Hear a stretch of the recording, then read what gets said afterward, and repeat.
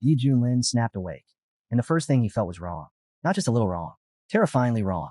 His body felt brittle, heavy, ancient. When he struggled upright, the creatures roaming the eastern wilds froze in shock. A human? Out here? And one that looked like he might crumble if the wind blew too hard? Staggering toward a nearby lake, Yi Junlin leaned over the water, and his breath caught in his throat. A face stared back at him, wrinkled, sunken, old. What the hell happened? He blurted out. I was literally dozing off in math class. His hands trembled as he touched his face, panic spiraling out of control. Still half in denial, he started muttering to himself. I'm 6'5", never even had a girlfriend. I was supposed to be enjoying the prime years of my student life. His voice cracked, and now I look like I should be arguing with nurses in a retirement home. No way. No matter what was going on, one thing was certain. He wasn't accepting this fate quietly. If he'd really crossed into another world, then this weak, decaying body had to be hiding something. Some secret, some leftover power. Otherwise, this would be a sick joke. He closed his eyes and focused inward, digging through the memories sealed inside this frail shell. Bit by bit, the truth surfaced. This was the Kunlun realm, a world ruled by cultivators. The original owner of this body, Yi Junlin, had once been a monster of talent, a true prodigy. He had reached the golden core stage while still young, and was even appointed leader of Misty Peak, one of the 6 greatest sects in the eastern wilderness. Then everything collapsed. During a mission to purge heretics, he was ambushed. His dantian shattered, his cultivation gone in an instant. From that day on, he vanished from the world, locked himself away atop the mountain, drowning in despair and silence. That had been 110 years ago. Yi Junlin exhaled slowly. So I'm stuck as a crippled old man, he murmured. And I just arrived, too. For a moment, the weight of it all pressed down on him. Then a spark. He remembered all those web novels he'd binge-read late at night. Every Transmigrator always had something. A cheat. A system. There was no way he'd been sent here empty-handed. System, he yelled at the sky. I know you're there. Come out already. Your dad's calling. Nothing. Oh. He frowned, playing hard to get now. He dropped to his knees dramatically. All right, my bad. I was joking, okay? Please come out. Silence answered him. His expression darkened. Don't tell me it's not a system. Another possibility surfaced in his mind. A spirit artifact? A ring? Some hidden remnant left behind by the old owner? His eyes snapped to the ring on his finger. He yanked it off and held it up. Hey, senior, he said suspiciously. You in there or what? No response. His patience finally shattered. I know you're hiding, he roared, hurling the ring to the ground. Snatching up a cane, he raised it high and shouted like a madman. That finally worked. In an instant, the world shifted. And just like that, after all the swearing, shouting, and borderline madness, a cold, mechanical voice finally echoed through the void. Warning. 2 offensive words detected. System booting up. Please watch your language. Yi Junlin froze. Then his lips slowly curled upward. Huh. He laughed out loud. I knew it. Took you long enough, though. The voice responded again, this time sounding oddly embarrassed. Apologies, host. I was asleep. I appear to have only just awakened as well. Yi Junlin raised a brow. You systems really have nerve. As if eager to change the subject, the voice chimed again. To compensate for the inconvenience, a starter kit has been prepared. Would the host like to open it? His eyes lit up instantly. Obviously. What are you waiting for? Open it now. A soft chime rang out. Congratulations. The host has obtained a unique ability, Clash Ascension. From this moment forward, whenever you confront an opponent stronger than yourself, your cultivation will immediately rise to 1 level above theirs. No side effects. No limits. Yi Junlin's mouth fell open. Wait, hold on, he said slowly. I'm a powerless old man right now. What if I bump into an immortal or something? Rest assured, the system replied calmly. The function is fully operational. You may test it at any time. For a second, Yi Junlin just stared into the air. Then his grin stretched wider and wider. So that means, he muttered, excitement bubbling up. No matter who I face, I'll always be stronger, 1 step ahead of everyone. He laughed. That's insane. I'll be unstoppable. A faint, unfamiliar voice suddenly echoed inside his mind, confused and weary. It was the lingering consciousness of the original owner. At that point, the old man murmured, why even bother cultivating at all? Before Yi Junlin could respond, the system interrupted with a gentle ping. Friendly reminder. Natural death expected in approximately 1 hour. The smile vanished from Yi Junlin's face. What? 1 hour? He shouted. I'm dying already. I just got here. Cold panic slammed into his chest. His thoughts raced. He needed a fight now. He needed someone stronger than him. Anyone. If Clash Ascension activated, he'd level up, regain strength, and maybe survive. Suddenly, everything made sense. Why the old man had locked himself away for decades. Why he'd done nothing. He hadn't been cultivating. He'd been waiting to die. And now, Yi Junlin had inherited that ticking clock. Another line of text appeared before his eyes. Time remaining, 35 minutes. Yi Junlin groaned, rubbing his face. This is bad, really bad. Am I even going to make it in time? Before despair could fully take hold, the world answered him. Thunder exploded overhead. Yi Junlin snapped his head up as dark clouds churned violently above the mountain peak, a terrifying storm rolling in with crushing pressure. Don't tell me, he muttered. Beast horde. Lightning tore across the sky, and within the raging clouds, a towering figure descended. Calm, majestic, overwhelming. The sect leader of Xiantian returned from exile, standing alone against a sea of enemies. His voice boomed like divine judgment. Who dares spread chaos here? Who dares challenge Xiantian? The air cracked. From within a crackling, distorted barrier of demonic energy, another figure emerged, wings unfurling wide. The Eagle Demon King. His sharp gaze swept over the sect's defenders, filled with nothing but disdain. You didn't think I'd come back? The demon sneered, wings spreading wide. The king of monsters still lives. And today, every last one of you dies. The sect leader's eyes hardened. So it really is you, the beast that wiped out the Lee state. I crushed you once, threw you broken into that abyss. And now you return, leading an army. The Eagle Demon King threw his head back and laughed, his aura erupting outward like a tidal wave. Tell me, he mocked, is this power satisfying enough? A wave of terror swept through the battlefield. He broke through. Someone shouted in disbelief. That's nascent soul. He's reached the nascent soul stage. A warrior turned desperately toward the sect leader. We can't stop someone like that. What do we do now? The sect leader's voice was steady, unyielding. There is no retreat. If we fall, then we fall standing. We protect Xiantian with our last breath. The Demon King scoffed. How noble. His eyes gleamed coldly. Then die with honor, stinking cultivators. The battlefield exploded. Roars shook the heavens. Flames devoured the air. Blades clashed, spells detonated, and the sky itself bled crimson under the chaos. Far below, Yi Junlin stared upward, eyes wide, heart pounding. Someone, he muttered desperately. Someone punch me already. A familiar chime echoed in his head. Reminder, 30 minutes remaining. His blood ran cold. They're too far, he shouted. No one can hear me. Grinding his teeth, Yi Junlin spun around and faced the long stone staircase twisting up the mountain. Fine, he growled. Then I'll go to them. Each step was agony. His back screamed, his legs shook, and his breath came in ragged gasps. Halfway up, a grim realization hit him.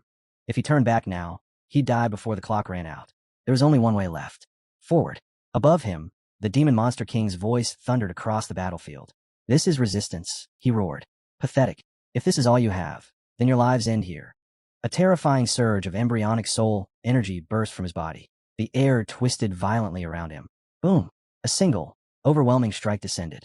In an instant, countless warriors were slammed in the ground, crushed flat, unable to even lift a finger. The sect leader clenched his fists, despair flickering in his eyes. There's nothing more we can do, he said hoarsely.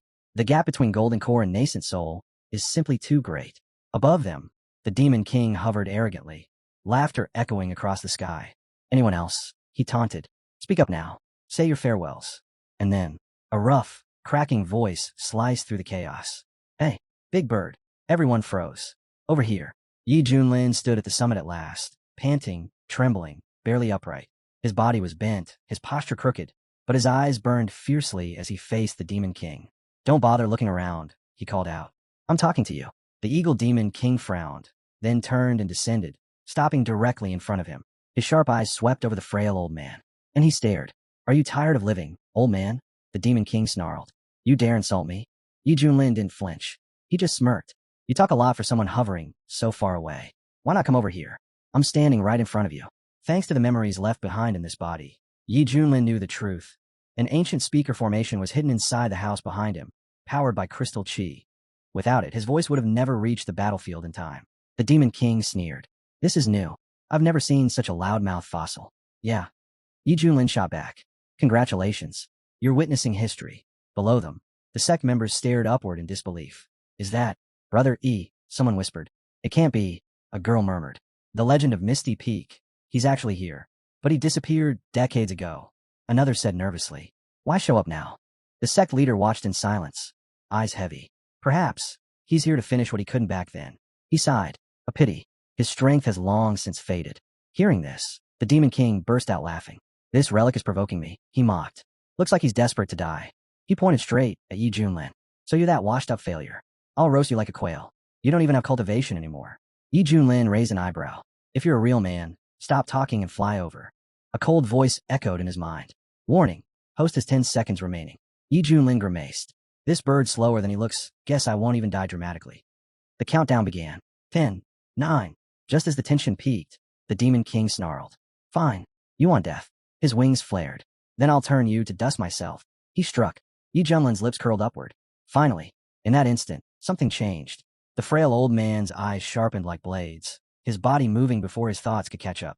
Enemy detected. The system announced calmly. Initial nascent soul stage confirmed. Meeting force ability activated. Host evolving.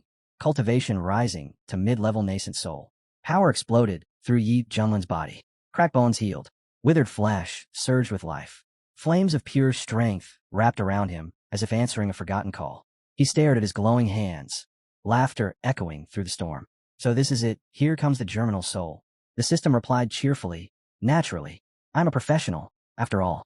Yi Junlin didn't hesitate. Flames erupted from his palms as he unleashed a blazing strike straight into the Demon King's attack.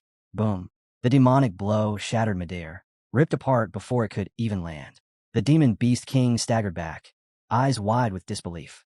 What is this? Below, the sect leader and his men shielded their eyes as a crushing wave of energy swept across the battlefield. That aura, someone whispered, voice trembling. It's terrifying. A young girl gasped, her voice shaking. See, could it be? Your little brother?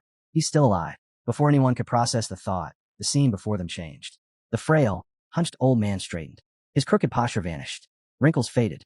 His withered frame surged with vitality, muscles coiling with terrifying strength. In his place stood a towering figure, radiating overwhelming pressure that bent the air itself. Yi Junlin lowered his gaze, studying his own hands, then smiled faintly. So this is it, he murmured. The peak of the nascent soul realm, a power the human world barely understands. The Demon King's pupil shrank. Impossible, he hissed. You've reached the embryonic soul stage too? No, this aura, you're even stronger than me. Silence crashed down over the battlefield. Is that even allowed? Someone whispered hoarsely. Everything finally made sense.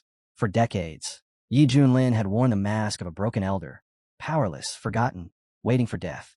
But beneath that shell, he hadn't withered. He had transformed. Not only had he continued cultivating in secret, he had already stepped into a realm few in the eastern wilderness had ever touched. He's the one, a warrior breathed. The true backbone of Xiantian. The Demon King's arrogance shattered instantly. Ich honor Daoist, he said hurriedly, bowing with stiff wings. This was all a misunderstanding. I'll personally visit your sect and settle this peacefully. Yi Junlin's eyes hardened. You destroyed our foundations, he said coldly. Crippled our disciples, slaughtered our people, and now you want to call it a misunderstanding. A cheerful chime echoed in his mind. Congratulations, host. First ability confirmed. Random reward granted. Great desolation imprisoning Xiantian finger. Yi Junlin blinked. Wait, that's the legendary Shaolini technique. He looked back at the Demon King, voice sharp as steel. If I wiped out your entire clan, he asked calmly, then smiled and called it a misunderstanding. Would you accept that? The Demon King growled, fury seeping back into his voice. Your strength may surpass mine, but not by much. Do you really want to fight to the death? Yi Junlin met his gaze without blinking. If no one provokes me, I won't lift a finger, he said evenly. But if someone dares cross me, then I erase them. Completely. He raised his hand and pointed straight at the Demon King. You didn't reach nascent soul by being merciful. You've slaughtered countless lives. There's no forgiveness for that. The Beast King's face twisted. They were only humans, he snarled. I did what I had to. He clutched his chest, eyes burning madly. Fine. Even if I have to shatter my inner core, I'll kill you. He didn't get another word out. You talk too much, Yi Junlin said. He lifted his hand. The heavens screamed. Great desolation, imprisoning, Xiantian finger descended. The sky cracked open as boundless energy spiraled into a colossal vortex. Space itself warped. The Demon King's protective aura shattered like fragile glass, erased in an instant. The monster's eyes bulged with terror as his voice cracked. Wait. I'll give you anything. My wife, my tribe, everything. I just broke through. I don't want to die. Yi Junlin didn't even blink. He pressed the attack forward without hesitation. Light erupted. The sky split open in a searing flash, and the Beast King's enormous wings were burned black, shredded midair. His roar faltered, shrinking into a pitiful whine, then vanished entirely. Silence fell over the battlefield. From the shadows, the remaining beast warriors stared in disbelief, fear flooding their faces. The king is dead. Run. Run for your lives. Yi Junlin watched them scatter, fleeing in blind panic. A cold sneer tugged at his lips as he lifted his hand. And where do you think you're going? His fingers snapped. The bloody stage erupted. Crimson liquid surged outward like a living tide, swallowing the retreating monsters in an instant. The air grew heavy, thick with the stench of annihilation. These filthy birds won't trouble Xiantian ever again, he said quietly, his voice colder than steel. Below, the sect leader stepped forward, eyes fixed on Yi Junlin above. This time, we owe you everything, he said earnestly. Forgive me. I truly believe your cultivation was ruined, that you were finished. I never imagined you'd reach the nascent soul realm. Before Yi Junlin could reply, a voice cut in with a hint of amusement. Oh, please. Just look at him. Does that look like someone who ever fell? A girl walked out, arms crossed, a knowing smirk on her face. Yi's little brother always had something hidden, didn't he? Zhou Dezhu, the head of Hidden Sword Peak, nodded slowly. Junior brother, he has been protecting the sect in silence all this time. He never once stopped watching over us. Yi Junlin chuckled, shaking his head. You people really do have vivid imaginations. But sure, makes things easier for me. Just then, several wounded disciples rushed forward, faces pale with panic. Sect leader. Emergency. The Wind Thunder sect. They've launched a full-scale attack. The sect leader's expression darkened instantly. What did you say? They've breached our territory and taken control of multiple spirit veins. Many of our guards didn't survive. The words hit like a hammer. The sect leader's fist tightened. We've had tension with Wind Thunder for years, but to strike now? If we lose those spirit veins, our cultivation foundation will crumble. If we don't respond, we're finished. He turned to Yi Junlin, eyes burning with resolve. Junior brother, we're preparing to strike back. Will you stand with us? Yi Junlin didn't answer immediately. His thoughts were already moving. Wind Thunder sect. One of the 6 great powers of the wilderness. Tension had always existed, but this ambush? They'd clearly taken advantage of the demon invasion's chaos to strike from the shadows. Shameless. Just then, a sharp chime echoed in Yi Junlin's mind. Daily quest activated. Registration mission detected in Finchi territory. Completion will grant an unimaginable reward. Yi Junlin rolled his shoulders and cracked his knuckles, a slow grin forming. Perfect. Another chance to trigger meeting force and stack my strength, he muttered. Looks like it's time to return the favor, with interest. He glanced down at the sect leader. You handle things here, Yi Junlin said calmly. I'm heading straight to Wind Thunder sect. I'll rip them out by the roots. The sect leader froze, then burst out laughing. Good. That's the little brother, I remember. Mercilessly strong. Without another word, Yi Junlin shot into the sky, his figure vanishing as he charged straight toward the battlefield ahead. The sect leader turned to Xiao, still staring at the horizon. How long has it been? He asked softly. Since Xiantian felt this powerful. Zhou let out a slow breath. Honestly, we were never this strong. But with brother E leading Yi Peak again, he said, eyes shining, we might truly rise to become the #1 sect in the entire eastern wilderness. At the same time, deep within Wind Thunder sect's territory, inside a dimly lit chamber, a man leaned back and laughed smugly. I didn't expect it to be this easy. Luring that monster toward Xiantian created the perfect distraction. With their defenses exposed, taking over their spirit veins was effortless. An elder beside him nodded. With this single move, Wind Thunder sect will soon dominate the region. A third voice spoke up, hesitation creeping in. But won't that monster eventually turn on us? The second elder snorted. Haven't you heard? A powerful guest from the US sect arrived today. He's on our side now. There will be no problems, Chun Yinhai, the sect leader of Wind Thunder, declared confidently. He turned toward Elder Chun with a pleased grin. It's true, isn't it? Your son, Chun Xiao. He's been performing well in the Immortal sect. Elder Chun nodded slowly. That's why I came all the way from Qing. Sun Venerable personally accepted him as a disciple. He's being taught the Supreme Tao. His future is limitless. Chun Yinhai's face lit up. Excellent. Then my son truly has a chance to ascend to immortality. Another senior elder stepped forward with a smile. Allow me to offer my congratulations, sect leader. Elder Chun reached into his sleeve and produced a small jade box, placing it into Chun Yinhai's hands. This, he said evenly, is a first-grade nascent soul pill. Your son instructed me to deliver it to you personally. Chun Yinhai's eyes widened in shock. The nascent soul pill. Gasps rippled through the chamber. With that pill, the sect leader will definitely break into the nascent soul realm. Laughing heartily, Chun Yinhai clenched the jade box tightly. My son, he truly didn't forget his father, he said proudly. Today, we celebrate 2 great fortunes. He turned toward Elder Chun, gratitude clear in his expression. And thank you again, he said sincerely. If not for your quick judgment and reading that monster's level so accurately, we would have missed our chance to raid Xuantian's spirit veins. But the moment his words settled, boom, a violent explosion tore through the main hall. Smoke, broken formations, and shattered stone blasted inward as panic rippled through the crowd. The defensive barriers have been breached, a guard screamed. From within the haze, a lone figure walked forward, unhurried, stepping over rubble as if it weren't even there. Yi Junlin. So this is the Wind Thunder sect, he remarked casually, eyes sweeping the hall. Chun Yunhai's face contorted with fury. Who do you think you are, barging into our sacred hall? He roared. Are you tired of living? Yi Junlin didn't so much as blink. Yi Junlin, he replied calmly. Head of Misty Peak, Xiantian.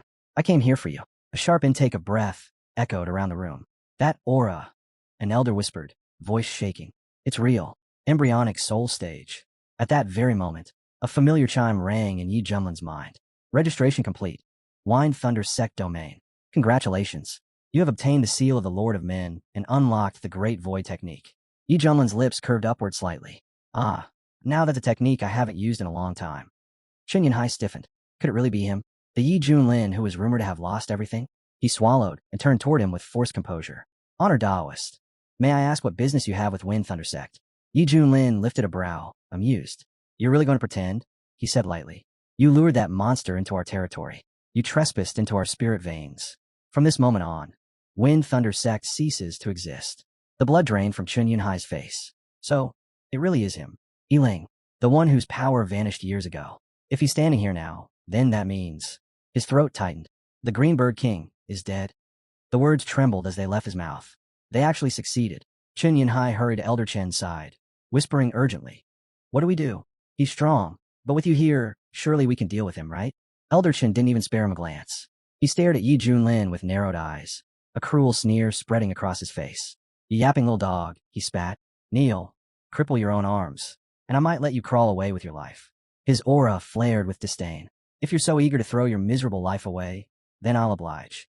But Yi Junlin only tilted his head slightly, voice calm and curious. Before that, he asked, who exactly are you that anyone should kneel to you? Elder Chen's expression darkened. Without another word, he released his aura. The air instantly thickened. An overwhelming pressure crashed down on the hall like a roaring tidal wave, forcing everyone present to struggle just to breathe. He's in the spirit transformation stage. A warrior cried out, voice shaking. That pressure, it's insane. Chun Yunhai's face drained of all color. If a cultivator at that level sets his sights on Yiling, he muttered, dread creeping in, then Xiantian is finished. Then his lips curled into a cruel grin. You survived last time by sheer luck, he sneered. But not today. Today you die. And once you're gone, Xiantian will crumble right after you. Kneel now. Beg properly. And maybe Elder Chun will leave enough of you behind for a grave. Yi Junlin didn't move. He didn't retreat. Instead, his aura stirred. Power gathered around him in slow, rolling waves, space trembling as energy surged outward from his body. Elder Chen's pupils shrank. He's changing, he muttered, eyes sharpening. Looks like that brat isn't as weak as he seemed. Meanwhile, at Xuantian's spiritual veins, the sect leader and his men were already deep in battle. Blood stained the ground as the invading forces were pushed to the brink of annihilation. Only one enemy remained, an elder from the immortal sect. The sect leader faced him head-on, blade steady. Why would the Wind Thunder sect dare make a move like this? He demanded. Are you relying on immortal sect protection? The elder let out a cold chuckle. What else could it be? He said mockingly. Do you really think Wind Thunder would act without backing? That monster invasion? Carefully planned. We simply waited for the perfect moment. Pride flickered across his face. Years ago, our sect's heir joined the immortal sect and earned the favor of their highest figures. Today's chaos is only the beginning. He leaned closer, voice dripping with arrogance. If you're wise, surrender now. Kneel. Serve the Wind Thunder sect. Perhaps we'll spare your life. The sect leader didn't even reply. His blade flashed. The elder's head fell to the ground before the words could finish echoing. No time for trash like you. The sect leader growled. We're going straight to Wind Thunder's main hall. We're bringing our Peak Master back. One of the men nearby stared in shock. Can Peak Master E really stand against the immortal sect? He clenched his fists, voice heavy. Their elders are spirit transformation stage. Compared to them, embryonic soul is nothing, like a mosquito biting an elephant. But if it comes to it, I'd give my life just to protect Peak Master E. Back in Wind Thunder Sect's main hall, Yi Junlin suddenly laughed. He Chun sneered. What's so funny? You're about to die, and you're still laughing. He's lost his mind, someone whispered, laughing while facing Elder Chun. Did fear finally break him? Pathetic, Elder Chun scoffed. A nameless brat from the wilderness dares act arrogant before me? Your pitiful sect is nothing but dust. If I wished, I could erase it all before my tea even cools. His eyes turned sharp with killing intent. You've already crossed the line. Even if you kneel now, even if you beg, I will make sure your entire sect is wiped out. But Yi Junlin didn't retreat. He met Elder Chen's gaze head on. Then stop talking, he said calmly, and start fighting. Let's see if spirit transformation is anything more than smoke and mirrors. He raised a hand and pointed straight at him. If you're really that strong, fight me one-on-one. Whoever runs is the grandson. That was the final insult. Elder Chen's face twisted with uncontrollable fury. He could no longer endure the humiliation. You arrogant brat, so desperate to die, he roared, unleashing a devastating strike. From the side, Chen Yunhai watched it all unfold, a cold smile creeping across his face. Once he's dead, someone muttered coldly, Xiantian will be nothing but easy prey. There will be no one left to protect them. But at that exact moment, a calm, emotionless chime echoed in Yi Junlin's mind. Warning, late-stage spirit transformation enemy detected. Meeting force, passive activated. Post-cultivation upgraded. Spirit transformation, peak level. Yi Junlin's aura erupted. Violent, radiant, absolute. Power surged outward like a raging star, crushing the air itself as he shot forward without hesitation, fresh techniques blazing from his hands. So this, he scoffed mid-charge, is the spirit transformation stage? That's it. Elder Chen's face drained of all color. His attack struck, then dissolved harmlessly against Yi Junlin's roaring energy. It's how, he gasped. He's spirit transformation too. No. Peak level. Chen Yunhai staggered back, disbelief written all over his face. How is this possible? He comes from that decaying Xiantian. How could a sect like that hide a monster like him? Elder Chen's voice trembled as the truth hit him. They've been concealing this all along. The wilderness has never produced a cultivator at this level, never. And yet this boy, he's young. He looked around in a daze. In these lands, even one embryonic soul expert can found a sect. But this, his breath grew uneven. This realm was never meant to exist here. Fear finally set in. Chen Yunhai turned frantically toward Elder Chen. What do we do now? We have to save Wind Thunder Sect. Elder Chen clenched his teeth, forcing himself to steady his breathing. Calm yourself, he snapped. Don't forget, I come from the Immortal Sect. My methods are beyond anything these backwater lands can comprehend. Yi Junlin raised an eyebrow, unimpressed. You really think your little tricks are special? Then, casually, he lifted his hand and flipped his middle finger. The hall fell into stunned silence. He insulted him. You dare mock me? Elder Chen roared, rage exploding. You will regret that. Let me show you what a true technique looks like. He slammed his palm into the ground. The green tree of the earth burst forth, towering, ancient, and alive, radiating overwhelming spiritual force as roots tore through the hall. The entire sect shook. The Immortal Sect, an elder whispered hoarsely. Their reputation isn't exaggerated. That's no ordinary skill. It's earth level. Spiritual grade techniques are already rare in the wilderness. Another trembled. But this is a supreme treasure. Elder Chen straightened, confidence returning to his eyes. To die by my hand, he sneered, is an honor, boy. Yi Junlin didn't even blink. He raised 2 fingers. Flames danced lazily between them. This, he said calmly, just a party trick. With a flick of his wrist, the seal of the Lord of Men activated. A blazing imprint descended from the heavens, radiant, absolute, and erased the green tree of the earth on contact, as if it had never existed. Above them, Yi Junlin's fire spirit manifested. Colossal, divine, merciless. It swept across the battlefield like judgment itself, scorching everything in its path, and leaving nothing but ruin behind. The warriors could only stare, frozen, breathless, unable to believe what they had just witnessed. What is that? That technique.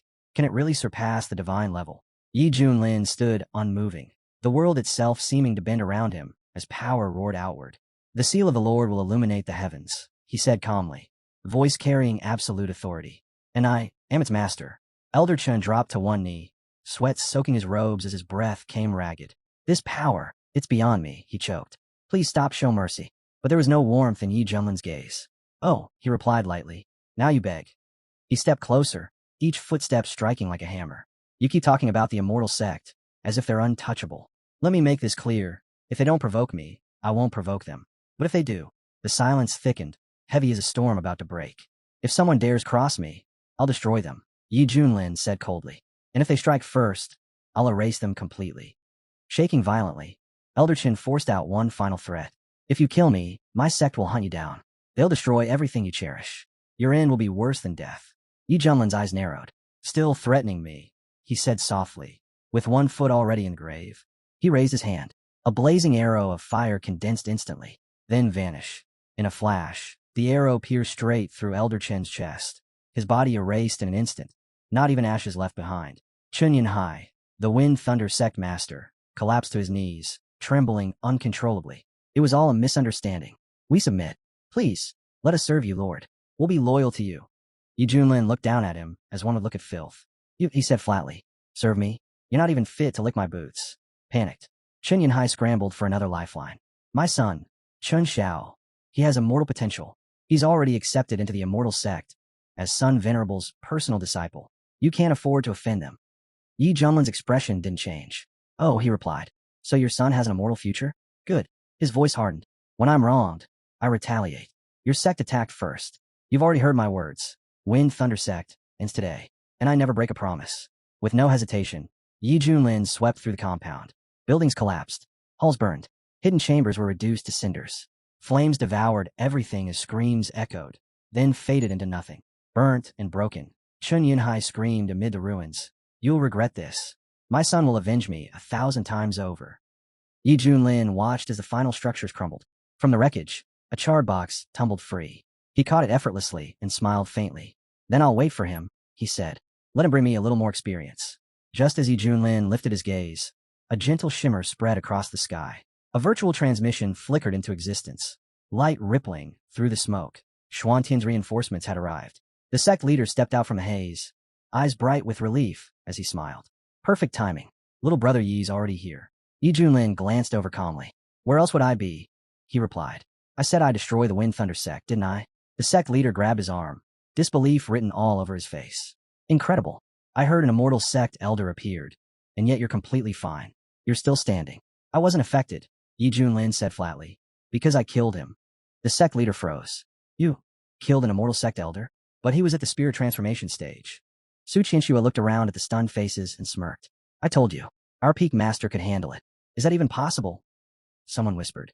Yi Junlin waved a hand, cutting them off. Yes, I'm also at the spirit transformation stage. Save the questions. It's time to loot what's left of the Wind Thunder sect. The sect leader nodded firmly. Then let's move. With you leading Yi Peak, Xiantian might finally rise. Amid the ruins, Zhou suddenly lifted something up. I found a nascent soul pill. It belongs to the immortal sect. Yi Junlin turned toward the sect leader. Good. Give it to him. Let him break through to nascent soul. That will strengthen Xiantian even more. The sect leader's eyes reddened slightly as he nodded. My thanks, little brother Yi. Truly. But before the moment could settle, the system's voice echoed inside Yi Junlin's mind. Notification. A suitable disciple has been detected within a 100-li radius. The voice sounded again, colder and sharper. Alert. Suitable disciple confirmed. Distance. Within 100 li. Target identity. Demonic cult leader. Cultivation level. True immortal. Accepting this disciple will grant an unimaginable reward. Yi Junlin's eyes gleamed. A demonic cult leader. At the true immortal level. He muttered, a grin spreading across his face. Taking someone like that, as a disciple, with my methods, I might leap straight into immortality myself. Not just in the wild region, but across all of Xinzhou. Untouchable. Then his expression sobered, excitement fading as he spoke again. We did destroy the Wind Thunder sect, he said quietly. But that means we've provoked the immortal sect. Can Xiantian really survive the eastern region now? The sect leader's face darkened. She's right. The immortal sect's power is overwhelming. We can't contend with them. At least not yet. He looked straight at Yi Junlin. You're a once-in-a-generation genius, Yi. Your journey shouldn't end here. Leaving the eastern region now might be the wisest choice. When the immortal sect comes knocking, we'll stay behind, the sect leader said firmly. As long as you're alive, Xiantian still has hope. Zhou nodded without hesitation. The sect head's right, he added earnestly. Peak master. Someone like you only appears once in a million years. Losing you would be a true tragedy. One after another, the warriors spoke up, voices overlapping. He's right. You're the one who can restore Xuantian's glory. We'll hold the line. Go chase your destiny. Yi Junlin was caught off guard by their resolve. He looked around at those determined faces, feeling the weight of their faith, then gave a slow, quiet nod. Thank you, all of you, he said softly. But believe me, when I make a decision, it's never without careful thought. He turned toward the sect leader. I'll leave this place in your hands. I'll handle the rest my own way. With that, he turned around. I have urgent matters to deal with, he said calmly, and a disciple to meet. He lifted his sleeve casually, and in the next instant he was gone. No sound, no ripple, not even a cloud left behind. At that moment, Deep inside the purple bamboo forest, trouble was already brewing.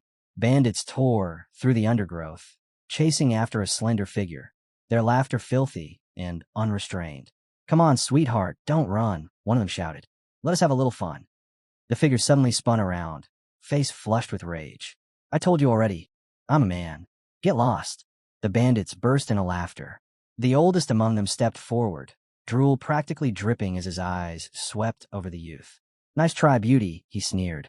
"You're way too pretty to be a man. You can't fool these old eyes." The young man clenched his fists, fury burning in his gaze. "This is just humiliating," he muttered. A tiger reduced to being chased by wild dogs. Because he was no ordinary cultivator. Once, he had stood at the peak of the central region, the former head of a demonic cult, a true immortal whose name shook the heavens. He had founded the demonic flame sect, ruling over 100,000 territories, commanding millions of disciples like an emperor. But then, everything collapsed. The Holy Lands joined forces. A ruthless siege erased his empire overnight. To survive, he sacrificed his entire cultivation base, severing his path to immortality with his own hands. Now, he hid in this forgotten corner of the eastern region, broken, powerless, hunted. Yet even now, the old man kept calling him beauty, laughing as he threatened that if he didn't run faster, he'd stop chasing and take him right here. With a flick of his hand, sword energy screamed through the air. The young man reacted instantly, spinning around as scarlet flames surged forth, forming a blazing shield in front of him. But this time, it wasn't enough. The shield shattered under the pressure.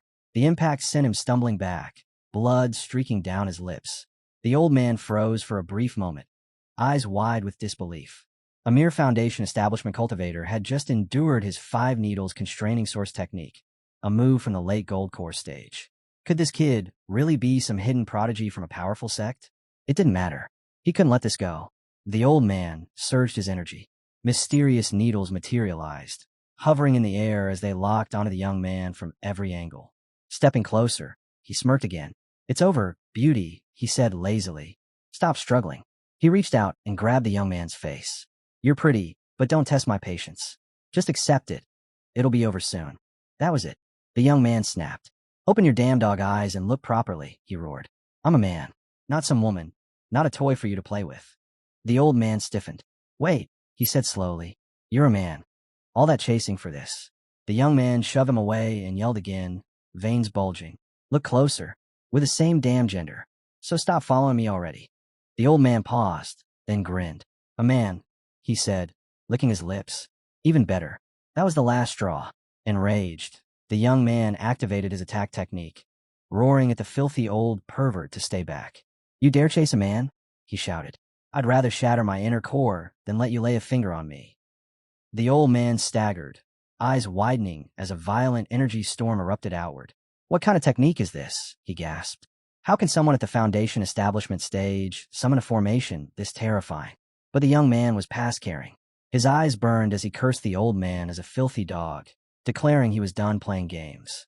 Gathering every last shred of strength, he unleashed a roaring torrent of energy straight at him. There was nowhere to dodge. The blast slammed into the old man's chest head-on.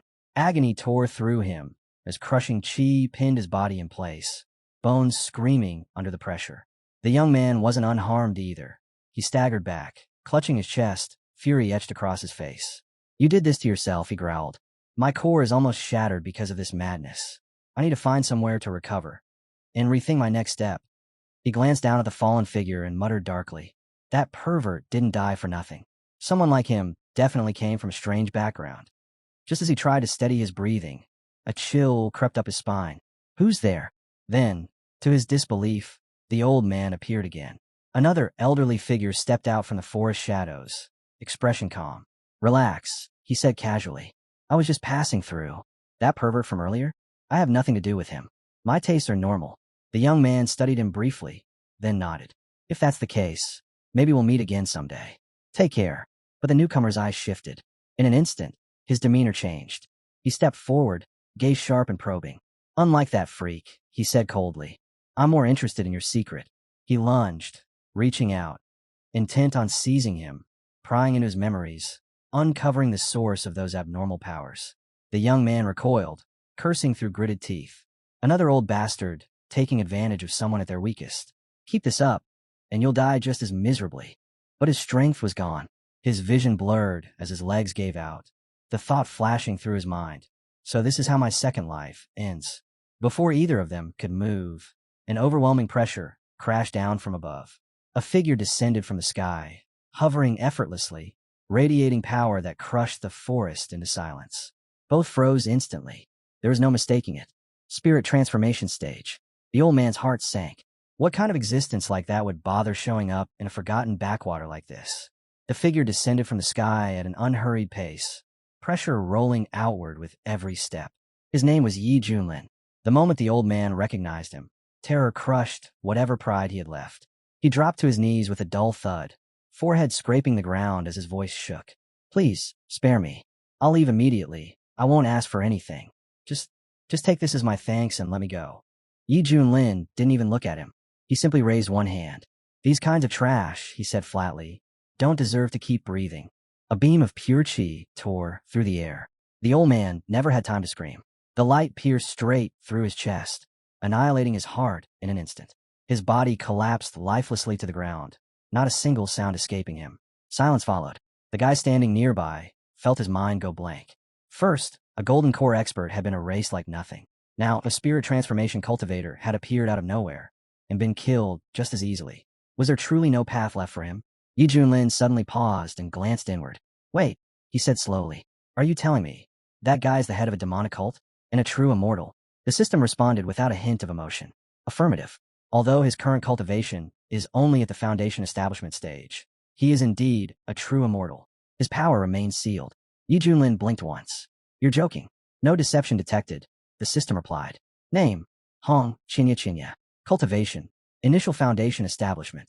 Talent, Divine Fire King. Yi Junlin's eyes narrowed as the Eye of Insight activated. Invisible data washed over the man before him, scanning bone, soul, and fate itself.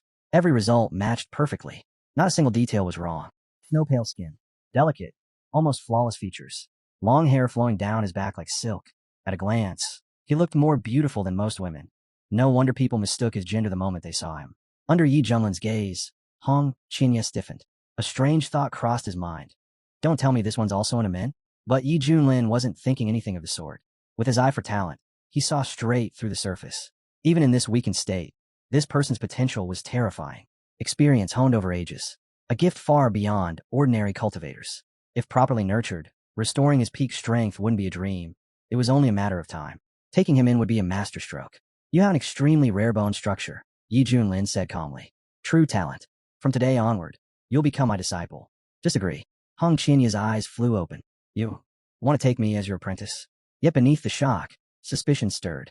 Was this man after a secret as well? No matter how blessed or fortunate others were, none could compare to what he possessed. Even at his current cultivation, his sect would never have sent him to roam filthy back alleys. And now, a spirit transformation cultivator wanted to be his master? Honestly, it sounded naive.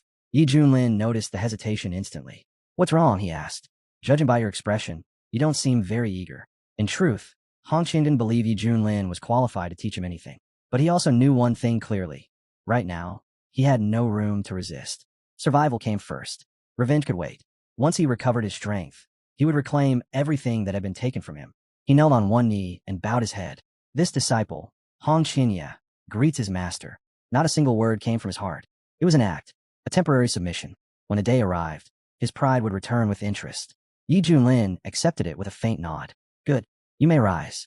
From now on, you'll be called Little Hong Qinya. Hong Qinya twitched. He hated the name, but swallowing his displeasure, he replied evenly. Understood, master. Yi Junlin could already tell. This kid was fake to the core. But with talent like that, even betrayal wasn't worth worrying about. In the end, only strength decided who stood on top. At that moment, the system chimed. Congratulations, host. Mission completed. Reward granted. Auto training function. Yi Junlin's eyes brightened. So I can grow stronger just by lying down now. The system continued. You have also obtained the artifact coffin of Ascension. Additional functions will unlock as your master level increases. Current tier, level 3. Yi Junlin recalled the hierarchy of techniques. Entry, partial mastery, full mastery, and complete mastery. Each breakthrough multiplied a skill's power tenfold, even 100-fold. The path ahead was only getting interesting. The system's voice continued, calm and absolute. The coffin of Ascension contains the authority to bury both Xiantian and the earth itself. Once activated, it can erase all living beings. But it didn't stop there. Your disciple's hidden talent has been confirmed.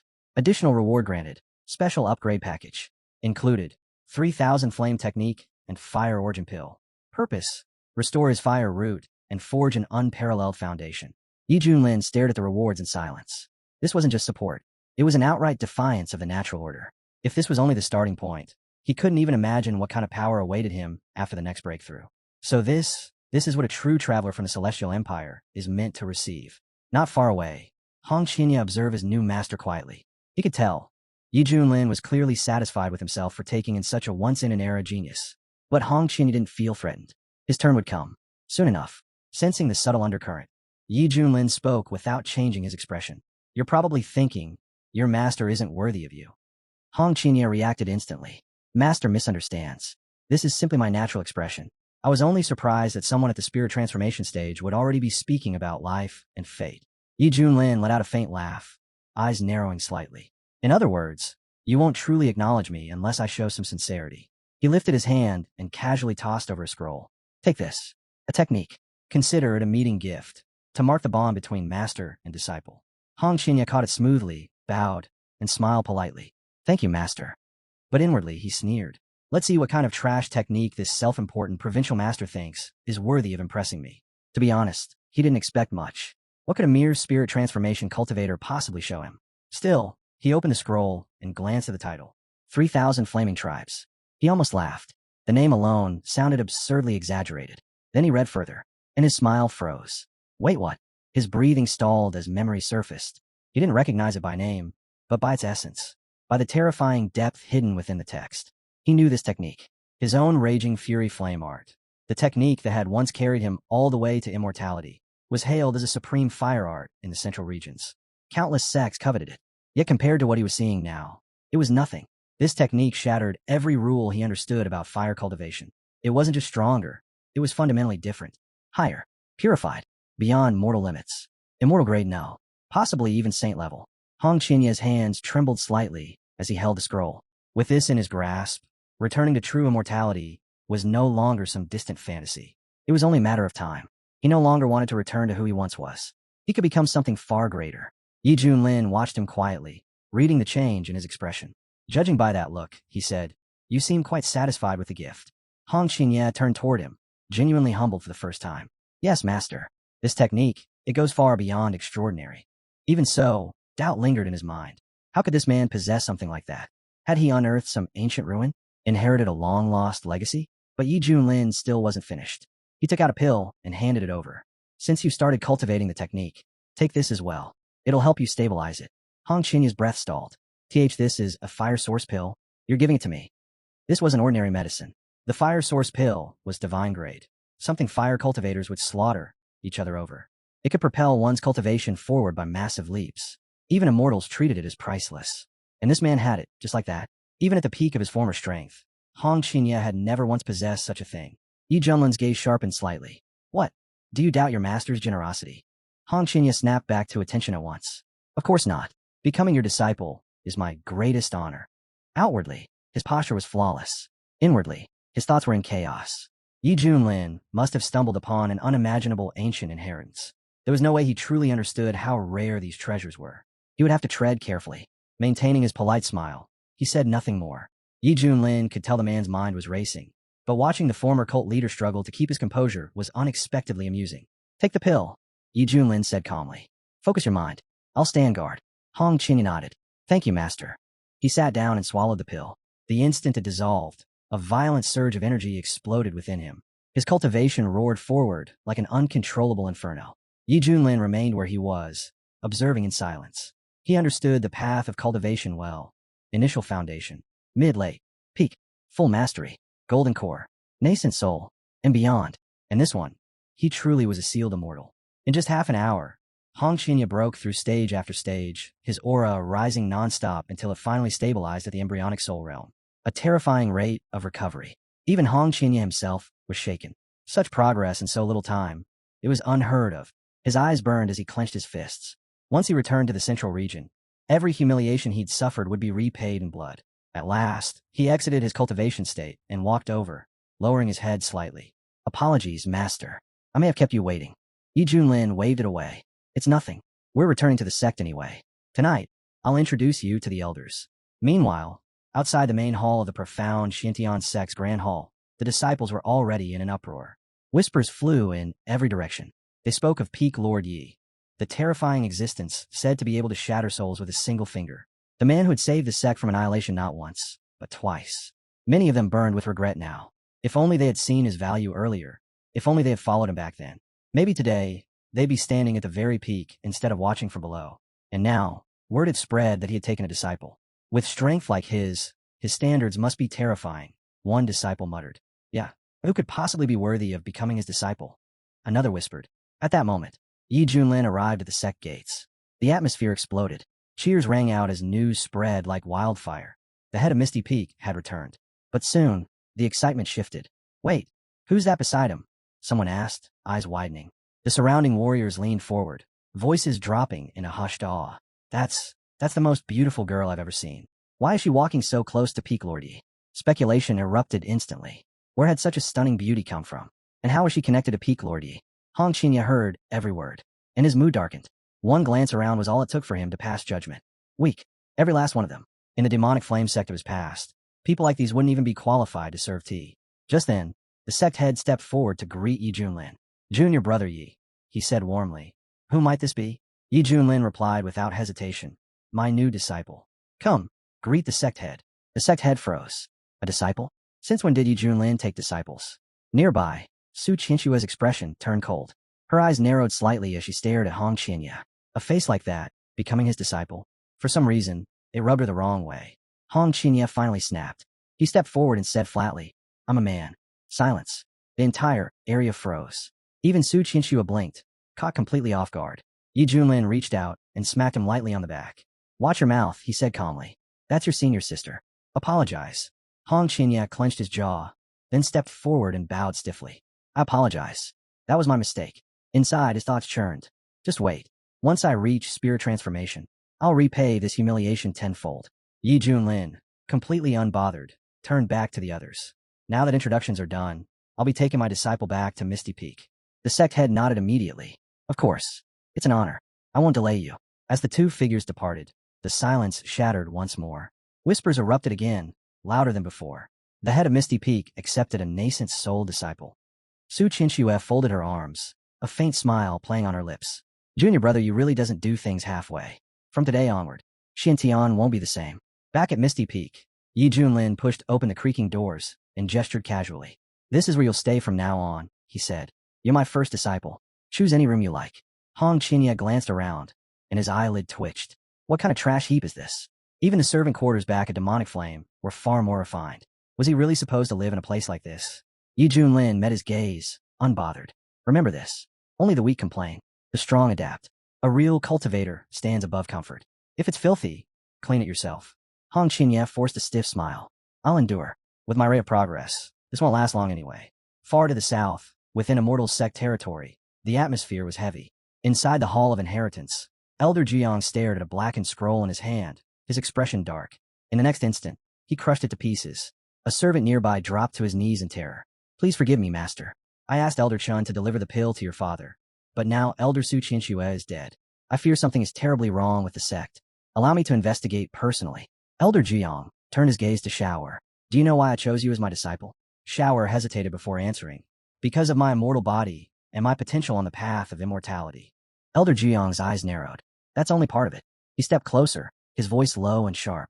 What I truly saw in you is ambition. Cold, relentless ambition. The kind that shatters chains, even chains of blood. He turned away, hands clasped behind his back. The air competition is approaching. Don't just take part, win. Crush everyone else. Climb to the very top. This sect rewards power, not emotions. He stopped and spoke without turning back. This is your only chance. No excuses. I don't care what you feel. I'll send people to investigate the eastern region. You focus on victory. Shower lowered his head deeply. Yes, master. I will not fail you. The next day, atop Misty Peak, Yi Junlin was sprawled comfortably, looking utterly relaxed. He glanced over and asked lazily, well, are you ready? Hong Qinya had been waiting for this. He stepped forward, carrying a tray of food. Yes, master. Everything's prepared. As Yi Junlin examined the dishes with clear interest, Hong Qinya felt his thoughts spiral into disbelief. Seriously? That's it. Just yesterday, this man had lectured him about hardship and endurance. And now here he was, eyes lighting up over food, indulging without a care in the world. Yi Junlin took a bite, nodded slowly, and hummed in approval. This meat, these beans, flawless, he said with satisfaction. The system spices really are something else. Absolutely perfect. He looked up at Hong Qinya and gestured with his chopsticks. Go on, try some. No need to hold back. Hong Qinya replied with an indifferent stare. I've long surpassed the need for food, master. Mortal indulgences don't interest me anymore. Yi Junlin raised a brow. You're really going to refuse your master? He said calmly. Cultivation isn't only about power. It's also about knowing how to enjoy life. Just try it. One bite. Hong Qinya let out a quiet sigh. Fine, since you insist. Deep down, he still thought the old man was nothing more than an outdated eccentric. What meaning could food possibly have? But the moment the taste spread across his tongue, his thoughts shattered. His eyes widened. Warmth, richness, layers of flavor unfolding one after another. It was absurdly good. Something deep inside him trembled, emotions long buried surfacing all at once. Yi Junlin leaned closer, studying his expression. Why do you look like you're about to cry? Hong Qinya stared at the food in silence before his voice finally came out hoarse. When I was a child, I was always hungry. I used to dream about tasting real meat. The first time I ever did, it felt like happiness itself. But once I began cultivating, I forgot that feeling. He swallowed hard. I forgot what it meant to simply live. The thought struck him heavily. If cultivation erased all joy, then what was the meaning of strength? Right then, Yi Junlin's eyes lit up. You're breaking through. Hong Qinya's spiritual energy exploded outward. His aura surged violently as his cultivation leapt forward. Embryonic soul initial, mid, late, peak, and then spirit transformation. Yi Junlin crossed his arms, clicking his tongue. He breaks through just from eating meat? What kind of terrifying talent is this? Hong Qinya opened his eyes, stunned. I broke through again, just like that. Yi Junlin grinned. Congratulations. Spirit transformation stage. You're almost caught up to me now. Even Hong Qinya was speechless. The speed of it all left him frozen in place, as understanding slowly settled in. It's time.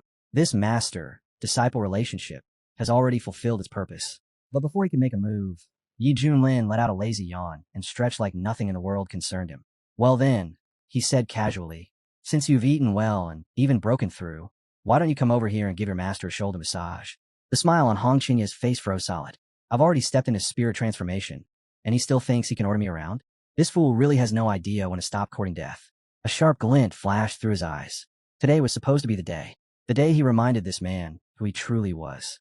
He took a step forward, killing intent quietly rising, ready to end this ridiculous master-disciple farce once and for all. But just as he was about to act, the doors flew open and a servant rushed in, breathless. Urgent report from Peak Head Pack. The sect head requests your presence at the assembly hall immediately. It's important. Yi Junlin turned around, completely unbothered. Got it. Hong Qinya clenched his teeth. It's only been a single day, and he's already dragged into another mission? His fist tightened. That was the perfect moment, and it slipped right through his fingers. Still, he forced himself to calm down. Yi Junlin had plenty of blind spots. Opportunities didn't disappear forever. Revenge just needed patience. As Yi Junlin rose into the air, he called back over his shoulder. I'll be heading out. Your massage skills are quite impressive. When I get back, you can work on my feet too. Hong Chinya's eyes nearly popped out of his head. You, how dare you treat me like this? I should have killed you already. But Yi Junlin was already gone, his figure vanishing into the sky, leaving only a rush of wind behind. Inside the assembly hall, the atmosphere was heavy. The elders sat restless, their expressions tense. No one seemed to have an answer anymore. This is to be an omen, someone muttered. The heavens must be punishing Xiantian. Right then, Yi Junlin descended into the hall, greeting the sect head as calmly as ever. So, he asked, what's the problem this time? Another disaster. The sect head didn't bother with pleasantries. It's serious. A few years ago, the Wei State fell under our protection. Recently, they sent an emergency report. Something terrifying is happening there. His gaze swept across the room, grim and heavy. People are dying, on a massive scale. The bodies are pale, completely drained of blood. Entire cities that once housed millions are now silent wastelands. A wave of whispers rippled through the hall. It's spreading rapidly, already bleeding into neighboring regions. If this continues, the entire wilderness region will descend into chaos. Countless future disciples will be lost. The sect itself will weaken. Yi Junlin's eyes narrowed slightly. And no one has seen what's responsible? Su Qianxue spoke up, her voice calm but cold. If anyone did, they didn't live to report it. She paused briefly before continuing. We already sent several disciples to investigate. None of them returned, and the wild region is already severely lacking in high-level cultivators. Even a single cultivator at the Golden Core stage was considered rare out here, and Wei State sat right on the very edge of the outer rim. Yi Junlin frowned slightly. What kind of threat could wipe out our people so completely that not even one disciple managed to send a message back? Before anyone could answer, a familiar mechanical voice echoed inside his mind. Mission alert. Investigate and eliminate the source of the disturbance in Wei State. Reward. Unimaginable. Yi Junlin's lips curled into a grin. Perfect timing. I understand, he said calmly to the sect head. If the disturbance started in Wei State, then the source is there. I'll handle it personally. The sect head visibly relaxed. Very well. Junior brother Yi is always decisive. I'll leave this matter to you and await good news. Yi Junlin didn't linger. Without another word, he stepped forward and shot into the sky. The sect head let out a helpless laugh. I wasn't even finished speaking. Su Qinxue watched Yi Junlin's figure disappear into the distance. Peak Yi's head really doesn't hesitate at all, does he? Zhou frowned slightly. Do you think he can deal with something this serious? Su Qinxue raised an eyebrow. You're doubting a spirit transformation cultivator? There's nothing in the entire wild region that should pose a real threat to him. One of the elders nodded solemnly. If even he can't stop it, then the wild region is truly finished. We should focus on cultivating harder and live up to our junior brother's example. Not long after, Yi Junlin returned to fetch Hong Qinya.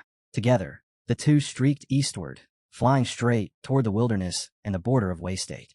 As they arrived, Hong Qinya slowly scanned their surroundings. The sight before him left him speechless. He followed behind his master, resentment quietly brewing in his chest. One day, he swore to himself, I'll settle everything with him properly. When they reached the outskirts of Taoa village, Yi Junlin stopped atop a nearby mountain ridge and looked down at the scene below. Bandits, he said flatly. They're raiding the village. Looks like we'll have to intervene. Down below, the village chief bowed repeatedly, his forehead nearly touching the ground. Respected heroes, our village is poor. We only have a few chickens. If you come to take something, then take them. Just please, spare our lives. From the crowd, the leader of the Black Wind gang burst into cruel laughter. I don't want your chickens, he sneered. I want you. All of you worthless little worms. Without the slightest hesitation, he plunged his blade straight into the village elder's head. Obey, he shouted coldly. And maybe I'll make your deaths quick.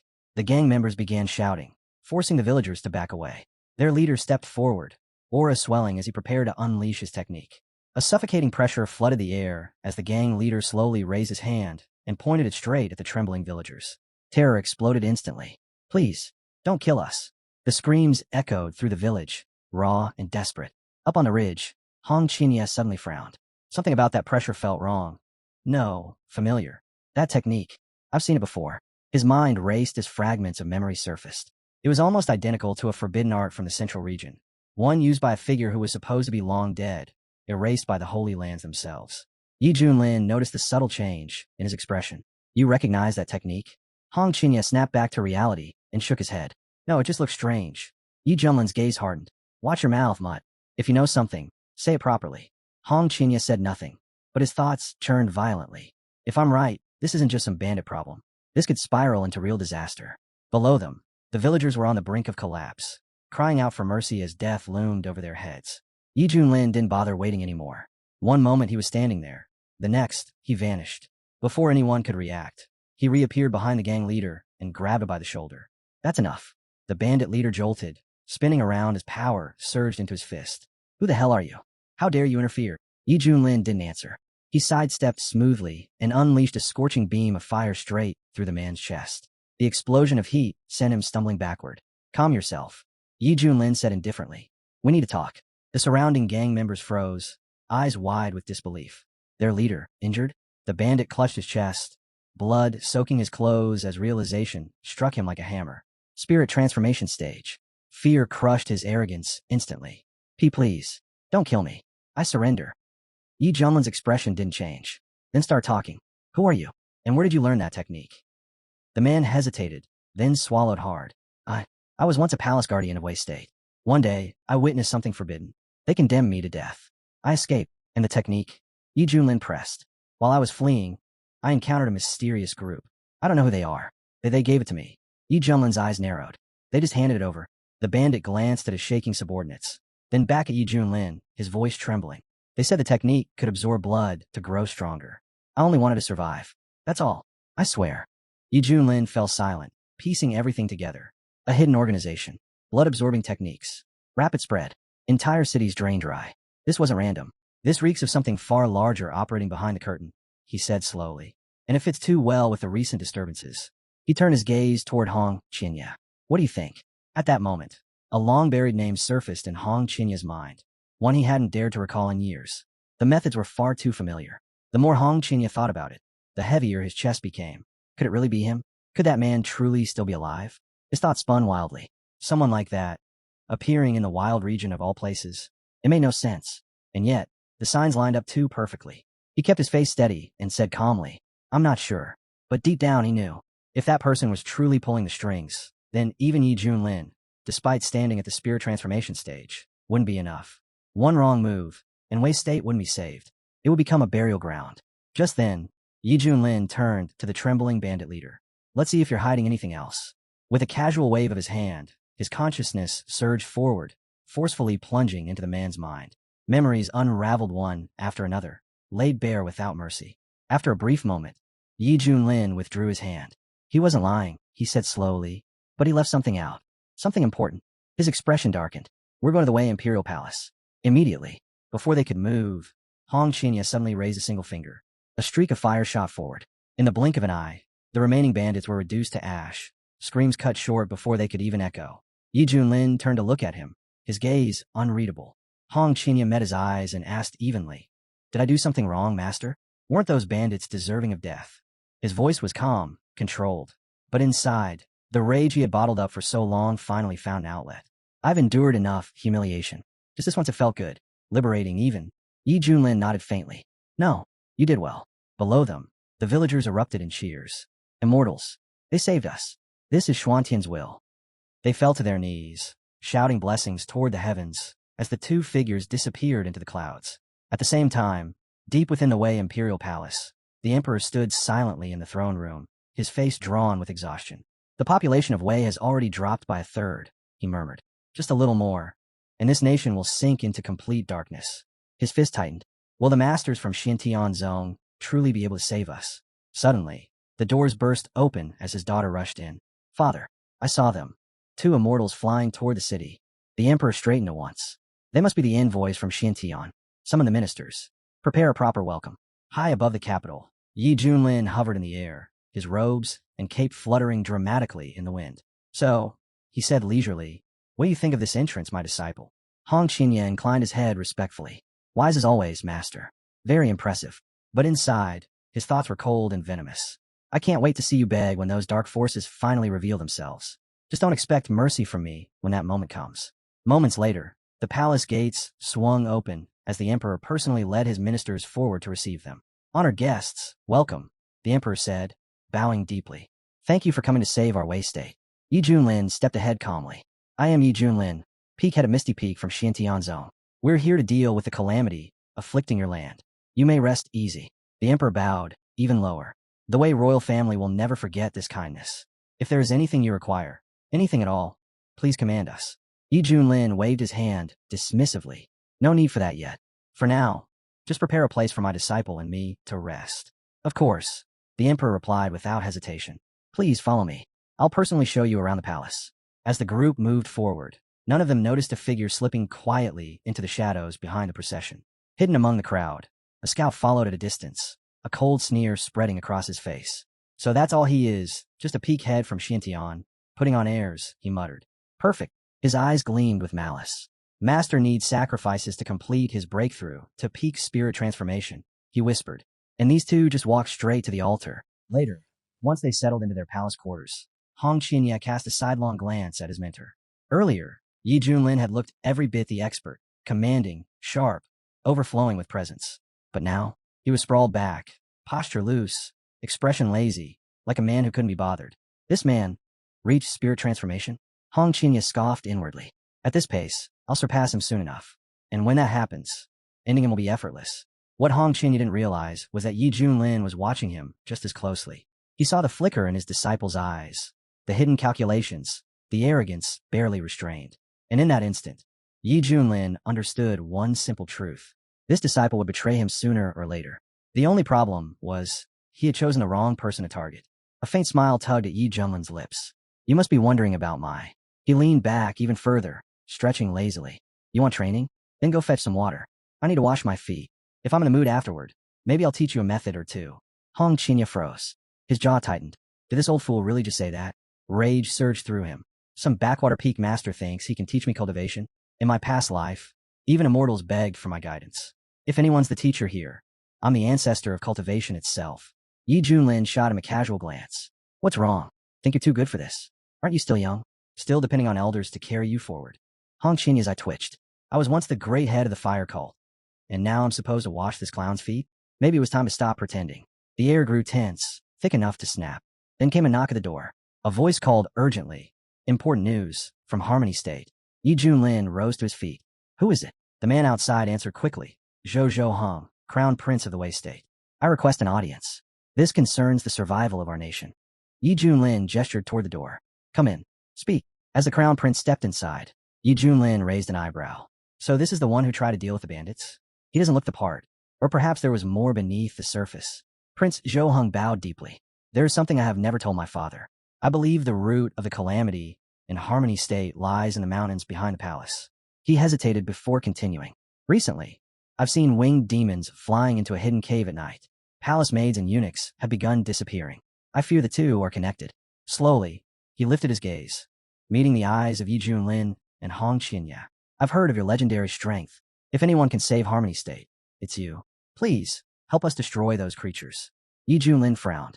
His divine sense swept across the mountains in silence, yet found nothing out of the ordinary. Strange. Either he's lying, or something is masking that place completely. And if it's the latter, then this is far more dangerous than it looks.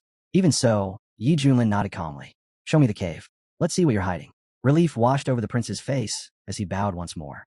With your help, this nightmare will finally end. They moved through the night toward the mountain range. Hong Qinya followed in silence, resentment simmering beneath the surface. If this prince gets himself killed out here, maybe I'll finally have the chance to properly deal with my so-called mentor.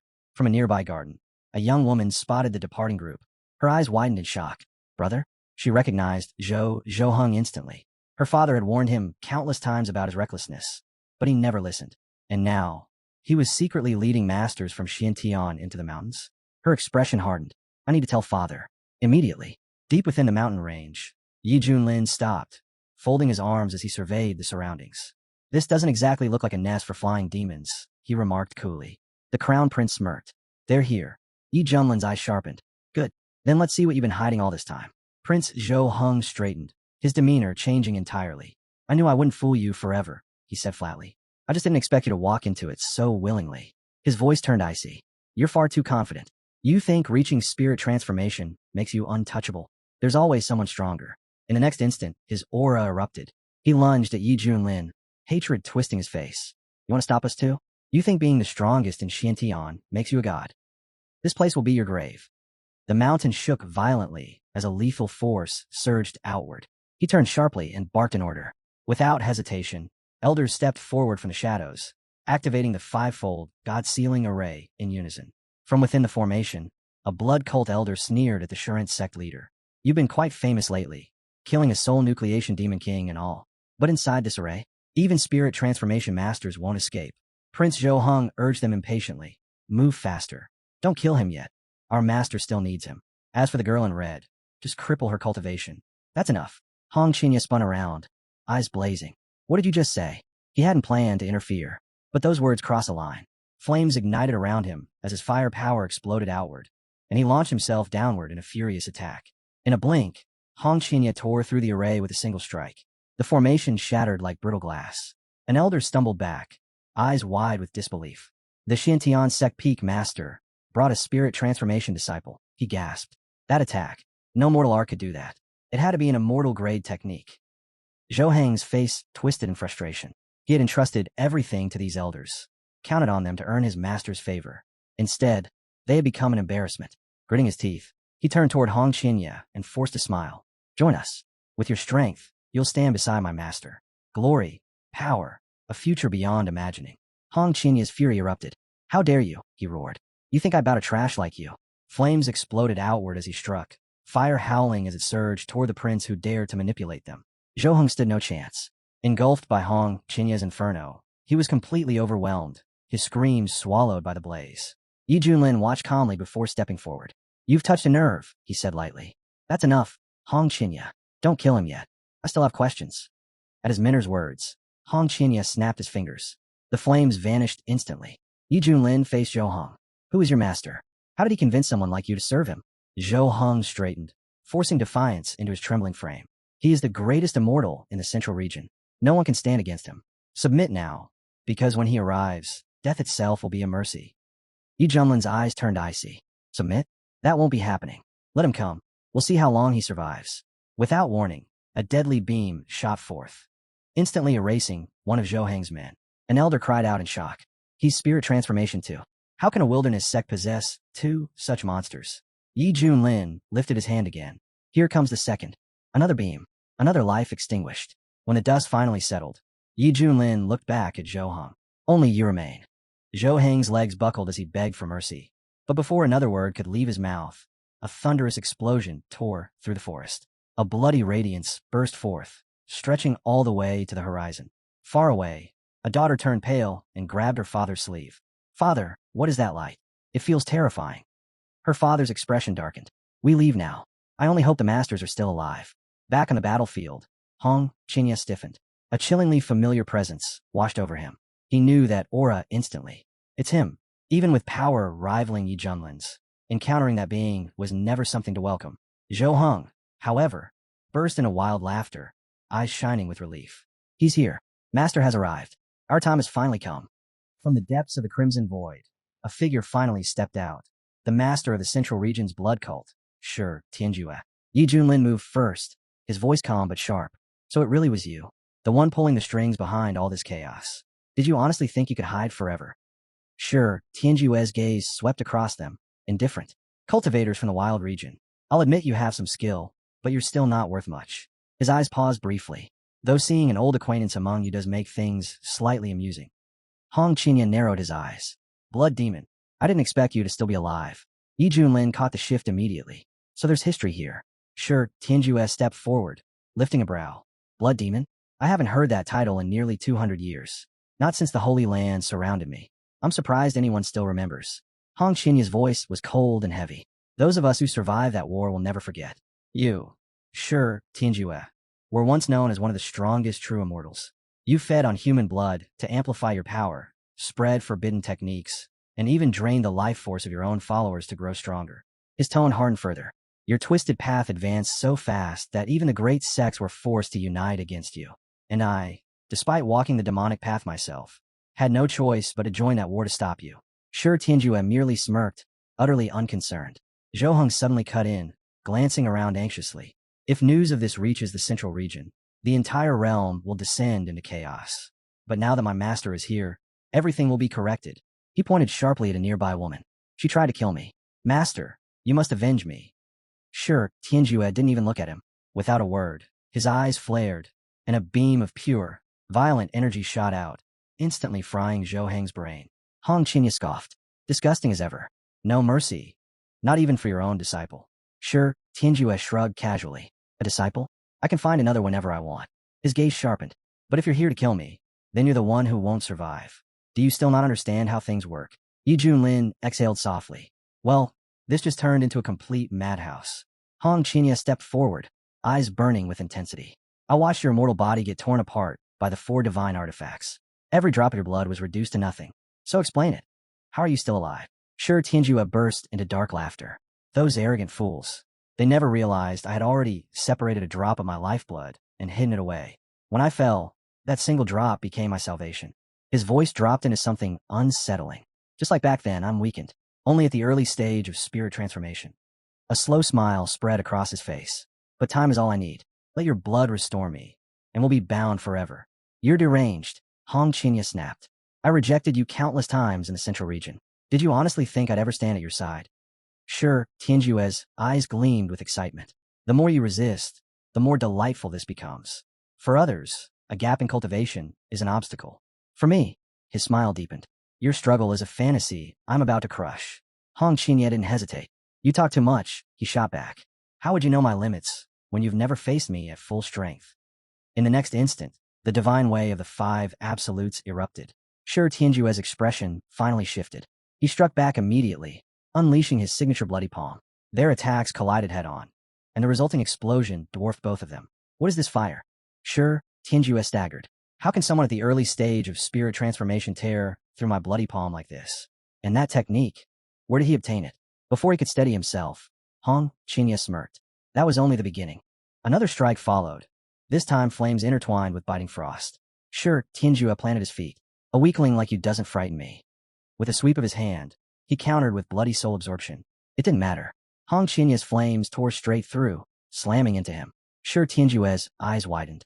What kind of fire technique is this? Adjusting instantly, he neutralized the frost fire and narrowed his gaze. So it really is you, the one I marked long ago. Tell me, did you obtain some heaven-defying inheritance? Or did you become the disciple of a supreme master after fleeing the central region? Hong Qinya answered coldly. Who trained me is none of your concern. What matters is this. I will rise again and reclaim my place in the central region. He understood it clearly. With the reinforcement of 3,000 flame seeds, even a monster who once shook the entire central region couldn't suppress him now. But that truth had to remain hidden. No one could know that this power originated from a spirit transformation cultivator in the wild region. Sure, Tianjue stared at him for a long moment. If that power is allowed to grow, even I won't be able to control it. His voice hardened. What a shame. This ends here. It's time you witness the true might of my immortal body. Meanwhile, in Harmony State City, screams tore through the streets. People collapsed where they stood, clutching their chests as their strength was ripped away, their cries for help echoing in despair. At the very center of it all, the air around Sure, Tianjue, churned violently. Stolen life force poured into him, and his entire domain throbbed, as if it were alive, resonating with overwhelming power. Delicious, he murmured, savoring the sensation. They've been feeding me for years. I could swallow them all in an instant and become even stronger. Watching from a distance, Yi Junlin spoke sharply, his patience thin. Hong Qinya, stop wasting time. End this now. Hong Qinya clenched his jaw. Don't command me, master. Yet unease crept into his heart. How'd it come to this? He had been certain Yi Junlin would fall to that monster. The plan was simple. Appear at the last moment, steal the glory, and walk away victorious. Now, even surviving felt uncertain. This aura. Fusion stage. Sure, Tianjue laughed quietly. This body, this very vessel, had once clashed head-on with top experts from both righteous and demonic factions. Even Holy Land elders wielding a mortal artifact had failed to erase it completely. And now, it had recovered to 70%. Once I consume every living being in the wild region, I'll be whole again. And when that day comes, not even Central City will be able to stop me. He looked at Hong Qinya, lips curling into a merciless grin. I gave you an opportunity. If it's come this far, his eyes glinted coldly. That's your choice to bear. Hong Qinya's face hardened.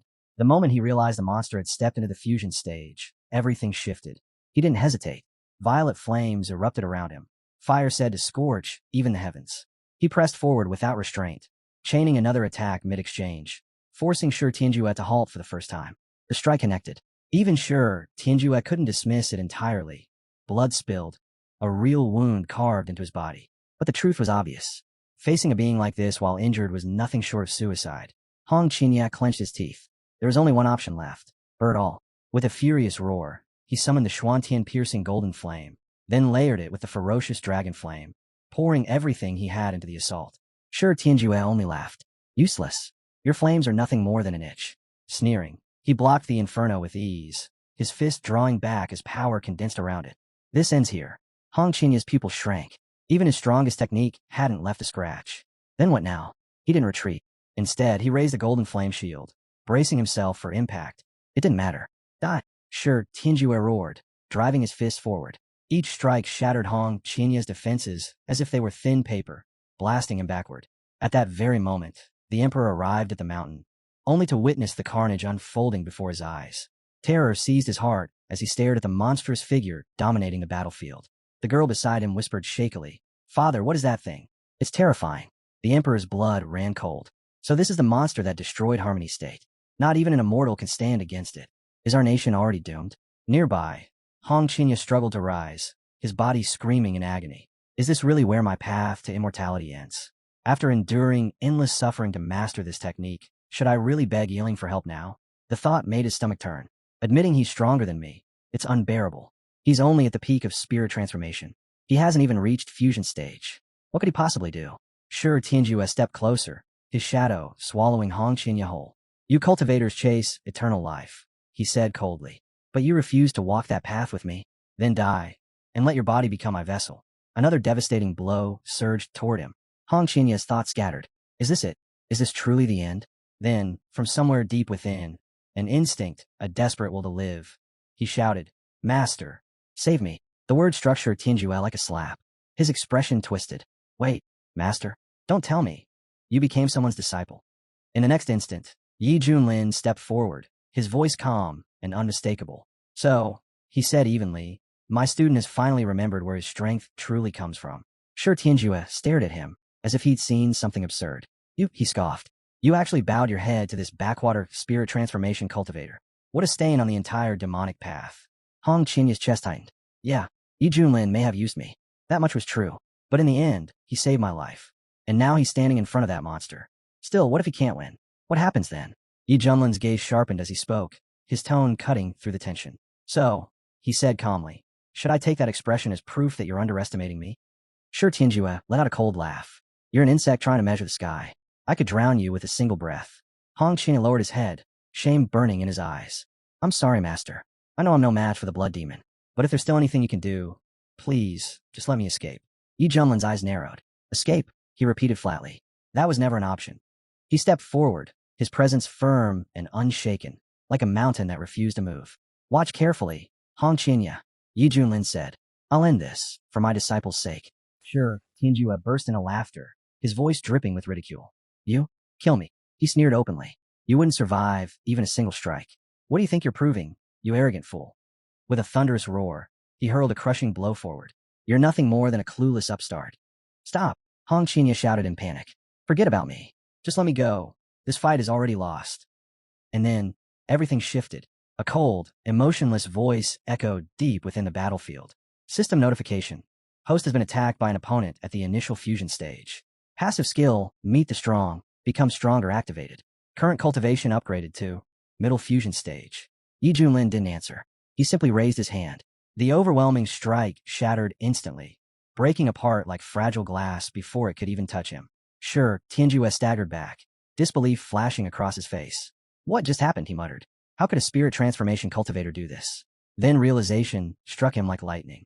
His eyes widened. You're not spirit transformation at all. You've reached the fusion stage too. Hong Qinya stood frozen, his mind reeling. All this time, he was hiding it. He acted like a spirit transformation cultivator, but in truth, he was already a fusion stage expert. No wonder he kept provoking me. He knew I could never touch him. At least, Hong Qinya swallowed hard. At least I never truly turned against him. That mistake would have cost me everything. Nearby, the girl watching let out a soft gasp, her eyes shining with awe. He's so strong. I want to be like him one day. The Emperor's expression remained grim as he stared ahead. That monster. Even with an immortal body, this won't be an easy battle. Yi Junlin felt the change ripple through him. So this is fusion stage. It felt as though the heavens could be crushed and the earth torn apart with a single motion of his hand. But sure, Tianjue wasn't retreating. His eyes burned with fury. So what if we're both at fusion stage? He snarled. The gap between our techniques is the difference between Xiantian and dirt. Let me show you what true power really is. He gathered every ounce of strength and unleashed a full-force assault. Yi Junlin didn't move an inch. You don't even understand what real power is, he said calmly, and activated the seal of the Human King. Sure, Tianjue raised a single finger to block it, only to recoil violently as his body erupted with raging energy. His face twisted in shock. What was that? Yi Junlin's voice echoed steadily. Is that what you call a difference in technique? Empowered by the system, the Human King seal had already evolved into its mastery stage, far surpassing its original limits. Sure, Tianjue ground his teeth. So what? He spat. You still can't kill me. You'll never win a prolonged fight. My immortal body won't fall so easily. His lips curled into a cruel smile. In fact, it's time I showed you my newest move. Yi Junlin raised his hand once more, his voice calm, almost casual. Then how about this? The air trembled as he unleashed a technique honed to absolute perfection. The finger of the great void. One finger restrains the heavens and the earth. The second flattens mountains and drains rivers. The third erases all living beings. And the fourth, his gaze hardened, crushes the heavens themselves. Sure, Tianjue reeled back, his body shaking under the pressure. What kind of technique is this? Then, instead of fear, laughter burst from his throat. I take it back, he said, eyes burning. You're worthy of a real fight. No tricks remained. No restraint either. Let's decide this with a single blow, Sure, Tianjua roared as he invoked his ultimate art, blood absolute, blood rushing into the living springs. Crimson Chi flooded the battlefield like a raging tide, swallowing everything in its path. The attack surged forward, but Yi Junlin had already made his choice. With one clean, decisive strike, he tore through the technique and shattered it completely. Sure, Tianjua stumbled. Disbelief etched across his face. Who are you? He gasped. Why is a monster like you hiding in a place like this? Has the outside world really grown this strong while I was gone? Hong Qinya stood frozen, his mind blank. His mentor's power was beyond anything he could comprehend. Even his own 3,000 blazing flames felt laughably insignificant. No wonder Yi Junlin had always seemed so calm. It was never arrogance. He simply never saw him as a threat. Yi Junlin stepped forward. I am the head of Misty Peak of the Shantian sect. Sure, Tianjua's eyes narrowed sharply. Impossible. When I entered the wild region, I checked everything. Even the leader of Shantian sect hadn't reached spirit transformation. His jaw tightened. I'll remember your name, he snarled, and activated the bloody way, his ultimate escape art. Hong Qinya's expression changed instantly. This is bad. He's trying to escape. If he gets away now, the consequences will be unimaginable. But sure, Tianjua wasn't finished yet. Next time, I won't be this careless, he vowed, his body beginning to dissolve as he prepared to vaporize himself. Yi Junlin's eyes sharpened. There won't be a next time. In a flash, he seized the blood demon. Sure, Tianjua thrashed wildly, screaming, no. Stop. I don't want to end like this. Yi Junlin's voice was cold, final. Feeding on human blood is a crime against all life. You should never have existed. His fist tightened, and with a final 1-2 strike, it was over. From a distance, Hong Qinya watched in silence. The blood demon who had once terrorized the entire central region was gone, erased by the strength his mentor had passed down, destroyed, finally and completely. The Emperor stood frozen in awe before suddenly throwing his arms into the air. A miracle, he cried. The demon has fallen. Harmony State is saved. All thanks to the immortal. Yi Junlin didn't even look back. Completely unfazed, he turned inward and addressed the system instead. So, he said flatly, where's my reward? Don't tell me you forgot. And you call yourself a professional. A crisp chime echoed in response. Reward delivered. Supreme bone acquired. Yi Junlin's eyes flickered as the system continued. A mysterious relic carved with ancient runes. It grants its host supreme innate power, an existence destined only for those fated to stand at the peak among all peaks. Would you like me to bind it to you, master? Yi Junlin broke into a grin. Supreme bone? Now that's more like it. Go on, bind it. Do it now. Binding initiated. The system responded. Once complete, the host's power will increase drastically. Moments passed before the confirmation rang out. Binding complete. Congratulations, master. A violent pulse of energy burst from Yi Junlin's body. Even Hong Qinya felt it the instant it happened. What did he just do now? Waves of invisible pressure rolled outward, crashing into Hong Qinya and sending a chill straight down his spine. What kind of legacy did this man inherit? This level of power? There was no way someone from the wild region should be capable of this. Hong Qinya clenched his teeth, a silent vow forming in his heart. I need to rethink everything. I have to push my cultivation faster. If I don't reach the fusion stage soon, I won't be able to stop him if he ever turns hostile. The Emperor approached and bowed deeply. Immortal, thank you for saving Harmony State. This day will be recorded in our history, so future generations will forever remember your virtue. Yi Junlin waved his hand dismissively. No need for gratitude. Just be a good ruler. Take care of your people. That's what truly matters. The Emperor straightened, his expression solemn. I swear your words will never be forgotten. As the tension finally eased, a young girl stepped forward hesitantly. Immortal Yi Junlin, may I also become a disciple of the Shintian sect? I want to drive out demons and fight evil, just like you. Yi Junlin turned to her, his gaze sharpening as he examined her potential. Her name was Zhou Linger, and to his mild surprise, her foundation was solid. You possess an excellent water spiritual root, he said after a moment. You're a strong candidate. If this is truly your wish, then I'll consider it. The Emperor's face immediately brightened.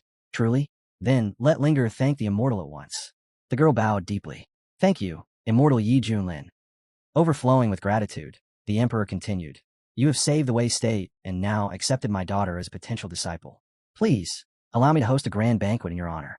I will also arrange rooms within the palace, so you may rest. Yi Junlin nodded lightly. Very well.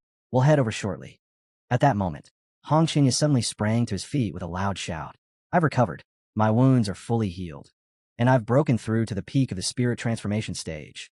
Ever since cultivating the 3,000 blazing flames and consuming rare elixirs, his progress had surged forward. He could no longer deny it. His mentor's methods were nothing short of extraordinary. Even so, despite Yi Junlin having saved his life, Hong Qinya couldn't erase the humiliation from his heart. Someday, he swore it silently, when I reach the fusion stage, I'll repay everything twice over. Just imagining Yi Junlin kneeling and begging was enough to make his blood boil with twisted anticipation. Then Yi Junlin's voice rang out, casual as ever. Hong Qinya, get over here. Hong Qinya's brow twitched. Tisa, here we go again. Yi Junlin smiled faintly. Relax. I'm just thanking you for calling me over earlier. Oh, and by the way, he sounded almost amused. This martial arts novel I've been reading is pretty entertaining. Seems people here love stories about someone getting beaten down and rising again. If I stayed in this world, I could probably make a fortune writing novels. He lifted a finger thoughtfully. First title, Martial Arts Peak. Guaranteed bestseller. Pen name, Mad Potato. Hong Qinya stared blankly.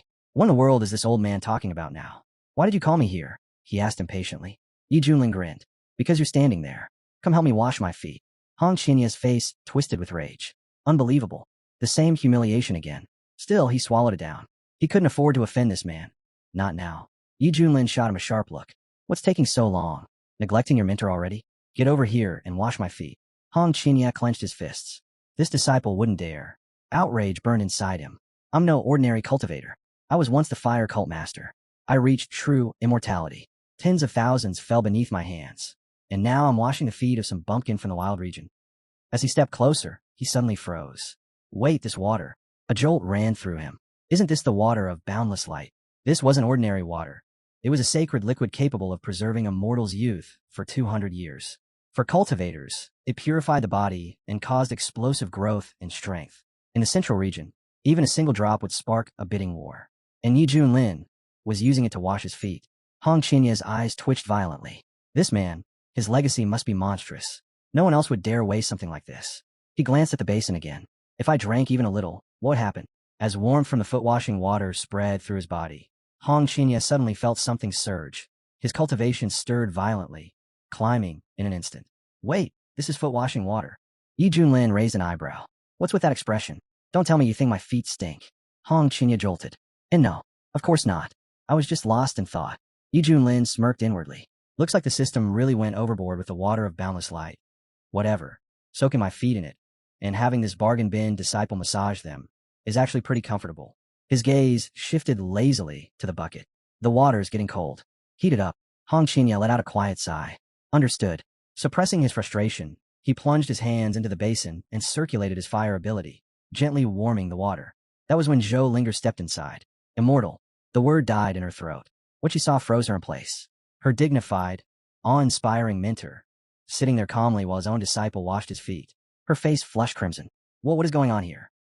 Without a single extra word, she spun around and bolted out of the room. Yi Junlin blinked and looked after her. Hey, why'd she run off like that? Before he could dwell on it, Hong Qinya spoke up stiffly. Master, are you enjoying the foot washing? Yi Junlin nodded with complete sincerity. Very much. Honestly, if you were a woman, this would be a very different kind of relationship. Hong Qinya's expression darkened instantly. This man is insane. Just wait. Once I reach the fusion stage, I'll repay this humiliation tenfold. Just endure it a little longer. Suddenly, Yi Junlin's ring flashed, releasing a crisp chime. He glanced down. A message from the sect leader. Apparently, the sect head had summoned him urgently. A major strategy meeting had been called.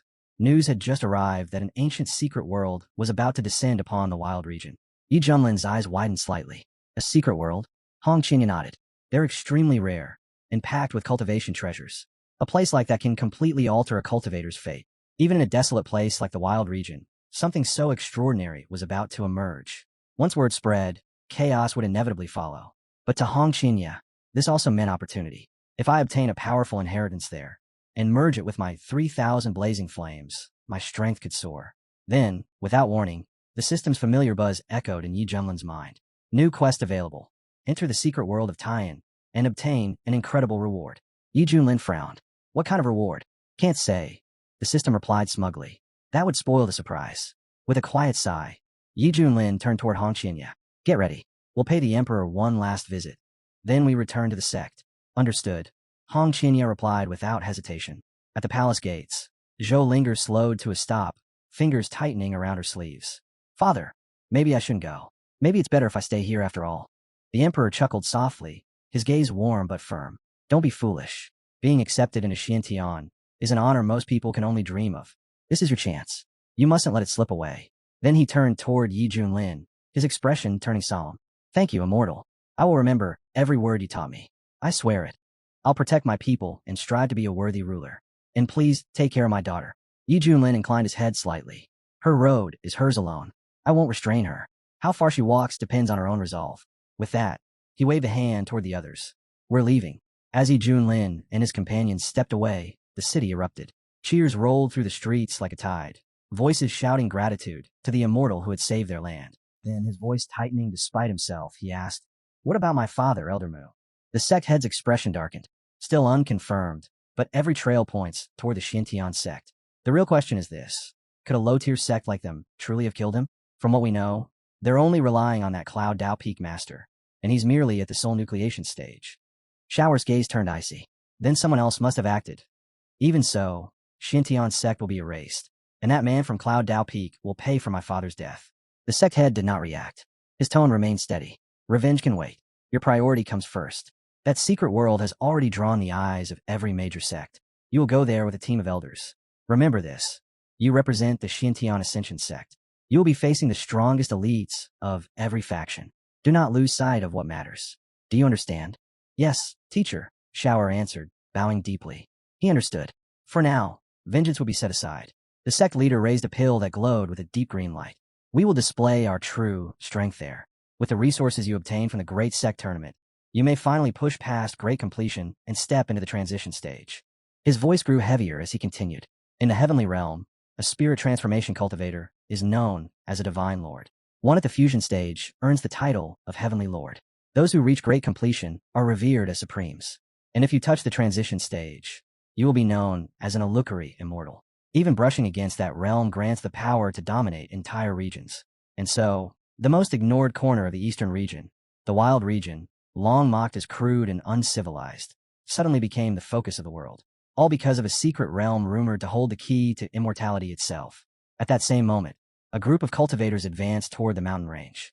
One of them laughed openly. Our luck is ridiculous. The cultivators of the wild region are so weak, there's no chance they can keep this treasure. Another snorted. They always called this place a land of savages. Who would have thought the road to immortality would open here? A third added impatiently. Either way, we should move faster.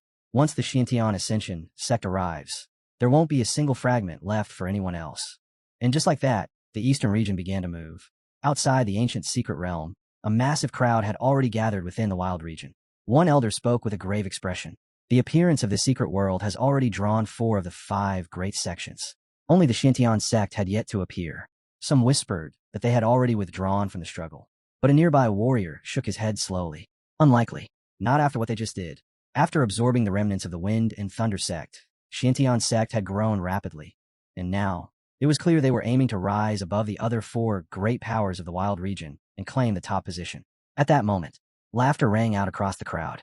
Ouyang Feng, an elder of the Moving Mountain sect, stepped forward, his voice booming with amusement. I've been in seclusion for years, he said with a wide grin. And the first thing I hear when I come out is that some insignificant sect like Xintian sect dares to challenge my Moving Mountain sect standing. A warrior beside him turned, eyes wide. Elder, spirit transformation. Ouyang Feng nodded calmly. They may have absorbed 2 soul nucleation cultivators, which would normally be enough to shake the wild region. But now, a spirit transformation cultivator has appeared here. His lips curled. That changes everything. At once, the surrounding warriors straightened, cupping their fists in unison. We greet the elder. Ouyang Feng gazed toward the distant horizon. I never thought the day I emerged from seclusion would also be the day an ancient secret world revealed itself. This is destiny. His voice hardened. And this secret realm will belong to the Moving Mountain sect. He raised his voice sharply. If anyone disagrees, step forward now. Silence followed. It was obvious to everyone present.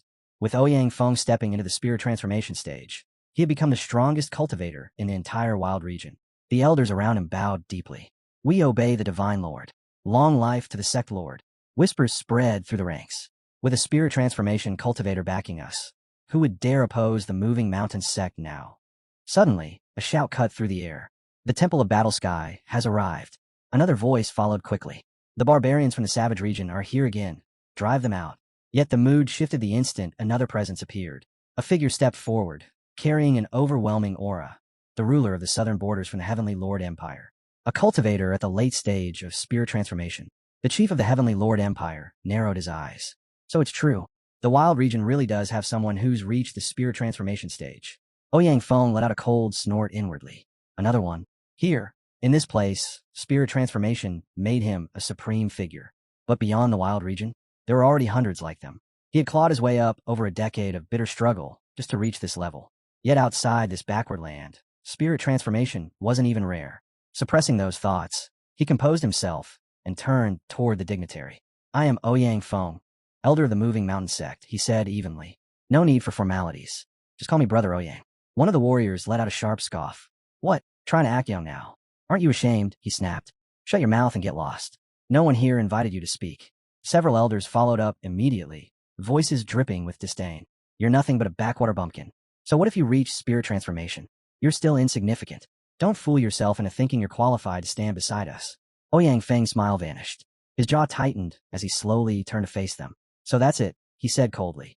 Because I come from a wild region, you think I'm beneath you? His eyes burned.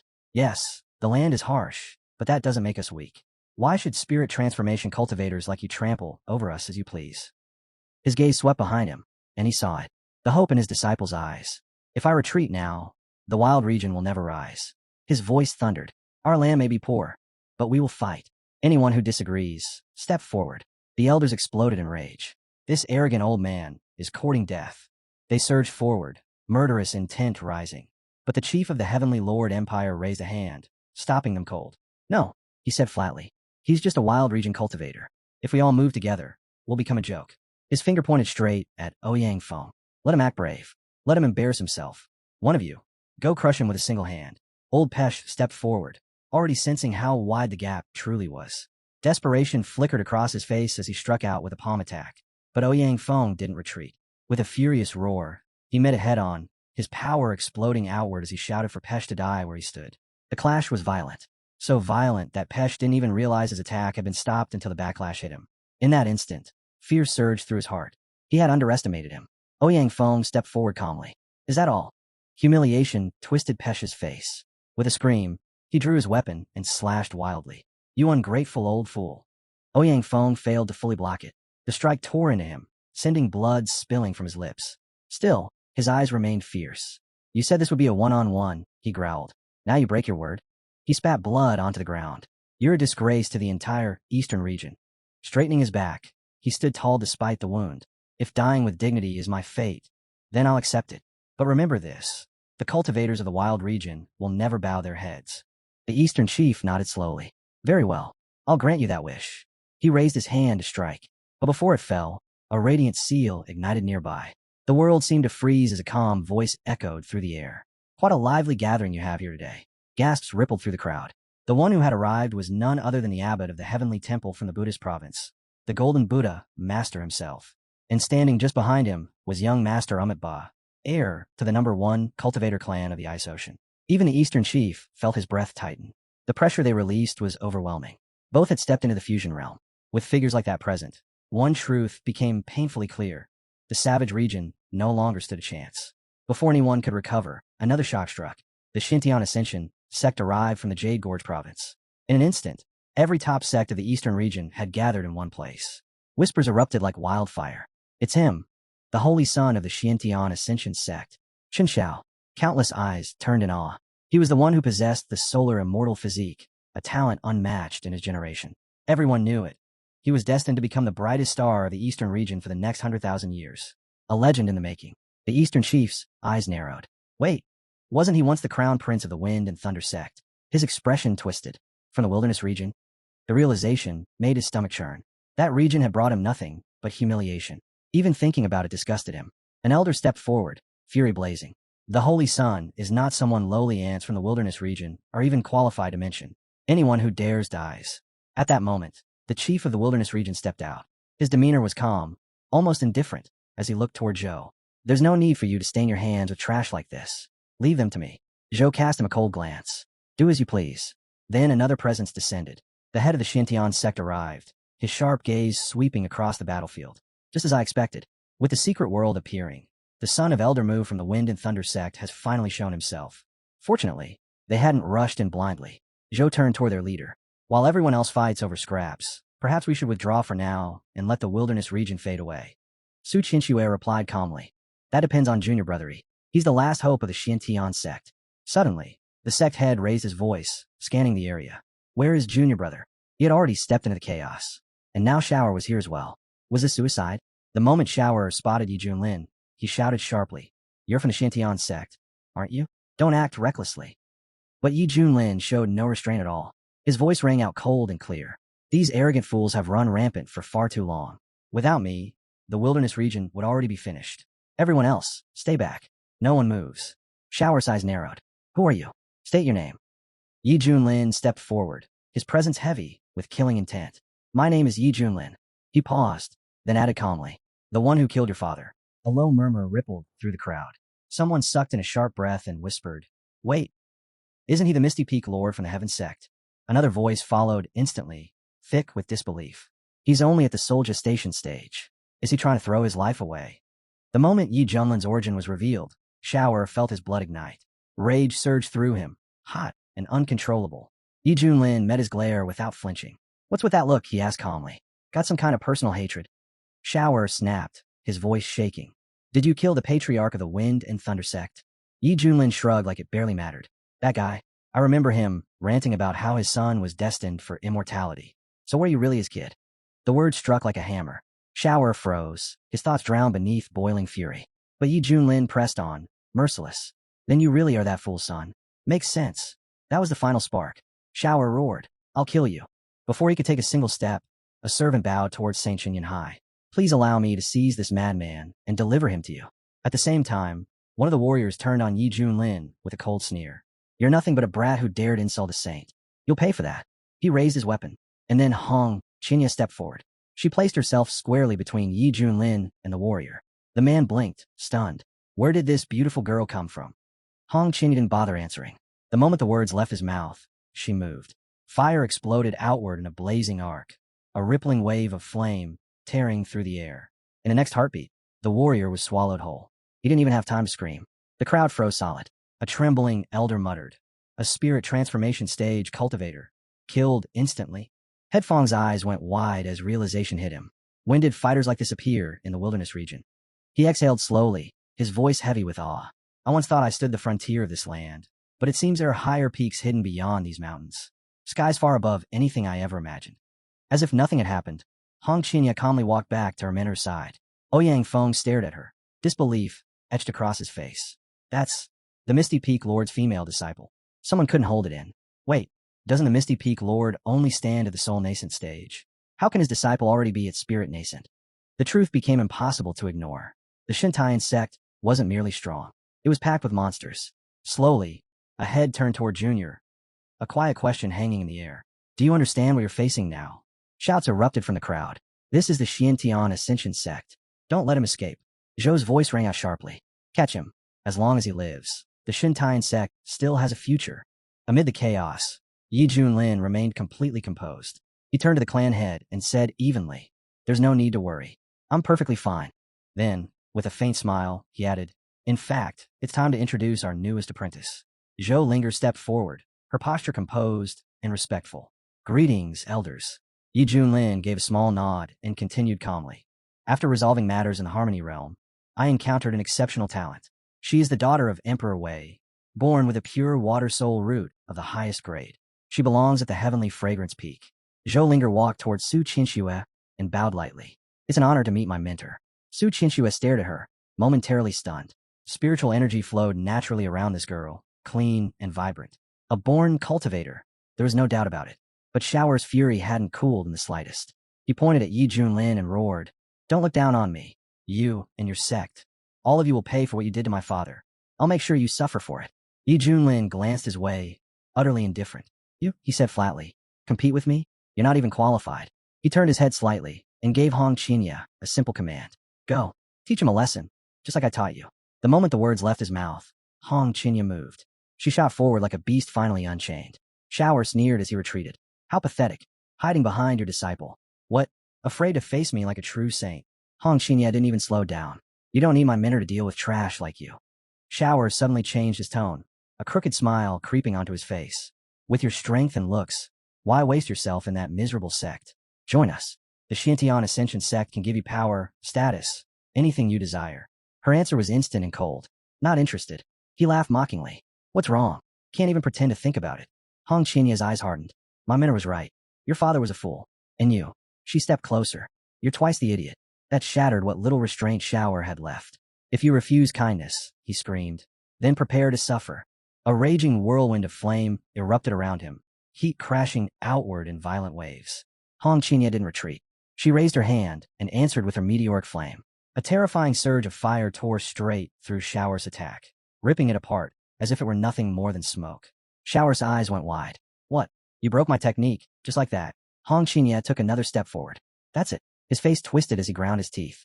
Don't get arrogant. That was only the beginning. Power exploded from his body as he forced everything he had into one move, summoning his ultimate technique, Solar Deity's Fist. Watching from afar, the sect head spoke in a low voice. That's the Holy Sun indeed. A solar immortal body paired perfectly with a celestial rank technique.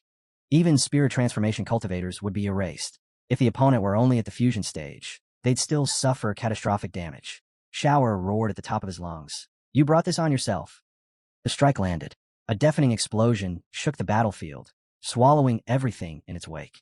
Dust and smoke surged skyward, and for a moment, the entire world fell silent under the sheer weight of its power. Shower smiled, certain it was over. In his mind, Yi Junlin's disciple had already been erased, but as the dust slowly settled, a figure still stood there. Hong Qinya, alive, unharmed, not even a scratch. Shower's smile collapsed, his face twisting in horror. No, that's impossible. His voice cracked as he shouted, I was born to be immortal. I'm invincible among my peers. Yet even then, he refused to stop. Shower lunged forward again, fists flying in wild succession, each strike fueled by desperation rather than confidence. He wanted it finished, wanted her crushed. Hong Qinya didn't retreat. She stood firm, eyes cold as ice. Like a frog trapped in a well, she said calmly. You have no idea how vast this world truly is. She stepped into his range. You think this is strength? Her voice dropped. Then let me show you humiliation, the kind you'll carry for the rest of your life. Everything I've been holding back since healing. I'll release it now. Her counters came like a storm. Clean, brutal, unrelenting. Shower was overwhelmed instantly. Every exchange ended the same way.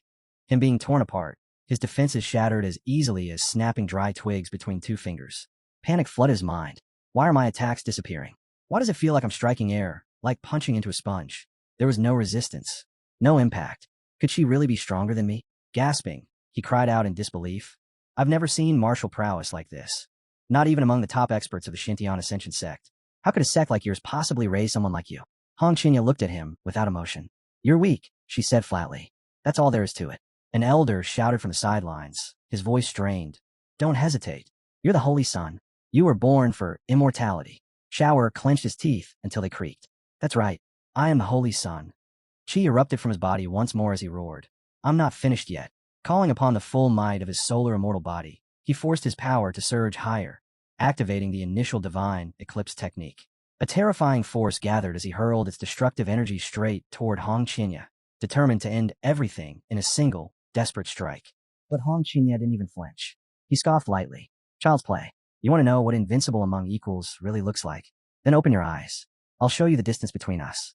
With those words, he released the seven-colored flame.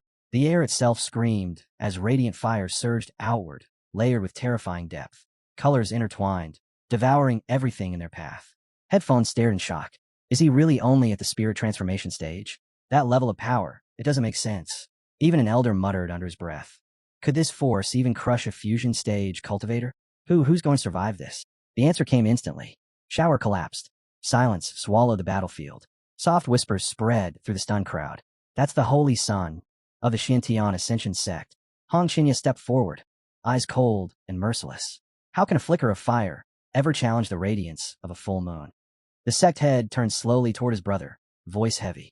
That disciple of yours, he's terrifyingly strong. Zhou gave a grim nod. Shower may have fallen, but we still have elders. We should withdraw while we still can. But Yi Junlin stepped forward, completely at ease. There's no need to panic. I've already prepared for this. He glanced at Hong Qinya and smiled faintly. You've earned yourself an extra meal tonight. Hong Qinya bowed slightly. Thank you, teacher. On the ground, Shower lay there in disbelief, his voice hollow. I lost. A calm voice sounded behind him. Turn around. Shower did so slowly and said in a bitter tone.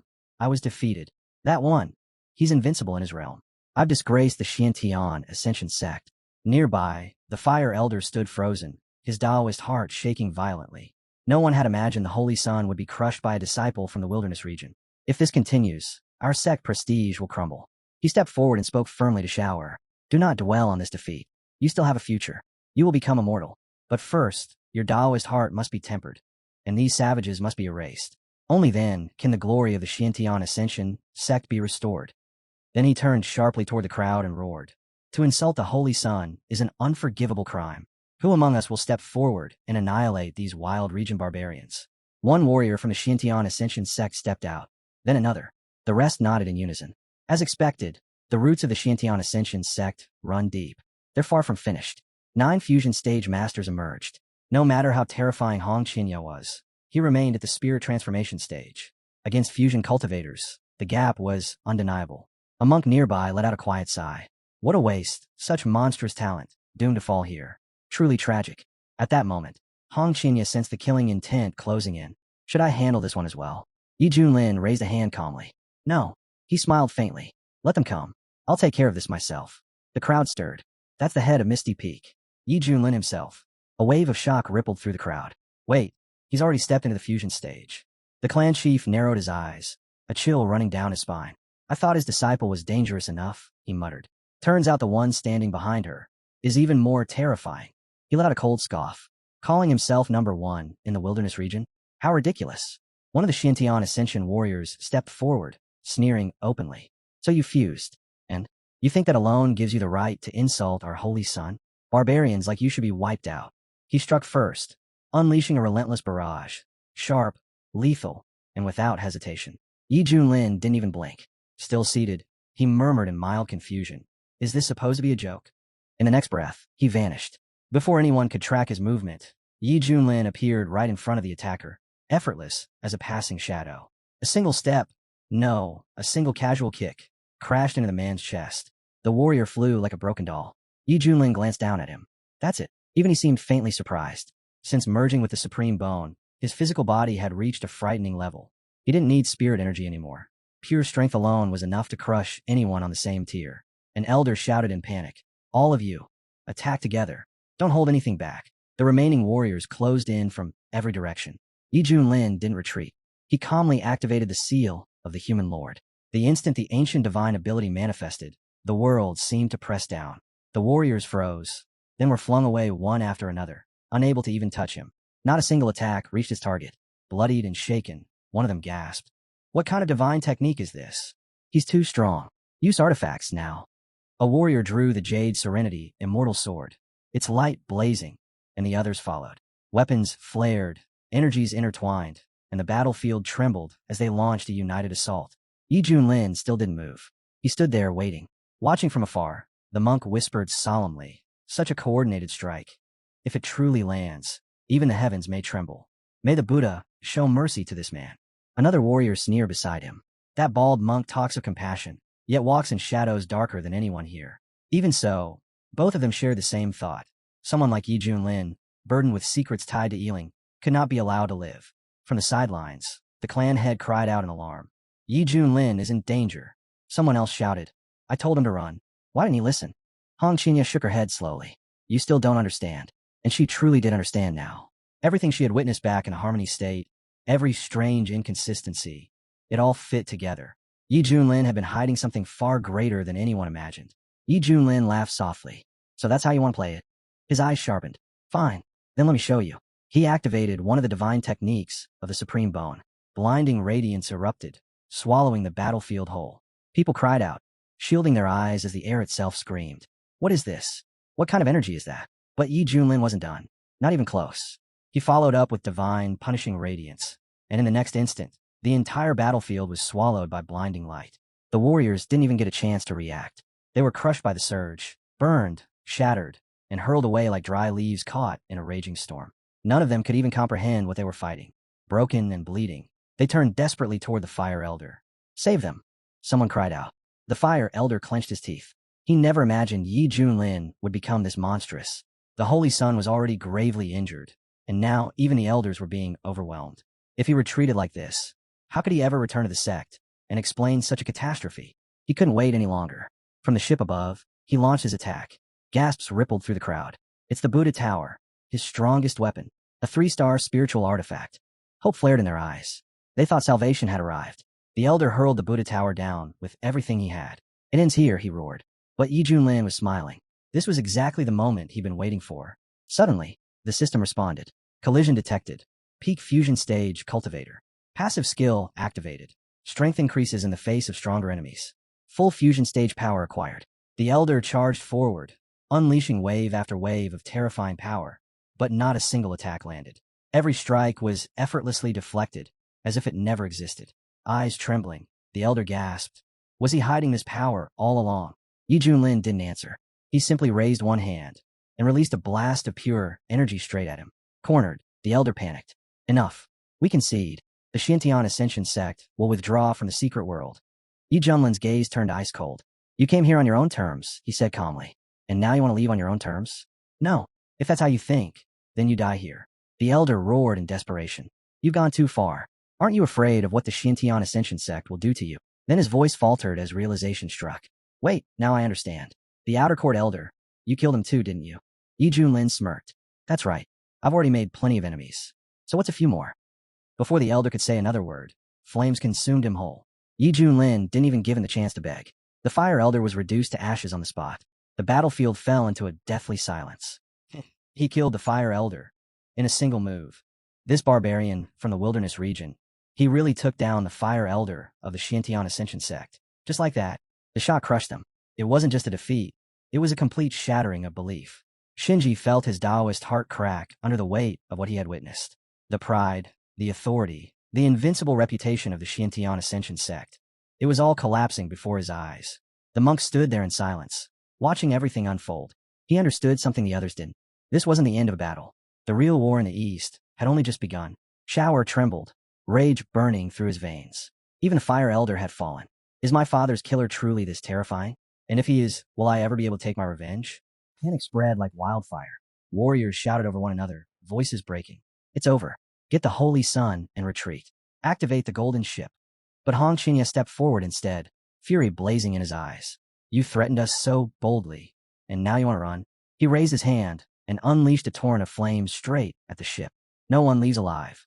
The fire crashed into the golden vessel, flames swallowing it whole. They killed our elders, and now they're going after the holy sun too. This master and disciple are insane. Just when despair peaked, a monk appeared. He moved calmly, positioning himself before the ship, and raised a single palm. Facing Hong Qinya, he spoke in an even tone. Young mistress, when does this cycle of vengeance finally end? Fear rippled through the crowd. Do they really intend to wipe us all out? Hong Qinya turned slowly toward the bald monk, eyes cold. Don't think I can't see through your Buddhist tricks. You step in now, playing the righteous savior, just so the Xintian Ascension sect owes you a favor. That kind of hypocrisy disgusts me. The monk shook his head. You speak in error. Your resentment toward Buddhism runs far too deep. You're already standing at the edge of the demonic path. I advise you to step back. Hong Qinya sneered. Back in the central region, people like you made me sick the most. Always chasing gain while hiding behind virtue. Even if I walk the demonic path, I don't need your preaching. The monk's voice hardened. Then, allow me to show you the true path myself. In that instant, crushing pressure descended. Hong Qinya's expression changed. This monk was no ordinary cultivator.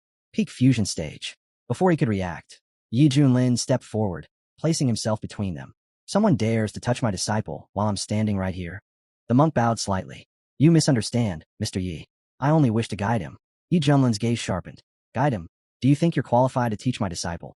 Hong Qinya shared the same thought. Letting a true, immortal reborn be lectured by a mere fusion stage monk? Ridiculous. I appreciate your concern, Hong Qinya said coldly. But I had their ship completely cornered.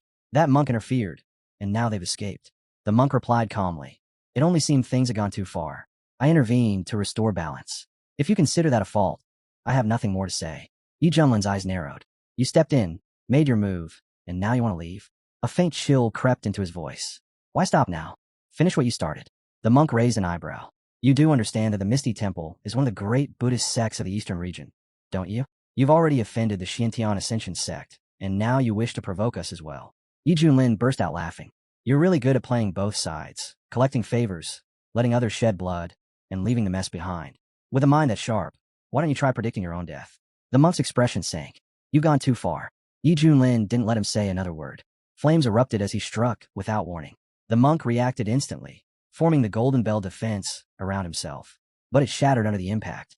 Cracks spread, the light broke apart, and the monk was sent reeling through the air, blood spilling as he barely held himself steady. Still, he forced himself upright. Do you really think the Misty Temple can be humiliated so easily? We are not weak. Yi Junlin's voice was icy. If you're that determined, then don't blame me for what happens next. The monk's expression turned solemn. He began chanting, his voice heavy with authority. In response, golden light surged as the Dharma Buddha manifestation descended. A massive golden figure rose behind him, divine, overwhelming, gripping the famed 3-star, 9-ring iron artifact. Gasps echoed across the battlefield. That's the Buddhist great manifestation technique. He's even using a spiritual artifact. He's going all out.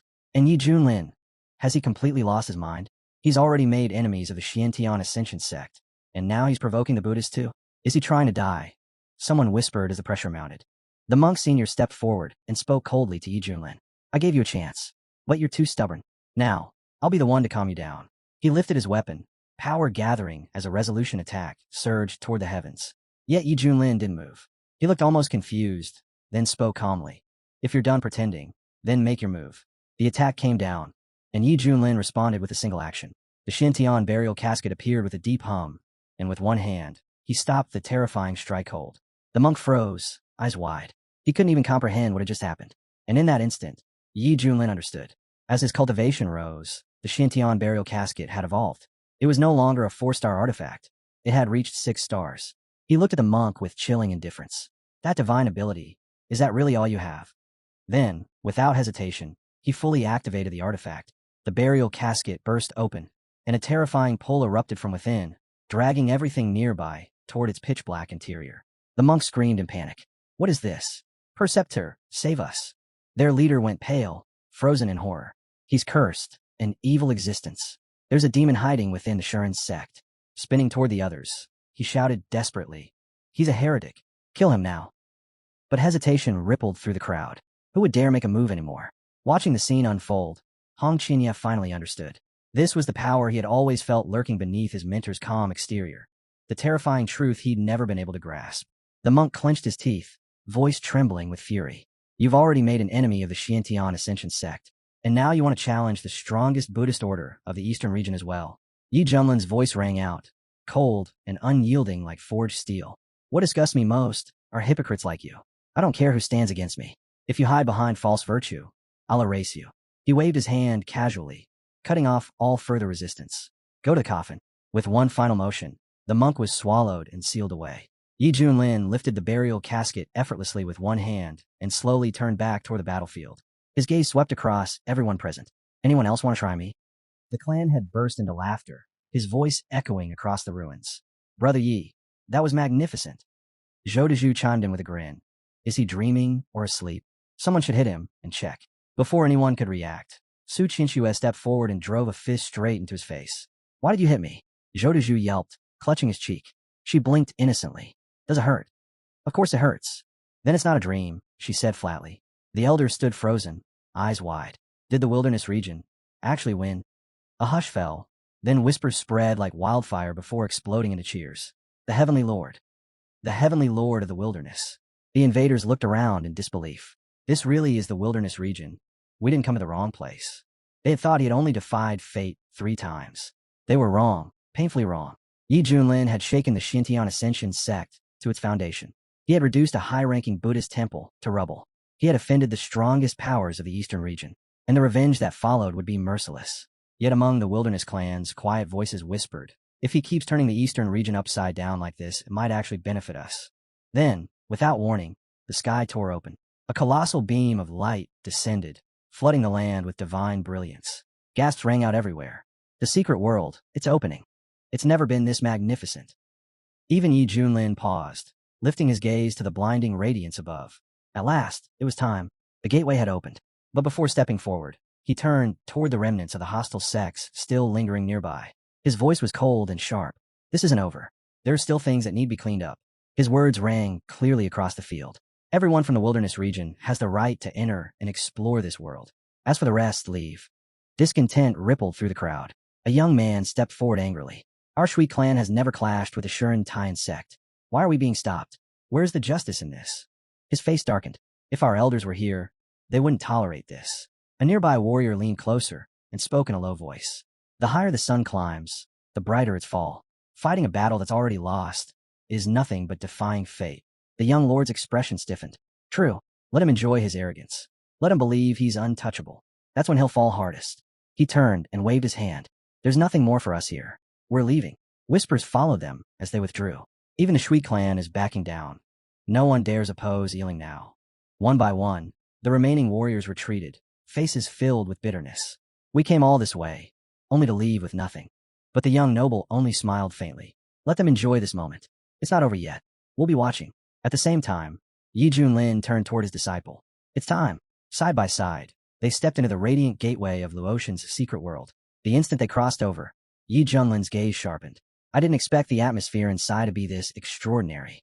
At that moment, the system stirred to life. A suitable location has been detected. Would you like to receive your reward? Accept. Yi Junlin answered without hesitation. A projection slowly formed before him, an echo of the golden Buddha manifestation he had faced earlier. Yi Junlin examined it carefully. Not bad. That monk's divine form was more troublesome than I expected. If I hadn't used the Shintian burial coffin, it might have turned into a genuine battle. He turned to the others. Spread out. Look for rare herbs. Don't stray too far. Keep each other within sight. Resources didn't matter much to Yi Junlin. His priority was completing his objective. Still, seeing everyone so energized, he decided there was no harm in exploring a little more. Then, chaos erupted in the distance. A group of scouts had been ambushed by a massive beast. Watch out. These creatures aren't ordinary, someone shouted. The head's expression darkened. We're surrounded. Even the wildlife here is at the golden core level. Stay sharp. Hong Qinya let out a short laugh. You want resources? Then prove your strength. No one gives anything away for free. But it wasn't just difficult. The situation spiraled out of control almost instantly. Birds scattered wildly as shadows dropped from the treetops. A swarm of demonic monkeys descended like a raging tide. Prepare yourselves, the head roared. Weapons were drawn as the warriors surged forward. These creatures weren't just feral. They were cruel and methodical, attacking in perfect coordination, tearing at flesh with the intent to devour. Suddenly, a scream pierced the battlefield. A young girl was snatched mid-air by one of the monsters. No, please. Help me. Several warriors rushed in, blades flashing. But their strikes were useless. The monkey's fur was as hard as steel, their attacks failing to leave even a mark. The girl thrashed helplessly, screaming in terror. Stop, please. Someone help me. And then, Hong Qinya appeared. She took in the scene and walked forward calmly. With a casual wave of her hand, flames erupted, engulfing the monster and reducing it to ash in a single strike. She turned to the girl. Are you hurt? The girl nodded hurriedly, still trembling. Thank you, Sister Hong Qinya. Just then, the head stepped forward, relief clear on his face. Brother Hong Qinya, everything feels far more stable with you here. I'll entrust the younger ones to your care. Be careful. These white monkeys possess soul-originating power. They're fast, and there are too many of them. Hong Qinya flicked him a sideways glance. If you're still worried about me stepping in, you'd better start worrying about yourself instead. But before the words had fully settled, another wave descended. The monkeys swarmed from every direction, screeching as they lunged. Hong Qinya had already sensed it. You're all dead, he muttered. With a sharp snap of his fingers, flames exploded from his palms. Fire roared outward, swallowing the swarm whole and reducing them to nothing but ash in an instant. The surrounding warriors stared in stunned silence. Big Sister Hong Qinya is insane. No kidding. He's master teacher Ye's style perfectly. Hong Qinya clicked his tongue and waved him off. Enough noise. Shut it already. He scanned the area with a scowl. Now where did that lazy bastard, Yi Junlin, disappear to? Probably off somewhere relaxing again. Meanwhile, deep within the forest, Yi Junlin truly was alone. He slowed his steps, eyes narrowing as he surveyed his surroundings. System, are you certain the energy anomaly is this way? The response came immediately. Confirmed. The special energy anomaly lies ahead. This task's rewards far exceed those of standard activations. Deeper within Luotian's secret world, high atop the great tree of peace, an ancient council had convened. One of the old natives lifted his gaze slowly. The fruit of the great tree, it has finally ripened. And now, humans have invaded this world. A massive figure from the stone bloodline let out a low growl. Then we should move immediately. The giant clan's chief spoke next, his voice steady yet heavy with authority. No, our first priority is the fruit. Once it's shared and fully absorbed, we'll inherit the great tree's power itself. After that, Crushing the invaders will be effortless. The winged clan leader's brows furrowed. Too late. That white mousey already took it. The dragon clan chief clicked his tongue. It ripened far too quickly. We didn't even have time to respond. The Pisces clan elder shook his head slowly. Now that the fruit has been eaten, the tree recognizes her. While she's digesting it, we can't touch Mousy. If we try, the great tree will turn against us. The tree clan's leader nodded grimly. Then we wait. Once digestion is complete, we seize her, refine the energy, and divide the gains. But the giant clan chief's eyes burned with fury. No, that greedy little rat won't get away so easily. I swear it. Suddenly, someone sucked in a sharp breath. Look, the light's fading. It's almost finished. And then, tiny paws pushed out from the glowing fruit. Mousa popped her head out, stretching and yawning lazily. What a good nap. The entire council froze. She blinked, taking in the furious faces surrounding her, then lifted a paw and waved casually. Oh, hey brothers. Were you looking for me? The air around her was scorching. She could feel it. The tension, thick and ready to explode. Mousa knew it. They might hurt her, or worse. Slowly, she began backing away, quietly warning them not to make a move. The giant clan leader sneered, commenting on how quickly the little rat had grown. The power of the great peach tree's fruit was truly terrifying. The tree clan head didn't hesitate. Roots burst forth from beneath him as he barked an order. What are you standing around for? Catch her now. Mousa glanced back as the roots slithered toward her, panic flashing across her face. Hey, can't we talk this out? I'm not that unreasonable. Then, without warning, a strange portal shimmered into existence before her. She didn't hesitate. She jumped straight in. The moment she crossed over, her head spun violently. She clutched her stomach and groaned. Ugh, I feel sick. Where's this place? Back at the tree, the Wing Clan leader's expression darkened. She's unlocked spatial travel already. If she escapes, fully absorbs the fruit, and learns cultivation, she'll become unstoppable. His voice turned cold. We can't allow that. She must die here. Without warning, the Wing Clan leader struck. A storm of razor-sharp feathers shot through the air. One slammed straight into Mousy. She screamed as her tiny body was blasted out of the air, crashing hard into the ground. I don't want to be eaten, she cried, her voice trembling. I just want to live. But the Stone Clan leader appeared behind her like a shadow. Live? You're already dead.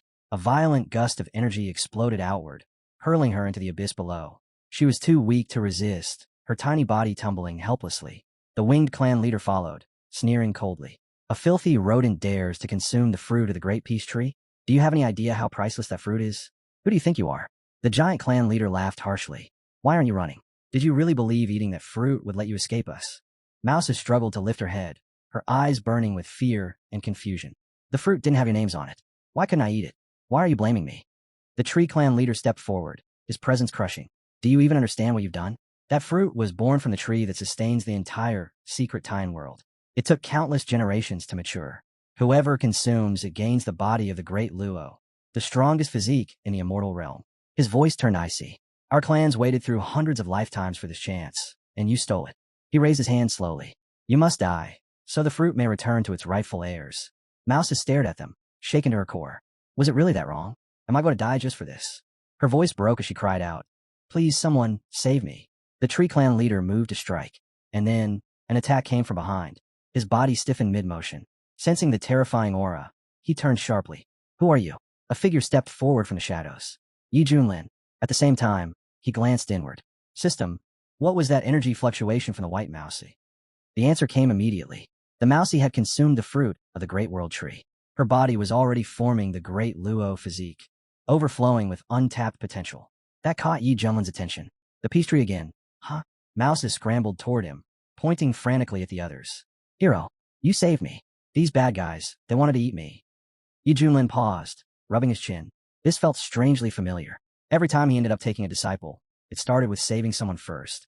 Was this really his fate now? Was he slowly turning into another tangent? Still, compared to that stubborn Hong Qinya, this chubby little mousey at least looked like she might listen. Maybe she wouldn't be a terrible apprentice, as long as she didn't disappoint him. Suddenly, the giant clan leader let out a furious roar and charged forward.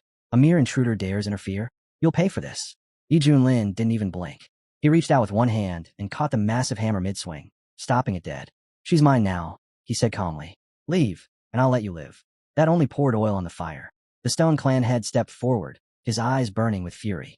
You're at the peak of the fusion stage too, and you still dare act this arrogant. The giant clan head, emboldened by the presence at his side, let out a savage growl. Good, then we crush him together. Yi Junlin didn't even pause. He didn't argue. He didn't sneer. He simply walked straight toward them, calm, steady, utterly unbothered, and struck. The giant clan leader was sent flying backward, crashing through the air in disbelief. His voice trembled as he struggled up. What was that strike? That power? There was no time to recover. The winged clan leader burst forward next, feathers slicing through the sky like blades. You've signed your own death warrant. Yi Junlin brushed the attack aside as if swatting dust from his sleeve. His gaze sharpened. So that's how you want it. Fine. Don't blame me for what comes next. He raised a finger. Great wasteland finger. The heavens ignited. Flames poured down as the sky sealed shut, turning the battlefield into a blazing inferno. A crushing pressure descended, like a mountain of stone slamming into the clan leaders below. Hold the line. Push back. They roared, desperately rallying each other. But Yi Junlin was already looking elsewhere, eyes glinting with amusement. That stone fellow's walking straight into a trap. Interesting, this might actually be fun. A grin spread across his face. Time to test his new bonus. In the next breath, the aura of a celestial emperor descended upon him, dominance exploding outward as the world itself seemed to bow.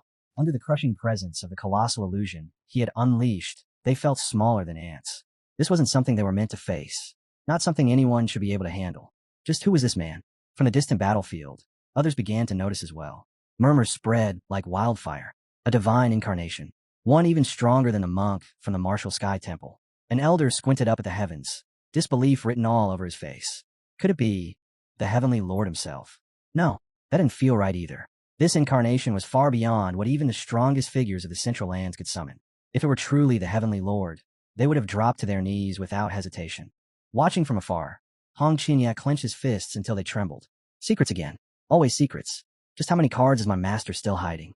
High above, Yi Junlin's towering spiritual form let out a thunderous roar. The heavenly emperor has arrived. Who among you dares to resist? He didn't hesitate. Kill them. Yi Junlin commanded calmly. No mercy. The tribes weren't the type to retreat. With roars of defiance, they surged forward. The Stone Clan leader charged to the front. Yi Junlin's lips curled into a faint smile. Stone, huh? The toughest one. He threw a single punch. Xuantian slashing fist. Flames exploded around the Stone Clan head, sealing every path of escape. There was no scream, no struggle. In the blink of an eye, the leader was erased, reduced to nothing. The Tree Clan leader's legs shook. That power, it's horrifying. The Giant Clan leader understood immediately where this was headed. He stepped forward, raising his hand. Celestial Lord, we were wrong. There's no need for further destruction. Let's end this right now. Yi Junlin didn't even look at him. His blazing hand descended. The villagers cried out in fury and despair. You cursed man. How can you be this cruel, this heartless? We'll never forgive you. Yi Junlin turned his gaze toward them, cold and unmoved. If you had the power to kill me, you would have done it already. And now you want to talk about peace. His imperial form was overwhelming. Far too overwhelming. But it had drained nearly 80% of his energy. This wasn't something he could use recklessly. Now, it was time to deal with a disciple. His eyes swept the area. Where did that little Mousie go? She was just here. Looked harmless enough too. But Mousie was already gone, sprinting through the forest as fast as her legs could carry her. That guy's terrifying, she gasped as she ran. Yeah, he saved me. But he's even scarier than those 6 lunatics. I really thought I was going to die. Still, the pain was gone. Completely gone. Her legs felt lighter, stronger, propelling her forward like lightning. Is this all because of that fruit? She wondered. Then a chill crawled up her spine. Wait, was that terrifying 2-leg actually chasing her? Behind her, Yi Junlin took off. System, he asked calmly. Is she ahead of me? She is, the system replied. Put in a little effort. You'll catch her easily. Yi Junlin narrowed his eyes slightly. So she's fast. Looks like the Great World Tree really does live up to its reputation. He pushed himself harder. Without the system's guidance, I'd never catch her. Up ahead, Mousa glanced back, heart pounding. He's not going to stop, is he? Then it hit her. I've got a horse. But even that didn't make sense. How was he still closing the distance? And how was he even tracking her in a forest this vast? Before she could figure it out, Yi Junlin stepped out of nowhere, appearing right in front of her. She skidded to a halt, eyes wide. It's how did you? Yi Junlin calmly placed a hand on her head. Didn't you say you didn't want to die? You promised to serve me. So why are you running? Mouse's voice trembled. It's just your aura. It's terrifying. I thought you were going to eat me too. He tilted his head, genuinely thoughtful. I've had beef. I've eaten horse meat. But rat? Never tried it. Maybe I should see how it tastes. She nearly screamed. No. Rat meat is awful. Sour, chewy. It'll wreck your stomach. Yi Junlin laughed softly, eyes shining. Now I'm even more curious. With one smooth motion, he picked her up like she weighed nothing. You've got the strongest immortal body born from the Great World Tree. and you're shaking over a small fight.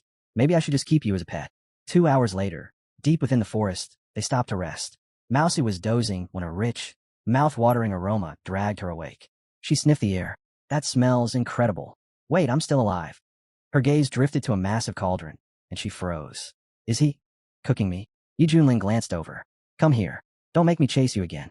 She crept closer, legs wobbling, eyes fixed on the fire. He handed her a piece of meat. Coward. She took a careful bite, and her eyes instantly lit up. This is amazing. What kind of meat is this? Hare meat, Yi Junlin replied casually. She stiffened. Bee bunnies. How could you eat something that cute? He shrugged. They're listening to you right now. She paused, then nodded seriously. Well, I don't taste like a bunny, so eating bunnies is fine. She looked up at him hesitantly. Can I have another bite? Yi Junlin smirked. You can, on one condition. I won't just be your master anymore. I'll be your mentor. Her eyes went wide. Why your disciple? I get to be your disciple? Isn't that dangerous? You really talk too much, he said flatly. As my apprentice, you'll eat well. And if danger shows up, I'll protect you. Mousa nodded, so hard her head nearly bounced. Then I'll be your apprentice. I love food, and I really love generous patrons. Yi Junlin folded his arms and looked down at her. Well, what are you waiting for? Greet your mentor. She hurried forward and bowed deeply.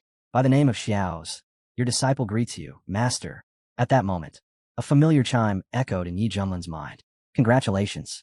You have successfully accepted a disciple. Reward granted. Divine technique. Great 5 wheels of rebirth.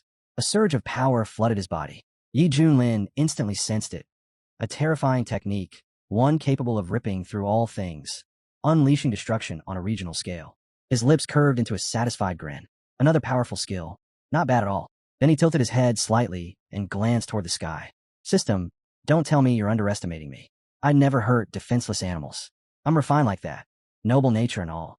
The mousie tilted her head, blinking up at him in confusion. Teacher, were you talking to me just now? Yi Junlin glanced down at her. No, but now I am. His voice turned calm and firm. I'm going to pass on a technique. Focus. Don't waste this chance. He told her to cultivate it seriously and become someone worthy of standing behind him. Then, without warning, a beam of energy shot from his finger and struck her forehead. You've learned the way of the great Luo, Yi Junlin said plainly. Her eyes widened as she froze in place. This is amazing. It feels like my whole mind just lit up all at once. She looked at him with shining eyes. Thank you, teacher. Yi Junlin nodded once. Get up, drink your soup, and eat the meat. It's ready. She took a bite, her face instantly lighting up. So good, she said happily. Master, your cooking is incredible. Becoming your student really is a blessing. I swear I'll repay you one day. Before he could reply, the sky above them suddenly cracked. Yi Junlin's expression changed as he looked up. What's going on? Why is the sky in the secret world collapsing? The system answered at once. The ancient Luo world tree has reached the end of its life cycle. It can no longer sustain this realm. Immediate evacuation is advised. His eyes sharpened. The secret world is falling apart. We leave now. That was when he noticed tears streaming down her face. Why are you crying? I don't know, she whispered. I just feel so sad. Yi Junlin studied her briefly. Your body is probably linked to the Luo tree now. That's why. Then he shook his head. But this isn't the time for that. We need to find a sect leader and get out. With a flick of his sleeve, a portal tore open in the air. Outside, the sect leader's voice rang out urgently. Everyone, leave the secret world immediately. Watch out for each other. An elder sighed heavily. I never expected something like this to happen here. The sect leader scanned the area, frowning. Where's junior brother Yi? Do we wait for him? The portal rippled, and Yi Junlin stepped out. It's critical, he said. We can't stay. The sect leader nodded in relief. Good. You're here. Now we're only missing your disciple. Zhou suddenly pointed. Hold on. Who's that in your arms? Yi Junlin glanced down at the rat he was carrying. My new disciple. The sect leader froze. You're what? But what about your previous disciple? Sure, he was troublesome, but his talent was unmatched, and his looks were impressive. His gaze dropped again, uncertain. This one is just a giant rat. No cultivation at all. Yi Junlin shrugged as he walked past him. Relax. He'll show up. We'll meet him outside. Moments later, as they escaped the collapsing realm, the elders erupted into cheers, grateful to have made it out alive. We made it out alive, someone shouted in relief. That place was crawling with danger. But thanks to Yi Junlin, we harvested an unbelievable amount of rare resources. Hong Qinya stepped forward and bowed slightly. Master, I've returned as well. Yi Junlin looked at him for a long moment, his gaze calm but thoughtful. This one may become my next disciple. Then he added lightly, from now on, we'll live together in peace and harmony. Hong Qinya paused, eyebrow twitching. I understand, Master. Elsewhere, Mousa stumbled to a stop, staring around in a daze. Huh? Where am I? She turned and saw a glowing crimson portal behind her. The moment she looked at it, her eyes filled with tears. I miss home. Am I going to disappear now? Before that fear could settle, something far worse happened. Figures began pouring out of the red portal. Twisted silhouettes, ancient and terrifying. One step forward, voice cold and detached. So this is the world outside. Another scanned the land with narrowed eyes. This is the outer world. Why is the spiritual energy so weak? A serpentine figure slid beside him, tongue flicking. Are these the two-legged beings recorded in the ancient texts? She scoffed. Their cultivation is laughable. A massive rhinoceros-like creature snorted. It doesn't matter. New territory means new rules. We adapt. We conquer. We claim the land and divide it. The winged clan leader sneered. No. First, we enslave them. Then we divide everything. But suddenly, his expression changed. His wings stiffened, and his face darkened. Wait, something's wrong. His voice dropped. These beings, they're ancient relics. Survivors from the depths of the secret world. Their strength is nothing like what we've faced before. He pointed toward the horizon. Look carefully. Hundreds are already at the spirit transformation stage. Dozens have stepped into fusion. He inhaled sharply. This is a genuine threat. One warrior stared in disbelief. Ancient relics. The leader nodded grimly. The cultivation world is vast. Countless races, countless realms. The stone tablet inside the secret world explained it clearly. These beings come from distant corners of existence. They've survived for countless ages. His voice hardened. If they unite, they could rival the 5 strongest sects of the eastern region. Zhou swallowed, his throat dry. Can't we talk to them? The leader shook his head without hesitation. No chance. We destroyed their home. There will be no negotiations. His eyes turned cold. They will seek revenge, and they will try to take our wilderness region. A warrior whispered, barely audible. Then are we finished? What can we even do? An elder stepped forward, his tone steady and unshaken. Do not panic. We still have Yi Junlin. The crowd stiffened. Then their eyes lit up. That's right. With Yi Junlin here, we can win. Hope surged through the warriors like a tide. Hong Qinya watched quietly from the side. Judging by the faith burning in their expressions, his mentor's strength must far exceed even his own expectations. Then, without warning, a familiar mechanical voice echoed in Yi Junlin's mind. New quest activated. Gain the trust of 10,000 native beings from the secret world and recruit them into the Shanshan sect. Yi Junlin stared ahead for a moment, completely deadpan. Are you serious? Beating back a whole horde isn't enough for you, and now you want me to persuade them too? He scoffed. What's next? Should I sing them a song and dance while I'm at it? The system replied calmly. You may proceed by any method you deem appropriate. Before Yi Junlin could fire back, a towering figure stepped forward from the ranks. His presence was heavy, oppressive. Are you Yi Junlin? The chief asked coldly. The strongest among them. Yi Junlin met his gaze without flinching. That's right. You found me. He looked past him, and his expression finally sharpened. An endless tide of monsters filled the horizon. Twisted bodies. Savage auras. Every single one of them radiated killing intent, all surging toward him at once. Whispers rippled through the horde. What's there to fear? He's only one man. Even if he's at peak fusion, he can't face all of us. And then, without waiting another second, they attacked, together. Yi Junlin planted his feet and raised his defenses, standing alone against the incoming storm. Fighting, I can handle, he muttered. Running? Never been my style. His eyes narrowed. But this won't be easy. Behind him, Mousa watched, her heart pounding violently. He taught me, fed me, protected me. Her hands clenched. I can't let him face this alone. Hong Qinya noticed her movement and turned sharply. Hey, what are you doing? She didn't answer. Without hesitation, Mousa burst forward, shouting at the top of her lungs. Teacher, I'm coming. No fear, no doubt. She threw herself between Yi Junlin and the onrushing horde.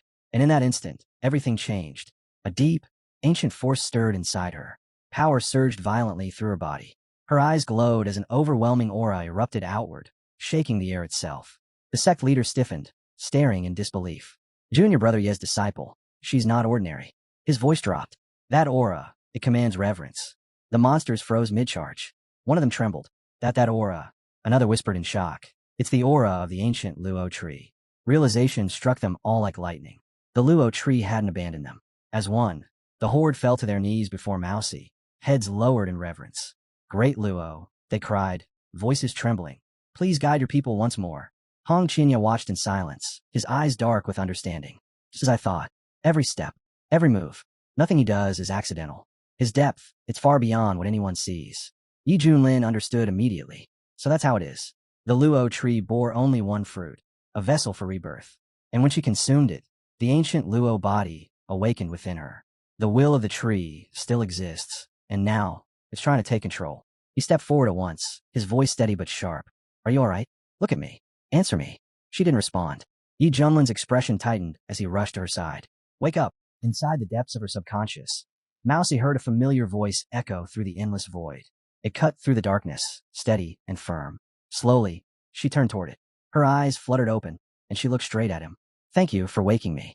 Yi Junlin studied her closely, not relaxing even for a moment. Are you sure you're all right? Around them, uneasy murmurs spread through the monster ranks. Shock, disbelief, and anger blended together.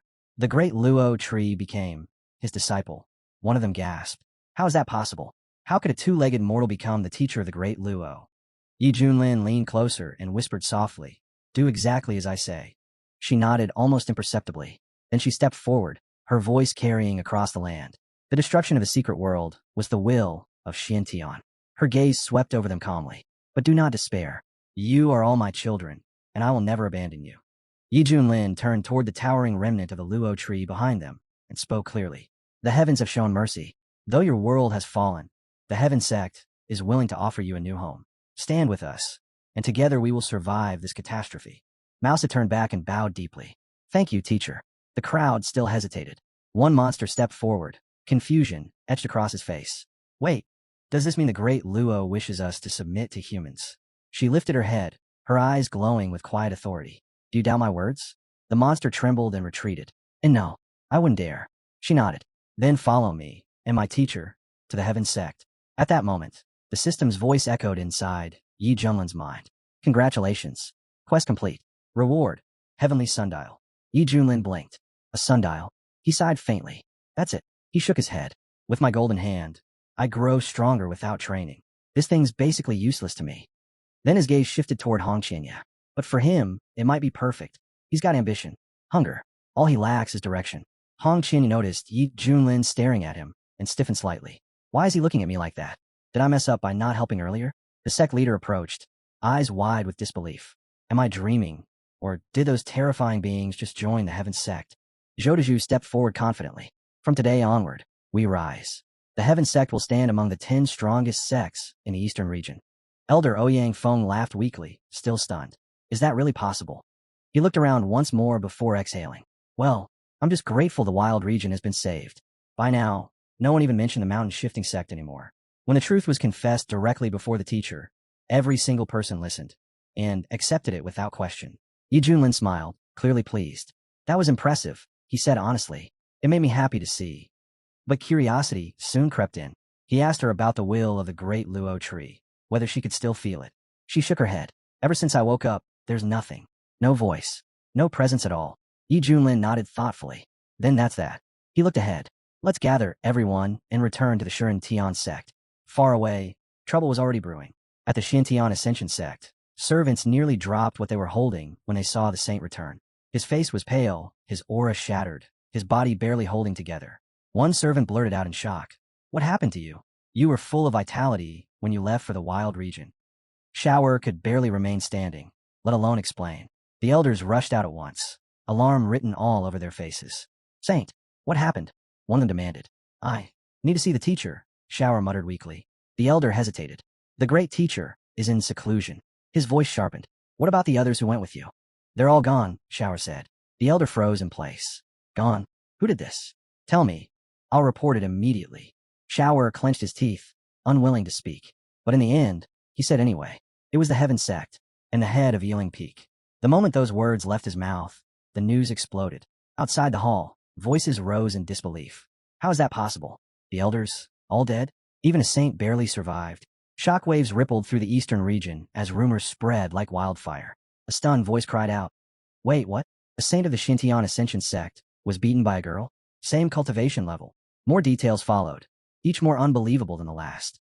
9 top elders of the Xiantian Ascension sect had fallen, and the one behind it all, the head of the Xiantian Ealing sect.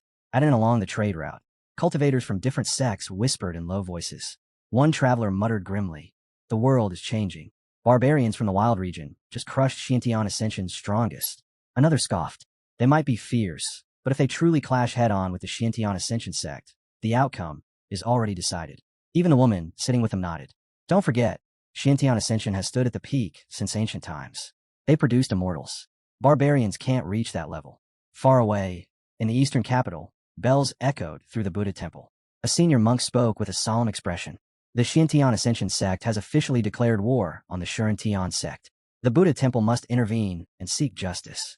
A younger monk bowed deeply. Understood. I'll spread the word at once. Back in the wild region, where the secret world had collapsed, an immense wave of spiritual energy surged outward like a tide. A land once barren was being reborn. Countless beings rushed to absorb the energy, breaking limits and growing stronger. After clashing with 10,000 opponents, the Shuren sect's foundation had skyrocketed beyond expectations. But now that war had been declared, the calm before the storm was over, and the world was about to descend into chaos. At the martial square within Shuren warrior sect territory, the Shuren warrior stood tall before his disciples, his voice steady but heavy with news. The Xiantian Ascension sect has begun moving, he declared. They've even dragged the Buddha temple into this, accusing us of heinous crimes. A ripple of murmurs spread through the crowd. Someone whispered cautiously, but it's strange. No one's seen their leader or senior advisors for days. Rumor had it that those figures were all locked in deep meditation. Even Yi Junlin, already standing at terrifying heights, chose to remain in seclusion and continue cultivating. For the Shuren sect, it felt like an unexpected blessing. High above, on Void Peak, Yi Junlin lay stretched out beneath the warm sun, arms behind his head. For once, he wasn't thinking about enemies or responsibilities, just savoring a rare moment of peace. Then, without warning, she appeared beside him. Teacher, I did it. She presented her creation, an astonishing drink infused with lightning energy, its aura faintly crackling.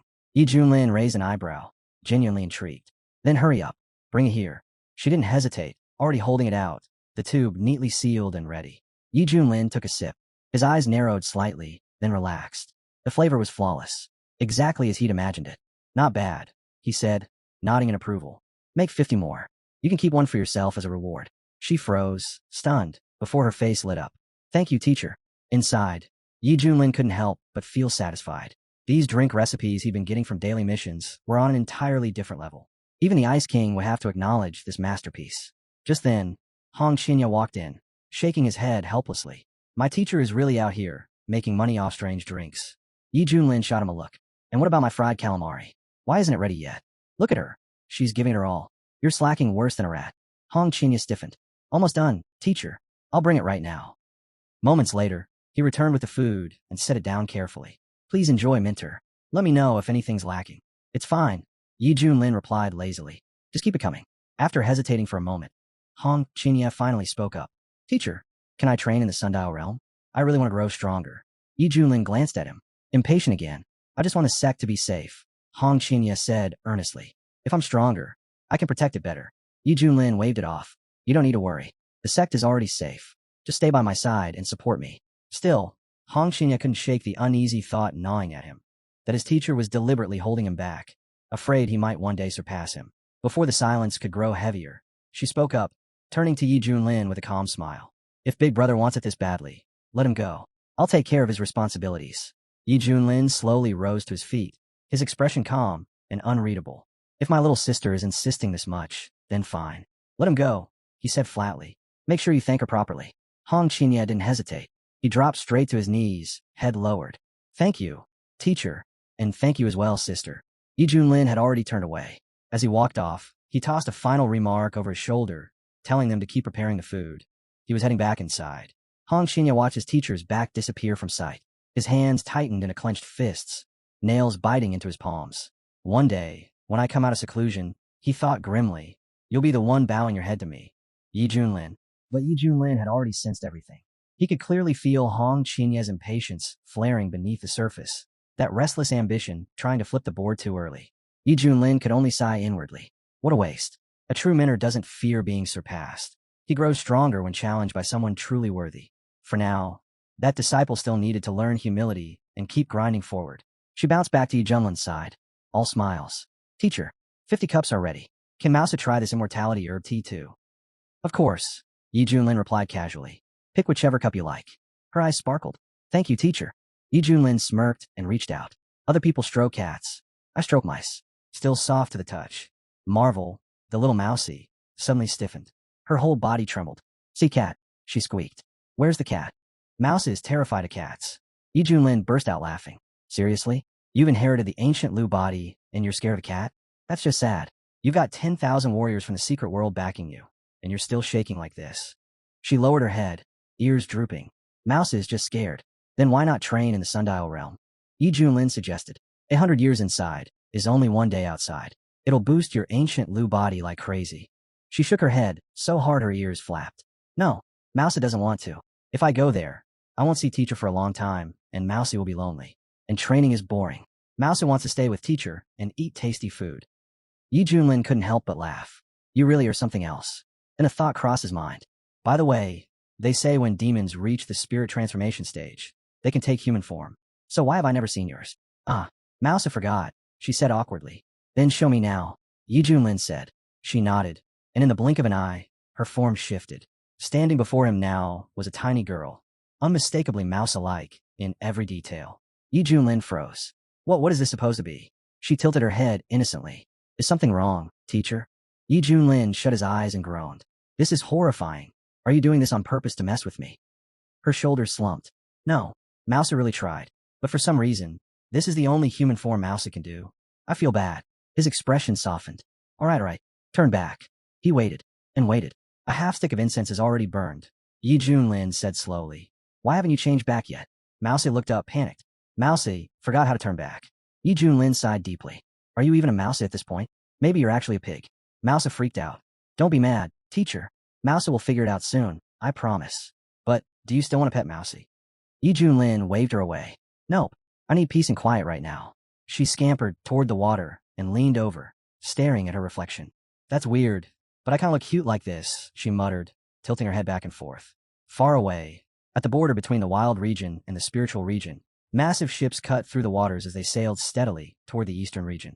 A man standing on one of the decks spoke with cold certainty. The wrath of the eastern region's first immortal sect.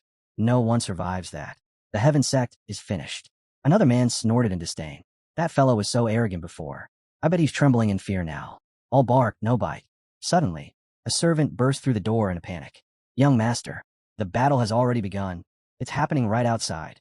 The master whirled around, his face twisting with fury. Can you speak properly? Or do you want me to wring your neck and throw you into the cesspool for maggots to enjoy? Who is fighting whom? The Xintian Ascension sect, the servant gasped. They've launched a full invasion into the wild region. The master froze for half a breath. Then his mood flipped entirely. He strode out of the room, laughter spilling from his lips. Finally, the Xintian Ascension sect has made its move. Those filthy savages dared to provoke us. Now they'll pay for it. Their end is already decided. Back in the wild region, the leader of the mountain-moving sect stood firm as the ground beneath him trembled. Enemy forces were closing in at terrifying speed. How many cultivators are there? Someone shouted anxiously. An elder turned toward the old man beside him, his voice heavy. Please don't try to be the hero this time. If there's no escape, run. You're our strongest shield. The symbol of hope for every cultivator here. If you fall, we won't recover from it. At the Heaven sect, the training grounds erupted into chaos. A booming voice rang out across the sect. The enemy is at our gates. Everyone, prepare yourselves. We're under attack. Zhou Dezhu clenched his fists tightly. 500 years of relentless cultivation. I was so close to breaking into fusion steel. Locking myself away clearly isn't enough anymore. Su Qianxue looked at him calmly. You should still be proud. Without the techniques and pills from little brother Ye, you wouldn't have advanced even a single step in all those centuries, no matter how long you lived. Nearby, several warriors exchanged uneasy glances. Where's the sect head? Why hasn't he appeared yet? At that moment, the leader finally stepped forward. The battle cannot be avoided, he said firmly. All we can do now is fight until the very end. His gaze shifted toward the raging flames in the distance. Within the fire, a shadow slowly took shape. His eyes narrowed sharply. Someone is coming, he muttered. And that aura, it's terrifying. Even stronger than Junior Brother Ye's. A moment later, a figure stepped out from within the raging flames. Hong Qinya. Zhou Dezhu's eyes widened in shock. That's Senior Apprentice Hong Qinya, a true disciple under a legendary teacher. His talent is terrifying. Tell us, what stage have you reached now? Hong Qinya's brows knit together. His face twisted with displeasure as he snapped back. How dare you speak to me like that? Who do you think you are? Before anyone could even process his tone, Hong Qinya moved. He attacked. Su Qianxue reacted instantly, stepping forward. Wait, that's not what he meant. We're all from the same sect. Hong Qinya let out a sharp scoff. Same sect. He laughed, the sound wild and unrestrained. Don't make me laugh. His laughter echoed as his eyes burned with arrogance. I'm the greatest master of the demonic path, a true immortal, and you think you're qualified to stand beside me? His lips curled. If it weren't for Yi Junlin, I wouldn't even bother wasting my time here with people like you. Then his expression hardened completely. But things aren't the same anymore. Su Qinxue shouted back, anger flaring. You've gone insane. Your cultivation has twisted your mind. Watch your mouth, or I'll go straight to little brother Ye. Do whatever you want. Hong Qinya replied coldly. He means nothing to me now. He can't even protect himself. He stepped forward, pressure rolling off him like tide. If he dares stand in front of me, we'll see who ends up bowing. His eyes gleamed with greed. Power like that shouldn't rot away here. It belongs in my hands. Zhou froze, staring in disbelief. Have you lost your mind? Aren't you afraid of what little brother Ye will do to you? Hong Qinya didn't even bother replying. He lifted his hand and barked. Out of my way. A furious roar followed as flames exploded outward, a blazing tide tearing through the crowd while he charged straight toward his own side. The heat warped the air, forcing everyone back. The sect head sucked in a sharp breath. Such terrifying spiritual pressure. I've just stepped into the fusion stage, and even I can't withstand it. Who exactly is this disciple of Junior Brother Ye? Hong Qinya swept his gaze across them and curled his lip. Just a bunch of weak insects. Then his expression tightened. Wait, why hasn't the sundial moved at all? The sect head shouted desperately. Hong Qinya, remember who you are. You're Junior Brother Ye's disciple, the greatest genius of our generation. He belongs to our sect. The head roared. We supported him from the very start. Why would he turn on us now? Hong Qinya's eyes went cold. And who are you to question me? He snapped. He didn't wait for an answer. In a blur, he struck. The sect head was sent staggering back, blood surging in his chest. What kind of power is this? He gasped. Nearby, a disciple who had only taken a glancing blow had already collapsed, completely unable to rise. Whatever Hong Qinya had gained inside the sundial realm was nothing short of horrifying. Hong Qinya sneered. Why should I take orders from the weak? You should be thanking me for not slaughtering all of you. Suddenly, the sect head spun around and shouted. The Xintian Ascension sect's army has arrived. Yi Junlin, this is all because of you. Come out and face your fate. Yet amid the turmoil outside, Yi Junlin lay reclined inside, utterly at ease, calmly sipping his tea. To live in peace, he murmured, lifting the cup, with good tea and sweet milk. Now that's the true path of cultivation. Hong Qinya clenched his fists, fury boiling over. Disgusting. And he dares call that the life of a cultivator, an immortal? He's nothing but a lucky fool who tripped over divine blessings, rare techniques, and priceless treasures. But soon, all of it will belong to me. Yi Junlin looked up and smiled gently. Oh, my disciple, you've finally come out of seclusion. Your teacher missed you.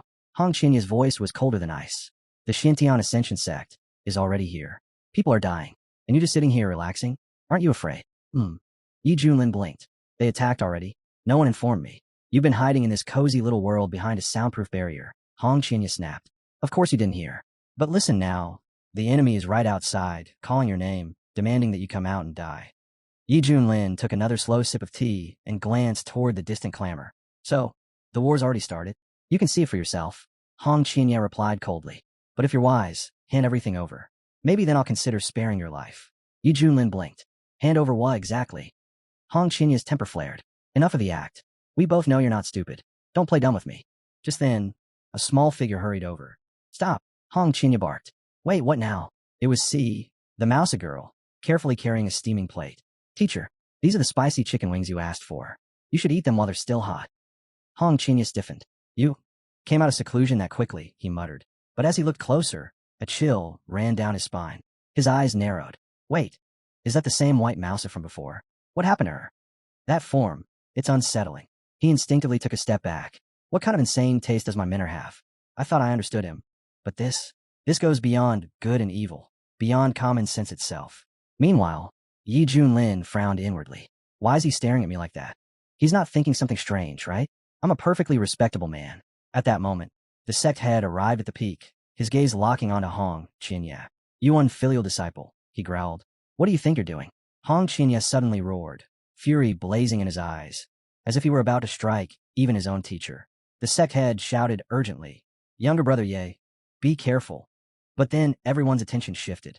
Nearby stood a girl with the head of Mousy. The entire peak went deathly still. Don't be afraid, she said hurriedly. It's just me, your friendly neighborhood Mousy. The sect head squinted, studying her for a moment before nodding. Ah, she's little brother Ye's second apprentice. Turning to the others, he sighed. Well, her appearance is certainly shocking. But junior brother Ye's talent has always been accompanied by his. Let's call it unique taste. No one could have predicted something like this. Enough. Yi Junlin snapped. What are you all even talking about? Why is everyone so on edge? The sect head stepped forward grimly. It's your first apprentice. He tried to seize the Sundial realm and attacked us. Yi Junlin stared at Hong Qinya, disbelief flashing across his face. Is that true? Hong Qinya let out a crooked smile. And if it is, what then? The Shintian Ascension sect is already outside. You're as good as dead. Still don't understand the situation. The sect head shouted in rage. You traitor. Little brother Ye treated you better than anyone. Hong Qinya glared right back at him. Did he really? All of you treated me like a glorified errand boy. I was never your equal. I've had enough of this. Yi Junlin stepped forward and gently held Hong Qinya's face, his voice low and steady. This is my fault. Don't blame him. I ignored your feelings. I failed you as a teacher. He paused, then said softly, I'm sorry. She walked over quietly and held her teacher's hand, saying nothing. The sect head stared at his junior brother, stunned. I've never seen you like this before. Hong Qinya sneered. You think I'll fall for this pathetic act? Save it. You're just putting on a show, and it's far too late. I've already seen your true face. Yi Junlin met his gaze, regret clear in his eyes. I admit my mistake. Can we start over? Hong Qinya? We're teacher and student. This isn't beyond fixing. Don't even think about it. Hong Qinya snapped. I'm done with you. Suddenly, a familiar chime echoed. Task complete. Temporary mission. Full emotional sincerity. Reward.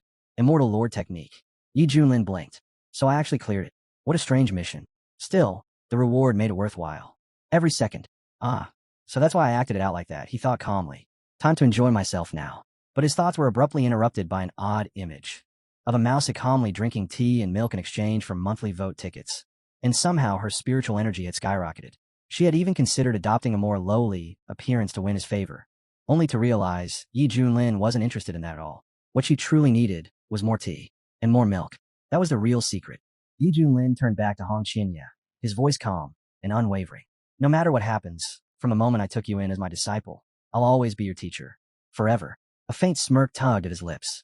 Let's see how long you can hold on. If you lose control, I'll take that as your way of pushing yourself to grow stronger. With that, he turned to see. Come here. My shoulders are a bit stiff. Help me loosen them. Of course, teacher, she replied brightly, hurrying over without hesitation. She immediately followed his instructions, earnest and focused. Zhou stared, eyes wide. Brother, is little brother Ye really this? Hong Qinya stood there trembling, his expression twisted, as if two voices were tearing at his mind from opposite sides. The pressure was so intense it felt like his thoughts were starting to crack. Su Qinxue finally snapped. Enough of this nonsense, she shouted. Pull yourself together. Hong Qinya, meanwhile, was still trying to read his teacher's intentions. Yi Junlin turned to him calmly and said, So, after 200 years trapped in the Sundial realm, you've convinced yourself you're invincible. Hong Qinya sneered. Spare me the useless talk. Give me everything you have. Do that, and maybe I'll help you. Refuse, and you'll die right here at my feet. Zhou overheard this and leaned toward the sect head. He's still willing to help. That means there's some conscience left in him. If he intervenes now, we might still turn this around. The sect head sighed heavily. Everything depends on little brother Ye now. At that moment, Yi Junlin casually took a sip of his lemonade, utterly unbothered. Tell me, Hong Qinya, are you truly certain you're stronger than your teacher now? Hong Qinya answered without hesitation. You held me back for years, wasted my talent. But inside the Sundial realm, over those 2 centuries, I surpassed you completely. Yi Junlin studied him quietly, then stopped stalling and decide. The Shintian Ascension sect's fleet is already closing in on Misty Peak. Or, are you planning to seize my treasures and techniques by force? She watched in fear. Her senior brother was terrifyingly strong and frighteningly unstable. Zhou saw it too now, clear as day. Beneath the surface was a wolf in sheep's clothing. Hong Qinya wasn't protecting the sect. He wanted everything Brother Ye had ever gained. Zhou made his choice. No matter what happened, he would stand with little brother Ye. High above, he gathered his spiritual energy and launched an aerial strike. Hong Qinya erupted in rage. How dare you? Hong Qinya didn't hesitate for even a heartbeat. He struck back at lightning speed, seizing the incoming force and hurling it straight back the way it came. Zhou Dezhu's face drained of color. It's rebounding. Everyone dodge. Now. Too late. The counterattack slammed into the very ship that launched it, detonating in a blinding flash. In an instant, the vessel vanished, reduced to nothing but scattered fragments and smoke. The battlefield fell silent. Who did that? Someone shouted in panic. Show yourself and face death. Hong Qinya's eyes burned with fury. Someone dared interfere in his affairs. Still, in his mind, Yi Junlin wasn't the problem. Not yet. Sooner or later, every technique, Every treasure his teacher possessed would belong to him.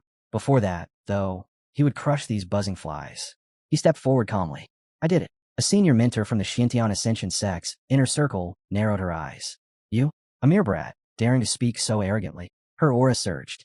I'll teach you your place. She charged, spiritual power erupting. Hongqin didn't even blink. You're nothing more than an ungrateful insect. Her attack never reached him. In a flash, Hongqinya's fire burst detonated, ripping through her aura and blasting her violently off course. Her body flew back like a broken doll. He hadn't even taken a full step. You have half a stick of incense, he said flatly. To leave this land. Stay any longer, and you die. The elders were shaken. So arrogant, one muttered darkly. Does he truly think he can command the eastern region's first immortal sect? Even if one fire elder fell, does he believe he can face hundreds of fusion stage cultivators alone? The elders of the Shintian Ascension sect reached their limit. He's only one man, someone roared. Brothers, kill him. Wipe out the Shintian sect completely. Hongqinya's response was merciless. You chose not to leave peacefully. His eyes glowed cold. Then witness a bloodbath. Soul-devouring flames erupted. Black fire surged across the battlefield, carrying with it the screams of the underworld.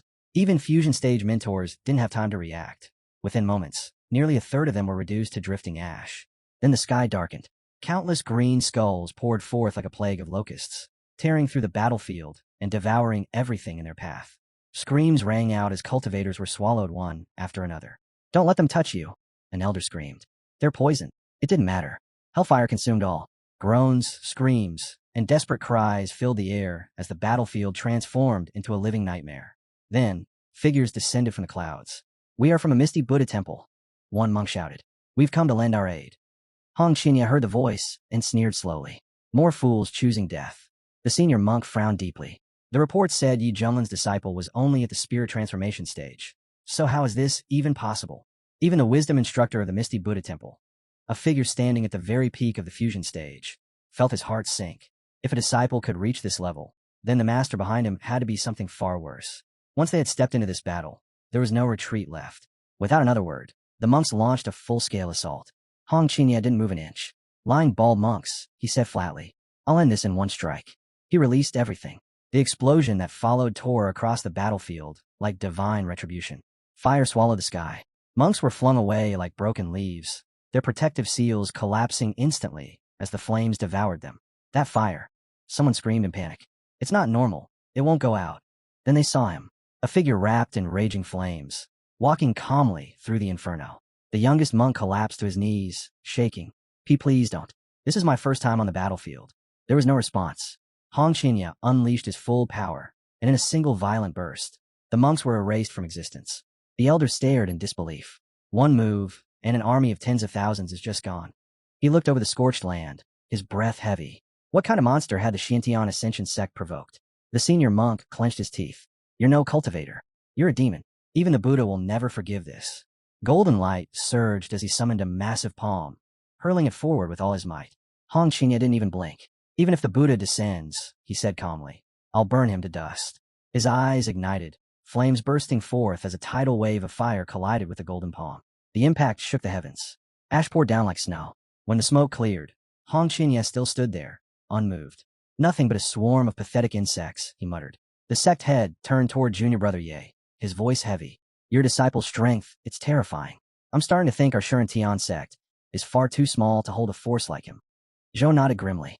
Right now, he's the one shielding us. Opposing him will be suicide. Giving him what he wants is the only way we survive. She stared at the battlefield, eyes shining. Big brother Hongqinya is incredible. Don't back down. Yi Junlin remained silent. His gaze narrowed as he watched his disciple stand amid the ashes. So this is the power you gained during your seclusion. His insight, I activated, piercing deeper into Hongqinya's cultivation. Yi Junlin's insight, I flared to life, peeling back the layers of truth. In that instant, everything became clear. Hongqinya's cultivation had reached half a step below the great transition stage. No wonder he now dared to stand against even his own master. Yi Junlin let out a slow breath. So he's already at the threshold. This wasn't reckless madness. It was ambition. Towering, calculated ambition. Hongqinya wasn't just trying to destroy his enemies. He was carving a path upward. Yi Junlin merely needed to wait. Let him finish crushing everything in front of him. And when the momentum peaked, perhaps it could be seized for his own breakthrough. But then, the air suddenly turned heavy. An eerie surge of mana gathered above the battlefield, cold and oppressive. The elders froze, their expressions tightening. "They're here," someone shouted. In an instant, everyone dropped to one knee, heads lowered in reverence. The venerable preceptors of the Shintian Ascension sect had arrived. The sect head's pupils shrank. The mentors, they brought 18 cultivators of the great transition stage. This was the true foundation of the Eastern region's so-called first immortal sect. These 18 were legends. They were the ones who had crushed the North Sea demon emperor, who had wiped out the Southern Annihilation Church without mercy. They were the undefeated spearhead of the Shintian Ascension sect, feared across the land as the invincible immortals. Yi Junlin lifted an eyebrow slightly.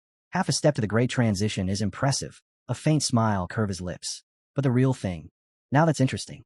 Among the descending powerhouses, a spiritual wind mentor glanced over the battlefield and sneered. Pathetic. A pack of useless cowards, disgracing the name of the Shintian Ascension sect. The Golden Snake mentor spoke with icy disdain. The strongest sect in the Eastern region, brought to shame by a girl? If we hadn't intervened personally, we'd have become a laughingstock across the world. Hong Qinya lifted his gaze, utterly unimpressed. And who exactly do you think you are, barking so loudly? The Golden Land mentor's expression twisted in rage. What did this brat just say? A chief elder stepped forward, waving a hand dismissively. Ignore her. Don't waste your strength. She's nothing more than a nameless cultivator, barely touching the edge of the great transition. She won't survive long. Another elder sneered. Exactly. Her master won't even show his face and sends his disciple instead. Is there a greater insult than that? A third chuckled darkly. Let's kill the student first. I want to see if that coward hiding in the shadows will finally flinch when he watches her die. Hong Qinya's fury erupted. Get lost. I'm not anyone's pawn, and no one controls me. One of the elders laughed softly. How touching. Such devotion between master and disciple. His smile turned cruel. Then we'll capture her. Ruin that pretty face. Tear out her tongue. The elders advanced together, terrifying waves of mana rolling outward. You dare act so arrogantly, one roared. Under my heavenly palm of azure birds, thousands have perished. Today, you'll be erased without a trace. Another scoffed. We could crush 10 of you with a single hand. The third slowly drew his blade, eyes gleaming. I'll take your head as a sword sacrifice. Perhaps then my weapon's true spirit will finally awaken. Hong Qinya burst into laughter. A sword sacrifice, she echoed mockingly. Fine, then let me show you what real hell looks like. Let's see, she thought coldly. When I crush these pests, will Yi Junlin still pretend to be weak? I'll force the truth out of him. With a thunderous roar, Hong Qinya unleashed her power. Her attack surged forward like a raging tide, smashing through the elders' techniques as if they were nothing more than scraps of paper. They tried to counter, but it was hopeless. How is this possible? One elder cried in disbelief. How can someone barely a step from the great transition stand against all of us? The celestial azure bird palm, enhanced with the soul of an ancient demon, had been their ultimate trump card, and yet, it had failed completely. Hong Qinya slowed down. Her flames raged even fiercer, slamming into the elders again and again. Then the sky split apart. The heavens, they're collapsing, someone screamed. This devil's fire, it burns the soul itself. On the battlefield, a warrior stood frozen, voice trembling. She hasn't even fully entered the great transition, and she just threw aside 3 elders who already have. One elder could only nod grimly. I never imagined a genius like this could rise from such a backwater region. The second snake elder snarled, killing intent spilling out. She cannot be allowed to live. If she survives today, we're finished. Then strike together, now. One elder slammed out the palm of the great obelisk. Another unleashed the star-reaching hand. The third roared as the overwhelming dragon fist tore through the air. Hong Qin didn't even blink. With a single, fluid motion, he summoned the blazing dragon flame. A strange, ghostly fire drifted forward, slow, deliberate, almost lazy, as it brushed against their overwhelming techniques. And then they vanished. No resistance. No clash. Every attack was reduced to drifting ash. The sect head stared, stunned. Impossible. He's actually holding off multiple elders at the same time. Then his eyes narrowed. Wait, his flames are flickering. He might be reaching his limit. If he doesn't dodge the next strike. Hong Qinya had no intention of dodging. He faced the incoming force head-on and invoked the infernal, annihilating flame. A crimson dragon erupted from the inferno, its fangs glowing white-hot as it tore straight through the attack. In the same breath, Hong Qinya activated his absorption technique, ripping the power straight out of his enemies. The Shintian Ascension sect really loves recycling the same useless tricks, Hong Qinya sneered. You might as well rename yourselves the Useless Sect. Shock rippled across the battlefield. What kind of flame is that? An elder gasped. It's devouring everything. This can't be real, another muttered. 15 mentors, held back by a single person? I've never seen anything like this in my life. The fear elder roared, panic creeping into his voice. Are you all blind? That a demonic flame. If she isn't destroyed now, this entire region will be doomed. Hong Chinya grinned coldly. Old witch, if you got something to say, come say it to my face. I'll even give you 3 free hits, just so you can't claim I bullied you. The elder's eyes hardened. Insolent brat. I'll tear your mouth apart and see if you're still this arrogant. Another elder shouted. If he lives, in 100 years he'll be the greatest calamity the Eastern region has ever seen. We must erase him, body and soul. All of them charged at once, surrounding the blazing dragon as they unleashed their strongest clan techniques. Hong Chinya's fury burned hotter than his flames. All of this, because Yi Junlin refused a hand over the treasure earlier. And now the Xintian Ascension sect had sent 18 great transition cultivators just to wipe out one so-called pathetic sect? This wasn't suppression. It was overkill. Using a cannon to hunt a sparrow, one of the elders suddenly closed the distance, roaring, "It ends here," as he unleashed his deadliest technique. Before anyone could react, a strike descended from nowhere. Yi Junlin's heavenly overlord strike. Hong Qinya didn't even see it coming. The blow landed cleanly, slamming him flat into the ground. She rushed forward in panic. Seeing your brother Hong Qinya, are you alright? Yi Junlin glanced over coldly. Didn't you just say you'd win? So why are you crawling around like a whip dog now? Pathetic. Hong Qinya's eyes burned with fury as he struggled up. You got some nerve mocking me. At least I'll make it out alive. You're the one dying here. At that moment, the elders activated a strange mechanism. Brilliant light exploded above the sect, spreading like a net across the sky. One elder declared arrogantly, "As long as I stand here, none of you will escape the Shuren Tian sect." The sect leader's expression changed instantly. That's the spatial compass. Zhou turned to his brother, voice tense. Do you remember the ancient records? 300 years ago, during the Northern Sea calamity, Elder Spirit Wind used that compass to erase 1/3 of the Northern Sea. Countless demons gone. They even say he sealed the ancient demon god with it. A chill ran through everyone. There was no way out. Hong Qinya clenched his fists, teeth grinding. Am I really going to die here? With this bunch of trash? No, I refuse. Then the sect head suddenly shouted, "Why is brother Yi just sitting there so calmly?" Hong Qinya snapped, fury exploding. You're just sitting there eating while we're about to die. Are you even paying attention? Yi Junlin glanced over casually. You're actually pretty good at cooking. Next time, I want to try something honey-flavored. She hesitated, voice trembling. Will there even be a next time? Yi Junlin didn't hesitate. Of course there will. Without warning, he stood up and stepped forward, placing himself directly in front of the elders. One of them sneered. So you finally show your face. Yi Junlin stood tall, his voice calm but heavy. You ganged up on my disciple. As her teacher, I won't let that slide. Hong Qinya's rage surged. How dare he pretend to care now? The elders laughed coldly. Your fate is sealed. We'll skin you alive, grind your bones to dust, and scatter your ashes. Even the old woman among them narrowed her eyes. So you're Yi Junlin. The report said you were only at the fusion stage. But if your disciple is this strong, you must be hiding something. They didn't wait. All of them charged at once, blades flashing, voices overlapping in a single roar. Die. And at that very moment, a cold mechanical voice echoed through the air. Enemy detected. Great transition stage. Passive effect activated. Power scales with enemy strength. Great transition. Middle stage achieved. Yi Junlin moved. That was all it took. A single technique, unleashed without hesitation. His power surged out in full, and in the blink of an eye, everything in front of him was erased. When the dust settled, bodies lay scattered across the ground. He glanced down at them and scoffed softly. Too weak. The sect leader stood frozen, his voice trembling. Brother Yi. He's truly cultivated the great transition. A future immortal has risen within our sect. Hong Qinya stared in disbelief, his mind in chaos. This is absurd. How strong is he really? Has he been hiding everything from us? Is he even playing by the rules anymore? The remaining elders went pale. One of them whispered shakily, "This is genuine great transition. He must have reached this realm long ago." Yi Junlin laughed, the sound light and mocking. You're only realizing it now. Any lingering doubt he once had of the fusion stage had vanished completely. Not a trace remained. Still, the old woman snarled through clenched teeth, refusing to accept it. Even if our intel was wrong, he's only at the middle stage of great transition. Before the true storm arrives, he's nothing but an insect. She didn't hesitate. Activate the formation. Now, biting into her lip, she began a blood sacrifice, feeding her life essence into the terrifying 15-fold Xuantian's judgment blade. Yi Junlin simply looked at the grand formation taking shape and smiled. He didn't care. In his eyes, none of them mattered anymore. His power had already climbed so high above theirs that comparison itself had become meaningless. Energy crackled through the air, thick and oppressive. making everyone present feel in their bones. The sect leader stared wide-eyed, his voice shaking. Why isn't Junior Brother you resisting? This is the 15 Heavens execution formation. It can suppress even a peak Great Ascension Cultivator. Yet Yi Junlin didn't move. He simply stood there, watching. Then he spoke calmly, almost bored. Is this really the best you've got? Their attacks washed over him, but not a single one touched him. Not even a strand of his hair stirred. That was when the truth struck him. The undying tyrant body wasn't just a defensive art.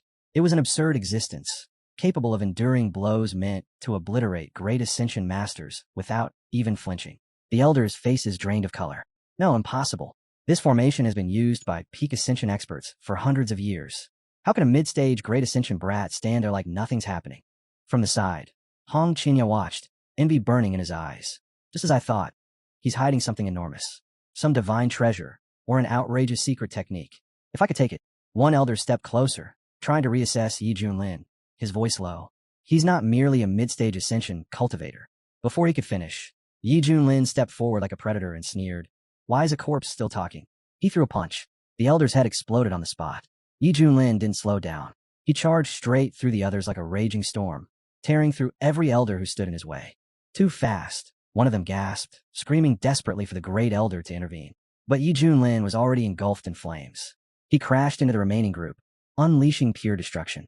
Every strike carried the full weight of his terrifying power, and when it was over, nothing remained.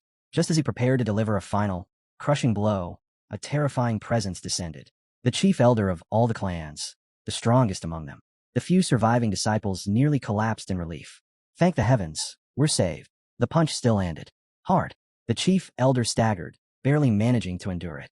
Yi Junlin looked him up and down and laughed. Let's see how long you can keep standing. The elder's instinct screamed. This wasn't just raw strength. Yi Junlin's body carried the imprint of some monstrous beast. That strike had almost pierced him clean through. Another one like that, and even he would die. Yi Junlin's gaze shifted, locking onto the old woman again. Oh, you want to join too? She snarled back fiercely. I refuse to believe you can handle 3 peak Great Ascension cultivators at the same time. There was no hesitation. One elder immediately unleashed his chaotic breath destruction technique. The strongest elder shouted to his brother, panic in his voice. Brace yourself. He's about to use another one of those insane abilities. Suddenly, Yi Junlin's system rang out within him. Warning. Late-stage Great Ascension enemies detected. Passive ability triggered. Strength through adversity. Advancing host to peak Great Ascension. The elders felt it instantly. Yi Junlin's aura surged again, exploding outward by several times its previous strength. One of them gasped in terror. Impossible. His cultivation just rose again. They exchanged horrified looks. The sect's intelligence had been completely wrong. Yi Junlin wasn't mid-stage at all. He was already standing at the very peak of Great Ascension. And now, there was no escaping it. They were about to be wiped out. Yi Junlin swept his gaze over them, his voice calm and cutting. You've been very generous with your attacks. A faint smile followed. Now it's my turn to repay you. Panic erupted. The old woman screamed. We have no other option. Activate the sect's forbidden art. An elder nodded grimly. Agreed. The honor of the Feather Immortal sect is at stake. He turned toward Yi Junlin and roared. You forced us to awaken the ancestral technique left behind by our founder himself. Take pride in that. The legendary Feather Dao imprint art, the very foundation of their sect, began to awaken. It draws power directly from the immortal void realm, the elder shouted. Prepare for death, Yi Junlin. From the sidelines, Hong Qinya's heart thundered in his chest. This secret art, it rivals the supreme techniques of the central sects. Even the sect leader was shaken. Is this truly one of their trump cards? Just how many hidden secrets does the immortal Feather sect possess? Junior brother, be careful. The elders felt terrifying energy flood their bodies. This is our founder's power, one of them yelled. Another growled through clenched teeth. There's no retreat now. We know the price of sustaining this technique. They moved as one, pouring everything they had into a single, catastrophic strike. The magnificent annihilation technique. Yi Junlin merely smirked. Now this, he said softly. This is finally interesting. He raised his hand. The Heavenly Emperor, manifestation descended. The heavens trembled. Divine might poured down. Yi Junlin stood towering above them, like a god gazing upon ants. You insects, he said coldly. Kneel. With a single motion, he crushed them all to the ground. Hong Qinya's jaw dropped. It's him. The same manifestation from the secret realm. The pressure. It's even stronger than the ancient demon gods of the abyss. The elders were shaken to their core. None of them had ever witnessed a divine manifestation of this magnitude. Yi Junlin spoke calmly, almost casually. Watch carefully. This is where the real fight begins. The old woman clenched her fists. Trying to intimidate me? I've faced nightmares beyond imagination. Yi Junlin smiled and vanished. In the next instant, his sky-splitting finger tore through the air, slicing forward like a divine blade. The old woman barely managed to turn before it swept across her at terrifying speed, faster than thought itself. The remaining elders lost all composure. Run. He's not human. He's a demon. The immortal feather sect must live on. Another shouted in desperation. He has to be a reincarnated void immortal. Yi Junlin laughed softly. The art of destroying reincarnation exists for enemies like you. No need to thank me. His smile turned cold. I'll even scatter your ashes for free. With a casual flick of his hand, power erupted outward, tearing through them like an unstoppable natural disaster. Screams rang out as he advanced, devastation trailing behind him with every step. He just tore a great Ascension cultivator apart with his bare hands. One elder shrieked. The survivors turned and fled, but Yi Junlin was already upon them. Their nightmare had only just begun. Shaken to the core by what they had witnessed, the elders tried to escape in all directions. It was useless. Yi Junlin seized them with both hands, his grip crushing like forged steel. You really thought you could run away? They wailed in terror. He's a demon. The immortal sect will never forgive this. A great demon has risen in the Wasteland province. Yi Junlin's expression didn't change. Flames burst from his hands, swallowing them whole where they stood. You didn't want to die, he said calmly. Then you shouldn't have started this. This is the price of challenging the highest divine art. Yes, it drained an enormous amount of energy, but it was worth it. Now, there was someone else to deal with. His cowardly disciple. Yi Junlin slowly descended from the air, his gaze locking onto Hong Qianye. Hong Qianye felt his blood run cold. He already knew. It was over. Zhou rushed up beside Yi Junlin, grinning from ear to ear. Boss, need an extra hand? Just say the word. I'm ready. Su Qinxue followed right after, smiling sweetly as she stepped closer. You've worked so hard, little brother Yi. How about your big sister gives you a shoulder massage? Even the sect leader approached, her expression no longer tense, but filled with quiet amazement. So this is your true strength. How long were you planning to hide it from us?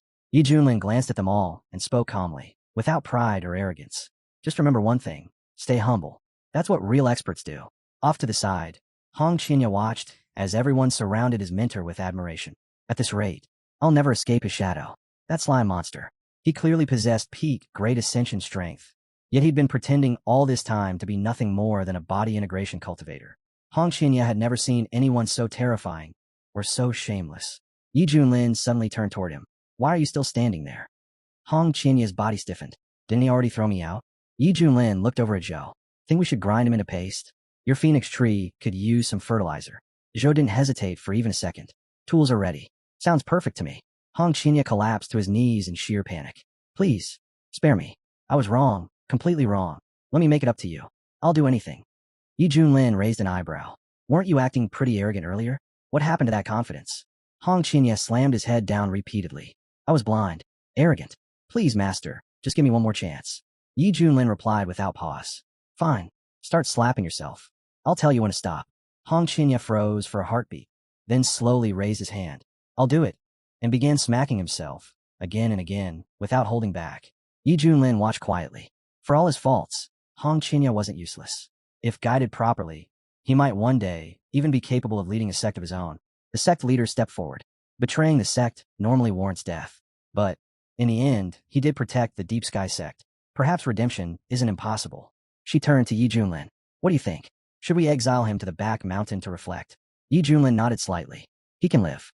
But punishment is still required. Send him to the back mountain. Let him think carefully about his mistakes. Hong Qianye, his face swollen and bruised, bowed deeply. Thank you, master. Then he staggered away, limping toward the mountain path. As he disappeared, the sect leader turned to her brother and sighed. Your disciple is dangerous, but you're the only one who can keep him in check. Without you, there's no telling how much chaos he'd cause. Yi Junlin didn't even look back. Zhou Dezhu snorted, shaking his head. With talent like that, we should be grateful he's still willing to stay in the Deep Sky sect. Let's be honest. If not for younger brother Yi, he'd have left long ago. Yi Junlin smiled faintly, eyes half-lidded. That part's on me. I let him run free for too long. But from today onward, I'll straighten him out properly. He stretched lazily and chuckled. Still, watching Hong Qianye force a smile while his insides are on fire, that alone makes everything worth it. Once the dust settled, Yi Junlin wandered back toward his hammock, rubbing his stomach. Mousy, your master's starving. Any hot cutlets left? Mousy answered without hesitation. Got it. I'll handle it. Far away, in the quiet backyard of the Deep Sky sect, Hong Qinya stood alone, fists clenched, rage simmering beneath his calm face. This won't last forever, he muttered. I'll keep cultivating. I'll shatter the peak of Great Ascension. And go even further. Across the Eastern Demon Buddhist state, rumors spread like a raging fire. That can't be real, right? Someone whispered. That man from the profound Sky sect. Yi Junlin. He's really at the peak of Great Ascension. It's confirmed, another replied grimly. All 18 elders of the Immortal Feather sect, wiped out. A monk lowered his voice. More than that. 1,000,000 cultivators. An entire army. Erased from existence. Someone slammed a fist against the table. My brother was in that army. I was already preparing to take care of his widow. The monk's gaze turned cold. This blood-soaked devil. Heaven itself will come for him, eventually. Until then, he's the most wanted man in the entire Eastern domain. In the Eastern Demon Spirit Province, a hardened warrior stared blankly, disbelief written all over his face. That barbarian from the wastelands. Not only did he survive, he annihilated the entire Alphaida army. He let out a nervous laugh. Good thing I stayed out of that mess. Otherwise, I'd already be rotting in the dirt. Turning sharply, he barked at his servant. Bring me more female cultivators. I need to calm down. What are you standing there for? Want me to call your mother instead? That might be more entertaining. Back at the Feathered Immortal sect, the sect leader slowly turned to his attendant. Are you absolutely certain?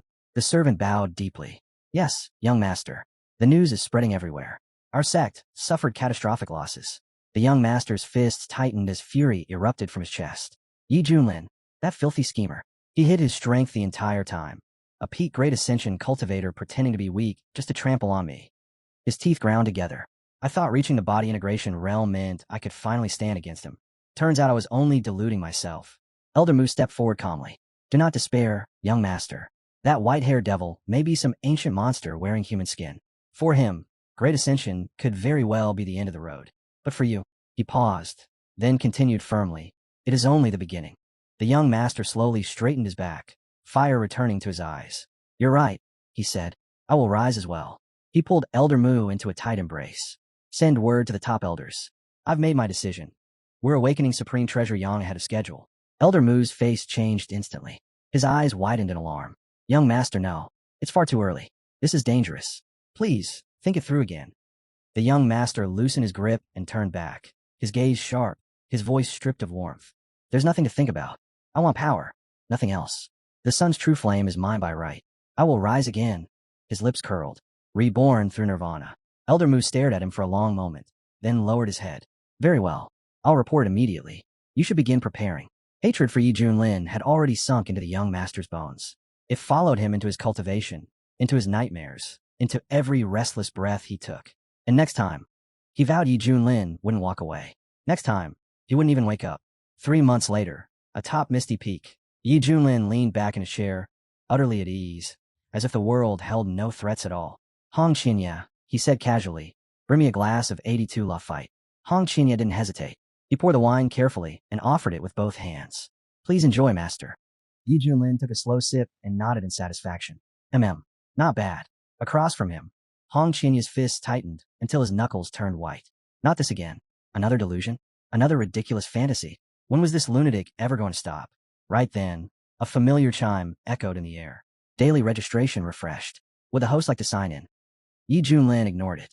But the next instant, ding. Congratulations. Jackpot reward obtained. Ancient Divine Beast Mount unlocked. Yi Junlin shot to his feet. What?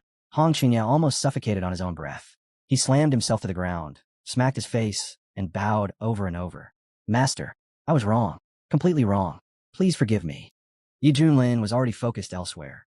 Enough nonsense. System, don't toy with me. What kind of mount is this?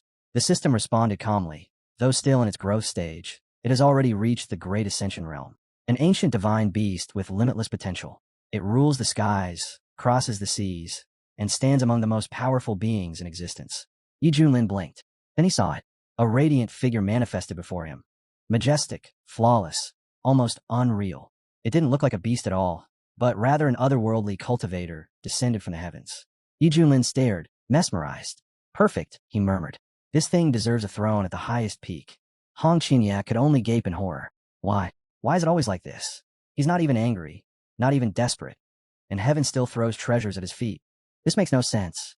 At that moment, a disciple rushed in, breathless. Lord Yi Junlin, The sect leader received this invitation and ordered me to deliver it to you at once.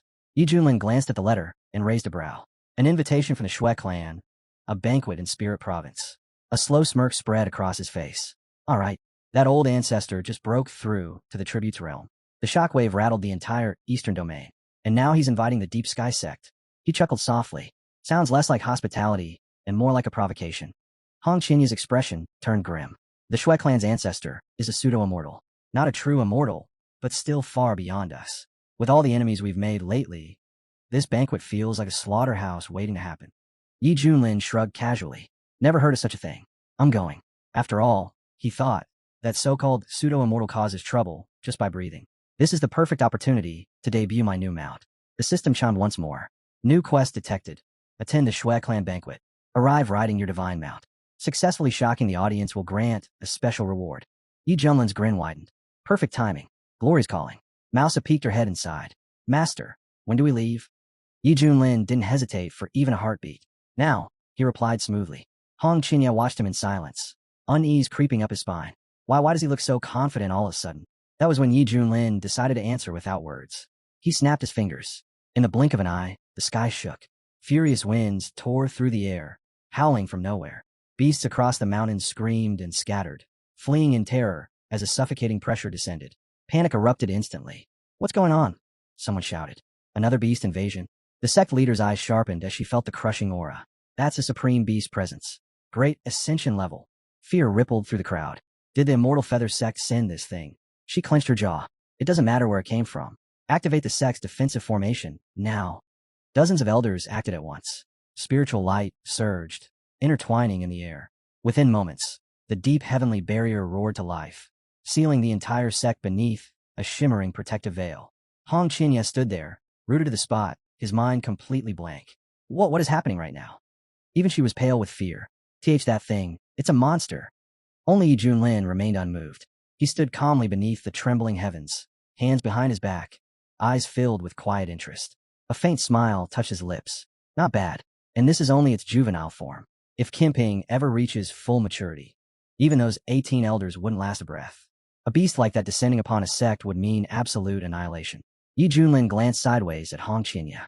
See now, karma works fast. This one's especially for you. Hong Qinya's pupil shrank. What is he saying? Don't tell me. Has he really lost his mind? Did he summon this thing himself?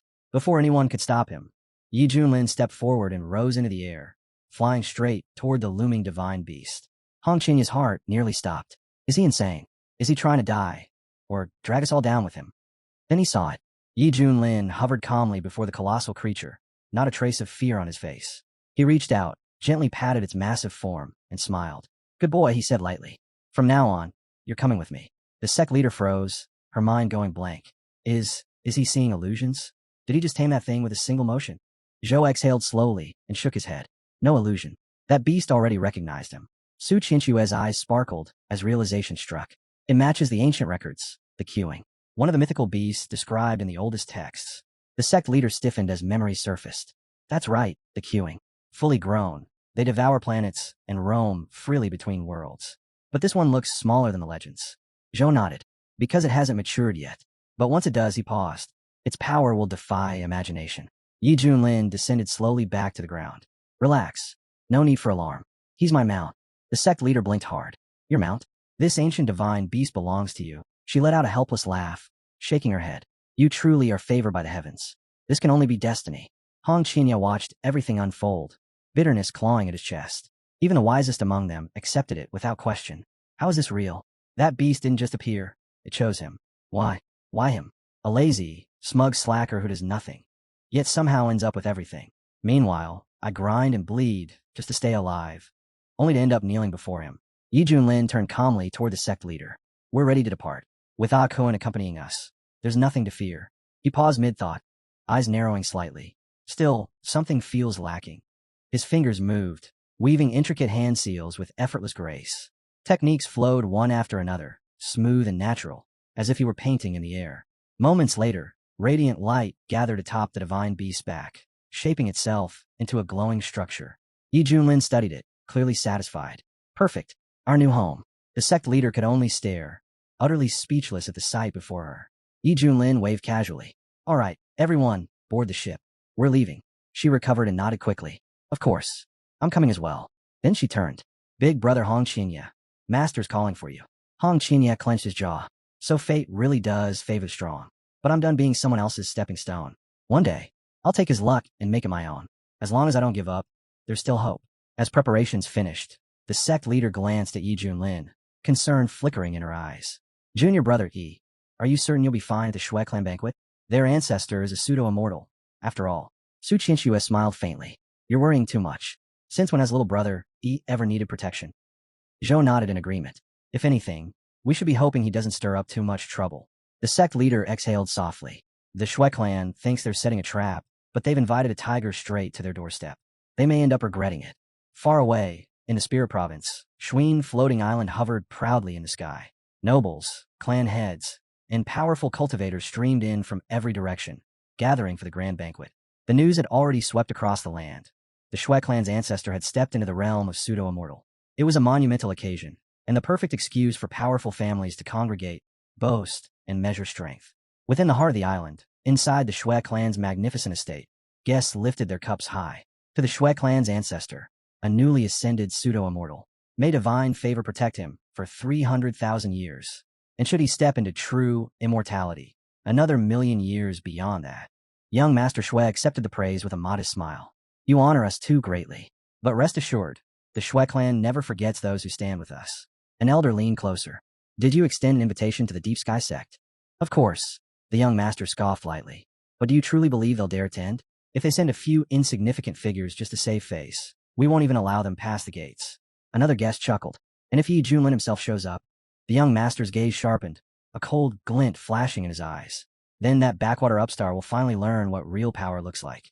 The might of the Shui clan will crush him completely. One of the elders let out a low, crooked chuckle. The young master's angry again. But Yi Junlin or not, even he would still have to lower his head and raise a cup when standing before you. That line sent laughter rolling through the hall. A fine joke, someone scoffed. No matter how capable this Yi Junlin is, how could he ever compare to a void immortal? The Zhang bloodline traces back to your ancestors. Who would dare challenge that? The young master nodded stiffly, his expression composed. Fame means nothing if you don't know how to bow before real power. Then the light above them dimmed. Voices faltered.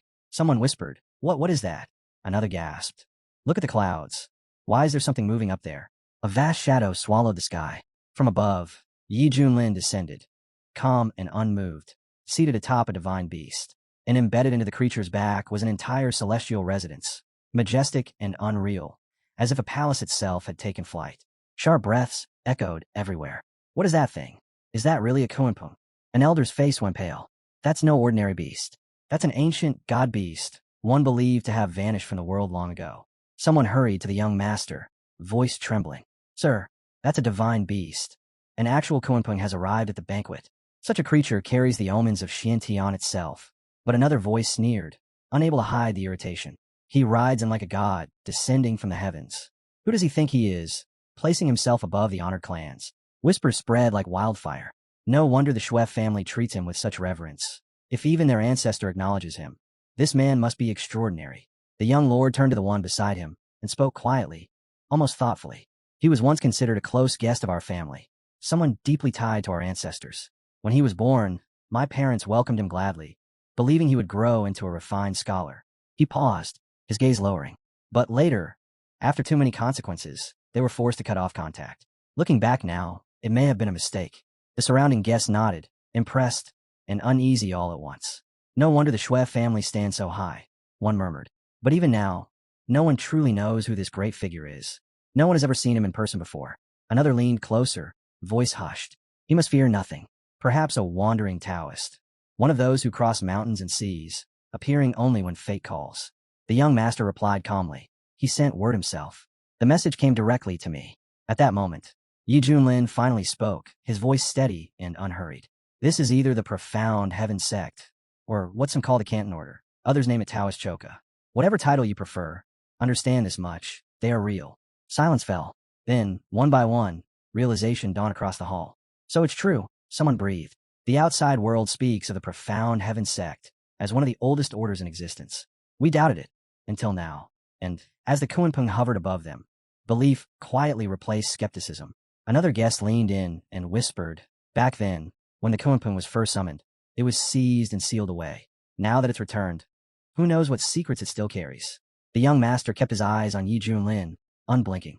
That's simply who he is, he said quietly. A man wrapped in mystery and frightening power. Someone nearby turned to him with open admiration. Young master, you've truly brought an extraordinary figure to this gathering. His status alone rivals yours, perhaps it even surpasses it. But the young master didn't relax. His brows knit together. I need to understand what's really happening here. Everyone, think carefully before you make any move. A guest let out a dry chuckle. With all due respect, Master Shui, I don't think you understand anything at all. None of us do. The young master's frown deepened. This man, his presence alone is suffocating. That aura, it's almost impossible to grasp. Then, without warning, the atmosphere shifted. The Shui clan's ancestor appeared. His gaze locked onto the massive divine beast in the sky, eyes narrowing sharply. I truly didn't expect this, he said slowly.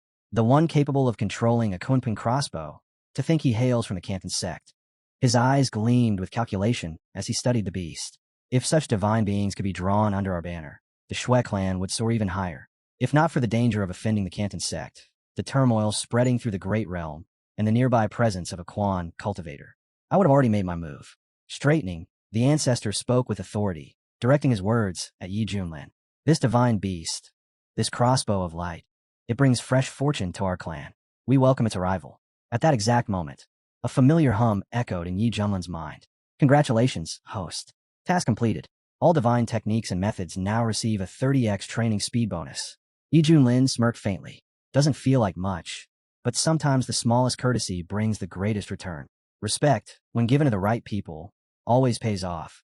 He swept his gaze across the banquet hall and spoke evenly. On behalf of the profound Heaven sect, I extend our hopes that Kwang weathers the coming storm. The ancestor nodded, sincerity flashing across his aged face. Come, he said. Let's speak inside. As he turned, he added with a crooked smile. Over in Fujian, those filthy monks like to call me the old demon of Wan. But today they'll see things differently. With a disciple like Yang Zhen at my side, the path ahead is no longer the same. Whispers rippled through the crowd. Is this still the Shui clan we know? Everything feels like it's changing, and far too quickly. After finally seeing Yi Junlin up close, some guests couldn't help murmuring among themselves. He's just a kid, doesn't even look intimidating. Kinda cute, actually. He doesn't feel like some ancient calamity at all. He's just different. She settled down at the banquet table, eyes immediately lighting up. There's so much good food here. Brother Hong Qinya, come look at this too. Yi Junlin glanced over lazily. If you're hungry, just eat. No need to restrain yourself. Really? She beamed. Then I won't hold back. Just as she reached for a dish, a smooth, composed voice cut in. Please, there's no need to rush, the young master said calmly. Yi Junlin raised an eyebrow. So he's finally stepping out. Looks like they really do know each other. The young master walked forward, smiled confident and practiced. I'm the youngest son of the Shui family, a direct descendant of our clan's ancestor. Yi Junlin didn't even spare him a glance. He casually picked his nose. The young master's smile didn't waver. There's still time to understand our respective positions, my friend. This banquet is the perfect opportunity. Yi Junlin leaned back, clearly bored. Sounds like nonsense. The young man straightened his robe. Pride, unmistakable. Though I'm the youngest, I am also the heir of the Shui family. My ancestor rules the wasteland. I guess couldn't hold back. How can he talk like that? Who does he think he's threatening? The young master glanced around coolly. Why are you all staring? Is there something worth watching here? All the while, Hong Qinya had been observing in silence. This guy, he defeated a saint's son, someone who could even transform into a celestial being. That level of strength is horrifying. I can't even come close. He's in a completely different league. The young master had grown up surrounded by praise, gifted, dazzling, adored by countless women. But now, if I step in now, he thought, I can still win her over. And once she's mine, I can use her to pull Yi Junlin closer.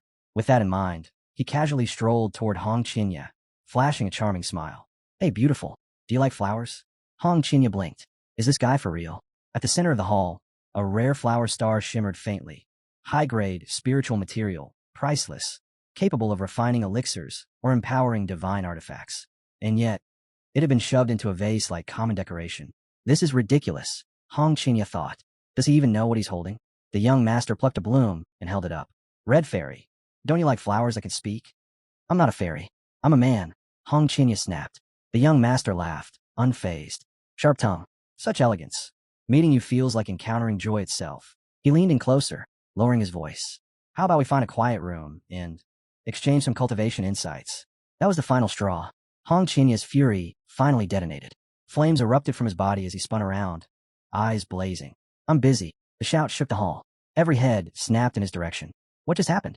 Was that a fire spirit technique? The young master staggered back, face drained of color. That aura, what was that just now? That blazing crimson figure, was that the Red Fairy's true form? Even the Shui family's fairy ancestor, said to have stepped half a foot into transcendence, was instantly overshadowed. The young master's legs gave out. He dropped to his knees, staring blankly ahead. This guy is insane. Is this really how people court others now? Moments later, the Shui clan's patriarch arrived, his expression grave. He let out a long sigh. To lose someone like this is no different from losing a priceless pearl. Before anyone could react, the young master collapsed fully onto the floor, spirit utterly crushed. Fear and confusion thickened the air. The village chief hurried over, nervously bowing toward Hong Qinya, hurriedly shifting the blame to his overly harsh and ill-fated son. Hong Qinya responded calmly, without a trace of emotion. I'm actually a man. The chief froze. A man. He looked closer, and his shock deepened. Hong Qinya's frame was slender, his movements light and graceful, almost like a girl from the Mao family. Yet beneath that softness lay undeniable weight and pressure. This wasn't illusion, nor was it merely the flutter of robes. Even this, the old man muttered inwardly, must be fate. The chief stared at him wide-eyed. Clever and bold. You pull this off again and again like it's nothing. Hong Qinya had clearly lost patience.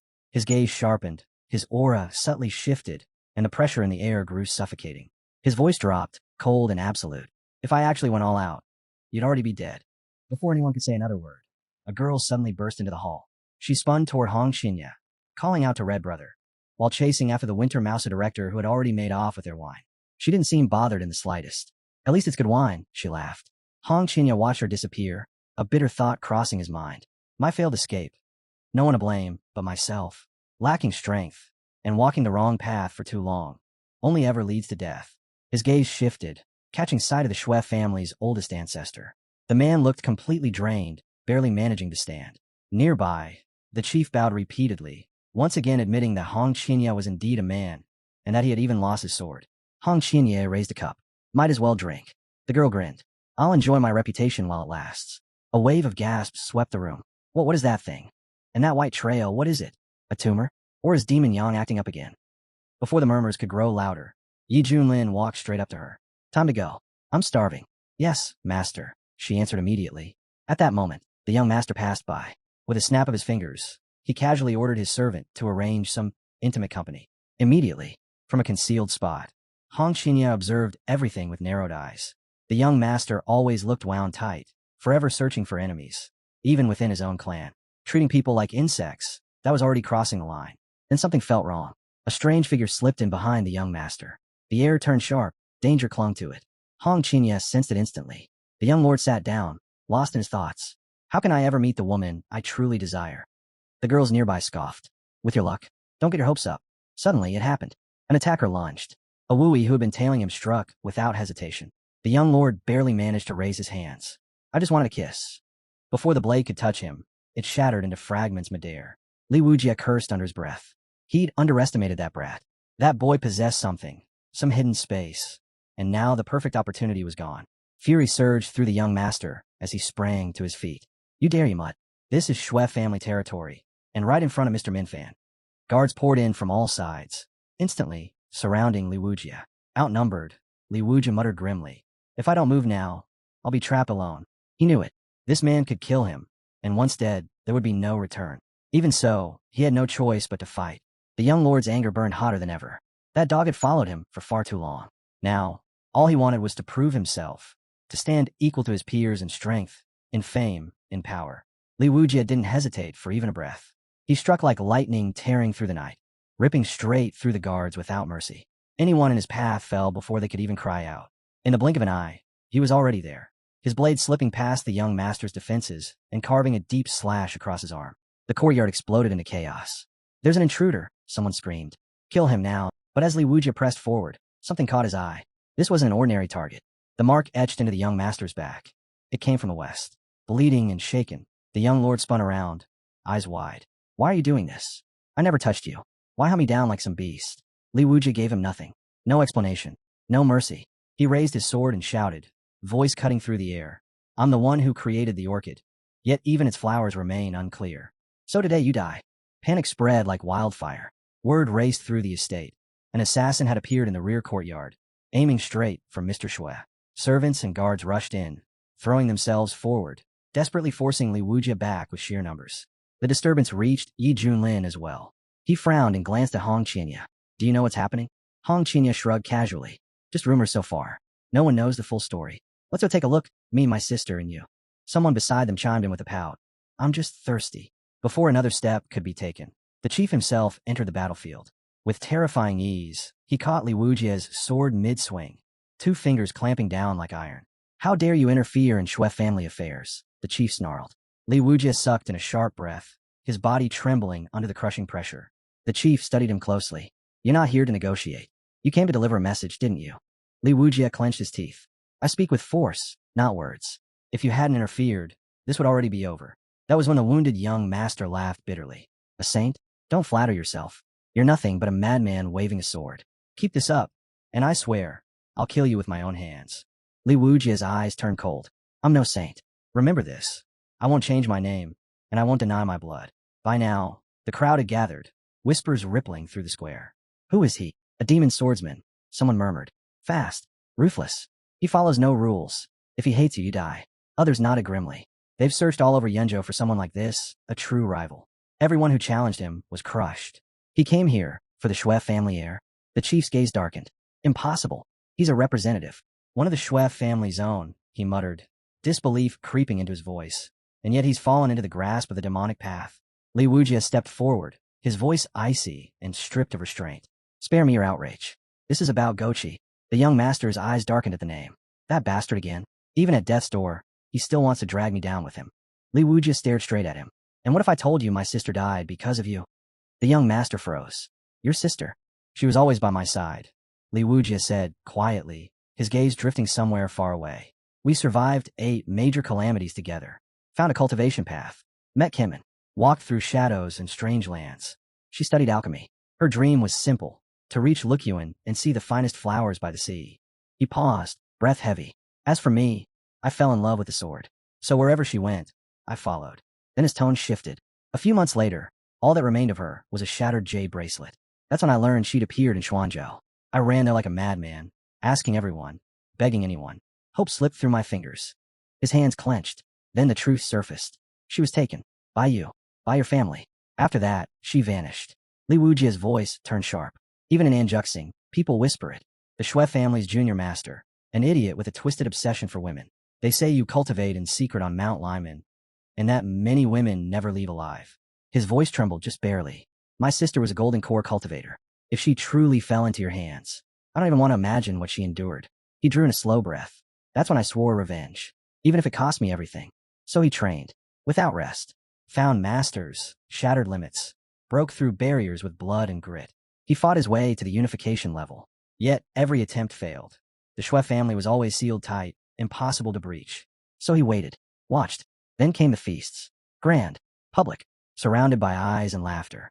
The most dangerous place was also the safest. The only moment the Shui heir would truly lower his guard. I'll become a disaster inside their own walls, Li Wujia muttered. Strike when no one expects it. That's when I'll succeed. The young master looked at him and laughed softly. You're a wild beast. I'll give you that. I almost admire it. Then a strange glint appeared in his eyes. But you're still missing something. He licked his lips. That girl. Your sister. She had fire. The others? Forgettable. But her. He leaned back, smiling to himself. Some women leave scars, the young master said lazily. Years pass, and you still remember them. She was that kind. Beautiful figure. Temper like fire. Like fireworks. Brilliant. Explosive, especially when pushed. Li Wujia's jaw locked tight. Her voice echoed in his mind, clear as the day he lost her. Don't fight, she had told him softly. Just stay with me. The memory burned. The young master dragged his fingers across his lips and chuckled low. Women like that, they drive me mad. The more they struggle, the more. His grin twisted, eyes gleaming with something rotten. The harder she resisted, he continued, savoring every word. The sweeter it was to break her. He leaned back, eyes half closed, like he was savoring a pleasant memory. That figure, unforgettable. But that temper, like a firecracker. One spark and she'd explode. He laughed softly. Women like that. Once you break them, the satisfaction is on a whole different level. I took her to the drunken tower of immortals, he went on casually. She didn't submit. So I dragged her to my room. At first she screamed, cursed, fought like a cornered beast. Later, he smiled thinly. She cried, begged. That sound still lingers. His smile turned vicious. She was strong, stronger than most. But I crushed her. For 3 days, she couldn't even form words. Her cultivation collapsed. She lost consciousness again and again. When I finally grew tired, I snapped her neck. Quick, clean. That was mercy. His gaze locked onto Li Wujia. You should thank me for how kindly I treated your sister. Something inside Li Wujia shattered.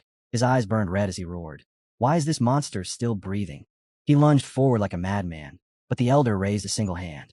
With a flick of power, Li Wujia was sent flying, smashing into the ground. To you, she was precious, the elder said coldly. To us, she was nothing more than a furnace, fuel for cultivation. That was her value, her so-called redemption. She was worthless, he continued flatly. Her death means nothing compared to our young master's future. And you, just daring to raise a hand against him, is enough reason to kill you. Li Wujia trembled as he spat blood. Shut up. Don't you dare compare her to some filthy beast. You're all animals. The young master snorted. She should feel honored to have served me. And you? Just a stray barking in public. She was fortunate. You're pathetic. He rubbed his fingers together mockingly. I took her. I ruined her. And you? He sneered. You're beneath me. Still on the ground, Li Wujia screamed hoarsely. You're all insane. But he didn't rise. He couldn't. Watching in silence, Yi Junlin finally understood everything. A man who trained endlessly for revenge was branded a demonic cultivator. Meanwhile, the Shui heir, praised as righteous, committed unspeakable acts in the dark, all while wearing the mask of virtue. Then a light flashed before Yi Junlin's eyes. Secondary task unlocked. Protect Li Wujia. Accept him as a disciple. Convince the Shui family ancestor to execute his own heir. Reward. Eternal gratitude to the Shui family elder plus divine martial art. Xuantian splitting holy strike. Yi Junlin's eyes widened. And 10 spirit crystals on top of that. That decided it. He grinned. Whether he planned to interfere before didn't matter anymore. The choice was obvious now. Simple task. Insane reward. All he had to do was force an old man to execute his own grandson. Twisted? Absolutely. At that moment, young Master Shui drew his sword, killing intent spilling out. This ends here, he said coldly. In your next life, try not to be so stupid. Shu answered by drawing his own blade. He lifted it high, ready to bring it down, and end Li Wujia on the spot. But before the strike could fall, Yi Junlin stepped forward. Calm, unhurried. He raised one hand and caught the blade in midair. The young master froze, eyes wide. What do you think you're doing? Even the elder's expression twisted in disbelief. Is the Shantang sect really protecting a demon? He roared. Is he from some cult? Do you even understand where you are? This is Shui family territory. Are you trying to humiliate us? Elder Shui rounded on Yi Junlin, his voice sharp. Explain yourself. Why stop our young master from finishing him? Yi Junlin didn't even blink. Because I felt like it. I'm taking him as my disciple. Anyone who wants to touch him, go through me first. Silence slammed down. The guests exchanged stunned looks, awe and disbelief flickering across their faces. Is he serious? Someone whispered. Did Yi Junlin really just say that? From the ground, Li Wujia forced himself upright and looked at Yi Junlin. You're famous across the eastern region. Why risk everything like this? Why help me? A furious senior guest stepped forward. Yi Junlin, think carefully. Walk away now, and we'll pretend none of this ever happened. Even Li Wujia spoke again, his voice rough. Thank you for intervening, but please leave. If I'm reborn, I'll repay you, even if it means serving as a horse or an ox. Off to the side, Hong Qinya had stayed silent until now. He felt sorry for the man, but throwing your life away for a stranger, that was madness. Then Yi Junlin suddenly turned toward him. Hong Qinya, how long are you planning to just stand there? Hong Qinya blinked. Huh, get over here. Protect your new little brother. Yi Junlin said casually. Hong Qinya stiffened. Why yes, master. Inside, his mind was in chaos. What is happening? What is he doing? Across the courtyard, Elder Shui's fury finally boiled over. You think the Shui family is something you can trample at will? He snarled. You've gone too far. With a violent surge, he released a terrifying wave of power, the shock rippling all the way to the city's outskirts like a rolling tide. Hong Qinya felt it instantly. His face drained of color. My spiritual energy, it's frozen. Even a mousy hiding behind him lowered her voice. Brother, this is really bad. Yi Junlin, however, didn't move an inch. If only the old man had attacked already, he thought lazily. The mission isn't even finished yet, and I've already leveled up. No matter how this ends, it's pure profit. Then Elder Shui suddenly stiffened. He heard something, a strange, echoing sound drifting through the air. Another pseudo-immortal? Is this Yi Junlin's backup? Yi Junlin turned his head toward Nara, frowning slightly. Where is he? The elder barked angrily. Who's making that noise? Show yourself. And in that instant, Yi Junlin's aura changed. It was as if he had stepped into another realm, like a saint emperor standing above the heavens, calmly overlooking the mortal world below. Someone whispered in shock. Who is that? What kind of elder gave him this kind of power? Elder Shue's face darkened.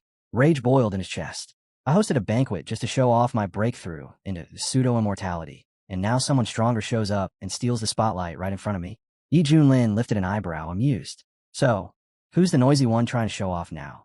At that moment, a figure stepped out from the crowd. I come from Wahaman, the man announced coldly. People call me Dao Jiang. A cultivator in the back sucked in a sharp breath. Dao Jiang from Wahaman, their strongest expert. He's the saint's son's personal teacher, another whispered. And after the saint was crippled and 18 elders died, you think he'd let that go? Elder Shue's eyes narrowed sharply. In an instant, he understood. This Jiang wasn't here to help. He was here to kill. As for Yi Junlin, he just dug his own grave. Looks like I won't even need to lift a finger, the elder thought, smiling faintly. Jiang, he said casually. Yi Junlin is right there. Do whatever you see fit. Jiang turned his head slightly. Since when do I need your permission? Yi Junlin didn't even blink. He casually raised his middle finger. I'm right here. What now? Hong Qinya froze. Master, that's Dao Jiang. Doesn't he know the gap between himself and a pseudo-immortal is enormous? Jiang's brows twitched. His aura erupted outward in a crushing wave. You're courting death, he growled, unleashing his full pressure. But Yi Junlin only looked at him calmly and said, Why are you barking so loudly? What? Trying to act like a stray dog. The word struck like a slap. Jiang completely lost control. You little bastard. With a violent surge of power, he activated a golden orb, dense, scorching, and brimming with lethal force. Die! Yi Junlin's pupils narrowed slightly. The space around them warped, turning into a forbidden zone as the temperature skyrocketed in an instant. Even the elder's expression changed. That orb, if it detonates, all of human could be wiped out in a blink. This isn't worth it. Not for some nobody. But Yi Junlin didn't retreat. He stepped forward instead, walking straight toward the deadly sphere. He wasn't running. He was ending the mission right now. Panic erupted among the guests. What is that thing? Why is it so bright? I can't even open my eyes. At that exact moment, a familiar chime echoed in Yi Junlin's mind. System alert. Host has encountered a pseudo-immortal level enemy. Passive stat boost activated. Strength increased to mid-stage pseudo-immortal. Hong Qinya nearly collapsed to his knees. My master. He's a pseudo-immortal too? This pressure, it's even more terrifying than a demon lord's. Deep within the abyss, ancient demons stirred uneasily, sensing something they hadn't felt in ages. Yi Junlin stood facing the golden orb, completely unmoved. That's it, he said flatly. This is your trump card. This wouldn't even scratch my fingernail. Then he struck back. No warning. No build-up.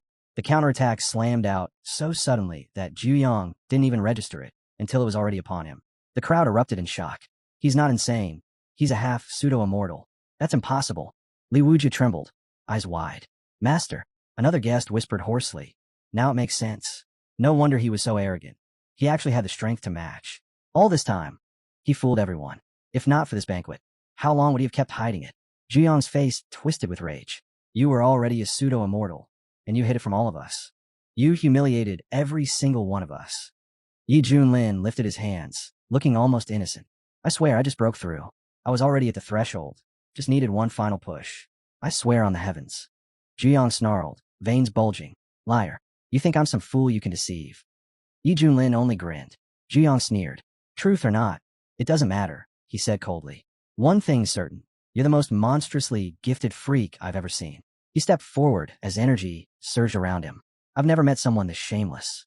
With a thunderous roar, he unleashed the Solar Seal Annihilation, a technique infamous for erasing even pseudo-immortal defenses. Yi Junlin didn't dodge. He didn't block. He just smiled. Go on. Show me what you've got. Senior Shui crossed his arms, scoffing. He's just posturing now, acting fearless because he's strong, but strength alone won't save him. Dao Jiang will put him in his place. But Zhu Yang's eyes widened as his attack dissipated like mist. How is that possible, he muttered. Even the elder was shaken. No injuries. Not even a scratch. He must be relying on some absurdly powerful defensive artifact. Yi Junlin yawned lightly. That's it. Come on. I've seen sect buildings tougher than that. Honestly, even my pecs could tank that hit. He narrowed his eyes slightly. Wait. Tyrant's unshakable technique? And that's a mind expansion amplifier. You're forcefully boosting your physique. Zhu Yang clenched his teeth and roared as he activated another move. This solar wheel, he barked, was forged by Wahiga's greatest craftsman. Even late-stage pseudo-immortals wouldn't dare face it head-on. Let's see how your body handles a true holy artifact. Still, Yi Junlin didn't move. All right, he said, rolling his neck lazily. Let's see how far you make it. Driven mad by fury, Zhuyong poured everything he had into his next strike. But Yi Junlin only yawned. You're really starting to get on my nerves. Too noisy. In the blink of an eye, he caught Zhuyong's fully powered strike with his bare hands. Then, with a casual flick, he grabbed him and flung him straight into the sky, suspending him there like a discarded toy. Elder Shue's voice trembled uncontrollably. This has to be some ancient beast wearing human skin. If it were me up there, I'd already be reduced to a bloody mist. Zhuyong himself was stunned beyond belief. This attack was meant to shatter pseudo-immortals, and it didn't even break his skin. Yi Junlin looked up lazily. Jealous of this body, he asked. Sorry, born like this. He casually tossed Zhuyong's golden orb to the ground like a piece of trash. Here, your broken toy. Pick it up and try again, if you think luck's still on your side. Zhuyong trembled with fury. That's enough. I'll never forgive this. This is war. He shot into the air, violent energy pouring out of him like a raging storm. Then he activated his trump card, Feathered Ascension art. Yi Junlin tilted his head. Feathered what? Some flying chicken technique. Shut up. Zhuyong roared. How dare you ridicule Wahaman's secret art? Brilliant. Explosive attacks rained down in rapid succession. But Yi Junlin responded calmly, forming the Royal Knight seal. Blades of celestial force descended from all directions, locking Zhuyong in place. Zhuyong gasped as realization struck him. Too many. There's no way to block all of these. You're strong, he admitted grimly. I'll give you that. But can you survive this? His aura surged violently once more. With a feral roar, he unleashed his final technique. 9 suns burning the sky. Zhuyong's eyes burned with madness. I'm sacrificing 1,000 years of my lifespan for this. Flames exploded outward as he screamed. I summon the fiery sun of the immortal realm. I'll make you kneel in the heart of the sun and beg for mercy. For eternity. The guests staggered back in terror, sweat pouring down their faces. It's too hot. Everything's burning. He'll incinerate the entire place.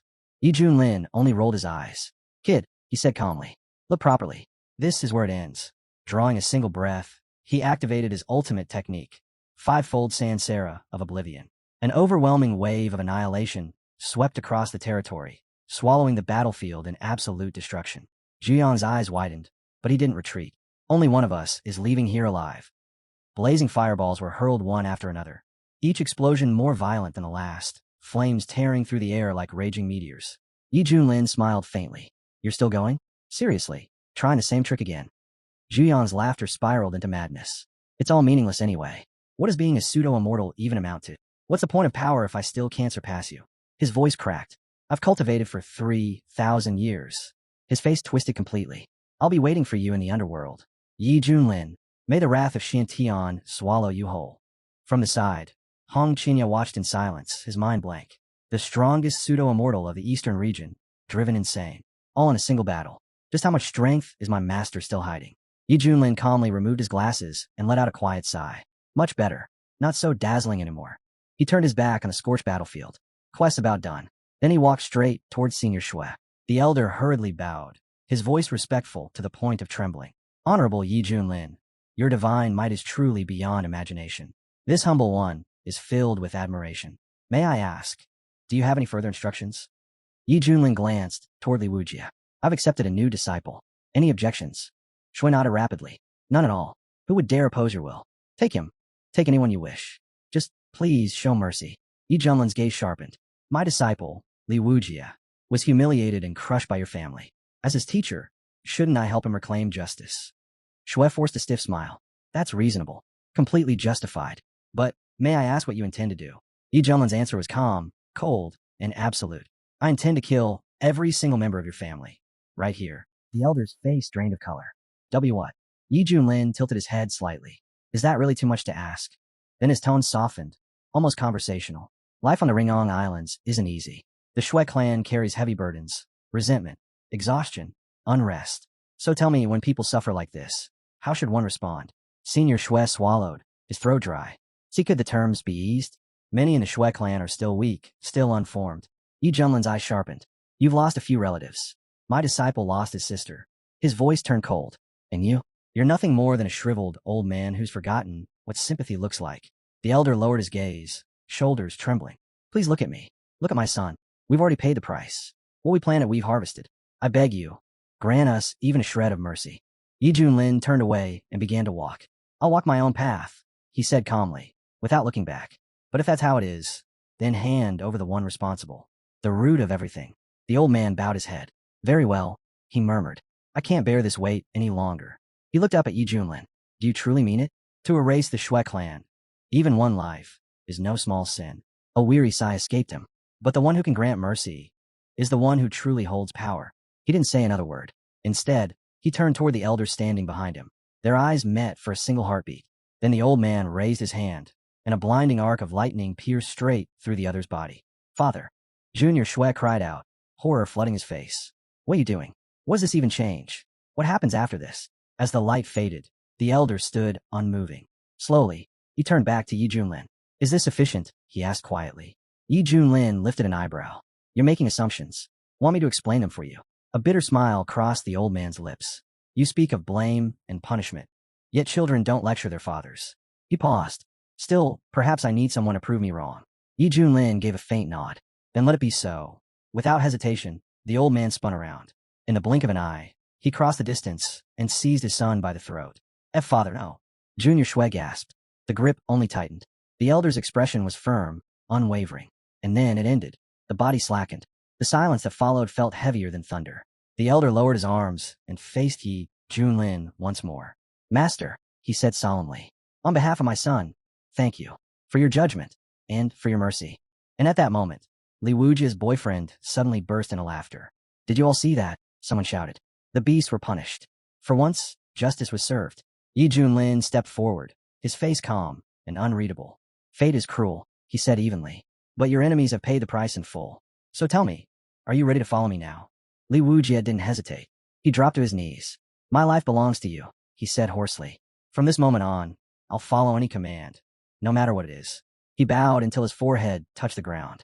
Master. But Yi Junlin knelt instead, placing a hand on his shoulder. That's enough. I'm glad to have a disciple like you. Someone who survived the fire and came out standing. A faint smile tugged at his lips. Dangerous, he thought. But when the time comes, this kid might truly shine. Since you're officially my disciple now, Yi Junlin continued, it's time for your first technique. You need a real sword path.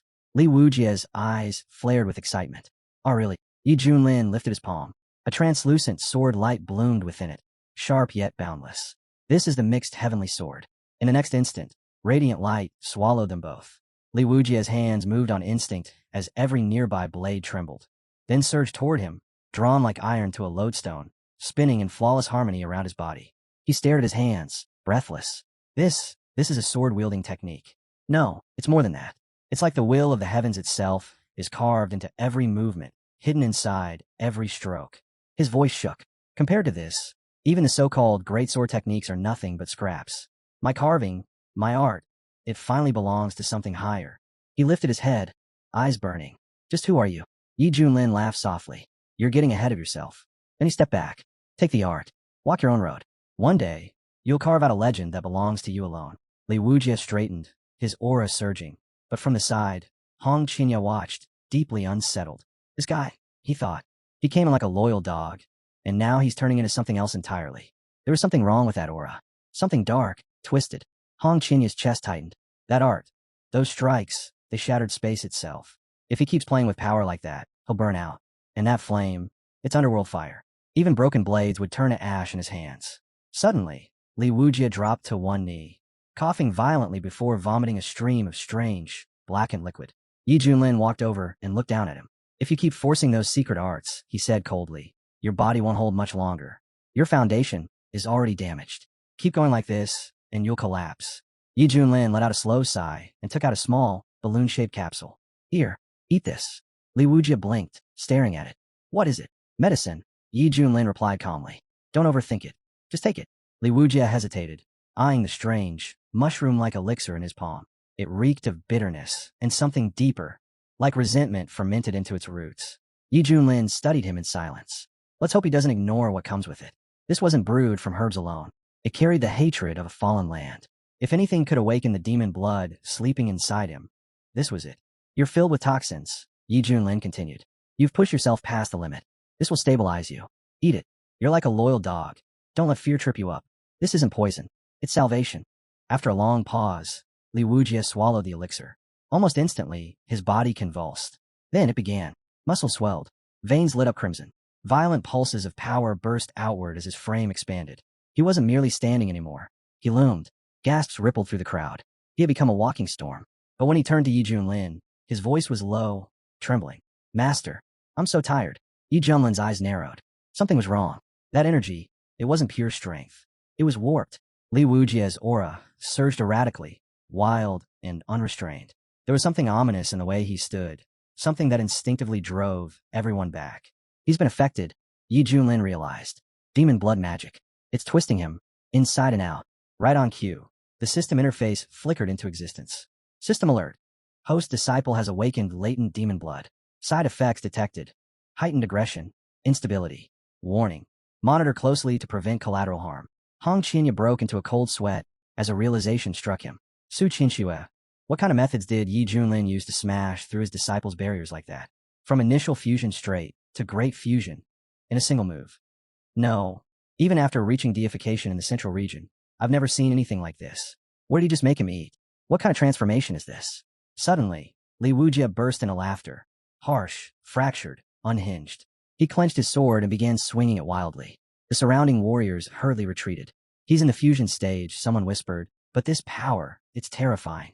Even if I burned everything I had, another muttered, I wouldn't survive a single strike from him. Too strong, too fast, too unstable. Yi Junlin watched the chaos with his arms crossed. This, he said softly, isn't even his full potential. And with that, he activated. As his bloodline power fully awakened, Li Wujia felt invincible, like a tiger sprouting wings. Power flooded every inch of his body, urging him forward. Then he saw it, his master standing directly ahead. Without hesitation, without slowing down, Li Wujia unleashed his attack straight at him. Yi Junlin didn't move. He stood there calmly and said, let him carve his own destiny. From this moment on, may he awaken to the greater path. Even as his future disciple struck at him, Yi Junlin showed no anger. Instead of retaliation, he answered with guidance, releasing the Heavenly Emperor technique. Controlled, restrained. There was no need to go further. After all, Li Wujia had only reached the fusion stage.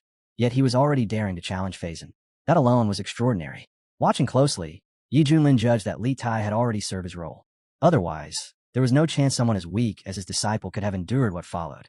Then Yi Junlin's voice rang out, sharp and commanding. Focus. Wake up. This is no time to lose yourself. Li Wujia pushed himself desperately, throwing everything he had at his master's defenses. But the frenzy couldn't last. His energy drained away, and as the heat of battle cooled, clarity returned. Confusion washed over him. What had just happened? He'd been swallowed by fear, by madness. He had even dared to attack his own master. Bracing himself, he waited for punishment. Yi Junlin walked over and studied him. Let's see what's changed since last time. Li Wujia shook his head. Nothing, but then he paused. Looking inward more carefully, his eyes widened. His cultivation had risen. Yi Junlin noticed it as well. Despite everything, Li Wujia's path was still solid. His foundation hadn't cracked. If anything, it had strengthened, like iron refined by relentless fire. Li Wujia dropped to one knee. This student thanks Master for his guidance. Yi Junlin nodded. You triggered your madness bloodline. It gives terrifying power, but it's temporary. If you don't learn control, it will consume you. Balance is everything. Li Wujia bowed deeply. I'll remember, Master. Senior Schwest burst into laughter and slapped Yi Junlin on the shoulder. You've taken in quite a disciple. Come, we must drink to this. Yi Junlin blinked, slightly caught off guard. Won't that interrupt the main celebration? The feast was meant to mark the end of the crisis. The elder waved his hand, dismissively. Don't worry about it. That just makes it livelier. Besides, people are already gossiping. They're saying the Shui family elder personally killed 2 of his own, and then turned around to stand beside Mr. Yi. Funny how fast the wind changes. Hong Qinya overheard and gave a quiet nod. It was the truth. In this world, strength outweighed everything. This man had forced an elder to turn on his own blood, and still walked away with his gratitude. If Hong Qinya didn't grow stronger, he'd forever remain in someone else's shadow. Yi Junlin spoke calmly. Then it settled. Let the Shui family enjoy their feast. Hong Qinya, go bring your sister. It's time we leave. Hong Qinya bowed lightly. Understood, Master. As they prepared to depart, the elder suddenly called out. Everyone. See Li Wujia showing off. Senior Shui smiled warmly and turned to Li Wujia. Come visit when you have time. Our doors will always be open. You've brought honor to the Shui family. We welcome you. Not everyone share that sentiment. Senior Shu clenched his jaw, muttering bitterly under his breath. What was supposed to be a grand celebration, a triumphant victory, had collapsed in an instant. Then a shout rang out, sharp and hurried. Lord, We found the young master's hand. The boy asked anxiously, where is he? Senior Shue's expression twisted. Throw that cursed hand into the backyard. Let the dogs gnaw on it. Then he barked at the others. His patience gone. Out, all of you. This banquet is finished. High above, Li Wujie stood atop the divine beast as it cut through the clouds. The world below felt distant, unreal, like a dream. He had avenged little, and now he was officially Lin Xiaoan's disciple. The weight of it all hadn't quite settled yet. And then there was Red Little. She was exactly as the rumors said, graceful, radiant, impossible to ignore. Now that he belonged to the sect, perhaps it was time to properly greet her. He stepped forward and said earnestly, Elder Sister Red, your talent is unparalleled, and your beauty surpasses even the legends. I hope to learn much from you in the days to come. Watching from afar, Hong Qinya let out a tired sigh. Why are they all like this? Mr. E, still shaken from having slain the mighty Susan, looked thoroughly annoyed. Taking in such a troublesome, yet promising disciple only complicated things further. As Sha turned to leave, someone hesitated and asked, Did I say something wrong? At that moment, a mouse-alike figure scurried over and whispered, You keep messing up Big Brother's gender. He really can't stand that. The mouse froze, blinking twice. Wait, who are you again? Li Wujie quickly straightened up and smiled. Oh, my mistake. I'm Li Wujie, a new apprentice under the Shui household. Just arrived not long ago. Thanks for the warning, by the way. So that's why Big Brother ignores flattery. I get it now. He's a real man. I walked right into that trap. Mousa nodded solemnly. Exactly. Big Brother Hong Qinya takes that kind of thing very seriously. Absolute no-no. Li Wujie let out an awkward laugh. Figures. Master really does attract strange people. A ridiculously handsome Big Brother, and an adorable little Mouse's sister. Mousa scratched her cheek, smiling a little embarrassed. I always wanted to grow up like my older brothers, you know? But somehow I ended up like this. Half mousy, half human. I keep causing trouble for Master. Li Wujie shook his head gently. I don't think it's intentional. You're just different. And honestly, kind of cute. Actually, when I was traveling through the eastern region, I came across a secret transformation technique. If you're interested, it might help you return to a full human form. Her eyes lit up instantly. Really, if it works, I won't give Master headaches anymore. That's incredible. She practically skipped over to Yi Junlin, grinning from ear to ear. Teacher, if this works, I might finally become fully human and stop troubling you so much. Yi Junlin raised a brow, clearly caught off guard. Oh, is that so? Then he smiled faintly. That's wonderful news, though I might miss that soft, fluffy mouse ahead of yours. Mousy burst into giggles. Don't worry, teacher. I'll be able to switch whenever I want. If you miss the fluff, I'll bring it back anytime. Then she suddenly paused. Oh wait, do we really have to return to the sect now? Yi Junlin stared at her, puzzled. Return? To the sect? Of course not. He pointed ahead with a grin. We got a divine beast to ride. Truth be told, he was thrilled beyond words. Riding something this majestic was far too cool to keep hidden. He wanted the entire world to see it. Give it some juice, he shouted. The beast roared and surged forward. After months of silence, news of what happened to the Shui family banquet finally spread like wildfire across the eastern region. Everyone was shaken. The cult of mystery, once hidden in the shadows, had become an even greater enigma. Meanwhile, deep in the eastern lands of Tongha, chaos reigned. Warriors clashed desperately with invading monsters, blood soaking the ground. Their creed was simple: die if you must, but never surrender panches. At that moment, Li Wujie leapt off the ship and rushed over. Teacher, demons are launching an attack from below. Yi Junlin didn't even look up. He was too busy casually playing dominoes. Hong Qinya stared at the board, utterly baffled. What kind of cannon could bulldoze through every piece in its path and strike the enemy king directly? He'd never seen someone play so recklessly, so openly shameless. Without even lifting his head, Yi Junlin spoke calmly. You're too weak. I didn't even use a tenth of my strength, and you still lost. Hong Qinya bristled. A siege cannon needs a proper foundation to function. Its movement is limited. Even a 3-year-old knows that. Yi Junlin waved it off. It's a hammer gun, not a siege cannon. Same thing. He paused, tapping his fingers, a strange thought crossing his mind. Could I just grab a mortar and fly off with it? The idea amused him enough to earn a quiet chuckle. Hong Qinya really did have a talent for twisting the rules into knots. Noticing the look on his disciple's face, Yi Junlin finally glanced up. What? You disagree? Think my tactical sense is lacking? Hong Qinya immediately straightened and bowed. This disciple wouldn't dare. Yi Junlin turned toward little Mousy. What do you think of my tactics? She didn't hesitate for even a heartbeat. Teacher is the best. No one in the world can compare. Hong Qinya shot her a sideways glance and muttered inwardly. This Mousy really knows how to flatter people. Then Yi Junlin shifted his gaze to Li Wujie. You were saying? Li Wujie stiffened instantly. A wave of demons has been detected attacking the city. The situation is critical. Yi Junlin's expression finally changed. These demons, they came from a place that should have remained sealed forever, the Nether Abyss. An ancient forbidden land buried deep within the eastern region, rumored to house dark races and terrifying creatures. Long ago, beings from the Nether Abyss had attempted to invade the world. Humans and cultivation masters united in a catastrophic war, pushing the invaders back and forcing them into isolation. Since then, both sides had kept to their own realms. But now, the demons had returned. Had the ancient truce finally shattered? This isn't a simple raid, Yi Junlin said, his voice low and cold. Something much bigger is unfolding. He rose to his feet. Let's go meet them ourselves and see exactly what they're after. The super demons burst into laughter the moment they saw the humans standing before them.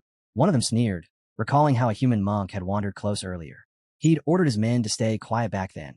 No point startling their food. Better to wait. Let the humans walk in on their own. Yuang faced them calmly and spoke without raising his voice.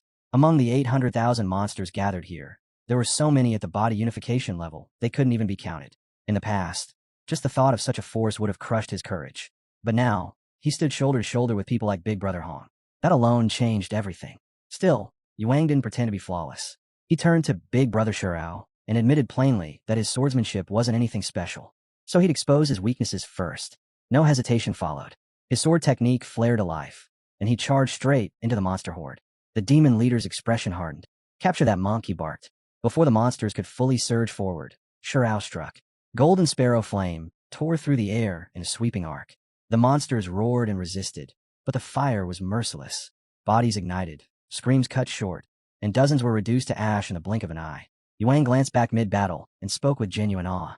He truly admired that power. Shurao only snorted. If they dragged this out any longer, they'd become a joke. He knew it didn't matter who was secretly pulling the strings behind the monsters. Crooked figures or hidden hands. Among everyone present, he was still the strongest. From the castle walls, the commander and the others watched in stunned silence.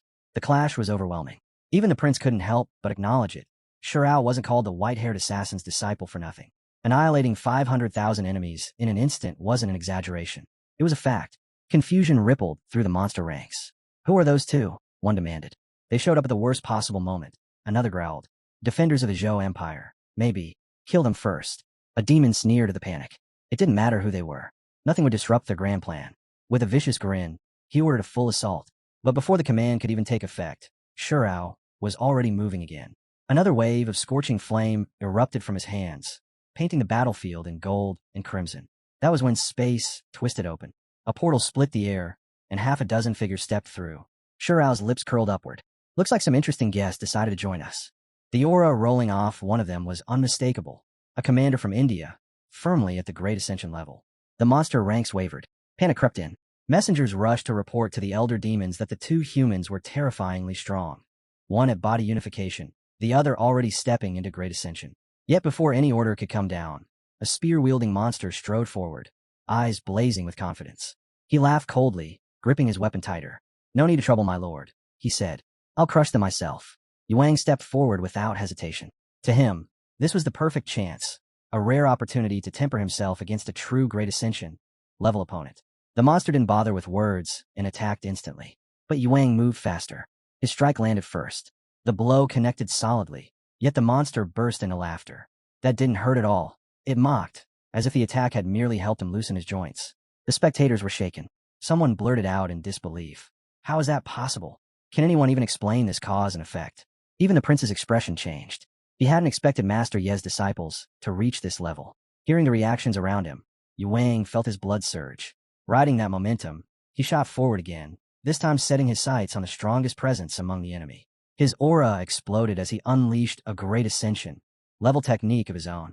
But before he could break through, another figure appeared, a monster standing at the peak of Great Ascension. The only reason it had stepped in was because Senior 9 had underestimated Yuang earlier and paid for it with his life. That death flipped a switch. The monsters no longer held back.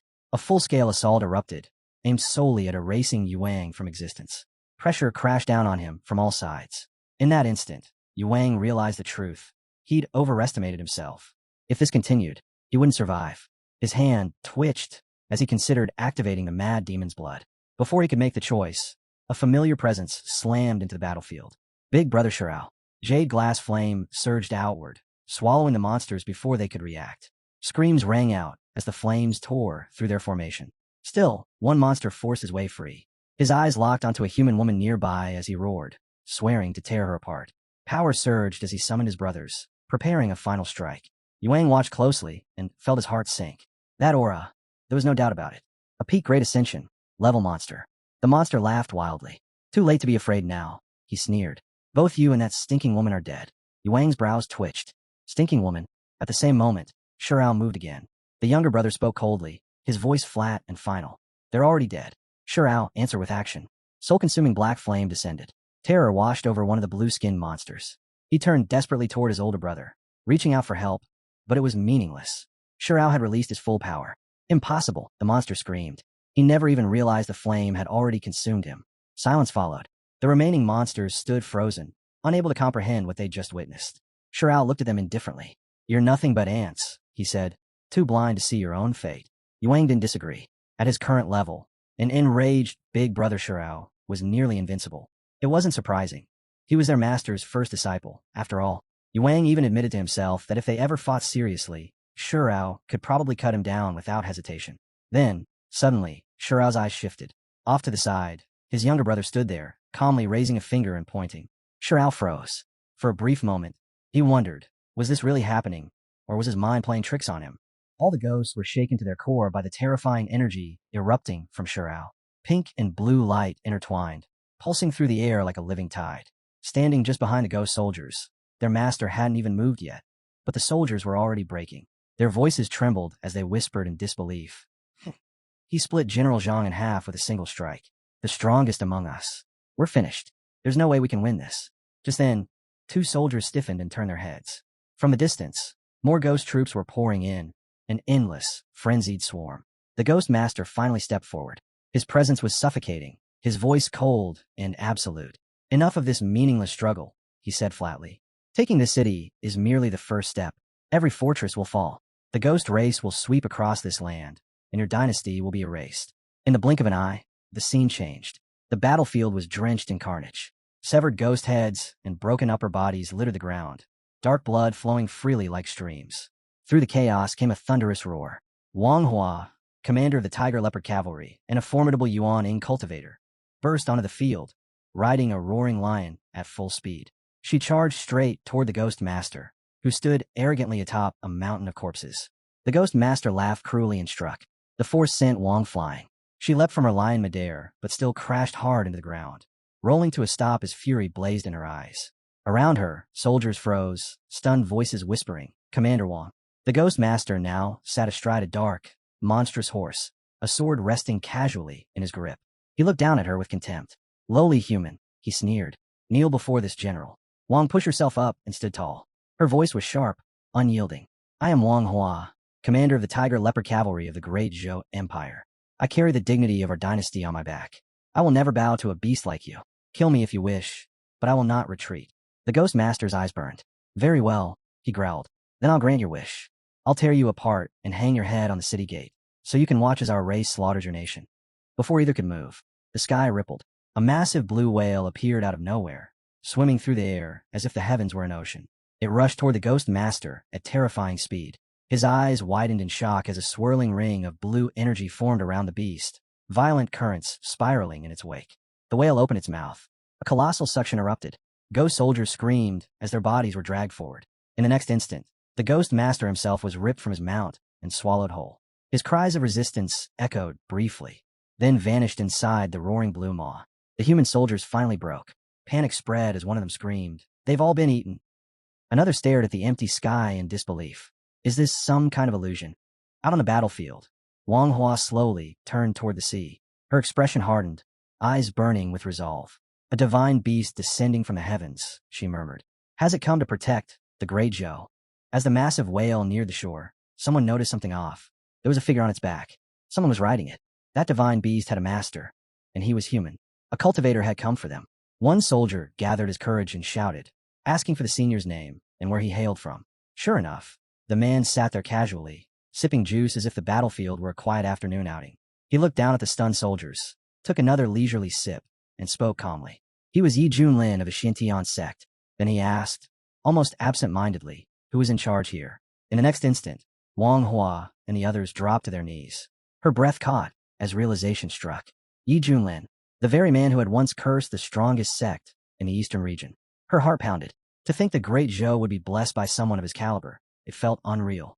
Wang stepped forward and introduced herself with full formality. She was Wang Hua, commander of the Tiger Leopard Cavalry, and she offered her respects to all present seniors.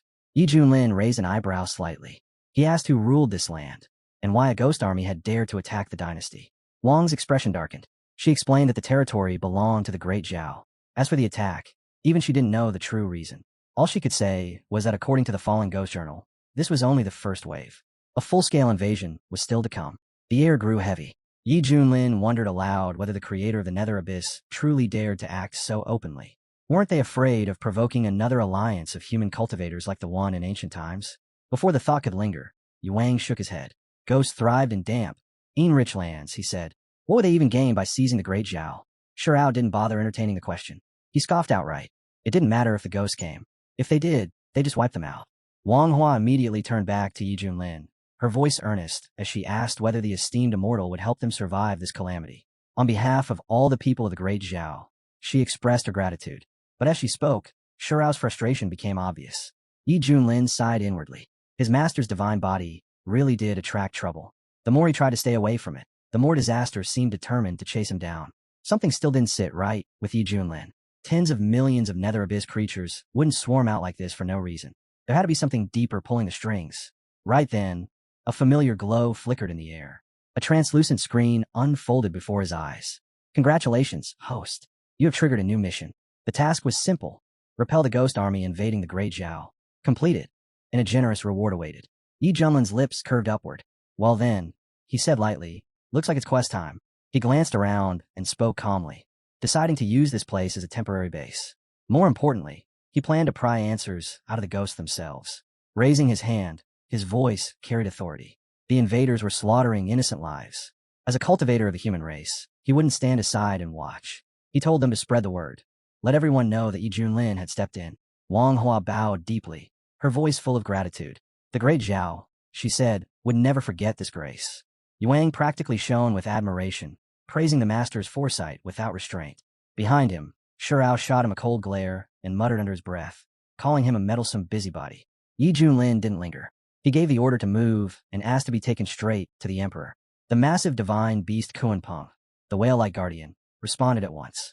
It lowered its head slightly, then moved ahead, guiding him forward with unmistakable respect. The scene shifted to just outside the great Zhao capital. The main encampments were in constant motion. Soldiers stood in tight formations. War elephants stamped the ground, and heavy battle wagons lined the roads. Inside the central command tent, generals crowded around a massive map, their expressions tense and grim. A soldier rushed in and reported urgently. Moments ago, several ghost armies broke through our outer defenses. They're advancing rapidly. There's no doubt. Their target is the capital. Another step forward. Reports from across the realm indicate their generals are at soul integration level. Some even claim a great Ascension level ghost commander is leading them. A third frowned deeply. But why now? Why are the ghost race suddenly obsessed with taking wide Aberdeen Street? Could there be hidden treasures drawing them here? The commander at the center, who was also the crown prince, let out a weary sigh. I understand your doubts, he said quietly. But even as crown prince, I have no answer. The soldier stiffened. Forgive me, your highness. I spoke out of turn. It's fine, the prince replied, shaking his head. For now, all we can do is hold them back for as long as possible. If the line breaks, then we protect the people and evacuate. As long as they live, there's still hope. Suddenly, the tent flap burst open. Your highness, someone shouted. This is urgent. You need to see this immediately. Every head snapped toward him. The crown prince's eyes narrowed. Don't tell me, he said slowly, that the ghosts are attacking again. His thoughts twisted into a knot. Damn it, the past few days have been hell. The ghost army never gave them a moment to breathe. Constant raids, hit and run, bleeding them dry. The soldiers were exhausted, morale fraying at the edges. 800,000 ghosts against 400,000 living men. Outnumbered, pressured, and worst of all, the enemy held the initiative. How the hell was he supposed to flip this situation? Then the ground shook. A violent tremor rolled through the camp, rattling armor and weapons. Soldiers stumbled as a massive shadow descended from the sky. With a deafening splash and shockwave, a colossal beast landed just outside the formation. Panic rippled instantly through the ranks as heads snapped upward. What is that thing? Since when does Great Zhao have a monster like this? Orders rang out in chaos. All units were told to brace and prepare for combat. Before fear could spiral further, the Crown Prince arrived at a run. One glance was enough. His expression changed sharply. "Stand down," he commanded. "That is no enemy." His voice cut through the noise. "It's Kuan Peng, the divine beast." Gasps spread like wildfire, and then his eyes shifted upward, spotting the rider. "And that's Tiger Leopard Commander Wang Hua." A soldier nearby blinked hard, disbelief written all over his face. Commander Wang, riding a divine beast? That alone felt unreal. Wang Hua leapt down from Kuan Peng's back and strode forward, armor clinking softly. She clasped her fists and reported crisply that the Tiger Leopard cavalry had returned. Then she added the real bombshell. She had brought someone with her. Someone who would help defend Great Zhao. "The master of Kuan Peng," she said. "Senior Yi Junlin." The Crown Prince froze. His gaze shot back to the white-haired figure atop the beast. "You mean Yi Junlin, the white-haired demon from the Xintian sect? The one who tamed Kuan Peng?" Before his thoughts could run too far, Wang Hua stepped in quickly, her tone firm. "Your Highness, choose your words carefully." She hesitated, then added, almost dryly, "Senior Yi is actually quite easygoing. He's nothing like the rumors make him out to be." The Crown Prince inhaled, straightened his posture, and walked forward. He introduced himself properly, his voice respectful, offering a formal greeting to Senior Yi. Yi Junlin watched the scene with mild amusement. To them, he was still just that name. The man who had slaughtered 18 elders of the Yuhua sect. Nothing more. Before he could respond, a voice cut through the air. Cold, hollow, inhuman. It echoed from the heavens like a death sentence. The Ghost Master laughed as he announced that the humans were completely surrounded. 800,000 ghosts sealing every path. There was no escape. They were told to surrender quietly, to accept their fate and become offerings. The Crown Prince's fist clenched so hard his knuckles turned white. Rage burned his chest. They were being toyed with. Yi Junlin didn't even look up. He simply glanced sideways and gave a casual signal. That was all. The figures beside him responded instantly. Confidence flashed across their faces as they vanished in a blur, streaking straight toward the ghost army without the slightest hesitation. From afar, the Ghost Master narrowed his eyes, confusion creeping in. Who were those two? Charging headfirst into an army of 800,000? Did they have a death wish? Especially with a great Ascension-level commander among the ghost ranks. This wasn't bravery. It was madness. Or so he thought. High above, on a mountain shrouded in thick fog, a ghost general stood in silence, overlooking the battlefield. His gaze was heavy, expression dark, as he watched the resistance below, something about it making his unease grow. He almost laughed at the sight. To think the so-called Great Zhao would struggle this fiercely over nothing more than a single city. In his eyes, it was absurd. Yes, royal dynasties could borrow strength for national fate, but what did that matter? The numbers were clear. 800,000 ghosts against 400,000 humans. The balance was already decided. His fingers curled slowly into a tight fist. The 100 clans of the Nether Abyss had risen as one. This wasn't a skirmish or a simple invasion. It was a turning point. The ghost race had to strike first and seize the initiative, no matter the cost. This was the moment that would carve the future into stone. The old order would collapse. The world would fall into chaos. And from that ruin, new rulers would emerge in the east. Whoever conquered now would not just win a battle. They would decide what the next era looked like. As the scene shifted, Yuang and Shao arrived side by side, stepping straight into the battlefield's aftermath. There was no hesitation. Shao moved forward immediately and reported that the 800,000 ghost troops had been completely wiped out, exactly as the master had ordered. Yuang opened his mouth to add something, wanting to mention the seniors and the masters, but his words slowed halfway. He hesitated, eyes flickering with uncertainty. A stray thought crept in. Would the master be displeased with him? Before that thought could settle, Shaoxi suddenly spoke up out of nowhere, bluntly telling the master to wake up. Yi Junlin stirred, rose to his feet, as if he'd merely dozed off for a moment, and muttered lazily that it was already finished. Shao's expression darkened. She reminded everyone, mostly herself, that they had just annihilated an entire enemy army. 800,000. Her tone carried a sharp edge. While they had been risking their lives, fighting head-on, the master had been taking a nap right there on the battlefield. Yi Junlin didn't even flinch. He stepped forward, patted the situation down with a few calm words, and told them they'd done well. Keep it up, he said casually. At that moment, the Crown Prince of Great Zhao approached with his soldiers. One by one, they bowed deeply, faces filled with respect and relief, thanking Yi Junlin for saving the nation from a catastrophic crisis. Yi Junlin merely shrugged, completely unfazed. He said it was nothing serious, but they were tired now, and he expected the people of Zhao to treat them well. The Crown Prince showed no offense at all. Instead, he quickly assured him that they were honored guests. They would be escorted to the capital at once, where a grand banquet had already been prepared in their name. The scene shifted again, this time to the magnificent capital of Great Zhao. The crown prince personally led Yi Junlin through the towering palace gates, explaining along the way that before the banquet, his father wished to meet him. Yi Junlin rolled his eyes inwardly. Typical, he thought. The old emperor just sits around and waits for others to come to him. Inside Tianyi Hall, soldiers stood lined up along both sides of the vast corridor, heads lowered as Yi Junlin and his companions passed through. At the far end, the emperor sat upon his throne, dressed in regal robes. His voice was weak, yet still carried dignity as he apologized for not greeting Yi Junlin personally, citing his failing health. Yi Junlin observed him in silence. Beneath the surface, he could feel it, a dense, faintly pulsing energy radiating from the throne. National density. According to the records, it was a mysterious force bound to a nation's fate, capable of strengthening cultivation, accelerating recovery, and enhancing training. It was fueled by the collective will of the people. And yet, something felt off. The emperor was clearly relying on it just to stay alive, but even with that power, his condition still looked grim.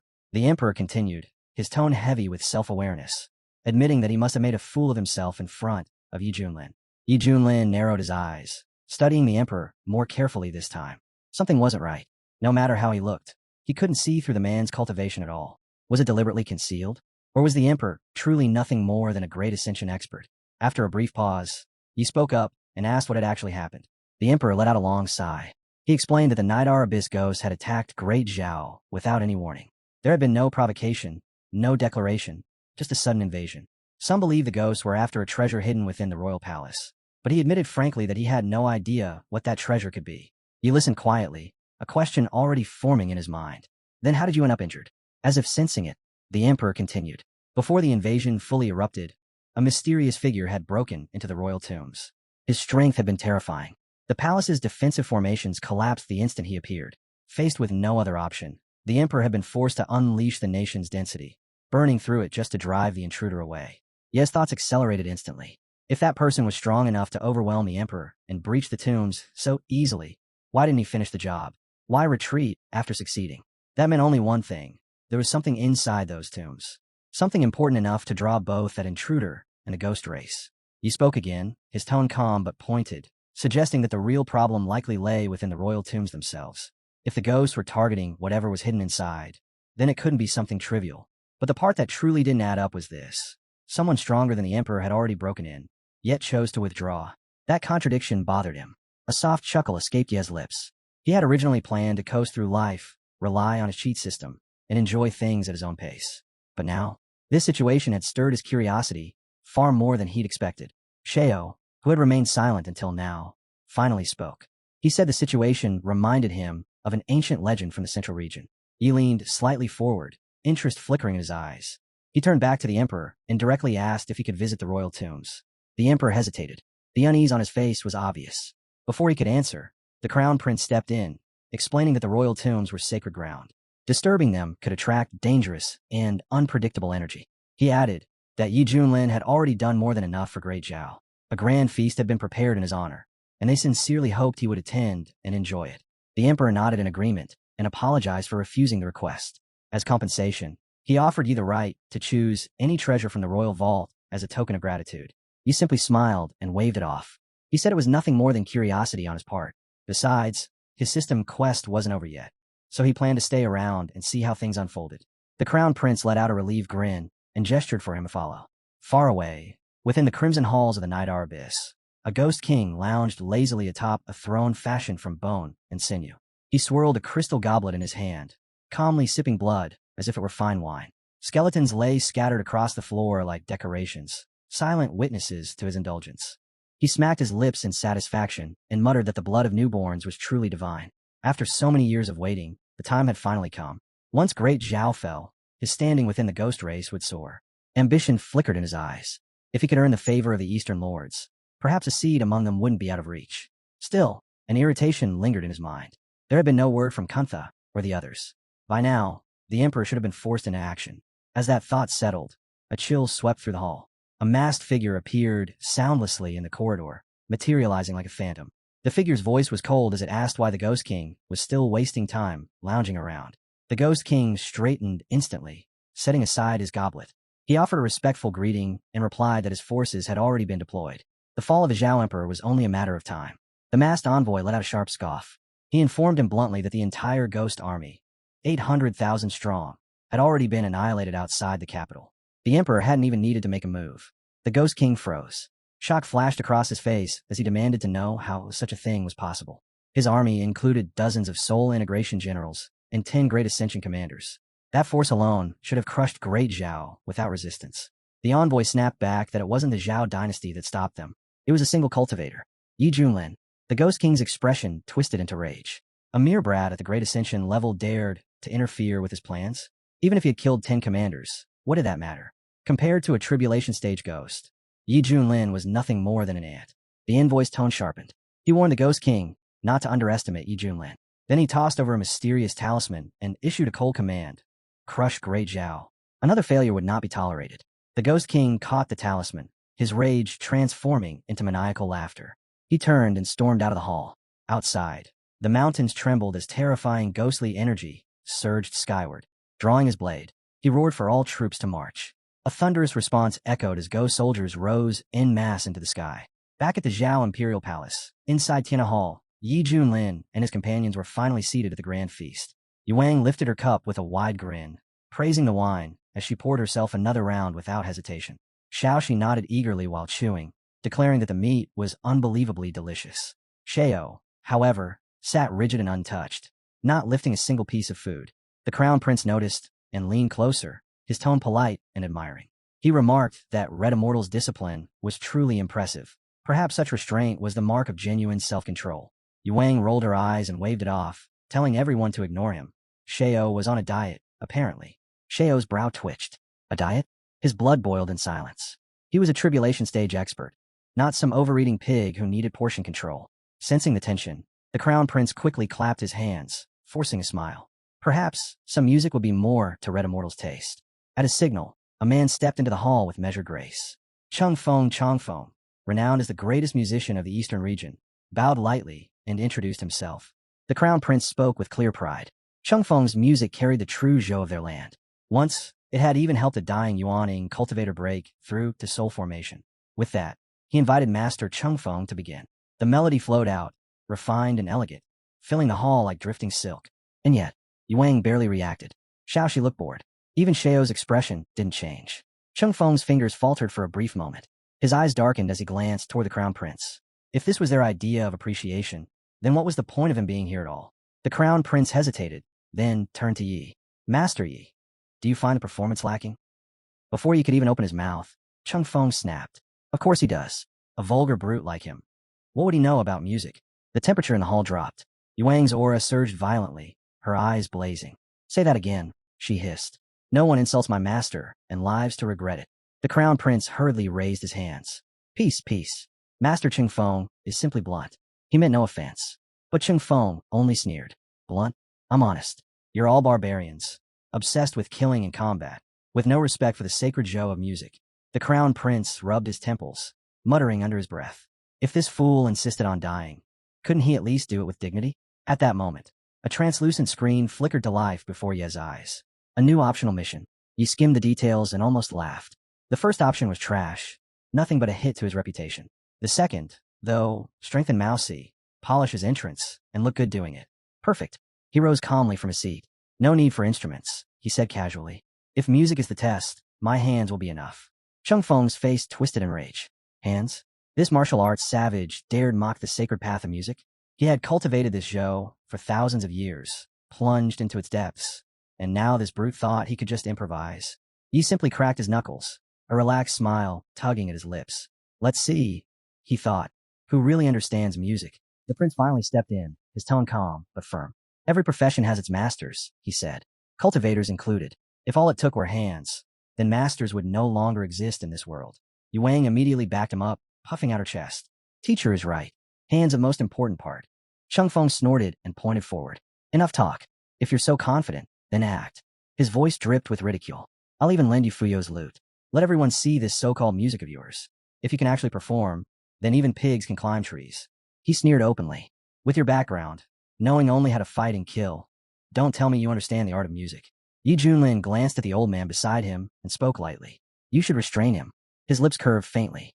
I'd hate for someone so respected to push me until I lose patience and start a fight right here.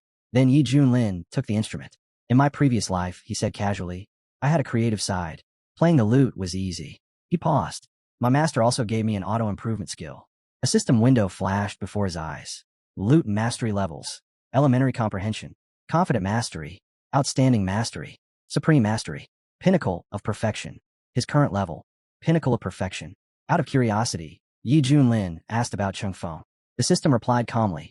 Confident mastery. The old man grew impatient. Hurry up. Stop wasting everyone's time. Watching the exchange, the prince felt a chill run down his spine. Does Honorable Yi Junlin still have any patience left? Should I intervene before Chung Feng gets himself killed? Yi Junlin exhaled softly. If Chung Feng had only reached confident mastery, then enduring his level of music was already generous. Very well. I'll give him something to listen to. I'll play an old piece, Yi Junlin said. Power over the world. He placed both hands on the instrument. Spiritual energy flowed through his fingers as the first note rang out. The rhythm shifted, fast, then slow, layered with unfathomable depth. Each wave carried weight, intent, and dominance. Sheo's eyes widened. She couldn't believe such a melody was coming from someone so young. How terrifying. What kind of teacher could pass down something like this? She was certain of one thing. If this performance were heard in the central region, it would be ranked at the absolute peak, so high that no one would even dare challenge it. Chung Feng froze, his pupils shrinking as the sound washed over him. How is this even possible? Yuang practically jumped in place, shouting over the music. It's incredible. I can feel it now. The depth, the meaning. Her voice trembled with excitement. My emotions are exploding. My heart feels like it's about to leap out of my chest. Then Yi Junlin's fingers moved faster. The melody surged, its tempo accelerating as raw energy flooded the air. The shift was so sudden that Sheo's breath caught. Her cultivation stirred violently, rising on its own. This is the middle of great ascension. Late stage, peak, perfection. Her eyes widened. I'm only one step away. Just one step from true ascension. Yuang was swept up as well, shouting wildly, begging for more. Give him more. Don't stop. Senior Li has been waiting for this his whole life. Someone cried out in shock. Senior Li. He broke through. He jumped straight from unification into great ascension. The prince stood there, stunned, watching it all unfold with his own eyes. So this is the truth. Yi Junlin isn't just an honorable figure. He's a false immortal, standing only at mid-ascension. Yet capable of this? The melody surged outward, flooding the residence, spilling into the streets, echoing across the entire city of Zhou. Warriors who heard it felt their wounds knit together in an instant. Just the sound healed me, someone shouted in disbelief. Others trembled as their cultivation surged forward, some stepping directly into the spirit transformation realm. It's a miracle, a blessing from the heavens. Far beyond the capital, outside the borders of Zhou, an elder demon suddenly stiffened. Tonight, he growled, we were meant to drown this empire in blood. He raised his hand. Attack the city. Before the order could fully settle, a radiant light tore across the sky. The heavens themselves seemed to ring.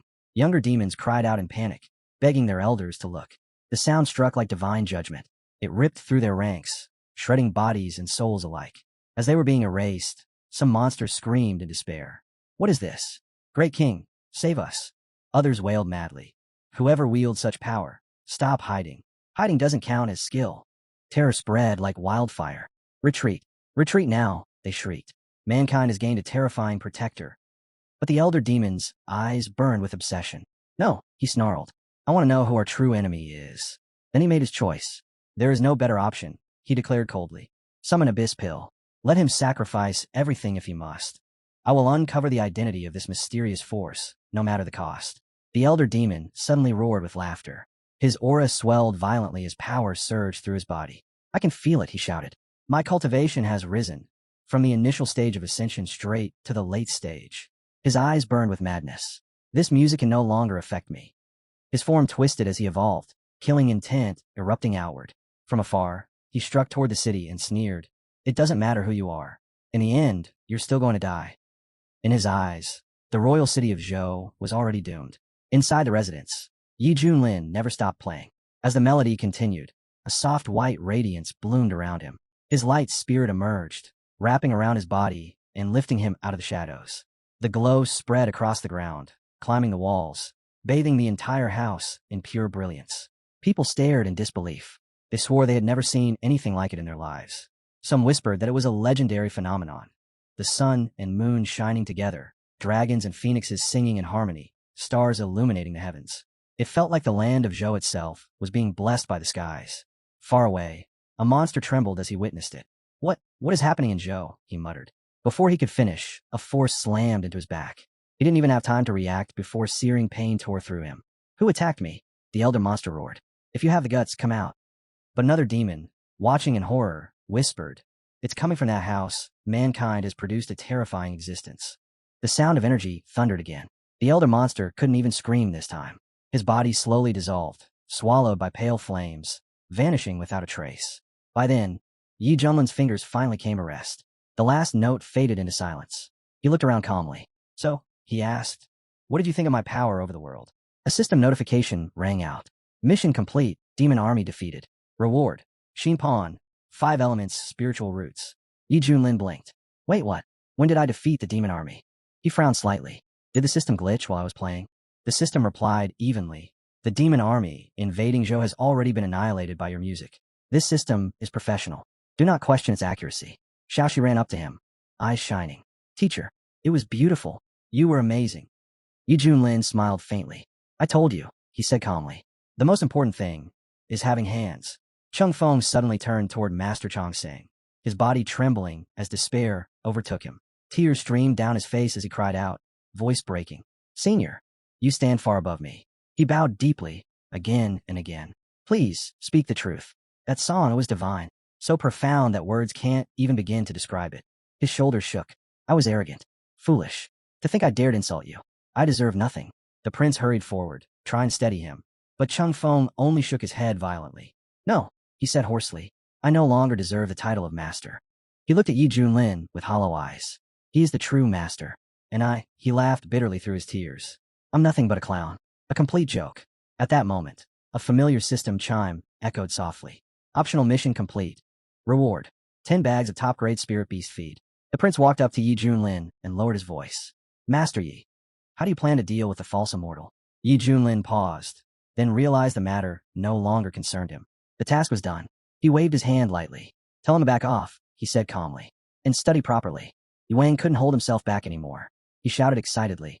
Master, thanks to your song, I broke through. I've reached the great Ascension realm. Yi Junlin nodded, clearly satisfied. A good breakthrough. His gaze shifted slightly toward Sheo.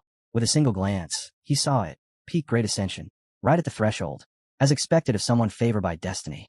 Just one more step, and he'd enter the tribulation stage. The prince shouted in disbelief. Father Emperor, he's made an unbelievable breakthrough. His heart surged with excitement. If the Father Emperor had truly stepped into the void immortal realm and gained the blessing of the nation's fortune, then Great Zhou's dominance over Changzhou would only grow stronger. The Emperor stood frozen for a breath. Then, without hesitation, he lowered his head and bowed deeply before the great warrior. His voice carried solemn weight as he said, On behalf of all the people of Great Zhou, I thank immortal Yi Junlin for playing a divine melody that bestowed blessings upon our entire nation. The prince watched, stunned.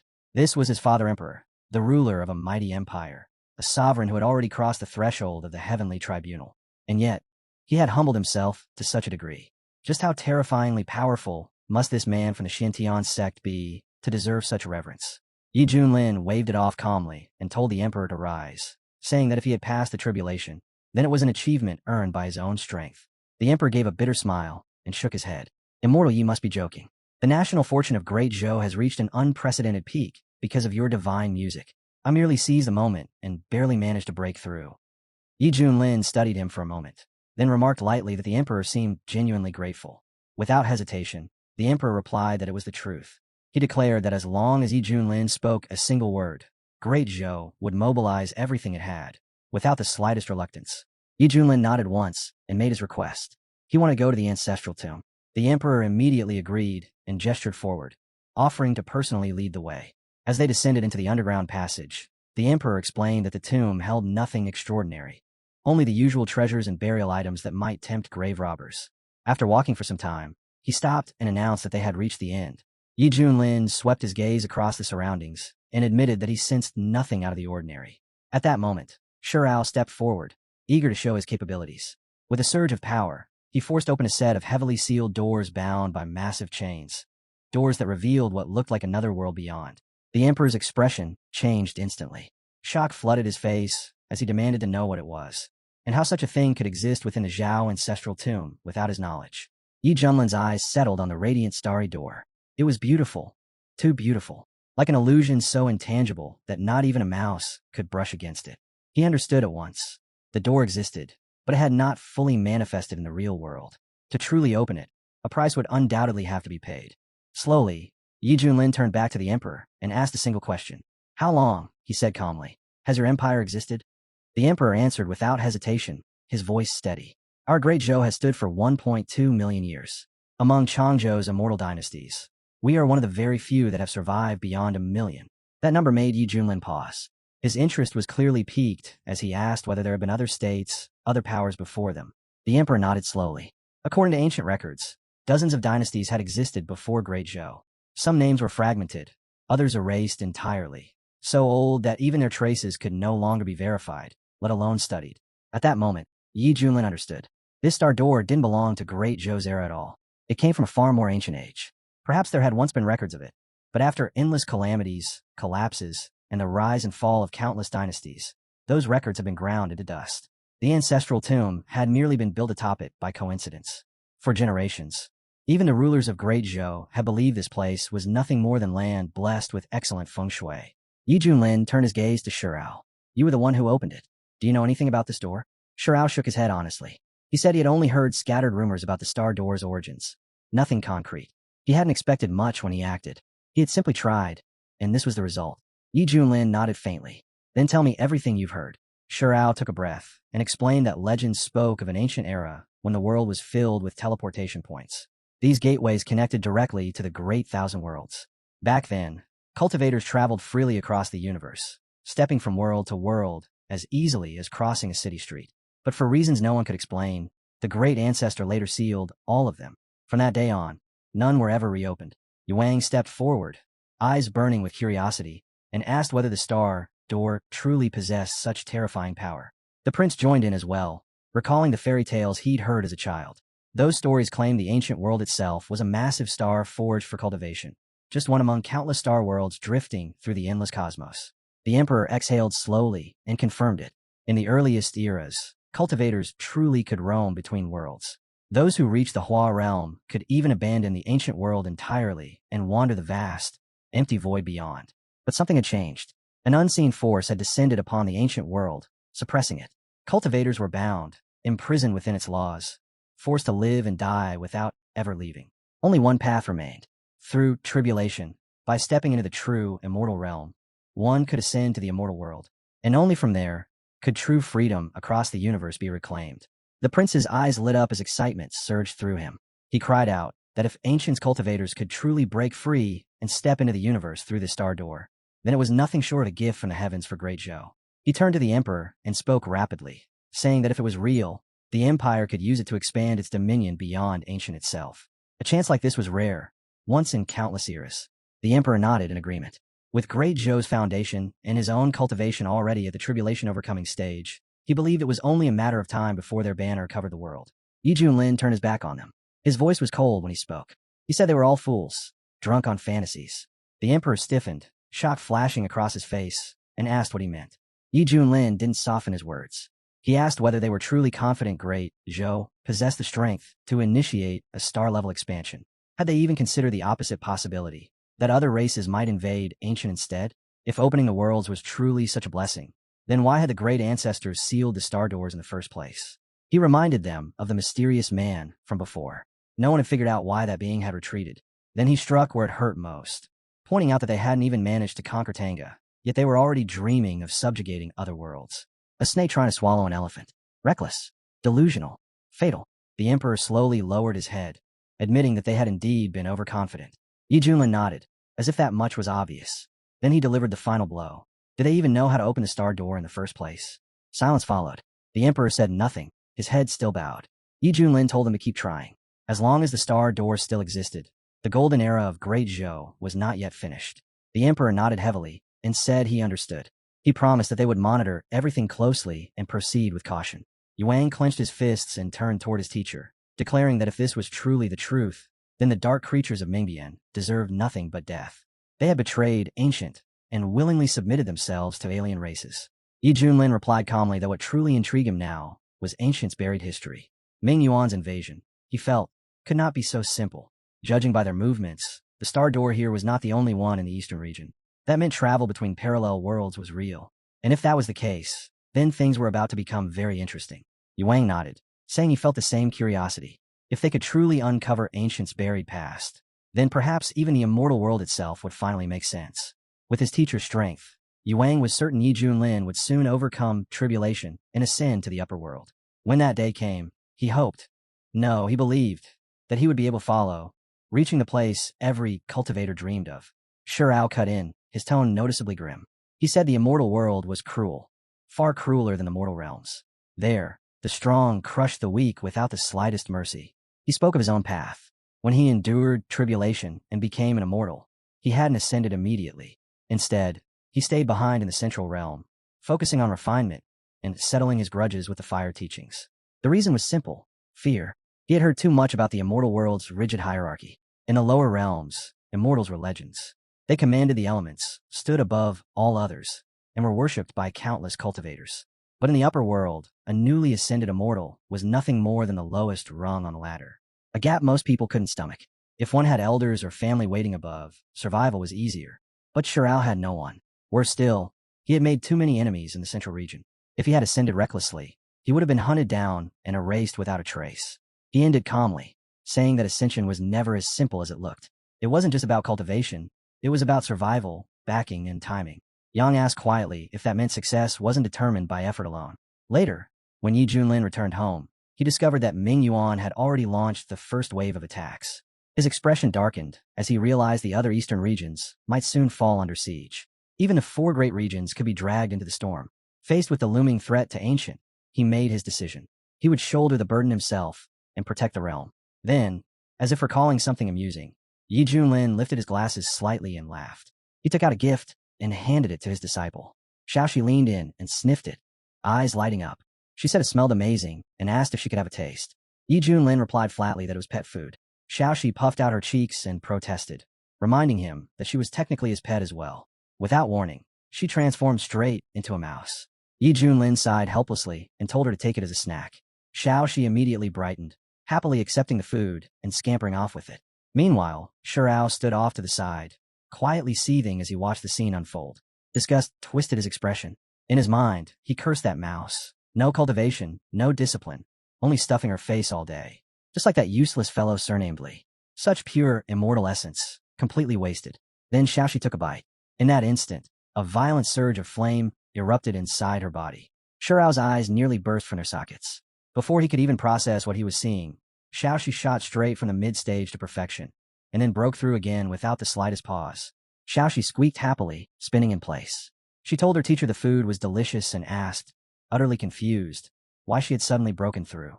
Yi Junlin was stunned as well. He stared at her, disbelief flickering across his face. One packet, just one, and it had pushed Xiaoxi from the initial stage of Hashin all the way to the initial stage of Dang. He muttered to himself, if she ate a few more, would she just become immortal on the spot? Yuang cried out in shock. In the blink of an eye, his little sister had caught up to his own cultivation. Shurao's thoughts spiraled into chaos. He couldn't understand it. Time and time again, Yi Junlin pulled out items that defied all common sense. What kind of monstrous treasure did this man possess to casually create miracles like this? Again and again. Yi Junlin turned to Xiaoxi and asked if she wanted more. Xiaoxi nodded eagerly, eyes shining, and said she still wanted to treat herself. With a faint smile, Yi Junlin tossed several more packets in front of her and told her to enjoy. Seeing her happy was enough for him. Then he remembered Mousy. Turning his gaze, he acknowledged the beast's hard work over the past days. These snacks, he said, were for Mousy too. Xiaoxi clapped her tiny paws in delight and chirped that she was glad Mousy liked them as well. Mousy took a single bite. Its aura exploded. Yuang sucked in a sharp breath. In that instant, Mousy leaped from the initial stage of Dang straight to its peak. He turned toward Yi Junlin in disbelief, calling him truly unfathomable. Shurao sat there in silence, a bitter mix of awe and frustration gnawing at him. Inwardly, he complained that this kind of shortcut was an insult to cultivators who spent decades grinding their way forward. He told himself he should take the moral high ground. Even if someone offered him that food, he absolutely wouldn't eat it. Yi Junlin, however, noticed something important. After the third packet, Xiaoxi's cultivation speed had clearly slowed. The effects were fading fast. He concluded that repeated use caused a sharp drop in effectiveness. Even miracles, it seemed, had limits. Meanwhile, Shurao remained seated behind a tree, his gaze fixed on Xiaoxi the entire time. Silence stretched on. Then suddenly, he called out to her. Xiaoxi froze, blinking in disbelief. The thought hit her all at once. The great senior was calling her. That alone felt unreal. Moments like this almost never happened. Shurao finally turned in her direction, his expression unusually serious. Xiaoxi tilted her head, hesitated for a beat, then asked softly if there was anything she could do for him. Shurao lowered his voice and told her flatly, "What your teacher gave you to eat was poisonous." Xiaoxi stiffened, then shook her head anxiously. She insisted the master would never harm a mouse. Besides, the moment she ate it, her strength had gone bang-bang, soaring like crazy. How could something like that be poison? Shurao let out a cold laugh and explained that everything in cultivation had two sides. Any elixir absorbed into the body carried different natures and properties. Yes, it could raise one's cultivation, but it would also corrode the meridians. This so-called goodie only forced growth unnaturally, like yanking on a sprout to make it grow faster. He warned her that toxins were probably already accumulating inside her, and if she kept eating it, it would eventually become nothing but slow suicide. Mousa frowned and protested. If the teacher had given it to her, how could it be harmful? She felt no pain, no discomfort. If anything, she felt perfectly fine. Shurao's expression cooled even further. He said he would prove it himself. Without another word, he activated his ability and examined her body. The moment he finished, he froze. Her meridians were flawless, unharmed, untainted. Her foundation was frighteningly solid. Even worse, pure streams of innate spiritual energy were circulating through her body, cleaner and more efficient than any elixir he had ever seen. Mousa puffed out her chest, clearly pleased, and asked smugly if she could leave now since nothing was wrong. Shurao hesitated, then firmly told her to leave the goodies behind. Big Brother was only thinking of her well-being. She should listen. She immediately pouted and said the teacher had given them to her. Before she could react, Shurao reached out and snatched the goodies straight from her hands. Her eyes watered as she sniffled, then she told him not to cry. If you want to chase after the teacher, that was fine, just don't drag her into it. Not daring to argue anymore, she muttered that she understood. Shurao shot her a mocking glance and declared this was his chance to surpass her at last. He was about to break through. Raising the bag high, he took a big bite. At first, the taste was incredible. Then terror struck. His stomach swelled violently, as if it were about to burst apart. He clutched his abdomen, face contorting in agony, and screamed that the energy inside him was raging out of control. If it didn't stop, it would tear him apart from the inside. He glared at the girl and cursed that smelly old mouse, unable to understand how she had eaten this and survived unharmed. Before he could finish cursing, boom! A thunderous explosion rang out as a massive cloud of smoke erupted behind him, blasting Shurao straight into the sky like a rogue firework. Yi Junlin blinked, staring upward. "What's going on?" he muttered. "Why did little Hong just fly into the sky?" Yuang suddenly sniffed the air, his brows knitting together as he muttered that something smelled strangely pleasant. Yi Junlin followed the scent and turned his gaze to the mouse.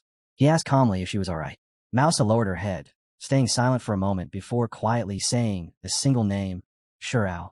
Yi Junlin's eyes narrowed as everything clicked into place. So that was what this was about. Before he could say more, Shurao came crashing down in front of them with a miserable groan. Yi Junlin folded his arms and demanded to know exactly what he had done. Shurao immediately dropped to the ground and kowtowed deeply, his forehead pressed into the dirt. He admitted his mistake outright, saying he was sorry. He hadn't meant any harm. He just couldn't resist the treats. His selfishness had gotten the better of him. His voice trembled with guilt as he explained that she had been the one who gave it to him, since the older man had said he wanted to try it too. Yi Junlin sighed. He said he understood the desire to become stronger, but reminded him that she was his little sister. Shurao nodded again and again, declaring that as the teacher's disciple, he was ready to accept any punishment. Right on cue, his stomach let out an ominous gurgle. He barely had time to react before another violent blast launched him straight back into the sky. Yi Junlin shouted after him to stop making excuses and come back down to receive his punishment. While tumbling helplessly through the air, Shurao cried out that he never expected stealing a chicken would cost him the rice as well. He swore he'd be more careful next time, and silently thanked the heavens that his old enemies weren't around to witness this humiliation. Down below, villagers pointed upward. One shouted that a heavenly maiden had appeared. Another praised the beauty of the celestial being, but wondered why she was making such strange noises. A little girl burst into giggles and said it sounded just like her sister farting. A nearby man scoffed and waved her off, insisting that was nonsense. A divine being would never fart. She was clearly releasing heavenly energy. He urged everyone to breathe it in, calling it a rare blessing. When Shurao finally crashed back down, he groaned weakly and said his energy had been purified. He declared he was ready to be punished. Yi Junlin stood firm, arms crossed, and said that if Shirao felt so proud, then this would be his punishment. For the next 3 months, he would serve Mousy. No complaints, no resistance. He would obey her every word. Shirao's face darkened at the thought of serving the mouse. Still, he bowed stiffly and thanked the teacher for his mercy. 3 months later, a flying ship from the Dragon Gate cut through the skies above Wuzhou in the eastern region.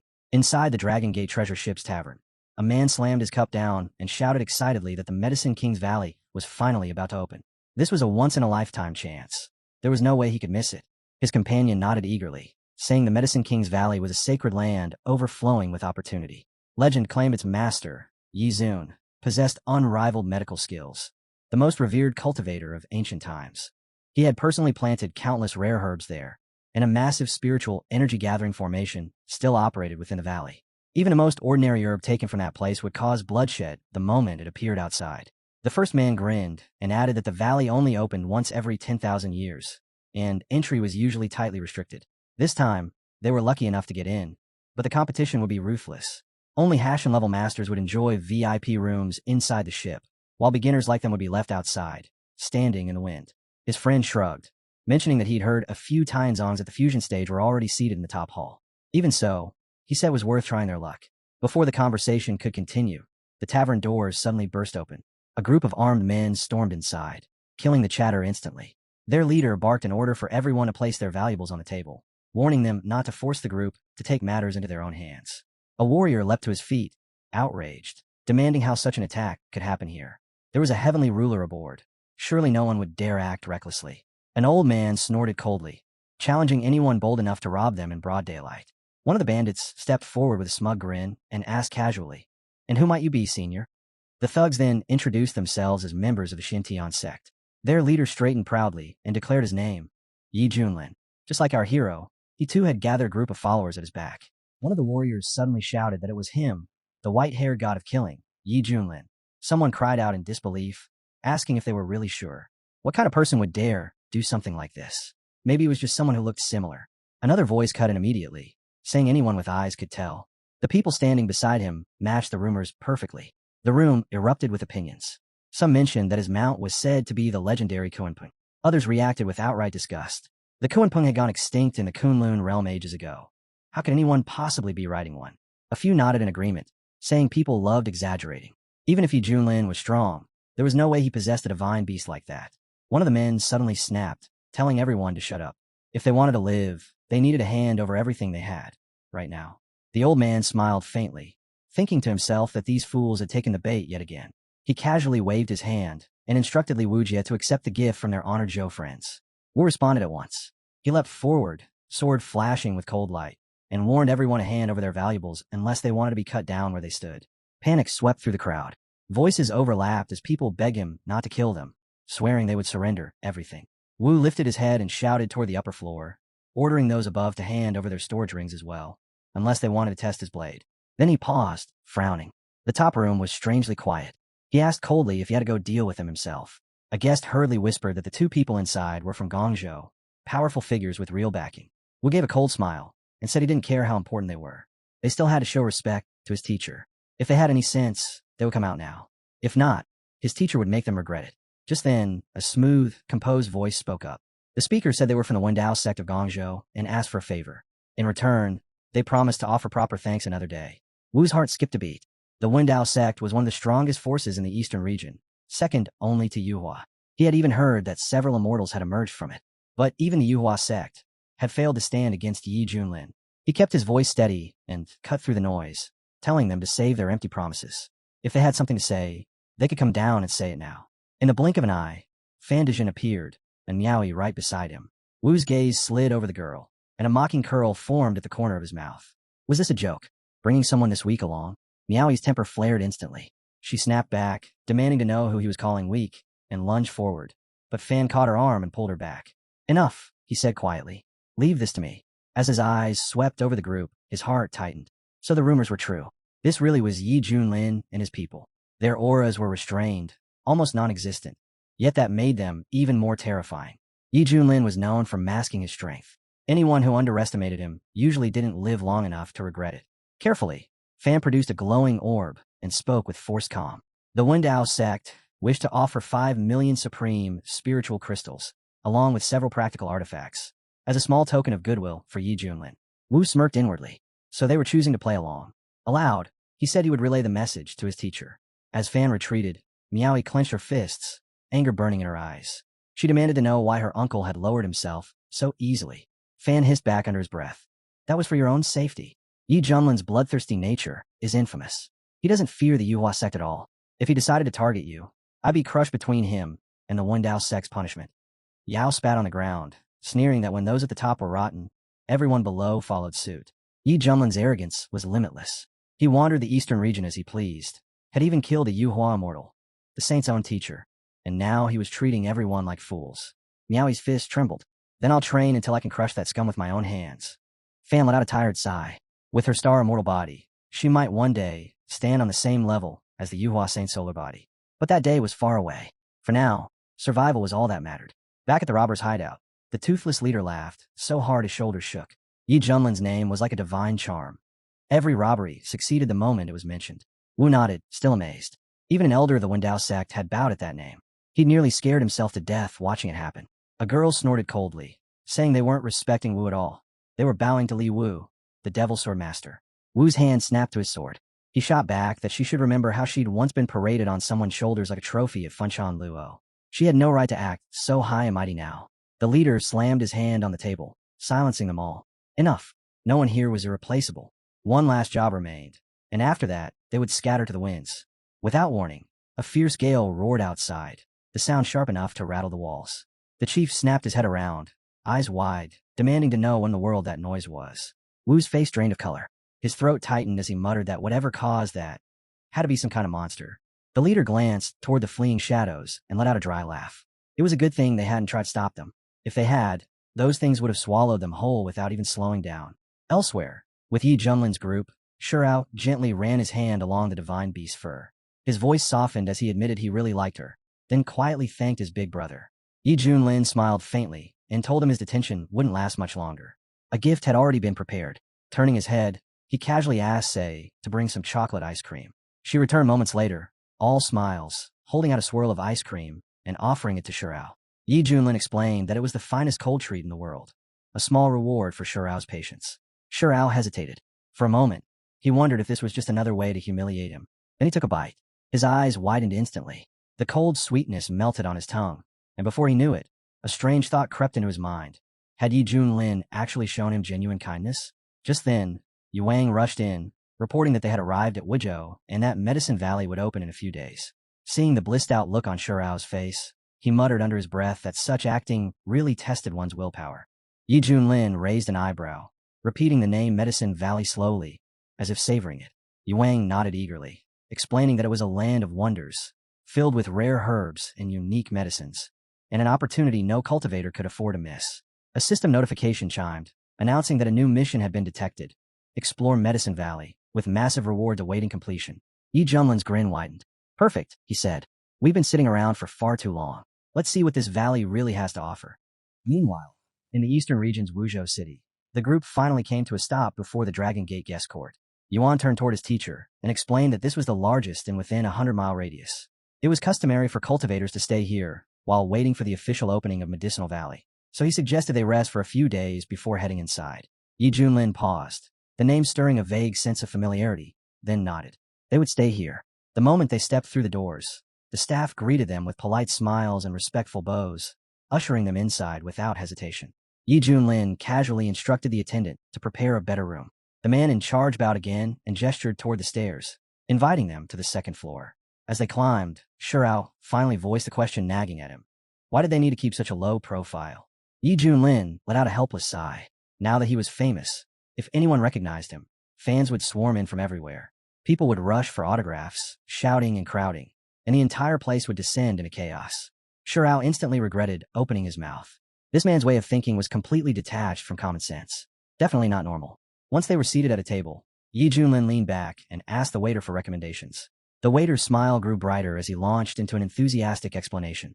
Their first specialty was fried lion heads, not made from ordinary lions, but from wild beasts at the primal spirit stage.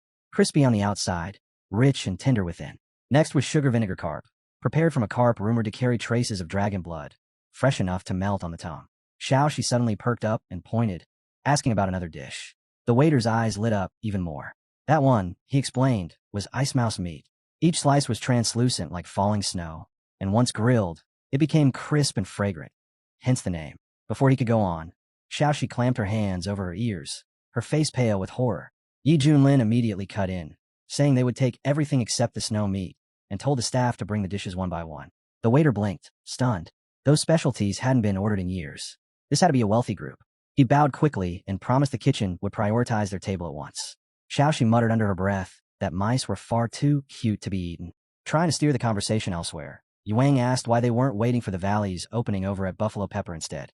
Yi Junlin chuckled softly. Once Medicinal Valley opened, chaos would erupt everywhere. It was better to arrive early, soak in the atmosphere, and observe things calmly. After all, once things started moving, anything could happen. Yuang clasped his hands respectfully, his tone sincere as he praised the teacher for always seeing 10 steps ahead. He admitted he admired him from the bottom of his heart. Suddenly, Shirao lifted a hand, signaling everyone to quiet down. His gaze shifted slightly as he muttered that someone nearby was talking about them. Yi Junlin waved it off casually, completely unbothered. That was normal, he said. With his reputation, fans were everywhere. If anything, he was curious. What kind of legendary stories were they spreading this time? With his enhanced hearing, fragments of conversation drifted over. One voice cursed Yi Junlin bitterly, claiming that half a lifetime of hard work had been destroyed after being robbed clean. Another voice followed, complaining that 6 level 7 artifacts, 30 amulets, and 5 earth-grade elixirs had all been taken by the same man.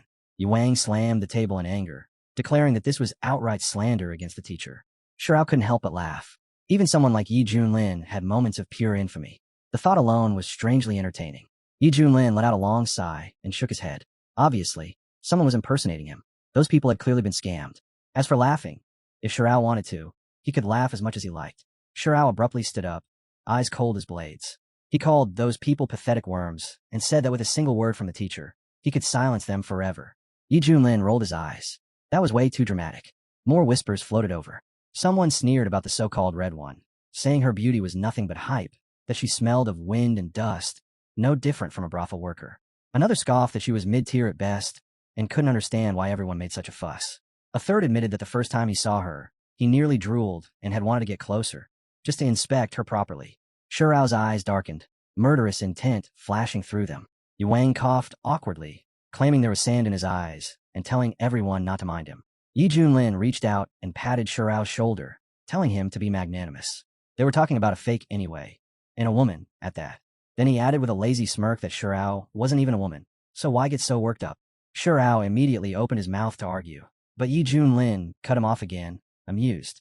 From that reaction alone, it seemed Shirao had already accepted the nickname Red. Otherwise, why be so sensitive? Shirao tried to deny it, flustered, but before he could say more, the food arrived.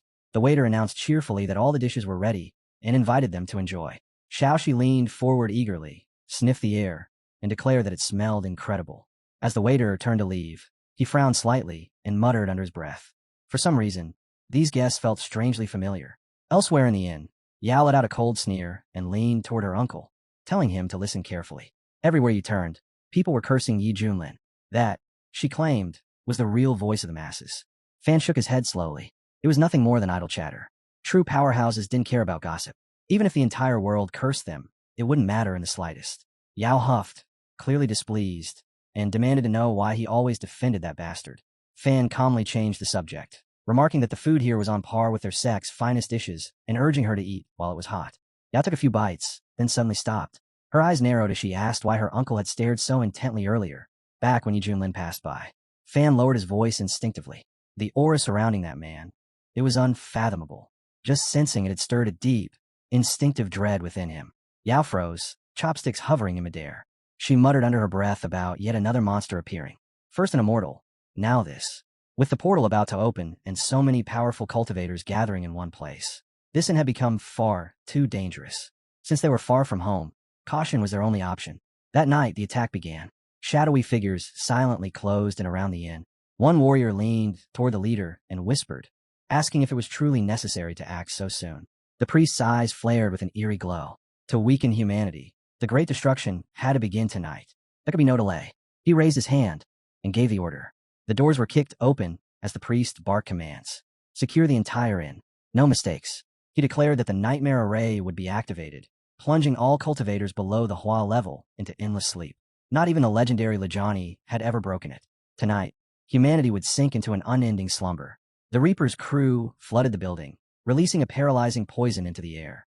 In mere moments, the lively inn fell into deathly silence, every soul inside collapsing into unconsciousness.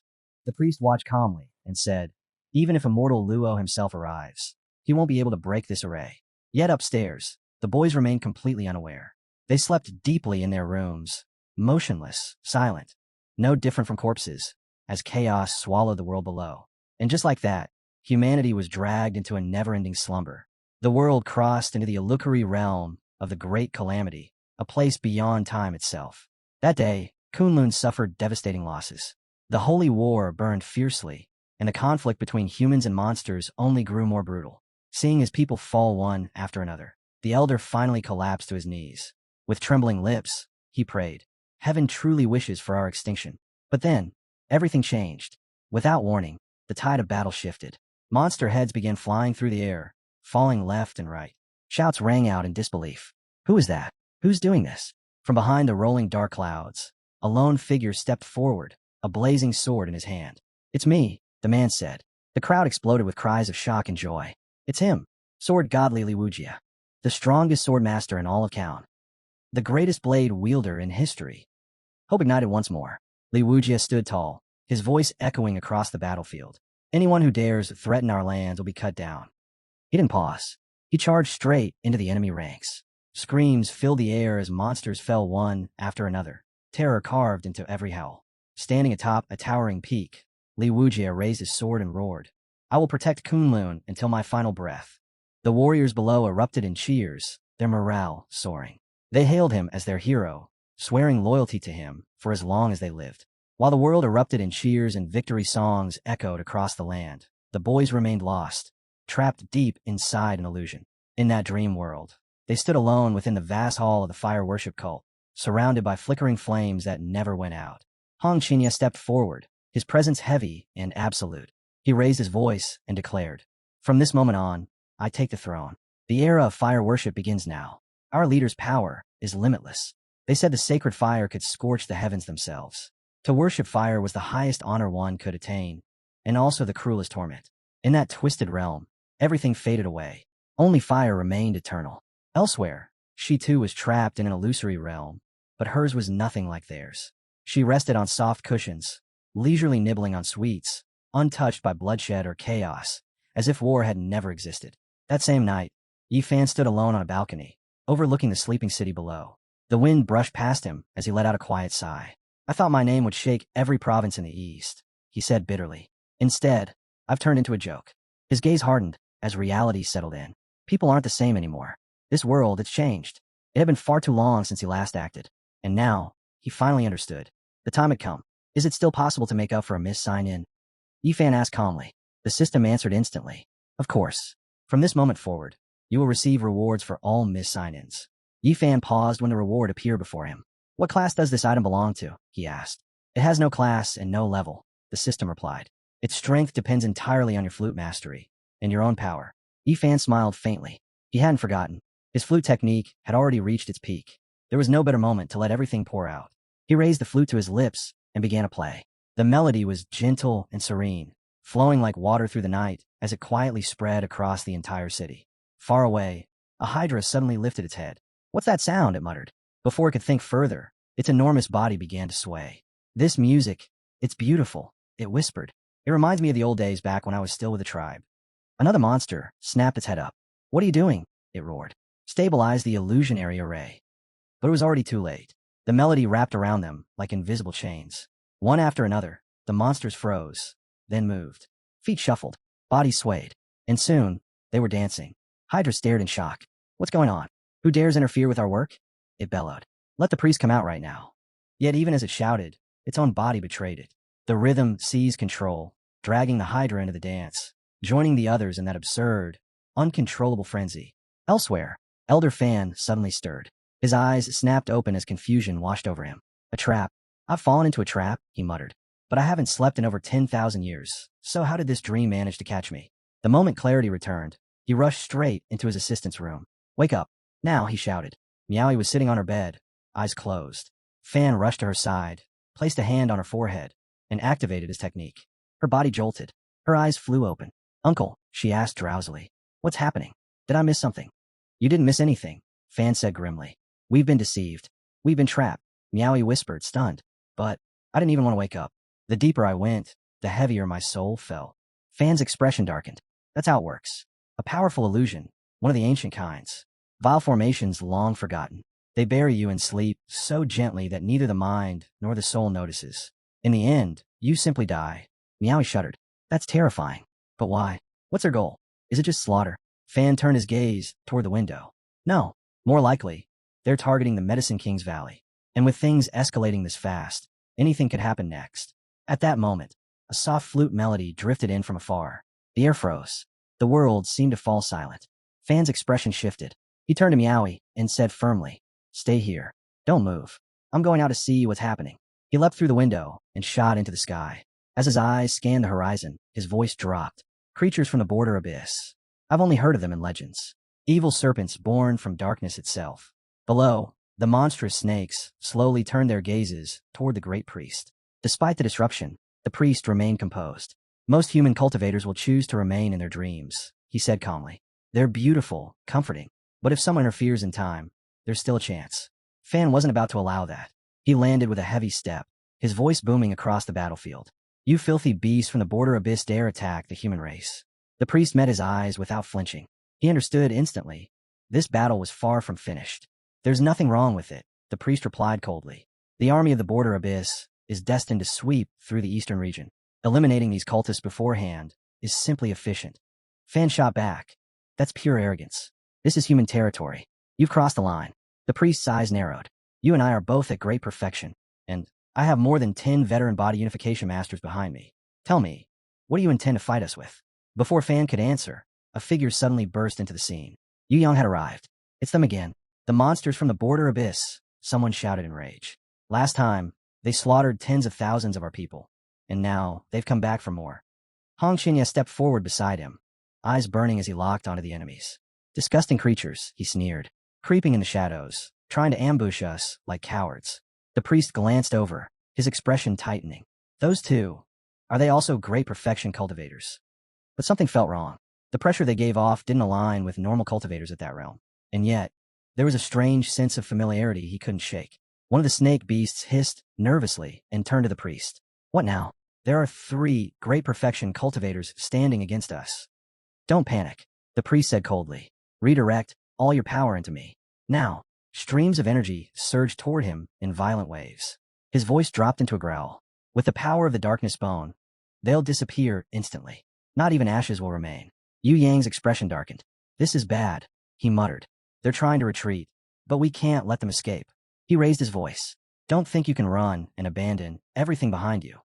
The priest only smirked. Futile. This rod is a sacred weapon, bestowed upon me by our clan chief. Even someone who has passed the 3 fracture trials would struggle to resist its power. As the figures slowly began to fade into the encroaching darkness, Yu Yang suddenly felt it. A strange ripple in the air. That melody again. An overwhelming urge surged through his body, seizing his limbs. Hong Qinya froze as well, his brows knitting together. What is this music? The priest's face went pale. His hands trembled. That cursed flute. He could feel it dragging at his consciousness, crushing his will piece by piece. The melody swept over the battlefield. And then, chaos. One by one, their bodies began to move on their own. Feet stepped, arms swayed. Even the priest lost control, his wand slipping from his grasp as he staggered. Stop it, he roared. Everyone, stop dancing. But no one could. Hong Qinya blinked in disbelief, his body refusing to obey him. Why can't I stop? Yu Yang clenched his teeth, fury burning in his eyes. Is he doing this on purpose? Is he mocking us? From inside the inn, Fan stood by the window, watching the scene unfold. His eyes narrowed. It's the flute, he murmured. That's what woke me up. This place, it's crawling with hidden masters. Just then, footsteps echoed from the hallway. Meowie walked in, her curiosity written plainly on her face. Who's playing the flute? She asked softly. It's such a beautiful tune. Drawn by the sound, she stepped into the next room. And there he was. Yifan sat there calmly, flute resting against his lips as the melody continued to flow effortlessly from him. She froze. Her cheeks flushed bright red in an instant. I'm sorry, she stammered, flustered. I didn't mean to interrupt. I just wanted to talk to you. Yifan stiffened. Had his identity been exposed? His mind raced. Could she be one of those overly obsessed admirers who, somehow, track him down? Without hesitation, he reached out and took her hand. Since you've already figured it out, he said smoothly, there's no point hiding anymore. He smiled faintly. You deserve my signature. Miaoi was so shocked that a shrill cry slipped out of her throat. Go on, Yifan said with complete confidence. Tell me, where do you want me to sign? Her face turned even redder, her mind in total chaos. What is wrong with this guy? She thought. Why did he suddenly pull her in here and insist on giving her an autograph like this? She was stuck, flustered, and had no idea how things had spiraled this far. Please let me go. Miaoi blurted out. You misunderstood. I don't want your autograph at all. Yifan froze, genuinely confused. Huh, you don't want my signature? Then why were you standing outside my room? Miaoi hurried to explain, words tumbling out. I was drawn in by your flute. The sound was beautiful, so I stopped to listen. I didn't know you were inside playing, and I definitely didn't mean to interrupt you. I honestly don't even know who you are. Am I supposed to? Are you famous throughout the eastern region, or something? Yifan let out a quiet sigh. I see. That was a bit forward of me. Sorry. He paused, then added, I'm from the desert region. As for fame, well, I'd say I'm doing fine. Miaoi's eyes widened. You're from the desert? Yeah, Yifan replied casually. Why? Is that strange? She hesitated, then spoke honestly.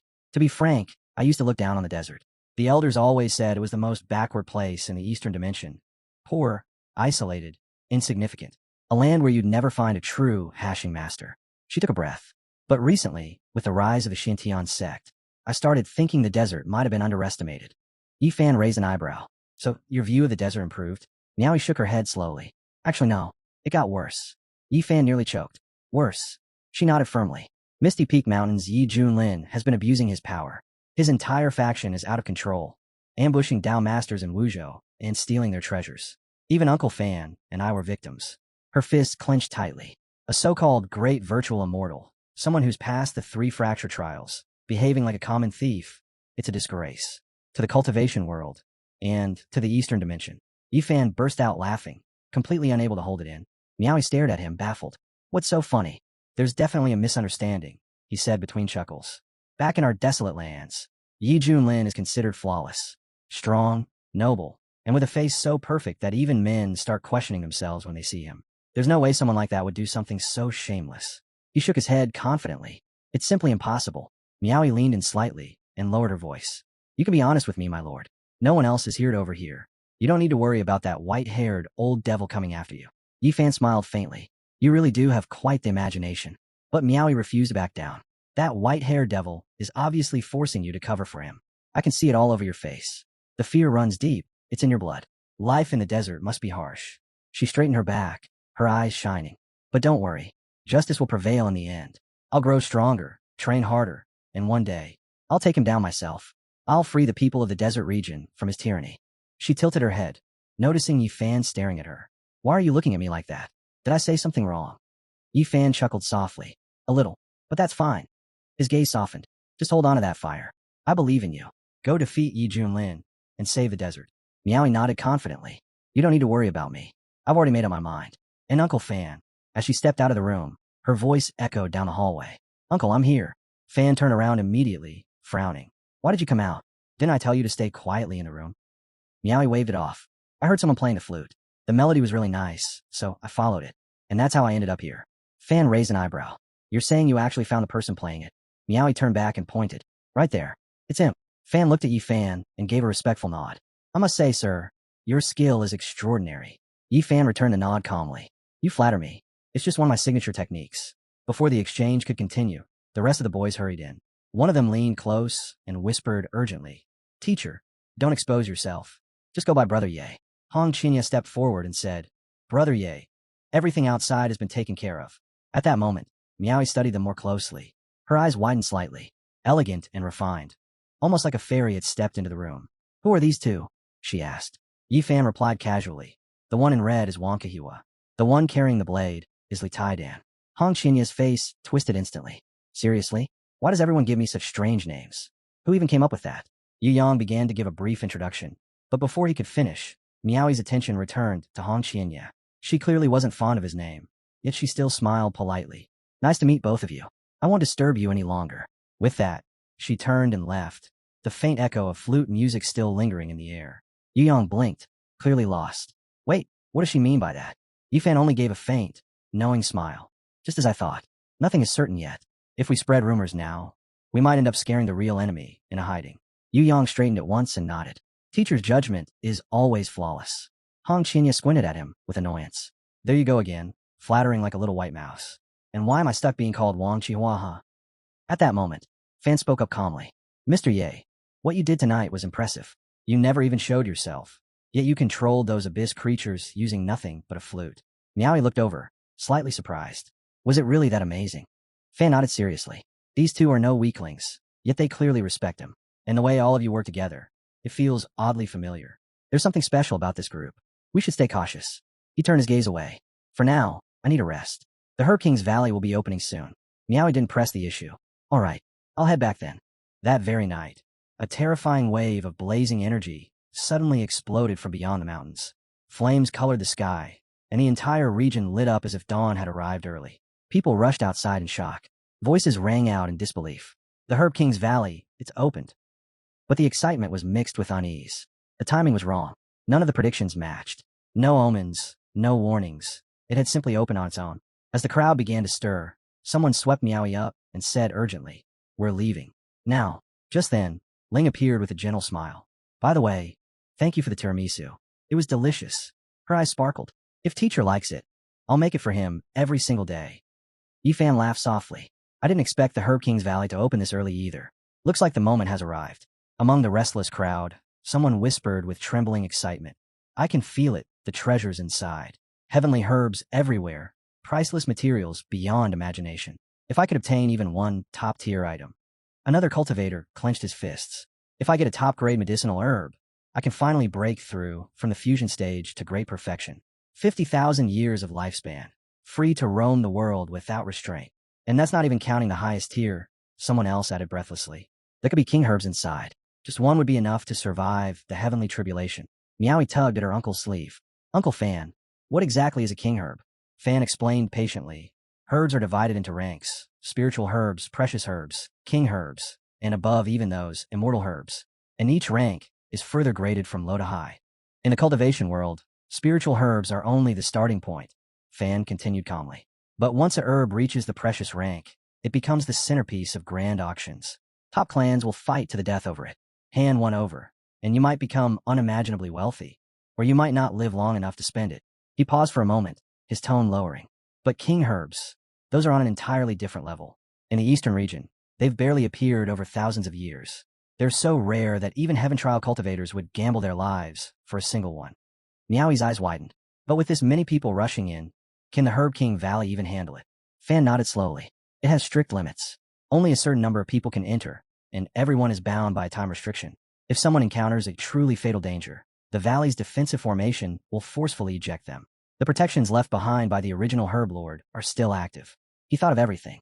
As later generations, all we can do is thank fate for letting us inherit such a legacy. His gaze shifted toward the distance. I didn't expect this, though. Even a master of the lighted lamp from the hanging monastery has shown up. He's no ordinary cultivator. With him here, this competition will be ruthless. Fan turned back to Miaoi, his expression serious. Once we enter, don't act on your own. Stay by my side at all times. Not far away, monks had already gathered. One of them spoke with confidence. With Master Randang leading us, this trip will surely yield rare herbs in abundance. Another monk nodded eagerly. 1,000 years ago, Master Randang entered Yin Wang Valley alone. When he emerged, his cultivation had soared. That place is filled with great fortune. His expression soon darkened as he continued. But Yanwan Valley is far more dangerous than it looks. It hides secrets beyond imagination. I nearly lost my Dao heart there once. It almost shattered me. He clenched his fist. But I turned that failure into motivation. I cultivated day and night without rest. Now if I encounter those strange creatures from the valley again, I can face them head on. I might even suppress them completely. At that moment, Yi Fan and the others arrived. Yu Yang looked ahead with awe. Teacher, this is the Valley of the King of Medicines. They say it's overflowing with heavenly materials and rare herbs. Treasures you can't find anywhere else. Hong Qinya scanned the lush surroundings, eyes gleaming. This place is practically drowning in herbs. I'll admit it. Now I'm genuinely curious. Yifan nodded slightly. He's not wrong. This valley seems far richer than what the legends describe. Even so, as he took it all in, he couldn't help but compare it to the opportunities and inheritances he had already obtained. Even if these herbs really are as rare as everyone claims, he thought to himself, they still can't compare to the reward Tongzi gave me. Still, since I'm already here, there might be something worth taking hidden inside. At that moment, a massive pillar of flame erupted into the sky. Sparks scattered in every direction as a radiant portal slowly tore open in midair. Cheers burst out from all sides. It's open. Hurry, let's move. Someone close to Meowie spoke quickly. Miss, it's time. Head in now. We'll guard the rear. Enter together with them. Yifan stepped forward, his gaze fixed on the entrance ahead. So this is the Herb King Valley from the inside, truly magnificent. Yet the moment he crossed the threshold, a strange feeling crept over him. Hong Qinya stiffened. What the hell? My cultivation just dropped. I'm back at the 9th stage of Qi. Yu Yang's expression darkened as well. Same here. The suppression feels even stronger on me. I can feel it pressing down completely. Yifan fell silent for a brief moment, then muttered under his breath. Why hasn't my strength decreased at all? The answer came instantly. Lingyi's restrictions couldn't override Tongzi's system. Still, for the sake of appearances, he quickly adjusted his aura, making it seem as though he'd been suppressed just like everyone else. Concealing my true strength is what I'm best at, Yifan thought calmly. That way, when the time comes, I can catch them completely off guard. He spoke calmly, as if stating an obvious fact. Looks like this sovereign formation suppresses everyone to the same cultivation level. No matter how strong you are outside, you're equal once you're inside. Smart design. That way, no one powerful can tear the entire valley apart. Yu Yang let out a helpless sigh. With suppression this strong, my dark sword is basically scrap metal. Guess I'll have to make do with this old kitchen knife. Yifan glanced over, genuinely surprised. You're still carrying that thing? Yu Yang nodded without hesitation. Of course. It was my very first blade, the one I cultivated with back when I had nothing. No strength, no backing. I never thought I'd be fighting with it again. At that moment, Yifan's system suddenly activated. Carrier detected within Herb King Valley. Registration confirmed. Yifan's lips curved upward. Oh, nice. Go ahead, register me. A notification immediately appeared. Congratulations. You have obtained a premium grade Insight T scroll painting. Brewing it during downtime will greatly enhance spiritual clarity. Yifan stared at it, frowning. That's it. Seriously? I already said I don't need help with cultivation. TSK. Whatever. At least it'll help with thirst. From the side, Hong Qinya watched him carefully. So he's annoyed his cultivation got suppressed. A cold smile crept onto his face. Now that we're finally on the same level, all I need is the right moment. Once I move, I won't hold back. Let's see how long this so-called teacher lasts. His thoughts spiraled wildly. Visions of tying Yifan up, lashing him in revenge, savoring every second of humiliation. Yu Yang's voice suddenly broke his fantasy. By the way, I heard that if a fight here becomes life-threatening, the array automatically ejects the fighters. So technically, we can go all out and still survive. Hong Qinya's face darkened. What kind of stupid rule is that? If I can't finish him here, once we're back outside, we'll be the ones getting crushed. Yifan noticed a shift in his mood and silently smirked. So that's his plan. Use the suppression to settle old grudges. Too bad. I was really starting to look forward to it. His gaze stayed locked on Hong Qinya. He still thinks my strength got suppressed too. Yifan thought with amusement. I almost feel bad. Almost. I can't wait to see his face when he realizes the truth. Just then, Meowie's voice rang out urgently. Minter, look over there. The herbs, they're moving. They're alive. Yu Yang's eyes lit up instantly. The heavens truly favor me. The herbs are delivering themselves straight to us. Hong Qinya shot him a sharp look. Don't be stupid. These herbs have intelligence, and every single one of them is at 9th level Qi. The brush ahead rustled. Then, a 3-leaf clover calmly stepped out from the greenery. This wasn't an ordinary herb. It was a rare variant of precious medicine. The 3-leaf clover turned toward the group and burst out laughing. Looks like Elder Yaozuan sent us more toys. Just like last time. Let's have some fun. The wheatgrass beside it let out a dark chuckle. Strip them. Make them crawl around the valley on all fours. Let them bark like dogs. Yu Yang's face twisted. Since when did herbs get this arrogant? Hong Qinya snorted coldly. They don't even understand what death is. He raised his hand and released a burst of flame. Not his full power, barely 40%. But even that would have been enough to heavily injure, if not kill, a cultivator of the same rank outside the valley. Yet the fire dispersed harmlessly. Hong Qinya froze. What? That should have burned them to ashes. The weed sneered in mockery. What's this? A little girl trying to fight back.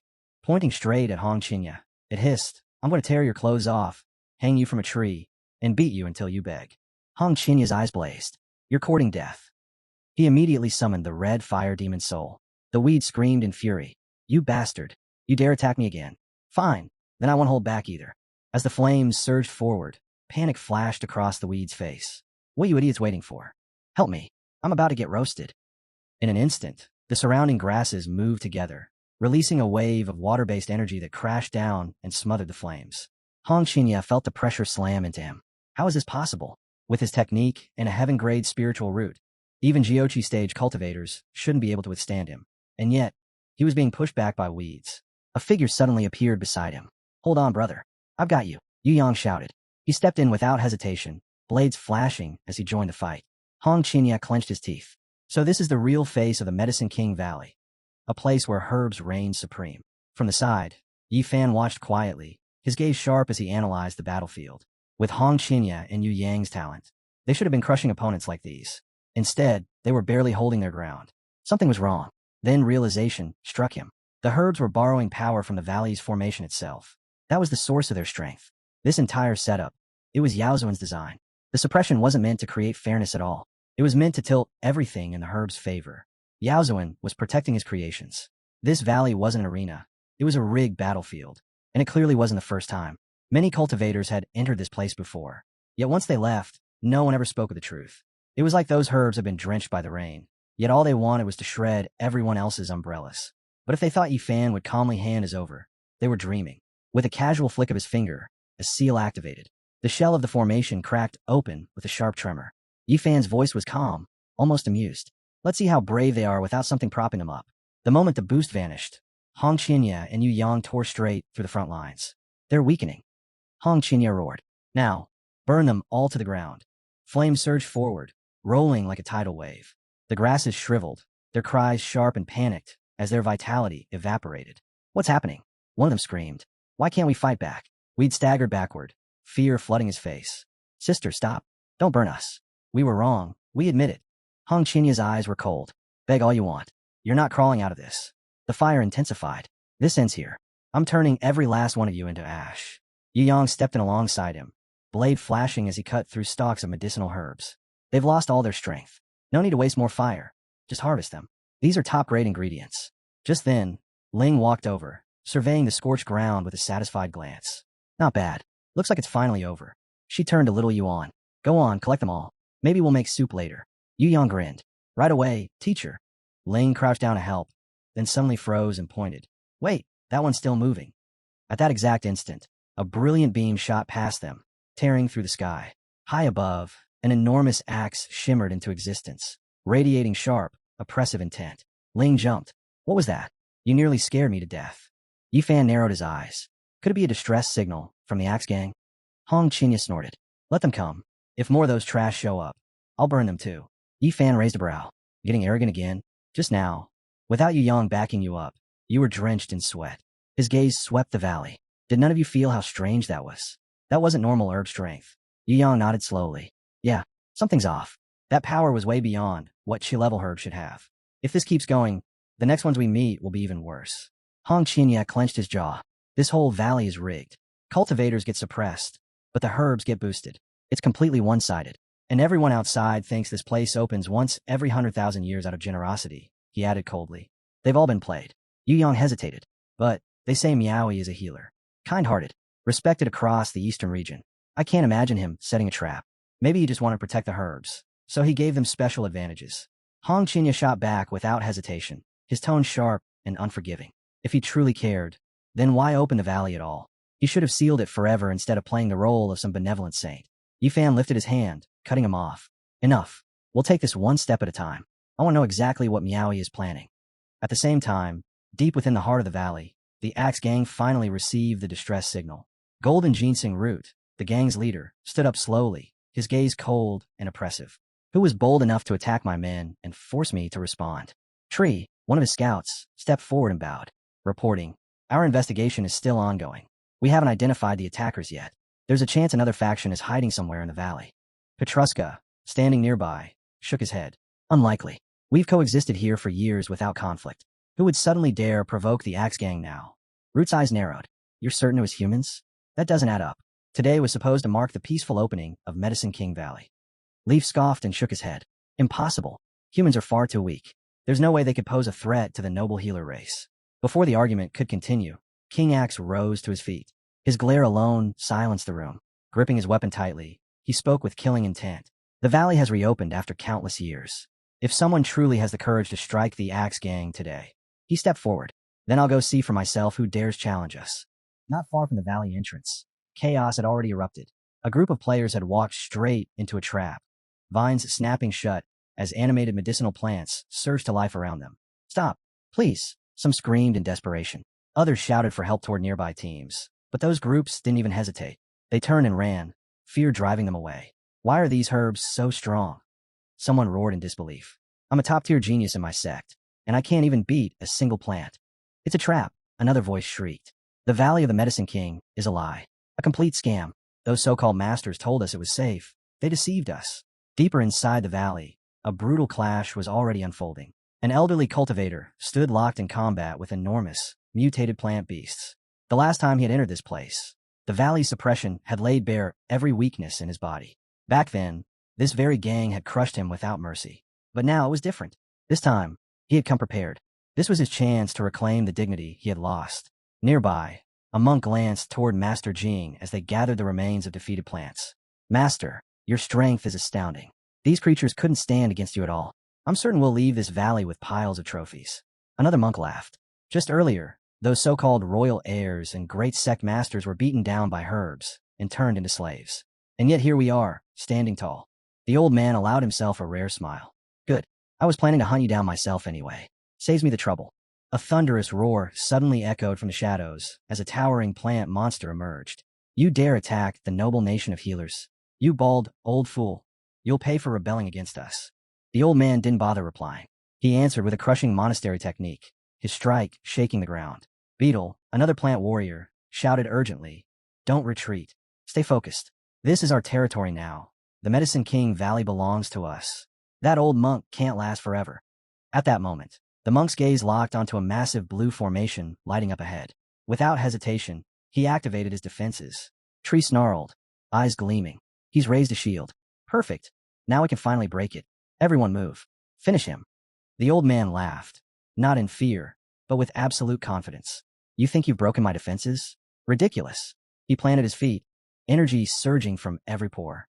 I've crossed sacred mountains and ancient rivers, exhausted every method known, and spent a fortune refining this body. Years, perfecting the diamond invulnerable body technique.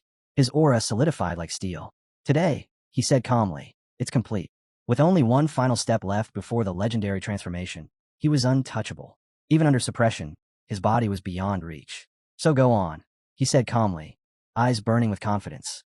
Let's see what else this so-called Valley of the Medicine King has prepared for me. When the battle ended, the old man quickly ordered his warriors to pack up the medicinal herbs. Lingering was a mistake. They had to keep moving forward. Elsewhere, deep within the forest, Fan and Meowie continued onward. Along the way, Meowie mentioned the girl's physique, the body of celestial stars. Even with her power suppressed, she could still erupt with terrifying strength. Without that sudden outburst earlier, they would have been completely swallowed by the surrounding herbs. But that strength, where had it really come from? Was it truly Yatsen's doing? Meowie shook her head. She had once believed Old Man to be kind and righteous. Now, she finally saw the truth. He was dangerous, and far more calculating than he let on. They had only just stepped into the Valley of the Medicine King, yet the danger was already suffocating. Who knew what nightmares lurked deeper inside? At this point, even Meowie secretly wished the valley would just close and throw them all out. Being crushed by plants alone was already breaking their spirits. Suddenly, a strange plant drifted out of the shadows, monster grass. Before Meowie could react, it struck from below, coiling around her leg in an instant. She turned sharply and fired a beam in defense, but something felt wrong. The attack passed straight through her body, leaving no impact at all. Fan's heart sank. He charged forward without hesitation, striking the monster and shouting for it to release her. But his attack didn't even leave a mark. The plant countered immediately, its branches whipping toward the old man. Fan staggered back, eyes wide with disbelief.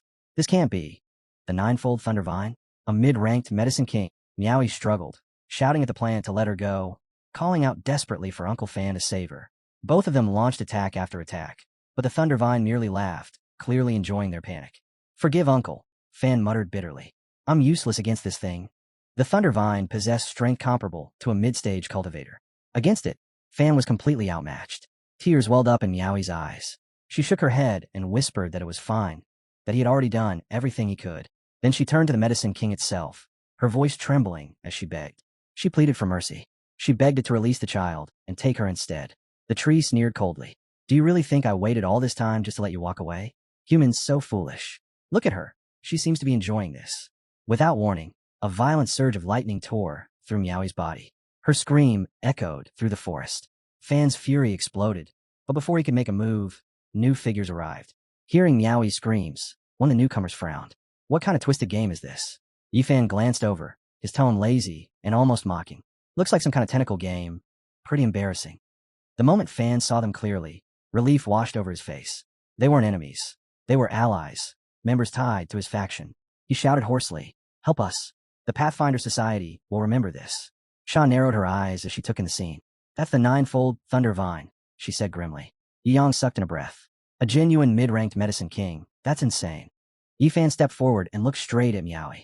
His expression softened for just a moment. Seems fate really enjoys crossing our paths. How could I pretend not to see this? He turned sharply. Hong Qin, you move. Yu Yang didn't hesitate. I'll take the front. Hong Qin nodded, flames already flickering around him. I'll cover the rear. If things go sideways, I'll make sure it burns. The Thunder Vine quivered, excitement rippling through its massive body. Oh, you brought me another toy. It sneered. Hong Qinya's gaze turned icy. Let's see if you're still laughing once you're roasted alive. In the next instant, he and Yu Yang attacked together, striking from opposite directions in perfect coordination. The tree roared in fury. Cursed wretches! How dare you strike the master of this land? A terrifying chill spread as it unleashed Demon's ice flame, forcing it to loosen its grip on Meowie so it could fight at full power. Fan rushed forward and caught her as she fell. We're pulling back. Stay safe. Leave this to them. Meowie nodded weakly, her breath unsteady. They're all 9th level cultivators, but even with my star immortal body, I can't contend with a Medicine King. I couldn't even hold on. Her voice trembled as she looked at Fan. Were you and Father lying to me? I'm not as strong as you said, not even close. Fan shook his head slowly. It's not that you're weak. The world is just too big. There's always someone stronger. He exhaled. Honestly, I don't even know where people like them come from. They're on a completely different level. Meowie hesitated, then recalled something. Mystery once told me. They're from Wild Joe. Fan froze. Wild Joe. That's hard to believe. The Medicine King laughed, its voice crackling with lightning. I rule this place. I'll fry every one of you until you can't even breathe. Lightning exploded outward, forming a dense web that trapped the fighters inside. Meowie's eyes widened. This is bad, even they're struggling. Yifan saw it clearly. His gaze sharpened. They're hitting their limit again. Time for me to step in. Before he could move, a small voice rang out. My brothers are in danger. I'm going in. Mousa didn't hesitate for even a second. She leapt straight into the battlefield. Yifan blinked in surprise. He'd almost never seen her take the initiative like this. Maybe now, her true strength was finally about to surface. Yu Yang clenched his jaw, anger burning in his chest. We underestimated the Medicine King's advantage, he realized bitterly. In this place, landing a real critical blow is almost impossible. The humiliation gnawed at him. This is even worse than when Mr. E crushed my pride. Back then, at least I had some dignity left. Now, even a useless weed thinks it can step on me. His eyes widened when he spotted Mousy rushing in. What's she doing here? Panic flashed through his mind. This place is too dangerous for her. He roared at the top of his lungs. Get out of here. This isn't a place you can survive. The tree noticed her as well and let out a mocking sneer. You? Something this small dares challenge me. Do you even understand what you're doing? Mousa didn't hesitate. She grabbed one of the massive roots, her grip steady, her voice low and fierce. Don't you dare look down on me. A surge of blazing solar energy erupted from her body. In a single, clean motion, her strike severed the root.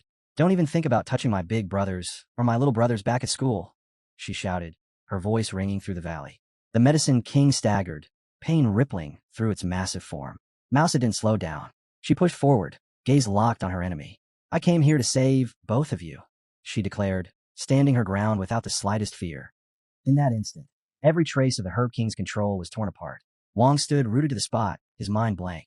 Was this really the same goofy little rat who followed them around, cooked meals, and did nothing but snack all day? How would she be hiding power like this?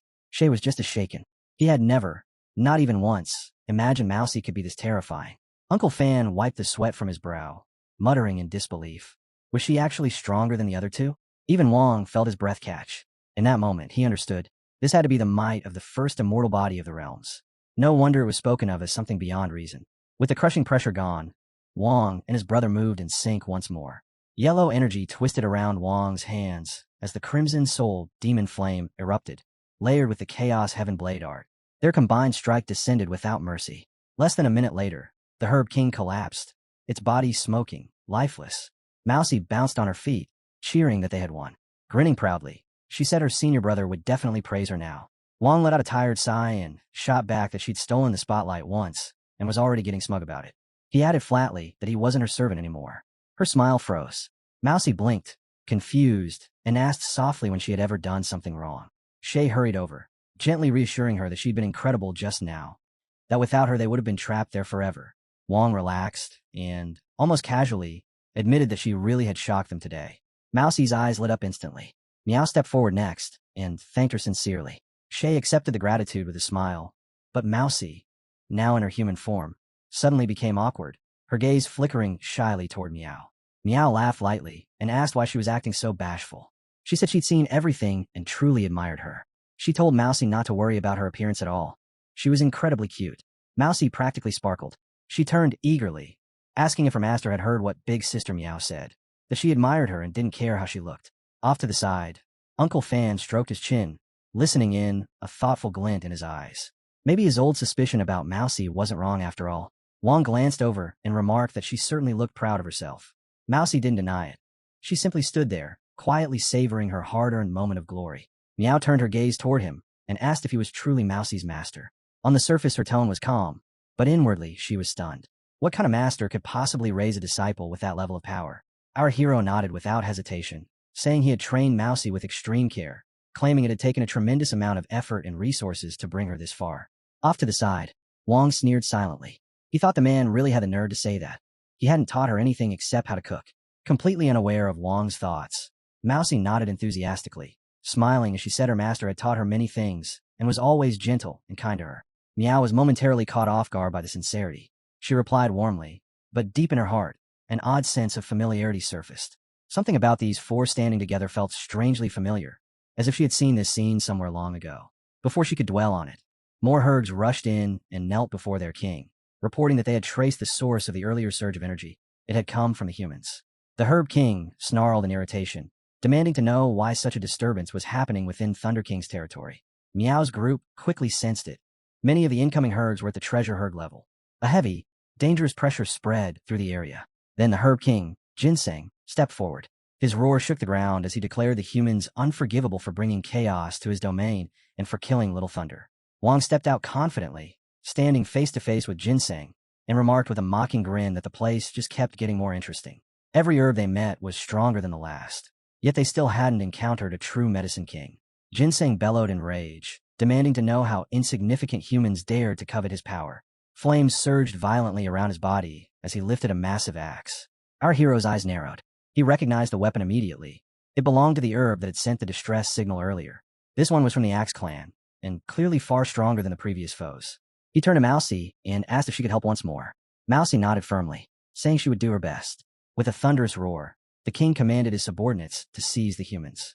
Wong and Shay didn't hesitate, charging straight into the fray. But the king froze when Mousy suddenly appeared before him in her true form.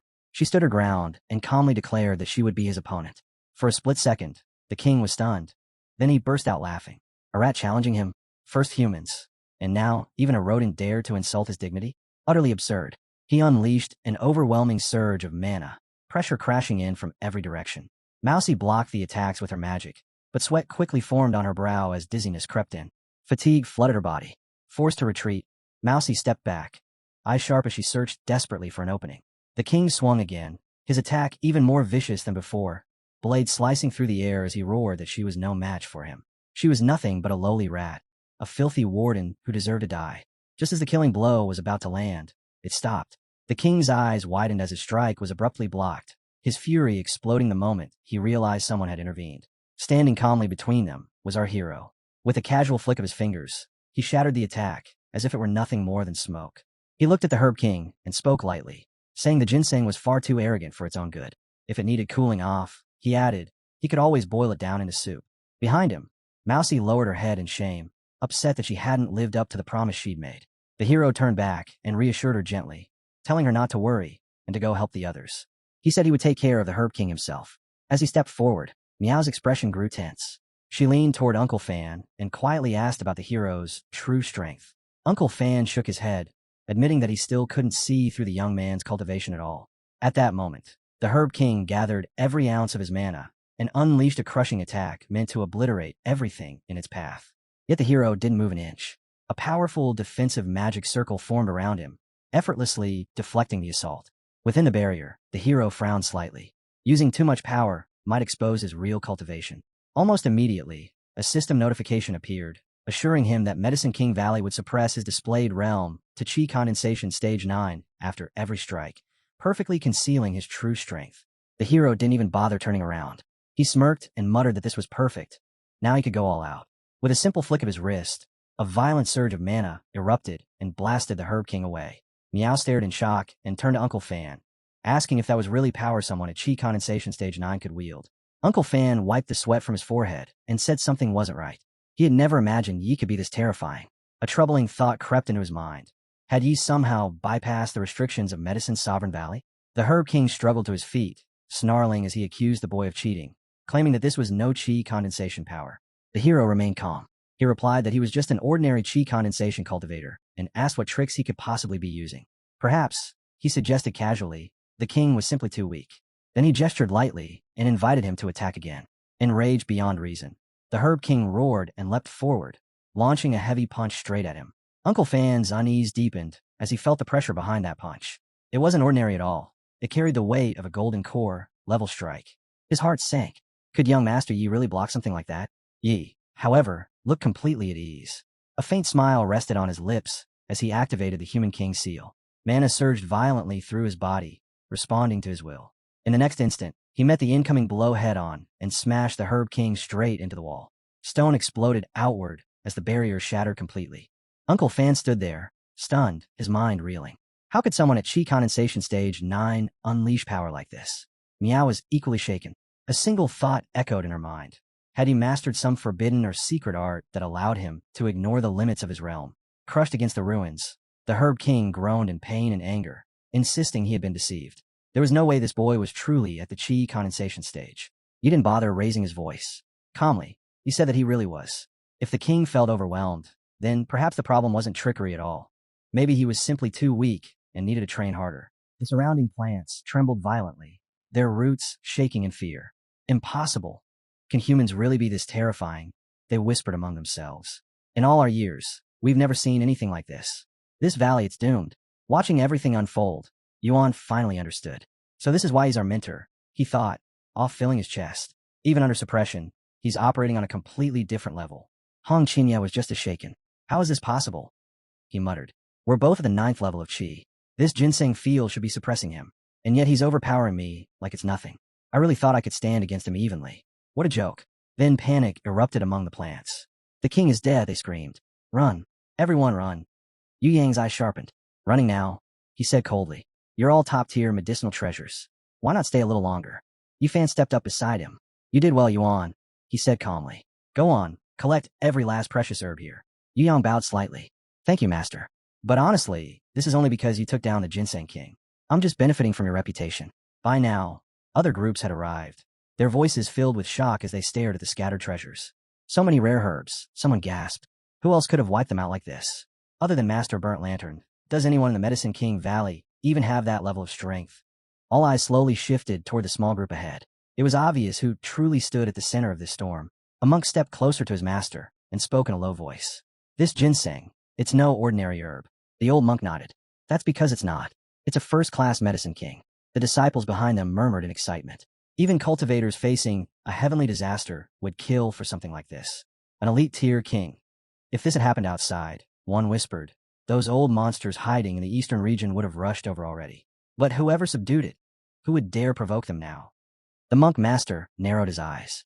A first-grade Medicine King has appeared, and no one has officially claimed it. Do you really think the suspended temple will just let this pass? As if answering his own words, the old monk stepped forward, reaching for the herb. Yang moved instantly, blocking his path. You dare touch something that doesn't belong to you? The old man turned calmly. Do you even know who you're facing? We are from the suspended temple. Hong Qinya stepped out, his voice dripping with disdain. You bald monks always arrive late, then try to take everything while pretending to be holy. But all I see are hypocrites hiding behind the name of Buddha. You're the real scoundrel. The monk snapped back, his voice sharp with anger. Who says you actually killed the Ginseng King? You just arrived early, that's all. Another monk immediately joined in, sneering. Exactly. Let me give you a bit of advice. Don't get too full of yourselves, you wandering cultivators. Offend the suspended temple, and you won't last a day in the eastern region. The old monk's expression darkened. Careful. Your words are becoming reckless. Yu Yang's eyes narrowed. What's that supposed to mean, old bald monk? Are we not allowed to cultivate? The old man exploded. Insolent brat. Watch your mouth. Do you even know who you're talking to? This senior survived a heavenly disaster. A true master. You're not even worthy of standing as his rival. A wave of gasps rippled through the crowd. A heavenly disaster cultivator? Someone whispered in shock. I knew he was strong, but an actual ascendant? Medicine King Valley has many experts, but none of them could stand against someone like that. Yu Yang blinked, then shrugged. Heavenly disaster, huh? Doesn't matter. Everyone here is suppressed to the 9th level of Qi. If he dares step forward, I'll still cut him down. The old monk's gaze turned icy. Arrogant. You got guts. What's your name? Yu Yang stepped forward without hesitation. Li Taidan. Remember it. And don't try acting fierce in front of me. The monks burst into laughter. Li Taidan?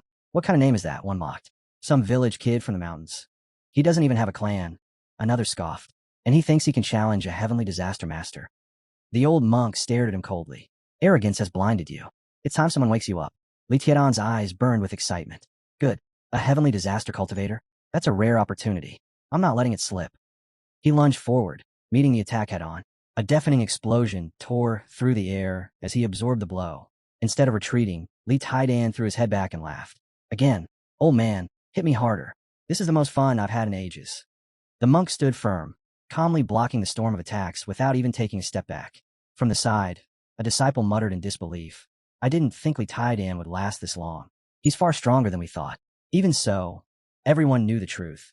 This wasn't a monk's full power. Using everything against a junior would be humiliating. The monk clenched his fists, fury churning inside him. I've cultivated for 100,000 years for the Medicine King Valley. And I can't even suppress this brat. His eyes hardened. Enough. He decided to end it. He began condensing every shred of power into a single strike. Li Taidan, completely unaware of the danger building in front of him, kept swinging without pause. Enough, the monk roared. Even if you keep throwing punches for 3 days straight, you won't break through. Then he moved, one devastating punch blasting forward as he shouted, You're tainted, impure. But Li Taidan didn't retreat. His instinct screamed. At the very last moment, he countered, his sword tearing through the incoming force with a sharp, violent slash. The monk's pupils shrank. Li Taidan grinned. Wait, are you part turtle or something? That defense was insane. The old monk stared at him coldly. Why force yourself this far? You're not staying in Medicine King Valley forever. The disciples immediately piled on. Does he think standing toe-to-toe with a master is something to brag about? Let him keep going, another sneered. The moment he leaves this valley, he's dead. Yifan stepped forward, calm and steady. This Medicine King belongs to me. If your pendant temple thinks they can take it, then you clearly don't understand boundaries. The old monk laughed darkly. Since when does interference decide ownership? Just because something touches the ground doesn't mean it's yours. He folded his arms. Only what you hold in your hands belongs to you. That's our rule. Suddenly, Hong Qinya burst in from behind. Old bald monk, you're courting death. The monk didn't even blink. You two, don't waste your breath. This Medicine King is already mine. Before Hong Qinya could respond, a scorching blast streaked past his face, missing him by a hair. He froze. In the next instant, Yifan was already there, standing beside the monk, his gaze cold and suffocating. You really think no one here can stop you? He asked quietly. The monk's eyes locked onto Yifan's fist, hovering inches away. His expression sank. The pressure radiating from that single punch made his scalp go numb. That power. It felt like it pierced straight through the valley suppression. Yifan didn't say another word. His fist drove forward and buried itself into the old monk's chest. The impact was brutal. The monk was sent flying, crashing through trees and vanishing deep into the forest. From the sidelines, the other monk scoffed. That's it. Those little tricks, and he dares act tough in front of Master Burnt Lantern. Big mouth, no real strength, another sneered. Let him try again. We'll see who's laughing. Yifan smiled faintly. So, how'd that punch feel? I even held back. He paused. If I hadn't, the rumors wouldn't be very kind. The old monk barely managed to sit upright, coughing violently as blood stained his lips. Buddha is merciful, he rasped, forcing himself to breathe. And so is the benefactor. He gave a stiff nod. Farewell. The others immediately bristled. That's it. After all that, we're just leaving? No winner's even been decided. They looked at their master in disbelief. Are we really giving up all these precious medicines? The senior monk didn't answer. He only shot them a cold, sideways glance. That single look shut everyone up. Yi Fan let out a quiet chuckle. At least he knows when to retreat. As the monks withdrew, the elder suddenly staggered, doubling over as he coughed up another mouthful of blood. A disciple rushed to his side in panic. Master, are you all right? The old man waved him away impatiently. It's nothing. Just surface injuries. I won't die. Yet inside, his mind was in turmoil. Who exactly is he? That silver-haired youth. His strength made no sense. Even under the suppression of the Medicine King Valley, his power still broke through. Has the era already changed? Has the age of chaos begun? Even someone like me can no longer keep up. His eyes hardened. But once I leave this place, I'll personally send them to the next world. Meanwhile, deep within the Medicine King Valley, a hidden council was already underway. At the heart of the valley, the Medicine Kings gathered. Jean Ingzi, the Medicine Queen, was the first to speak, her voice heavy. These human cultivators are rampaging through our territory. The Thunder King has fallen. The Ginseng King is gone. We're reaching our limit. A tense silence spread through the hall. We have two choices, she continued slowly. Hide and endure until the valley seals itself, or stand our ground and fight. Blood Jade Flaming Bone Bamboo slammed the table, eyes blazing. This is our land. Every time humans stepped in before, we crushed them. Why should we retreat now? We fight. Red Shi Jingzi nodded firmly. He's right. If we back down, we lose everything. This valley belongs to us. But Ghost Lotus spoke up, his tone cautious. These cultivators aren't the same as before. Their strength rivals ours. If we clash head-on, there's a real chance we'll be completely suppressed. Antler Fungus leaned forward, his expression grim. Especially that silver-haired youth. He killed the Ginseng King in a single move. That kind of power, it's terrifying. Medicine King Hish Wu finally broke the silence. Then what about him? Should we bring him into this? The room went deathly quiet. You mean him? Someone whispered. He once followed the Medicine Lord himself. Hish Wu continued. If he joins us, this battle won't even begin. The Queen hesitated. We all know his temperament. He won't move easily. He's unpredictable. Antler Fungus shook his head. The valley is already collapsing. And he's the first heir of the Medicine Lord. He won't just sit by while we're carved up and turned into soup. No more hesitation, someone said quietly. It's all or nothing. No one argued. With the decision made, the Medicine Kings rose together and headed straight toward a forbidden place. The domain of the Great King of Mushrooms. One of the first-class Medicine Kings. The Queen stepped forward and bowed deeply. Great King of Mushrooms, she pleaded. Please save the Medicine King Valley. The others followed, voices urgent. The valley is in danger. We need you to awaken. At that moment, the Great Mushroom King stirred. A strange, overwhelming aura pulsed outward as his eyes slowly opened. Servants cried out in shock and joy. He's awake. The Great Mushroom King has awakened. But the next second, panic flashed across his face. Without saying a word, he ducked behind a massive tree. Stay back, he shouted. If you've got something to say it from there. The Queen let out a helpless sigh. Our apologies. We know the Great King of Mushrooms values solitude and dislikes strangers. But please hear us out. She bowed again. Human cultivators are devastating the valley. If we don't resist now, we'll be wiped out. We beg for your protection. The Mushroom King slowly peeked out from behind the tree, his voice filled with doubt. How could this happen? Didn't the Medicine Lord leave behind barriers? No one should have been able to threaten the valley. He paused, eyes widening.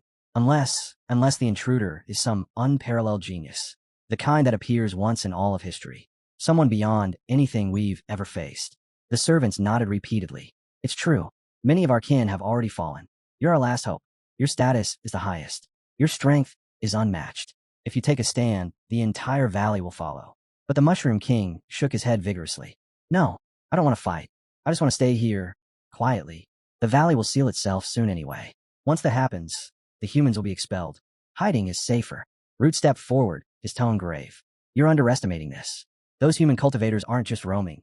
They're coming for you. You're the oldest existence in the entire Medicine King Valley. Once they learn that, they won't stop. The Mushroom King stiffened. They're after me? Root nodded. Yes. And if they find you, they'll torture you, drag you around, sell you at auction, let strangers poke at you, cut you open. Stop. The Mushroom King shrieked, retreating in terror. Please stop saying that. Antler Fungus stepped in calmly. If you help us deal with the strongest one, we'll handle the rest. Root added. Help us now, and you help yourself. Once it's over, you can go back to sleep. No one will disturb you ever again. There was a long silence. Slowly, the Mushroom King stepped out from behind the tree, his expression resolute. Fine, I'll step in, but only against the strongest among them. The others are not my concern. At that moment, a calm voice echoed through the mist. Thank you, Great King of Mushrooms. A shadow emerged beyond the fog. The voice instructed the others to wait outside. Root's eyes narrowed. So that's him. But can the Great King of Mushrooms really handle someone like that? He wasn't fully convinced, but the medicine queen spoke firmly, her confidence unwavering. Do not underestimate him. The great king of mushrooms is a supreme gold pill-level medicine king. Crushing a few human cultivators will be effortless. Elsewhere, deep within the forest, another group of cultivators encountered a wandering monk. One of them stepped forward, eyes sharp. Is this the oldest one? As they were preparing to leave the valley, an elder from the setting sun, Cult, approached a monk. Since our paths part here, he said politely, would it be possible to purchase some rare herbs from you? The monk nodded calmly. There's no need for concern. The price will be fair. This meeting is no coincidence. It's destiny. Buddha only aids those meant to be aided. Your wish, benefactor, will surely be fulfilled. The elder bowed deeply, gratitude written all over his face. In that case, I'm searching for dragon blood and a lightning tree. Name your price. Say no more. The monk replied calmly. With sincerity like yours, the elder will surely obtain the medicine he desires. But before the words could even settle, a sharp rustling echoed from afar. Figures moved through the foliage. A squad of plant warriors emerged, closing in fast. One disciple spun around in alarm. Master, the enemy's coming. The old monk chuckled softly. Perfect timing. I was just wondering how I go looking for them. Seems they've saved me the trouble. Staghorn strode forward, voice booming. Don't get happy yet, old ball monk. I'll end you right here. The monk didn't retreat an inch. Stubborn, deluded, defiant, he said coldly.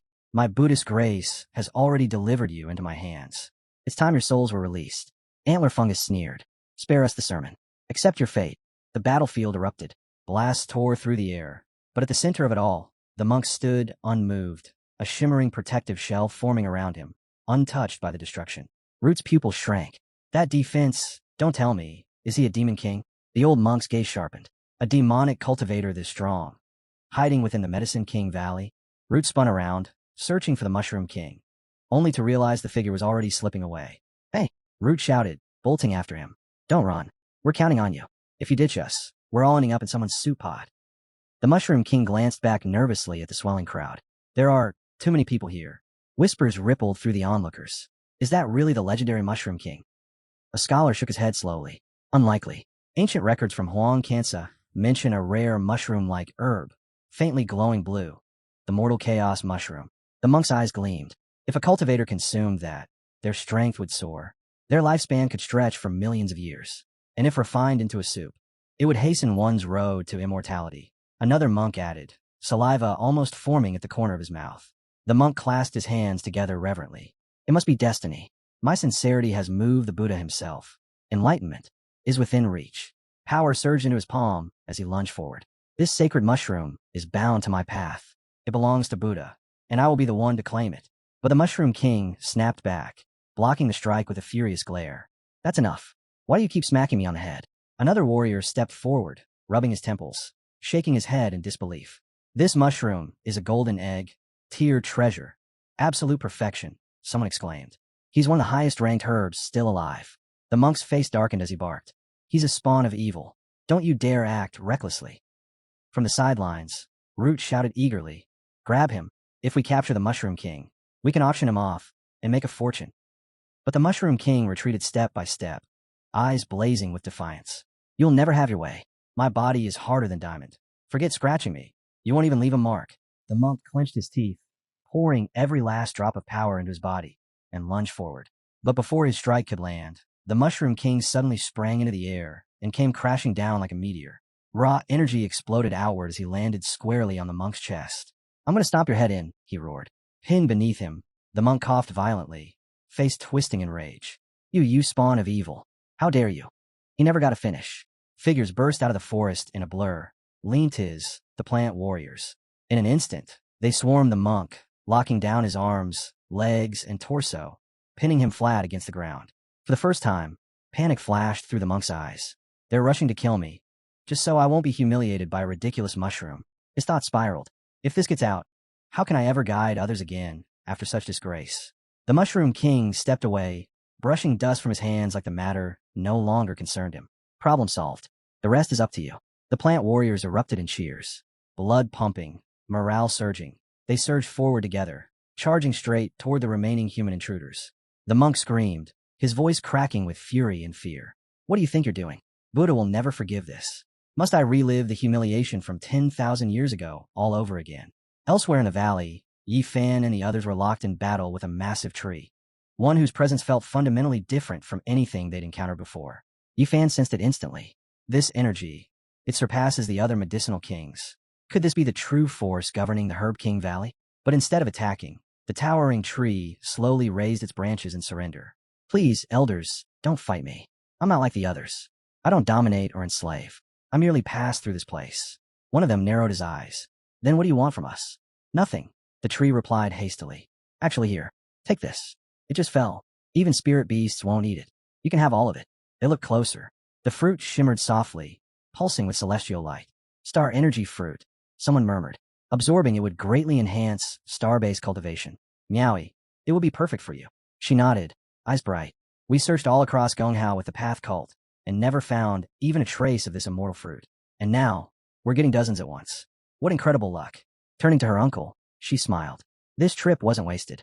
Once I absorb these, my star power will enter a completely new realm. The tree glanced around nervously. So can I go now? Hong Qinya snorted, clearly dissatisfied. But Yifan raised a hand and nodded calmly. Let him go. Then he turned toward the others, his expression sharpening. You feel that? There's a strange energy ahead. We might be close to uncovering the real secret behind the Valley of the Herb King. Li Taidan leaned closer, eyes lighting up. You're serious? So this time, we might actually crack the Valley's ultimate mystery. Hong Qinya frowned to herself. Why can't I sense anything at all? Am I really still stuck at the 9th level of Qi? Meowie glanced at Yifan. You gained these fruits thanks to your 2 disciples. Do you really still want more? Yifan smiled faintly. No need. Let her keep them. Then he turned to young Master Yi. And thank you. If you ever need support within the Dao School, don't hesitate to ask. He shook his head modestly. There's no need for such formality. We'll move together. The group pressed deeper into the valley, then abruptly halted, frozen by the sight before them. What is this place? Someone whispered. Why are there so many medicinal herbs at the level of a medicine lord? Hong Qinya's eyes gleamed. This is incredible. Truly exhilarating. And then, she noticed something disturbingly familiar. The teacher asked softly what that dark figure was. Yifan answered without hesitation. It hasn't even been that long, and look at that bald geezer already falling apart. They moved closer. Those vines weren't simply attacking. Their movements were playful, almost mocking, as they toyed with the people trapped within. Yifan let out a cold laugh. If even Master Jing and those Eastern cultists were humiliated like this, then whoever's pulling the strings isn't some nobody. Yiyang turned toward the teacher, voice low. The stronger the medicinal plant, the more terrifying its grade. This might already be something from the elite great medicine realm. Right then, Root barked at them, ordering them to kneel and beg for forgiveness. Yifan smirked. Oh, I'd really like to know who gave you the courage to say that. That was when the monk finally noticed the figure. His lips curled as he muttered, enjoy these final moments as a human. Soon enough, you'll regret being so ignorant. Root's face twisted with rage. He locked onto the silver-haired youth and snarled. Is that the one who destroyed both the Lightning King and the Contestant King? But now, with the Mushroom King pulling the strings, Root was nothing more than a toy in their hands. Suddenly, the surrounding plants began shrieking in panic, their voices overlapping as they desperately called for the Mushroom King to save them. A chilling thought surfaced in everyone's mind. Could there truly be a monster that terrifying, lurking in this place? Hong Qinya's eyes narrowed, her expression unusually serious. Even at my peak, I never once dared to call myself a great demon. So just who is this thing? Yifan leaned forward slightly, interest sparking in his eyes. Now you got me curious. I really want to see what a true great demon looks like. Root glanced around frantically, no sign of the Mushroom King anywhere. His face paled, and without another word, he spun around and ran. But even as he fled, his voice echoed back, sharp with panic. You idiots. The Mushroom King is the strongest villain here. Only he can deal with that monster. Yifan raised a brow. Is he really the strongest creature in the Medicine King Valley? A calm voice answered from behind. Absolutely. Without question. The Mushroom King appeared. Hong Qinya sucked in a breath. That's an immortal chaotic mushroom. Yifan turned to him. What's so special about it? Is it actually that strong? Hong Qinya swallowed. It's one of the rarest existences there is. Consuming it boosts cultivation, extends lifespan. It's basically the closest thing to a legendary divine medicine. Yifan's thoughts stirred. A true high-grade medicine. Root nodded hurriedly. He's a master. Someone who's perfected the golden fruit egg stage. Mr. E, be careful. If things go south, we'll immediately find a way to teleport out. Yifan shook his head lightly. Relax. I know what I'm doing. The Mushroom King's voice dropped, thick with resentment. Humans are vile. All you ever think about is eating me, disturbing my sleep. His glare hardened. Why did you come here? That cold pressure crashed down like a mountain. Yifan felt it instantly. The gap between them was enormous. But instead of retreating, He reached inward and grasped his trump card. You showed up at the perfect time, Yi Fan said calmly. He activated it. A beam of blazing sunlight tore through the area, washing over the valley. Plants trembled violently, fear rippling through every leaf and vine. Watching from the side, Miaowie whispered to her uncle, "It looks like young master's technique isn't restricted by the chi practice realm." Her uncle nodded slowly, eyes burning with realization. Yes, and that force, it's terrifying.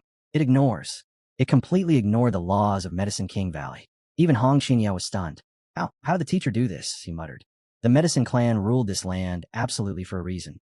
Their authority came from sacred laws, rules personally laid down by the honorable Medicine Clan themselves. These weren't ordinary restrictions. They were a unique immortal technique. Anyone who stepped into the Medicine King Valley would be bound instantly, their power suppressed without exception. There was only one way around it. You had to be on the same level as the one who created those rules, or stronger. Only then could those boundaries be bent, or utterly shattered. Hong Qinya stood frozen, staring at the aftermath like his eyes were lying to him. No, that's impossible, he thought. If he were really that strong, we would have all died the moment he struck the first time. There was no other explanation, none that made sense. Still unsettled, he turned his head toward Wang Suihua. Are you hurt? He asked, his voice lower than usual. Nearby, even the monk had lost his composure. Just moments earlier, he clearly remembered how his own palm strike had barely scratched the surface, how it felt like hitting an immovable mountain. And the great Mushroom King's counterattack, heavy, brutal, overwhelming, had nearly crushed everything in its path. Yet now, that same terrifying monster had been sent flying with nothing more than a casual slap. The monk felt it deep in his chest. His Buddhist heart shook violently, quivering as if it might shatter at any second. Our protagonist felt the Mushroom King crash into the ground, bruised and reeling. The creature struggled to process what had just happened. Had he really been sent flying like that? It didn't make sense. He remembered clearly. The herb sage had personally placed a seal here long ago, declaring that no one below a 4th-level true immortal could ever break it. A creeping doubt surfaced. Had the seal weakened with time? Calmly, our hero looked his way and said that if he had no more tricks left, he would be turning him into soup. Power quietly gathered at his fingertips. The Mushroom King roared in defiance, yelling that he wouldn't let that happen. He charged forward, but in the blink of an eye, our hero struck him again and again, blows landing so fast the Mushroom King was spun helplessly through the air. Before he could recover, a surge of force slammed across his face, sending him tumbling. Panic flooded the Mushroom King's mind. Could this human really ignore rule suppression? He cursed the herb sage for being unreliable. That seal should have been absolute, unbreakable. What kind of monster was this cultivator? Did he possess some kind of undying overlord body? Our hero's aura flared violently, his eyes glowing as he drove a punch straight into the Mushroom King's abdomen. A pillar of light descended from the sky, blasting through him and crushing his form until he shrank down into a pitiful little mushroom, soaked in sweat and trembling. The Mushroom King cried out in disbelief, losing to a human, inside Herb King Valley. In a broken voice, he admitted the truth. He was too weak. All across the valley, whispers spread like wildfire. The Mushroom King had fallen. Herb Valley had lost. Tears streamed down the Mushroom King's face as he confessed there was no one left to blame, not even the herb sage. Looking back on his long, empty life, he murmured that if there was a next one, he wished he could be born human instead of mushroom. High above, the herb sage watched silently as a notification appeared, confirming the quest completion. The immortal chaos mushroom had officially been recruited as a disciple, and the reward, one chi splits into 3 purities, had been granted. Our hero raised a brow, mildly surprised that even a mushroom hadn't been spared. Still, the reward was far too tempting to ignore. He glanced down at his hand and offered the mushroom a chance to live. The mushroom glared back at him and refused. Caught completely off guard, the hero couldn't help but note that he hadn't even laid out the terms yet. He eyed the mushroom and wondered if this thing genuinely had a death wish. The mushroom let out a long, exhausted sigh and flatly admitted it. Yes, he'd rather die. The hero paused. That wasn't bravado or provocation. This mushroom truly had no desire to live. Still, the reward tied to this encounter was far too tempting to walk away from. A faint smile crept onto his face. He gave a polite bow and asked for one final favor before the mushroom met his end. The mushroom narrowed his eyes warily. What kind of favor? The answer came calmly. Become my disciple. The mushroom exploded in rage. Who asked someone to become their disciple right before killing them? That wasn't persuasion. That was lunacy. With a straight face, the hero continued. Help me, and I promise I'll blast you straight into soup. Clean and painless. You insane bastard, the mushroom roared. Is that how you ask for help? I'm not interested. The hero's grin widened. Then I'll throw you in a pot, add wild chicken and herbs, and cook the tastiest stew imaginable. I'll lick the bowl clean. He even brought out plates. The mushroom broke down instantly. You monster. In the end, Terra won. The mushroom bowed, sobbing as he agreed to become the disciple. A notification flashed. Disciple successfully recruited. Reward granted. Bursting with satisfaction, the hero declared that from this moment on, the mushroom was officially his disciple and must call him master. Protection was guaranteed, though the threat of being eaten remained. The mushroom nodded, smiling weakly. The hero handed him a scroll, explaining it contained a cultivation technique and ordering him to study it carefully. From his fingertips, streams of magic poured into the mushroom's forehead. The mushroom's eyes flared as the words appeared in his mind. Green Emperor's longevity scripture. Energy surged. His body lifted into the air, overwhelmed by power. We herb spirits have always been weak, he realized. We only survive because of the herb sage's suppression rules. But this could change everything. Another beam of light struck him. When the smoke cleared, a young boy with green hair stood in his place. He stared at his hands, then broke into a wide grin. This scripture doesn't just fix cultivation flaws, he thought excitedly. It strengthens our combat power. It could help our entire race evolve. Gongzhou gaped, muttering about how absurd it was, fighting enemies while casually recruiting disciples, and even turning herbs into humans. Uncle Fan was just as stunned by the mysterious technique, while the true apprentices were buzzing with excitement. Their master's power felt unfathomable, and just like that, they had gained a new junior disciple. The newly transformed disciple quickly thanked our hero, and, with genuine respect, asked for permission to perform a formal bow. The hero studied him for a moment and felt it. There was real potential here. This one might actually become something special. Nearby, Wang simmered in silence, jealousy twisting in his chest. He was certain now, the hero was hiding something. Taking the Mushroom King as a disciple was one thing, but helping him take human form? That wasn't generosity. That was strategy. In Wang's mind, the conclusion was obvious. The immortal chaos mushroom could one day evolve into a true immortal herb, a treasure so rare that even gods would slaughter one another to obtain it. Whether the hero planned to profit from him or wait patiently before devouring him, he was clearly playing a long game. High above them, the monk still hung awkwardly in midair. He let out a long, helpless sigh. Nothing made sense anymore. Muttering bitterly, he complained that he seemed to be the only one who had actually lost something today. Finally, he snapped, shouting down at everyone below and demanding they hurry up and get him down already. Back on the ground, the hero turned to the mushroom and said that since he had now entered his sight, he deserved a proper name. He paused in thought as murmurs rippled through the surrounding mushroom crowd, excitement buzzing through the air. At last he spoke. Xiaohei. The name settled in place. Even though Xiaohei would have preferred something a bit more modest, he still bowed gratefully and thanked the hero from the bottom of his heart. Then the hero asked the question that had been bothering him. If the herb sage had willingly opened Herb King Valley, why suppress human cultivators at all? Xiaohei answered calmly. It was because the sage was one of them. He wasn't human. Everything he did was to protect their kind from extinction. The revelation hit like a shockwave. The herb sage wasn't human? Xiaohei continued, explaining that the sage was a Kirin herb, an unimaginably rare immortal plant. He had personally witnessed how cruel and dangerous the world could be. The hero pressed on, asking whether the sage had made personal sacrifices to protect his people. As Xiaohei turned his head to answer, the entire forest suddenly erupted in irritated murmurs. Voices echoed from all around, demanding to know exactly who they were supposed to thank for everything that had happened. The herb spirit's voice rang out, explaining that long ago, countless human factions had gazed upon Herb King Valley with nothing but greed. They invaded, plundered, and looted without mercy. We herbs, especially the weaker ones, had no strength to resist. To humans, we were nothing more than food or bargaining chips, traded like cheap goods.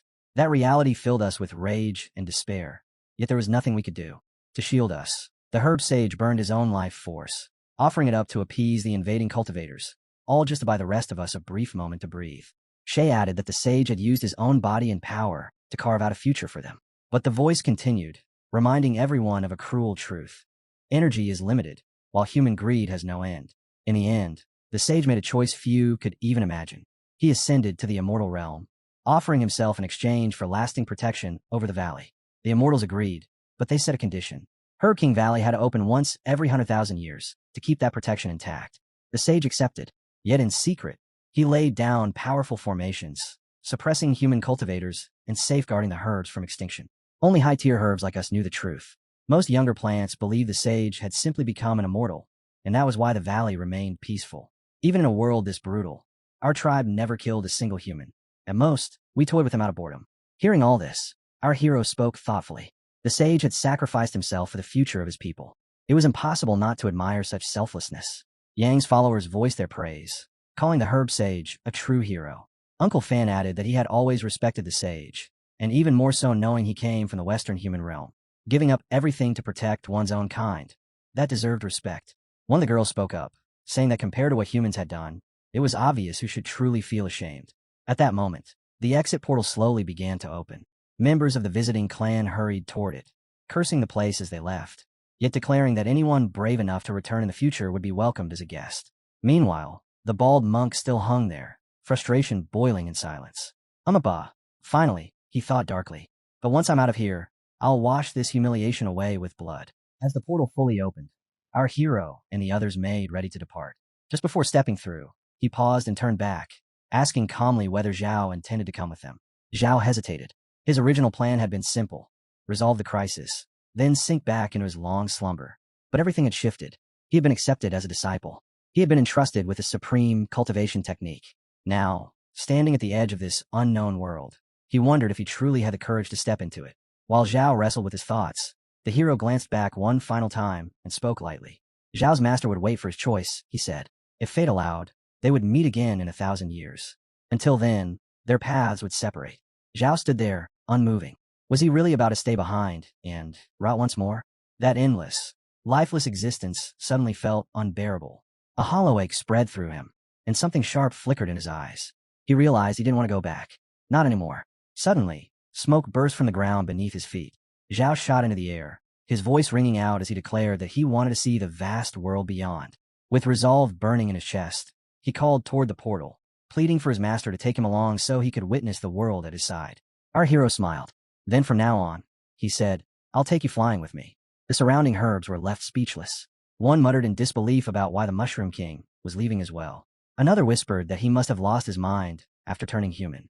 Others grumbled quietly, convinced he'd been tricked by a human and cursing under their breath. As they passed through the portal, cheers erupted on the other side.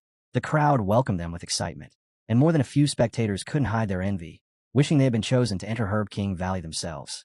Then, to everyone's surprise, the monk emerged from the portal as well. He muttered bitterly that he was finally free of that cursed place. His disciples rushed forward, eager and anxious, asking how things had gone inside. The monk's face darkened. He shot them a glare and snapped, asking whether he looked like someone who had made a fortune in there. The disciples immediately bowed in apology, regret written all over their faces, while the surrounding crowd grew tense, sensing his foul mood. Suddenly, a thunderous voice cut through the noise, ordering everyone who had exited Herb King Valley to stand still and not move. A group of strangers stepped forward, blocking the path. Heavily armed, they radiated pressure as they warned that anyone who resisted should not blame their master for being ruthless. With unmistakable pride, they announced his name, Ijun Lin, a pseudo-immortal. This group, daring to parade around under the name of the legendary Ijun Lin, had no idea what kind of storm they had just stepped into. Some bystanders scoffed openly, calling them shameless bandits pretending to be something they weren't. Others lowered their voices and urged caution, warning that even fakes could still be dangerous. One girl clicked her tongue in frustration, muttering that those clowns had shown up yet again. Then our hero stepped forward, his gaze turning icy. Well, he said calmly. I didn't catch you before, but now you've walked straight into my hands. The fake Ijunlin group immediately tensed, preparing for a fight. But the crowd's anger truly exploded when they realized something far worse. Some of the imposters were women dressed up as Ijunlin. It was an outright mockery, an insult that crossed every line. His brother snapped. Rage poured out of him as he shouted that he was a blade demon feared across countless lands, and now they had turned that name into a joke. He swore he would grind every last one of them into dust. Nearby, Zhao glanced around nervously, overwhelmed by the chaos and the sheer number of people. For a brief moment, he wondered if this was really what the outside world was like. A white-hatted cultivator noticed his unease and stepped closer, reassuring him that their clan would handle everything. There was no need for him to worry. Zhao then turned to the girl beside him and asked politely how he should address her as a senior. She smiled softly and introduced herself as Bai. When Zhao tried calling her by a slightly more affectionate nickname, her face flushed red. She bounced lightly on her feet, admitting it was the first time anyone had ever called her that. As their attention shifted back to the confrontation, Xiaohei, now fully human, shook his head and muttered in disbelief. Humans, he decided, were truly on another level when it came to shamelessness. At the center of it all, the bald monk stepped forward. Power gathered around him like a brewing storm. His expression hardened as he asked the opposing group if they were truly prepared to follow through with their plan. Sweat immediately broke out among the fake group. They could feel it now. He wasn't afraid. Worse, the energy radiating from him carried the unmistakable weight of tribulation power. A pseudo-immortal. Their leader forced himself to stay calm. There was no need to panic, he told himself. Yi Junlin had once slain a pseudo-immortal from Feathergate. If he acted confident enough, maybe, just maybe, he could bluff the bald monk into backing down. Putting on a mask of forced arrogance, he stepped forward and confronted the monk, demanding to know if he truly dared challenge him, and whether he even understood who he was facing. With cold confidence, he declared that once he made a move, not a single soul in the entire Eastern Domain would be able to stop him. The monk's disciples were instantly shaken. Murmurs spread through the crowd as realization dawned. This man was Ji Julin, the very warrior who had once wiped out Feathergate's million-strong army. That single battle had cost Sky Temple dozens of elders and an untold number of disciples. The monk let out a quiet sigh, the truth finally settling in. So this was Ji Julin. A faint smile touched his lips as he murmured that heaven truly must be favoring him today. Nearby, an elder's face drained of color as he whispered urgently that the bald monk belonged to Sky Temple, a sect that bore a deep, bloody grudge against Julin. If things went wrong, the consequences would be unimaginable. Yet instead of hostility, the monk calmly pressed his palms together and spoke with gentle reverence. He greeted him as Brother E, saying it was an honor to finally meet him, and that he had long heard many tales. The elder hidden in the crowd broke into a cold sweat. That tone, it was far too respectful. Was the monk truly letting go of old hatred? It seemed the name E Julin carried a weight far greater than anyone had anticipated. One disciple leaned toward the others and whispered in confusion, asking why Master Rendang was being so courteous when the two sides were supposed to be sworn enemies. Another observer swallowed hard and muttered to himself that E Julin had become someone absolutely untouchable. From the side, our hero let out a soft chuckle. One of his disciples leaned in and whispered with clear admiration that even the bald monk was now showing their masters such respect. At that moment, the fake Yi Junlin stepped forward, feigning calm authority. He said that since fate had brought them together today, he hoped the monk would refrain from interfering in whatever followed. The monk answered with a serene smile, calmly addressing him as Brother E and saying that he would be happy to lend a hand. Then, without the slightest warning, the monk shot into the sky. A massive formation tool appeared above him, rapidly expanding as it blazed with divine light. With a single invocation, he unleashed the Heaven Net subjugation formation, slamming it down toward the impostors below. The old man leading the fake group screamed in panic, demanding to know what the monk thought he was doing. The monk's voice echoed with chilling finality as he replied that since fate had led them here today, he would personally guide them all to nirvana and grant them eternal peace. Overwhelmed by the monk's killing intent, the disciples finally panicked. One after another, they cried out that they had no feud with him at all. If it was treasure he wanted, they were willing to hand over the peels immediately. Someone even hurriedly asked if this was because of what happened in Medicine King Valley, swearing they would never leak a single word of it. The monk denied it outright, his voice slightly unsteady. There had never been any deal. Yet, deep down, he knew the real reason. These people had seen his humiliation in Shimbai Valley. That stain could not be allowed to spread eastward. Kill them, take the peels, and pin everything on Yi Julin. 3 birds with 1 stone. When it was over, he would stand tall as a righteous hero. One disciple hurriedly pulled out a scroll, announcing that he was an elder of the great Yin dynasty and warning that killing him would invite disastrous consequences. Another stepped forward, a burly man with wild features, declaring himself a core elder of the Chinquan sect. If a single hair on his head was harmed, his sect would hunt the culprit to the ends of the world. That was when a radiant, magical hand formed in the air. The monk stepped out from within its glow, his expression icy as he declared that the time for talking had passed. The giant hands descended without mercy. Screams were cut short as the sect members were crushed in a bloody pulp. Watching this, the fakia's heart tightened. He had planned to walk away clean after this, yet everything had spiraled completely out of control.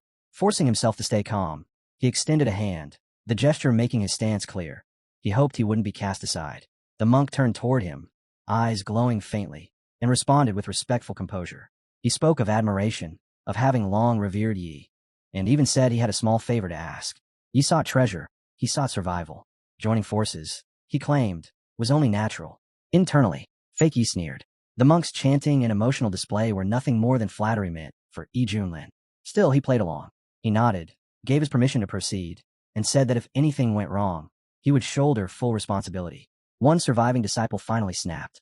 He pointed at him and screamed in rage, accusing him of colluding with the bald monk to slaughter them all. He cursed him as a greedy traitor, swearing he would meet a miserable end. Watching the scene unfold, Miao tugged at her uncle's sleeve and asked in a shaken voice whether Yi Junlin had completely lost his mind.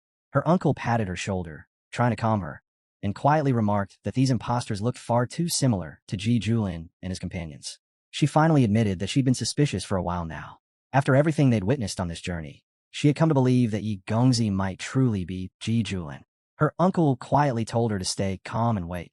Sometimes the truth revealed itself best when you didn't rush it.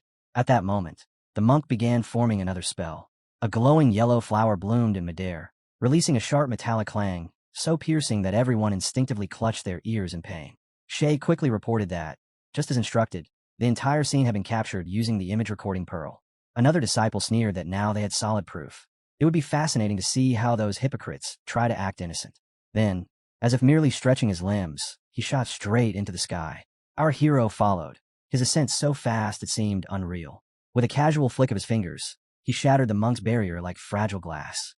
The monk froze, staring at him in disbelief. Who was this man? And then it hit him. This wasn't just anyone. It was Ji Julin of the Yuantan sect. Shock rippled through the crowd below. Gasps rang out as people whispered frantically, asking if this was the same Ji Julin from the Medicine King Valley. And if that was true, then who exactly were the others pretending to be him? The fake group instantly broke in a cold sweat. Meow turned to Uncle Fan and quietly confirmed it. This really was Ji Julin, just as she'd suspected. Uncle Fan nodded, recalling how even back at Dragon Gate Inn, Ji Julin had felt extraordinary. That feeling had only grown stronger in the Medicine King Valley. To him, Ji Julin was like a soaring dragon, while the rest of them were nothing more than ants crawling on the ground. Suspended in the sky, the real Ji Julin said nothing. Below him, the imposters trembled, their faces pale as they realized their entire act had been exposed, performed right under the gaze of the true one. Their minds screamed in despair. They were finished. The monk finally broke the silence with a dark, mocking tirade. He spoke of how he'd been played, how he'd shown false respect, bowing and speaking politely like a fool. Turning his gaze toward Ji Julin, he sneered that everything made sense now, especially the humiliation back in the Medicine King Valley. Old grudges, new grudges. He demanded they be settled here and now. Ji Julin, however, remained calm. He revealed that he had recorded the monk's entire performance from start to finish and wondered aloud what the world would think if the Sky Temple's actions were made public. As for shifting all the blame onto him, Ji Julin smiled faintly. It wasn't going to work this time. The monk snarled that no one here would be leaving alive. If there were no witnesses, then the truth would die with them, and Ji Julin's reputation could be twisted however he pleased. Ji Julin answered calmly, almost bored, thinking the monk was far too confident for someone standing on the edge of ruin. Enraged, the monk began drawing out an even darker power. He shouted that his defeat in the Medicine King Valley had only happened because his cultivation was sealed back then. This time was different. This time, there would be no restraint. He roared at Ji Julin to prepare for death as a thick, electrified wave of mana exploded forward. Shay swallowed hard and whispered to his brother that the old monk had already reached the peak of tabulation transcendence. If that was true, even their master could be in danger. Wang, however, watched in silence. Anyone who dared defy the laws of immortality so openly had to be hiding a terrifying trump card. The monk hurled his spell straight at our boy. A notification flashed into existence. A mount has been struck by a pre-tribulation transcendence enemy. Passive abilities activated. Power synchronizing. Combat strength rising. Perfected tribulation transcendence achieved. Our boy cracked his neck slightly and muttered, "Here we go." With a single clean strike, he shattered the spell head-on. Is that all? The monk was sent stumbling backward, blood spilling from the corner of his mouth. His eyes widened as he shouted in disbelief that Ji Julin had been hiding far too deeply, that he was also standing at the very peak of tribulation transcendence. Our boy stood tall, gaze cold and steady. "Tell me," he said calmly, "how do you want to die?" The monk ground his teeth. He roared that even if Ji Julin had reached the peak, it meant nothing. He had spent countless years cultivating the indestructible diamond body precisely for battles like this. He wouldn't fall so easily. "I gave you a chance," our hero replied flatly. "You chose to throw it away. Stop acting so proud." The monk screamed, raising both hands as he summoned his next technique. The sky split apart. A massive golden dragon burst forth, roaring as it charged. Its body was colossal, radiant, overflowing with destructive force. Our boy didn't even blink. He flicked his fingers. A spell instantly formed. A giant hand of pure energy descended from above and seized the dragon by the neck. The beast shrieked as the grip tightened, its enormous body shrinking rapidly until it was crushed into nothingness. The monk froze, his strongest technique gone. Like smoke, the giant hand hovered above him now, heavy with killing intent, ready to fall. Panic flashed across his face. Gritting his teeth, he called upon his final trump card and summoned the Vajra Infinite Lamp. Pouring all his power into it, he forced the hand apart, barely tearing free from its grasp as the pressure exploded outward. He sucked in a deep breath, thinking he had survived. Our boy didn't give him that luxury. Another spell came down instantly. A crushing force smashed the monk straight into the ground. Blood sprayed from his mouth as his body slammed into the earth. His disciples stood frozen, unable to believe what they were witnessing. The monk coughed violently and wiped the blood from his lips, lying there in a daze. For a brief moment, he honestly wondered if he was even still alive. Then the truth hit him. The indestructible body he had trusted for years was on the verge of collapse. With no other choice left, he reached for the treasure pills taken from Medicine King Valley. In the next instant, herbs began tearing themselves free from every disciple's storage. Panic rippled through the crowd as they watched, powerless to stop it. In less than a minute, the monk's shattered body was restored. Light surged around him as his wounds vanished, his aura swelling violently. He rose to his feet once more, eyes blazing, and unleashed an even stronger spell, dense with terrifying mana. "This fight is only beginning," he roared. Our boy looked at him calmly, almost with pity. "No," he said softly. "It's already over." The monk's brow furrowed. "What are you talking about?" Our hero raised one hand. A glowing sphere of energy formed in his palm, lightning crackling violently from every side. He fixed his gaze on the monk and spoke in an even tone. "Let's see how you deal with this." The demon monk's pupils shrank as disbelief washed over his face. His lips trembled as he muttered, "This technique, it's—" But before the words could leave his mouth, the hero stepped forward, eyes sharp and cold, like a blade already halfway drawn. "Remember now?" the hero asked, his voice calm but cutting. The monk suddenly laughed, a harsh, chilling sound. What a joke. That punch was weaker than a mosquito bite. The hero didn't argue. He simply curved his lips into a faint smile. "Oh, then what if I told you? I only used 1/10,000th of my strength." The monk's face twisted as he opened his mouth to roar in fury, but he never got the chance. In the blink of an eye, Yi surged forward. A single strike landed squarely on the monk's face. Bone shattered. Fire exploded outward from the impact, flames bursting across the ground, as if the world itself had been ignited. When the fire settled, Yi stood unmoved, his silhouette steady within the blaze, as if the flames dared not touch him. For a heartbeat, the battlefield fell silent. Then someone screamed, voice cracking, "The demon monk is dead."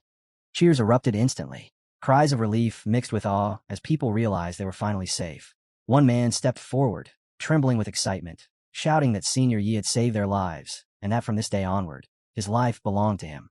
Others echoed him without hesitation, swearing they would fight anyone who dared slander Senior Yi, and that they would defend his name with their lives. To them, this wasn't just strength, it was heroism. Yi watched quietly as his name spread through the crowd like wildfire. Among them, Miss uncovered her mouth and whispered in disbelief that Yi Junlin wasn't just terrifyingly strong. He was also unbelievably handsome. The man beside her nodded slowly, admitting that Ye's power far exceeded anything he had imagined, though he urged her not to lose heart and continue training. Perhaps one day, she might stand on the same level. Nearby, Ye's loyal follower stared with wide eyes and breathed out that Master had opened his eyes once again. Hong Qinya, watching from a distance, spoke calmly but with clear shock. Even Ronding's strongest defensive warrior, famed across the central domain, had been reduced to dust by a single punch. Just how far could Yi truly go? Before the thought could settle, another group of enemies appeared. Yi didn't wait. He rushed forward, his voice hard as steel. "Where do you think you're going?" Moments later, bodies fell one after another.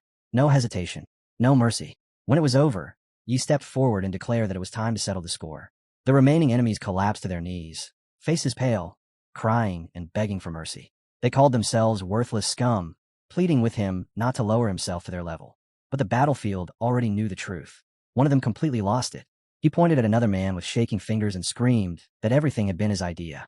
The second immediately panicked and backed him up, swearing that he had been living peacefully at Fengshan House before being tricked into joining them. A third hurriedly added that he was nothing more than a farmer who followed along because he thought there would be food. The old leader snapped. His face twisted with rage as he roared at them, calling them backstabbing rats. He had fed them, sheltered them, protected them, and now, the moment death loomed, they were desperate to cut ties and sell each other out. Disgust flashed through his eyes. They were so pathetic that he didn't even feel like touching them. "They're not worth dirtying my hands," he muttered coldly. Every debt had its collector.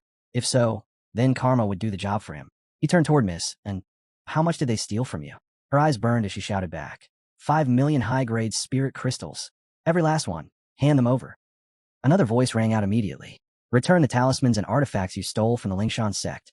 And the Baoxiang sect's treasure," someone else added sharply. Panic exploded among the group. Their composure shattered as they scrambled, throwing storage rings, talismans, weapons, everything they had. onto the ground. Their voices cracked as they begged. Take it all back. Everything. Just let us go, please. It's over. Ye's gaze swept over the growing pile of stolen goods. His voice was calm, almost indifferent. With this many creditors, he said coldly, your fate will be worse than death. Li Wujie snorted from the side, remarking that trash like this wasn't even worth Master's attention. Missen stepped forward, bowing deeply as she thanked Yi for recovering everything. Then she hesitated, her voice softening as she confessed that she had always felt something was off about him. But she never imagined he was the real Yi. She admitted she had been completely fooled. Yi replied quietly that he had wanted to reveal himself when they first met, but chose not to. He knew how much she despised imposters. The man beside her let out a bitter laugh, saying that because of people like those thugs, he had sworn to grow strong and uphold justice. But now, that vow felt like a joke. He shook his head gently. He said it wasn't laughable at all. A pure heart was rare, and that alone made it precious. He offered to help with cultivation, adding that with her Star 4 psyche, her future was astonishingly bright. He had high hopes for her. Her eyes hardened with resolve. She promised to train twice as hard and surpass him one day. He smiled. I'll be waiting. Then he lifted a finger and called softly, Akun. The air trembled. From below, a massive shadow surged upward as a giant shark emerged, its deep voice echoing as it responded. Akun. He turned to Missen and said calmly, until we meet again. She smiled, her eyes bright. Let's meet again someday. As he descended, the crowd exploded into murmurs. Shock rippled outward as whispers spread like wildfire. It's real.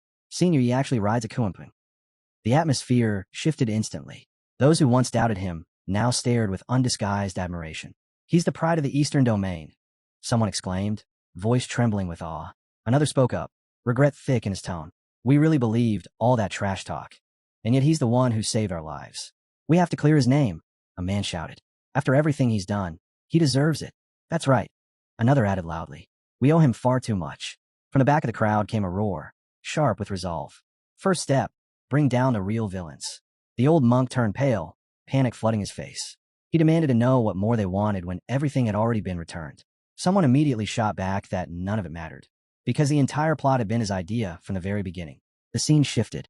The wind softened as it swept through the open sky. High above, on the broad back of Kuimping, Xiaohei stared around in stunned silence. To him, it felt like a paradise drifting among the clouds. He could hardly believe such a creature even existed. He looked at him and spoke evenly. From this moment on, Xiaohei was officially part of the team. He began introducing everyone. Pointing ahead, Yi said this was his eldest senior brother, Hong Qinya, warm-hearted and always willing to help others with cultivation. Hong nodded with a friendly smile and told Xiaohei to come find him anytime he ran into trouble. Inside, however, Hong couldn't help staring. After living in the Medicine King Valley for 100,000 years, he had never seen a human this beautiful, especially not a man. Yi continued. The second senior brother was by Xiaoxi, their personal chef and housekeeper. Anything related to daily life, Xiaohei could go straight to him. Then came the third senior brother, Li Wujie. He served as Ye's scout and vanguard. If anyone dared bully Xiaohei, Wujie would be the one handling it. Xiaohei bowed deeply, respectfully asking his senior brothers to take care of him. He clapped his hands once, signaling that everyone should return to their duties. Then he casually told Xiaoxi to come over and massage his shoulders. Xiaoxi grinned and replied playfully, promising to make the master feel absolutely amazing. Hong watched from the side with narrowed eyes, instantly seeing through Xiaoxi's little act. It was obvious. This guy was trying to earn favor early, so his future would be easier. Still, Hong figured the protagonist probably wouldn't mind benefiting from it anyway. Nearby, Xiaohei glanced at Hong and suddenly felt a chill crawl down his spine. Why does first senior brother's gaze feel like he wants to eat me? Before that thought could settle, Xiaohei turned and bolted toward the third senior brother, nervously calling out and asking what he was doing. Li Wujie looked back with a sly grin and casually asked if Xiaohei wanted to try something. Xiaohei froze. His mind spiraled. Is he trying to make me eat my own kind? Can I still run? Should I run right now? Li burst out laughing and waved his hand, apologizing and saying he didn't mean it like that. Xiaohei didn't wait to hear more. He spun around and fled, shouting that the third senior brother was absolutely terrifying. Wujie sighed helplessly, realizing he had already left a horrible first impression. Not long after, the atmosphere softened. He stretched lazily and said that really hit the spot, adding that now he wanted some good tea. Xiaoxi leaned closer, sniffed lightly, and commented that it already smelled incredible. Yi smiled and invited him to help brew it together. As the tea leaves were prepared, Hong suddenly stiffened. He stared at them in disbelief and asked if those leaves were what he thought they were.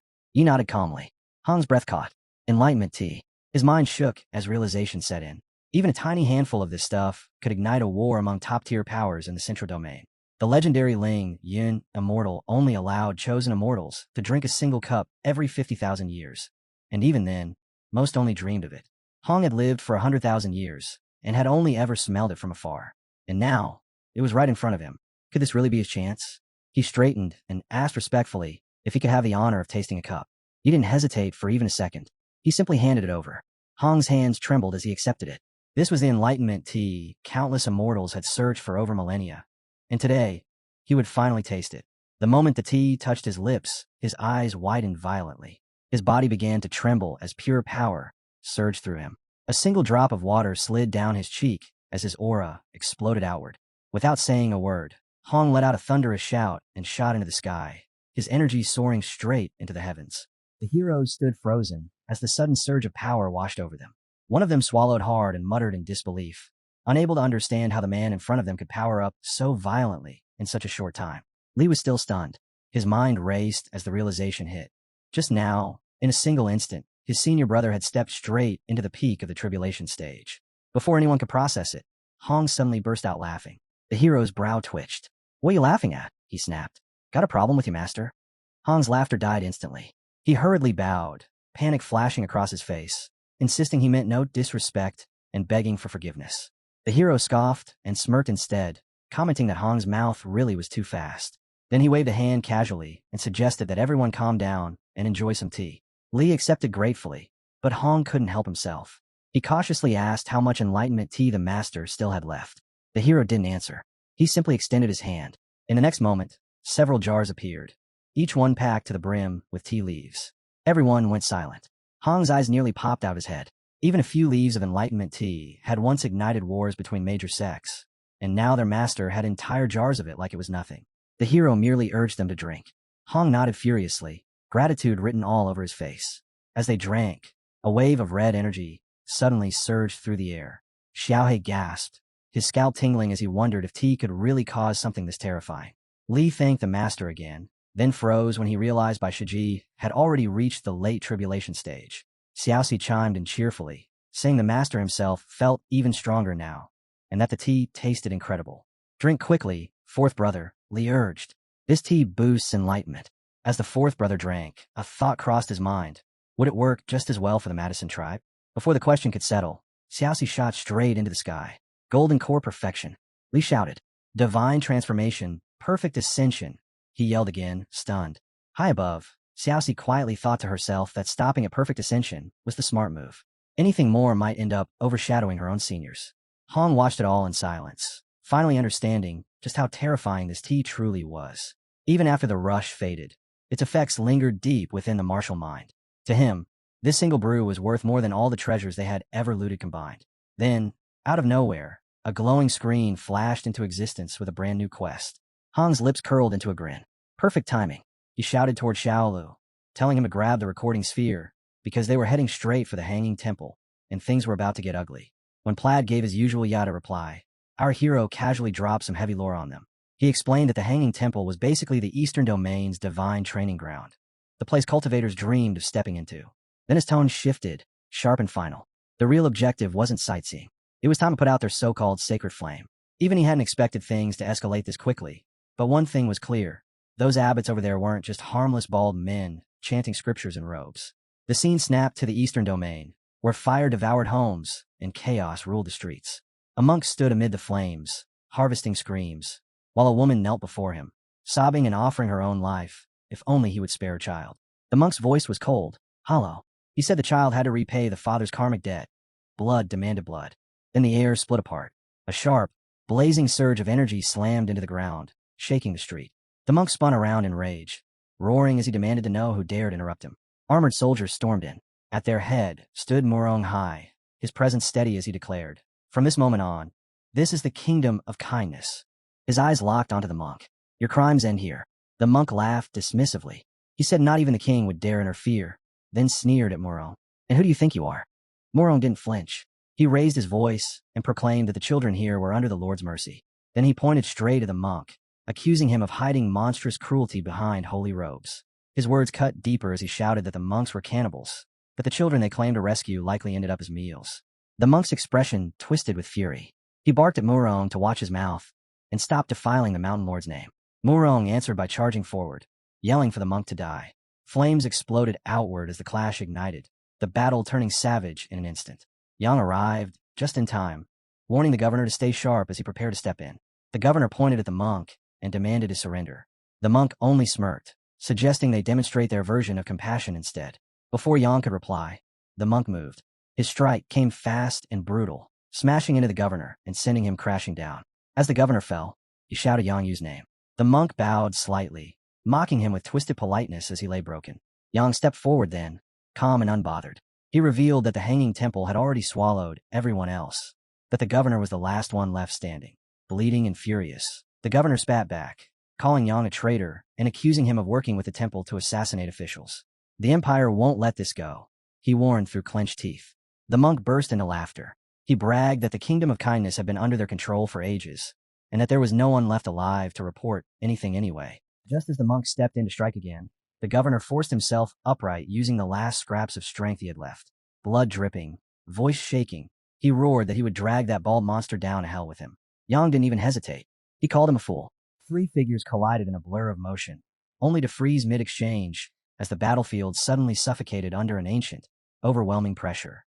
A colossal shadow loomed above them, its presence old enough to make the air tremble. The governor's voice cracked as he recognized it at last. The Kunpung, the legendary divine beast of the Kunlun Mountains. The monk's face drained of color. A supreme demon beast at the tribulation stage had no business appearing here. None at all. And yet, the hero only smiled. Calm, almost bored. He casually waved a hand and told Akuin to swallow all those baldies for him. A surge of emerald light tore through the sky. The monk's mind went blank as realization struck like a hammer. A tribulation stage demon beast actually belonged to that man. Before he could even process the thought, the shockwave hurled him into the air. He screamed for mercy as the devouring force swept over him and his fellow monks. One after another, the fake monks were erased, crushed beneath the overwhelming tide. The governor's pupils shrank. There was no mistaking it. That was the Kunpung swallowing technique. When the dust settled, Yang stood amid the ruins, hands shaking. They're all dead, he whispered. I don't know what to do anymore. The hero descended smoothly with his companions, landing as if the slaughter behind him meant nothing at all. He stepped forward and asked the governor who he was, and why those monks had been butchering innocent people. Murong Hai hurriedly introduced himself as the city's governor, bowing with deep respect.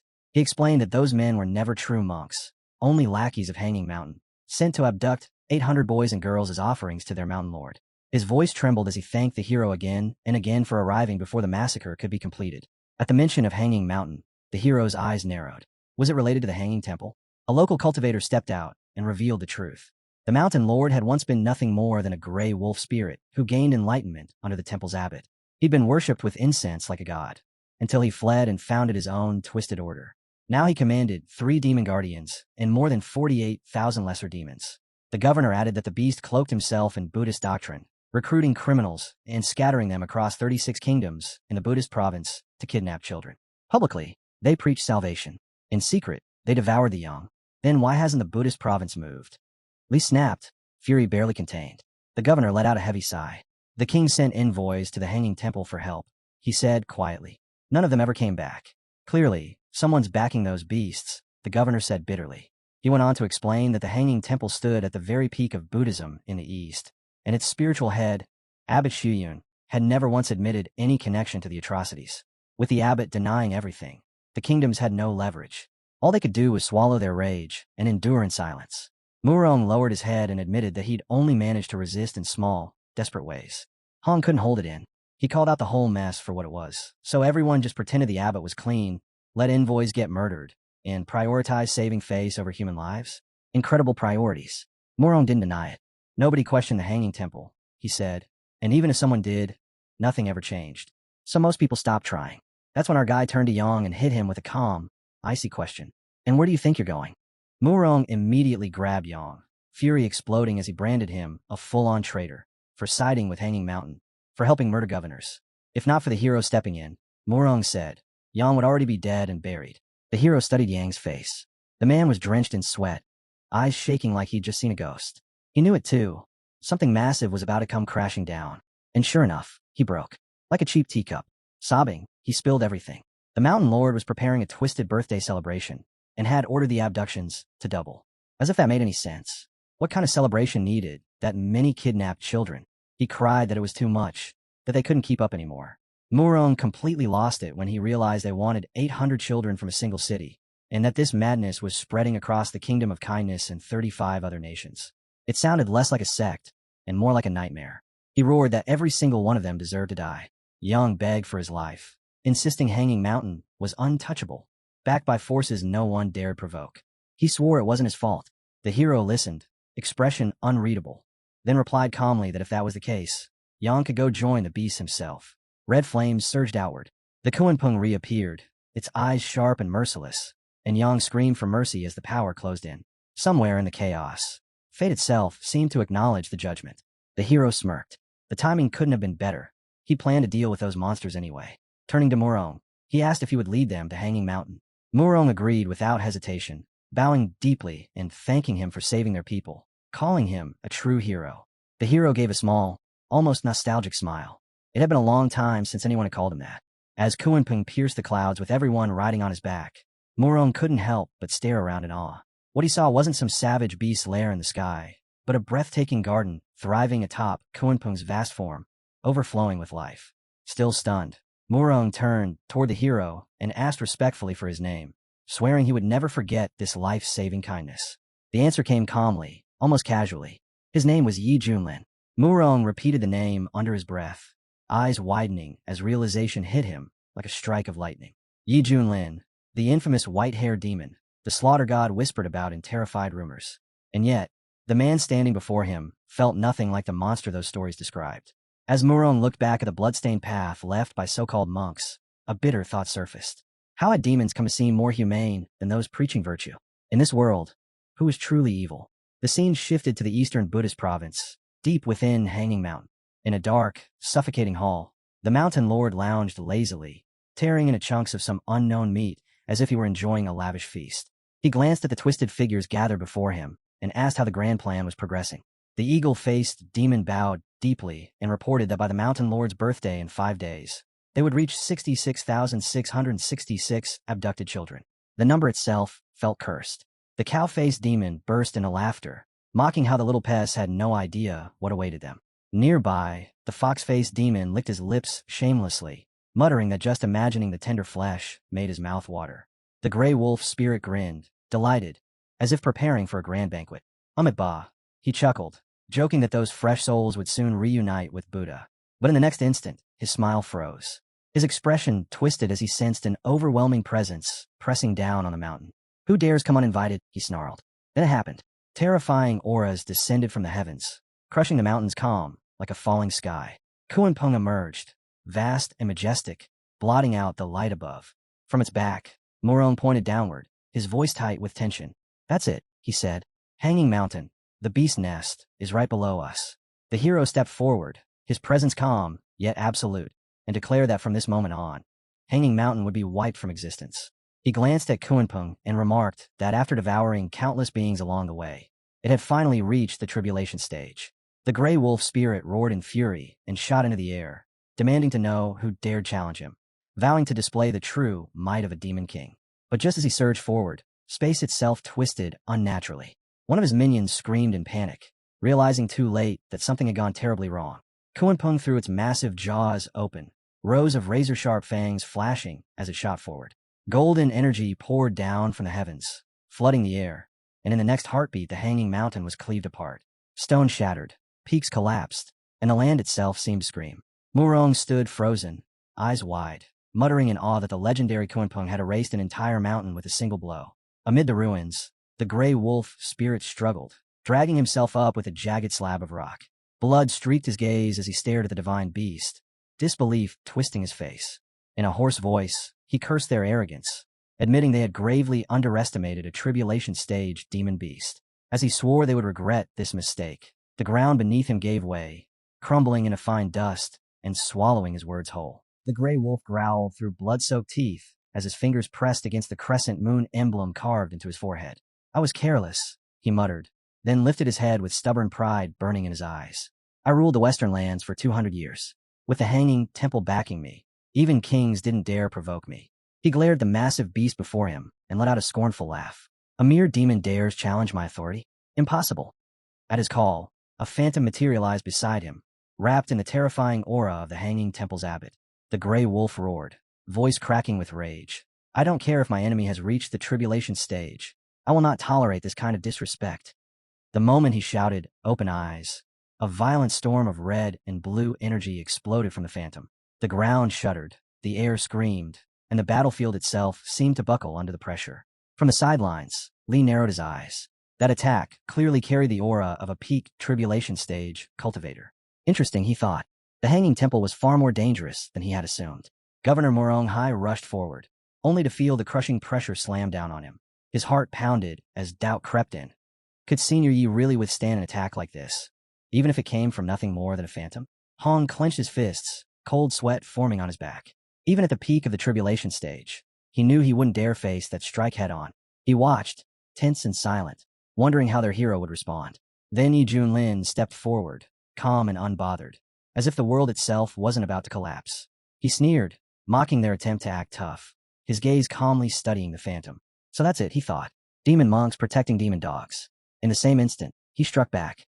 The red energy surging toward him was crushed and forced backward, completely overwhelmed by his power. The gray wolf staggered, eyes wide with disbelief. Impossible, he screamed. Even a phantom of the Hanging Temple's abbot should be at peak tribulation stage. His voice trembled as realization hit him. This man might be even stronger. Worse, he couldn't sense Yi Junlin's cultivation at all. It was like staring into a void. Untouchable. Unreachable. That was when panic fully set in. The gray wolf and his entire squad dropped to their knees like NPCs stuck in a cutscene they couldn't escape.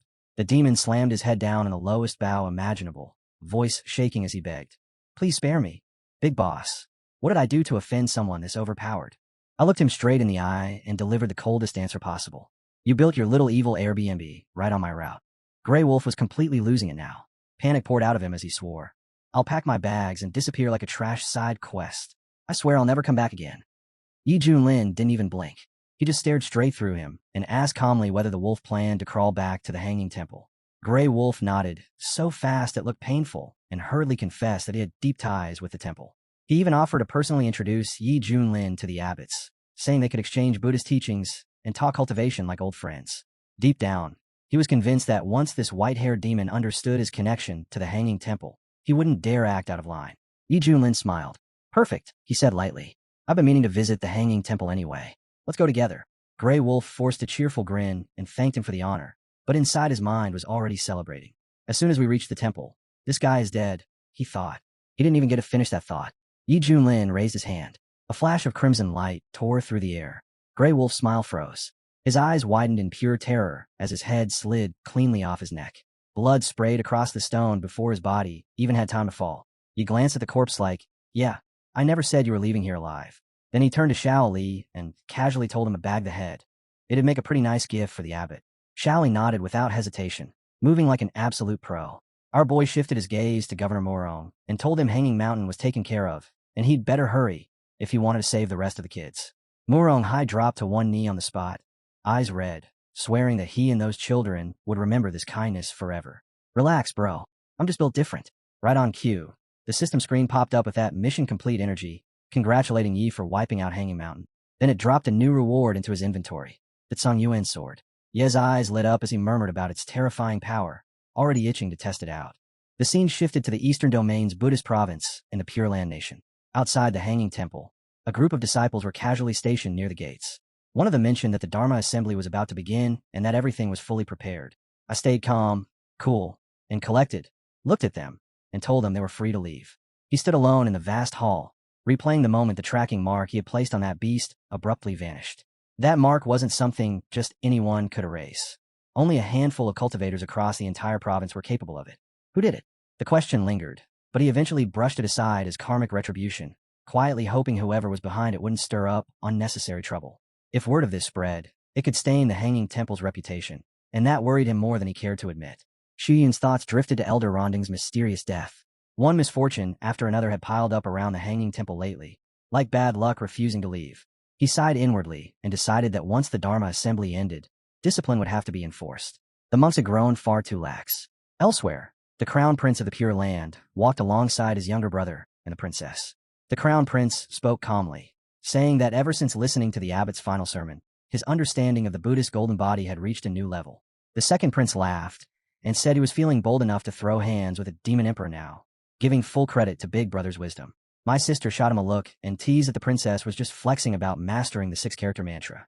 The second prince waved it off, acting all humble, saying his cultivation was still baby tier. The crown prince suggested they spar later and head back afterward, and he was immediately on board. Sis brought up their father's upcoming birthday and hoped the Dharma assembly would help her level up spiritually before then. While the conversation stayed light and casual, Shuyun remained rooted in place, silently repeating Buddha's teachings in his mind like a looped mantra. All beings, no matter how they came into existence, needed guidance toward nirvana. That was the truth he clung to. Then the air changed. A terrifying aura descended without warning, slicing straight through his meditation. Yi Junlin arrived, pulling up with his squad like they owned the place. A temple guard immediately rushed forward, face twisted with anger, shouting that they were trespassing, disrespecting Buddhism, and needed to leave at once.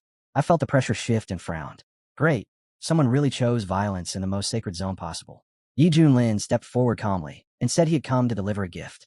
The moment another monk noticed the shattered temple plaque, he nearly collapsed on the spot, screaming in outrage and accusing Yi Junlin of opposing all of Buddhism.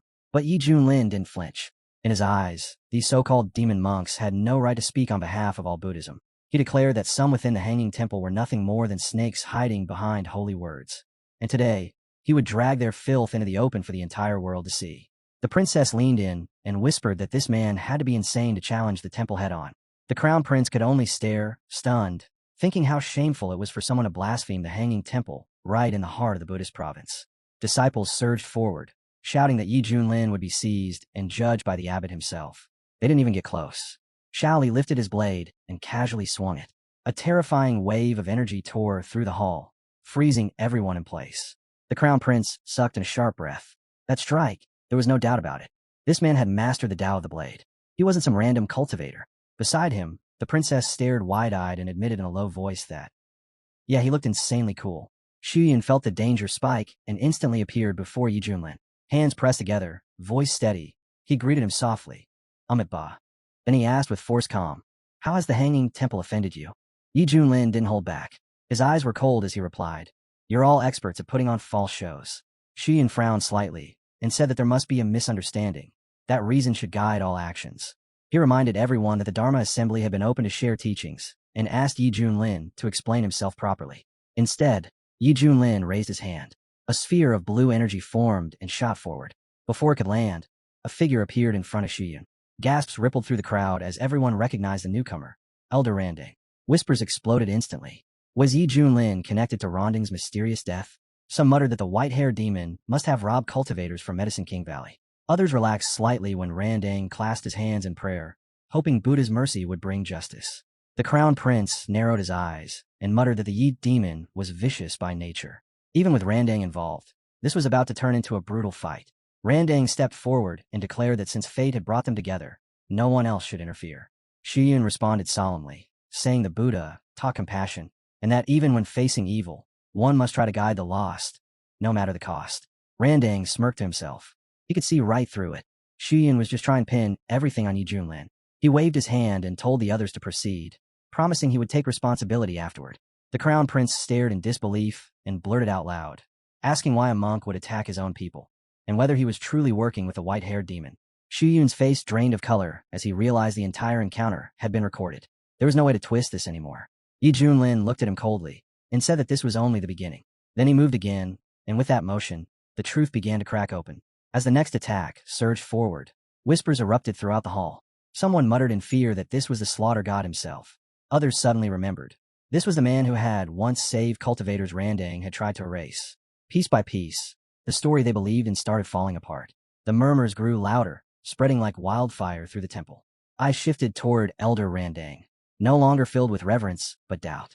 Realization hit hard. One of their own elders had been exposed, and the so-called righteous, Hanging Temple might not be as pure as it claimed. Beneath the incense, chants, and sacred vows, something rotten had been hiding all along, and now, it was being dragged into the light. The crown prince stepped forward without hesitation, pulling his younger sister behind him as the pressure in the air thickened. The princess peeked past his shoulder, confusion written all over her face, and asked out loud why Yi Junlin would save those cultivators at all. Wasn't that the act of a hero? The crown prince didn't answer right away. His eyes stayed fixed on the scene ahead as he calmly said something felt wrong. This whole thing reeked of hidden layers. Better to wait and see how it played out before jumping to conclusions. At the same time, Xu Yun's thoughts were churning. He hadn't expected Randang to actually die, but that didn't matter anymore. What mattered was salvaging the Hanging Temple's reputation. His voice rose with anger as he pointed straight at Yi Junlin, accusing him of tampering with the recording orb, claiming it was all a cheap trick meant to frame Elder Randang and smear the Hanging Temple's name. He sneered, saying such childish methods would never fool the world. Yi Junlin didn't even bother explaining. He slammed the gray wolf into the ground and pinned it there like trash, then looked up with a cold grin. Relax, Baldy, he said mockingly. I even brought your precious pet back for you. Xu Yun's expression hardened. He immediately denied any connection to the beast and asked sharply whether Yi Junlin had killed it as well. That was when the recording orb lit up. A projection burst into the air, revealing scene after scene from the western wasteland. Cities burned, cultivators slaughtered, innocents hunted down like animals. The gray wolf stood at the center of it all, its crimes spanning years. Worse still, the images showed how complaints had been buried, how cries for help were quietly erased so the Hanging Temple could protect its spotless image. The crowd exploded into whispers. Someone muttered that they had seen that very wolf inside the temple long ago. Another voice questioned whether Master Xu Yun had truly been ignorant of such forbidden arts. Someone else spoke up, trembling, recalling rumors of children being taken under the temple's banner. Before Xu Yun could spin another lie, an elder from the Heavenly Artisan sect stepped forward and swore on his sect's honor that the recordings were genuine and untouched. No tricks, no edits. That was enough. The Crown Prince stated flatly that there was no longer any room for doubt.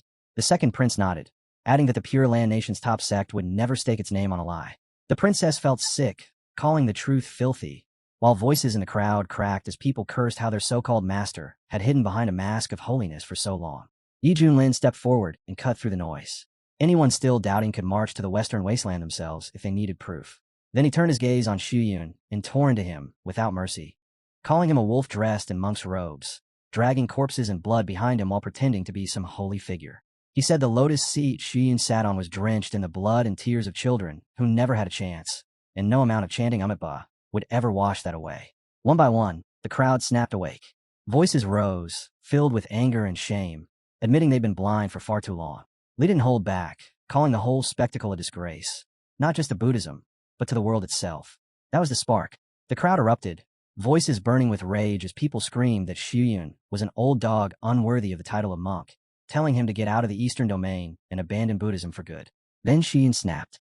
He clenched his fist and roared for silence. The sound alone slammed into the crowd like a physical blow. People screamed as blood sprayed from mouths and ears, bodies collapsing under the sonic pressure, until Yi Junlin moved. With a swift counter, he shattered the attack before it could finish them. The Crown Prince let out a breath and thanked him openly. The second prince admitted his heart was still pounding. Another moment, and he would have been dead. The princess clenched her fists and said they had to report everything to their father immediately. But Xu Yun had no intention of letting anyone leave. As panic spread and people tried to flee, he screamed that none of them would walk out alive. A razor-sharp wave of energy burst out as he rose into the air, his figure towering above the terrified crowd. With a twisted calm, he declared that the Dharma assembly had been invaded by the Yi demon, and that despite fierce resistance, countless lives had already been lost. A voice from the crowd snapped back, calling him a liar and accusing him of personally destroying the temple's reputation. Yi Junlin didn't miss the chance. He pointed straight at Xu Yun and said plainly that he was no different from Randang, just as rotten to the core. The Crown Prince turned to the monks and asked them directly whether they truly intended to stand with Xu Yun. Their answer came, without hesitation. Absolute loyalty. They claimed every decision the abbot made was for the temple's sake and vowed to defend it until their last breath. The princess whispered to her brothers that these monks were completely brainwashed. The Crown Prince's expression hardened. There was no negotiating their way out of this. They would have to fight. Little Red, move forward, Yi Junlin commanded. She clicked her tongue in annoyance. TCH, being used like a dog again. Xu Yun's smile widened. Perfect timing, he said coldly. You'll make an excellent sacrifice for the temple's array. Before he could act, Hong stepped out. No words, just presence. The pressure alone crushed Xu Yun's momentum and forced him into silence. Far beneath the mountain, in a quiet corner of the Eastern Domain's Buddhist province, two watchers sensed the shift as the mountain defense array activated. One frowned and muttered, "Is the Hanging Temple under attack?" The scene jumped to the Pure Land Nation's royal capital. A soldier burst into the hall and reported urgently that something had gone wrong at the Hanging Temple, and that the royal heirs were still trapped inside. The king didn't hesitate. He immediately ordered the city's defense forces to mobilize and march toward Mount Fontaine. At the same time, the soldier rushed down a hidden corridor and triggered a sealed device. Watching it unfold, Li's face darkened as he cursed under his breath, blaming the damn array for stirring up even more trouble. Hong stood firm beneath the crushing pressure of the array and let out a short laugh, openly mocking how weak its suppression felt as he calmly prepared to fight. Yi Junlin didn't bother holding back. He called Xian an arrogant clown to his face and unleashed the golden crow, blazing sun art, in a violent surge of blazing light. Xian barely blinked. He countered with twisted Buddhist hellfire, then casually summoned the 9 hells karma flame, as if it were second nature. Yi Junlin's expression darkened. He cursed under his breath, instantly recognizing the aura.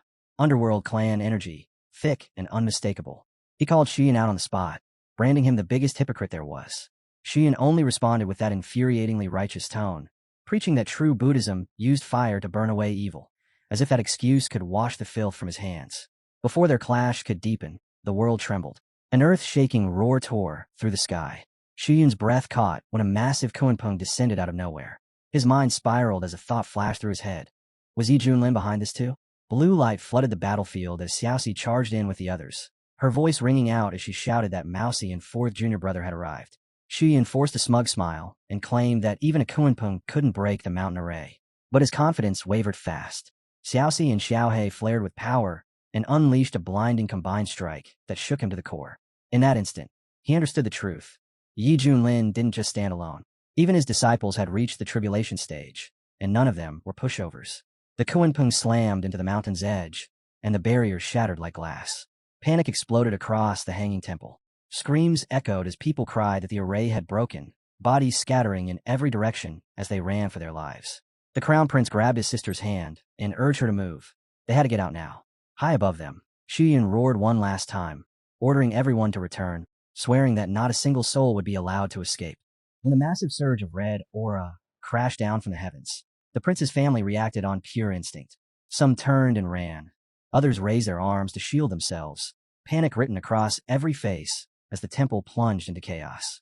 Right then, the hero remained standing calmly on the ground. He glanced upward and said in a tone dripping with mock surprise, "What? You didn't see this coming?" Above the battlefield, Xian hovered amid roaring red flames, his heart tightening. If even one of those fleeing cultivators escaped and spread the truth, the hanging temple's name would be dragged through the mud, and his own reputation would burn with it. That was something he could never allow. His voice thundered through the air as he barked the order that no one attempting to flee was to be spared. His followers answered instantly, acknowledging his command without the slightest hesitation. At the same time, the hero turned to his own people and gave a sharp instruction of his own: protect the innocent and make sure they got out alive. The 4th brother moved at once, while Xiaohei and Xiaoxi unleashed their power together. Waves of deep purple aura surged outward, crashing into the monk's disciples, either pinning them down or wiping them out entirely. Elsewhere, the prince's family continued their desperate escape through the burning temple grounds. A soldier finally spotted the crown prince and rushed to his side, relief flooding his voice as he confirmed the prince was unharmed. He asked urgently whether demons had attacked the hanging temple. The crown prince's eyes blazed with fury as he snapped back that the true demon was the abbot himself and ordered the soldier to report everything to the emperor immediately, without leaving out a single detail. High above, Xian kept spreading his flames across the sky, trying to drown the battlefield in fire, when the hero laughed and mocked him for failing to kill even one disciple. He told him flatly, "You might as well give up and end it yourself." Golden light flared in Xian's eyes as rage surged through him. He brushed off the taunt and coldly warned that the hero had only witnessed a small fraction of the hanging temple's true strength. Inside, however, doubt gnawed at him. He had caused more than enough disturbance. Why hadn't reinforcements arrived yet? With desperation creeping into his voice, Xian finally shouted, ordering the summoning of the 2 sages to defend the sacred temple. Hearing that, the hero's interest visibly sharpened. He smiled and remarked that things were finally starting to get interesting. At that moment, a radiant circle formed in the sky. It spun slowly, a cross glowing at its center as dense, sacred energy gathered, pressing down on the battlefield like an omen. One of the monk's followers cried out in pure excitement, thanking the heavens as the demon's subduing staff and the Vajra bracelet manifested in midair. Their appearance could only mean one thing. The 2 sages of the hanging temple had arrived. The bracelet shot downward like a falling star, forcing the hero to dash aside at the last second. He looked up sharply, eyes blazing, as a surge of intense blue energy burst from him, and he shouted for everyone to retreat. In the very next moment, 2 towering figures descended from the sky, each one radiating overwhelming spiritual pressure. They were Elder Dragon Elephant and Elder Purity, two of the legendary three saints of the Hanging Temple. As they touched down, golden light wrapped around their bodies, and the disciples stared in stunned reverence. These were living legends, men who had once stood at the very peak of the Eastern Domain alongside the abbot himself. Whispers rippled through the ranks, as one disciple murmured that he had grown up hearing stories of their might and never believed he would witness them in person. Relief washed over Xian's face. He quickly pressed his palms together in greeting, admitting that he would never have dared to stir their cultivation if he had not been pushed to desperation. In his heart, he knew the truth. Without them, he would already be dead. Elder Dragon Elephant glanced at him coldly and asked who could have dared attack the temple and leave him in such a pitiful state. Elder Purity followed up with sharp criticism, questioning why the mountain defense array had been activated and wondering how the late abbot would view such disgraceful conduct. Seizing the moment, Xian pointed straight at the hero and accused him of being the infamous Yi Demon. He claimed the man had fabricated false recordings to smear the Hanging Temple, stirred chaos among cultivators, and now sought to wipe the temple from existence. He added that this demon had already slaughtered the elders of the Feathered Gate and even the Great Sun Master, begging the two elders to uphold justice. Across from him, the hero watched in silence, realizing the monk had once again twisted reality to fit his own story. With the cultivators fleeing, there would soon be no witnesses left to challenge those lies. Xian's killing intent surged. He raised his staff and shouted that the demon's lies would end right there and then. Swearing to protect the Hanging Temple no matter the cost, he called on the elders to join him in eradicating the enemy. A thunderous blast rocked the ground as Xian charged forward, staff crashing down with terrifying force, while his followers erupted in cheers, convinced they were about to witness the demon's destruction. One disciple screamed in shock, shouting that the monk had drawn the sky-piercing staff, the Hanging Temple's strongest treasure, a grade 9 spiritual artifact. Gasps rippled through the crowd as Elder Dragon Elephant moved in as well, his own weapon flashing as he coordinated perfectly with Xian. The two attacked in unison, locking onto the hero with deadly precision, condemning him for his disgrace and declaring that his death was inevitable. Their weapons were just about to crash down when a majestic sword suddenly fell from the heavens and planted itself firmly in front of the hero. It was Gung Yuan's sword, another grade 9 spiritual artifact. The sight alone stunned both elders and left Xian momentarily frozen. The hero grasped the hilt and smirked, remarking casually that they were acting as if they were the only ones with high-grade treasures. Sword in hand, he charged forward and said that he possessed far more treasures than they could ever dream of. The only question, he added lightly, was whether they would live long enough to see them. He could feel the sword's terrifying power and admitted that he lacked refined sword techniques, but that hardly mattered. At that moment, a glowing system interface appeared before his eyes, announcing that a sign-in at the Hanging Temple had been detected. He snorted, saying the system had finally decided to show its face, and joking that it must have already stolen his reward. As he confirmed the sign-in, a second screen appeared, congratulating him on obtaining a legendary sovereign technique, Slaughter, Immortal Sword Art. The hero stared at the words for a second, then chuckled. The timing was slow, but he would accept it. Power surged through him. Spinning in place, he unleashed a terrifying blend of purple and blue aura that swept across the battlefield like a storm. Xian and the two elders were shaken, openly commenting on the horrifying killing intent pouring out of the hero. As he descended from the raging red aura overhead, 3 nearby disciples tried to shield themselves, only to be smashed to the ground by the sheer pressure. Fear crept into Xian's expression as he shouted, asking what kind of technique the demon had just used. The hero stood tall, sword gleaming, and answered calmly that it was called the donkey-slaying sword art, created specifically to cut down hypocrites and frauds like them. Enraged, Elder Dragon Elephant charged once more, roaring that such arrogance could not be tolerated. But when his attack struck, the hero merely lifted his sword and released a burst of blue energy that swallowed the blowhole. He mocked the elder openly, asking if that was all he had and telling him to try harder. After all, he was facing the Yi Demon. The elder's confidence shattered. He staggered back, calling for help as he retreated, shouting that the demon's arrogance was beyond anything he had ever encountered. Xian stepped forward and began activating the 10,000 looters array, layers of power unfolding beneath his feet. At the same time, Elder Purity summoned a radiant ring and hurled it straight at the hero, while Xian added his own violent burst of red aura. In an instant, all 3 joined forces, their attacks overlapping with lethal precision as they rushed to erase him from existence. From afar, the Hound watched quietly, eyes narrowed. The hero was facing 3 peak tribulation stage masters at once, yet his expression remained almost bored. It made the Hound wonder just how much power the man was still hiding. Nearby, the third brother stood beside Hong and scoffed, saying that no matter how many grade 9 artifacts they brought out, it wouldn't change a thing. they still weren't enough to defeat their master. Elder Dragon Elephant roared in frustration, admitting that this demon was far more troublesome than any enemy they had ever encountered, even back when they were at their peak. Elder Purity turned sharply toward Shiyun and questioned what he had done to provoke such a monster, reminding him that the late abbot had once warned him never to create enemies for the temple. He accused Shiyun of breaking that vow and said coldly that these were the consequences. Shiyun opened his mouth to respond, but no words came out. The hero surged forward again, sword blazing, and unleashed another vast wave of blue energy that flooded the battlefield. He glanced at the three elders and wondered aloud whether their legendary reputations were truly deserved, or if they were nothing more than empty talk. Elder Dragon Elephant screamed in rage, declaring that the demon had crossed the line. He demanded the use of their forbidden technique, and Elder Purity agreed, saying that after all these years, the moment had finally come. From within the formation, Shiyun raised his staff, the sacred ring at its tip glowing ominously. He locked his gaze onto the hero and shouted that he had forced their hand, that only his death could atone for the chaos he had brought upon them. He began chanting the ultimate Dharma spell, calling upon the sea imprint Samadhi to illuminate all realms.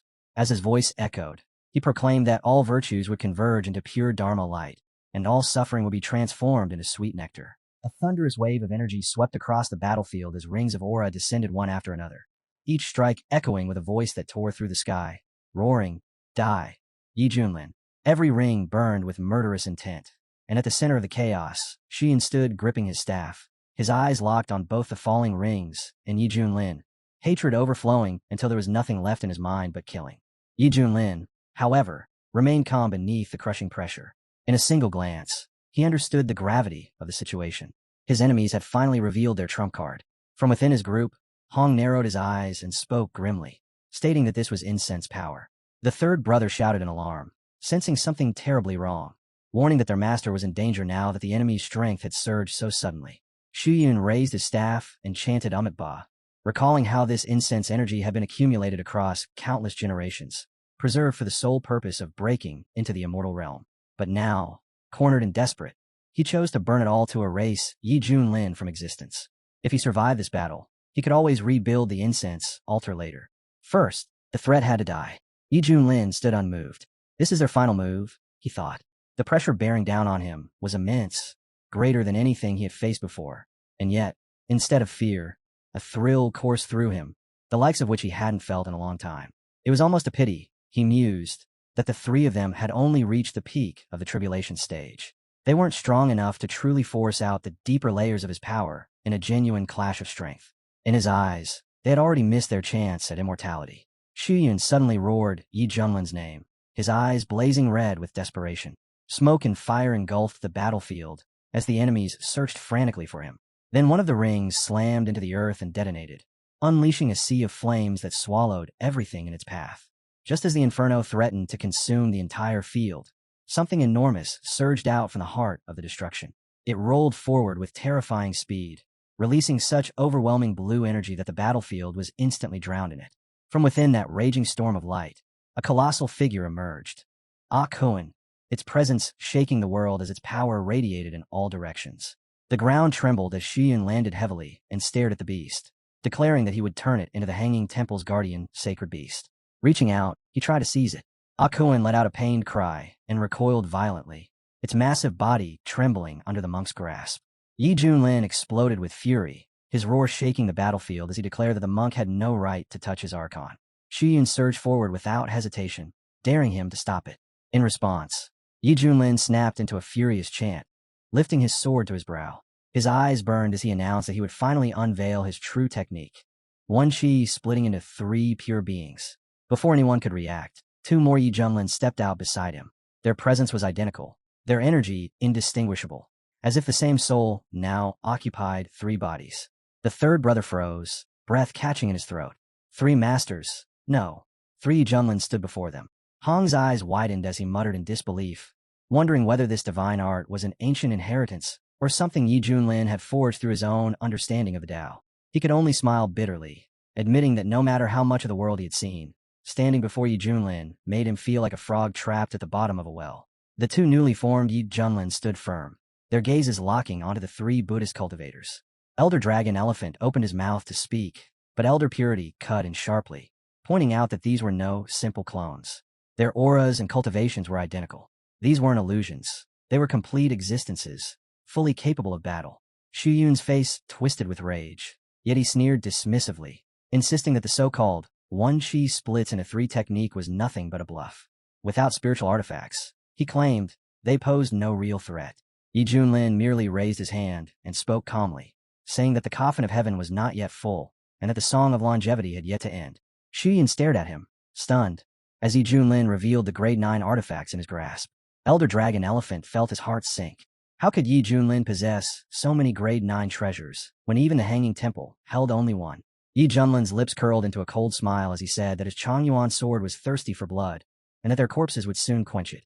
Xu Yun's fury finally erupted. He demanded to know whether Yi Junlin truly believed that a few copies of himself could defeat them. Yi Junlin didn't blink. He didn't raise his voice. He simply said they would find out soon enough. Then he charged forward, blue energy detonating from his body. In that instant, fear clawed at Xu Yun's heart as he realized the truth. His incense power wouldn't be enough to block even a single strike from this man. Elder Dragon Elephant shouted for the abbot to retreat and not act recklessly, but it was already too late. Yi Junlin's sword was descending, its killing intent locking onto them like fate itself. Elder Purity moved instantly, throwing himself forward to shield Xu Yun. But Yi Junlin's gaze snapped to him, cold and unwavering. He declared that his opponent was standing right here. At the same time, one of Yi Junlin's copies stepped into the fray, chanting as he slashed forward, reminding them sharply that they had agreed to one-on-one duels, and that interfering in another's battle was nothing short of disgraceful. The second copy drew his blade and unleashed the Bloodborne Fade technique.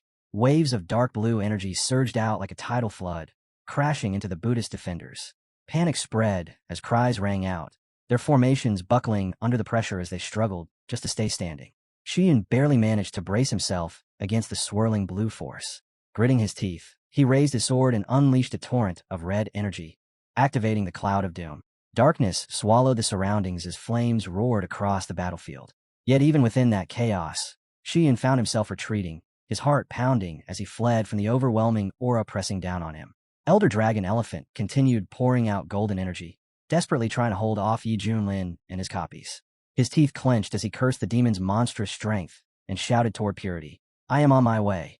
But across the battlefield, Elder Purity could only clutch his ear with a trembling hand, his mind ringing and his body shaken by the crushing pressure bearing down on him.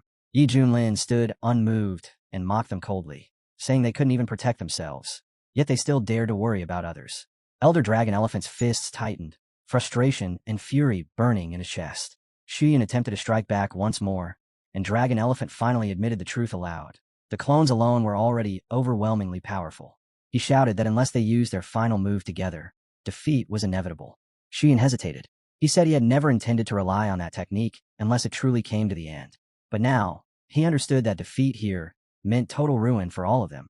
With grim resolve, Xu Yun turned to the two elders and commanded, "Lend me your strength." Yi Junlin's copies halted and observed the sudden surge of energy. One of them curled his lips into a faint smirk and remarked calmly that their opponents still had another trick up their sleeves. The elders pressed their palms together and poured their power into Xu Yun. As the combined energy flooded his body, his form began to twist and change. 3 faces emerged, 6 arms unfolded. In moments, Xu Yun transformed into a terrifying existence, something monstrous, unnatural, and unlike anything that had ever appeared on this battlefield before. Yi Junlin calmly studied the grotesque transformation without the slightest hint of alarm, and remarked that he hadn't expected the temple's so-called holy birds to pull a Neza trick on him. One of the monk's twisted faces roared that Yi Junlin's time had come to an end. The second face solemnly invoked Amitabha, recalling how the 3 saints of the Hanging Temple had once relied on this very technique to dominate the Buddhist world of the Eastern Domain. The third face, Xu Yun's own, burned with hatred as he declared that they would now cleanse the world of Yi Junlin's demonic existence. Deep down, Xu Yun knew the truth. Every inch of his body felt like it was on fire, and this form was devouring him from the inside out. He couldn't hold it for long. Even so, he forced himself to raise his sword and summoned multiple rings of energy, sending them crashing toward all 3 Junlins at once. His voice tore through the chaos as he screamed that this final strike would decide everything. Yi Junlin watched the attack approach and felt his blood stir. His confidence sharpened instead of fading. He spoke evenly, saying that it seemed he would finally need to get serious. A faint smile spread across his face as he added that this was the perfect moment to test the true power of one chi splitting into 3 enemies. The hero stood unmoving as his power erupted outward, suppressing the heavens themselves, sealing off eternity as if the cosmos had been forced to bow. When he lifted his sword, a roaring tide of blue energy surged forth, and his green blade released a false silence, so heavy it rattled the skies. Across from him, Shiyun exploded with golden radiance, his aura blazing like a sun brought too close, as he shouted for our boy to prepare for death. The blue energy only intensified, spiraling with overwhelming force as the hero sneered that Shiyun was nothing more than a mantis standing before a charging chariot. He swore that today, Song Yuan's edge would be baptized with the blood of a false monk. Golden light and blue waves collided, and the shock rattled every soul present. One companion muttered that even a mouse would go blind witnessing such a clash, while another whispered in awe that humans were truly terrifying. Confusion spread through the crowd as someone cried out, asking what in the world was happening. Then the blue energy smashed into the earth, spreading like a raging tide, and sending monks fleeing in every direction, panic written across their faces. Someone screamed that they had never felt power like this in their life, while another shouted for everyone to run if they wanted to survive. Suddenly, lightning slammed into the ground, freezing the battlefield in stunned silence. A trembling voice wondered if the abbot was already dead, while another demanded to know if the figure floating before them was truly a demon. The hero hovered in the sky, calm and absolute, as three enemies crashed helplessly to the ground, crying out to their elders in despair. He asked coldly if anyone else dared to challenge him. Elder Purity stepped forward, pointing and calling him a demon, declaring that the good karma of Hanging Mountain Temple would surely summon a champion to deliver justice. His voice trembled as he lamented that land once devoted to saving all beings had been defiled, that their ancestors had been betrayed.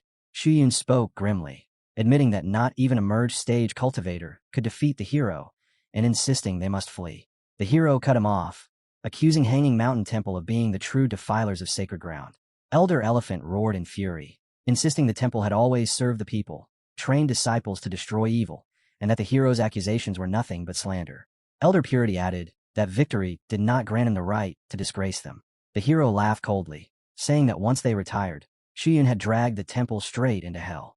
His gaze hardened as he demanded to know whether they would still hide the truth. Elder Purity turned sharply toward Shiyun, asking what the hero meant, but Shiyun waved it away, dismissing everything as the lies of a demon. The hero slowly raised his hand, his voice calm as he declared that if they refused to speak, then he would force them to see the truth with their own eyes. Shiyun screamed in rage and denial, but it was already too late. Scenes from the past unfolded before the elders, each moment striking like a hammer. Shock rippled through them as a horrified voice cried out at the slaughter of innocents, atrocities committed by someone who still dared to call himself a monk. Elder Elephant trembled with fury and called Shiyun a monster, while Elder Purity accused him of destroying the temple's legacy and betraying the sacred vow he had once sworn. Shiyun began reciting that very vow, his tone eerily reverent as he spoke of becoming an eternal flame to guide the lost and ferry the damned across the sea of suffering. Then his voice twisted, claiming that everything he had done was for the sake of elevating Hanging Mountain Temple. He revealed grim truths without restraint, declaring that the Nether Abyss was on the verge of conquering the immortal realm, and that the Kunlun realm would soon fall. With his secrets laid bare, his eyes burned as he announced that if this was the end, then he would burn everything down with him. Elder Elephant accused him of colluding with the Nether Abyss clan, while Elder Purity lowered his head in grief, lamenting that none of them had seen the truth sooner. Shiyun gathered all his remaining power, vowing to ignite the first flame of conquest so that all would perish together. The hero watched closely, then clicked his tongue and remarked that this was starting to feel like some kind of spy drama. With that, he invoked Song Yuan's Path of Ashes. A blinding golden radiance crashed down upon Shiyun, shattering his body completely. As his life faded, Shiyun laughed weakly, warning that killing him would change nothing, and with his final breath, he proclaimed long life to the Nether Abyss. The surviving monks collapsed to the ground, pressing their foreheads to the earth as they offered prayers of gratitude to the hero, thanking him for stopping a looming catastrophe. Elder Purity spoke with heavy concern, warning that if Shiyun's words were true, then the Kunlun realm might soon face an unimaginable calamity. Elder Elephant clenched his fists and vowed that if the Nether Abyss invaded, the temple would protect the innocent at all costs. The hero reassured them with absolute confidence, saying that even if every race of the Nether Abyss descended together, he would wipe them out with a flick of his hand and leave the cleanup to the temple. With that, he turned to leave. Elder Elephant hurriedly offered his thanks once more, while Elder Purity stepped forward, asking to see him off properly. The hero declined, snapped his fingers, and the world shifted. The scene transformed into a forest path where the prince's family was traveling. The prince pointed toward the distant departing beast belonging to Lord Yi and wondered aloud if the battle was finally over. The crown prince remained cautious, saying they should report to their father first. as no one yet knew who had truly won. The scene shifted once more to the temple grounds, smoke still curling into the sky, as a weary voice quietly admitted that the fall of the temple was not the fault of one man alone.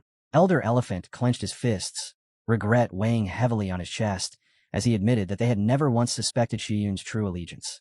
He swore that no matter the cost, he would restore the temple's honor. But before the vow could settle, a chill crawled up his spine. His eyes sharpened as he sensed an intruder. From the shadows, a group of cultists emerged, their laughter dripping with mockery, as they sneered that only the last two of the temple's 3 sages remained. Elder Purity stepped forward, demanding they reveal themselves, but the leading cultist only laughed harder, taunting them with memories of a summit held long ago. In that instant, Elder Elephant realized his crisis stretched far beyond Shuyun and even the nether abyss. His voice thundered as he ordered the intruders killed. Before either elder could move, lightning tore down from the heavens, slamming into both of them and smashing them to the ground. The cultists scoffed, calling them spent arrows, relics no longer capable of resisting fate, and calmly prepared to finish them off. With blood at the corner of his mouth, Elder Elephant demanded to know who he was and whether Shuyun had offended him. The cultist burst into laughter, saying Shuyun had been an ally all along and that the game was already over. He flicked his fingers, sending lethal energy straight into their foreheads. Blood splattered the ground as he coldly declared that Hanging Mountain Temple would cease to exist in the Eastern Realm. Far away, the hero suddenly frowned. He paused mid-step, sensing something wrong. Hong asked if something had happened, but the hero only replied that he smelled a familiar rot in the air and wondered if the nether abyss had begun moving ahead of schedule. Within the Pure Land Nation, heated voices filled the hall as discussions turned to the disaster at Hanging Mountain Temple. One man said that Buddhists across the land would soon denounce the temple and urged immediate preparations. His son agreed, adding that Lord had already departed and that it seemed the temple had truly been defeated. He suggested marching up the mountain now, striking while the iron was hot, to display their power to the world. The Pure Land Nation's sovereign listened in silence before slamming his hand down in anger. He scolded them for being far too hasty. Hanging Mountain Temple had a reputation forged over 10,000 years. It would not disappear overnight. They did not yet know the full truth. His command was simple: wait and see. The scene shifted to the princess, standing outside the temple grounds, her gaze fixed on a glowing blue magic ball. Through it, she observed the aftermath, the gray smoke curling above the mountain, wondering if everything had truly been settled. Her unease deepened. Something fell off. As she continued watching the smoke swirl, a frantic shout rang out behind her, warning that intruders had entered the palace. She looked up just in time to see multiple cloaked figures streaking toward the palace like dark comets. Her eyes widened as she glanced back at the magic ball, then at the sky again, whispering in disbelief, wondering what the hell was happening. The breachers were cultists. Their leader didn't hesitate for a second, coldly ordering the slaughter of every living soul within the palace walls. Beams of condensed magic tore through the air like executioner blades, striking guards head-on and killing them where they stood, bodies collapsing before they could even scream. The chaos exploded outward, forcing everyone in the hall to rush out at once.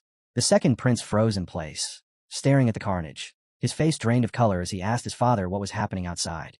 The king said nothing at first, his gaze locked onto the lifeless guards scattered across the floor, his voice tightening with dread as the truth sank in. Then a burst of golden energy erupted into the sky, blowing away the lingering smoke.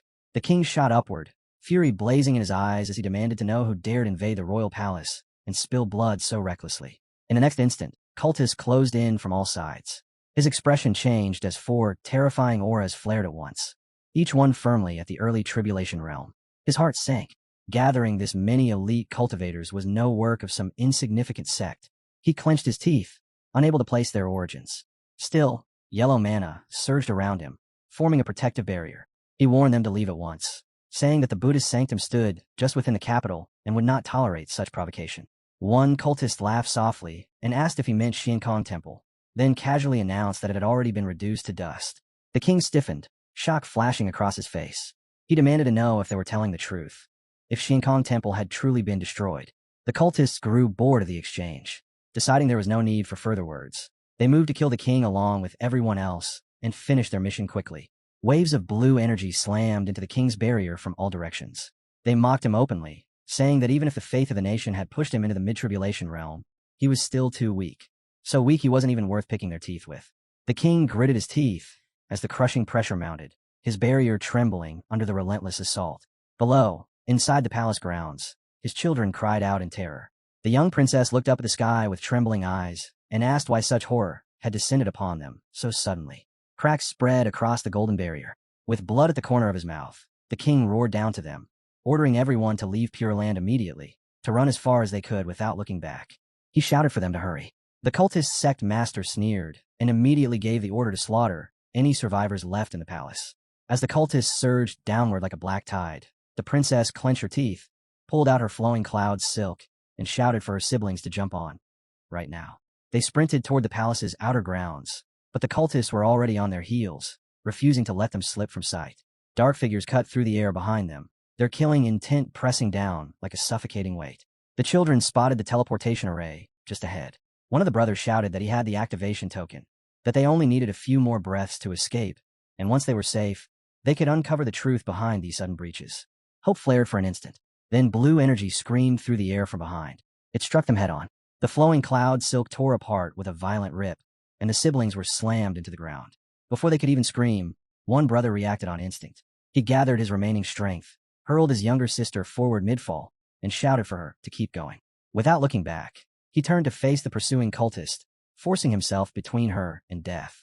As the younger princess staggered toward the array, the cultist sneered and declared that no one would be allowed to touch it. Then his expression shifted. He sensed it. The brother's resolve, the surge of power spiraling inward. Realizing the prince intended to self-destruct, the cultist barked an order to retreat. Golden energy erupted. A blinding explosion swallowed the young prince whole, the shockwave tearing through the grounds. The princess screamed his name as the light consumed everything behind her. The scene tore back to the sky above the palace, where the king's yellow mana barrier was barely holding, trembling under the crushing blue energy of the cultists. Cracks spread faster now, splintering like glass. As his defense faltered, the king roared in fury and despair, demanding to know why they would annihilate the Pure Land Kingdom. One cultist drifted closer, hovering just outside the barrier, and told him calmly to blame fate instead. His kingdom, he said, simply stood on the wrong piece of land, the place where the gate lay. The king's eyes widened.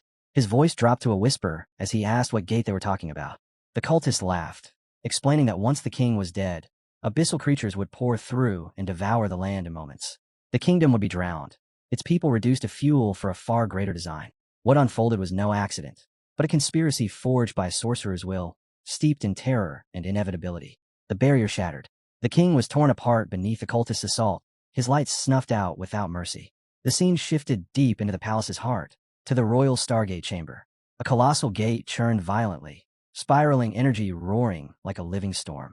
From within the portal, a massive creature stepped through, its presence crushing the air itself, while the cultists stood to the side, watching silently as the nightmare crossed into the world. For months later, the world feels like it's already halfway to ruin. An airship drifts across the sky while a newspaper seller grumbles loudly, cursing how everything's gone straight to hell. Lee moves quietly nearby, listening as the man vents. He talks about their hometown being swallowed whole by nether abyss beasts, about cultivators who try to resist getting crushed like ants, and about ordinary people now being herded around like livestock. The Nether Army, he says, is advancing faster and fiercer by the day. Mid and low-tier sects don't stand a chance anymore. Only giants like Yuhua Gate might resist. But with everyone scattered and no one bold enough to lead, even that hope feels thin. Lee feels his chest tighten. They'd barely left Xiankong Temple, yet the world had already fallen apart this badly. He looks at the seller, half expecting exaggeration, but the man just shrugs. He's no cultivator or schemer, just an honest fellow selling papers for 2 gold coins. The scene cuts back to our hero's residence. He watches Hong work and casually praises him, saying his pitch has gotten smoother, that he's starting to look like he's got real talent. Hong's jaw tightens as he keeps massaging, irritation flashing through his eyes. He answers politely, saying he's happy to serve his master, but inside, he's practically grinding his teeth. Lee arrives soon after, newspaper in hand, just as his master asked. One look is enough. The hero notices Lee's expression and calmly remarks that it seems bad news has arrived. Lee opens the paper and starts reading. The headlines are vicious. Claims that the hero went on a rampage and wiped out Xiankong Temple, dragging Pure Land into chaos, storming the palace, slaughtering the royal family, and leaving the kingdom defenseless just in time for the Nether Abyss army to sweep through. Lee clenches his fists and calls it shameless slander. The hero freezes at the mention of Xiankong Temple's destruction. That part, at least, is real. Lee hesitates, then says it might have been the Nether Abyss behind it. The hero shakes his head. The Nether wouldn't move so openly, not like this. These rumors reek of human plotting. He thinks back to the board, to how deeply they were already colluding with the Nether, and realizes there's no telling how many other sects are tangled in the same web. Xiankong Temple's fall. Pure Land's collapse. Everything happened too cleanly, too perfectly. This wasn't coincidence. It was a plan set in motion long ago, with him cast as nothing more than the spark. Lee asks quietly if their gate could be next. The hero doesn't hesitate. Yes, everything revolves around the Stargate. He suspects Pure Land's royal family possessed one as well, and that the Nether intends to cooperate with certain Eastern Domain sects, opening the gates from both sides, tearing the seal apart, and unleashing forces from beyond. Lee confirms it quietly. While gathering intel aboard the ferry, he heard refugees whispering the same story again and again. Nether beasts tearing through their homelands, cities falling overnight, people fleeing with nothing but their lives. He warns that the situation isn't just bad, it's accelerating. The hero's expression hardens. The enemy is moving far faster than he expected. He asks if there's anything else. Lee hesitates, then finally says it. Arid State is under attack. So is the Shintian insect domain. The words hit like a hammer. The hero snaps that even the Shintian sects are too distant to respond. And worse, their message jades aren't working at all. Without another second wasted, he orders Cohen to turn the ship around and head straight for Arid State. A bright flash fills the screen as a congratulatory message announces a triggered random quest. The hero lets out a quiet breath, almost amused. He had been wondering how to draw his enemies into the open. Turns out, they'd walked right into his snare. The scene shifts to Arid State. A man lounges atop a crude trolley, barking orders at the humans straining to pull forward. He tells them to move faster and sneers that their souls now belong to the Bone Clan. The captives stumble and groan. One curses the Bone Clan for treating humans like dirt and asks through clenched teeth if they're truly doomed to rot in darkness forever. Another speaks more bitterly, recalling how Senior Yi once earned the respect of every province in the Eastern Domain. Now even the Shintian sect is barely holding on. He wonders aloud if Senior Yi could really change anything anymore. Inside the state, panic spreads. Voices rise as word races through the streets. The Bone Clan is holding another public execution. This time, the target is Fairy Zhao of the Shintian sect. Gasps ripple through the crowd. Some refuse to believe she could have fallen into their hands. The scene cuts to the execution ground. Towering figures stride toward her. One of them sneers, mocking her lofty status within the Shintian sect. He jeers that her elders hid behind their gates like cowards while she tried to flee. He declares that the Shintian sect has always been a thorn in their side. But once their glorious Bone King regains full strength, every last member will be slaughtered. He grips her cheeks, roughly, forcing her to look at him. She spits back without fear. If they dare go through with this, her peak master Yi will return. And when he does, he'll erase the Bone Clan from the map. The man bursts out laughing, mocking the white-haired demon as all bark and no bite, claiming he must be hiding somewhere, too afraid to show his face. Then laughter echoes from behind the Bone Clan. Ouyang Feng, the sect leader, steps forward calmly and urges restraint. He says their power is leagues above that of ordinary humans, and any thought of rebellion would only lead to meaningless death. His words only fuel the Bone Clan leader's rage. Snarling, he steps forward and challenges Ouyang outright, demanding that he show his red energy if he dares speak so boldly. Two sharp nails suddenly pierce Fairy Zhao's chest. Ouyang lets out a broken cry, bowing his head as he apologizes to Senior Yi, saying his sect did try to resist, but too many lives were lost, and he can no longer drag the remaining survivors into death. The Bone Clan snaps at him to shut up and sneers that they'll make her scream properly, just to carve fear into the hearts of every human watching. Ouyang collapses to his knees, trembling as he recognizes it as the aura of a Tribulation Realm Demon Emperor. Despair floods his face. With the Nether invasion already upon them, and now a Demon Emperor descending, he thinks Arid State is truly finished. Then the figure appears. Zhaolinger looks up, her eyes widening as she recognizes him. Peak Mastery, golden energy bursts forth, shattering her chains in an instant. She stumbles into his arms and clings to him, finally revealing her identity. She explains softly that she trained within the sundial for 300 years, then add with a faint smile that he's somehow grown older than her. The hero studies her condition, sees the severity of her injuries, and silently vows to heal her no matter the cost. Around them, the Bone Clan and their followers whisper nervously, shaken by the oppressive aura, almost as terrifying as their kings. The hero turns his gaze on them, eyes cold, and declares that the time for repayment has arrived.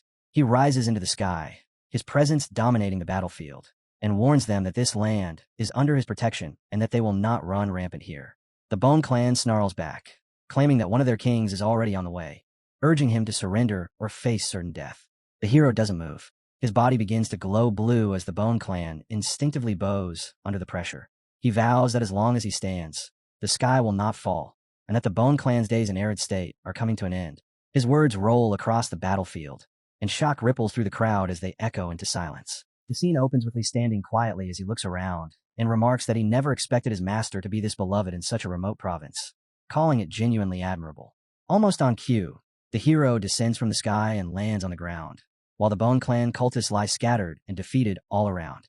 Ouyang steps forward with a respectful bow, admitting that they had wanted to fight the Bone Clan themselves, but their cultivation simply wasn't enough. He asks if the hero could guide them, even just a little, to help them break through their bottlenecks. Zhao Linger speaks up as well. She says she's been trapped in the nascent soul realm for years, and that this stagnation was exactly how she ended up captured by the Bone Clan. Lowering her head, she pleads for guidance too. The hero listens, then sighs inwardly. Truth be told, he doesn't actually understand cultivation at all, but with so many hopeful eyes fixed on him, just turning around and leaving would be unbearably awkward. Suddenly, a familiar screen flashes into existence. It announces that the host has reached the check-in location. The hero nearly explodes, shouting in frustration and demanding to know why it took so long when he'd already been here and was knee-deep in trouble.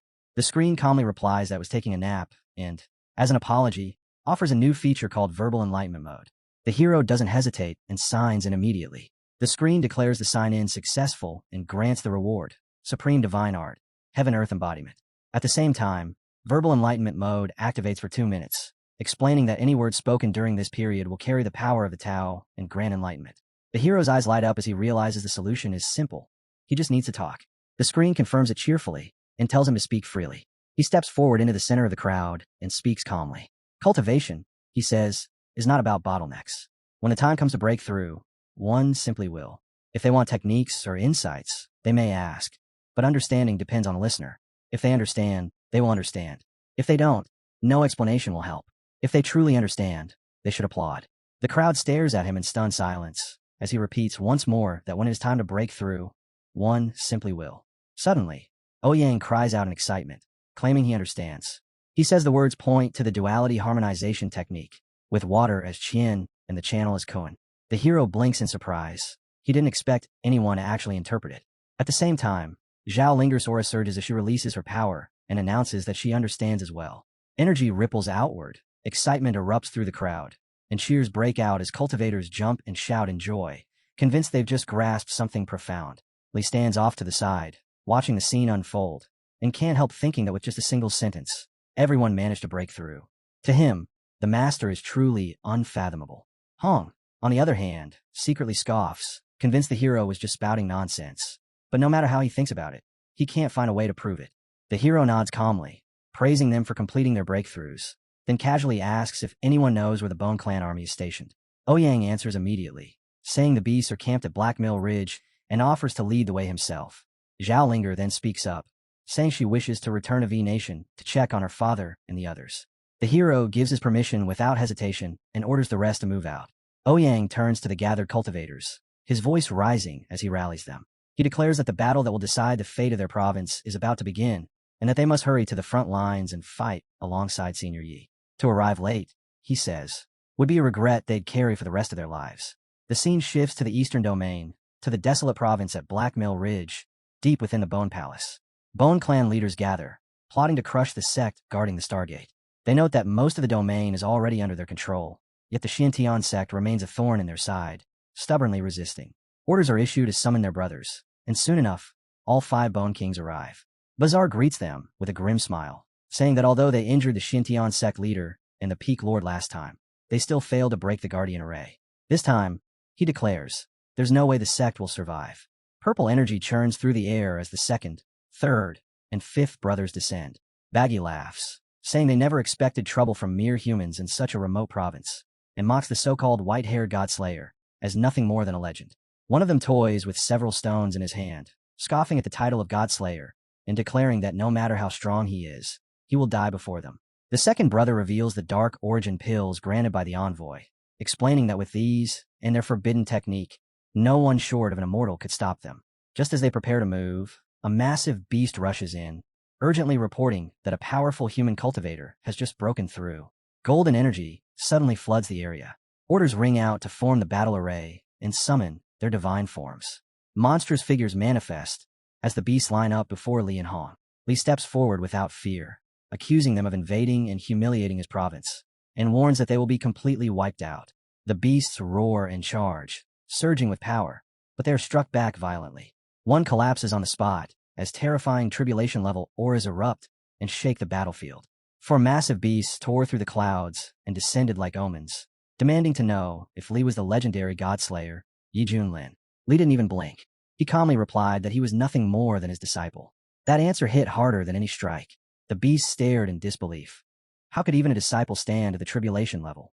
Enraged, they accused Yi Junlin of sheer arrogance for daring to send a mere student. Li answered coldly that with their level of strength, his master wouldn't even need to lift a finger. He stepped forward and attacked. The beasts joined forces instantly, forming the six-fold bone formation, trying to block him together. But a wave of violent purple energy slammed into the ground, shattering their defense in an instant. Panic exploded through their ranks as screams rang out, telling everyone to run. Ouyang roared for the cultivators not to ease up, ordering them to slaughter every last enemy. The beasts fought like cornered animals, and one of them cursed loudly, saying he had already been injured by a void immortal. Otherwise, these humans wouldn't stand a chance. Ouyang's voice trembled with excitement as he declared he never imagined he would live to personally slay a tribulation-level Bone Clan commander. The beast staggered, staring at Li in disbelief, wondering if Yi Junlin's disciple was truly this terrifying. He lamented that even with the support of 5 early-stage Bone Kings, he still couldn't block a single strike. Li looked at him with indifference and said plainly that he wasn't even worthy of his master's attention. Snarling, the beast spat out a dark origin pill and swallowed it whole, roaring that he had ascended to the peak of the tribulation stage. His body twisted and transformed as he declared the humans would all die. Li only laughed, saying the stronger the enemy, the more fun the fight became. The beast admitted Li's strength but swore to end him using the Bone Clan's forbidden art, Bone Cage Execution, a technique no one survived once his big brother unleashed it. Bones erupted from the ground, forming a deadly prison around Li. Then, without warning, golden flames exploded outward as the bloodline of the mad fiend awakened. Li shattered the bone cage with sheer force and stepped forward, eyes cold and fearless, issuing a brutal challenge, telling them to come at him and let him hear the sound of their bones cracking. A powerful beast wrapped in a blue form descended, its presence crushing the air as it demanded that Li kneel. It warned that an early-stage tribulation cultivator daring to act arrogant would be reduced to dust. Li met the threat head-on, eyes blazing with fury. The moment the beast reached out to strike, Li shifted, countering while pulling back. But before the blow could land, another beast froze mid-motion and let out a furious howl. One of them shouted urgently to his elder brother, telling him to take the pill. The elder brother's expression darkened as he finally admitted he had underestimated the terror of Li's mad fiend bloodline. Yet he declared coldly that this farce would end now. The Bone Clan warriors swallowed the dark origin pills in unison and formed the abyssal-born demon sealing array. They sneered and asked whether one man could truly stand against 5 mid-stage revelation cultivators. Li didn't answer. Energy wrapped around him, spiraling and swelling until it erupted into a blinding golden blast that swept across the battlefield like a tidal wave. At that instant, Li arrived, and Hong stepped forward, scoffing at him for still struggling against a few born puppets, telling him to move aside. The beast in the red dress snarled at Hong to back off, warning that if she tried to steal his prey again, he would carve her apart. He muttered in disbelief, wondering who he truly was if even his other disciple had reached peak early tribulation. Hong froze as the words sank in. He turned his gaze on her and challenged her outright, asking whether her flames burned faster than his blade. Her eyes went cold as she snapped that he had lost his mind, dared to disrespect his elders, and vowed to purge their sect in their master's name. Galefire, charcoal palm, and true flame collided as purple phoenix wings spread wide between them. Golden light exploded outward while the beast laughed mockingly, ridiculing Yi for allowing his disciples to brawl in front of their enemies. Then the boy rushed in with Moo, who shouted for them to stop, explaining that they were only supposed to spar lightly to stabilize their cultivation. She demanded to know why they were going all out. One of the beast's eyes lit up as he realized that their reckless clash was releasing immense spiritual energy, perfect fuel to forge the abyssal-born avatar. His companion agreed at once, deciding to strike so he could finally taste true despair. From the abyss rose a skeleton-faced giant, forged in darkness and bound in nether flames, its massive jaws bared in a silent roar. A perfected stage tribulation aura rolled through the air, shaking the heavens themselves. Ouyang stared in shock and asked what that thing was. Moo swallowed hard and answered that it was even bigger than Archon, and far more terrifying than the 6-armed trinity of the Hanging Temple. Hong stared in disbelief as the giant roared that it was invincible below the immortal realm, daring them to act brave now. She snorted and shot back that she had faced far worse, questioning how long such a patched-together monster could even maintain that form. The avatar answered by slamming down a massive palm. It mocked her for dodging, then struck again, declaring that no matter how fast she moved, she would eventually be crushed. As the crimson flame palm of the wild wind descended, Hong's anger finally ignited. Memories surged of the days when she stood as a true immortal, gazing down on all living beings.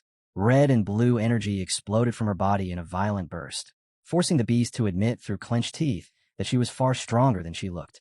It pressed in relentlessly. She stumbled under the pressure, then struck back with everything she had when it attacked again. Bone Clan warriors melted under the raging flames as she stood her ground, calmly remarking that their natural defenses were indeed formidable, and that without such a power gap, she would have burned them to cinders long ago. Li greeted her lightly, and she shot him a sharp look, reminding him of what he had said earlier. He brushed it off, blaming his bad mood and dismissing whatever nonsense he might have spouted. Inside, though, he cursed his bloodline and wondered if escape was still possible. When he finally took in the massive creature, he froze and asked if she had really been fighting that thing. She scoffed and said she was only testing its weight, calling it all bones and no bite. He tried to flatter her, but she warned him to hold his tongue, or she would start cleansing the sect herself. Her expression suddenly hardened as she noticed the monster turning toward their master. She warned that the situation had turned bad. The avatar loomed before our protagonist and sneered that he had overestimated himself, thinking 2 disciples could defeat them. It declared that now it was his turn, mocking the calm look on his face. That composure only enraged the brothers further, accusing him of treating them like a joke. Our hero's patience snapped. He asked coldly if they really thought they were something special. The beast ground its teeth and boasted that its true form towered above the heavens, that a single palm of his could shatter the sun and moon, and that Yi was nothing more than dust. Our boy told him to remember that pride well, because soon he would be kneeling and screaming. He leapt forward as golden energy gathered around him, his body shifting into the heaven-treading form. Laughing at the arrogance of a makeshift pile of bones daring to call itself heaven-piercing, he transformed into living fire and closed the distance, promising to show the beast what it truly meant to stand tall. The hero stood his ground, unmoving, his powerful body radiating an overwhelming presence.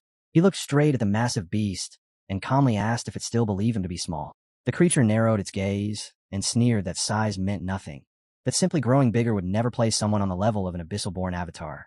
The giant let out a thunderous roar and charged forward, but the hero merely glanced at it and remarked almost mockingly that the Bone Clan even had to forge mouths out of bone. The beast lunged in with savage force, yet the hero raised a single hand to meet it, stopping the attack head-on before striking back with effortless precision. Golden energy exploded outward, blasting the giant creature backward.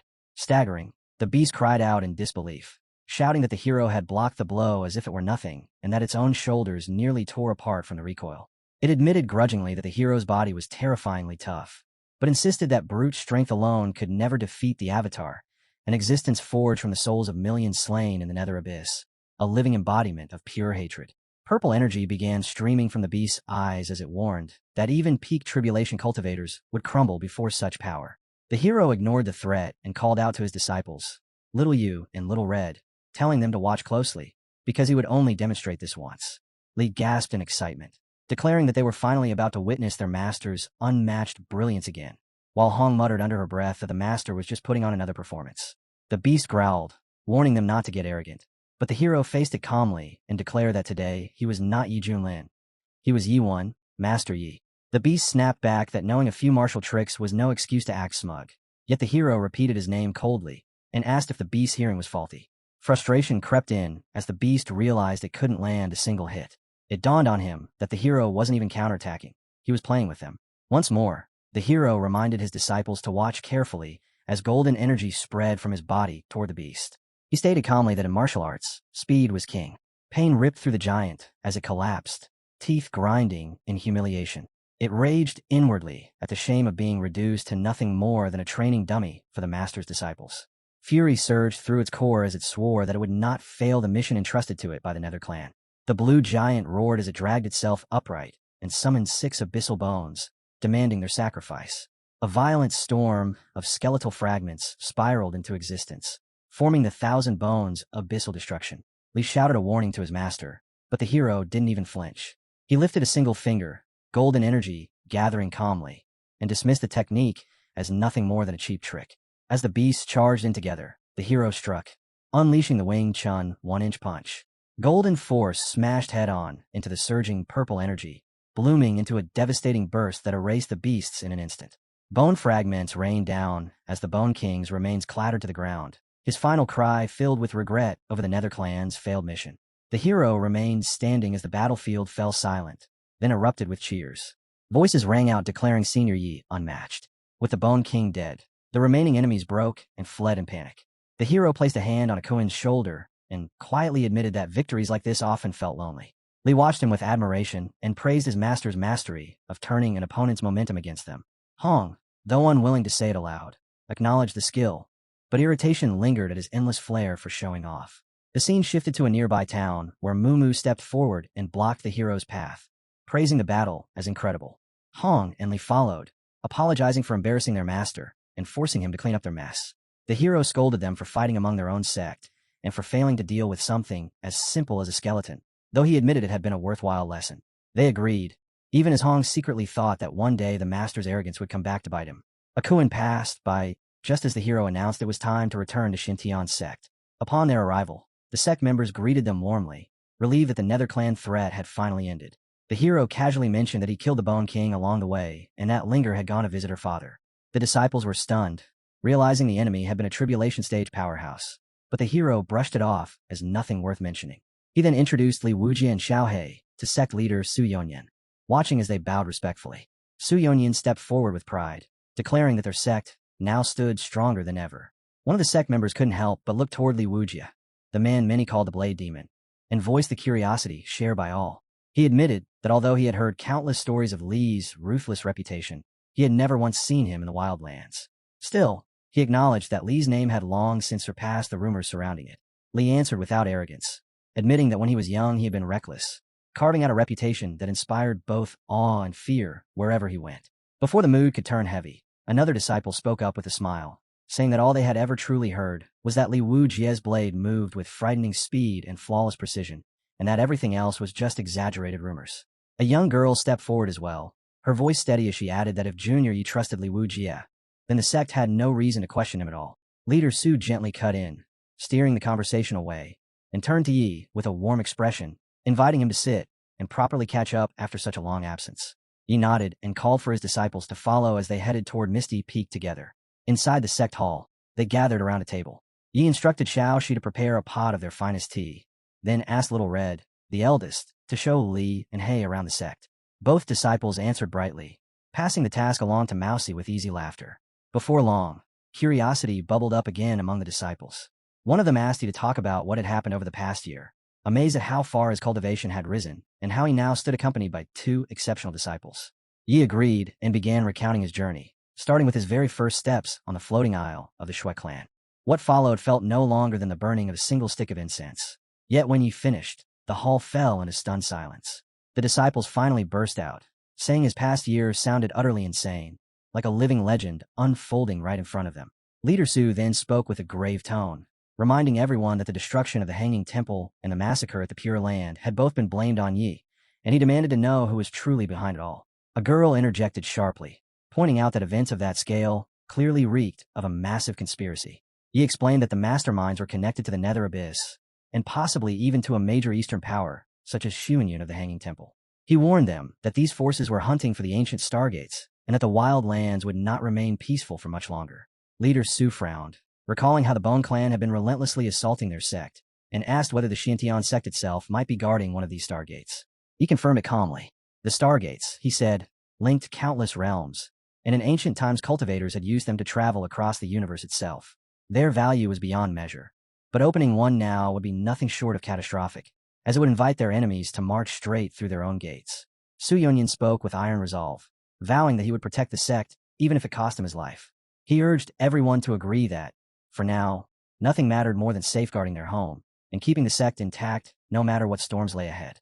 The scene then shifted far away to the eastern domain, Qingzhou, within the forbidden grounds of the Yuhua sect. From deep seclusion emerged Chun Xiao, the sect's saint son, now standing firmly at the mid-stage of the tribulation realm. Two disciples hurried forward and bowed in greeting.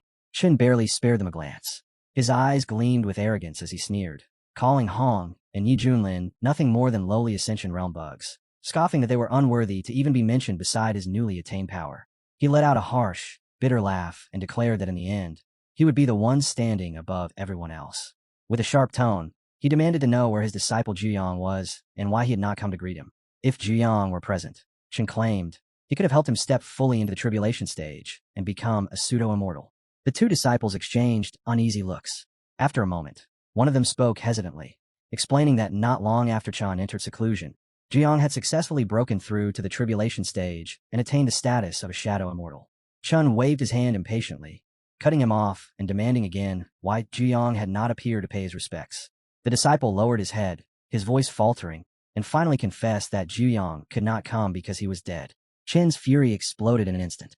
His aura surged violently as he demanded to know who would dare kill his disciple. Trembling, the disciple uttered a single name, Yi Junlin of Xiantian's sect. At those words, Chen completely lost control. He roared that Yi Junlin had already slain his father and now dared to kill his disciple as well, swearing that he would not rest until Yi lay dead at his feet. Those around him hurriedly tried to calm him, warning that Yi Junlin might already stand far beyond his reach. Chen sneered at them, accusing them of exaggerating Ye's reputation while daring to underestimate his strength. He reminded them coldly of his own power, insisting that even if he had reached the late stage of the tribulation realm, he would still kill him. Not much time had passed, and Yi could not possibly have advanced that far.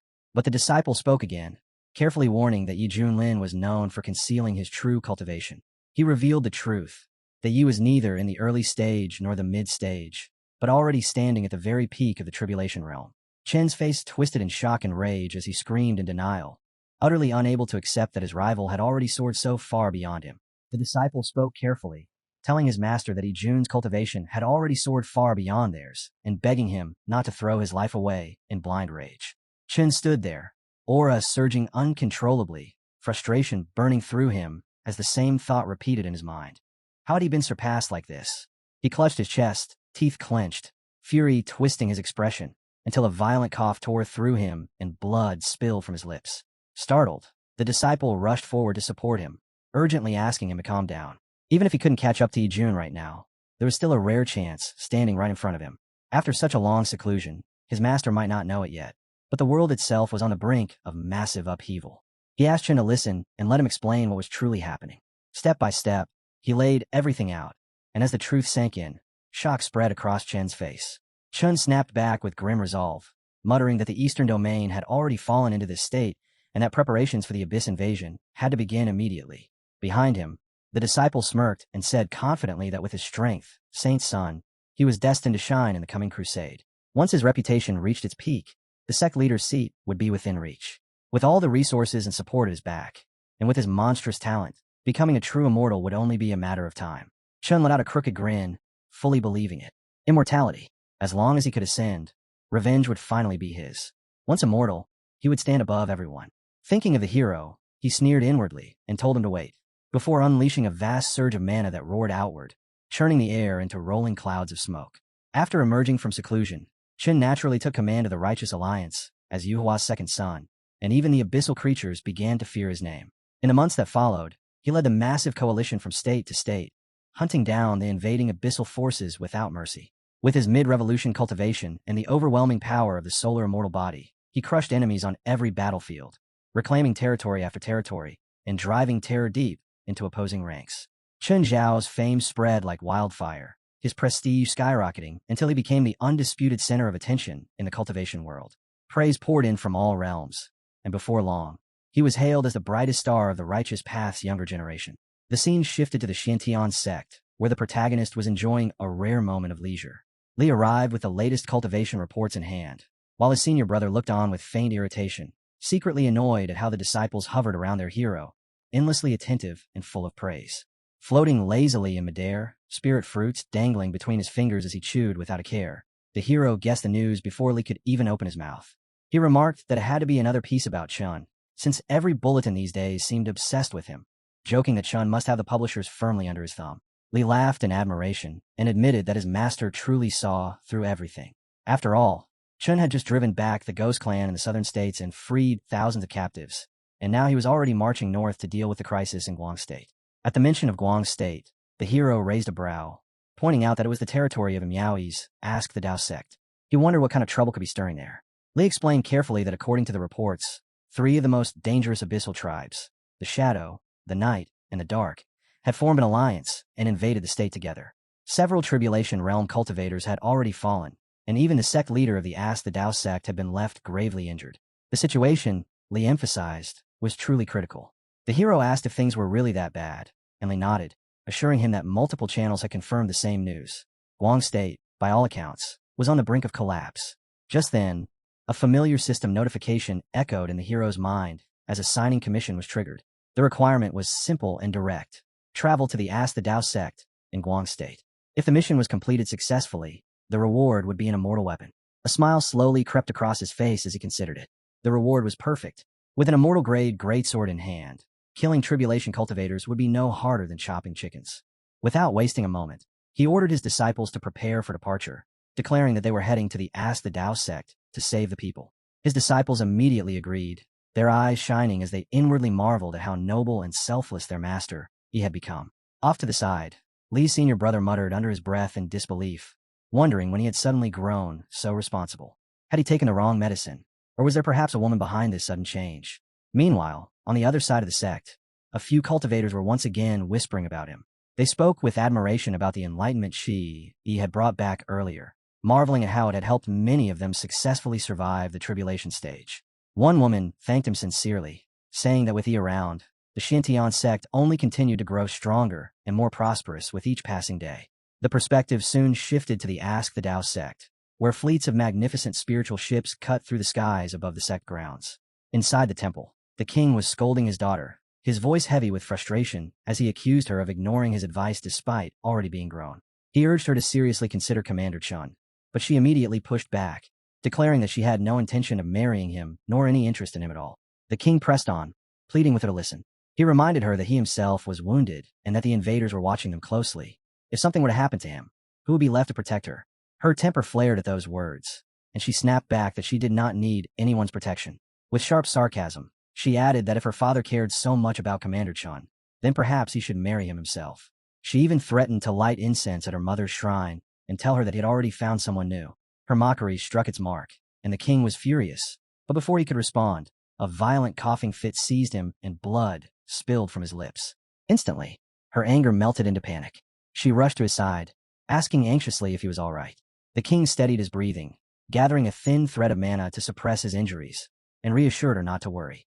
The poison festering within him was stubborn, but it would not take his life just yet. What truly concerned him, he said, was her future.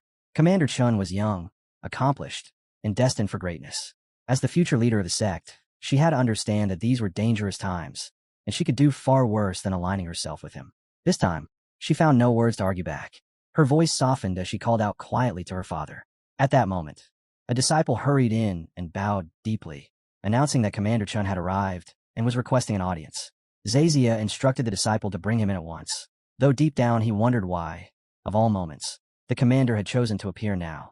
Moments later, Chun descended into the sect alongside his guards. With calm confidence, he reassured Zazia that he had already coordinated a plan with his elders, and as long as he was present, no one would dare lay a finger on the Ask the Tao sect. Zazia thanked him sincerely, saying that his sect owed him a great debt of gratitude. Chun waved it off and asked about his condition instead, adding that if his health failed to improve, he would personally request some king-grade herbs from his own sect to aid his recovery. Zazia could only offer his thanks again, touched by the gesture. Chun replied lightly that it was nothing more than a small favor, though inwardly his thoughts raced, scoffing that he would never do something like this without reason. It was then that Zazia introduced his daughter, Miaoi, to him, claiming that she had long admired his achievements.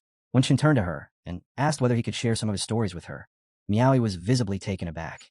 Still, she said nothing and simply remained silent.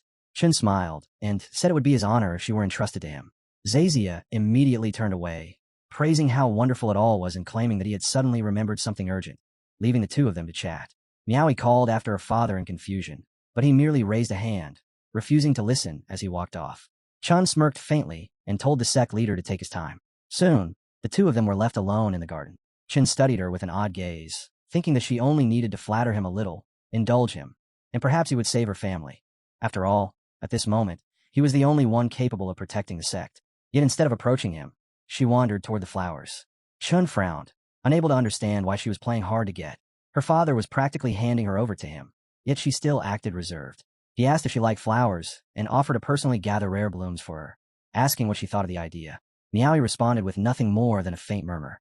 The response irritated him, but he forced a smile and brushed it aside, saying that perhaps she was not in the mood and that he would listen whenever she wished to speak. Then she let out a strange laugh and remarked that he was quite the character, suggesting they take a walk since she had not yet had the chance to appreciate the scenery of his sect. Even so, she soon fell quiet again, continuing to pluck flowers absent-mindedly. Chen's annoyance deepened. She had hardly said a word. Everywhere he went, he was always the center of attention, surrounded by admiration and countless beauties. Yet this woman treated him with nothing but cool indifference. He couldn't help but wonder what was wrong with her.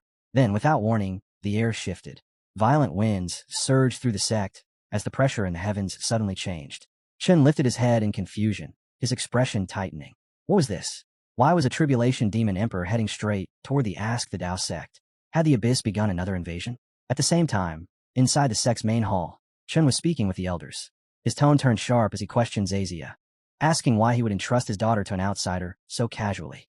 Zazia answered without hesitation, saying that Chen was already a legend at such a young age, and that entrusting his daughter to him was not a loss, but a blessing for the entire sect. Before the elder could reply, the hall doors burst open and a disciple rushed in, pale and gasping, shouting that a demon emperor was approaching. Zazia froze. A demon emperor? That was impossible. He immediately strode outside to confirm it himself. Above the sect, a vast blue curtain of energy stretched across the sky, and massive spiritual ships sailed through the clouds. The elder's pupils shrank as recognition struck him. Kunpeng. But why would it appear here? Zazia turned sharply and demanded if the elder knew that beast. The elder's face darkened as he answered that Kunpeng belonged to Yi Junlin, the leader of the Xintian sect. He had come here to announce his presence. Panic rippled through the disciples. Yi Junlin. The name alone sent chills down their spines. Wasn't he the one who destroyed the Hanging Temple and bathed the Pure Land Palace in blood? Why would the Death God himself arrive at their gates? Fear spread instantly, but Zazia reacted without hesitation, barking orders to show respect, lower the sect's protective barrier, and invite him in at once. The disciples moved quickly, and the great barrier of the Ask the Tao sect parted. Our hero descended from the skies with his companions. The instant he appeared, Zazia's daughter shot forward without pause, flying straight past Chun as he called out to her in disbelief. She landed before Lord Yi, her expression bright with joy, greeting him warmly and saying that they had met again. Softly, she asked whether he had come because he knew of their crisis, or if he had come simply to see her. Chun stood frozen. His mind reeled as realization hit him. Did she actually harbor feelings for Yi Junlin? Was that even possible? Yi only smiled faintly and replied that it was both, though inwardly his attention was already elsewhere. He quietly checked the sign-in system and immediately cursed in irritation. It was powered off. What kind of broken system was this? Nearby, Miaoi stood silently, cheeks flushed, her heart quietly tilting in his direction. Watching his daughter in silence, Zazia finally turned to Elder Fan and asked if it was truly as he feared. The elder let out a slow sigh and said there was no need to guess anymore. Anyone with eyes could see it. Her heart had already been given away. Just then, Chen exploded into the sky. Rage boiled out of him as violent yellow mana wrapped around his body like flames. He pointed straight at Yi and roared, calling him the Death God, the name that made the entire eastern domain tremble. He accused him of standing behind the rivers of blood at the Hanging Temple and the Pure Land Palace, crimes that still had no answer. And now, with Guang's state crushed under a threefold abyss invasion, Chen demanded to know why Yi Junlin had appeared at Ask the Tao sect at this moment. Was he here to help them, or to feast on their disaster? Zazia frowned as he watched the exchange unfold, unable to understand why Chun was grilling Lord Yi the instant he appeared. It was obvious he was trying to press him, to force a reaction. Even his daughter grew uneasy, her thoughts spinning as she wondered what Lord Yi would do next. Yet the man at the center of it all showed no concern at all. He simply descended from the air and landed right in front of Chun. With a genuinely puzzled look, he asked a single question.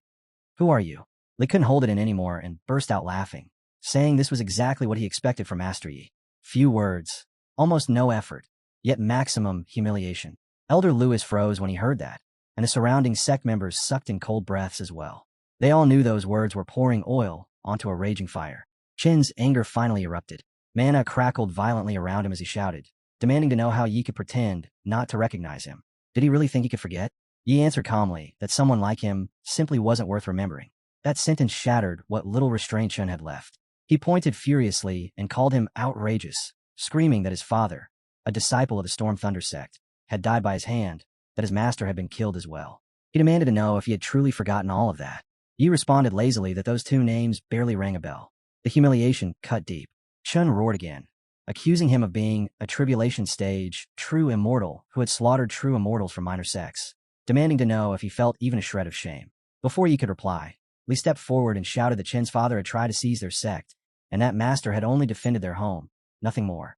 He added that Chen's uncle attacked without reason and died simply because he wasn't strong enough, telling Chen to stop crying like a thief clutching stolen goods. Yi watched quietly and thought that Li was worth taking in.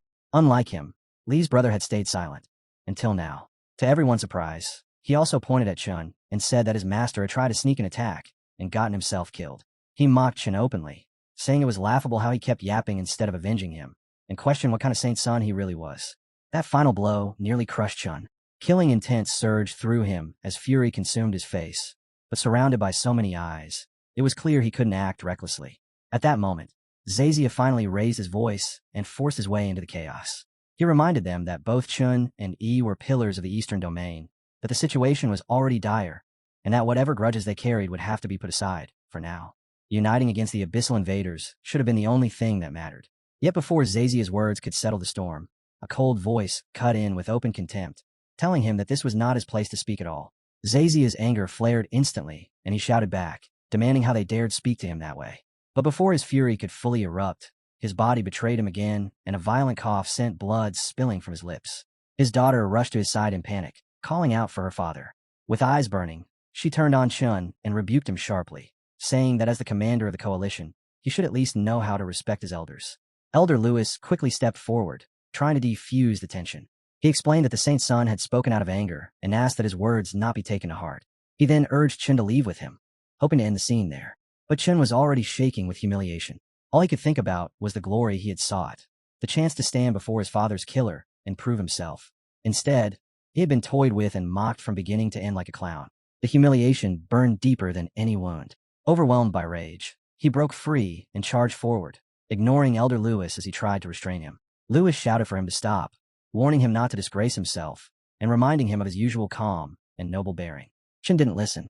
At that moment, revenge was all that mattered. Yi merely watched, his expression indifferent. He said calmly that whether they believed it or not, everything he had done back then was legitimate self-defense. Chun roared in response, calling him shameless scum and accusing him of deliberately hiding his true cultivation to lure countless cultivators to their deaths. He demanded that Yi suppress his realm and fight him fairly. In his heart, Chun was full of confidence.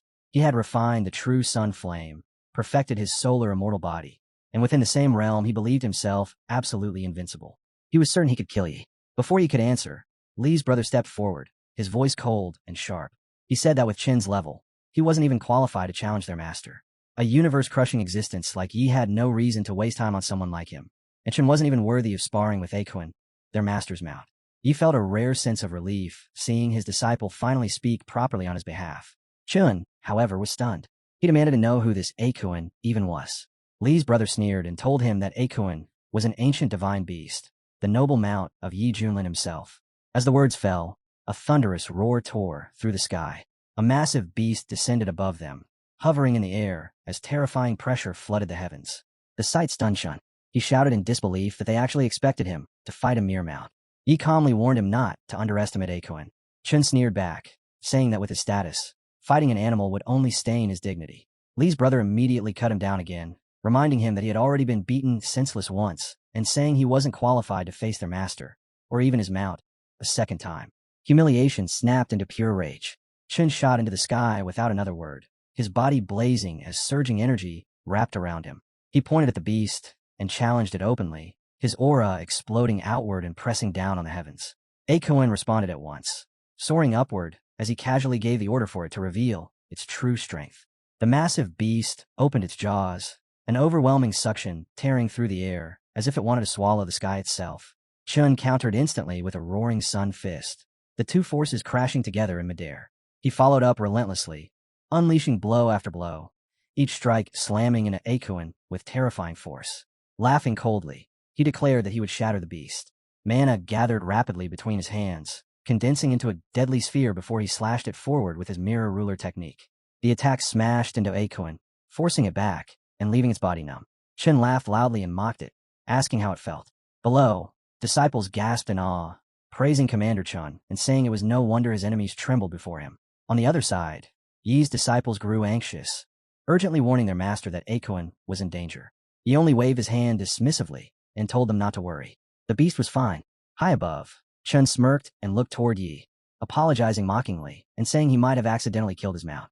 For glowing mana spheres floated around him as smoke swallowed the battlefield, and Akuin vanished from sight. He looked up calmly and asked a single question. Was he finished yet? The next instant, something tore out of the smoke. A streak of blue light slammed across Chen's face, sending him staggering backward in the air. His head snapped to the side, blood spraying as he barely managed to stabilize himself. Shock filled his eyes as he shouted, demanding to know what that thing was. It was Akuin.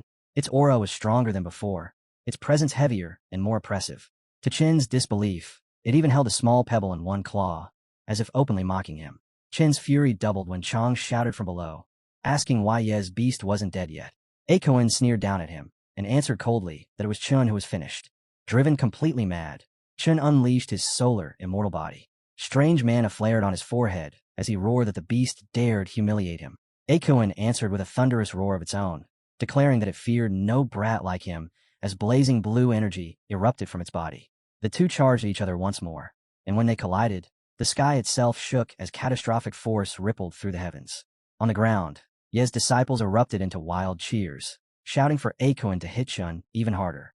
Even the elders stared in disbelief, one of them muttering that if this was the power of Kunpung's bloodline, then it was no wonder. Even the Saint's son had been driven to the edge. Pushed into desperation, Chun finally revealed his trump card. With a furious roar, he summoned a celestial sword, its edge blazing with killing intent as he slashed forward and ordered Akuin to die. The beast didn't retreat. It surged straight at him and answered with a single punch. The collision tore through the sky like thunder, and under the sheer force of that blow, the celestial sword shattered into countless fragments. Before Chun could even react, Akuin blurred forward and smashed its iron-hard mount straight into his abdomen. Chun was driven down like a meteor, slammed into the ground as the earth split apart beneath him. Smoke and dust exploded upward, swallowing his figure. Then, from within the haze, a strange liquid splashed across Chen's forehead. Akuin stood over him, blatantly relieving itself, grinding the humiliation into him without mercy. Laughter and cheers exploded from the disciples, Miaoi included, as they praised Akuin's overwhelming dominance and mocked how easily it had crushed the so-called monster. But that scene ignited Elder's fury completely. His face twisted as he roared that they had dared to humiliate the sect's Saint Son. Dark energy surged as he raised his hand, and chains formed from shadow burst forward, rushing toward Akuin with murderous intent. They never reached their target. Yi Junlin stepped forward, his presence cutting into the battlefield like a blade. His eyes turned cold as he entered the fray and spoke with sharp contempt, saying that the old fossil couldn't even accept a clean loss, yet still dared to lay a hand on his Akuin. Ye's arms moved with precision, blocking the chains as they shot toward Akuin. The demon under Elder Master Gong's command watched with furrowed brows. So, Yi wants to face him alone, he muttered. He understood the stakes. If Yi Junlin could suppress the 3 sins of the Buddhist path, then even this old master would struggle to handle him by himself. As the chains deflected, the demon warned Gong, urging him to focus on the bigger picture. Get the young master out first, he advised. Once the moment comes, we can return and carve our way through. Gong's eyes narrowed, weighing the words. Meanwhile, he cradled Akuin, seemingly oblivious to the chaos around them. Descending to the ground with measured steps, Master Gong addressed Yi with sincerity. I mean no harm, he confessed, bowing slightly. I acted impulsively before. Please forgive me. With that, he prepared to take his leave. Akuin, ever playful, teased, Master Yi is so dope. Even old Gong shrank like a turtle. Gong chuckled softly, lifting the young marshal and retreating, bidding Yi farewell. On the other side, Yi couldn't resist the soft allure of Akuin's cheeks, pressing them gently. Akuin grinned. The bad guy's gone. So how did I do? Yi praised his skill in battle, but admitted that the real joy came from those squishy little cheeks. Miaoi, unable to resist, leaned in. Can I pinch them too? She begged, eyes sparkling. Akuin shook his head, mock serious. Not everyone gets this honor. She blushed and pleaded. But you're too pretty. Just once. Calling him repeatedly, Brother Akuin, she wore him down, and he finally relented, granting a single chance. She beamed and pressed her hands against his marshmallow-soft cheeks. Watching them, Master Zazia's heart swelled. It had been so long since his daughter had smiled so freely. If only she could remain this carefree. Then, a sharp cough cut through the warmth. Blood flecked his lips, and Miaoi's smile vanished instantly. Worry clouded her features. The other disciples gathered, voices laced with concern. Master, why aren't you getting better? They asked. Zazia waved them off, forcing a weak smile. I'm fine. I can hold on a little longer. Ye's gaze shifted toward the abominable outsiders who had brought this calamity, reducing the indomitable Master Zazia to such a fragile state. Miaoi's worry was immediate. Father, can this poison truly not be cured? She asked, voice trembling. Zazia waved lightly, as if brushing aside the danger. It's a small matter, he said, his eyes twinkling. My disciple could dispel a toxin like this with ease. Miaoi's eyes widened. The master's expression darkened, a hint of disbelief creeping in. Do not tease an old man, he said. This poison, it is vicious, self-regenerating. I have tried every method known, yet none could remove it. From the side, the hero called out, Xiao Yi, cleanse the sect master's poison. Miaoi thought the tone was almost playful, as if summoning a puppy rather than commanding a healer. Moments later, a young man stepped forward, looking shy and hesitant.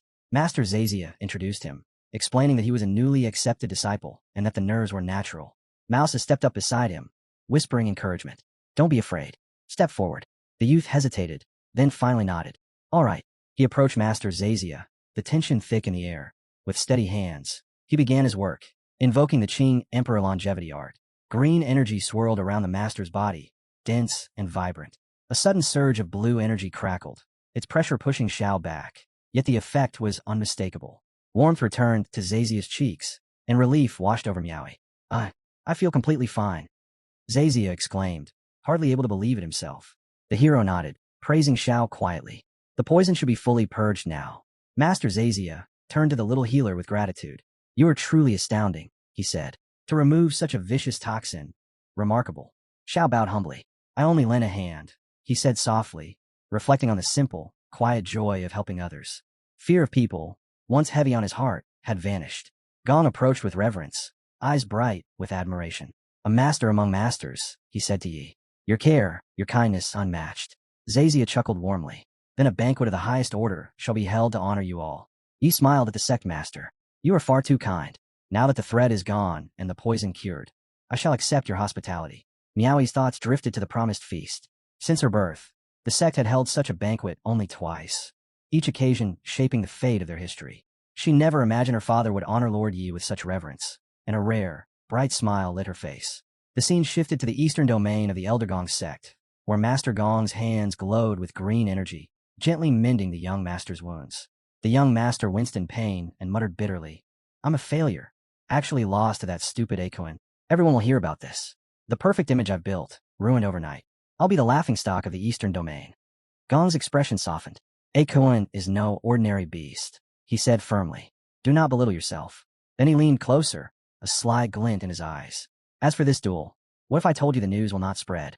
The young marshal's eyes narrowed, suspicion flickering across his face. What do you mean? He asked. Gong's grin widened, but the demon at his side whispered, Patience. The show is about to begin. Meanwhile, at the Wendao sect, the hall buzzed with laughter and chatter as disciples devoured the feast voraciously. Ye's own disciples nearly wept with delight, and even Mouse's eyes glimmered in awe. This food was beyond good. Master Zazia's gaze softened as he addressed Yi. I hear you and my daughter have known each other for some time. Fate seems to have intertwined your paths. Do you think of my little girl in that way? Miaoi's blush painted her cheeks crimson, and both she and Yi froze.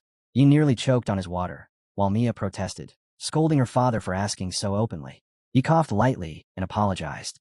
Just water, he said calmly. Mia is a good girl, adorable, like a little sister to me. Mia's heart sank. She realized Lord Yi truly saw her as nothing more than a sister. Zazia sighed, reflecting silently. The hardest knot in the world, he thought, is love. He could only hope his daughter might see past it. Then he turned to Yi, voice firm. The Dragon Gate should be sent in. You are no ordinary man.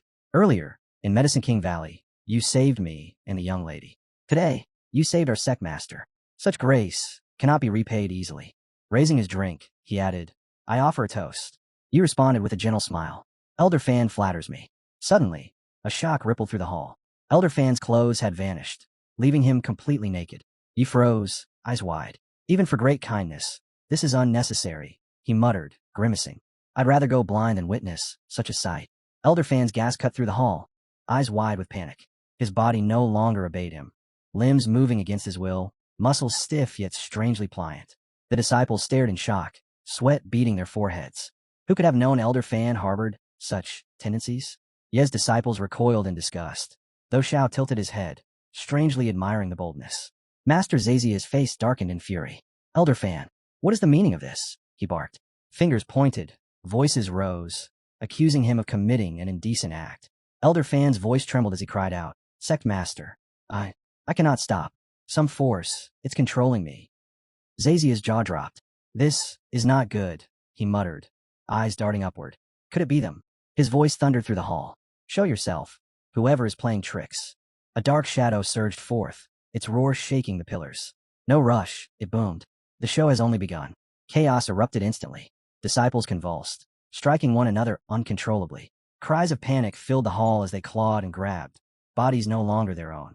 Zazia's eyes blazed as he roared at the demon. Reveal yourself. This must be one of the 3 abyssal faces that invaded Gong Prefecture, the Shadow Clan. From the shadows, a figure materialized, an aura of peak tribulation suffusing its form. I did not expect Gong to possess such an eye for detail. It sneered, shifting into a human demonic shape. The one who ambushed you before? Also a Dark Clan king. A pity we failed back then, but now. Your life is forfeit, and your sect shall become a graveyard. Energy crackled around Gong as he growled. If the Shadow Clan believes it alone can annihilate my sect, then it underestimates me. The Dark Clan king laughed, a cruel, echoing sound. With a clap of his hands, he commanded his forces forward. From a sudden portal, dark energy surged through the hall like a living tide. A figure clad in armored garb stepped through. The king's laughter cut sharper. Master Gong, remember me? How is the poison treating you? Gong's blood ran cold. Fury and disbelief surged as he realized the creature before him. How have you entered my domain? Since when? He demanded, his voice a razor of anger. The Shadow Clan king's grin was cold and cruel. Naturally, someone aided us, he said smoothly. I imagine that very person is preparing their own move as we speak. Gong's eyes narrowed, darting toward the hero. Dozens of abyssal peak tribulation experts. Could they be hiding within his own sect? Who would let them in? Even with Master Yi standing beside him, could they withstand such an onslaught? The thought struck him like a blade. They had only wished to honor their benefactors. Yet now, unwittingly, they had walked straight into a trap. All around them, the hall shimmered with the oppressive, dark energy of the Shadow Clan king, twisting the air and chilling the bones. Yet beyond the walls, hidden in the shadows, a figure watched with a triumphant grin. It was the evil Elder Gong, his laughter echoing faintly, pride dripping from every sound. He was the one who had orchestrated all of this chaos, pulling strings from the shadows, unseen yet deadly. Elder Gong stared at Chun and asked coldly whether he truly felt no hatred, whether he really did not wish to see the entire Wendao sect dragged down and buried together with their enemies. Chun frowned and asked what he meant, his voice tense as he questioned whether the myriad abysses invasion of the Wendao sect had been arranged by him. Elder Gong did not bother to deny it. He admitted it openly, declaring that today would be the day the Wendao sect met its final end. The confession struck Chun like a thunderbolt. He shouted that Elder Gong had colluded with the abyss, calling it unforgivable treachery, and warned that such a crime would curse him in the eyes of the entire human race. He demanded to know how Elder Gong would answer once the sect learned the truth. Elder Gong only curled his lips into an arrogant smile and laughed, saying calmly that the sect already knew everything. Those words filled Chun with dread. His thoughts spiraled as the horrifying truth took shape. The so-called First Holy Land of the East, the Yuhua sect, had been secretly working with the Abyss all along. He thought of himself, the so-called Saint's son, the founder of the Righteous Coalition, and the irony twisted painfully in his chest, like a cruel joke played by fate. Elder Gong told him that he would soon understand why the sect had chosen this path, because this was the inevitable tide of the era. All Chen needed to do was trust that his elder master had made the correct decision. With a troubled expression, Chen asked whether even his appointment as the coalition's commander had been arranged in advance. Elder Gong admitted it without hesitation. Every victory Chun had achieved had been carefully prepared for him.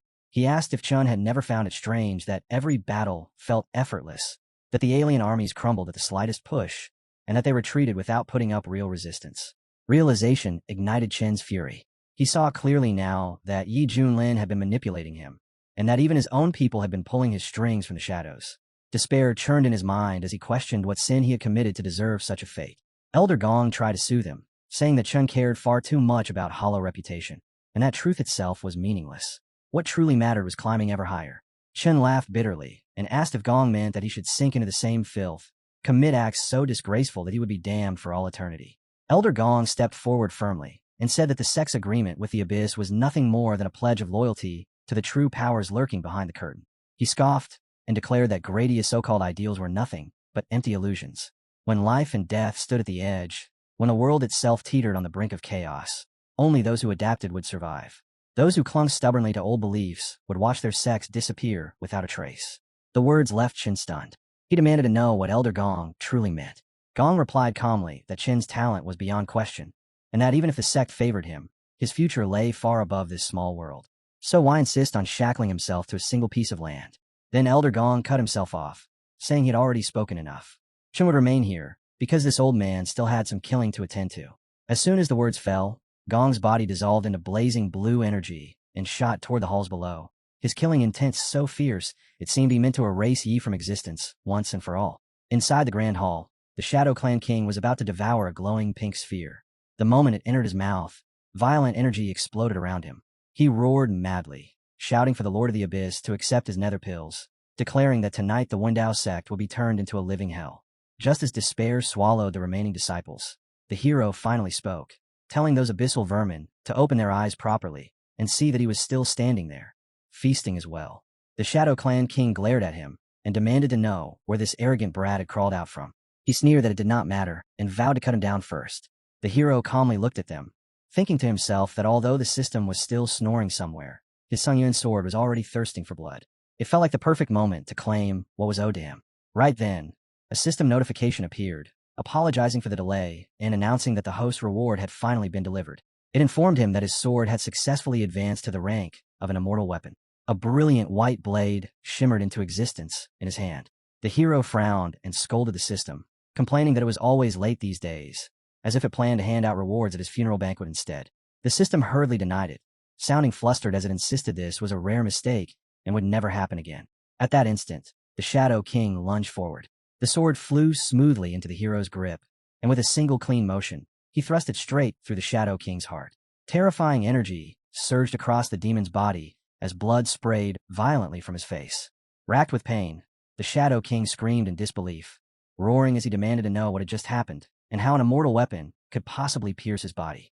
The hero did not bother explaining. He swung his sword again, cleanly splitting the Shadow King in half, and coldly remarked that he despised being interrupted while eating, and that this fool had crossed a line he should never have touched. Yet the Shadow King's body twisted and reformed, regenerating in an instant. His rage exploded as even more terrifying energy burst from him. In his mind, panic and realization collided. An artifact of this level was never supposed to exist in the Eastern lands. So the legends were real after all. Still, he forced himself to calm down.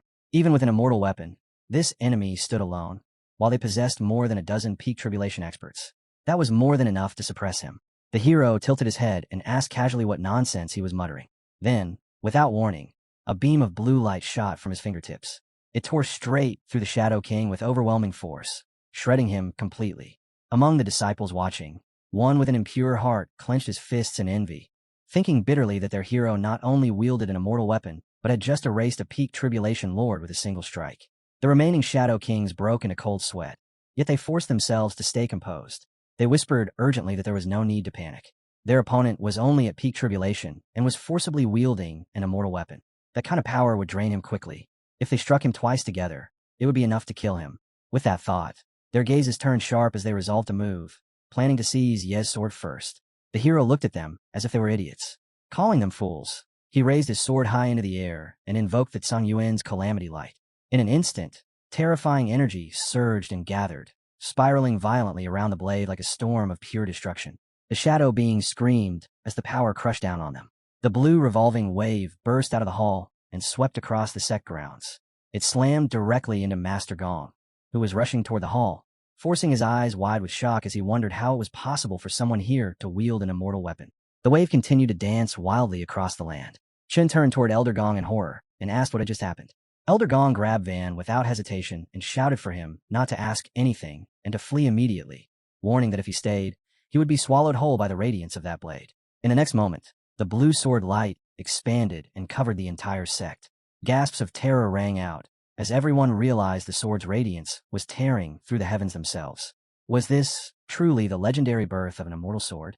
The blue radiance surged deep into the surrounding mountains, slamming into two towering stones near a man who lounged casually at the edge of a cliff.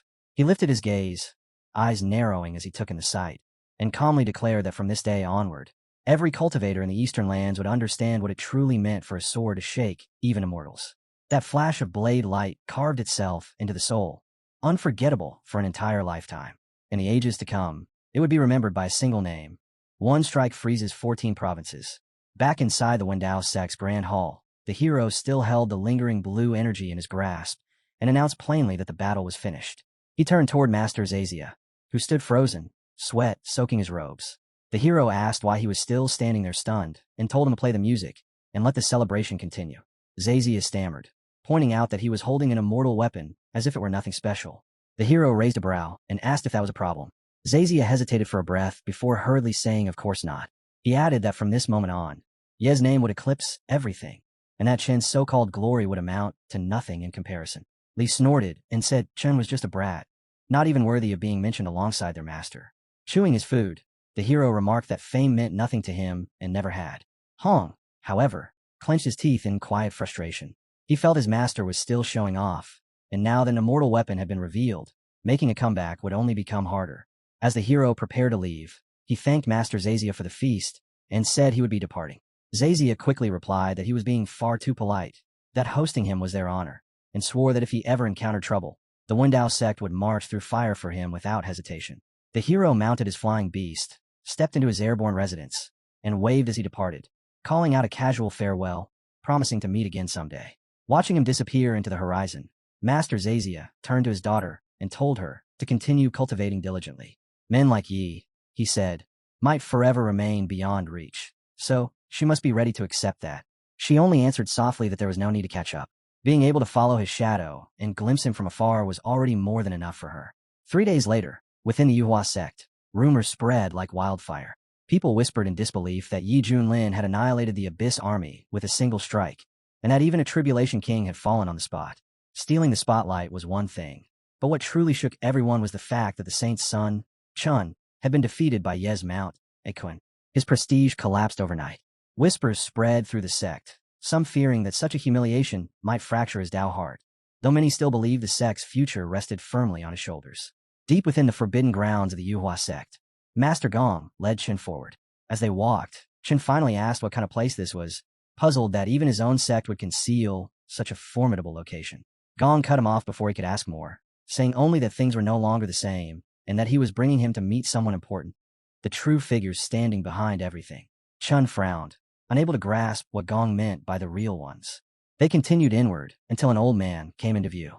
Gong immediately bowed and addressed him as sect master. The man's eyes gleamed with sharp light, and his aura made it clear that he, too, stood at the peak of Tribulation Crossing. His name was Chong. With deep respect, Gong greeted him, remarking that the sect master was present in such a place. Chong turned his gaze to Chun and calmly stated that he was the first saint son in countless generations worthy of standing there. Chen's heart tightened as he wondered what kind of existence he was about to encounter in a place like this. Then, without warning, the space behind Chong split apart. Dark energy poured out as the air cracked open, and from within it emerged a massive, terrifying eye. A chill ran through Chun as unease gripped him. He could no longer understand what was unfolding before him. Chen asked his sect master anxiously what exactly he was seeing. Gong immediately told him to show respect, explaining that these were the 5 ancestors of their sect. The moment his words fell, the single massive eye shifted, and in the next instant, 4 more horrifying eyes burst into existence, all locking onto Chen at once. The sect master hurriedly greeted the ancestors and introduced Chun as the prime candidate chosen to inherit the solar body. Chen's heart trembled. Even the sect master was bowing this deeply. Under the crushing pressure, a thought surfaced in his mind. Could these beings be the legendary 2 immortals? The eyes soon spoke, their voices echoing directly within his soul. They declared that the child's roots were exceptional and that he had nearly drawn out the solar body's full potential. However, they noted that his Dao heart was unstable. Chun bowed repeatedly, admitting that not long ago he had lost to a beast, and since that defeat, his path forward had become unclear. The eyes demanded to witness it themselves. In an instant, they invaded Chen's memories and saw the scene clearly. Akuin smashing him around like a helpless child. The ancestral eyes immediately recognized the purity of Akuin's Kunpeng bloodline and realized the truth. This was Yi Junlin's doing. They concluded that Yi was anything but simple. As energy crackled violently around him, Chen spoke again, saying that he already knew Yi was a peak master of the Xinyuan sect, and that his strength was unfathomable. He had personally seen Yi suppress the 3 saints of the Hanging Temple by himself. To Chen, Yi was undoubtedly their greatest obstacle. Master Gong nodded in agreement, adding that during the joint siege of the Wendao sect, Yi had drawn an immortal weapon and wiped out the kings of the 3 Abyss clans with a single strike. That, he said, was the true reason for their failure. The ancestral eyes trembled at the mention of an immortal weapon. They exclaimed in shock, but the next moment, one ancestor scoffed, declaring that an immortal weapon was nothing. The Yuhua sect possessed one as well, and no matter what schemes he used, he could not stop the coming tide. The ancestor then revealed that the defenses of the immortal realm had already been breached, and that the outer clans were pressing in from beyond. They considered themselves fortunate, for their founder had already secured a foothold among those powers. When the immortal realm finally fell, the shackles binding their sect would instead become the foundation of their rise. Chen was shaken to the core. What the hell were these people talking about? His mind reeled. Their sect was dealing with alien invaders? Was the immortal realm truly on the brink of destruction? Unable to hold back, he voiced his doubts aloud. The ancestral eyes flared with fury. They cursed him as a whelp, demanding how someone showing such fear dared to call himself the saint son of the Yuhua sect. Trembling violently, Chen dropped to his knees at once and begged for forgiveness, admitting that he had been careless and blind. One of the ancestors coldly reminded him that losing to a Kunpeng was not shameful, but drowning in defeat was nothing but stupidity. Their voices pressed into his mind, telling him that since he had heard their words, he now had to understand them. Kunlun would soon become the battlefield of all races. When that great struggle arrived, would he truly not desire to soar above all others? Chen suddenly looked up and demanded whether they truly intended to surrender their land. At that instant, a colossal hand materialized above his head, blotting out everything else. The ancestor replied calmly that if the rewards were great enough, anything could be traded. They told him to remember the humiliation he had endured. Every bit of it was born from weakness. Those words pierced straight into Chen's heart. He clenched his fist so hard that blood seeped through his fingers, his eyes sharpening as the ancestor offered him a path. Join them, and he would obtain the power to crush everything beneath him. The temptation flooded his mind, never again being trampled, never again bowing his head, crushing everything that stood in his way. In that moment, Chen understood one truth: strength was all that mattered. As his heart darkened and his thoughts twisted, he agreed. He declared that he wanted power, that strength was everything, and that righteous ideals were nothing more than comforting lies. The ancestors nodded in approval, saying this child was teachable after all. They ordered him to remain there, promising that from this moment onward, they would guide him until he stepped into true immortality. A streak of dark energy suddenly burned across his forehead, carving a mark that signified his advancement. Chen bowed deeply, thanking the ancestors and vowing with burning fervor that he, Chun Zhao, would devote everything to the Yuhua sect. The scene shifted to the eastern domain, within the barren lands of the Xinyuan sect. Our hero lounged casually with food and drink, remarking that ever since Chun had become unusually obedient, the world had grown far too quiet. Even the abyss had ceased its attacks, which could only mean they were preparing something bigger. At the gates of the Xinyuan sect, a young girl staggered toward the towering buildings, exhausted and short of breath. Relief flashed through her eyes as she thought that she had finally arrived. A guard stepped forward and asked what business brought her there. She replied that she needed to see Senior Yi. The guard snorted, saying she looked like yet another person here for Peak Master Yi. Probably just another fangirl. The second guard laughed and added that the number had already reached the hundreds lately, so it was best to turn her away. Hearing their words, the girl hurriedly pleaded with them to at least let her enter. One guard sighed apologetically but still shook his head, saying it simply was not possible. In response, the girl suddenly drew out a golden blade and declared that she was the last surviving member of the Pure Land royal family. She had come only to tell Master Yi the truth of what had happened that day. The guard frowned and scoffed, saying that now she was even claiming to be royalty just to meet Master Yi, and told her to leave at once. The girl grew agitated, insisting that every word she spoke was true and demanding to know why they refused to believe her. The guard replied calmly that everyone knew Pure Land had already fallen to the abyss, with no survivors left behind. Worse still, the abyss had even tried to shift the blame onto Peak Master Yi himself. Under such circumstances, how could anyone trust her claims? He added that countless people had come to the gates with outrageous stories, including one woman who arrived pregnant, swearing she carried Peak Master Yi's child. He waved his hand and told her to leave, advising her to come back next time with a more believable story. The girl's anger flared. After everything she had endured to reach this place, being dismissed like this was unbearable. She declared that she would not give up, and took a step forward, as energy surged around her. She apologized under her breath but still forced her way ahead. Instantly, the guards unleashed their own auras to suppress her and warned her sternly not to act recklessly. She froze in shock as the crushing pressure bore down on her. Divine transformation. These were no ordinary gatekeepers. Both guards were divine transformation experts. With their power pressing against her, she quickly calmed herself and formed a new plan in her heart. She had not come all this way to retreat. At that moment, Sister Zhao arrived and asked what was going on. The guards explained that the girl claimed to be royalty from Pure Land, and said she carried an important secret meant for Master Yi. They added that she had even tried to force her way inside, so they had stopped her. Seizing the chance, the girl immediately presented a token to Zhao, insisting that she was telling the truth and that this was the royal token of Pure Land. Zhao took it into her hands to examine it. One of the guards muttered dismissively that it was surely a fake, since forged tokens were everywhere these days. But the moment Zhao looked closely at the golden plate, her expression changed completely. She exclaimed that the metal was black gold, etched with runes flowing with spiritual light. This was no imitation. The girl pressed on urgently, insisting that they had to believe her, that the token was real. Zhao nodded without hesitation and confirmed it aloud, declaring that the token was indeed authentic. She immediately ordered the guards to step aside, warning them coldly that they had nearly caused a disaster. The guards obeyed at once, their faces filled with shame and lingering shock. Only now did they truly accept that the girl before them was a genuine princess. Zhao then turned to her with a respectful expression and welcomed her, promising to take her straight to peak Master Yi. The girl bowed deeply in gratitude, her chest tightening with relief. At last, she thought, she would finally meet him.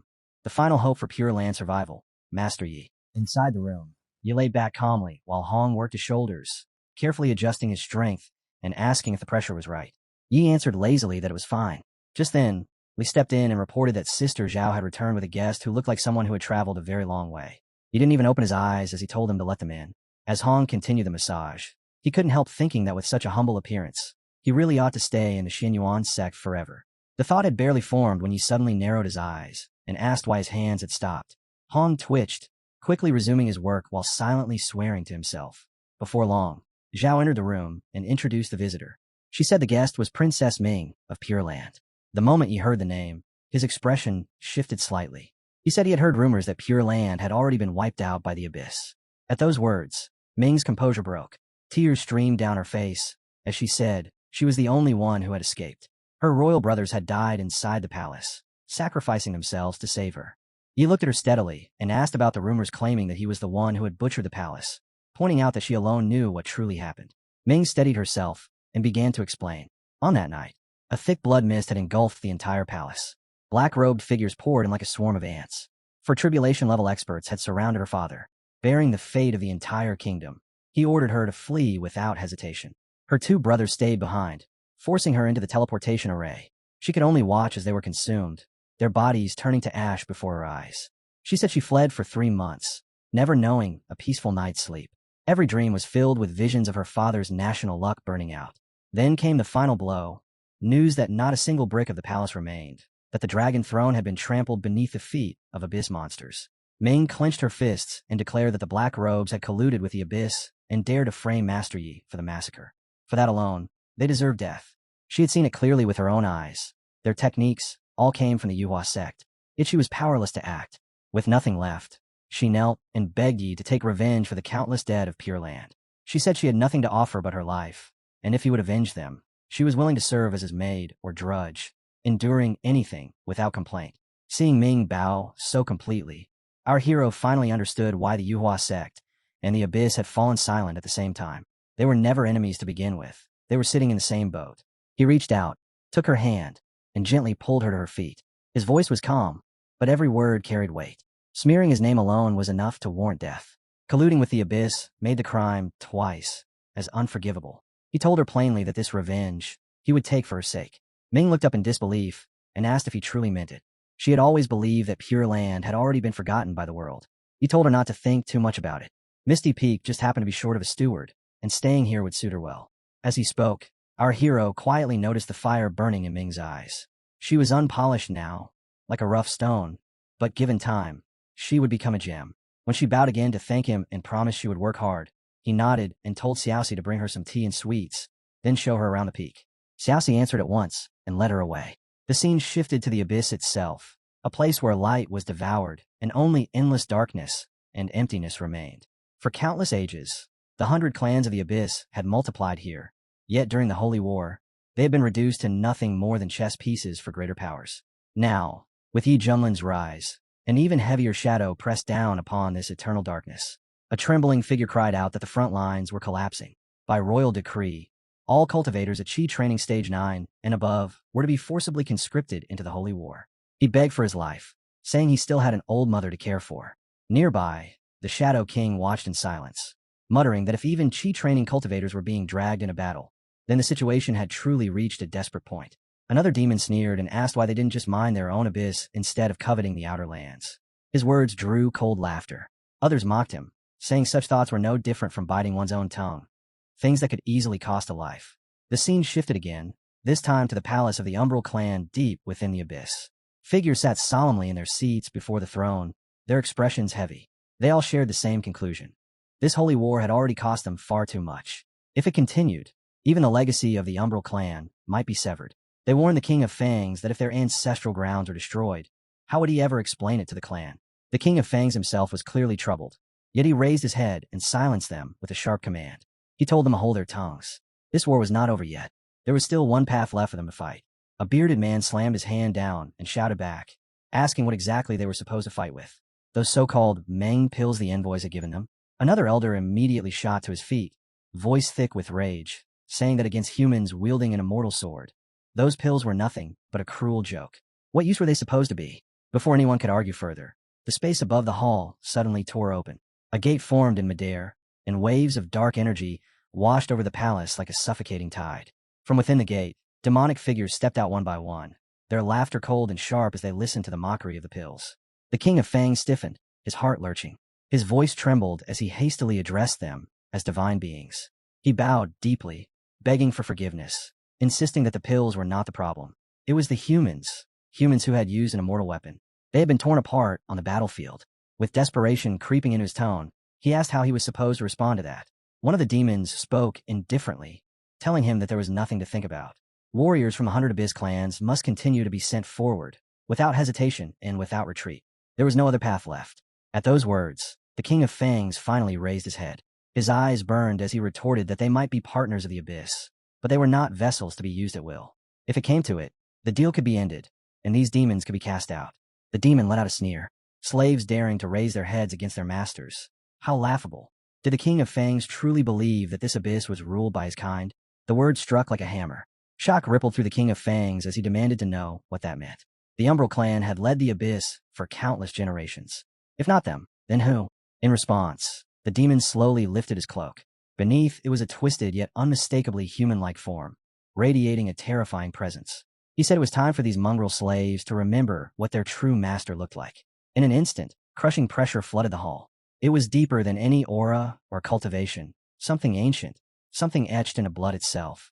One by one, everyone collapsed to the ground. No one could resist. Trembling, they bowed with their foreheads pressed low, asking in fear who these beings truly were. The demon answered calmly. The abyss was nothing more than a pocket world their nether ancestor had carved out long ago. From that moment on, generations of bloodlines had been branded. Every clan here was nothing but a slave to the nether clan. Rage boiled inside the King of Fangs, but he could not move. Questions screamed at his mind. They had ruled the abyss for ages. Yet all this time, they had merely been pieces on someone else's board. The demon continued, saying that when Kunlun convulsed in ancient times, their ancestor had led them beyond the veil. Now, they had returned as kings. He fixed his gaze on the King of Fangs and told him that his only duty was simple, to sacrifice everything necessary for the Nether clan's return to Kunlun. Cold sweat soaked the King of Fangs back as he forced himself to ask if that was the real reason they were pushing the Stargates forward at any cost. The demon answered without hesitation. The Stargates, he said, were nothing less than Kunlun's throat. As he spoke, he raised a thin strand of purple light, dense with mana, its ripples distorting the air itself. Anything that passed through a Stargate would be cleansed and acknowledged by heaven's will. Anything that wasn't would be erased outright. The King of Fangs swallowed and asked why they had chosen to return at this moment. The demon turned his gaze on him and said calmly that Kunlun was about to awaken. When it did, treasures would rise like surging tides, immortal transformations would sweep the world, and everything would be reshaped. In the end, Kunlun would reclaim its ancient glory, and the Nether clan would stand above it all as its rightful lords. A bitter laugh escaped the King of Fangs. So that was the reason. Then his expression hardened as he brought up the man named Yi, the one who had used an immortal weapon to slaughter their king. That single strike had gutted them completely. They had no answer to such a blade.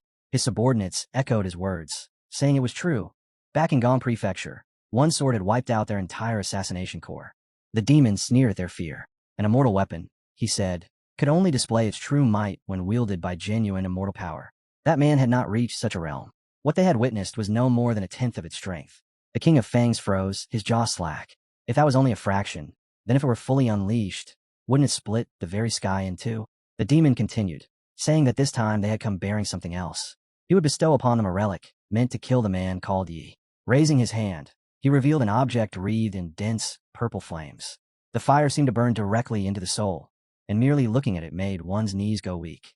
The King of Fangs stared in shock, his body trembling as a single thought echoed in his mind. What kind of taboo relic had they just brought into this world? Back at the Xinyuan sect, our hero remained as relaxed as ever, surrounded by his disciples, while Hong quietly nursed his familiar grudge in the background. He glanced at Hong and remarked calmly that impatience would never lead to ascension. Hong accepted the words on the surface, but inside, he refused to be left behind forever. At last, he admitted the truth. He had hit a bottleneck and desperately needed this opportunity.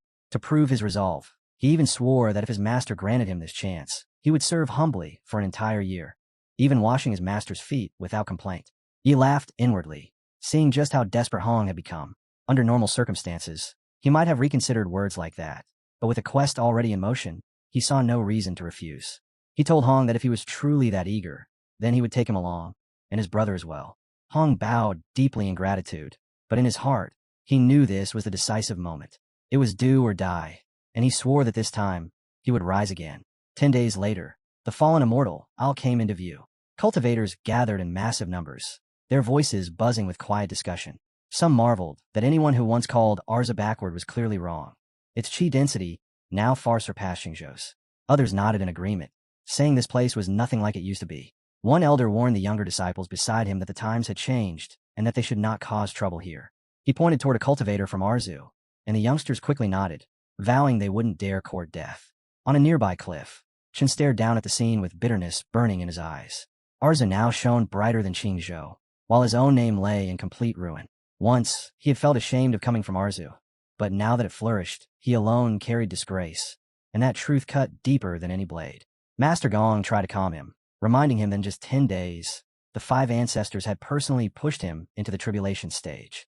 His future was limitless, his path already far ahead of most. But Chen shook his head, his voice heavy, saying that until he truly ascended, there would be no peace in his heart. Fallen Immortal Isle was not optional. It was something he had to conquer. Gong nodded, reassuring him that he was the perfect choice for this opportunity, chosen by fate itself. As Gong's gaze swept downward, his expression suddenly froze. His eyes widened, and his breathing stalled.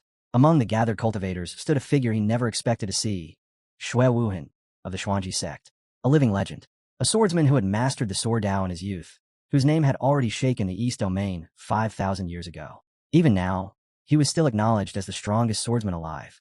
Memories surfaced unbidden. Gong remembered the day he had crossed blades with Shui Wuhan. One strike, clean, precise, had brushed past his throat. Half an inch closer, and he would have died on the spot. Chen frowned and asked why such a terrifying figure was unheard of, why his name had never reached his ears. Gong explained quietly that for 1,000 years, Shui Wuhan had secluded himself within his sect, tempering his sword and ignoring worldly affairs. Yet his existence alone kept the 5 ancestors wary, which was why none of them dared seize the stargates openly. In that moment, Gong understood. It made perfect sense. Behind the Xuanji sect, and whatever forces supported it, the foundation ran far deeper than anyone imagined. Excited voices rippled through the crowd. The legend of 5 millennia had returned, and Fallen Immortal Isle was destined to be drowned in storms. This was Shui Wuhan, a cultivator at tribulation perfection. He didn't even need to draw his sword. Invisible sword intent radiated from him naturally, sharp enough to make others instinctively retreat. He stood just one step away from immortality. Then the gates opened. Yu Julin stepped through, followed by his 2 disciples. Instantly, whispers spread like wildfire. The dead man had finally appeared, bringing his lethal disciples with him. To many, this legacy was already his. As Yu Julin greeted the crowd, he was met with warmth, smiles, and open admiration. Chen watched the scene, resentment boiling violently in his chest. In his eyes, everything here should have belonged to him. Yet instead, he lurked in the shadows like a rat on the street, while Yu Julin stood proudly in the light, basking in recognition. A flicker of pride crossed his face as he thought that his master truly commanded people's hearts. With a master like that, how could anyone not feel proud? But Hong felt the opposite. He sighed inwardly, memories stirring. Once, when he ruled as sect lord of the demon cult, his glory had eclipsed scenes like this entirely. And compared to what he once held, this applause felt painfully small. The scene shifted to the swordsman Wuhan, whose razor-sharp gaze suddenly locked onto Yi Julin. Recognition flashed in his eyes, and without hesitation, he surged forward. Gasps rippled through the crowd as cultivators hurriedly moved aside, instinctively retreating from his path. Invisible sword energy crackled around him as he advanced straight toward Yi Julin, each step carrying terrifying pressure. He stopped right in front of Yi, and in that instant, the entire area fell silent. Countless eyes fixed on the two figures as people held their breath, waiting for the inevitable clash. Two peak existences now stood face to face. Whispers spread like wildfire. If these two fought, would the sky itself split apart? Hong felt his heart tighten and quickly warned his master to be cautious. His voice low but urgent, saying that this swordsman was terrifying, an existence unmatched beneath immortality. Nearby, Elder Gong narrowed his eyes and secretly smirked. In his heart, he almost hoped they would fight. If Yi Julin revealed his immortal weapon and killed Wu Hin here, the Xuanji sect would never let it go, and when chaos followed, Yuhua could quietly sit back and reap the benefits. But what happened next shattered everyone's expectations. The legendary swordsman did not draw his blade. He did not release his sore intent. Instead, he bent forward and bowed deeply before Yi Julin. His posture was solemn, his expression sincere, and his voice carried no trace of pride as he spoke. He asked Yi Julin, respectfully, earnestly, if he would be willing to teach him the sword. The crowd was completely stunned. Someone whispered in disbelief, asking if they had heard correctly. Had the sword master of the East Domain just asked Senior Yi to teach him? Another shook his head, muttering that this couldn't possibly be the aloof, untouchable sword immortal of legend. Hong, however, looked visibly disappointed, thinking that this man's face seemed to change just as quickly as Ye's. Li snorted softly and said that only Master Yi carried the weight to make a living legend bow his head like this. Elder Gong, on the other hand, was utterly baffled, muttering to himself that the sword master must have gone mad. Why would someone of his stature lower himself before Yi Julin? Yi hesitated briefly before speaking, asking what made this so-called young sword master think he needed guidance in the way of the sword. Wu Hin answered with utmost respect, saying that Ye's strike in Gongzhou, the blade that split the skies across 14 provinces, was the true sword of the Tao. For 1,000 years, he had searched for that path, yet never once had he seen such mastery. Surely, he said, you could guide him. Yi immediately recalled the incident Wu Hin referred to and waved it off, saying it had been nothing more than a spur-of-the-moment swing, something that couldn't be taught. But Wu Hin refused to accept such words, insisting sincerely and begging for guidance. Irritation flickered across Ye's face. He snapped back, demanding to know who Wu Hin thought he was. If he said he couldn't teach, then he couldn't. There was nothing more to it. He told him to stop yapping altogether. Chen stood there in shock, unable to believe that the white-clad sword immortal was being treated with such open disdain. His heart tightened as he worried that if Wu Hin truly lost his temper, the consequences would be catastrophic. But Wu Hin did not erupt. Instead, he spoke calmly, explaining that he had honed his techniques for millennia, yet his sword heart had always been shrouded in fog. Only after witnessing Ye's sword had he finally understood what a true breakthrough meant. He could not allow this chance to slip away, even if it cost him his life. His expression hardened, and the onlookers sucked in sharp breaths, convinced that Senior Wu Hin was about to draw his blade. Yet instead of attacking, Wu Hin lowered himself even further, bowing deeply and pleading once more for instruction. The entire crowd froze, unable to comprehend the sight of the proud white-clad sword immortal humbling himself to such an extent. He cursed under his breath, demanding to know if Wu Hin wasn't tired of begging, repeating again that he could not teach him. Even so, Wu Hin remained unmoved. In his heart, he believed he was merely testing his resolve, and he silently swore that no matter how long it took, he would endure until the very end. Li lowered his voice, saying that this kind of devotion revealed the true nature of a sword maniac, someone who could discard all pride for the sake of the Tao. Hong snorted at that, muttering that calling him a maniac was being generous. To him, this was closer to a stalker. He had never seen anyone so clingy. Even he felt a headache coming on, thinking bitterly that this man was stuck to him like glue. How was he supposed to teach swordsmanship when everything he had came straight from the system and its neatly graded rewards? Yet Wu Hin refused to back down, humbly asking for even a single pointer. In the end, Yi sighed and relented, saying that if Wu Hin was truly sincere, he would give him just one. The moment those words fell, Wu Hin was overjoyed. He bowed deeply, thanking Yi again and again, his excitement barely contained. Yi then picked up a simple stick and told him to watch carefully. All of his sword comprehension, he said, would be woven into the single word he was about to write. Whether Wu Hin could grasp it or not would depend entirely on fate. Wu Hin trembled with anticipation, his heart pounding as he waited to see what kind of word could possibly contain Senior Ye's sword Dao. Ye's disciples were just as excited, whispering among themselves that their master was actually about to inscribe something. Hong, on the other hand, scoffed quietly, muttering that Yi was pretending again and that they were about to witness some kind of nonsense scribble. He swung the stick. In an instant, a brilliant yellow light rippled outward. Waves of energy surged and slammed into the surrounding mountain peaks. Lee's eyes widened as he realized that even the forming word itself carried the force of crushing tides. The waves suddenly condensed, blazing brightly as it struck the mountainside, taking the shape of a bird mid-flight. He spoke calmly, telling Wuhan to comprehend it if he could. Once again, the onlookers were left speechless. Even a single word from Senior Yi stabbed at their eyes and pressed their bodies toward the ground. As the oppressive force gradually faded, Wuhan finally focused on the writing left behind. His breath caught in his throat when he saw it. The character was simply grass. He turned toward Yi in shock, asking what deeper meaning could possibly be hidden in such a plain word. Grass was the most ordinary thing in the world. Why would Yi write this unless there was something profoundly hidden within it? Wuhan began muttering to himself without pause, repeating that he had to grasp it, that he had to seize the meaning concealed inside. Yet no matter how hard he tried, he could not understand it. The only thing he was certain of was that Ye's entire sword Dao was hidden within that single character. He refused to believe that he was incapable of comprehending it, and in his heart, he questioned whether he was truly that unworthy. Our hero hesitated and told him calmly that if he could sense it, that was enough. There was no need to force it. But Wuhan stood there shaking, sweat soaking his robes, refusing to step back. To him, the Dao was right in front of his eyes. How could he retreat now? All around them, whispers rose like waves. Some scoffed, saying it was nothing more than a casual stroke, oversized but empty, nothing worth all this fuss. Others snapped back that Senior Ye's realm was far beyond what ordinary eyes could judge. Li blurted out in awe that Master was terrifying, that a single word had driven Senior Wuhan into obsession. The argument spread wildly, some proclaiming it the formless Tao itself, others dismissing it as hollow theatrics. Hong sneered himself, convinced it was all nonsense. In his eyes, Yi had simply written the most basic word and wrapped it in mystery to look profound. But Wuhan felt something entirely different. His heart burned as understanding crashed into him. Grass was never just grass. It bent before storms, but never snapped, endured fire only to rise again from the ashes. In that instant, clarity struck. He declared that he understood. The word had been chosen because it symbolized rebirth through destruction, the very core of the true Sword Dao. Even he was taken aback. He hadn't expected Wuhan to draw such meaning from it. Then his expression sharpened. The sky darkened without warning, purple lightning crawling across the heavens. He leapt back, stunned. This man was actually summoning tribulation from a single word. His disciples stared in disbelief, their minds reeling as they asked themselves if Wuhan was truly doing this. The clouds grew heavier and more oppressive than when Hong had crossed into the tribulation realm, as if Wuhan was reaching directly for Ascension itself. Panic and awe rippled through the crowd. If he succeeded, Wuhan would shed mortality and become the first true immortal of the Eastern lands.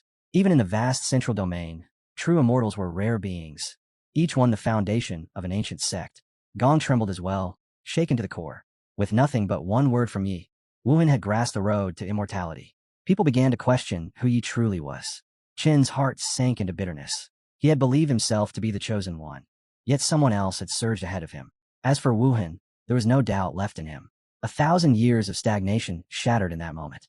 Thunder rolled above, and he knew this was a chance. He raised his sword toward the heavens and roared that the blade once broken in despair yearned to be reborn. He would temper it in tribulation fire and carve his immortal path today, or perish trying. His sword shot upward and pierced the heavens, crashing straight into the raging storm. At the moment of impact, a blinding explosion of light erupted, and his roar thundered across the realm as if the sky itself were being torn apart. The clouds split open, and overwhelming radiance poured down like a divine tide, washing over everyone who dared to witness it. Even Yi was momentarily stunned, his eyes narrowing as he watched Wuhan step cleanly beyond the mortal boundary. Golden light bloomed from the man's soul, spreading through his body until his entire being shone with brilliant yellow radiance. Wuhan trembled uncontrollably, all flooding his heart as understanding finally dawned. So this was it. This was the feeling of becoming an immortal. CH-74. Wuhan stood still, yet the air around him trembled as if it could no longer contain what he had become. The spiritual power within his body no longer churned like mortal chi. It refined itself into something purer, brighter, an immortal efflux condensed like scattered starlight, yet flowing through his meridians like a boundless river. Every cycle aligned with heaven and earth. Every breath echoed with the rhythm of creation itself. He slowly drew his sword. The moment the blade left its sheath, space seemed to thin. Without hesitation, he brought it down in a single decisive arc and declared that this power was 10 times greater than before. The earth answered. The ground did not merely crack, it parted. A fissure tore forward for miles, splitting terrain as though the land were parchment. Dust and stone erupted into the sky. The depth plunged nearly a kilometer, a chasm carved by what he called a casual strike. If he wished, mountains would not withstand him for even a breath. He lowered the blade and quietly realized that this sword now carried 70% of the strength he once possessed at his peak. The difference between mortal and immortal was not a slight elevation. It was heaven and earth, cloud and mud, two existences that could never be mistaken for one another. Lee stood frozen, his thoughts blank. Was this truly the power of an immortal? The aura alone felt oppressive enough to crush someone in tribulation. A careless swing from Wuhan's sword would likely end such a cultivator without resistance. And yet, this true immortal had reached enlightenment because of his master. No one else had achieved such a thing. Voices rose around them. They congratulated Wuhan on stepping beyond mortality. They declared that worldly schemes could no longer stain him, that every movement of his hand could shake mountains and stir rivers. Hong clenched his teeth, sweat soaking his back. Wuhan had truly ascended. Then what of that grass collector? Had he concealed a Tao so profound that Hong had failed to see even a fragment of it? Whispers spread quickly. Wuhan became immortal after receiving enlightenment from Senior Yi. First, that single blade destroyed Gungju and 14 surrounding states. Now, a single word had given birth to a true immortal. Who exactly was Senior? Elder Lu watched in silence, his gaze deep and unreadable, wondering whether this so-called Senior might in truth be an ancient immortal hiding beneath a simple exterior. Among them all, one's expression darkened the most. Why was it always he who took the light? He remembered the humiliation Snow, immortal, endured. How could he allow that insult to pass unanswered? Yet right before him, Wuhan turned and bowed deeply toward him, openly admitting that his ascension was entirely thanks to his guidance. Without those words, without that direction, immortality would have remained unreachable. He stood there, calm on the surface, though a thin layer of sweat gathered unseen beneath his composure. Even he found it difficult to believe. For a fleeting moment, he wondered whether being struck once by Wuhan's sword might force his own breakthrough. The thought vanished just as quickly. His ascension would arrive soon enough. Perhaps the fallen immortal's land still concealed an opportunity meant specifically for him. With steady eyes, he simply nodded and told Wuhan it was good that he had understood his guidance. Wuhan's eyes burned with fervor. He declared that Senior Yi's intentions were unfathomable, his grace deeper than oceans. Wherever he pointed, he would raise his blade without hesitation. Life or death meant nothing. Command alone was enough.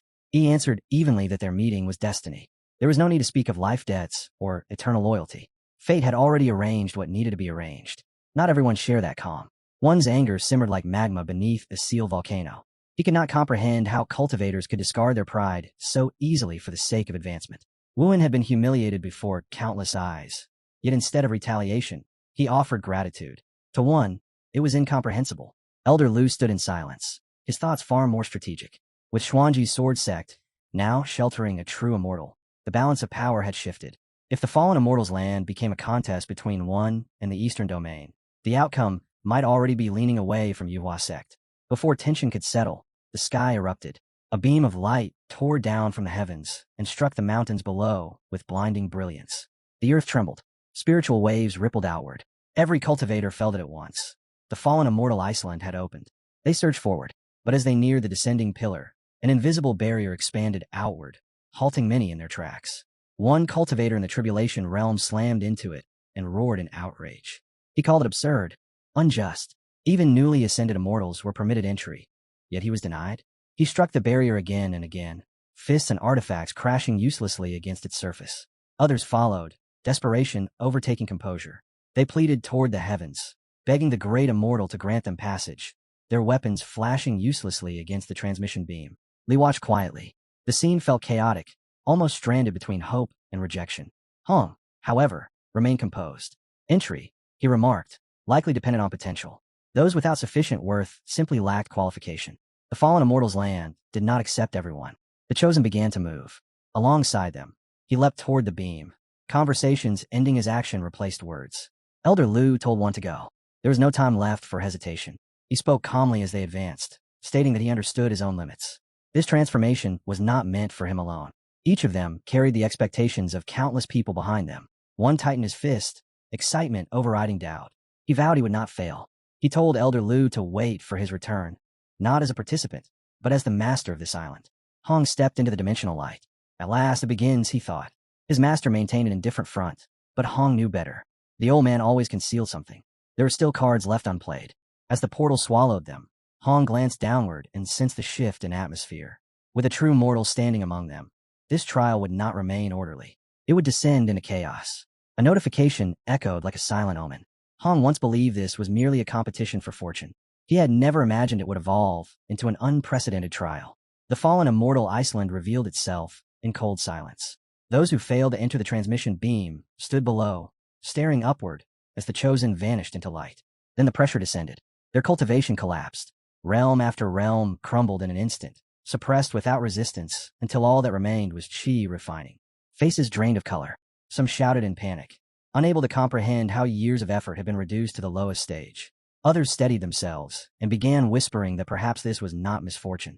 If power remained unrestricted, who among them could contend with the snow immortal? In forced equality, there was at least a sliver of hope. Within the beam, the sensation was familiar.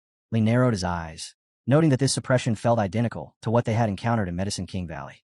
Hong observed quietly and concluded that the rules of the realm were active, laws likely established by the former lord of this fallen domain. No one here would transcend those rules. He glanced toward Wuhan. For the first time since Ascension, immortal radiance dimmed under restriction. Everyone stood on equal ground now. He felt a quiet satisfaction. On this island, even a true immortal would not tower above him. Wuhan's thoughts were heavy. He had only just stepped into immortality, yet now his cultivation was pressed back to the beginning. Still, his grip tightened around his sword. Realm meant nothing. With a blade in hand, he feared no opponent. The island shifted. A mountain split open with a thunderous crack. Wind roared outward as the peak tore apart, revealing blinding light erupting from its core. Someone shouted that the trial was beginning. The light expanded, unfolding into a vast plain suspended in another dimension. Clouds drifted across its surface. Within that luminous space, countless pieces of equipment floated in midair, each wrapped in mana of different colors: scarlet, azure, violet, gold. Instructions descended into their minds. Each participant must roll the dice and advance according to the number revealed. Along the path, unexpected rewards and events would trigger. Reach the finish line before the hourglass emptied, and one could proceed to the next level. The trial was safe. Lethal danger would result in immediate teleportation out of the domain. Fortune. One cultivator concluded it must be a contest of opportunity. Then, as if summoned by time itself, a device resembling a celestial hourglass appeared above them. Stars shimmered around it. Dice materialized before every cultivator, suspended in midair. A test of destiny. Hong's eyes sharpened. Time was limited. Since this was a contest of luck, he declared there was no reason for hesitation. He had no intention of losing in something governed by chance. He remained silent. Confidence did not waver. If this was about dice, then he would command the outcome itself. His system stirred at his will. He demanded to know where his golden fortune was. A notification surfaced instantly. Congratulations. You have reached a signing site. Reward granted. Vast golden fortune. He smiled faintly. Even the dice of destiny would bend before him. He cast a glance behind him at one and felt a flicker of amusement. If this trial revolved around luck, then there were many ways to tilt fortune. A clean contest was one thing. A chaotic one was far more entertaining. Ahead, Wuhan rolled his dice. Light enveloped him the moment the cube spun, forming a barrier that sealed off his position. No outside interference. No sabotage. Every roll belonged to its owner alone. The system of this realm was absolute. He advanced swiftly and opened a chest that shimmered with pale radiance. Inside lay a single slip of paper. He unfolded it. His expression darkened. Task: perform a monkey dance for 10 breaths. Reward: advance 70 steps. Refusal: return to the starting point. For a moment, he did not move. The paper trembled slightly between his fingers before crumpling in his grip. A sword immortal reduced to a performer? He had just ascended beyond mortality. To dance like a fool before unseen eyes was intolerable. But retreating to the star would cost him everything. His jaw tightened. Not far away, someone laughed and praised a graceful figure, complimenting the elegance of her movements and calling her a peerless beauty. The flowing sleeves, the precise turns, the soft steps. It seemed effortless. Few realized that beneath those palace robes stood Hong. He did not hesitate. 10 breaths of dance for 80 steps forward. Refusal would bind him in place for an entire hour. The choice was simple. Advancement outweighed pride. Every motion was calculated, sharp despite its elegance. Anyone who witnessed this spectacle and survived beyond this island would pay dearly. Eyes could be removed just as easily as obstacles. Lee watched in disbelief, thinking that his brother had truly donned ceremonial attire to complete such a task. If dignity had bones, they would have shattered. Wuhan's irritation deepened. His own reward was lesser, yet the humiliation identical. The imbalance gnawed at him. Hong completed the task without faltering. Passing was effortless. The price was not. He stepped forward, muttering curses under his breath. If that fool had seen even a fragment of this disgrace, the consequences would not be light. Yet when he glanced back, The one he expected to mock him still stood unmoving. Why? What calculation was unfolding behind that calm exterior? Hong rolled again, unconcerned with minor delays. Whether through luck or force, first place would belong to him. Wuhan's gaze locked onto the red-clothed figure surging ahead. In a single advance, she crossed a vast stretch of the board, as if space itself had shortened for her. His expression hardened. Falling behind was not an option. Humiliation still burned in his chest. Yet retreat meant disgrace of another kind. He inhaled once and began. The so-called monkey dance unfolded in stiff, uneven motions. His steps were sharp and unnatural, sword calluses ill-suited for such absurdity. Laughter erupted from nearby cultivators. They pointed, whispering that the sword immortal had become a jester. Someone mocked that he truly looked like a monkey flailing on display. Another immediately hushed them, warning that provoking a newly ascended immortal was courting disaster. Wuhan heard every word, but forced his thoughts steady. This was a trial, nothing more. Pride could not outweigh advancement. Elsewhere, one's fury took a different form. Forehead striking the ground, he kowtowed step by step along his path. Each impact echoed with restrained rage. Recognition spread quickly. The saint child of the feathering gate, reduced to bowing like a penitent commoner. Those who once admired his arrogance stared in disbelief. No one would have imagined that past a single stage he would grind his dignity into dust. Hong remained focused only on the route ahead. If auto-rolling allowed him to bypass delay and maintain momentum, then even disgrace had value. Inheritance outweighed pride. He drove his head against the ground with enough force to draw startled gasps. Observers questioned whether any opportunity justified such shame. Far beyond their sight, a pool of luminous green liquid rippled. Within its surface, Elder Lu's reflection materialized. He observed quietly as Hong pressed forward without hesitation. A faint nod followed. At least this one understood sacrifice. His gaze shifted, noting the other two abandoning ego for progress. Acceptable. His expression cooled. The rest, clinging to pride while stagnating, were nothing but refuse. If they could not relinquish vanity, they had no qualification to compete for the fallen immortal island. Then his eyes narrowed. At the starting point, one figure remained seated, relaxed, almost indifferent. A chair had appeared beneath him. Elder Lu studied him carefully. Was this arrogance? Or doubt in his own fortune? If he refused to move, there was no reason to keep him within the trial. Before the elder could intervene, the boy rose. Casual. He rolled. The die spun once and halted. Brilliant light erupted above his head. 60 steps. Elder Lu froze. When designing this trial, he had embedded a subtle mechanism. Only a 1 in 1,000 probability to land on 60. Yet this youth struck it on his very first throw. A faint mutter escaped the elder's lips. He would see how long such fortune endured. Across the board, cultivators stared in stunned silence, wondering whether their eyes had betrayed them. They whisper in disbelief. Since when do the dice even go up to 60? Some swear they saw it with their own eyes. Others grind their teeth, calling it absurd, unfair, impossible to compete with. Meanwhile, in the frozen wasteland of Zone 2, our hero stands alone against the endless white. He exhales slowly. He's already reached this far much faster than he calculated.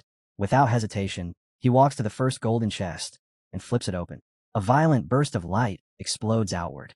The snow around him lifts into the air as if pushed by a shockwave. From within that tiny chest, something enormous forces its way out. Scales, sharp and crystalline, scrape against the rim. A dragon's head emerges first, eyes glowing with frost.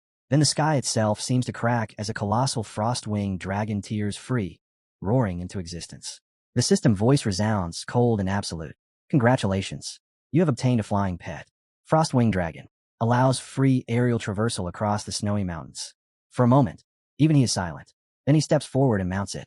With a single command, the dragon launches upward. The air splits. Snow spirals violently below as they slice through the icy winds at terrifying speed. The mountains blur beneath them. He narrows his eyes, almost amused. All of this from a chest. Far below, Wuhan freezes mid-step. His head snaps upward. There he is, riding a dragon across the sky. The others stare too, confusion spreading. Why isn't Senior the one up there? Why him? Wuhan's fist tightens. The gap is real, obvious, crushing, but his gaze hardens. In the next zone, he will close it, no matter what it takes. The dragon descends as our hero steps into the great grassland. The endless green feels almost gentle compared to the frozen hell behind him. Sunlight glints off another chest resting quietly in the open field. He walks toward it with a faint smile. This zone feels easier. Too easy. So what kind of bonus are you hiding? He opens it. The system speaks again. From now on, you may run freely, ignoring all snares until exiting the grassland. His lips curve. Perfect. No dice rolls. No delays. He pushes off the ground and sprints. But behind him, Hong accelerates as well, eyes sharp. This stage isn't simple. The flatland is a lie. Beneath the calm surface hide traps, teleport snares, and instant disqualifications. One mistake, and you're thrown straight out of the Iceland. Without warning, a vine erupts from the soil and pierces Hong's arm. He hisses in pain, barely twisting away in time. So that's how it is. He glances back. Wu Hin is charging forward on horseback, distance shrinking rapidly. Hong's jaw tightens. If he gets overtaken now, catching up later will be nearly impossible. Just as Wu Hin surges to pass him, thick vines explode upward and entangle the horse's legs. The animal rears violently. Wu Hin clicks his tongue in annoyance. A few vines, he mutters coldly. You think this is enough? Instead of forcing through the poison mist ahead, he shifts direction instantly, steering wide around it. With a flick of his finger, his skill activates. A sharp arc slices through the air, severing the vines cleanly. The race isn't over. Not even close. Without warning, the earth beneath the horse liquefies. What looked like solid ground collapses into swirling quicksand, dragging the beast down in an instant. The animal thrashes, sinking fast. Wu Hin reacts without hesitation, kicking off the saddle and flipping into the air just before it's swallowed whole. He lands hard, boots skidding across the grass. These endless traps, he snaps, glaring at the ground as it settles back into harmless green. My horse just got scammed. Ahead, Hong doesn't miss the moment. He bursts forward with a sharp laugh, voice dripping with mockery. No mount. You can forget about first place. He pushes harder, wind tearing past his ears. Victory feels closer. For a breath, he allows himself that smug certainty. Then his eyes narrow. Smoke erupts directly in front of him. Dense, violent clouds bursting upward and swallowing his entire field of vision. He pulls back instinctively, vision reduced to gray chaos. Through the shifting haze, a silhouette flashes by. Clear, untouched, unstoppable. Hong's pupils contract. There, cutting straight through the grassland, is our hero, sprinting along a perfectly open path. No vines, no traps, no quicksand. The field itself seems to bend aside for him. What just passed me? Hong mutters under his breath. Ahead, our hero senses the disturbance and slows slightly. He turns his head. Hong, why is he already here? Hong stops dead the moment their eyes meet. His breath catches. Master. Impossible. He was certain, absolutely certain, his master had been far behind at the starting zone not long ago. Our hero lifts a finger and points straight at Hong, a teasing grin spreading across his face. That's right, he calls out lightly. As your master, I didn't want to bully you too hard, so I stayed at the starting point for half a day. Hong's expression freezes. With a confident smirk, our hero turns and bursts forward again, speed exploding in an instant. You still need a lot more training, he throws over his shoulder. I'll be waiting at the finish line. He even waves. Hong stands there, stunned into silence. Just moments ago, he had convinced himself it was all talk, empty confidence. Now he doesn't know whether to feel shocked or offended. Behind him, Wu Hin's jaw tightens. He has to be cheating, he mutters. Why do I have to fight for every step while he treats this like a stroll? The two exchange a look, tired, stubborn, unyielding. Without another word, they roll their dice at the same time. Hong's voice turns firm. Even if I can't beat him, I won't let anyone else take second. Wu Hin nods.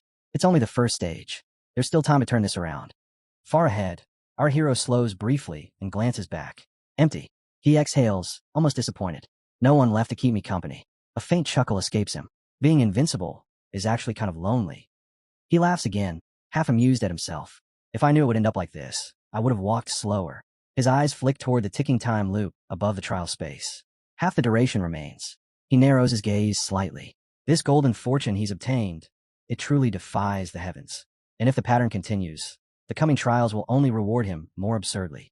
Otherwise, they would all be swallowed by the tides of this era, just like Black during the Great Calamity. Even beings at their level couldn't stop it. But now, with a heaven-defying child of fortune emerging, perhaps this is the turning point the Kunlun realm has waited for.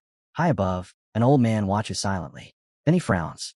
Ahead, at the peak platform, our hero is already sitting casually, legs crossed, munching on food as if this were an afternoon break rather than the greatest inheritance trial of the Kunlun realm. The old man's brows knit together. What does that brat think he's doing? He grumbles. This is the supreme trial of the realm. Show some respect. Our hero looks up mid-bite, nearly choking when he hears the voice. Only then does the contrast become absurd. Behind him, countless challengers are still clawing their way through mud, vines, poison, quicksand, faces twisted with effort. And he's sitting there, relaxed, eating, as if it were just another ordinary day. Down in the grassland, Hong grits his teeth, weaving through snapping mud vines. I can't let them touch me. He circulates his chi fiercely, pushing his refining cultivation to its limit. Poison seeps through the air, The vines drip with corrosive toxins. He steadies his breathing. It has to be enough. It has to. Not far away. One is still trapped in the mud vines, struggling as they coil tighter around his legs.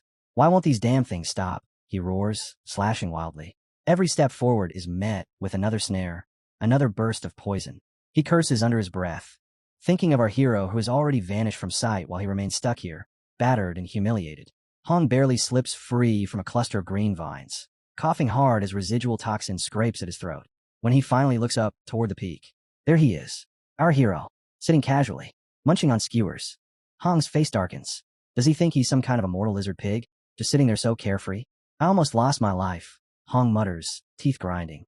And he still has time to eat. How's that fair? Our hero glances down at him and lifts another skewer.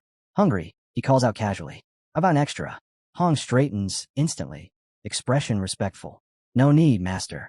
Inside, he thinks coldly. Keep acting. Laugh while you can. The later stages won't be this easy. Time passes. One by one, the remaining cultivators crawl across the finish line. Clothes torn, bodies bruised, skins scorched by traps and poison.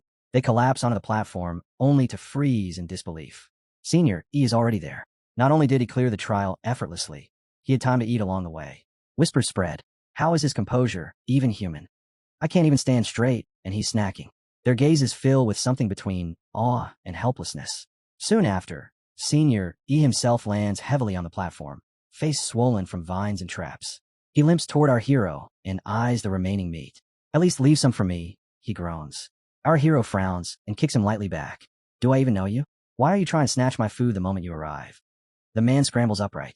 Master, I'm your third disciple. How can you not recognize me? Our hero glances sideways at Hong. Hong nods. A slow smile spreads across our hero's face. He tosses the leftovers over. Of course I recognized you. I was testing your reflexes.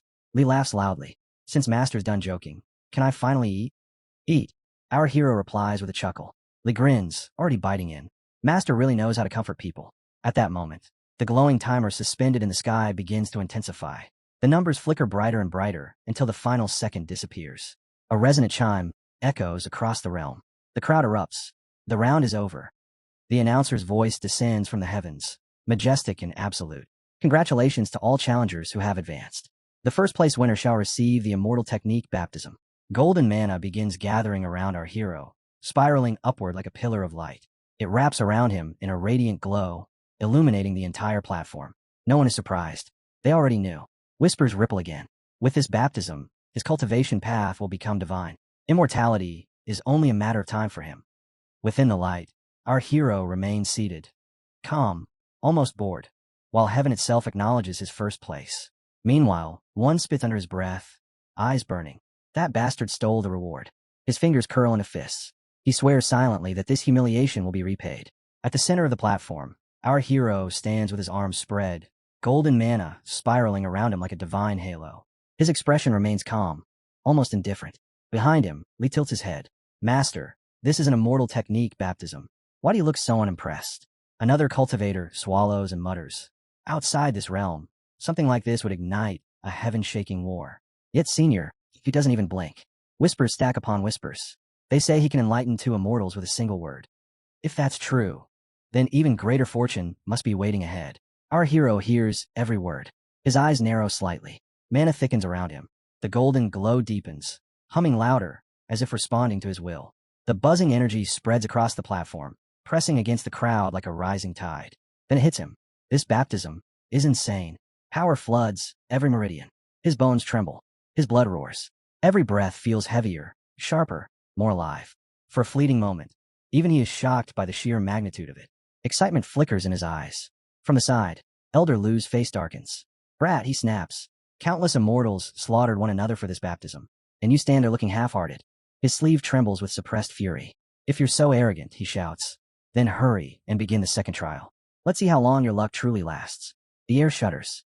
In the distance, a massive mountain splits apart with a deafening crack. Yellow light erupts from within, piercing the sky. A notification materializes in glowing script. Second stage begins. All challengers must proceed to the next location. Blue portals open one after another, hovering in the air like suspended gates. The voice continues, calm and merciless. Enter your projection space in order. The longer you survive, the higher your chance of victory. Only 100 slots will remain. The rest will be eliminated. Hong's brows knit together. A survival test. Danger everywhere. Without another word, he steps forward. No matter what it is, I'll go first. He plunges into the portal. The world twists. When his vision clears, he stands inside a dense forest. The air smells damp and wild. Leaves rustle overhead. He looks down. His hands are wrinkled. Thin. Empty. A reflection in a puddle reveals an old man's face. Frail. Aged. No trace of cultivation in his body. What? Hong murmurs. How am I supposed to survive like this? The notification rings again. The challenger will assume the role of an ordinary old man. Survive in this beast-infested mountain until death by accident. Silence falls over the forest. Lee's voice echoes from somewhere within his own projection. This has to be a joke. He exhales sharply, forcing himself to steady. Then he lets out a dry laugh. Calm down. Don't lose your nerve before it even starts. The trial has changed. And this time, raw power means nothing. Outside, Elder Lu folds his hands behind his back and begins explaining in a steady voice that this round is not about brute strength or flashy techniques. It is a test of adaptability, a test of instinct. In this place, even the most powerful martial art can become completely useless if the mind behind it is slow. One by one, the disciples step into their portals, vanishing into their assigned worlds. Elder Lu continues speaking as if announcing a death sentence. Survive 100 days, and you are considered excellent. Reach 150, and you are outstanding. But endure beyond 200. That is something only the rarest talents achieve. Because after 200 days, the mountain beasts evolve. They grow stronger. They appear more frequently. And the entire realm transforms into absolute hell. A dry laugh escapes Elder Lu's mouth. Since the boy insists on being so arrogant, he says he will personally watch how long that arrogance lasts. Our hero says nothing.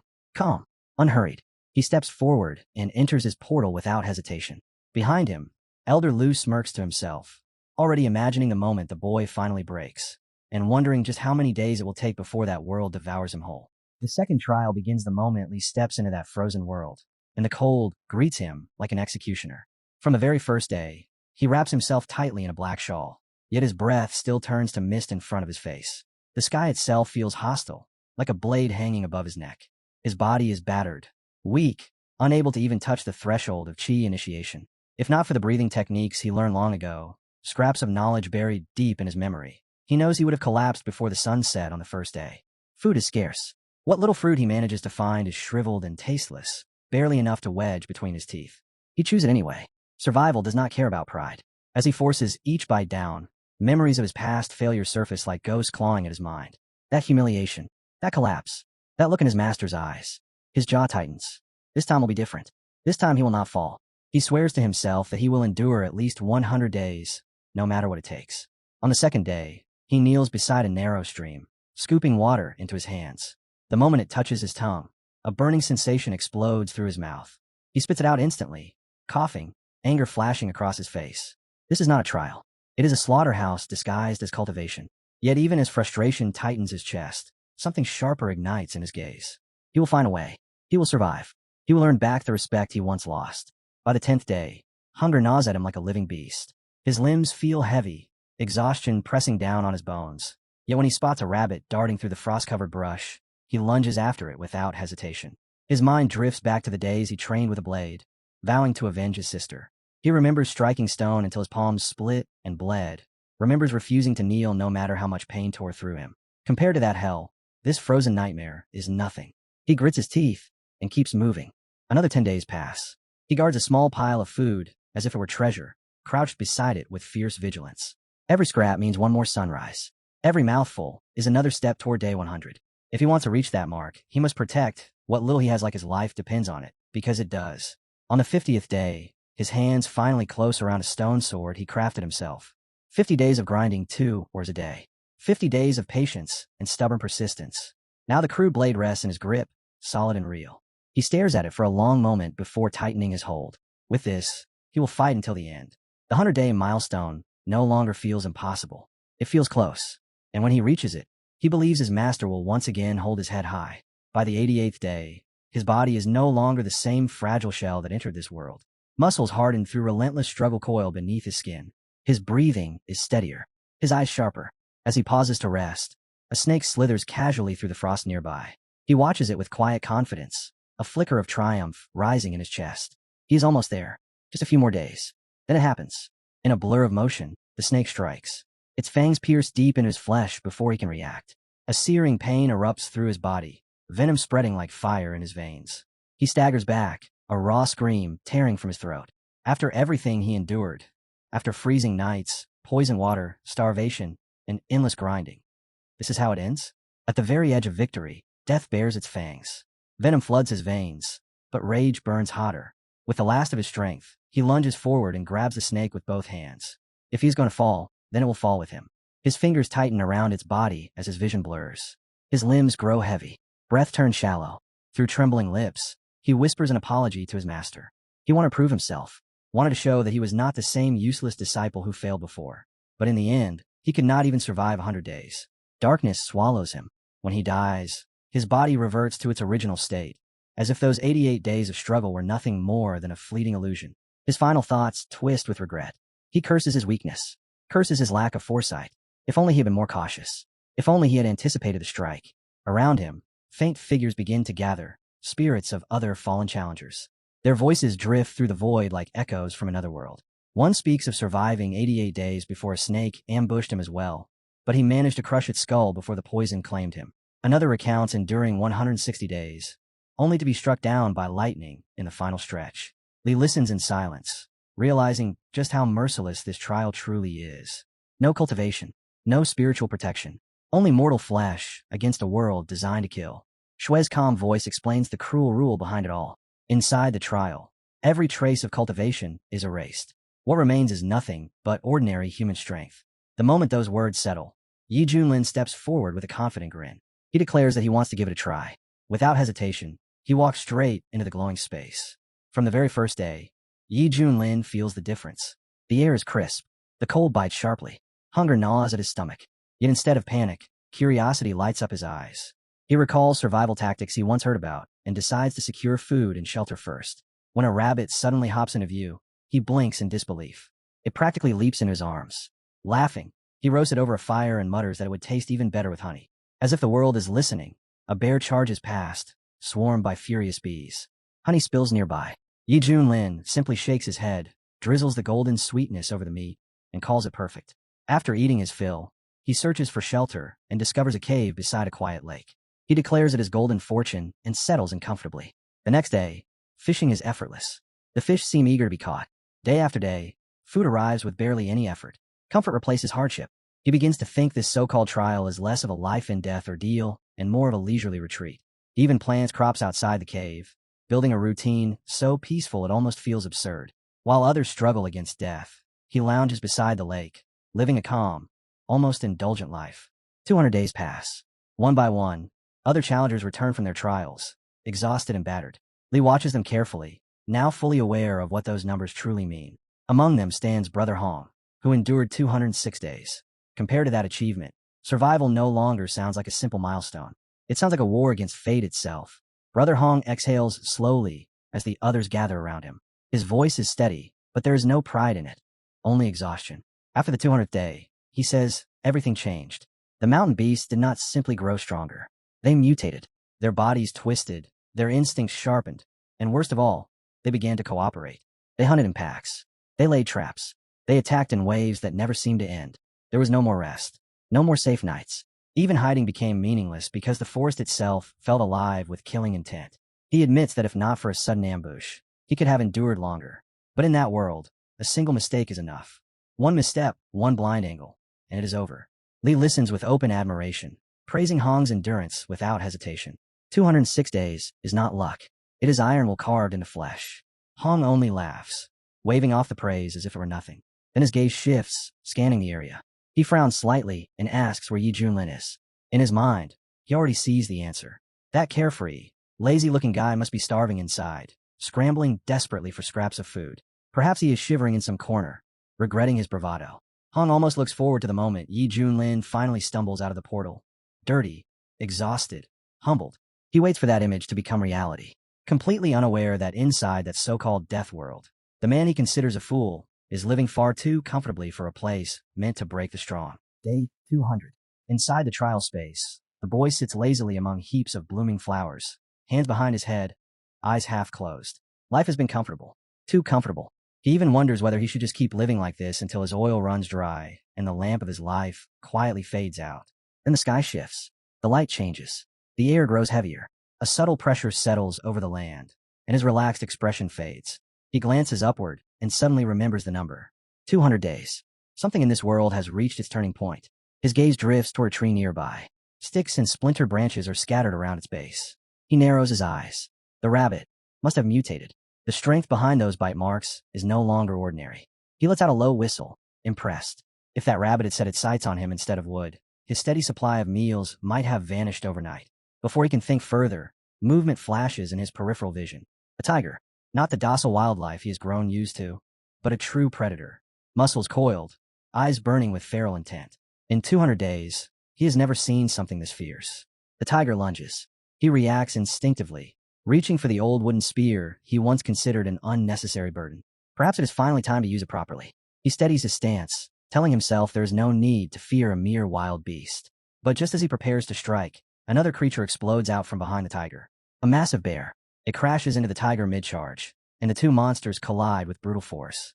Claws slash. Fangs tear. The sound of impact reverberates like thunder. The ground trembles beneath their struggle. The boy freezes, not from fear, but fascination. The spectacle is so violent, so raw, that he finds it impossible to look away. It is far more thrilling than any illusion or stage performance. This is survival stripped to its core. Eventually, both beasts collapse, bodies battered and bleeding. He steps closer, studying them thoughtfully. The bear's thick hide would make an excellent winter coat. The tiger's striped fur would look perfect spread across the floor of his cave. From a distance, Holy Cow watches in stunned silence. Time and again, while others fought desperately for survival, this reckless boy somehow reaped the benefits. While beasts tore each other apart, he collected the spoils like a fisherman hauling in ready-caught prey. But Holy Cow's eyes narrow. The beast tide is approaching. Luck has limits. Soon, shadows shift at the edge of the forest. One by one, animals with glowing eyes emerge from the darkness. Their numbers increase. Their presence feels coordinated. Holy Cow squints, curious how the boy will respond this time. The earth suddenly quakes. The boy jumps to his feet, startled by the tremor. He looks around and sees the glowing figures gathering near his cave, surrounding his territory from every direction. He blinks, staring at the tightening circle of predators. It almost feels like they're all arriving together for some grand celebration. Right at his doorstep, the beasts circle tighter, claws scraping stone, hot breath filling the tunnel. Holy Cow doesn't move. He stands there, calm on the surface, watching to see whether this is where he falls. Then, cutting through the growls, a small voice drifts across the darkness. Grandpa. He stiffens. Children's voices have no place in a desolate trial like this. The word comes again, soft but clear, and his mind locks onto a single possibility. Halua. His eyes slide toward the gourd tree. From one of the hanging gourds, faint murmurs rise, vowing to protect him. A dry laugh escapes him. So tending soil and watering roots wasn't meaningless after all. Even a garden can repay its debts when death comes knocking. A massive lion lunges without warning. Before its claws can reach him, light explodes from a gourd. A small figure drops beside him like a falling star. The child's eyes blaze as he shouts at the lion, furious that it dared threaten his grandpa. In the next breath, he seizes the beast and slams it into the ground with terrifying force. The impact cracks the earth. The lion is stunned. So is Holy Cow. Around them, the other gourds flare to life one by one, glowing like awakened spirits.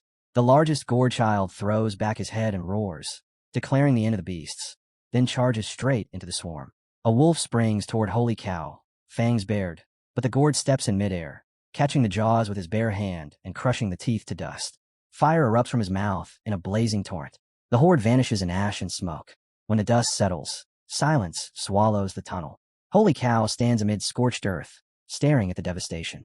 The gourd child gathers the lingering essence of the fallen creatures, absorbing their strength, and swears he will guard his grandpa forever. Watching them, Holy Cow feels as if he's witnessing immortals crossing the sea, each displaying impossible power. A thought forms. Has he become invincible? Is this still his trial space? Or has it turned into the gourd's domain? The gourds glance at him and announce that no beasts remain in the tunnel. He grins, calling them kind, thinking that with such protectors he could finally rest and live at ease. Yet another realization follows. Peace here may be worse than danger. Apart from growing old, there seems to be no path out. Days blur into months. In the quiet tunnel, Holy Cow lives an unhurried life alongside the Halua, guarded by children born from gourds, waiting without knowing what comes next. 300 days in, he's perched on the big gourd's shoulder, legs dangling as he surveys the endless horizon. From up there, the world feels small, distant, almost obedient. Wind brushes past his face, and for a moment, he forgets this is supposed to be a trial.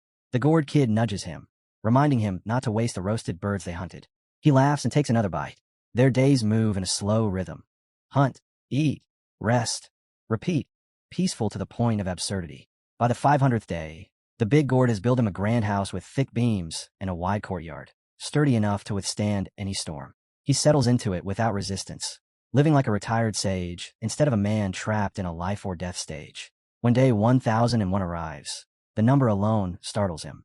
Time here flows like water, compared to the blood-soaked struggles and relentless chaos of the Kunlun realm. These quiet mornings and silent sunsets feel like something stolen from another lifetime. Outside the trial space, unease spreads. His followers exchange tense glances, counting the days in silence. No one knows how long it has truly been, only that their master has not emerged. Whispers begin. Some fear he is dead, erased within the stage. Others insist he must be cultivating in secret, searching for a path to immortality.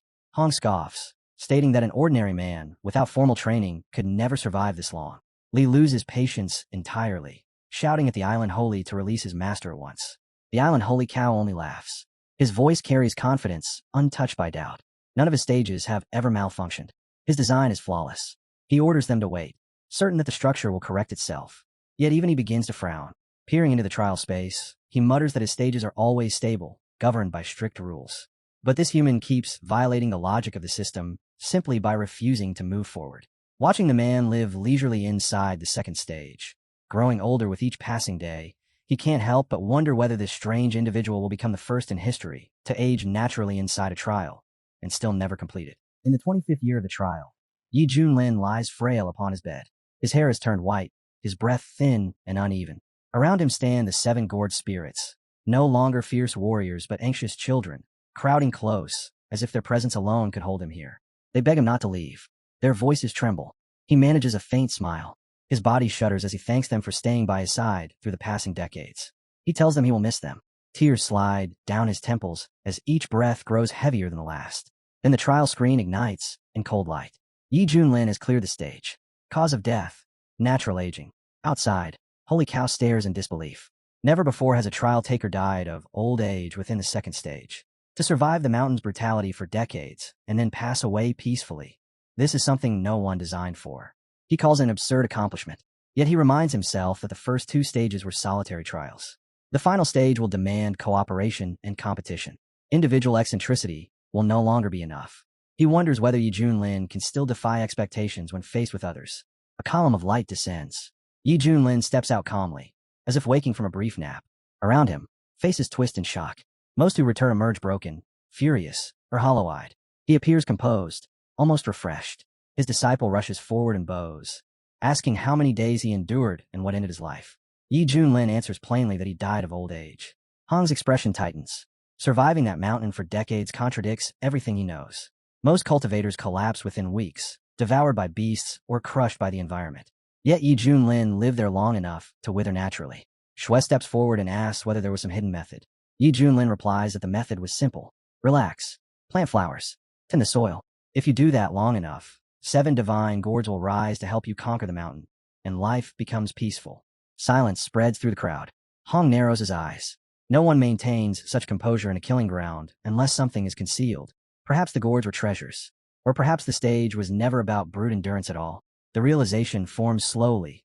The true test of the second stage was not survival of the body, but stability of the mind. Shui voices the conclusion quietly. From the beginning, they chose the wrong approach. Holy Cow lets out a low chuckle. Yi Junlin has once again steered the outcome in a direction no one predicted. Still, rules are rules. He raises a hoof, and the reward for clearing the second stage descends. Divine radiance pours down. Under the blessing, Yi Junlin's aura deepens, subtle yet unmistakable. Li lowers his gaze, calculating silently. 2 immortal arts in succession. Such fortune dramatically increases the probability of ascension. His master's foundation grows denser with every trial. Hong's jaw tightens. His nails dig into his palms. Both rewards have fallen into Yi Junlin's hands. Yet the recipient himself remains unmoved. He measures the so-called gift and finds it lacking. Power escalates across the board. If rivals rise alongside him, what meaning does incremental gain hold? His calm indifference is misread immediately. Murmurs spread that he is merely being modest. Even Holy Cow's amusement fades slightly. Why does this human treat heaven-bestowed arts as though they are trivial? Hooves strike the ground. The final stage begins. Light erupts outward. A declaration resounds. All rank below 100 are eliminated. Several figures vanish instantly. Lee exhales in relief. Though he fell short of his ambition, he survived the cutoff. Hong smirks at him, questioning whether relief is premature. A glowing passage forms ahead. Holy Cow orders them forward, announcing that this will be his finest creation across all realms. They step onto the radiant path. The environment distorts and reforms. Hong's eyes lock onto Yi Junlin's back. In his mind, the inheritance of the fallen immortal Al belongs only to the victor. Removing Yi Junlin is not personal, it is necessary. The light dims. A vast projection screen materializes overhead. A neutral voice fills the air, welcoming them to the projection world. To ensure fairness, each participant may alter their appearance and adopt an alias. Identities will be concealed. No grudges can follow beyond this trial. Individual screens ignite before each competitor. The rules continue. They may choose their landing point on the island. Resources are scattered across dangerous terrain. Equipment, talismans, elixirs, cultivation manuals. Survival demands acquisition. Alternatively, mutated beasts roam the land, carrying materials and opportunities within their corpses. A rotating map appears. Regions cycling in luminous script. Ancient Sword Valley. Misty Jungle. Frost Plains. The final hunt has begun. The voice continues, colder now. As time advances, a lethal miasma will spread across the island. Safe zones will shrink. Anyone caught outside will perish. Only the final survivor will inherit the fallen immortal isle. Excitement detonates across the crowd. Some stare at the projection in disbelief, claiming no one warned them the trial would escalate to this level. Others laugh, saying this must be how immortals entertain themselves, turning lives into a spectacle. Yi Junlin remains still. The shift is abrupt. One moment, it was cultivation and stage tests. Now it resembles a survival battlefield governed by game-like rules. The structure feels less like a sacred inheritance and more like a calculated elimination arena. He briefly considers the possibility that Holy Cow designed this with unsettling enthusiasm. Beside him, Lee grins. With identities concealed, consequences evaporate. He alters his appearance without hesitation, reshaping himself into a striking female form, admiring the transformation as if this were the true purpose of the stage. Laughter escapes him as the system finalizes the disguise. When the environment stabilizes, he finds himself standing on a wooden vessel gliding over dark water. Holy Cow's voice resounds again. Preparation phase initiated. Participants will soon pass over the island and select their drop points. The surrounding competitors notice Lee's altered form and break into mockery. Hong shakes his head, remarking that Lee's taste remains questionable even under anonymity. Shui states plainly that if anyone traces the disguise back to him, the humiliation will be permanent. Lee dismisses them. So long as he remains silent, recognition is impossible. A sudden flare interrupts the exchange. Screens brighten. Figures materialize across the projections as others finalize their identities. Someone points at a man whose appearance is intentionally plain, remarking that despite the ordinary face, it provokes irritation on sight. Hong's expression shifts subtly. An instinctive hostility rises. Shui mutters that something about the figure is deeply unpleasant. Holy Cow's voice cuts through the noise. They have arrived above Buji Island. Selection of landing zones begins now. The final trial is in motion. The moment the trial begins, the sky itself feels heavy. Cultivators hover everywhere, scattered across the air like drifting stars, all staring down at the vast terrain below. Blade Valley, Red Brown Mountain, Crescent Moon Lake. So many choices, yet no one dares to move first. Every gaze is sharp, calculating. Every mind is racing. No one wants to land wrong. Then the silence shatters. Holy Cow's voice crashes down from the heavens, cold and absolute. One final warning. No real-world cultivation techniques. Not a single one. Everything they rely on outside this realm is useless here. If they want power, they must obtain it from the designated locations within the trial. Skills, secrets, fragments, all scattered across the land. Choose carefully. Land wisely. Survive.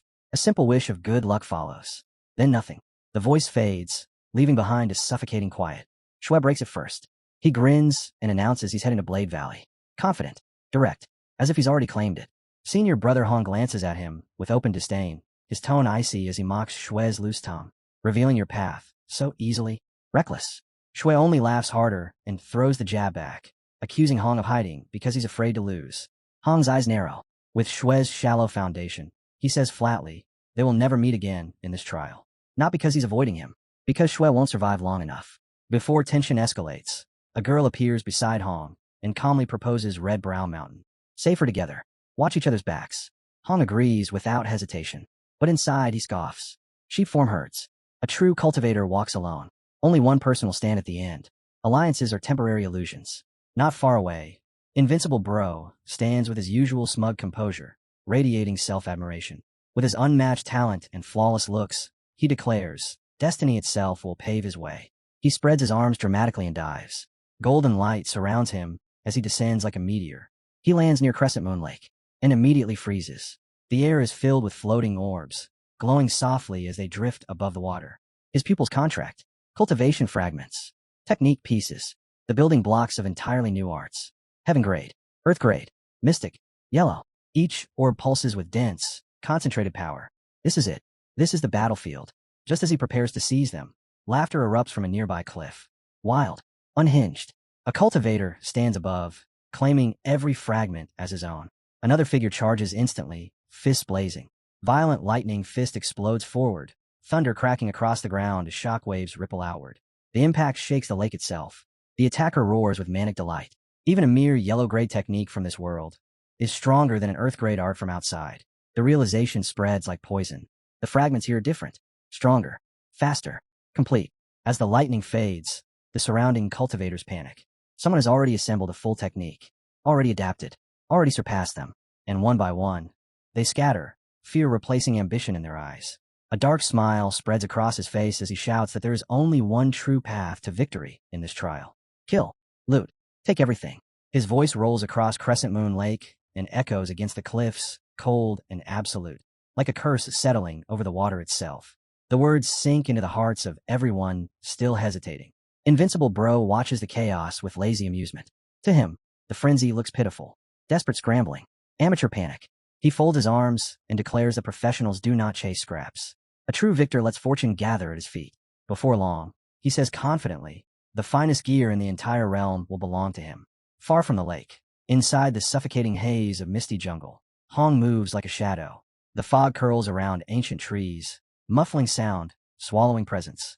This place is perfect, quiet, resource-rich, safe enough for calculated growth. Then he sees it, a faint glow leaking from the forest floor. He steps closer. The ground erupts. A blazing fire dragon talisman bursts into the air, roaring with dense spiritual force. Heat distorts the mist as crimson light coils around him. Hong's eyes sharpen instantly. A top-tier offensive talisman. The energy alone proves its rank. Before the excitement settles, his gaze lands on something else. A book. Shadow escape art. Not fragments. Not incomplete pieces. A full technique. Ready to cultivate. His breathing grows heavier. In mere moments, he has obtained a blue-grade talisman and a complete art. Luck? Fate? No. He calls it inevitability. Golden energy swirls around him as he lifts his arms toward the fog-covered sky and declares that this third trial already belongs to him. Back at Crescent Moon Lake, the long-haired cultivator who dominated the shoreline smiles in satisfaction. The fragments are secured. The weak have fled. The territory is his. It is time to expand. Time to plunder elsewhere. Then he spots a familiar figure. The bald youth he mocked earlier. A cruel laugh escapes his lips. Perfect. He will erase this embarrassment and seize whatever legacy the fool has managed to collect. Purple energy erupts around him as he surges forward, certain of victory. But when he arrives, his expression stiffens. The bald youth stands calmly. Purple armor gleams across his body. Rare, refined, powerful. His weapons hum with restrained force. The lake's spiritual currents seem to bend toward him. Impossible. He was certain he had taken everything. For a split second, doubt creeps in. He forces a smile and pretends generosity, warning Invincible Bro that the outside world is dangerous, advising caution as if offering kindness. Invincible Bro smiles back. He even compliments him. Kindness is rare, he says. Then his tone shifts. Leave everything behind. All of it. The long-haired cultivator's confidence shatters. He drops to pleading instantly, promising to surrender his gains, begging for mercy, offering excuses. Golden light detonates. A single blast. He is slammed into the ground without resistance. As tears streak down his face, his body dissolves into a glowing box, absorbed by the trial's ruthless rules. Invincible Bro walks straight to the glowing box without the slightest hurry. He casually thanks the fallen man for gathering everything so neatly for him, as if accepting tribute from a servant. Then he places his hand on the box and begins absorbing the energy. Streams of light surge into his body, merging with the purple armor, strengthening it further. When the last trace fades, he doesn't even look back. Without hesitation, he turns and heads toward the deeper regions of the island, confident that greater prizes are waiting. High above, beyond the sight of all contestants, Holy Cow observes in silence. The full set of purple equipment is impressive, yes. But gear alone means nothing against the island's true dangers. Unique environments. Hidden trials. Opponents who have yet to reveal themselves. Even Holy Cow senses it clearly. What lies ahead will not be simple slaughter. The real struggle has not even begun. Far away in a jagged mountain range, 3 cultivators stand together, their conversations circling around one name. Invincible Bro. One grits his teeth, unable to hide his envy. Another scoffs at his arrogance, recalling how badly he once wanted to put that smug face in its place. The third speaks more calmly, suggesting the obvious solution. Strip him of everything. Take his resources. End his rise before it becomes a threat. They all agree, but there is hesitation. That purple armor. It isn't ordinary. The one dressed in red and green raises a hand, steadying their doubts. There's still a way, he says. A method. If they execute his plan precisely, even that armor will not save him. Back at Crescent Moon Lake, Invincible Bro pauses mid-step. Someone is calling him. He turns. A woman approaches with measured strides, her presence sharp, her confidence unmistakable. She looks him up and down with a faint smile and greets him with a teasing title. Kidney King. She claims she has come to discuss a deal. Our hero narrows his eyes, genuinely puzzled, asking what kind of deal she's even hinting at. The girl bites her lip and says it's improper, not something people just talk about openly. The moment she lowers her voice and sweetens her tone, our hero's expression shifts. She tells him that sure, their names and faces in this virtual world might be fake, but feelings aren't. Emotions are real, and she's willing to trade something valuable. In return, he'll get exactly what he needs. He glances at her and casually notes that having something like that presented so directly feels a little inappropriate. And then this so-called temptress actually starts slipping off her outer layer, telling him to stop acting like a child. Things like this don't need a festival or fireworks. Our hero nods calmly, as if agreeing to a normal transaction. She steals a glance at him, secretly thinking this guy must be painfully lonely to accept after a single line. With a teasing smile, she asks if he's ready to clap. Instead of stepping forward, he casually drops a marble onto the ground and tells her to start with push-ups. She freezes. She was halfway to undressing, and this fool is asking her to do push-ups? She stares at him and demands to know if he's serious. Our hero misunderstands completely, assuming she's negotiating for a higher price, and drops several more marbles beside the first. The girl shifts into an even more provocative stance, trying to spell it out slowly. He's mistaken. What she meant was that he could do anything he wanted with her. Our hero blinks once, twice, then it clicks. His confusion fades, replaced by faint amusement. She sees that change and assumes he finally understands. Her heartbeat quickens. She prepares to commit fully, but instead of lunging at her, he folds his arms and calmly instructs her to add a few sit-ups to the routine. That's when her temper snaps. She accuses him of deliberately humiliating her, and just as she's about to explode, something catches her eye on the ground beside her. Profound tear fragments, treasures that even elite cultivators treat like sacred relics. He's tossing them around like pocket change. Our hero repeats the offer, voice steady, asking whether she's going to do it or not. She doesn't argue about sit-ups anymore. She drops down and starts the push-ups like a freshly recruited soldier. Pride can wait. The reward is too enormous to ignore. Hidden in the shadows nearby, a group of watchers nearly choke on their rage. Their vampire beauty, the one who always looks down on others, is working out in front of him like an obedient disciple. When they see her straining through sit-ups, realization hits. Our hero is openly mocking her. Their blood boils. Finally, they lose control and charge from all directions, intent on tearing him apart. But our hero remains still, eyes calm, already aware that the moment they let anger take over, they had lost. One of them finally steps forward, rage twisting his face as he points at our hero and roars that he dared to humiliate them. He swears he'll end him right there. Our hero doesn't even blink. A single fiery arc slices through the air.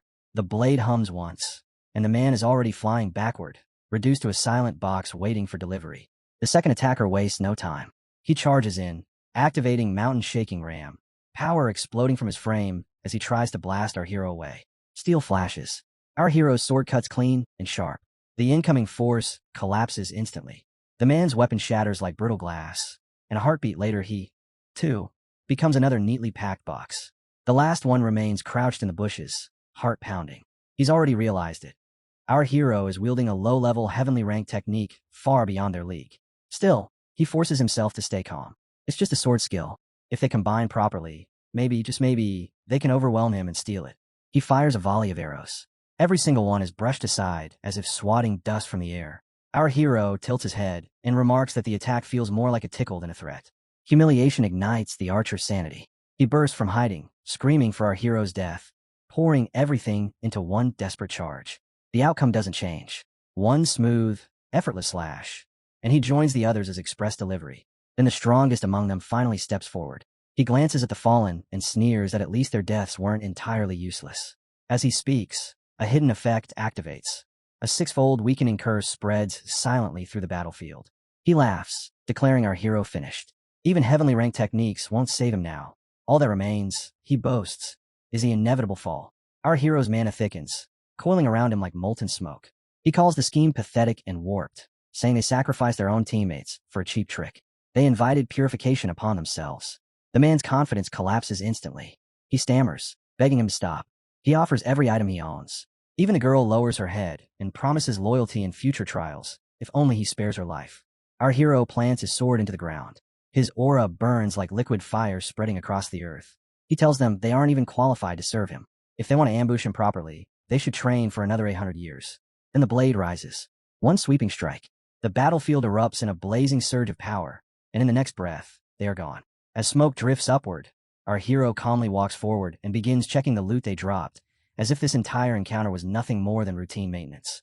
Far away, deep inside the dragon's lair, another warrior is locked in a savage clash with a monstrous creature. Cornered and desperate, he reaches straight for the gold-quality talisman, the Holy Sun's ultimate trump card. Without hesitation, he activates the Divine Fire Talisman. A torrent of blazing light erupts outward, waves of scorching energy rolling forward like a tidal inferno. The massive fire beast in front of him howls as divine flames pierce through its hide, burning past scale and muscle as if they were paper. In seconds, the creature collapses under the relentless blaze, reduced to nothing but fading embers. He doesn't hesitate. Following its guidance, he steps into the concealed entrance, and the moment he crosses the threshold, his expression transforms with excitement. He even mutters that fate itself must favor him, that he is truly the Holy Sun's chosen one. Then he sees it. A towering golden tree stands at the heart of the lair, its branches woven from pure divine light, radiating overwhelming energy into the air. The entire space hums with sacred pressure. Understanding strikes instantly. This is the essence of the divine dragon, a power so terrifying that even someone fully equipped would be crushed within a few breaths under its weight. Far away, Elder Gong lifts his head, eyes narrowing as he senses the awakening aura ripple through the void.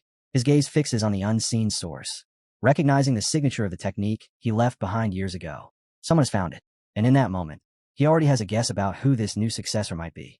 A faint, unreadable smile touches his lips as he wonders how Yi Julin intends to compete with a rising successor who now stands before the dragon's very essence. Back in the Gujin clan's territory, the remaining warriors stare in disbelief.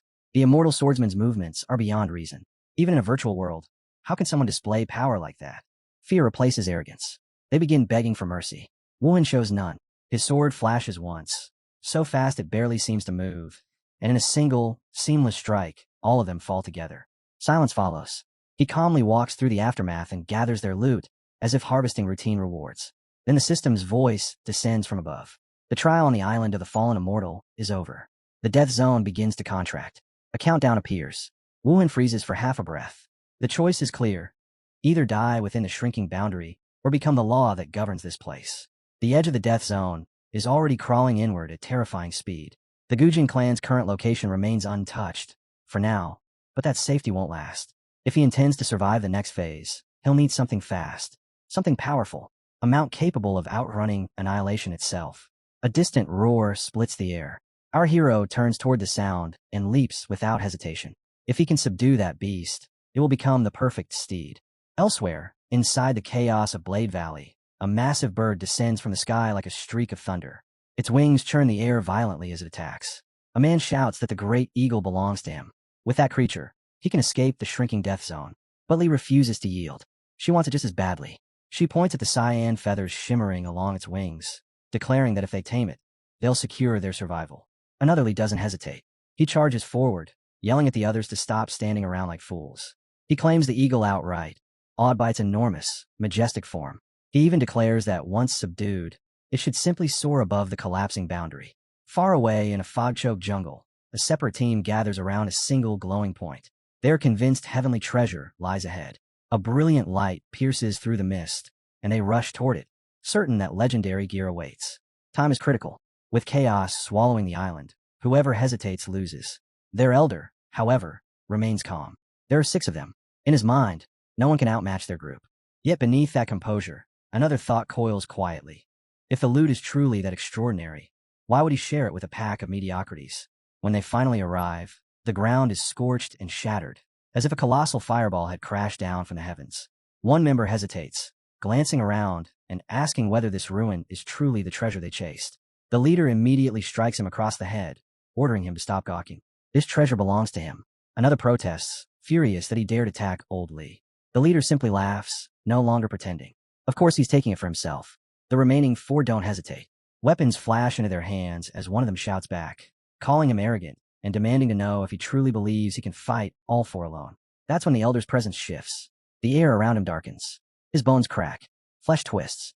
Before their eyes, he transforms into something monstrous. His voice turns hoarse as he declares that everything they owned, everything they built alongside old man Lee, now rests in this monster's grasp. With Lee gone, he drops all pretense. He mocks them openly, asking if they honestly think he fears a handful of naive fools. Then he explodes. His true strength erupts without restraint. The battlefield becomes a slaughter. In moments, their resistance collapses under overwhelming force. Not far away, Han watches silently. In a world where only the strong survive, he finds it almost amusing that anyone would still choose trust. After erasing his entire team, the elder stands alone amid the wreckage, chest swelling with pride and greed, ready to claim the treasure for himself. He doesn't get the chance. Han steps forward. His voice cuts through the air, mocking the elder as nothing more than a sheep pretending to be a wolf. He questions whether such a creature is even qualified to touch the greatest treasure here.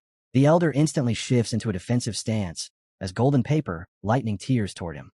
He roars in fury, accusing Hong of lurking and waiting for this exact moment. To him, Hong is a shameless scavenger. Hong only laughs. When the elder butchered his own teammates, he didn't seem too concerned about fairness. After all, Hong claims he's merely an observer. Then his blade moves. One clean strike. The barbarian falls before anyone else can interfere. Hong claims the reward without hesitation and states plainly that the man vastly overestimated himself. A radiant object materializes before him, the gift from victory. He studies it carefully and realizes it's an epic-level gear set. The moment he equips it, power floods through his veins. Confidence surges. In his mind, fate itself stands at his back. With this strength, he believes no one can oppose him. The final death zone will converge at Mount Red Brown. He intends to turn it into chaos. And before leaving, he vows that our hero will wait for his dark return. Elsewhere, our hero suddenly sneezes. He narrows his eyes immediately. Someone is clearly speaking his name. Riding atop his muley eye, he heads toward the border between Crescent Moon and Mount Red Brown. But something feels off. After a brief glance at the shrinking boundary, realization hits. He's moving in the wrong direction. The actual zone lies on the opposite side. He's been charging straight toward the poison track. He grabs the reins and yells at his muley eye to stop before it carries him any deeper into the wrong path. He smacks his stubborn little companion on the head, telling it to quit acting difficult. And just as he's about to move on, his steps freeze. Right in front of him, glowing like fate itself, sits the most legendary airdrop imaginable. For a second, he just stares, unsure whether his eyes are playing tricks on him. Then realization hits. He exhales and mutters a quiet thanks to Xiaohui. Somehow, that tiny troublemaker really did lead him the right way. As he walks closer, the radiance pouring from the crate nearly blinds him. Gold light spills across the ground, heavy and pure, the unmistakable aura of a true golden legend. His pulse quickens. Even in a brutal trial, rewards like this shouldn't exist. The moment feels unreal. But the truth is simple. Things are about to escalate. Meanwhile, Red Brow Mountain has turned into a graveyard of ambitions. Only 40 survivors remain. At the peak stands Wuhan, the immortal swordsman, perched atop a massive white tiger, as if he owns the battlefield. No one mistakes him. His presence alone is enough to suffocate the air. One teammate whispers urgently to the others to stay hidden. Ye's mount and equipment are all above purple tier. Charging him blindly would be suicide. Across the sky, Lee circles on the back of a great eagle. He lets out a low whistle, complimenting Wuhan's tiger. Wuhan accepts the praise casually, then smirks, suggesting maybe the rest realize they can't compete and chose to hide instead. Lee nods, but irritation flashes across his face. He hates cowards, the kind who lurk in shadows yet bark the loudest from a distance. If they won't show themselves, chasing them down one by one isn't worth the effort. Not far away, someone mutters about the arrogant woman from the ship, saying she's still unbearably full of herself. Another voice agrees, claiming they can at least understand her pride. But why does Wuhan carry the same attitude? Wuhan's gaze sharpens as he turns back to Lee. He admits he despises those who refuse to fight openly. Since they share that hatred, he proposes something simple. Join forces and wipe out the rest. Lee doesn't hesitate. Fine. They'll clear the mountain first. After that, he and Wuhan will settle everything between them in a final duel. That's how warriors decide supremacy. Li swings his blade with raw force, the strike tearing through the air. He calls the hidden players rats and commands them to crawl out.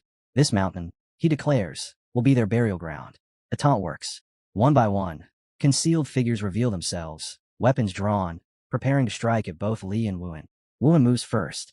He draws his sword, and a deep blue aura bleeds outward like a rising tide. The pressure alone locks the advancing enemies in place. Then they see it clearly. This is no ordinary blade. It's an epic weapon, humming with power. Panic spreads. Feet begin to retreat. From a distance, Wuhan lifts his sword high, and then the mountain trembles. A devastating wave of sword energy crashes across the battlefield, sweeping forward in relentless arcs. Wherever it passes, opponents fall, cut down before they can even scream. Wuhan's blade doesn't waver. The moment he releases it, the air locks solid. Frosted pressure crashes down on the battlefield, pinning every opponent in place, as if the mountain itself decided to judge them. His aim is flawless. Sword intent slices through space in a single, merciless sweep. In the blink of an eye, bodies fall. Those lucky enough to survive remain frozen in shock, finally understanding what it truly means to stand before an immortal swordsman. Terror spreads faster than blood. The survivors break. They turn and flee without dignity, scrambling like vermin desperate to escape a rising tide. But in Wuhan's eyes, they are nothing more than frightened rats. Escape was never an option. Li steps forward, eagle feathers still drifting behind him, and declares the outsiders finished. Now, he says, it's time for their duel. Wuhan raises a hand. Not yet. His voice sharpens, cutting deeper than any blade. There's still one more hiding nearby. He orders the last spectator to come out immediately. For a moment, only smoke answers him. Then a shadow shifts within the haze. Slow footsteps echo. Hong emerges, a lazy smirk resting on his lips, as if he's watching a play unfold exactly as he expected. He laughs under his breath, saying things just became interesting. He admits Wuhan truly deserves his title. Those senses are far beyond ordinary fighters. Li's eyes narrow. Who is he talking about? Before he can press further, Wuhan quietly warns him to stay alert. The man standing before them is fully equipped with epic gray gear. Dangerous. Possibly even more threatening than his own icy soul sword. Hong shrugs as if complimented. He admits his original plan was simple. Wait until Wuhan and that girl finish tearing each other apart, then step in and claim everything for himself. Clean. Efficient. But since Wuhan forced him out early, the plan changes. Now he'll just have to kill them both. And he makes one thing clear. No holding back. No alliances. Wuhan's sword remains drawn, calm and steady. He asks what exactly Hong means. There's no need to pretend. He already knows her. That single sentence ignites fury. The younger brother snaps, voice sharp with warning. Enough. Anyone who dares expose his identity will pay in blood. Exposure would destroy her reputation, and he can't believe Hong, someone who once studied beside them, stands there acting superior. Hong doesn't flinch. He asks who exactly is being threatened. Does the younger brother really think intimidation works on him? If she's bold enough, he challenges Li to settle it one-on-one. Strangely, that suggestion eases the tension around Li. His older brother's move protects her dignity, and this new angle gives him room to maneuver. He accepts the challenge without hesitation, deciding he'll handle Hong personally. Wuhan watches in silence, piecing the fragments together. There's history here, tension layered beneath pride and secrecy. But one question still lingers in his mind. Who exactly is this man? And why is he so desperate to keep his identity buried? Wuhan doesn't waste another breath. He surges forward, blade flashing, telling Hong to stop talking and start fighting. The slash cuts straight for his throat, fast and merciless. Hong only smiles, eyes calm, saying he's been waiting for this. If this is the immortal swordsman, then show him. Let him see that legendary power with his own eyes. Their weapons are about to collide, and the world explodes. The ground trembles. Air fractures. A massive wave of blazing energy crashes down between them like divine punishment, tearing their attacks apart midair. Steel never meets steel. Instead, fire swallows everything. Everyone freezes.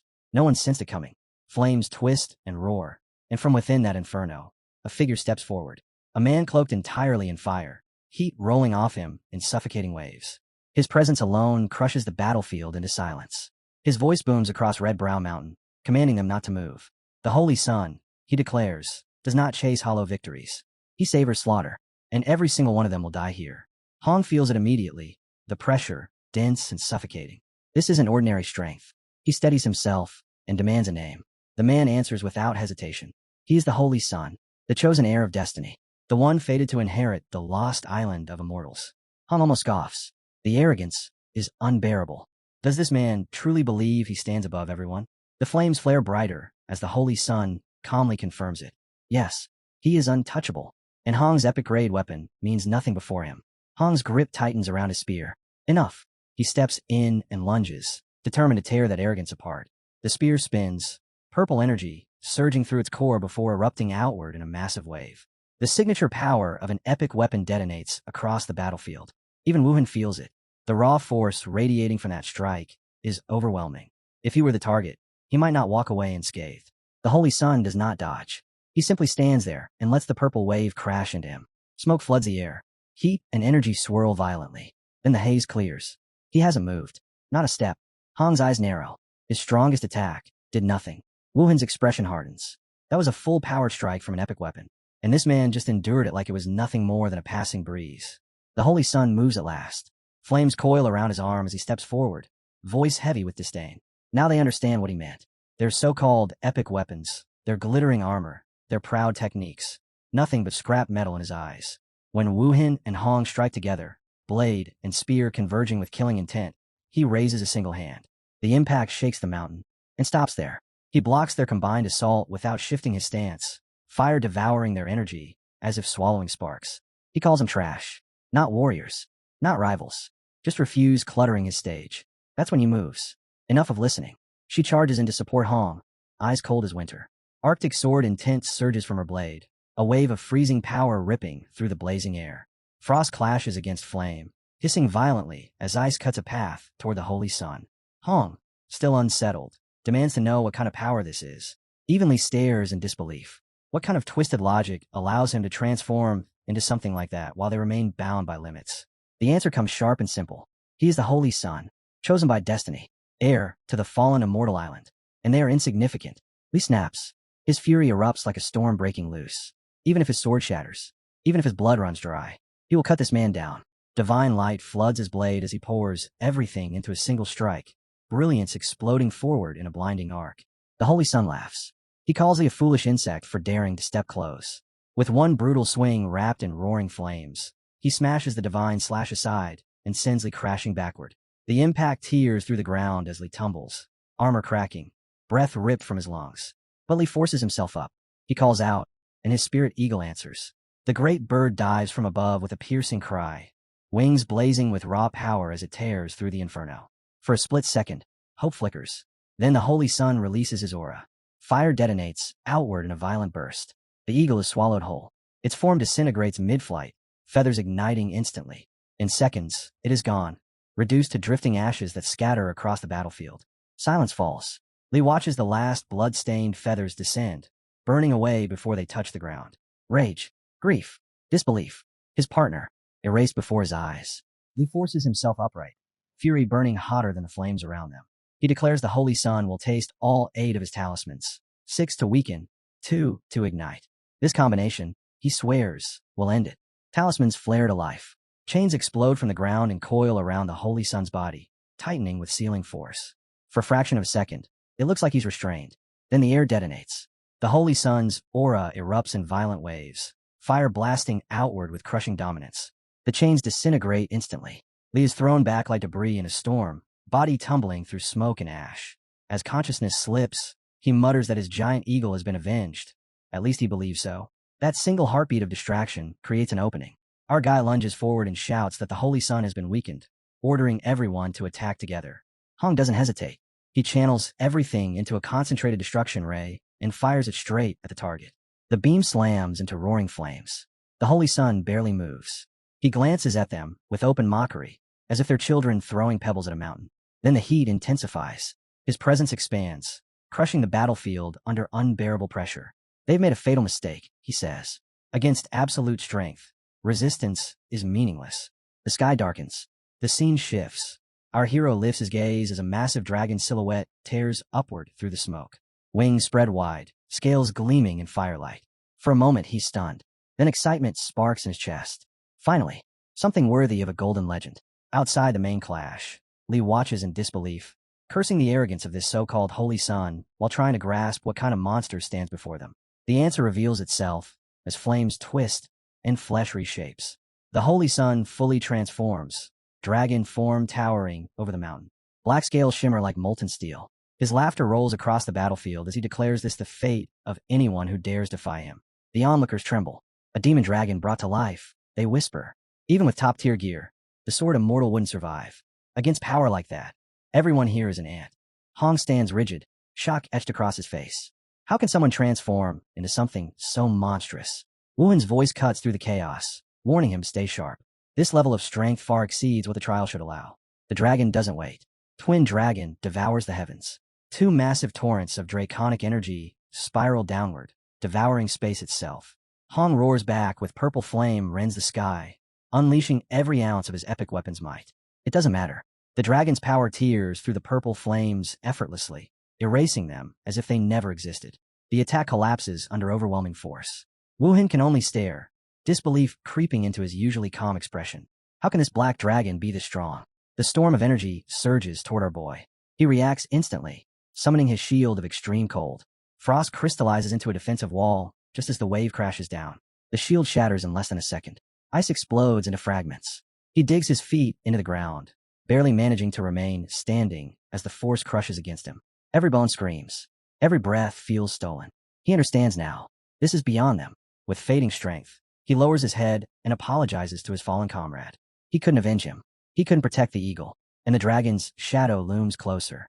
The Holy Sun throws his head back and laughs, his voice dripping with contempt as he calls their precious inheritance and carefully prepared artifacts nothing more than scrap compared to his dragon claws.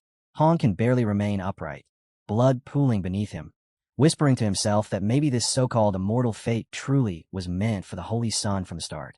Hearing that doubt, the Holy Sun laughs even harder, declaring that after everything he has endured, the heavens have finally handed him victory. No one alive can take it from him now. Beyond the arena, the crowd descends into uproar. Some shout that this is no different from cheating. Others panic over Ye's disappearance, questioning how someone blessed with absurd luck could simply vanish. Most assume the obvious. No one survives a demon dragon like that. As the Holy Sun steps forward to end Hong's life, he coldly proclaims that only a true child of destiny like himself deserves the legacy of fallen Immortal Island. If Hong wants another chance, he can try again in his next life. Then, slicing through the noise, a lazy, almost entertained voice remarks that the game even has tiny dragon brats now. The Holy Sun stiffens, irritation flashing across his face before realization hits. Someone is still alive. Half-conscious, Hong senses that familiar aura and understands. It has to be that strange bald guy from the Immortal Boat. The Holy Sun's eyes burn as he demands to know who dares interrupt him, announcing himself as the Great Dragon King. Outside, the spectators erupt again, calling Yi insane for showing up now instead of hiding and quietly settling for second place. Yi stands there without a trace of tension, casually mocking him, saying the appearance may have changed but the delusion of being a Dragon King remains the same. Enraged by the ridicule, the Holy Sun lunges forward, intent on crushing him in a single strike. The crowd gasps, already picturing the bald man reduced to pulp. But when the smoke disperses, silence slams into the arena. Instead of being obliterated, Yi counters with a sweeping sword slash that forces the Holy Sun back and tears into his hand. A furious roar explodes from the dragon's throat as he refuses to accept that his invincible dragon body has been wounded. Hong's eyes widen in disbelief as he recognizes the weapon and shouts its name. The Golden Legend, the highest tier of all weapons. The audience falls into stunned chaos. They whisper about how they scoured 3 entire zones and barely scraped together fragments of epic gear. Yet he somehow wields a complete legendary weapon. Yi merely grins, lifting the blade as he jokes about his dragon-slaying saber, introducing himself with shameless flair as Johnny Noob, openly daring anyone foolish enough to step forward and test him. The Holy Sun stares in visible confusion, clearly unable to process what this ridiculous legend, or Johnny Noob title is supposed to mean. Then his gaze shifts to the blade, and understanding dawns. Dragon-slaying saber.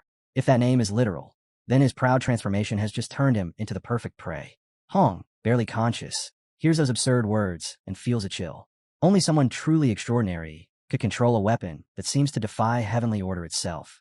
Outside the arena, Li narrows his eyes, suspicion forming in his heart that Junlin might truly be their master. The crowd erupts into excited chatter, convinced that only Yi could possess both this kind of luck and this kind of strength. One girl clenches her fists proudly, insisting he was never eliminated. He was simply waiting, conserving everything for this exact moment. But the Holy Sun refuses to retreat. His aura detonates outward in blinding fury as he proclaims himself the true child of destiny, the sole heir to the legacy of fallen Immortal Island. Shock spreads through the spectators as his dragon form mutates again, twisting into something even more grotesque and terrifying. Doubt creeps into some of their faces. Can he actually survive this? With a deafening roar, the Holy Sun unleashes another devastating strike, declaring himself the new master of the island. He does not move. Fire burns calmly in his eyes. With a legendary blade resting in his grasp, he states that the world is already his. In the next instant, the overwhelming attack shatters apart as if it never existed. The Holy Sun steadies his breathing, forcing himself to think. Aside from that legendary saber, the rest of Ye's equipment is merely epic tier. That means there is still a gap to exploit. Convincing himself of this, he gathers his strength and releases Twin Dragon devours the heavens once more. Yi remains relaxed, stating plainly that it is useless. A weapon forged to slaughter dragons does not fear dragon techniques. Desperate, the Holy Sun attempts a sudden strike from behind. The blow lands and disperses without effect. Yi calmly explains that the saber grants absolute defense. No blind spots, no weaknesses. The Holy Sun screams that he is the strongest existence here, yet every frenzied strike is turned aside effortlessly, as though he is hacking at an unbreakable wall. Outside, Li laughs openly, remarking that trying to injure their master is like attempting to tickle him. The crowd watches in stunned awe. Any single punch from the Holy Sun could have killed them countless times over, yet Yi stands unshaken. From afar, Hong forces his fading vision to focus, sensing something deeper. Both of their auras are still climbing. The longer this battle drags on, the more terrifying the two of them become. Hong understands it clearly now. The clash between Yi and the Holy Sun has climbed to a realm far beyond his reach. Every collision detonates like a natural disaster, shockwaves ripping across the battlefield and forcing him to stagger backward. Gritting his teeth, he admits the truth. If he stays any longer, he will be crushed by forces that are not even aimed at him. Each exchange drives him farther away, pressure crushing his lungs as he coughs up blood, realizing that the aftermath alone is enough to erase him completely. Beyond the trial grounds, the spectators stand in rigid silence. One man trembles openly, whispering that the Holy Sun's attacks carry power so monstrous that even the lingering shockwaves could kill him instantly. Another swallows hard and mutters that Senior Yi is brushing it off as though it were nothing, unable to comprehend how deep his strength truly runs. Within the blazing battlefield, the Holy Sun's composure fractures. Rage and disbelief warp his expression as he gathers every ounce of power left in his body, roaring that he refuses to accept defeat. His aura surges violently as he unleashes Golden Dragon's heaven-searing roar. A colossal tide of golden fire erupts outward, devouring the arena in an instant. Flames consume the sky itself, turning it into a raging inferno. Panic erupts among the onlookers, some screaming that not even a legendary weapon's defense could endure such destruction. Through the sea of fire, he remains standing, completely unfazed. He tilts his head slightly, dismissing the spectacle as a trivial trick, reminding everyone that he already declared himself untouchable. Meanwhile, Hong struggles to remain conscious. The shockwaves crash into him like a relentless storm, and he curses his own weakness, unable to withstand even the residual force of their confrontation. Outside, fear spreads that Senior Yi has finally been swallowed by dragonfire. From afar, Li clenches his fists, silently praying that his master survives and crushes this nightmare. Then the flames begin to fade. As the smoke thins, a figure steps forward, untouched, unscarred. Not even a trace of damage marks him. The Holy Sun's eyes widen in disbelief, his strongest technique having achieved nothing. He demands to know why. The answer comes calmly. The dragon-slaying saber grants absolute dominion. A half-dragon never stood a chance. The blade rises, aura surging like a rising sun. His voice remains steady as he declares that it is now his turn. In the next heartbeat, dragon-slaying delusion shattering tears through the battlefield. The Holy Sun's arrogance collapses into raw terror. His confidence shatters as he begins begging for mercy, clinging desperately to the belief that he, bearer of divine dragon power, was destined to be invincible. His mind rejects the reality unfolding before him. But the blazing slash does not hesitate. It engulfs him entirely, erasing his screams, his pride, and his existence from the battlefield in a single, overwhelming stroke. As the blinding light dissolves, he lowers the dragon-slaying saber and exhales slowly, muttering that invincibility truly is a lonely curse. Outside the arena, the silence explodes into deafening cheers. The crowd roars that Senior Yi cannot be defeated, that every battle ends before it even begins. Some boldly declare he is destined to stand at the summit of the Eastern Domain. Li watches with quiet pride, fully aware that his master has once again crushed every expectation placed upon him. A thunderous voice resounds across the sky, announcing that the stage has been cleared. He laughs lightly, remarking that he finally secured his chicken dinner, even if the process was troublesome. The crowd immediately shouts back, calling him shameless for pretending it was difficult after overwhelming everyone. Before their noise settles, radiant light envelopes him. In a single breath, he vanishes, leaving only stunned silence and endless speculation about where he's been taken and what reward awaits him. When he opens his eyes, he finds himself suspended within a vast, cosmic expanse. Swirling currents of energy twist around him, shimmering lights drifting like distant galaxies. He scans his surroundings, unable to comprehend how he arrived here. Far ahead, a radiant celestial body glows with an intensity beyond anything he has ever witnessed. Countless immortal boats orbit around it like guardians of a forgotten era. An inexplicable familiarity stirs within him. He wonders if this is the ancient Kunlun realm, perhaps a memory from an age long erased, replaying before him. Then the scene shifts. A colossal war unfolds among the stars. Immortals collide in violent brilliance, their power shaking the heavens themselves. He watches as cultivators of the Kunlun realm charge fearlessly against foreign invaders. The sheer scale of their strength leaves him momentarily speechless. At its peak, this realm must have been unimaginably mighty. Thousands of immortals standing united to defend their home. Shockwaves from their clashes rip through the void, tearing open the sky and shattering entire celestial bodies as if they were fragile glass. Amid the chaos, several foreign cultivators declare coldly that the outcome is already decided. Resistance is meaningless.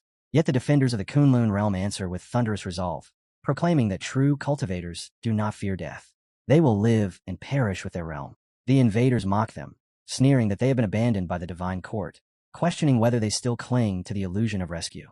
One defender roars back proudly that even without the divine court, the Kunlun realm possesses the strength to save itself.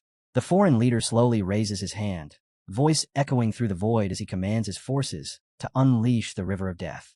He declares that the time has come for the realm to face absolute annihilation. A colossal purple river tears open the void, surging into existence with violent pulses of lethal energy. It flows like a living catastrophe, swallowing starlight as it advances. The defenders feel it immediately, their strength draining, their limbs growing heavy, their breaths turning shallow. One cultivator shouts in alarm that every single drop carries absolute death. To touch it is to be erased. He orders everyone to retreat back into the realm before it consumes them all. The invaders laugh without restraint, declaring that the fate of the realm has already been carved in stone. This star will soon belong to them. Then a steady, resonant voice cuts through the collapsing heavens. A lone cultivator steps forward, his presence firm as an immovable mountain. He declares that as long as he remains standing, no conquest will ever succeed. With a simple motion of his hand, an immense formation ignites across the cosmos. Lines of light interweave through space itself, and the flow of the river of death twists violently under his command. The defenders cry out in recognition. It is the master of Fallen Immortal Island, the greatest formation grandmaster of their era. Under his control, the deadly current reverses. The purple flood surges back toward the invaders, their own weapon turned against them. In a flash of blinding brilliance, the river devours their army, dissolving them into nothingness. Silence follows the annihilation. The cultivators of the Kunlun realm erupt into cheers, praising the island master's unparalleled genius. He stands there calmly, as though rewriting fate itself were an ordinary act. Watching from afar, Yi feels genuine shock. In a single move, that man transformed certain defeat into overwhelming victory. As he reflects, realization begins to form. This scene must be connected to the fallen immortal island he encountered during his own trial. Before he can unravel the thought further, the island master appears before him, fragments of celestial light orbiting his figure like shattered stars. His gaze settles on Junlin as he states calmly that what he witnessed is only a fragment of the truth behind the destruction of the Kunlun realm. Startled yet composed, Yi asks the man's identity. The figure answers without hesitation. He is Lu Huanglu, master of Fallen Immortal Island, recognized across countless realms as the Grandmaster of Formations. His tone carries quiet certainty as he adds that everything shown so far is merely the prologue. The real truth has yet to unfold. The words hit like thunder, and our boy just stands there, eyes wide, jaw nearly dropping to the floor. Across from him, old man Lu narrows his gaze, quietly wondering whether his imitation of that ancient aura is convincing enough to fool the sharp-eyed brat.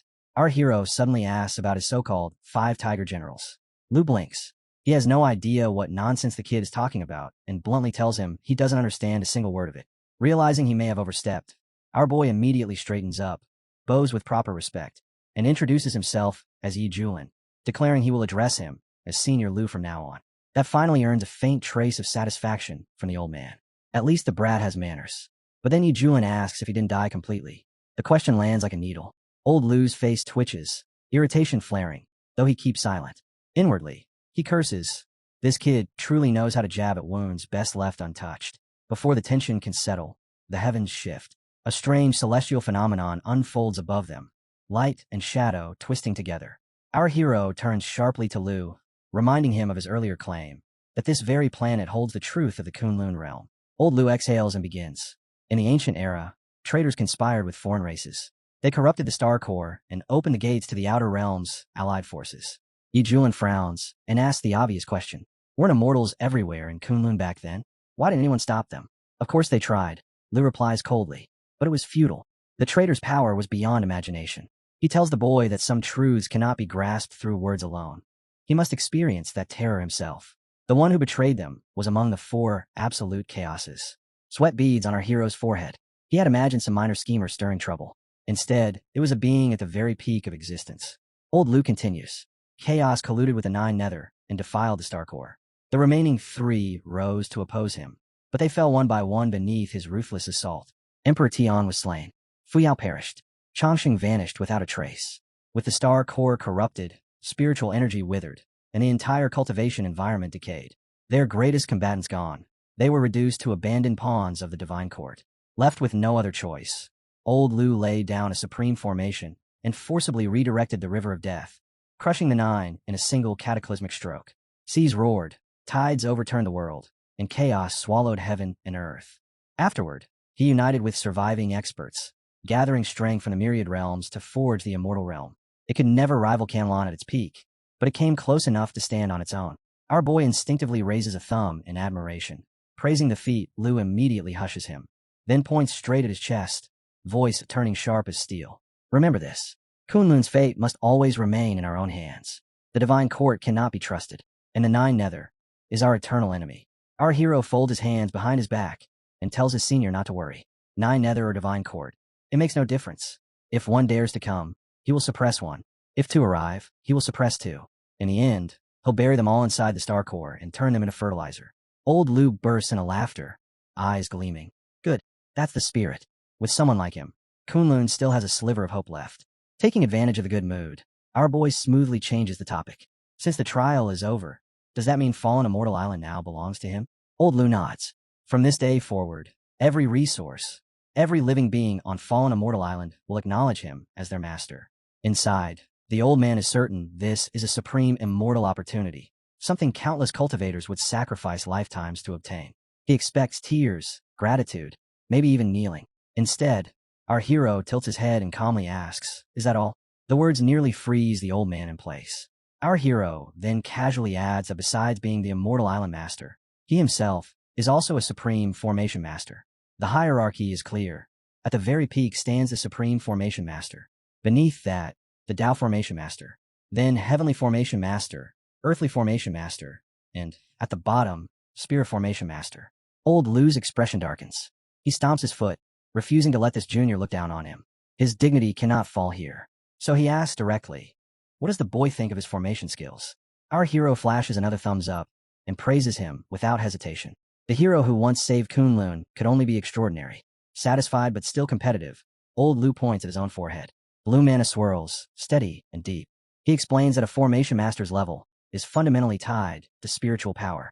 Without sufficient spiritual strength, even flawless techniques cannot give birth to true formations. Then he reveals something that makes our boy pause, a peculiar signature mark. Spiritual power, he says, is divided into 200 ranks, from lowest to highest, and he himself stands at the 200th rank. Our hero's eyes widen. In his mind, calculations spin wildly. If he could provoke this big shot properly, if that golden finger of his activates, his own spiritual power might leap straight to the summit. Old Lu notices that dangerous glint of anticipation before he can fully understand it. Our hero immediately bows with perfect respect and politely requests that Senior use his rank 200 spiritual power on him. The old man goes silent, completely silent. After a long pause, he coughs and reminds him that he is merely a divine projection. He cannot wield the full strength of his main body. Our hero nods thoughtfully, then says it's fine. He doesn't blame him. Old Lu's face darkens further. Forgiveness? Who said he needed forgiveness? His voice sharpens as he demands an explanation, pride flaring uncontrollably. Determined to put this junior back in his place, He raises a finger and points straight at our hero's forehead. Fine. He may not be able to unleash his spiritual power, but he can at least measure the boy's level. A yellow glow gathers at his fingertip. He warns him in advance. If the number is low, don't feel discouraged. After all, he hasn't even stepped into immortality yet. The light settles, and a glowing number appears. 10. Old Lu nods calmly, as expected, but before he can finish his thought, the number flickers. 10 becomes 20. 20 surges to 50. 50 doesn't stop. It breaks past 100 in a single breath. The old man freezes. His pupils contract as the digits climb higher and higher. This can't be right. His mind rejects it outright. Impossible. Absolutely impossible. Our hero calmly observes the glowing figure and remarks that even 100 is still far from 200. Compared to his senior's greatness, he feels a bit ashamed. The words land like oil on fire. Old Lu grabs him by the collar in pure disbelief, muttering through clenched teeth that when he first became immortal, his own spiritual power hadn't even reached 50. And now this brat stands here displaying talent that borders on absurdity. Our hero blinks innocently and asks if he said something wrong. The old man releases him at once, straightens his robe, and forces his tone into something resembling casual composure. Rank 100 spiritual power. Yes, that is indeed within the realm of possibility. He lifts his gaze toward the sky and exhales slowly. So this is what it means when new waves push the old ones to shore. After a brief silence, he extends his hand toward the boy. If he wishes, he can continue studying formations under him. He will give him a few pointers. Old Lu straightens and tells him to watch carefully. What he is about to display is a wondrous formation passed down from ancient times. A vast blue circle unfolds behind him, radiant and profound. He declares that if the boy memorizes it, he will step directly into the rank of Heavenly Formation Master and walk the immortal realm without opposition. Our hero turns away mid-display, yawns, and casually states that he has no interest. The formation collapses instantly. Old Lu nearly chokes. He leans in, lowering his voice, whispering that Heavenly Formation Masters are treasures pursued by the great powers of the immortal realm. Countless dominant factions would beg him to set formations for them. No reaction. The old master presses harder. Resources, prestige, status, all of it would fall into his hands. Still nothing. Finally, he snaps and demands to know who gave him the right to act so detached. Our hero looks at him quietly, then laughs inwardly. With a system capable of directly instilling knowledge, who would waste time grinding through ancient manuals and endless practice? The scene shifts. A massive crowd gathers before a glowing blue screen, irritation thick in the air. They grumble about being reduced to cannon fodder. Their attention fixes on Senior Wuhan, newly eliminated. If even he has fallen, who could possibly possess that level of power? Wuhan himself is elsewhere, troubled. After being separated, he worries about Li. How can anyone fully comprehend the strength of such an expert? Then a faint smile crosses his lips as he recalls carrying Li in battle. The strange blend of masculine elegance and gentle charm. For reasons he cannot explain, it stirred in him an urge to protect. Yet Li has not come looking for him. The bond forged in combat seems to linger only in his own heart. Nearby, two admirers sigh dramatically, calling it a tragic and beautiful devotion. His disciples, however, stand rigid. Hong quietly leans toward Brother Li and asks whether he heard that the Sword Immortal is apparently deeply in love with him, and why he refuses to reveal his true identity to complete such a romantic tale. Li's expression darkens. He mutters that it was a mistake, possibly the greatest mistake of his life. Within the crowd, Chun remains concealed under disguise, waiting for his destined moment. His thoughts return to our hero. He swears that when the time comes, he will tear him apart piece by piece. A sudden tension sweeps through the arena. Every remaining contestant stiffens, voices rising in restless speculation. Why has the succession still not been decided? What is happening behind the scenes?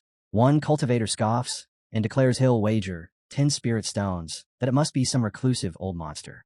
No one from the younger generation could possibly defeat that many masters and remain standing until the end. Still, he concedes that whoever achieved this must be a monstrous genius. Then it happens. A colossal beam of light crashes down behind the mountains with a thunderous boom. The earth trembles, yet instead of fear, awe spreads through the crowd. The successor is finally emerging. From within the radiance, our hero descends. A cold mechanical voice echoes across the realm. The succession is established. From this moment onward, Yi Julin is the lord of Falling Immortal Island, sovereign of its laws and master of this domain. The crowd erupts. It's Senior Yi. It really is him. Congratulations echo from every direction. Li stares in disbelief. The disciple who once clung to resentment still cannot comprehend what he lacks. Why that throne was never his. Even Wu Hin lowers his gaze in quiet admiration. Unfathomable. That is the only word he can find. Hong and his elder master, however, mask their bitterness behind forced composure. resentment festering as they secretly plot his downfall. At the center of it all, our hero stands calmly, enjoying the spectacle. Yet he cannot ignore the strange sensation. Like a few flies are staring at him with ill intent. Even crowned in triumph, holding absolute authority, a trace of boredom and loneliness lingers in his chest. Wu-In steps forward and remarks that Senior Yi has taken first place for 3 consecutive rounds. Surely this is the will of the heavens. His voice carries open envy. Our hero responds lightly that Wu-In has performed well too. At least for these 3 rounds, he was present. Wu-In blinks, momentarily confused, then nods in agreement. Fair enough. Without warning, the atmosphere shifts. A surge of green mana tears through the sky, rippling outward in waves of dark energy. The disciples glance upward, wondering where this sudden change has come from. The air grows heavy. Pure killing intent floods the realm. Lightning crackles through thickening clouds as an eerie green glow spreads from the darkness. Then a voice reverberates across the heavens, cold, domineering. It declares itself the strongest king of the nether abyss, and it demands that Yi Julin step forward and face death. Suddenly, the sky tore open and a sinister figure stepped out from a swirling green portal, his gaze sweeping across the island as if he were looking down at insects trapped at the bottom of a well. A cold laugh escaped his lips. He mocked their struggles, sneering that even if they stumbled upon miracles here, they were still ants daring to shake a towering tree. When the Great War truly descended, he claimed, they would not even qualify as cannon fodder. His killing intent flooded the air as he declared he would personally send them all to the afterlife. Then his eyes locked onto E. With a cruel smile, he announced that he had leapt around long enough. This was the final act of his farce. But before his threat could fully settle over the crowd, the Sword Immortal stepped forward. With a thunderous roar, he summoned the barrier of the nether abyss, his aura surging like a frozen tide. He rebuked the invader, declaring that a mere Tribulation Realm existence had no right to posture so arrogantly before true immortals. Around them, whispers rippled through the onlookers. Even their king had arrived, yet in their eyes it felt like trying to halt a charging chariot with bare hands. Still, they believed in the Sword Immortal's snowy strike, an attack said to be capable of cutting down demons and gods alike. Surely the Abyss King's defeat was inevitable. The Abyss King did not move. His expression remained indifferent, as he called the Sword Immortal nothing more than a newly risen true immortal. Calmly, almost lazily, he promised to demonstrate that there was always a sky beyond the sky. With a flick of his wrist, he raised an ancient artifact. In an instant, dark chains erupted outward as thick, suffocating nether energy coiled around it. Then it happened. A violent surge of violet power exploded into the heavens, splitting the air apart. Countless draconic phantoms roared into existence, their massive forms blotting out the sky as they lunged toward the Sword Immortal in unison. The sheer pressure crushed down on the island, forcing the crowd to gasp for breath, as if invisible hands were strangling them. The Sword Immortal gritted his teeth and erected a barrier of his own, pouring immortal energy into its defense. For a fleeting second, the two forces collided in a blinding clash. Then the dragons tore straight through his defense. The impact sent him hurtling backward, blood spraying into the air. Shock flooded his eyes. A true immortal strike had been shattered like fragile glass. Under his breath, he muttered that such power should not exist within their realm. The Abyss King finally revealed the truth behind their dread. With chilling pride, he declared that the supreme nether artifact had been bestowed upon him by a mighty envoy from beyond. Worms like them, he said, were never meant to withstand treasures born of higher realms. The artifact flared again, and waves of devouring energy swept across the battlefield, draining life force wherever it touched. Cultivators collapsed one after another, their souls ripped from their bodies before they could even scream. Mad laughter echoed across the sky. The Abyss King savored the sensation, praising the exquisite taste of stolen souls and the overwhelming terror inspired by relics from worlds beyond their comprehension. His gaze shifted back to the Sword Immortal. He announced that the immortal soul would become the artifact's first offering of immortal blood. Hovering in the shattered air, the Sword Immortal felt despair seep into his heart. Had he truly ascended to immortality only to fall on the very first battlefield? Just as despair tightened around the battlefield, he stepped out from behind the Sword Immortal and calmly ordered him to move aside. His voice carried no hesitation. He stated that this invader had come for him, so there was no need for others to interfere. His disciple froze, eyes wide, unable to comprehend why his master would walk straight towards certain death. Around them, the remaining cultivators felt their hearts sink. After everything he had done, none of them could bear to see him fall here. The Abyss King's lips twisted upward in savage delight. He declared that he had finally stepped into his carefully prepared trap. He would become the sacrificial banner, he proclaimed, and once He's blood stained the sky, the rest would follow. Without delay, he unleashed his killing move. A colossal draconic phantom roared into existence, its jaws opening wide enough to swallow mountains as it lunged to devour E whole. And then, he smiled. His eyes slowly turned a burning shade of yellow. A violent surge of aura erupted from his body, splitting the clouds apart and shaking the very ground beneath their feet. At that exact moment, the system activated. A notification echoed within him, detecting that he was under attack by a true immortal of the fifth heaven. His passive ability, one that grew stronger the greater the pressure, triggered instantly. Power flooded through his meridians. His cultivation surged without restraint. True immortal sixth heaven. The breakthrough was instantaneous. His disciples stood petrified, minds blank, unable to process what they were witnessing. He casually spat forward. The droplet left his lips and transformed midair into a blazing streak of immortal force, moving faster than thought itself. It collided head-on with a monstrous dragon. There was no struggle, no stalemate. The dragon disintegrated in a single flash. Silence swallowed the battlefield. The surviving cultivators felt their scalps go numb. The Sword Immortal's jaw trembled as he sensed the overwhelming immortal aura radiating from E. Only then did he understand. He had already stepped into true immortality long ago. Across from them, terror finally gripped the Abyss King. His mind reeled. The supreme nether artifact, crafted to suppress a fifth heaven true immortal, had just been erased as if it were nothing more than dust. He closed the distance between them in a single step. With calm indifference, he remarked that the Abyss King had traveled all this way merely to deliver free experience. The Abyss King collapsed to his knees without hesitation. Pride vanished. He begged for mercy and offered up the artifact with trembling hands. He accepted it without emotion and demanded to know who the envoy behind it was. The Abyss King bowed repeatedly, confessing that the artifact had been granted by an envoy from a foreign realm. Greed, he admitted, had driven him to obey those higher villains. In desperation, he offered to surrender the entire nether abyss if he would spare his life. Yi's expression remained steady as he exposed the truth. For 2 years, the nether abyss had waged wars north and south, pretending to expand territory. In reality, they had been securing key positions for stargates. Those gates, he explained, connected countless realms. Once fully opened, armies from beyond the stars would flood into Kunlun's eastern domain. The envoy, without question, belonged to the higher powers beyond their skies. The Abyss King nodded frantically, fear overtaking him. Yet even in his terror, he could not resist speaking. He claimed that while he might dominate the eastern heavens, he was insignificant compared to the true masters beyond. It would be wiser, he said, to cooperate with the Outer Realm Coalition rather than oppose it. He listened to the Abyss King's proposal without the slightest change in expression. Then he chuckled softly, saying he found the attempt to recruit him rather entertaining. Seeing even a flicker of reaction, the Abyss King hurried to please him, swearing he could deliver any message he wished to send to the Outer Realm Coalition. He bowed repeatedly, desperate to cling to the final thread of hope. He stepped forward. The distance between them vanished in an instant. He thanked the Abyss King for his kindness, then calmly declared that those outer forces were nothing more than cowardly rats skulking in the shadows, too afraid to show their true faces. Before the Abyss King could react, he placed a hand on his forehead. There was no grand display, no thunder, no spectacle. A silent killing intent surged through Yi's palm. In the next breath, the Abyss King's body froze. His pupils lost focus. Then he dissolved into nothingness, erased completely as if he had never existed. The battlefield fell deathly quiet. The suffocating pressure vanished with him.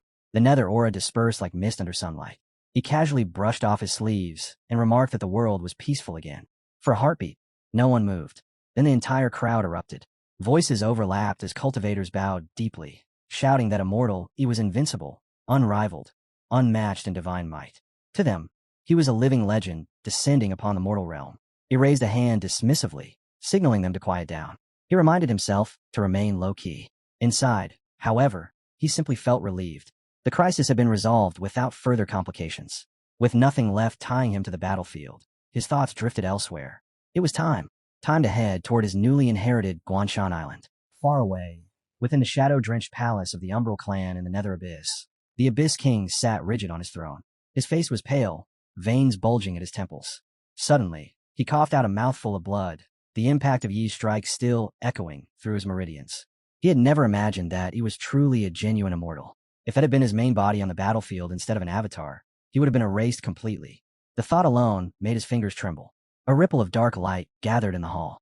The divine envoy emerged, his presence heavy and suffocating. His voice was calm, yet it pressed down like a blade. He asked what had happened and stated bluntly that the mission had failed. The Abyss King immediately lowered his head and reported that he had concealed his true cultivation. He had disguised himself flawlessly. Even the supreme nether artifact, empowered to suppress a fifth heaven true immortal, had been powerless before him. The divine envoy narrowed his eyes. The artifact, he said, carried the authority of a fifth heaven immortal. Could it be that Yi's cultivation had already surpassed the sixth heaven? The Abyss King swallowed. He confessed he could not see through Yi at all. The only thing he witnessed clearly was this. When the artifact unleashed 9 raging flame dragons, each capable of scorching heaven and earth, he extinguished them with a single mouthful of phlegm. Silence thickened in the palace. The divine envoy slowly smiled. He admitted he had not expected a man like Yi to hide such terrifying depth. That level of restraint and mental fortitude was rare. Frightening, yes, but also refreshing. It made the game interesting again. And now, it was time for Yi to pay the price. The Abyss King carefully asked whether the envoy had already determined their next move. The envoy's tone turned solemn. The Nether Abyss, he explained, was no ordinary domain. It was a sacred land established by the ancestor of the Umbral clan. Within it lay a world-shattering secret. With that secret in play, even the immortal Lord of Kunlun would not leave alive if he stepped inside, let alone someone like Yi. To them, he was nothing. The Abyss King felt genuine shock flicker across his face. He had ruled the Nether Abyss for years, yet he never realized it concealed such overwhelming power. Still, he questioned how they could possibly lure cultivators from the eastern domain into its depths. The divine envoy's lips curved upward. He said the answer lay in a chess piece he had planted outside long ago. The scene shifted. Within the halls of the Shintian sect, elders gathered in animated discussion. The sect leader spoke with visible astonishment, admitting that junior brother, he had shocked them all. None of them expected he had already ascended into true immortality. Another elder laughed, saying he must have hidden it deliberately. A female elder added that he had always been tempering his Tao heart, blending into the crowd, masking brilliance with humility. His vision had long surpassed theirs. At the center of it all, he remained composed. He simply murmured that everyone should keep things low-key. Shin muttered under his breath that his master truly deserved an award for acting. Meanwhile, his senior brother could barely contain his excitement, proudly declaring that their master had every right not to be modest. After all, he had inherited fallen Immortal Island, one of the most supreme inheritances in the immortal realm. The sect leader narrowed his eyes and turned toward junior brother Yi. His voice was calm, but the weight behind it pressed on everyone present. He ordered Yi to reveal the inheritance he had obtained. He did not hesitate. With a flick of his sleeve, a small island appeared in his palm, floating like a toy between heaven and earth. He declared that this was fallen Immortal Island, the legacy left behind by Lu Huangshu. As for who could ascend as an immortal within it, that would depend entirely on their own destiny. An elder squinted at the tiny island and scoffed, asking how something so small could possibly hold an inheritance. How were they supposed to enter it? Was it nothing more than a decorative magic treasure? His daughter, unable to hide her curiosity, echoed the doubt, wondering aloud if it was merely an artifact meant for display. Yi's gaze remained steady. He explained that the island was a spatial treasure, a world unto itself. It could expand to contain mountains and seas, or shrink to fit in the palm of a hand. Within it lay endless resources and ancient immortal beings long forgotten by the outside world. The moment those words fell, greed flared in many eyes. Li stepped forward without restraint, pleading to be allowed inside to search for immortal opportunities. Hang's heart pounded as well. If there was even a sliver of a chance to restore his true immortal form, this was it. He looked at them, as though watching children chasing after treasure. Since they desired fortune so desperately, he said, they could enter, but whether they gained anything would be decided by fate alone. He raised his hand and began a chant. Heaven and earth trembled as spiritual energy converged. The tiny island radiated brilliant light. An immortal Al opened its gates. One by one, disciples and elders were swallowed into its depths. Inside fallen Immortal Island, Li crashed down alone. He scrambled to his feet, glancing around in confusion. No one else was in sight. The landscape felt strangely familiar, stirring memories he could not fully grasp. Then he saw it. An eagle soared overhead, majestic and imposing. Li's eyes reddened with emotion. He shouted, calling it his carving giant eagle, insisting that it had survived after all. The eagle answered by circling once and dropping a steaming pile directly onto him before flying off without a backward glance. Li stood there, stunned, then erupted in protest. Did not recognize him. Was that truly necessary? As the eagle vanished into the sky, a golden feather drifted down. Li snatched at midair, and the moment his fingers touched it, his expression changed. This was top-tier forging material, powerful enough to craft a weapon rivaling an immortal artifact. The energy within it felt entirely different from what he remembered. A chill crept into his heart. Perhaps this was not his old companion at all, but an ancient, immortal spirit reborn. Elsewhere, the sword immortal crouched before a patch of strange soil. His eyes gleamed as he identified it as immortal soil, a treasure beyond measure. Overcome with excitement, he pinched a bit and tasted it to confirm. His face twisted instantly. The flavor was foul, worse than dung. Yet beneath the stench surged unmistakable immortal energy. A beast wandered nearby, casually relieving itself. The sword immortal's mind went blank as realization struck. The immortal soil he had just swallowed was the creature's feces. He retched violently, horror flooding his expression. And then, after a long moment, he forced himself to swallow the remaining taste. For the sake of cultivation, he would endure even this humiliation. The immortal power contained within it was simply too rich to ignore. Not far away, the second elder stood frozen before a thunderous beast crackling with lightning. Bolts coiled around its body like living serpents. His breath quickened. He had been trapped at a bottleneck in his thunder path for years, unable to advance. Now, watching this creature command lightning so effortlessly, insight poured into his mind like a breaking dam. In another corner of fallen immortal island, the so-called cheesy female cultivator found herself seated in a vast flower field. Each petal shimmered with immortal aura, and the air itself vibrated with Tao resonance. The moment she inhaled, her mind cleared as though a veil had been torn away. Laws she had struggled to grasp for years now aligned before her like obedient threads. Her heartbeat slowed. Insight flooded in waves. Right there among the blossoms, she extended a finger and traced a line through the air.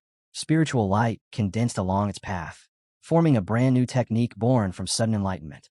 She laughed softly, calling it a heaven-defying stroke of fortune, something unheard of even in ancient records. The island had granted her a blessing beyond imagination. Elsewhere, Hong walked alone, his hands clasped behind his back, exuding that familiar solitary aura. He watched the extraordinary scenes around him and sighed. Such ancient beings must carry unimaginable origins, he muttered. Yet none of this immortal destiny seemed meant for him. Then his gaze landed on a simple courtyard standing quietly beneath an old tree. It looked painfully ordinary, almost rustic. Hong narrowed his eyes. Why would a celestial residence appear so plain? He stepped forward, hope flickering. Perhaps true inheritance always hid beneath simplicity. Before he could approach the gate, a donkey wandered out and stared at him with strange familiarity. It brayed loudly and called him its son. Hong's face darkened instantly. He pointed at the donkey and unleashed a string of curses, furious that he had raised his expectations for such nonsense. So this was his immortal opportunity, being claimed by livestock. He scoffed bitterly, convinced once more that no immortal fate belonged to him. As he turned to leave, a faint glow caught his attention. Near the courtyard wall, a single herb burned with quiet crimson light. Hong's breathing halted. He stepped closer and felt searing heat radiate outward. Burn immortal grass. A legendary herb so potent that even immortals would be reduced to ashes upon touching it without preparation. Its mere presence warped the surrounding spiritual energy. Before he could process the shock, a phoenix descended from the sky, flames rippling across its wings. Hong froze. Then another appeared, and another. His scalp tingled as he realized the entire courtyard was filled with phoenixes perched on rooftops and branches, their eyes blazing with ancient intelligence. At the pond nearby, two ordinary fish leapt from the water and twisted midair. Scales hardened, horns sprouted, and in an instant they transformed into dragons. Hong staggered back as thunderous roars shook the courtyard. Among them coiled a pure-blooded five-clawed golden dragon, its aura suffocating and regal beyond compare. His composure shattered zero cracked. He raised both hands, panic finally breaking through his usual calm. He shouted for them to stop, to stay back, warning them not to come any closer as the immortal beast advanced step by step. The braying donkey suddenly stiffened, its dull eyes flashing with a vicious gleam. In Hong's vision, its body twisted and expanded, demonic chi erupting like a tidal wave. The harmless beast became a towering, ferocious creature, its aura crushing and ancient. Hong's face drained of color. With that suffocating demonic presence, this was no ordinary monster. This was a supreme great demon. Right as he felt his legs weaken, he stepped into the courtyard. He paused, taking in the sight of Hong, trembling in place. Surprise flickered across his face. Since when had this rebellious disciple become so cowardly? The moment Hong saw him, he rushed over as though grasping at a lifeline. He clutched at Yi's sleeve and cried out for his master to save him. He followed his frantic gaze and saw a few chickens pecking at the ground and a gray donkey lazily swishing its tail. He looked back at Hong, puzzled. What danger? Hong spoke rapidly, almost incoherent. The chickens were phoenixes in disguise. The donkey was a supreme great demon. Even the grass in that pot was burn immortal grass, capable of slaying immortals. This place was a den of terrifying beings hiding behind illusions. Hong pointed desperately, insisting they were right there. But as he looked again, the donkey had returned to its docile form, ears drooping harmlessly. The chickens scratched at the dirt like any farm fowl. Hong staggered back, disbelief flooding his face. It had not been like this a moment ago. He crouched beside one hen, studying it with interest. He remarked that it reminded him of an old friend, a chicken he once knew. He called it gorgeous and tilted his head, wondering aloud whether there might be some truth in what his disciple had said. Hong seized on that hesitation, claiming they were all pretending. He begged his master to believe him. He shook his head lightly. As for the others, he cannot say. But this donkey was his little gray. She cannot possibly be a demon. The grass was ordinary. It cannot burn immortals. He turned to Hong and called him Little Red, asking if he had gone mad from wanting to become an immortal too badly. Hallucinations were not a good sign. Hong refused to back down. They were clearly toying with him. They had to be. He told him not to overthink it, and urged him to leave. Hong hesitated, glancing once more at the courtyard. Something was hidden here. He was certain of it. He shrugged. If he did not want to leave, he could stay behind with them. That suggestion shattered Hong's resolve. He immediately agreed to depart. Outside the courtyard, Hong regained some composure. He muttered that he had merely been pretending. He responded flatly that there was no need to ask further. Those who understood would understand. Hong rolled his eyes and complained that his master was acting mysterious again, a cryptic old master as always. He said nothing, because he knew the truth. That simple courtyard was no simple place. It was the most terrifying forbidden ground in all of Kunlun. Every creature within it possessed an origin beyond comprehension. Fallen Immortal Island had indeed been inherited by him, but he could not yet fully control its depths. The truth of that courtyard would not reveal itself until the proper time arrived. Inside the courtyard, once Yi and Hong had left, the illusion of simplicity loosened. The rooster flapped its wings and spoke first, asking whether the others had heard it clearly. The new island master had just called Granny Phoenix beautiful. A second rooster puffed out its chest and agreed, adding that Granny Huang was indeed lovely. The gray donkey snorted in annoyance. It complained that the new island master had absolutely no taste. Of all names in existence, he had called it Little Gray. Such a ridiculous title for a being of its stature. The bamboo tree rustled softly, leaves trembling with ancient rhythm. It told them all to be silent. The appearance of a new island master meant the gears of fate had begun to turn once more. Their long stillness was over. Their role was clear. Assist him and ensure Kunlun remained protected. The rooster tilted its head uneasily. The new island master was only at the sixth heaven of true immortal. Too weak. They themselves had been sealed for far too long. Their realms had declined. Acting openly would not be easy. The fish in the pond stirred, its voice rippling through the water. Kunlun was reviving, yes, but the heavenly laws were incomplete. If beings of their level acted rashly, backlash would descend. Even they could not ignore broken laws. The bamboo tree answered calmly. It understood their concerns. But since the former island master had chosen him, he must be the child of destiny. Their task was not to interfere blindly. They would wait. They would guide when necessary. They would trust that the tides of fate would smooth the obstacles ahead. The courtyard fell quiet again, as though nothing had ever spoken. 10 days later, inside Shintian sect, the gates of that realm opened. The sect leader and the elders stepped out one by one, their auras heavier, more refined. Their eyes shone with satisfaction. The sect leader clasped his hands toward E, thanking him for lending such a treasured item. Everyone had gained immensely on the island. Some had even broken through into the tribulation realm. He sipped his drink lazily and replied that there was no need for thanks. Whatever fortune they obtained belonged to their own fate. At that moment, a transformation talisman flared to life in midair. The sect leader caught it, frowning. What was so urgent? As he read the message, his expression shifted. Shock replaced calm. A female elder stepped forward and demanded to know what had happened. The sect leader spoke slowly. The Feathering Gate had assembled a coalition army. They planned to invade the Nether Abyss and eliminate future threats at the root. The second elder narrowed his eyes. Feathering Gate had changed its tone entirely. Instead of defensive posturing, they were striking first. The sect leader shook his head. It would not be so simple. Although Nether Abyss had been heavily damaged after Junior Brother E gathered all their elites before, such a massive mobilization suggested something else was happening beneath the surface. He turned toward and asked whether they should head to the Nether Abyss as well. He continued sipping his cold coffee, as though discussing the weather.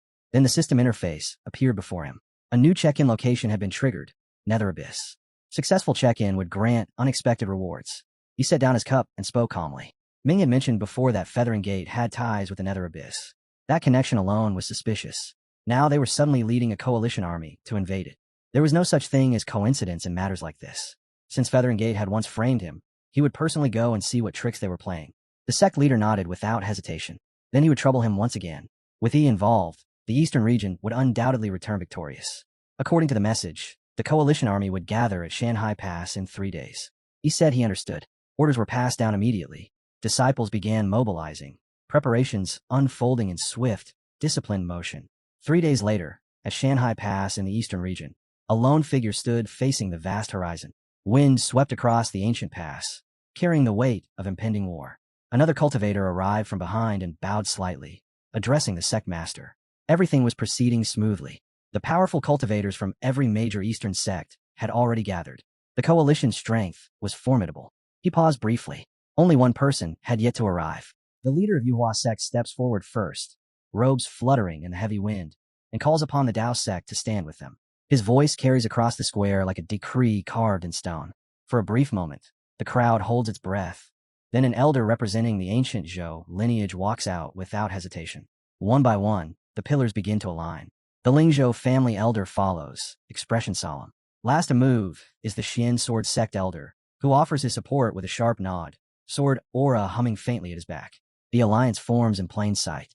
Speaking for the entire Yuhua Gate, the sect leader clasps his hands and thanks the gathered Taoists for answering the call. His tone is humble, yet his eyes measure every face before him. And then the air shifts. A shadow sweeps across the heavens. Yi's team arrives. Whispers ripple through the assembly like wildfire. Some stare upward in disbelief. Others lower their voices in fear. That massive silhouette in the sky, Kunpeng, the divine beast itself, and upon it stands immortally. They murmur that he is a demon emperor at the peak of tribulation crossing, a being so terrifying choosing to serve as a mount. The mere thought unsettles them. Power like that should command heaven and earth, not bow its head. The pressure descends. Even seasoned cultivators struggle to breathe. 3 days earlier, inside Qingzhou's Yuhua Gate, glass shattered against the floor as the sect master vented his fury. Elder Lu stood nearby, cautious but direct. The inheritance attempt at the fallen immortal island had failed. Or the god envoy's next instructions. The sect master answered with controlled intensity. The god envoy ordered them to summon the powerhouses of the 14 states of the eastern region, to form a coalition army, and to launch an assault on the Dark Abyss. Elder Lu was stunned. Abandon their allies? Was the Stargate plan now hopeless after he severely injured the Dark Abyss? He speculated that perhaps the envoy intended to discard the Abyss entirely and elevate Yuhua Gate as the new sovereign force. The sect master shook his head. The Dark Abyss was the ancestral land of the god envoy. It would not be forsaken so easily. If the envoy insisted on gathering every major powerhouse, then the purpose was obvious. A trap had already been laid. They would lure the eastern region's greatest experts together and annihilate them in a single stroke. Elder Lu praised his insight, eyes gleaming. If successful, the eastern region would lose its ability to resist. Yuhua Gate would stand unmatched, ruling in lasting peace. The sect master agreed coldly. Forces from beyond the region were merciless. Aligning with Yuhua Gate had been the correct choice. A wise man adapts to the times. As for Yi, he would become nothing more than the funeral offering that sealed Yuhua Gate's supremacy. Now, back beneath the sky, Kunpeng's aura crushes the square. Many feel their knees weaken under the divine beast's dominance. They call this true power, the kind that bends destiny. But the Yuhua leader watches Yi descend and narrows his eyes. The entrance is magnificent, overwhelming, and, in his mind, it will be the last time he ever stands so proudly. Kunpeng's aura continues to press down on the square until he lightly taps its back. Akun, tone it down. You're frightening them. The crushing pressure eases at once.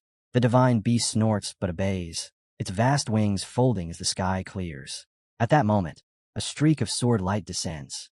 A lone figure in white lands with effortless grace, sword intent restrained, yet sharp enough to cut through silence itself. The sword cultivator steps forward and greets Yi with formal respect. He glances at him once and speaks casually. Little Shui. The surrounding cultivators freeze. Little Shui? That is the #1 sword immortal of the eastern region. Shui Wuhan, famed for his pride and cold detachment. A man who bows to none unless heaven itself descends. The Yuhua leader watches closely, certain this will provoke outrage.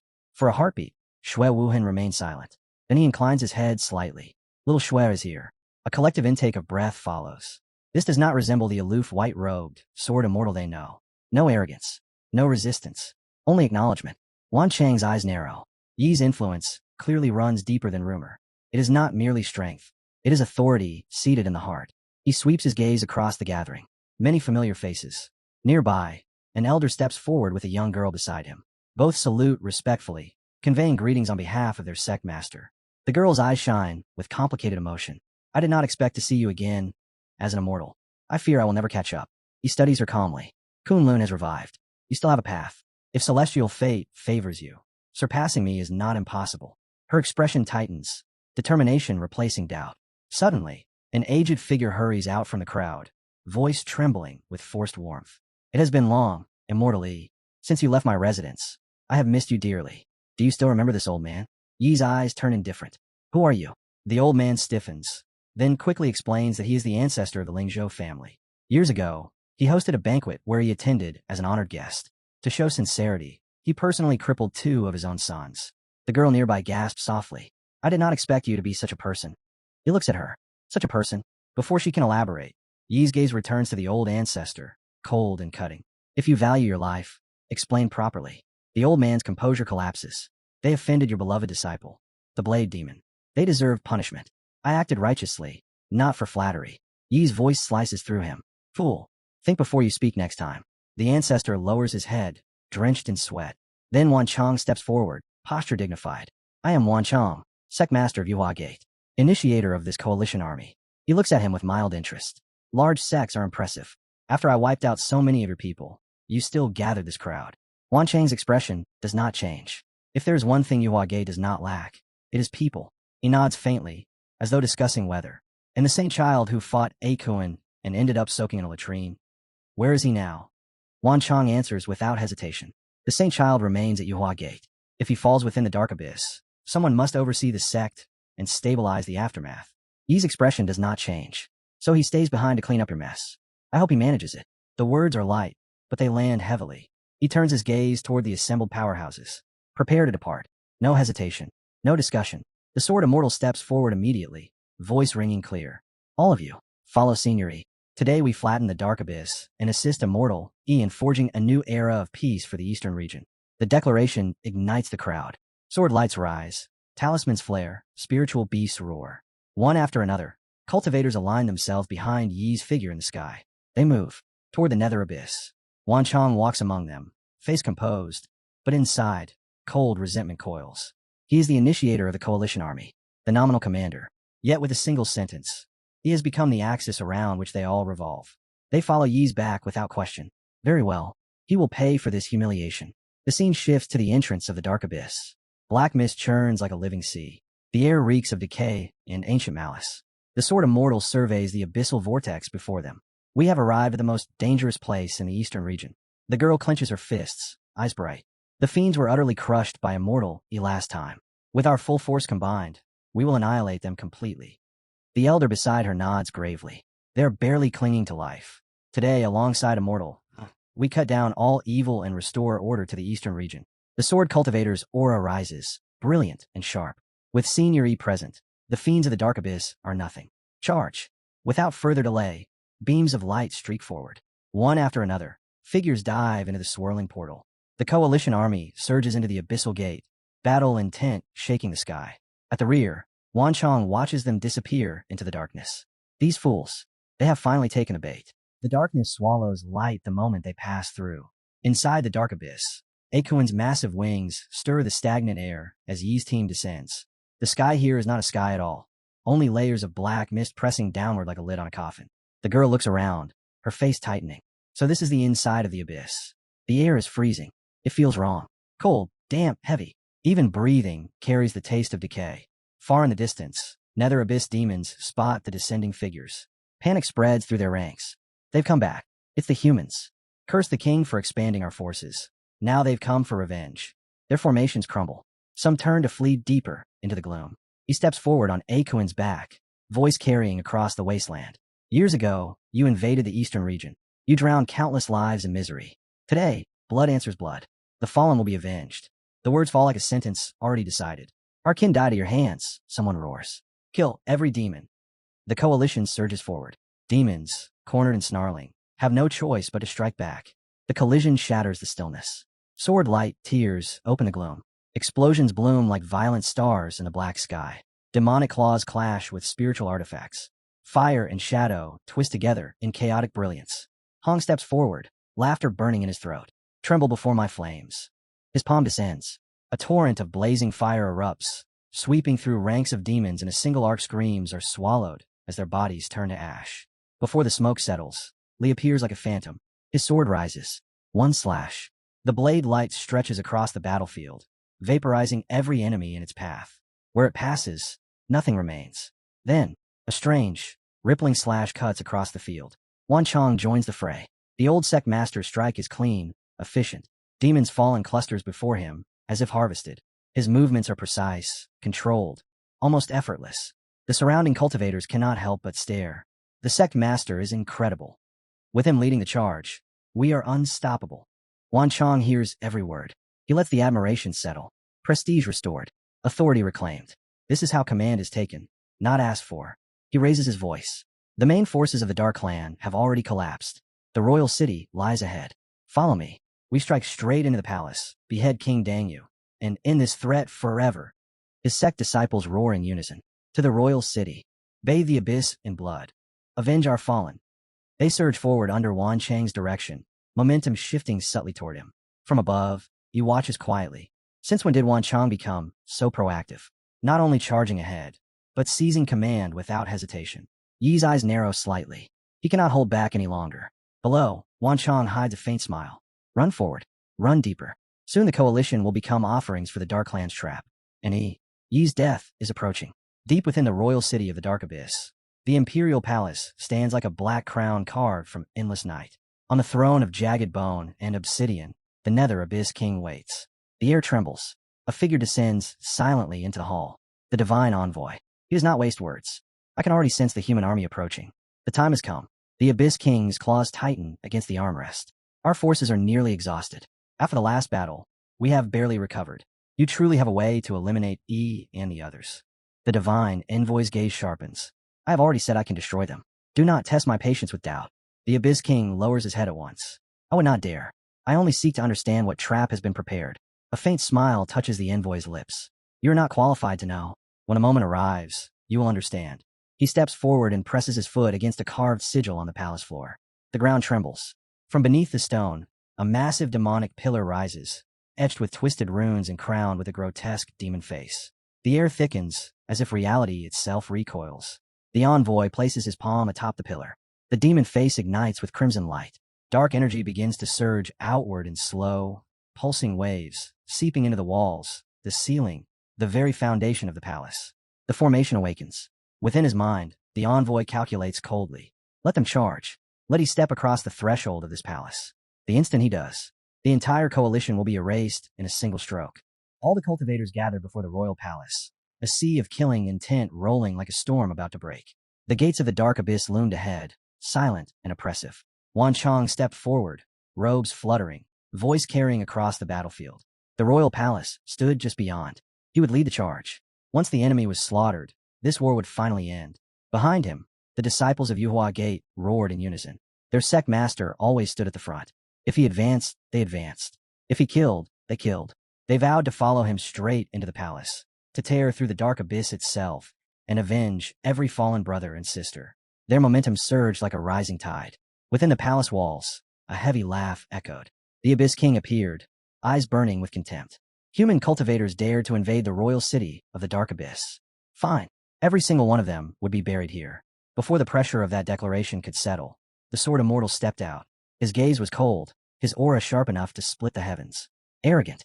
The Abyss King had only triumphed in the past by relying on a divine artifact. Today, there would be no such escape. The old score would be settled. This abomination would fall by his blade. He advanced, and in that fleeting instant, something invisible passed between the Abyss King and Wan Chang. A signal. Silent. Precise. Wan Chang's eyes flickered. The Sword Immortal, blinded by rage, overconfident, had exposed a fatal opening. This was the moment. Slay an immortal from behind. Prove loyalty. Secure a place in the new order. His strike shot forward like a venomous serpent, aimed straight at the Sword Immortal's back. The Sword Immortal felt it at the last heartbeat. Shock flared across his face. But before the blade could land, a blazing fire dragon roared into existence, crashing between them and swallowing the attack whole. Flames twisted into the form of a young man. Huh. He stared at Wan Chang with open disdain, sneaking from behind. Shameless coward. Wan Chang's expression darkened. That stinking disciple of E. Hang's voice cut through the tension. His master had already foreseen this betrayal. He had ordered him to watch closely. Tricks like this were beneath contempt. They fooled no one. The mask shattered. Wan Chang straightened, no longer bothering to pretend. The eastern region had already fallen. The Abyssal clan would rule from this day forward. Yuhua Gate now belonged to them. He would personally help sweep the entire eastern lands clean. Rage erupted from the gathered cultivators. They cursed him as scum, as a stain upon the human race. Yuhua Gate, once the greatest power of the eastern region, reduced to this because of a traitor at its helm. Fury burned brighter than any flame. The sword immortal's killing intent condensed into frost. If he was a traitor, then the hand behind him would be severed first. His life could be taken later. He raised his blade. Frost heaven slash. The world froze as the attack descended. But space tore open. A portal yawned wide in midair, and from within it, a single hand reached out. Calm, effortless. It caught the descending strike, and crushed it like fragile ice. The shockwave shattered across the battlefield. From the portal stepped a divine envoy, expression indifferent, forces arrayed behind him.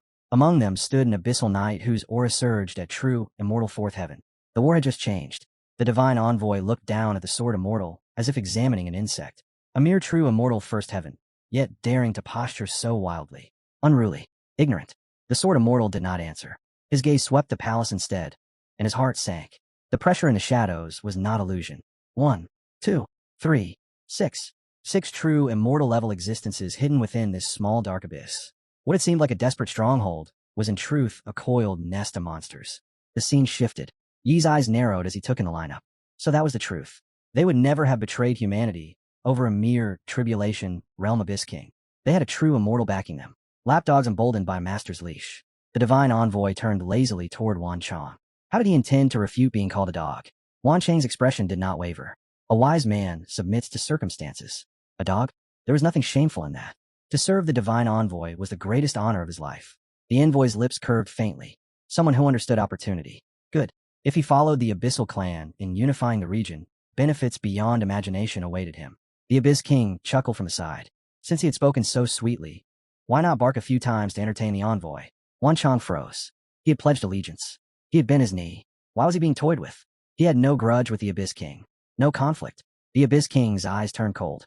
Deceiving the divine envoy meant death. Consider the choice carefully.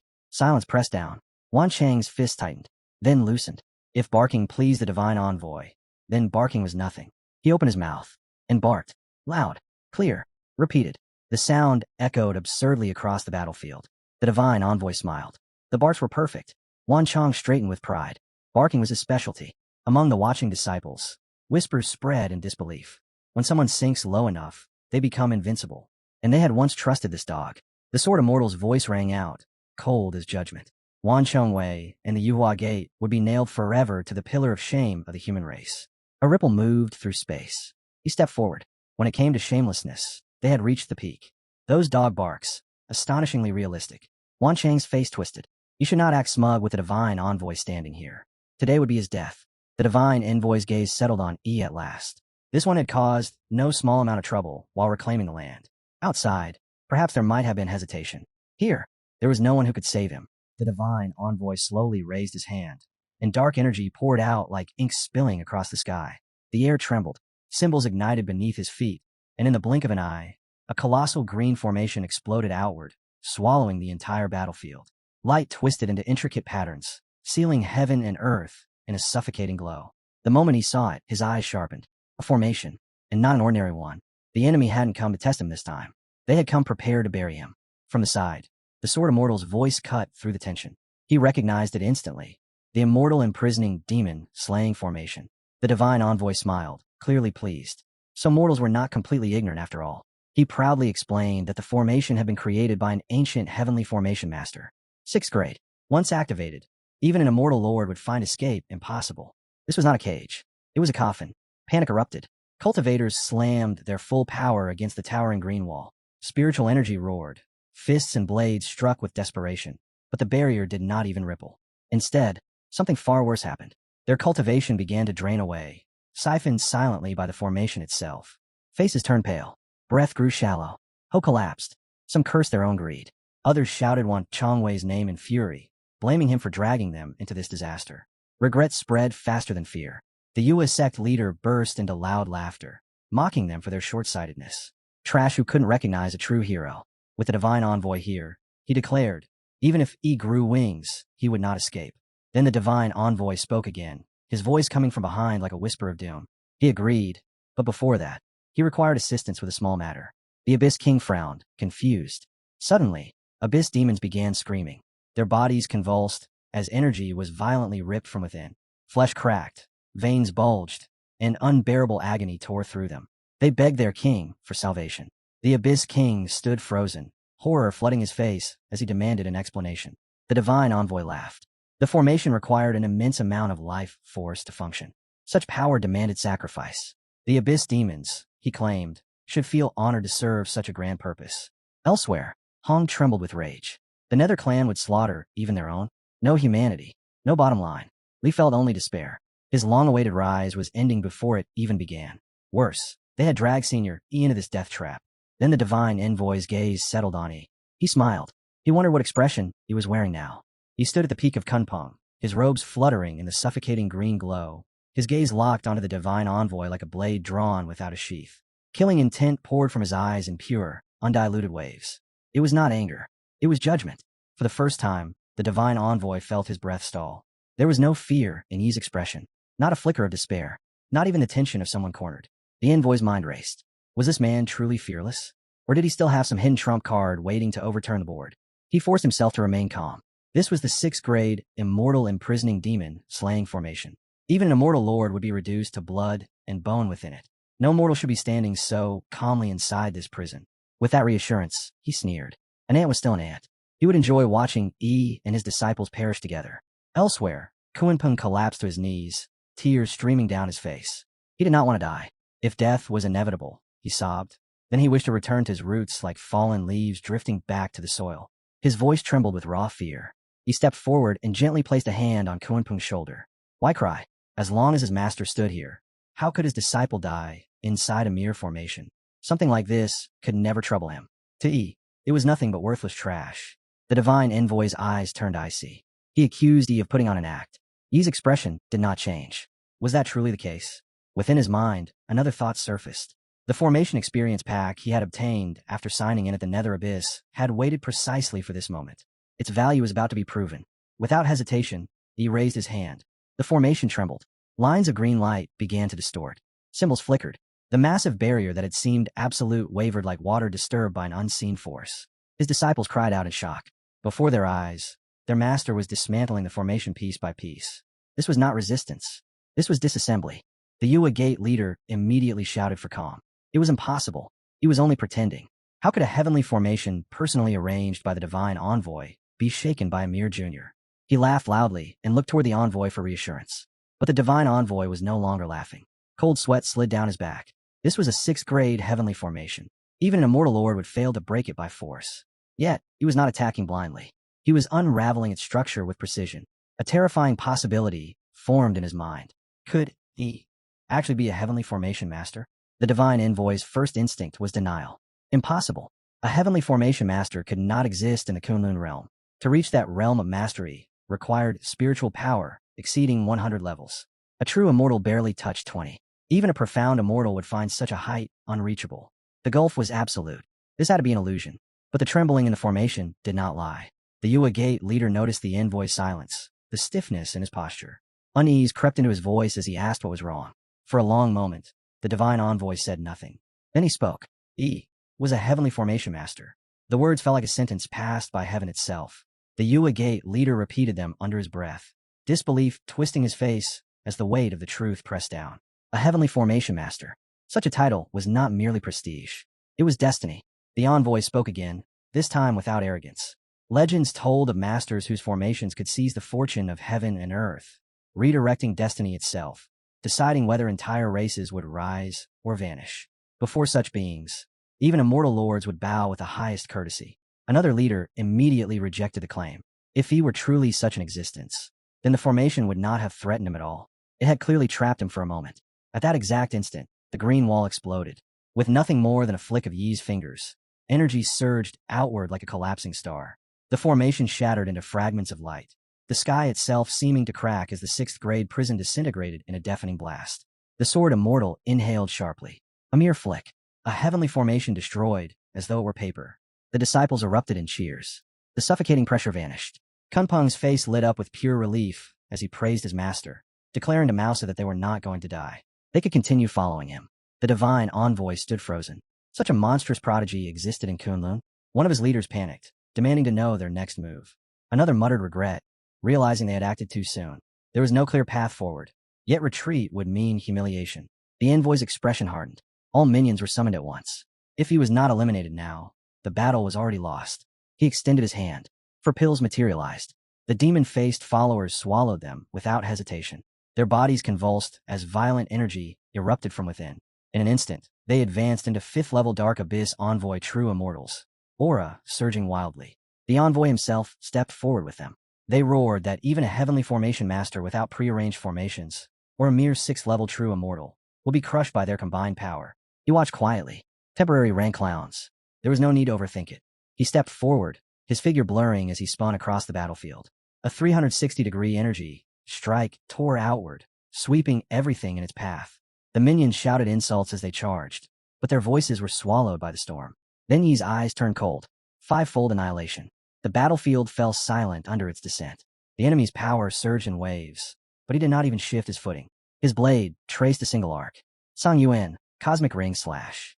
The strike unfolded like a collapsing galaxy. It tore straight through the incoming attacks, and in the next instant, the battlefield detonated in a nuclear-like explosion of light. Shockwaves expanded in concentric rings, freezing the charging minions mid-motion. Their energy was crushed.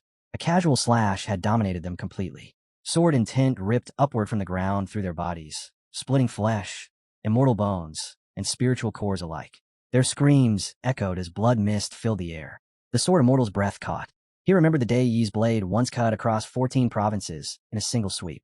That legend had not been exaggerated. The Envoy roared at his followers to unleash every trump card. The medicinal force of the pills surged through the 5th-grade immortals, knitting their shattered forms together at terrifying speed. If he forced them to their ultimate moves, they shouted, then dying without regret would be acceptable. The Sword Immortal's expression darkened. They were about to self-detonate their immortal sources. He watched without urgency. Desperation had stripped them of reason. With a flick of his sleeve, a massive coffin descended from the sky. It was ancient, heavy, yet he lifted it effortlessly. His voice was calm. If they wished to self-destruct, they could do so inside. The lid opened. Dark red matter shimmered within, dense and incomprehensible. A gravitational force erupted outward, swallowing the charging demons before they could react. Their bodies twisted, their screams cut short as they were drawn inside.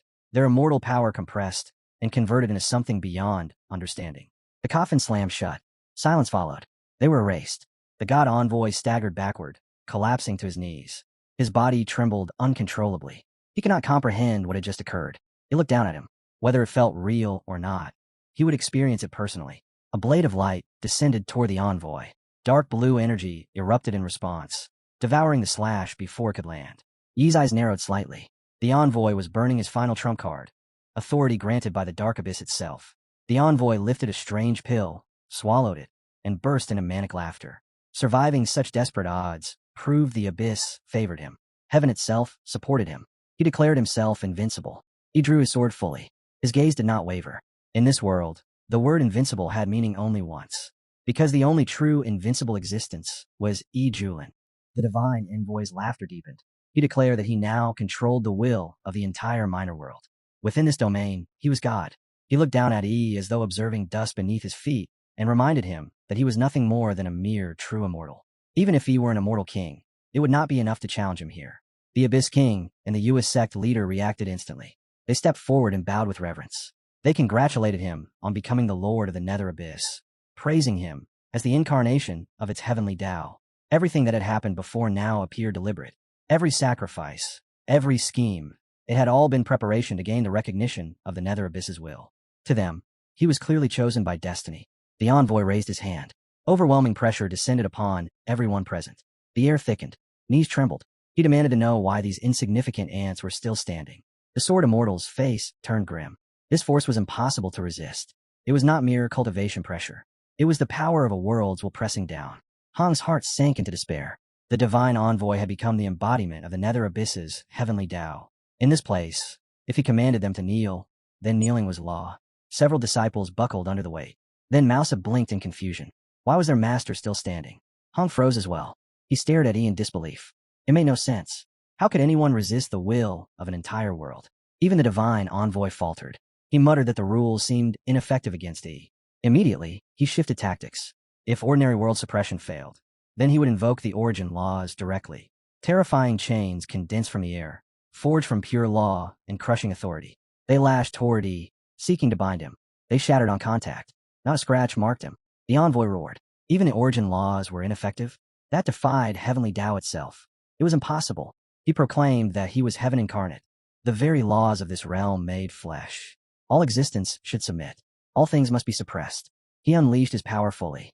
Destruction erupted in every direction. Mountains cracked. Space warped. The ground fractured as if the world itself were being torn apart. Cries of fear spread among the onlookers. It felt as though the entire realm was on the brink of collapse. At that moment, Yi's voice cuts through the chaos, calm and razor cold. He looks at the so-called heavenly display before him and scoffs, saying that with power this shallow, calling oneself heaven is nothing but a bad joke. In his eyes, this heavenly Tao is riddled with flaws. Weak points everywhere, fragile beneath the surface. The divine envoy's face darkens instantly. Rage explodes from him as he roars that defying the heavenly Tao is a crime punishable by death.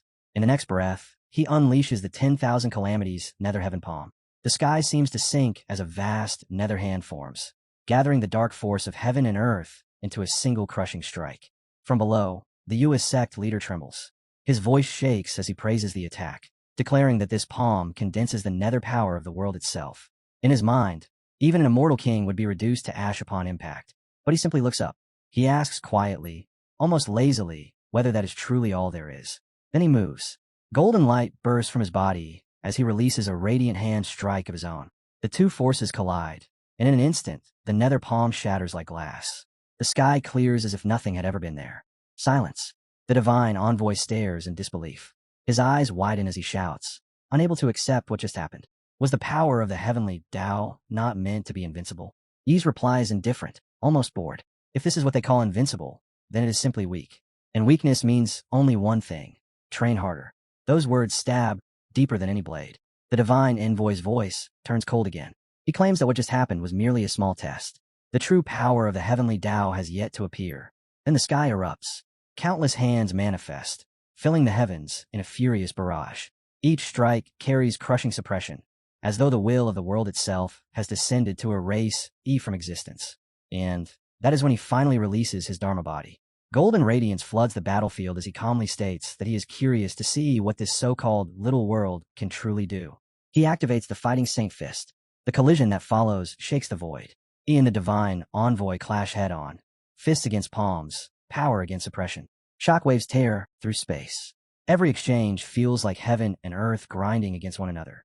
Watching from afar, the Sword Immortal is shaken to his core. His voice trembles as he questions whether Senior E is actually confronting the will of the world itself. Hong stands frozen. He cannot process what he is seeing. He is not only ignoring the nether abyss's suppression, he is forcing it back. Step by step, blow by blow, overpowering it. Everything they believe possible is collapsing. Meanwhile, confusion consumes the divine envoy. The harder he presses down with heavenly suppression, the stronger Yi's rebound becomes. It is as if the pressure itself is fueling him. Then, in a single decisive moment, Yi unleashes a devastating strike. The divine envoy is forced back several steps. For the first time, heaven retreats. The divine envoy's fury finally erupts. His voice tears through the battlefield as he demands to know what he truly is. How can a mere cultivator distort the heavenly Tao itself? How can someone stand against the will of an entire world? Not far away, the Sword Immortal remains silent, but his heart is in turmoil. He cannot comprehend how Senior E resists the suppression of a complete realm. The thought alone overturns everything he has ever known. He needs to understand the truth. He answers without hesitation, his tone steady and unhurried. The reason is simple. The stronger his opponent becomes, the stronger he becomes in return.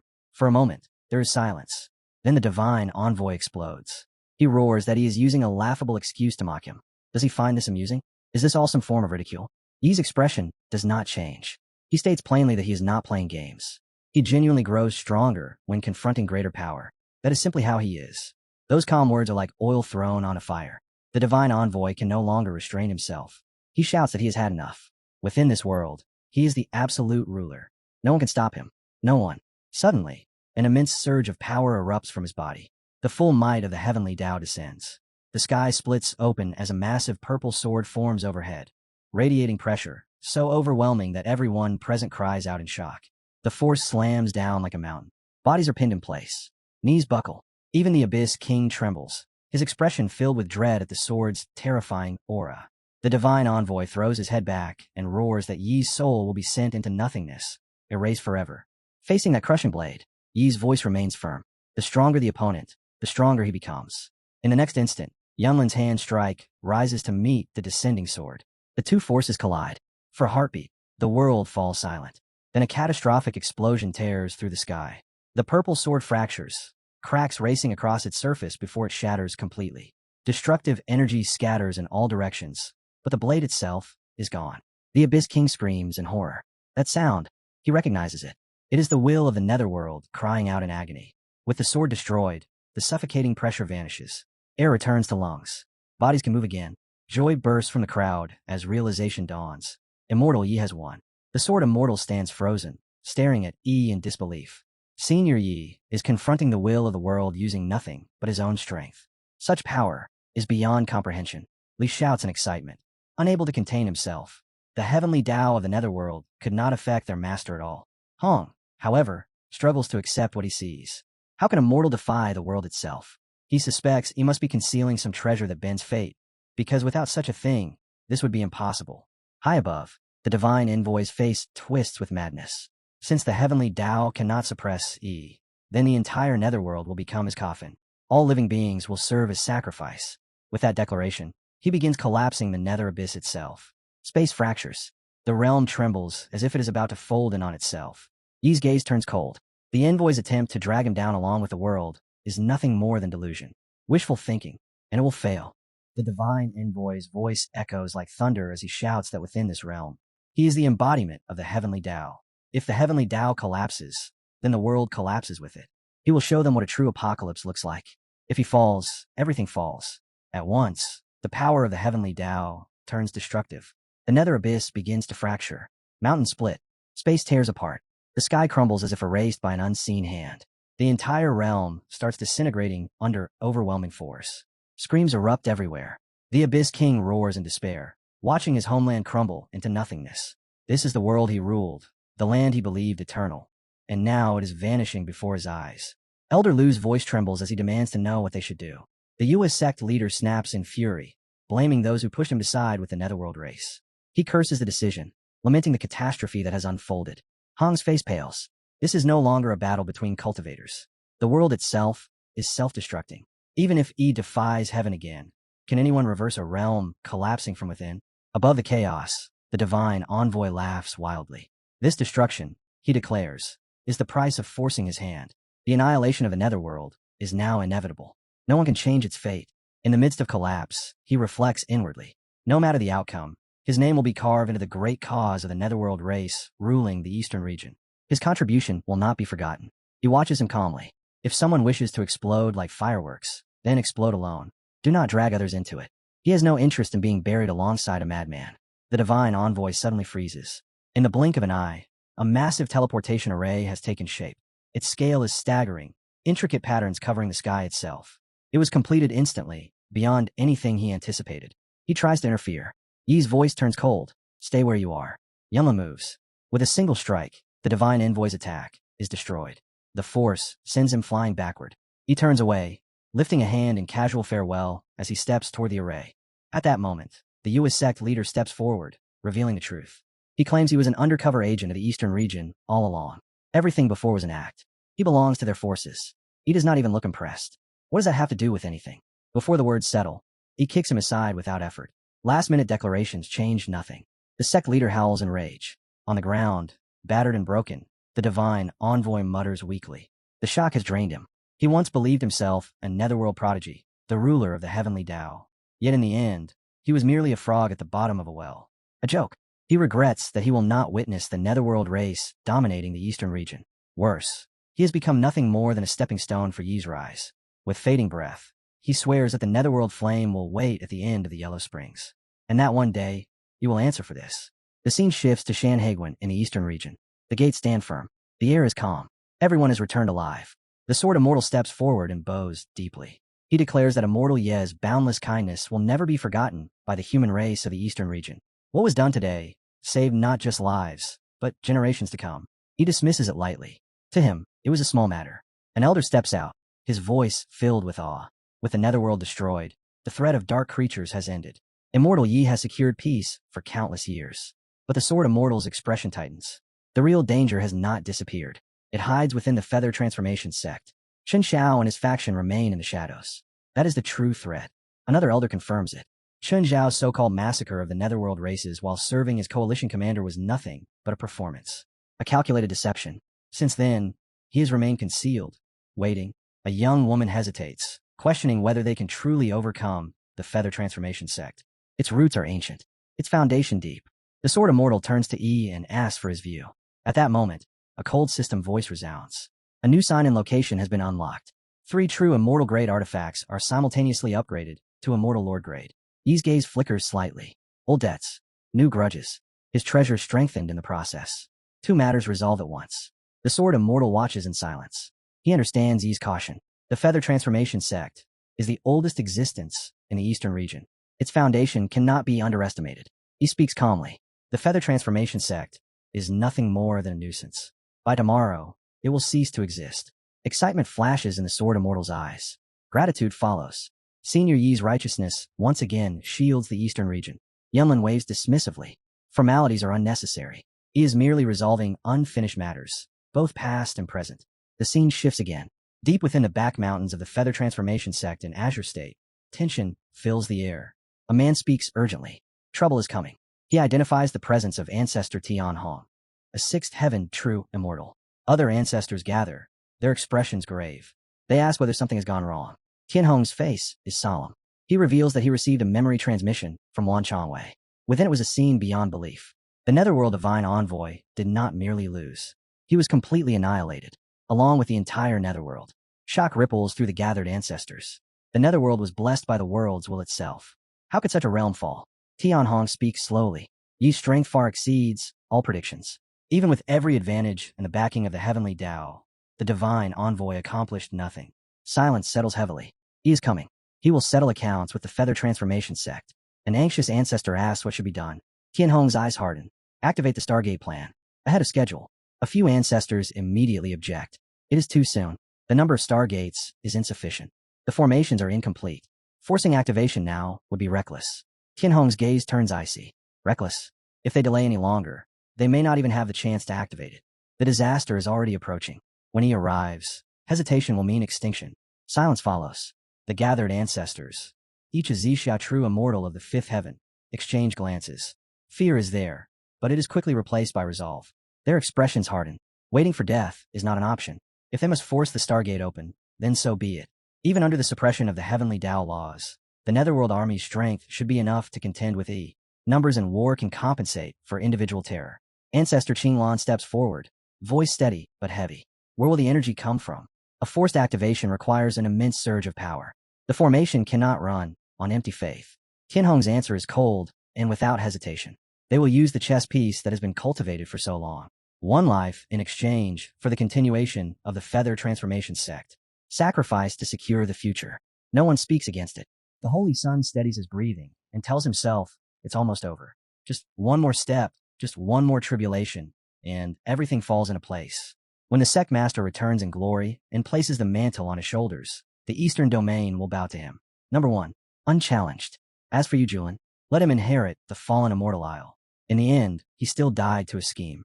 Power means nothing if you cannot survive it. Or so he believes. Then the air shifts. Several figures descend without sound, their presence crushing the courtyard like a falling mountain. The ancestors. All 5 of them.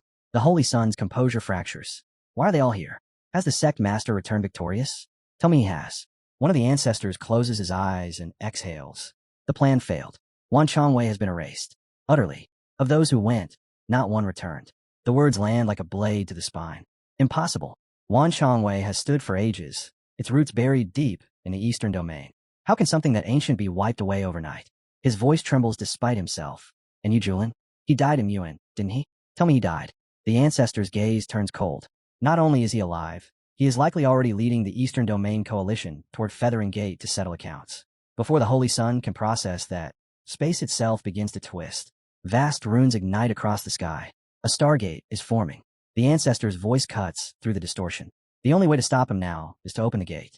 And you are the key. The Holy Sun's pupils shrink. Wait, what do you mean, I am the key? The ancestor looks at him, as if at a tool finally due for use. What do you think?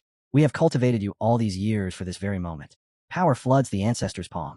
The Holy Sun feels something tear inside him. His core. They're extracting his core.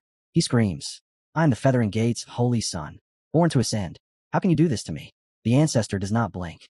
Precisely because you are the Holy Sun. When the sect stands at the edge of life and death, it is your duty to stand up and reverse the tide. The final seal shatters. His body core is pulled free. Pain devours him. Why? I gave everything to this sect. I fought for you, bled for you, and this was all a lie. I was only ever fuel. The ancestor's tone remains even. Rest easy. If we survive this calamity, this old man will personally rebuild your solar immortal body. The Holy Sun laughs weakly, the sound breaking apart with his breath. He once believed Eastern Peak was within reach. Just one more step. Instead, he ends here, drained, discarded. And somewhere beyond the horizon, Julin walks farther and farther ahead. The distance between them was already vast. Now it is absolute. He hates it. The ancestor's eyes turn glacial as he studies the radiant core suspended in his palm. Such pure energy matter. More than enough to force the Stargate open. Enough to keep it burning for days. Without hesitation, he casts it into the forming portal. The instant the core touches the vortex, the sky detonates with light. A tide of energy surges outward in all directions. Mountains tremble. Space fractures in spiderweb lines. Every cultivator below staggers as if struck by an invisible hammer. Some drop to their knees, clutching their chests. Others scream. What is this power? It feels as though their souls are being crushed inside their own bodies. This is no ordinary immortal aura. It surpasses everything they have ever known. If the pressure leaking through the gate is already this terrifying, what kind of monsters stand on the other side? The Stargate roars to life. Its rotation stabilizes. Its core darkens. And then, figures begin stepping out, one after another, then in waves. The ancestor's expression stiffens.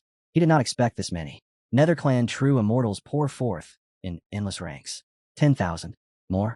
The Feathering Gate, which once ruled this land, now looks no different from ants beneath a flood. Suddenly, the sea of immortals parts. All of them move aside with absolute reverence. A single man rides forward atop a colossal beast, its hooves crushing the air itself. His aura is condensed and heavy, layered with killing intent forged through countless battlefields. Netherclan Commander, Ming Wanjun, a heaven immortal of the second heaven. Once a ninth heaven profound immortal who broke through by slaughter and merit. His gaze sweeps across the Feathering Gate like a blade. Fools! You dare to open the Stargate now? Forcing it open like this suppresses our cultivation. Do you even understand what you've done? The ancestor immediately bows, sweat forming along his brow. Lord Envoy Ming, he has fallen. The plan changed. We had no choice but to activate early. The beast beneath Ming Wanjun snarls as the commander's aura spikes. Ming Yi is dead. His voice shakes the sky. Impossible. No one in this backwater domain could defeat him. He was the Wu clan's prodigy. Steady. Cautious. He bore our forebears' grade 6 celestial array blessing. Who here could possibly touch him? His eyes burn. Speak the truth. The ancestor swallows. It was a brat named Julin. He sabotaged the Stargate repeatedly. Not long ago, he even inherited the fallen Immortal Isle's legacy. He slew Lord Envoy, and now leads the Eastern Domain Coalition against us. He is the primary obstacle. Ming Wanjun's pupil's contract. He inherited the fallen Immortal Isle. The ancestor forces a strained smile. Yes, though it is likely just some obscure inheritance. A nobody's leftover legacy. He was simply fortunate. The commander explodes. Idiot. His roar distorts the clouds. Do you have any idea whose legacy that is? The fallen immortal master was no obscure figure. Even our nether progenitor would not dare provoke that terror. A formation grand supreme, whose name shook the myriad worlds. His voice lowers, heavy with cold truth. The strategic worth of a heaven array master surpasses that of an immortal king. That grand supreme alone reversed the tide of the myriad worlds war. The atmosphere turns suffocating, and somewhere beyond the battlefield, the name Julin grows heavier than ever. The ancestor's face drains of color. The fallen immortal isle had that kind of origin? Ming Wanjun snorts, contempt undisguised. A frog at the bottom of a well. At least now it is clear Ming Yi did not die unjustly. If that brat truly inherited such a legacy, then his death was no accident. His gaze sharpens like a drawn spear. The priority is Julin. Anyone capable of obtaining the fallen immortal isle's inheritance is no ordinary cultivator. If allowed to grow, he will become a calamity to our grand design. Before the words finish echoing, the sky shifts again. A streak of golden light descends, piercing through the oppressive Netherclan aura like a falling sun. One of the ancestors shouts, "Who dares trespass in the Feathering Gate sect?" Yet inwardly, he sneers. With tens of thousands of immortals standing behind him, he wants to see how Julin survives this time. The golden radiance disperses. Julin stands at the forefront, an army behind him stretching across the horizon. His voice resounds across the battlefield, steady and clear. The feathering gate acts against heaven, colluding with outsiders. Today, we execute justice and behead traitors. Instantly, every NetherClan immortal releases their cultivation. The sky darkens under the sheer weight of it. The sword immortal's expression changes. How does the feathering gate have so many immortals? The third disciple's voice trembles. We cannot fight this. We should retreat. The first disciple's jaw tightens. Tens of thousands of true immortals have locked space. Even if Master deploys formations now, escape is impossible. Across the void, the ancestor laughs coldly. Times have changed, let alone these ants. Even if every immortal under Yujulin gathered here, the feathering gate would fear none. Ming Wanjun's beast steps forward, its claws raking through space. Which one of you is Yujulin? The sword immortal's heart tightens. He whispers urgently, Senior E, do not act rashly. We must find a path to withdraw. But Yujulin has already stepped out. Calm, unhurried. I am Yujulin. What do you want? The commander throws his head back and laughs. Kill you, and the fallen immortal Isle's merit will crown me a hero of my clan. Yujulin's expression does not change. You, a crippled heaven, immortal suppressed by the Stargate. You are not worthy to carry my shoes. For a split second, silence. Then Ming Wanjun's aura detonates. You are courting death. Heaven immortal pressure slams downward like collapsing heavens. The sword immortal shouts, Senior E, be careful. Ming Wanjun's palm descends, tearing through layers of space, carrying the fury of a second heaven immortal. Yujulin watches it approach. Perfect. Let me taste what heaven immortal cultivation truly feels like. Ming Wanjun's palm descends like a collapsing firmament. Yujulin does not move. At the instant the attack is about to crush him, a cold mechanical voice echoes in his mind. Detection. Host encountering heavenly immortal second heaven enemy. Passive effect activated. Grow stronger when facing the strong. Cultivation upgraded. Heavenly immortal third heaven. Another prompt follows without pause. Detection. Host encountering grade 1 immortal force attack. Passive effect activated. Grow stronger when facing the strong. Immortal force upgraded. Grade 2. Power floods through his meridians like a rising tide. His aura expands, no longer merely resisting the pressure but swallowing it whole. Then he lifts a hand. The commander's palm shatters midair. The attack disintegrates as if it had struck an invisible abyss. Shockwaves scatter outward, but Yujulin stands unmoved at the center. He speaks calmly. Is that all? It barely itches. Ming Wanjun's pupils shrink. Impossible. You are a heavenly immortal. He feels it clearly now. Not only has Yujulin stepped into the heavenly immortal realm, his immortal force grade is one tier higher than his own. Behind them, the Holy Sun witnesses everything. His hollow eyes suddenly blaze with manic light. Good, good. He was still hiding his strength. Keep going. Kill them all. He bursts into laughter, sharp and unrestrained. Whispers spread among the crowd. The father killer who failed his tribulation has become a heavenly immortal while still in the process. With a gap this wide, perhaps he has truly lost his mind. Ming Wanjun's expression darkens. It must be the fallen immortal Isle's inheritance.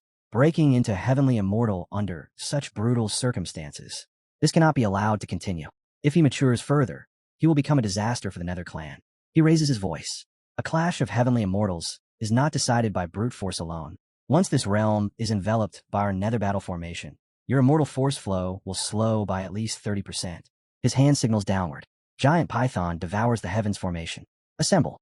Tens of thousands of NetherClan immortals move in unison. Runes interlock. Energy condenses. An enormous python of dark immortal power coils across the sky, its body spanning horizons, its jaws opening toward Yujulin. Ming Wanjun narrows his eyes. His trump cards remain unclear. Does he still hide some inherited treasure from the fallen immortal Isle?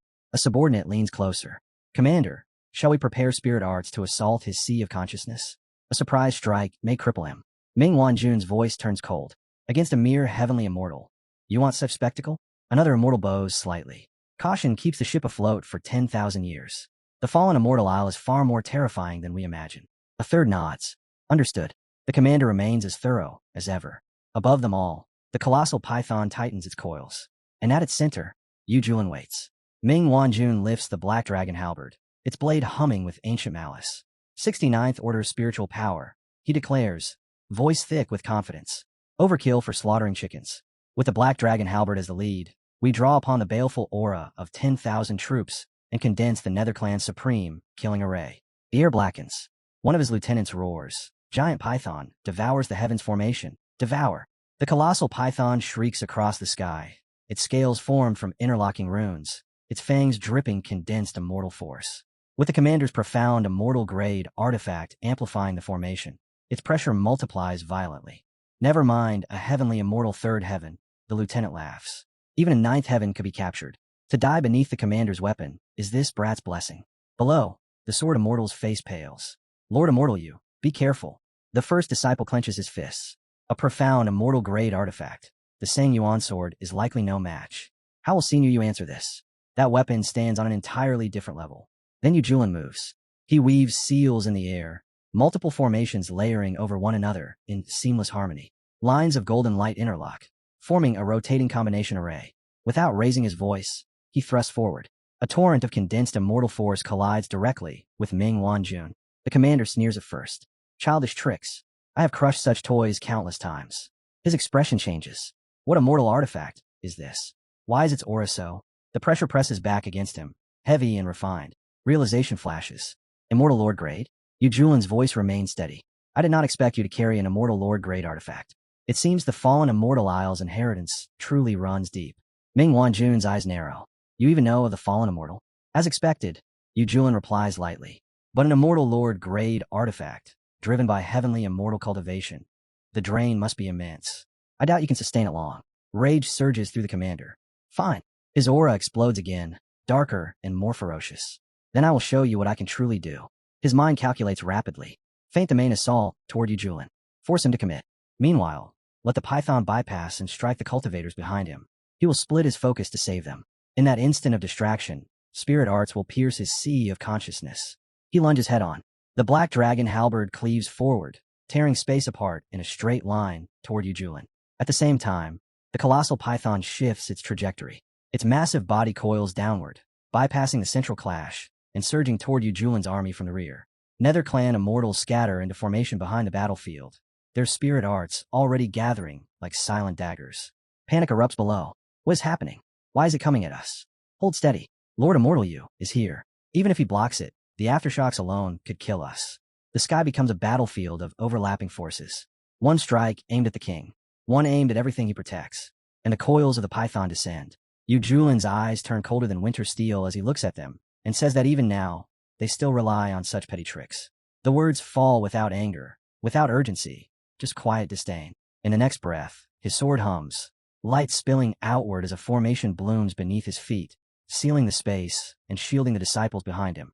The commander roars, veins bulging, and a massive dragon surges into existence at his back, scales forged from raging chi. With a savage thrust of will, he sends it tearing toward Yu Julin. At the same time, two cultivators open their mouths and unleash a piercing sound attack, invisible waves crashing straight into Yu Julin's sea of consciousness. Yu Julin tilts his head slightly and mutters that his scalp feels a little itchy. The commander's eyes blaze with excitement. He shouts that they succeeded and bellows Yu Julin's name as the dragon lunges forward to devour him whole. But in that instant, a single arc of sword light flashes. The dragon splits cleanly in two, its body unraveling into scattered chi before it can even brush his robes. Yu Julin stands untouched and calmly asks what exactly they succeeded at, and what underhanded stunt they attempted this time. Panic spreads across the commander's face. He screams, demanding to know why Yu Julin's sea of consciousness was not struck, why he stands there completely unaffected. Behind him, the two cultivators who launched the sound attack begin to tremble, their eyes rolling back as they babble nonsense, minds collapsing into madness. The commander's thoughts race. How could this happen? Did they suffer backlash? Worse still, Yu Julin did not even notice the mental assault. The gap between them yawns open like heaven and earth itself. He roars in fury, admitting that even after all his caution, he still underestimated Yu Julin. His expression turns savage. He declares that if that is the case, then even if he burns every drop of blood in his body today, he will kill Yu Julin. He orders every unit to pour their energy into the black dragon halberd, calling upon it to descend and aid him in slaughtering his foe. Chi converges violently as he announces his ultimate art. Blood Dragon annihilates the world, swearing he refuses to believe Yu Julin can endure it. Yu Julin only smiles, calm and distant, and says that if that is so, then this immortal will become serious as well. The commander throws his head back and laughs, voice dripping with arrogance. He says it did not even hurt, and asks if that is all Yu Julin can do. He mocks him openly, declaring that it was nothing but a bluff dressed up in grand words. Yu Julin does not argue. He answers in a tone as calm as still water, saying that his sword does not cut flesh. It cuts the life force that binds a being to this world. For a heartbeat, nothing changes. Then the commander's body begins to crumble. His skin fractures into motes of light. His limbs unravel as though erased by an unseen hand. Terror floods his face, as he feels himself being stripped away from existence itself. He screams that only the heavenly Tao can sever life force. He demands to know how an ant like Yujulin could possibly grasp the power that governs the world. His voice breaks apart along with his body, and in the next instant, he is completely annihilated, leaving not even ashes behind. On the battlefield, silence crashes down. The Yue sect ancestor collapses to his knees, despair hollowing his eyes. He mutters that it is over, that everything is finished. Yue Gate has been defeated. There is nothing left to protect. Across the field, Yujulin's allies erupt in cheers. They shout that this must be the true strength of a mortal. They cry out that he erases enemies with a single wave of his hand, that his power is beyond reason. The first disciple stares ahead in disbelief, asking how anyone could directly cut off another's life force. The Sword Immortal speaks quietly. He says that he once heard that the highest realm of swordsmanship is not about cutting objects. It is about cutting the past and the future. A sword at its peak can sever past karma and destroy future existence, rewriting the rules of the world itself. In his heart, he thinks that he stands at that level. No, perhaps even beyond it. What they have seen is only a fragment of his true strength. Suddenly, cries break out from the rear. The Holy Sun is being dragged toward the Stargate, his body pulled against his will. The formation pulses violently as it begins draining Chun Zhao's solar power, siphoning it like a starving beast. Before anyone can react, the horizon darkens. Another army descends. Shock ripples through the crowd as someone shouts that it is another Nether army. The air fills with oppressive immortal chi. 600,000 figures stand in the sky, every single one a true immortal. A loud, mocking laugh echoes across the battlefield. A new commander steps forward, saying that Ming Wanjun is a fool for not waiting and charging in alone. He sneers that he should not kill them all, that he ought to leave a few natives behind for him to enjoy. This man is introduced as Ming, a Stage 2 celestial immortal. Yujulin glances at him and speaks without tension. He says there is no need to worry. Ming Wanjun did not manage to kill a single person. Since that is the case, why not let him try his hand first? The commander's face twists with rage. He roars, demanding to know who Yujulin thinks he is, daring to speak so casually to a commander of the Nether Army. His voice shakes the sky as he declares that such insolence alone deserves death. Before Yujulin answers, the Yue sect ancestor cries out desperately, urging the commander to avenge General Wanjun and the fallen soldiers. He points at Yujulin and reveals his identity, saying this is the man who inherited the legacy of fallen Immortal Island and has ruined their plans time and again. He is the one who killed Envoy Ming Feng, General Wanjun, and thousands of Nether warriors. Yet in the ancestor's heart, fear coils tightly. He tells himself there must still be a way out. No matter how strong Yujulin appears, his power cannot be endless. He refuses to believe that one man can survive a war against such overwhelming Nether forces. The commander's eyes flash dangerously. In an instant, he grabs the ancestor by the throat and lifts him into the air. He roars that he is lying. If everyone is dead, where are the bodies? He accuses the ancestor of trying to trick him into an ambush, sneering that he is far too young to be deceived so easily. Yujulin's voice cuts through the chaos, calm and steady. He says there is no mistake. He is simply about to show him where the bodies are. A faint sword intent ripples outward. The ancestor's body begins to disintegrate exactly as the previous commander did. His flesh breaks in a drifting dust, his life force severed cleanly from the world. In a blink, he is gone, erased without a trace. The new commander's expression turns grim. He observes that their life force was cut directly and their bodies reduced to dust. There is no wound, no blood, only annihilation. His killing intent explodes. He orders all 600,000 soldiers to form the six-phase killing array and surround Yujulin completely. The army answers in unison, voices shaking heaven and earth as they declare obedience. Spirit avatars descend like shadows and merge into their bodies. The battlefield trembles as power surges violently. The commander's physique begins to change, bones cracking, muscles swelling. Yujulin watches with faint interest and remarks that it is intriguing, asking if they are using their bodies as vessels to summon spirit avatars as puppets. The commander's transformation completes as he becomes a towering titan demon ape, demonic chi rolling off him in waves. Around him, the captains take on monstrous forms as well. One becomes a savage bull, radiating brutal strength. Another turns into a blazing lion, wreathed in fire. A third coils into a hell python, exuding poisonous darkness.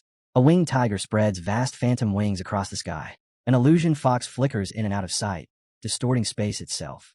The commander speaks coldly from within his colossal form. He says Yujulin is now the lord of fallen Immortal Island and must know many strange and heretical spells. Even a mystic immortal, he claims, would struggle against this formation. The six-phase killing array is driven by 6 Stage 2 celestial immortals and 600,000 true immortals. He laughs harshly and declares it an honor for Yu Julin to die within this array today. With a final roar, he orders them to kill. 600,000 figures move at once. The sky collapses under layers of immortal light as the six-phase killing array activates in full. The Titan demon ape slams both fists forward. The savage bull lowers its horns. The blazing lion spits torrents of fire. The hell python coils and strikes. The winged tiger tears through the air. The illusion fox distorts space, sealing every path of retreat. All of it crashes toward a single man. The third disciple's face pales. He says anxiously that this array can even kill a mystic immortal and asks whether their master can endure something like this. The first disciple answers without hesitation that he must endure. All their hopes rest on him now. Yet inside, his thoughts churn. He realizes that he never understood how vast and terrifying the outside world truly is. The glory he once carried feels insignificant before this scale of power. If Yu Julin falls here, everything ends. But if he survives, then he will rise higher still, beyond what any of them imagined. Amid the storm of killing intent, Yu Julin's voice turns cold. He says they dare to flaunt an array that relies on puppet avatars. The Nethers truly never learn. Since that is the case, he will show them what a real avatar transformation looks like. Before they die, they can witness the three pure ones. The world trembles. Three figures step forward from his body, identical in appearance, identical in aura, yet each carrying a different presence.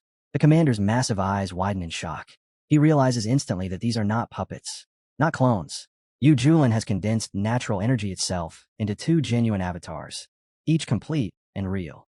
One of the Yu Julins lifts a jade flute to his lips, immortal sound gathering in silence before the first note is even played. Another Yu Julin holds a dark coffin artifact, ancient and heavy, as if it carries the weight of buried eras within it. The final Yu Julin stands at the center, sword in hand, calm and unmoving as the six-phase killing array descends upon them. Yu Julin looks at the collapsing battlefield and says with calm confidence that this is good. They will see which of them kills more. One of his avatars snorts and declares that he will definitely win. The flute-wielding avatar smiles faintly and says he is still that competitive. Then he apologizes softly for what is about to happen. The next moment, a single note rises. Soul-shattering melody. The sound spreads without shape or direction, passing through armor, flesh, and bone as if they do not exist. Nether-clan soldiers freeze mid-charge. Their eyes go blank, one after another. They drop from the sky like severed leaves, their souls torn apart before they even understand what struck them. At the same time, the coffin-wielding avatar appears before another Nether commander. He scoffs arrogantly, saying the man only pretends to be profound, that true power stands here. He slams the coffin forward and orders those ants to climb inside. He laughs loudly as the lid creaks open like the mouth of death itself. Panic spreads instantly. The remaining Nether soldiers scream for help. They cry that they do not want to die. Some shout for their mothers. Others beg to return to the Nethers. Discipline shatters as terror takes over. Through the chaos, the sword-wielding Yu Julin steps forward and swings. He says coldly that the commander's strength is not enough in this place. The Titan demon ape roars and desperately evades, barely escaping the first arc of sword light. He shouts that Yu Julin controls two avatars and three monarch artifacts. Yet he is not even a celestial immortal. His voice carries disbelief and fear. Yu Julin laughs lightly. He says his power depends on the limits of his enemy. The stronger the opponent, the stronger he becomes. His sword falls. The commander howls and launches a final counterattack, declaring that he will kill Yu Julin, even if it costs his life. Yu Julin answers without emotion that it is unfortunate his life holds no value. A devastating strike lands. The Titan demon ape is blasted backward, body tearing through layers of space before crashing into the earth far below. The ground caves in. His massive form twitches as his life force drains away. The scene settles for a breath. Yu Julin glances toward the distance and says calmly that it seems someone is returning. The coffin-wielding avatar clicks his tongue impatiently, saying this is boring and that he was not finished playing yet. Yu Julin turns his head and casts a sharp, icy glance. The avatar stiffens instantly, startled into silence. Without another word, both avatars dissolve into streams of light and merge back into Yu Julin's body. He raises his sword once more. A vast force erupts outward. Space fractures. Formations collapse. The six-phase killing array crumbles, as if it were made of paper. Everything within range begins to disintegrate under overwhelming power. The NetherClan soldiers break completely. They fall to their knees mid-air, crying out in terror. They beg Immortal Yi for mercy. They admit they were wrong. They shout that they quit Yua Gate, that they surrender, pleading desperately for their lives to be spared as destruction closes in. Yu Julin's gaze sweeps across the broken battlefield, his robes still stained with immortal blood, and his voice cuts through the wind like a blade. He spares Ming Feng today. He orders him to crawl back and deliver a message to his clan. As long as Yujulin still breathes, no alien force will ever set foot on Kunlun again. If the Nethers dare to try once more, he will chase them to the ends of heaven and earth, and not a single one will escape his wrath. For a heartbeat, the world falls silent. Then the cultivators erupt. They shout that he slaughtered hundreds of thousands of immortals alone. They roar that such strength defies reason. A young man, eyes blazing with excitement, cries out that Yujulin fought the aliens single-handedly and shielded every cultivator of Kunlun. A young woman clasps her hands to her chest, her voice trembling with admiration as she says that such glory, such honor, belongs only to a true guardian of the realm. The momentum spreads like wildfire. A sword cultivator steps forward, raising his blade high, declaring that from this day onward, he will personally hunt down any invader who dares touch Kunlun soil. Instantly, the crowd echoes him, thousands of voices merging into one thunderous vow. They will hunt down anyone who invades Kunlun. Yet amid the cheers, one man does not celebrate. The surviving commander stands frozen, his thoughts spiraling. Yujulin said he grows stronger against the strong. What kind of monster is that? How powerful has he become? If even the Nether ancestor stepped into this land, would he survive? A cold shout snaps him back to reality. Yujulin's eyes lock onto him, and his voice rings out without warmth, telling him to scream if he wishes. Does he want to be killed personally instead? The commander stiffens, sweat running down his spine. He stammers that there is no need, that he will leave at once. But inside, his heart pounds with a single thought. The ancestor must be warned about this freak named Yujulin. Before he can flee, the Holy Sun bursts into wild laughter, screaming for the hunt to begin, urging everyone to chase them down. The commander's mind races. He must secure the solar body. He must close the Stargate. If that demon of man follows them through the void, their entire clan will be erased. Without hesitation, he grabs the Holy Sun and drags him toward the portal. As the Stargate flickers before him, a single terrifying image dominates his thoughts. Yujulin stepping through it. If that monster reaches their homeland, there will be nothing left. The commander stumbles through the portal and appears before the ancestral hall. He falls to his knees and shouts that the invasion has failed, that a man named Yujulin wiped out 1 million of their soldiers. The hall trembles with fury. The ancestor's roar shakes the heavens as he calls him trash, accusing him of fabricating ridiculous excuses. In the next instant, a strike descends. The commander is obliterated where he kneels. Silence follows. The ancestor's voice turns cold as ice. Forget Mingfeng. The alliance is expanding on other fronts. The Stargate is sealed. Kunlun is to be ignored for now. The scene shifts. Within the towering halls of the Immortal Palace, Yuhua Palace, anger simmers. A figure speaks with undisguised fury, demanding to know how the alien assault on Kunlun failed. How did those so-called country bumpkins repel yet another army of immortals? This is Yuhua Shang, founder of Yuhua Gate, an immortal venerable whose name commands reverence and fear alike. His expression hardens. He declares that he will send down his spirit brand personally to uncover the truth. And whoever dared to ruin his plan, no matter who they are, he will make them regret ever being born. Inside the ancestral shrine of Yuhua Gate, Li strode deliberately toward the staircase, his curiosity flickering with every step, until he suddenly discovered and pushed open a hidden gate. As he crossed the threshold, his eyes swept across the room, brimming with both wonder and anticipation. And in his mind, he decided that this had to be the most crucial treasure vault within Yuhua Gate, a place certain to hold rare treasures worthy of discovery. Li moved forward cautiously, reaching toward the artifacts carefully arranged before him. But the moment he lifted one into his hands, the spark of excitement drained instantly, and he muttered under his breath as he inspected it closely that it was nothing more than a piece of rotten wood. His attention then shifted to a nearby book, its title page catching his gaze. The inscription revealed it was connected to the founding ancestors of Yuhua Gate. A flicker of surprise crossed Li's face as realization settled in. He was staring at the memorial tablet of the old Dao sect master of Yuhua Gate. Before he could dwell further, a sudden, eerie laughter echoed through the shrine, piercing the still air and making Li's eyes widen in shock. Though he quickly steadied himself and responded with a cold, arrogant composure, declaring that he would treat the interruption as both a small surprise and a form of punishment. With casual precision, he added that the old master had no reason to worry, assuring that he would aim carefully so as not to split his forehead. The instant he made his move, the attack struck the ground with an earth-shattering force, releasing a violent burst of energy that spread outward in a terrifying shockwave. Li's own shout of alarm rang out as the full consequences became apparent, and even the cultivators of Yuhua Gate at the early stage of the Ascension realm were obliterated instantly by the unleashed force. Simultaneously, Zhenzi's eyes widened, his teeth clenched with unrestrained fury as purple energy began to coil around him while he surged forward, his expression cold and furious as he demanded answers. questioning how he could possibly not be a disciple of Yuhua Gate and seeking to understand the current state of the sect while demanding to know the whereabouts of the Zhou clan's army. Li slammed onto the ground under the pressure of the attack. Yet despite the searing pain, he shot back with unflinching defiance, calling the old man out and telling him to stop shouting at his grandfather, before launching into a scathing condemnation of Yuhua Gate itself, accusing the sect of colluding with foreign races and slaughtering its own people, insisting that the corruption originated from the very top, and because the leaders were crooked, all those beneath them had inevitably become tainted as well. Jinzi's fury deepened, his eyes burning with unrestrained anger as he fixed Li with a glare that could shred steel, warning him that if he wished to leave with a whole corpse, he would answer honestly, for otherwise he would be made to endure the terrifying methods of an immortal venerable.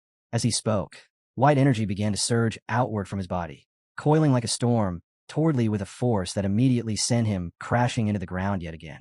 Even under the crushing onslaught, Li refused to yield, his voice brimming with unwavering confidence as he declared that an immortal venerable was nothing more than trash, claiming that his own master could obliterate Yuhua Gate and even the million immortals of the Nether clan with a single finger, before mocking Jinzi, asking arrogantly who he thought he was, daring to stand before such a master. Rage consumed Jinzi completely at those words, his face contorting with wrath as he shouted that Li had ruined his grand design, declaring that the true target of his wrath would be the so-called master himself. And in that instant, a violent eruption of purple energy burst from his body, hurtling toward Li once more. The attack left Li seriously wounded, pressing him mercilessly to the ground as Jinzi demanded answers, demanding to know who Li's master was and where that person currently resided. Then, something entirely unexpected shattered the tension. Without warning, Jinzi released a surge of golden energy skyward, his gaze locking on the distance as a calm, commanding voice accompanied the radiance, declaring that the Venerable had already arrived and challenging Jinzi, asking plainly what he intended to do. Golden spiritual energy spread outward, saturating the space with an oppressive weight that immediately made Jinzi feel the true scale of the power confronting him. Li, reeling from both shock and awe, yelled as the pressure intensified, the ground trembling violently beneath him, while waves of energy radiated in all directions, shaking the very foundations of the shrine. Jinzi planted himself firmly amid the storm, eyes narrowing as he glared forward, purple and pink energy roaring from his body like twin maelstrom, as he proclaimed with unbridled fury that he had already reached the peak and prepared for ascension, vowing that if he succeeded in crossing into the immortal realm, he would tear this adversary to pieces. The energy around him swelled to such intensity that every surrounding building was engulfed, crushed under the sheer weight of the unleashed power. The scene then shifted away from the chaos of battle to focus on the protagonist, Junlin, who stood calm and composed, eyes tracing the sky as he analyzed the unfolding situation. Watching carefully, he discerned a critical truth. The opponent before Jinzi was not a corporeal being, but merely a projection, a manifestation of immense power rather than a living body. Junlin's gaze remained steady as he considered the situation, noting that if the being in the sky were a true soul descending from the immortal realm, the consequences would be far more perilous. Yet since it was merely a projection, its power was constrained by the oppressive forces of the lower world. He let out a faint sigh, reflecting that the chunk of fire he had used earlier had been wasted, for he had hoped it would allow him to break through directly into the immortal Qing realm. But the harsh reality of the world's limitations had made that impossible. Just then, a system notification appeared, informing him that the Kunlun Ascension passage had suffered damage, and reminding him that, due to the restrictions of the world, immortals from the immortal realm could not descend with their true bodies, and even their projections were subject to suppression by the world's natural laws. With calm detachment, Junlin continued to watch the sky, deciding that forcing the issue here would achieve nothing, for the environment was too hostile and the spiritual energy far too thin to support reckless action. His thoughts drifted to his past life, to the countless struggles he had endured and the careful sorting of every problem he had undertaken, and he resolved with certainty that he would not allow himself to fall into the same traps again. Living a relaxed life while occasionally aiding others in cultivation felt far more satisfying, and he admitted to himself with quiet amusement that the experience was genuinely wonderful.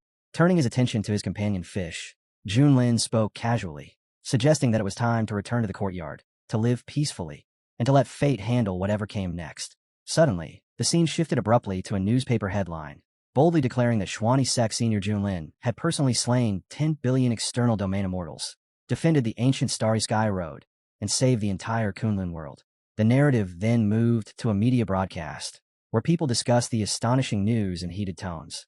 One voice loudly rejected the rumors, refusing to believe such claims, insisting that even the record of 10 billion external immortals was impossible.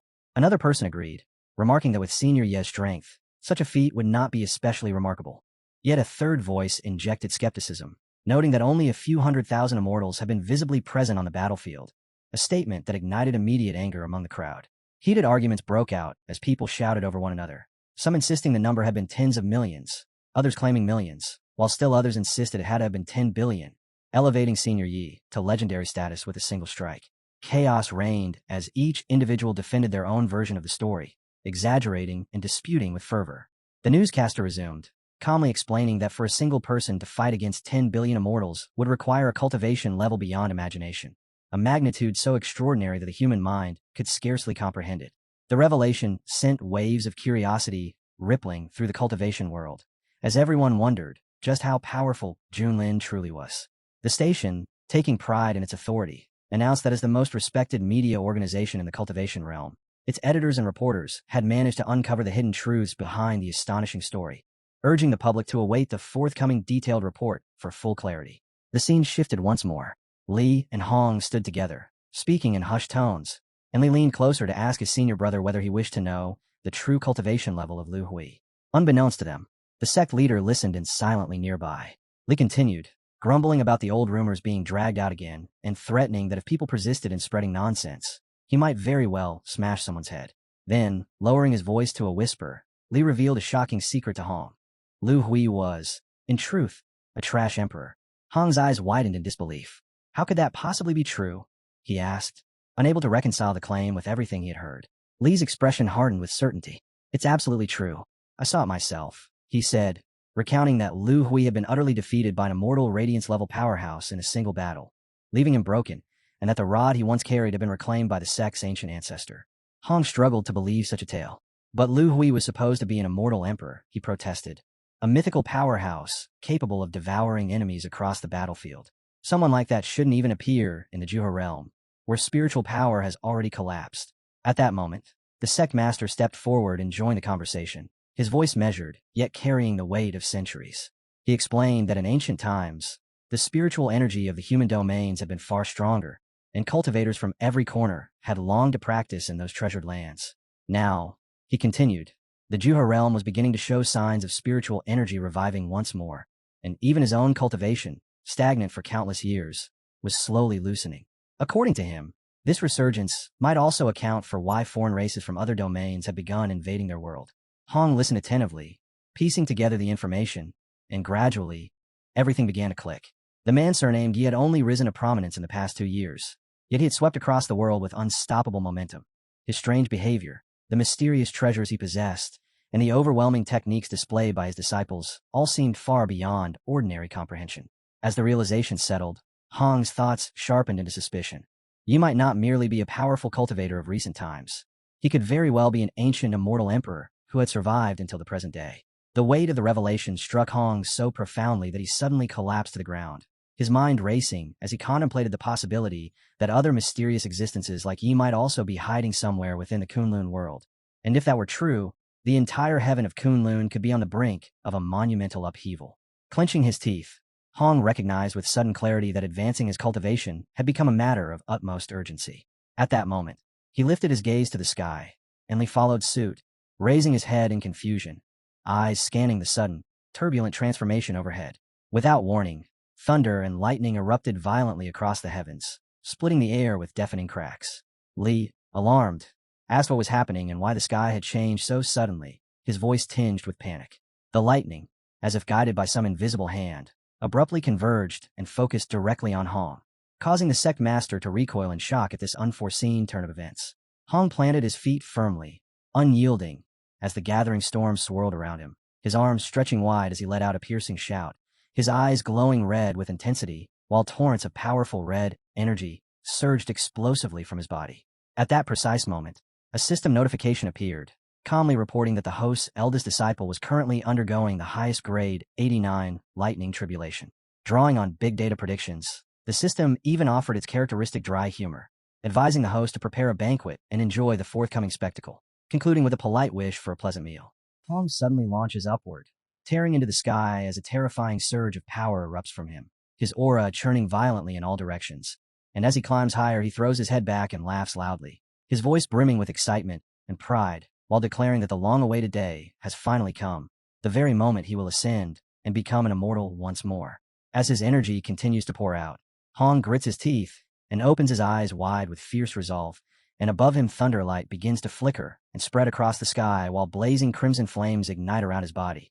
The red fire and crackling lightning colliding and intertwining in a violent clash that detonates into massive explosions both overhead and across the ground below. On the ground, Lee and the sect master watch the spectacle without blinking, and as Hong's chaotic power rages on, Lee remarks that although elder senior brother might look a bit insane acting like this, when it comes to true strength he is undeniably powerful. The sect master can only stare in shock, wondering if what he is witnessing is the immortal Ascension, lightning tribulation described in ancient texts. The kind where survival comes with 9 deaths and a single chance to live, and he finds it unbelievable that Hong appears to be enduring something so perilous with such ease. The shock overwhelms him to the point that he stumbles backward and drops to a seated position on the ground. And while still trying to make sense of it all, he mutters that Hong is already a monster, yet even the disciple he accepted seems just as abnormal, leaving him at a loss for words as he watches someone treat such a terrifying, lightning tribulation like a trivial game. And he questions how ordinary cultivators like them are supposed to go on living in a world where beings like this exist. Lee immediately fires back in protest upon hearing that, telling the sect master not to group him together with ordinary people, reminding him that he is the master's second disciple, and confidently adding that his future shines so brightly he cannot even sleep peacefully because of it. Meanwhile, high above, Hong lifts both arms as thunder light gathers into his hands and runs along his arms. And while sensing this power, he carefully reflects on the situation, realizing that the heavenly lightning this time is unlike what he experienced before, feeling far purer and significantly more violent. At the same time, another thought troubles him, because under normal circumstances, once a tribulation is overcome, the immortal Tao sweet rain should descend as a blessing. Yet until now, that rain has yet to appear. As Hong is still lost in thought, another surge of thunderlight suddenly crashes down, forcing his eyes wide in shock as the lightning strikes him again. He immediately lifts his gaze toward the sky and begins counting how many attacks he has already endured, realizing that 2 complete cycles of 9 strikes have already passed, making 18 heavenly lightning bolts in total. Yet the tribulation shows no sign of ending and instead continues to intensify, growing even more powerful, which makes him suspect that the cause might be the rise in his own cultivation. Frustration quickly turns into anger as the unrelenting tribulation presses on, red energy erupting wildly around his body while he shouts up at the heavens, deciding that no matter what comes next, his only choice is to withstand it and live through this ordeal. At that moment, the scene shifts elsewhere, where the protagonist sits calmly, eating a small snack, while someone nearby watches with concern and says that senior brother Hong is being struck repeatedly by lightning, wondering aloud if he might actually die from it. The protagonist answers without the slightest worry that Hong will not die, as long as that monster is still present. Right then, a system notification appears, stating that the host's eldest disciple is undergoing the highest grade 89 lightning tribulation, and based on big data analysis, it advises the host to prepare a banquet and enjoy the spectacle, even wishing him a pleasant meal. Hearing this, the protagonist rises to his feet and calmly repeats that this is the 89 lightning tribulation. Someone close by inhales sharply and remarks that it is impossible to tell whether Hong has encountered an incredible opportunity or a catastrophic calamity, explaining that the 89 lightning tribulation is regarded as the most difficult in all of history, containing extremely rare chaos, heavenly lightning, and totaling 72 strikes. Another person adds that if someone manages to survive it, their cultivation will advance by leaps and bounds. Yet throughout all recorded history, no one has ever been known to live through such a tribulation. Nearby, a bird begins speaking, pointing out that this situation confirms how the laws of heaven and earth in the Kunlun world have become far more complete over time, since in the past lightning tribulations were much simpler, with cultivators facing at most 2 sets of 9 strikes, meaning only 18 bolts in total. Immediately afterward, a donkey joins in and declares that this old donkey believes the young junior brother is definitely going to die. Meanwhile, the scene returns to Hong, who continues resisting the tribulation with everything he has, as lightning keeps crashing down relentlessly, one strike after another. Hong reaches out and begins grabbing the thunderlight with his bare hands as he battles against it, counting each strike while enduring the relentless assault. The 20th bolt falls, then the 21st follows immediately, and the barrage continues without pause until the count climbs to 30, then 36. He keeps unleashing more power to resist, pushing himself harder as the number rises again to 45, while a violent surge of purple-red energy erupts around him with overwhelming force. Still the lightning does not stop, as the 51st strike descends, quickly followed by the 52nd.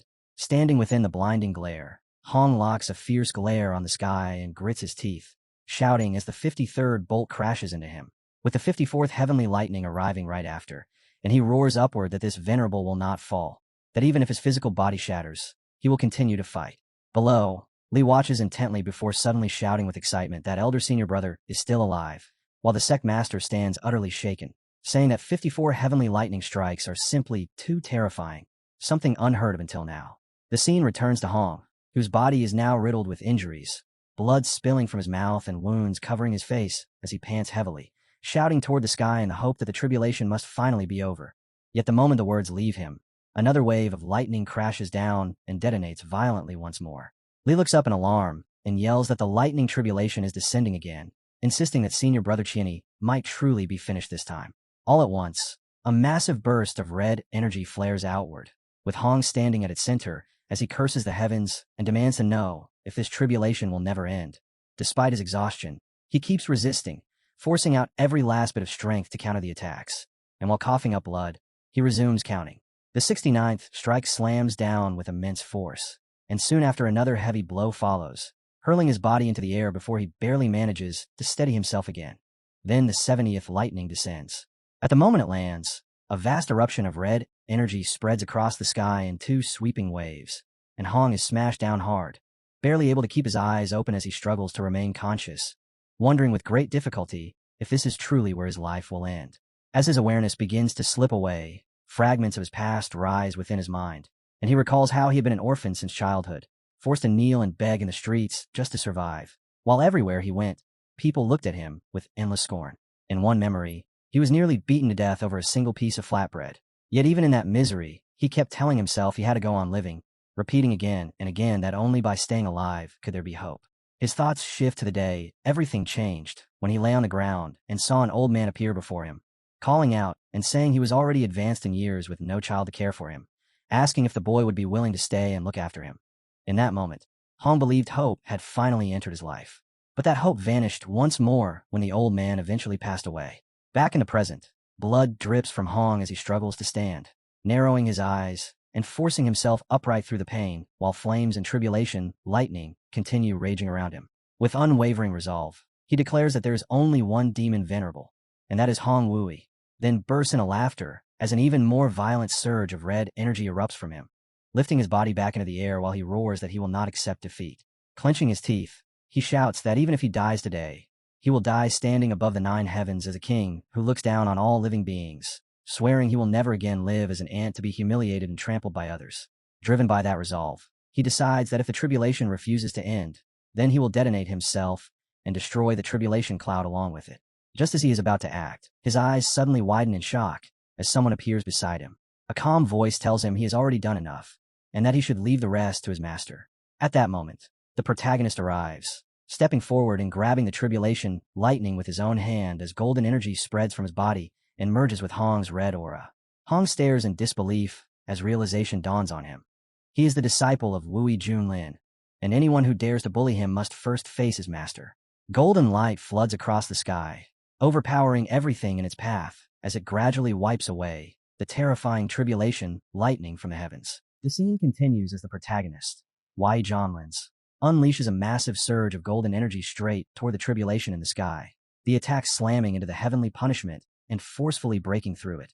Witnessing this, Hong is left utterly stunned, realizing that the protagonist has directly intruded into a tribulation meant for someone else, something known to be incredibly dangerous, where even the slightest misstep usually leads to certain death and eternal doom.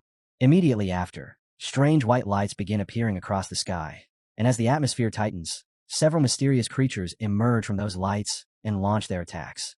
At the same time, Hong, already injured from the tribulation, struggles to stand and notices the lightning growing even more terrifying, panicking as the 71st bolt forms, knowing that power on that level could easily kill 100 immortal venerables. Meanwhile, both he and the protagonist remain within the tribulation zone when a thunderlight avatar suddenly takes shape in the sky, the lightning figure shouting as it radiates overwhelming power. Seeing this, Hong urgently yells at the protagonist, demanding to know why he is not left and asking if he intends to stay there and die for nothing. Instead of retreating, the protagonist suddenly throws a punch toward Hong, then calmly tells him to stop looking as if his master is about to die and to open his eyes and watch carefully. With that, he rises into the sky as powerful energy erupts from his body, telling Hong to pay attention while his master takes revenge on his behalf. Those words leave Hong frozen in shock, his eyes widening in confusion as he repeats the thought. Revenge for him. Unable to understand what the protagonist means. At that moment, the protagonist ascends higher and activates a technique called the Heavenly Avatar, and instantly a colossal version of himself appears, glowing with a blazing red aura that spreads across the sky. The enormous figure stands before Hong, emanating an oppressive and terrifying presence. Hong can only stare in disbelief, unable to accept what he is seeing, as the power radiating from this technique feels even more frightening than the heavenly tribulation itself. And deep down he realizes something astonishing. If this person is truly the reincarnation of an ancient emperor, then his strength is far beyond anything anyone had imagined. The massive avatar then shifts its focus to the thunderlight figure formed from white lightning and, without the slightest hesitation, advances forward and begins crushing the lightning avatar with overwhelming force. Hong watches everything unfold and thinks to himself that the lightning avatar truly dared to act arrogantly in front of someone like this. While at the same moment, the protagonist declares that anyone who dares harm his disciples will repay the price thousands of times over. The white thunderlight retaliates without restraint, unleashing continuous, powerful bolts that crash into the protagonist's avatar again and again, each collision erupting into explosions that resound across the sky as the two forces clash head-on. Far from the battlefield, Li and the sect master observe the chaos when the ground beneath them suddenly begins to crack under the pressure of the overwhelming power, prompting the sect master to grow uneasy as he remarks that something feels off, like the stillness before a massive storm breaks. Li looks up at the sky and curses in frustration, admitting that for a moment he thought senior brother had self-destructed, but seeing the situation now, he immediately shifts to praising their master with unrestrained admiration, saying this is exactly what he expected, and even calling him his god. Back in the sky, the protagonist continues releasing golden energy while drawing in the surrounding white thunderlight, and after accumulating more power, he calmly raises his hand and studies the tribulation, recognizing it as the legendary 8-9 Chaos Tribulation, then remarking with surprise that the lightning feels slightly tingly and even somewhat comfortable. On the ground below, Hong sits in complete disbelief, screaming inwardly as he questions how being struck by lightning could feel comfortable for that person, and what that makes all the suffering he endured during his own tribulations. He forces himself to settle down and think clearly, reminding himself that it is not unusual for the reincarnation of an ancient emperor to possess such overwhelming strength, especially since that same person had just saved his life without hesitation, and without that intervention, he knows he would already be dead. As he continues watching the battle above, Hong gradually accepts a truth in his heart, acknowledging that he now owes the protagonist a tremendous debt, even vowing that if he ever returns to his peak strength, he will not use his usual demonic methods to torment him. Meanwhile, the fight reaches its end as the white thunderlight is finally destroyed, and with its disappearance, the tribulation clouds begin to slowly disperse across the sky, causing those watching from a distance to shout in excitement, unable to believe that the peak master has actually defeated the heavenly tribulation itself. The sect master remains just as stunned, stating that what they have witnessed completely defies the heavens. Across all his years of knowledge, the sect master has never heard of anyone defeating a lightning tribulation in such a way. Li suddenly bursts into confident laughter, mocking the entire situation as he says the storm was nothing impressive and that the so-called strongest tribulation turned out to be weak. But the instant those words leave his mouth, the atmosphere shifts abruptly as the fading storm begins to twist violently and gather once more in the sky, clouds spiraling together with terrifying force. From within that storm, a voice echoes across the heavens, declaring that the might of the heavenly Tao cannot be desecrated. The storm then reshapes itself into a colossal face formed from lightning and clouds, and the voice continues, proclaiming that divine authority cannot be challenged. At the same time, the tribulation changes again as the final lightning bolt takes on a humanoid form made entirely of thunder, and even the protagonist recognizes it at once as the ultimate form recorded only in ancient texts, a terrifying punishment capable of killing even an immortal emperor. The storm announces the descent of divine punishment, the sky roaring as thunder screams that sinners must be executed. Everyone witnessing this is struck with fear, and Li immediately panics, shouting that the old sect master has jinxed everything by predicting the storm earlier, that the tribulation has reformed and its power has increased tens of thousands of times, and that everything is finished because no one could possibly stop a divine punishment at this level. Overcome with terror, Li collapses to the ground while the people around him begin fleeing in panic, desperately trying to escape the catastrophe descending from above. Meanwhile, the protagonist stands calmly before the massive storm, and instead of fear, a faint smile spreads across his face as he thinks that the timing could not be better. He recalls an old rumor that heavenly lightning is a supreme treasure and extremely nourishing for cultivation, and the thought excites him, like someone about to savor a rare delicacy. Once again, he raises his hand, and golden energy erupts outward, forming a vast heavenly swallowing manifestation around him, the enormous construct opening like a giant mouth in the sky. With absolute confidence, he commands it to devour the lightning. In the next moment, he opens his own mouth as well and begins swallowing the white storm energy directly. Witnessing this absurd scene, Hong is left utterly speechless, his voice trembling in disbelief as he realizes what is happening. The protagonist is actually attempting to swallow the divine punishment itself. Hong instantly understands just how insane the situation is, watching in stunned silence as he thinks this is madness. Peak Master Iju Lin is literally devouring the divine punishment itself, while everyone nearby is frozen in fear, unable to react after witnessing someone so casually consume heavenly punishment. And even Hong cannot suppress the deep dread rising within him as the scene continues.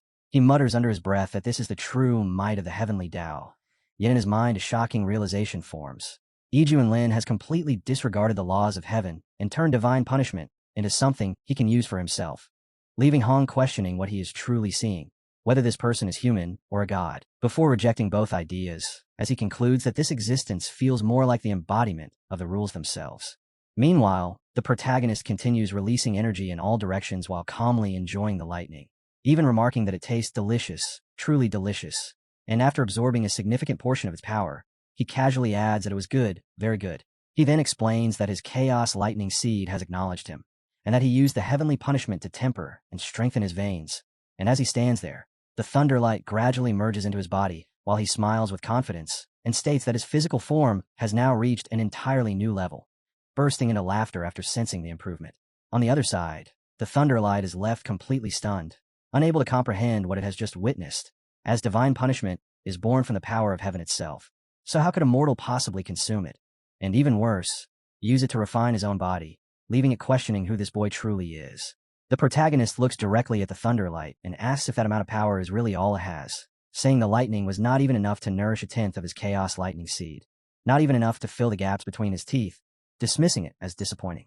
Hearing this, the thunderlight erupts in fury, grinding its teeth as it shouts at him to stop being arrogant, calling him a sinner, and declaring that under the will of heaven he will be reduced to dust.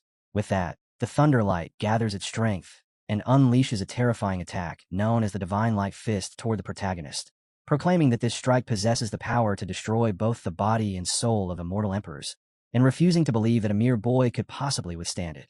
As the fist hurtles toward him, a system-like message suddenly appears. Powerful energy attack detected. Passive skills activated. Attack power doubled. And upon seeing this, the protagonist lets out an excited laugh, saying that now things are finally getting interesting. He remains standing calmly as the storm surges forward with overwhelming force, then releases his golden energy and directly catches the incoming attack, leaving everyone watching in complete shock. He actually stopped it with his bare hand. The thunderlight immediately falls in a panic, unable to believe the attack was caught so effortlessly, questioning whether this boy can even be considered human anymore, especially as the power radiating from him now feels even greater than its own. As the protagonist continues to spread his energy, the thunderlight senses something deeply unsettling, as if the boy has been surpassing it all along, to the point that even its own thunder origin begins trembling uncontrollably. Driven by desperation, it unleashes a blazing thunder origin attack toward him, refusing to accept what is happening and believing that no living being in this world should be able to defy its judgment, as lightning spreads wildly in every direction and detonates in massive explosions. Yet the protagonist responds with calm indifference, stating that the attack is too slow and too weak. The thunderlight echoes those words in disbelief. Too slow and too weak, as frustration surges through it, questioning why its strike has become so feeble, angrily asking if its thunder origin is running dry, even mockingly referring to itself as Little Thunder. The protagonist continues to taunt it, saying that Little Thunder has already missed its chance, and asking if it is afraid. As it releases even more power, the thunderlight grows increasingly desperate, shouting that every time it becomes slightly stronger, the boy somehow becomes twice as strong, and worse still, its thunder origin is being drained by the boy's devouring ability. Golden energy continues to spread across the battlefield from the protagonist, and the thunderstorm comes to a horrifying realization. This boy is like a bottomless abyss with limitless power, and if this fight continues, it will be completely drained and perish.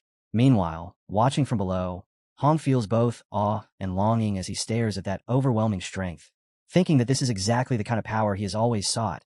Not merely strength, but but the ability to stand above the entire world with absolute dominance. He takes a deep breath and admits to himself that Iju and Lin is unbelievably impressive.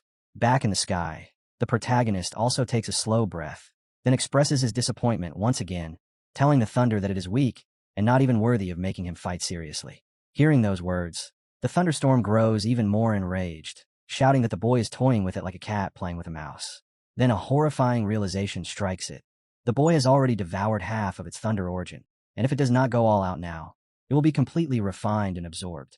Driven by desperation, it declares that even if it must drain the power of the entire world, it will destroy this freak. Yet before it can fully act, it suddenly begins screaming and crying in panic. At that exact moment, the protagonist launches another attack straight toward the thunder. Below, the spectators abruptly notice something wrong, as many shout in shock that their cultivation is being drained, while others panic, crying that their levels are disappearing and fearing they will all become crippled cultivators. Meanwhile, the protagonist continues pouring out his power toward the thunderstorm and commands it to die. In response, the thunderstorm splits into several smaller storms.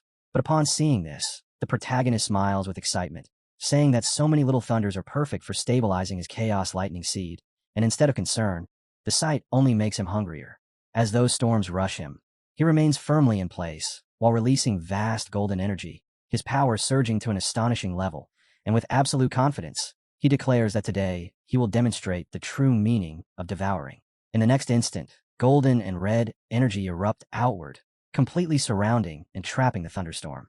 The thunderstorm cries out in terror, screaming that its clones and its very origin are being taken away.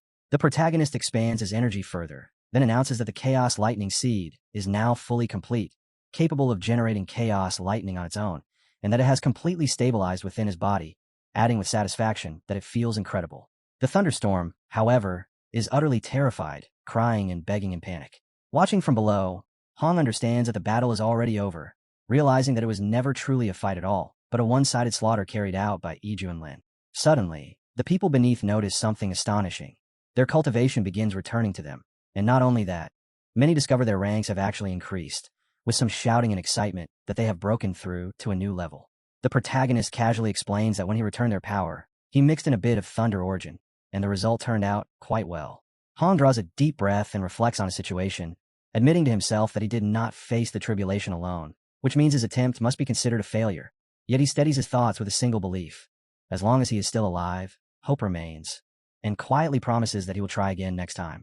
But the protagonist overhears him and immediately responds.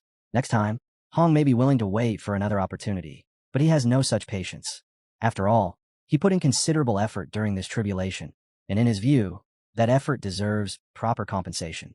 Meanwhile, the defeated Thunderlight lies collapsed on the ground, trembling and crying as it begs the protagonist not to come any closer, insisting that the tribulation is already over and that it only wants to return home. The protagonist lets out a mischievous laugh and tells it that this is not a place it can enter and leave as it pleases, and if it wants to go back, it will have to pay a price first. He then orders the Thunderlight to send down the auspicious light of Ascension. Hong is left completely stunned, his mind racing as he wonders if something like this is even possible. How can a heavenly tribulation, an existence that governs fate itself, actually feel fear toward a human? At the same time, the thunderstorm abruptly becomes extremely humble, hurriedly calling out to the protagonist in a tone like that of a terrified subordinate, begging not to be killed while addressing him as senior big boss and even dad, promising that as long as its life is spared, it will immediately arrange everything and do absolutely anything. The protagonist answers calmly, telling it to hurry and assist his god-level disciple in ascending. The thunderstorm obeys without hesitation, replying that it understands and calling him boss before turning toward Hong to carry out the command. Everyone watching is utterly dumbfounded, the onlookers whispering in disbelief about how incredible Peak Master E is, amazed that he seems to have no limits at all, unable to believe what they are witnessing as the heavenly tribulation, something that controls the fate of countless beings, actually submits willingly to him, making Hong appear unbelievably fortunate in their eyes. At that moment, the thunderstorm begins channeling golden energy toward Hong. As the energy pours into him, Hong immediately feels the transformation, his meridians visibly healing within his body as all the hidden injuries buried deep inside him begin to vanish, the sensation overwhelmingly comfortable and refreshing.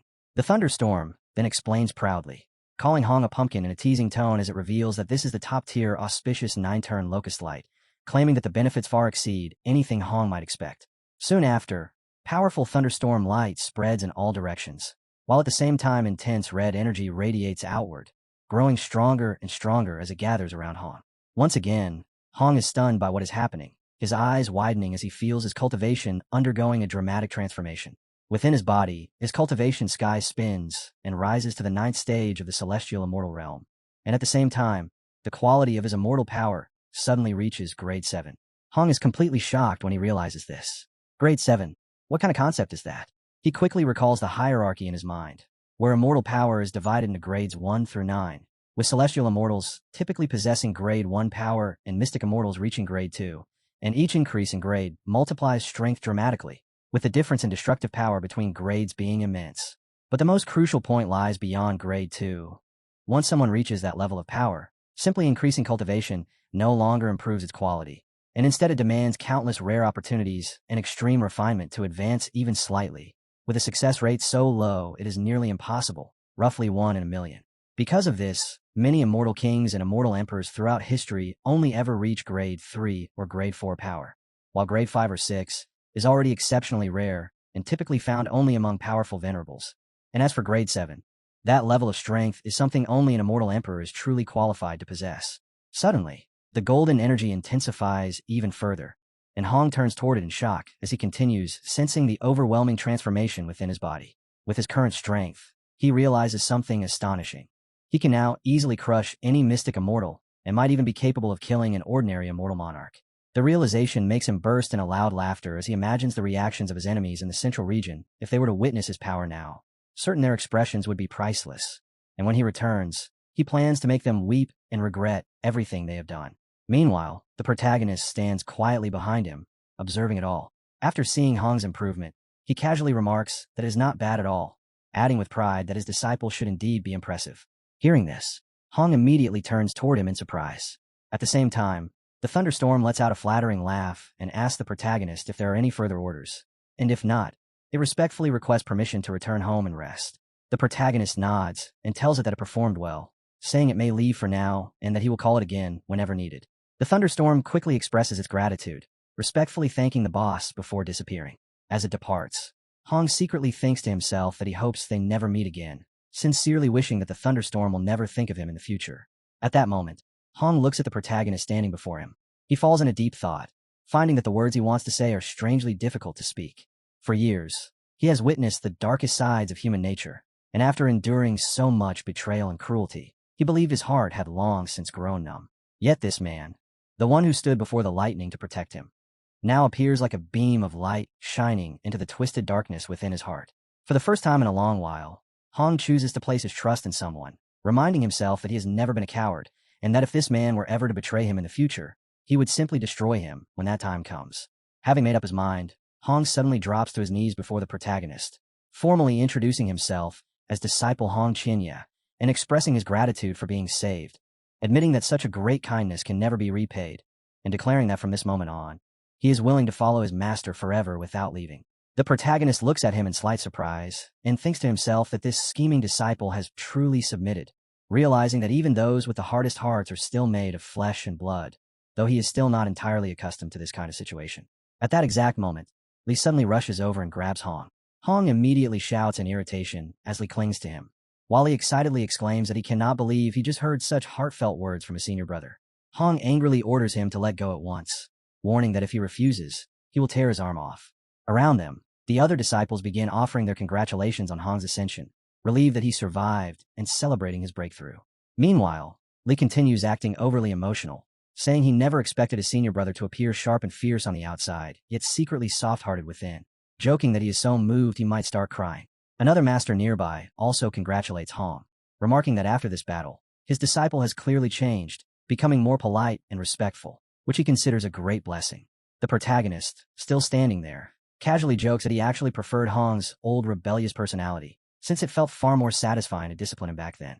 At the same time, he is secretly thinking something else, wondering whether beating his own disciple now might grant him valuable system experience points, or perhaps even reward him with a large gift pack for such a victory. Hong, however, hears the remark and thinks to himself that his heartfelt speech was completely wasted, concluding inwardly that the protagonist still seems like an unreliable jerk. He steps forward and respectfully tells his master not to make fun of him, saying there is no way he would dare to show off in front of him anymore. The protagonist simply smiles and points out that things are different now, since Hong's cultivation has actually surpassed his own. He casually suggests that they should spar, pointing out that this was once Hong's own wish. Inside his mind, however, the protagonist is already feeling excited, thinking that this is the perfect opportunity to gain experience by beating up his own disciple. The people nearby react immediately with enthusiasm, praising the idea as excellent, with some saying that if Peak Master, he personally helps his disciple stabilize his cultivation, the benefits will be enormous, and that if they can observe even a small part of the fight and gain some insight, they might even achieve breakthroughs themselves. Hong, on the other hand, is left stunned once again, unable to make sense of the situation. Even though his cultivation has now surpassed the protagonist's, he still feels as if that difference means nothing in front of this man, and a thought quietly surfaces in his mind. Is his master using this spar as an excuse to beat him again and remind him not to forget his place? The scene opens with the protagonist standing there in complete calm, looking straight at Hong and casually telling him to go ahead and attack with everything he has, as if issuing the most ordinary request. The moment Hong hears this, panic erupts in his mind, and he immediately assumes it must be some kind of trap, because there is no way he would be foolish enough to raise a hand against his own master. Instead of making a move, he abruptly drops down, grabs the protagonist's legs, and kneels on the ground while frantically apologizing, admitting that he had been ignorant before and had offended his master, and that because of this, he deserves to die. He continues begging without pause, promising that from this moment on he will obey every single order his master gives, and swearing that he will never betray him again. Yet the protagonist remains completely unfazed and simply repeats that Hong should attack, calmly explaining that he only wants to test Hong's progress and see how strong he has become. Inside, Hong is in total chaos, complaining to himself that all he wanted was to level up quietly.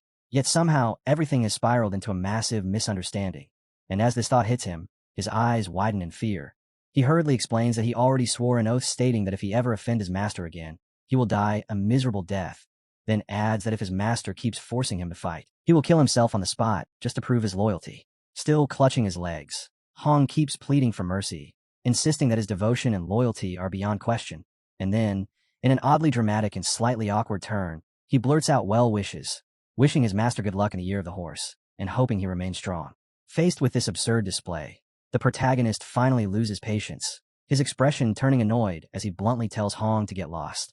At that exact moment, a sudden burst of energy erupts nearby, and a massive, overwhelming aura spreads outward, instantly drawing the attention of the protagonist and everyone with him as they all turn toward its source. The protagonist shows a hint of surprise and wonders what kind of powerful spiritual energy this could be, even considering that a rare treasure might have just been born. Right then, a system-like notification appears, announcing that spiritual energy has revived in the eastern region and that the 100,000 immortal mountains have emerged, containing countless hidden opportunities and treasures. Despite this, the protagonist shows no interest whatsoever, casually remarking that he has no intention of getting involved and that others are free to chase those fortunes if they wish, because his preferred way of leveling up is simply lying down and taking it easy. Not far away, Huang quietly lets out a breath of relief, thinking to himself that things were dangerously close just now and he nearly got beaten earlier, then smugly praising his own quick thinking for managing to slip out of that situation unscathed. Meanwhile, the scene shifts to the eastern region, where the 100,000 immortal mountains have risen, releasing waves of dense spiritual energy that surge outward from the peaks. At that moment, Chun Jizi, an elder of the Songming sect, bursts into the sky with loud laughter, excitedly proclaiming that this barren eastern land has finally produced the 100,000 immortal mountains, and that heaven itself is favoring the Songming sect.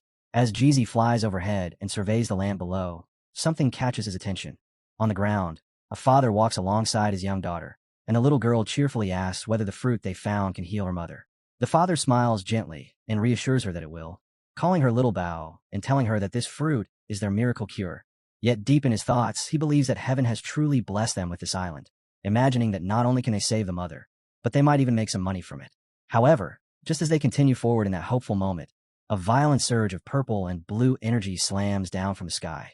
It is Chinjizi. Without the slightest hesitation, he strikes, coldly declaring that ants like them are unworthy of touching the fruit he desires, and with a casual motion of his power, he unleashes a lethal attack while telling them to go to hell.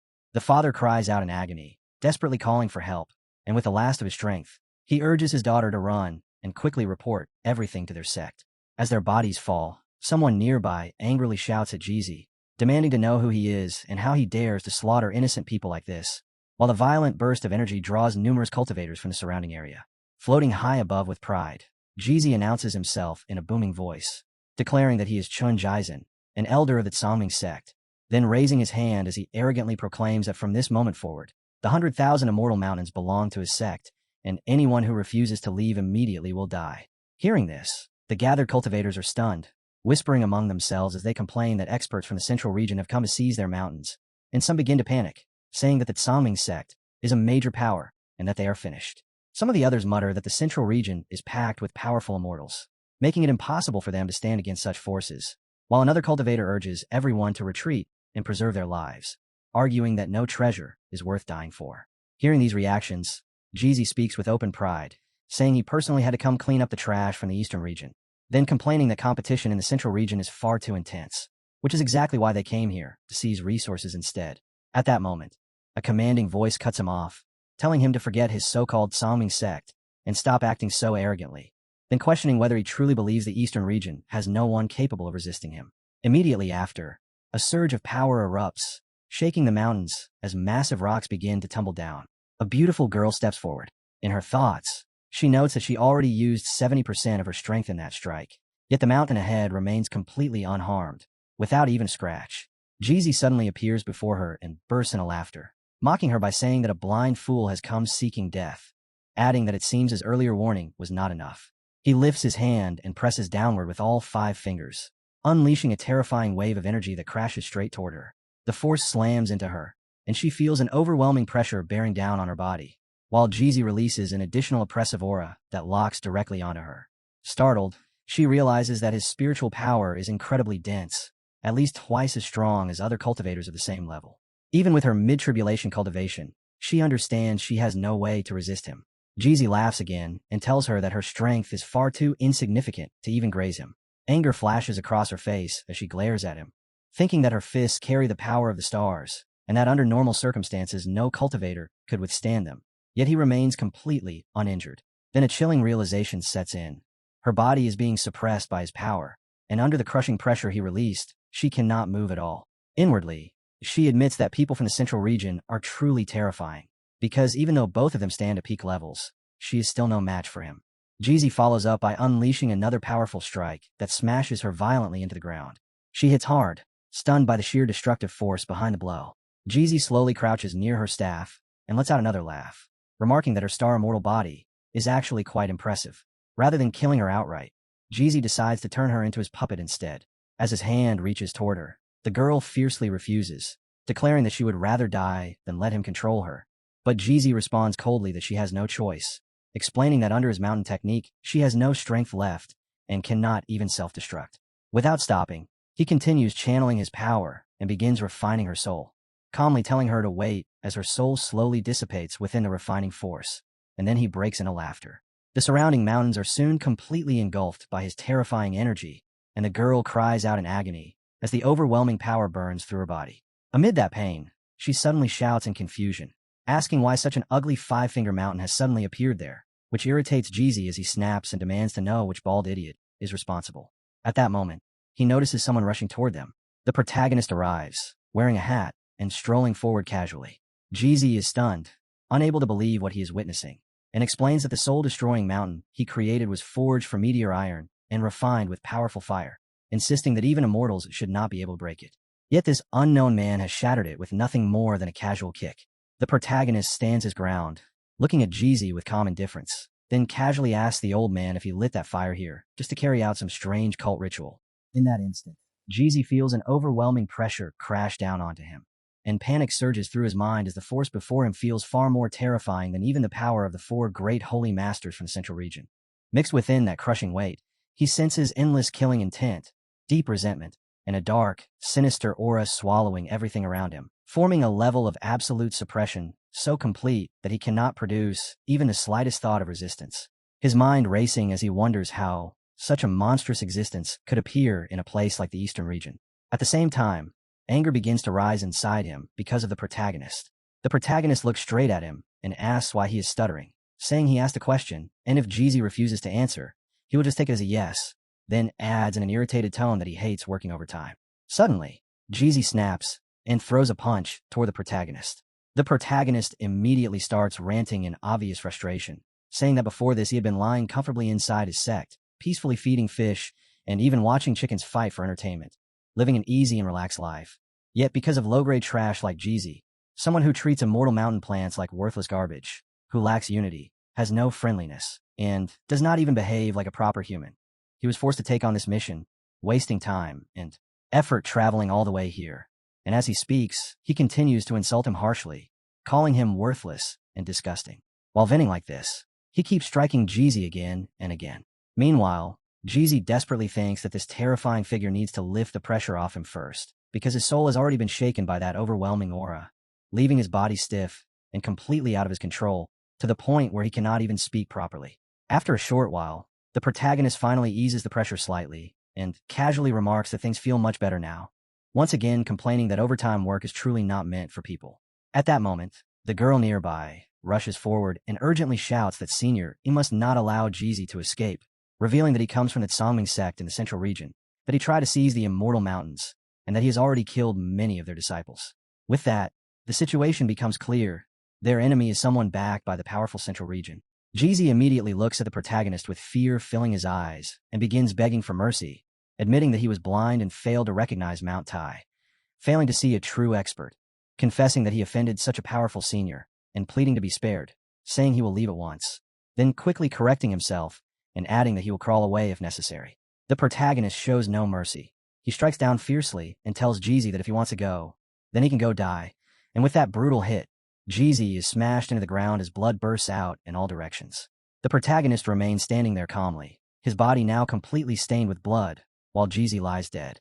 Afterward, the protagonist bends down, picks up a stone, and examines it, realizing it is a Shura token used to transmit information, which makes him understand that Jeezy had been trying to secretly send a message to call for reinforcements. He then remarks that since the Songming sect is so eager to claim the 100,000 Immortal Mountains, he will assist them, adding that their flesh and blood can serve as fertilizer to nourish these Immortal Mountains. Right then, a system interface appears. It announces congratulations to the host for completing the mission, stating that the objective was to eliminate the threat to the Immortal Mountains and remove a hidden danger.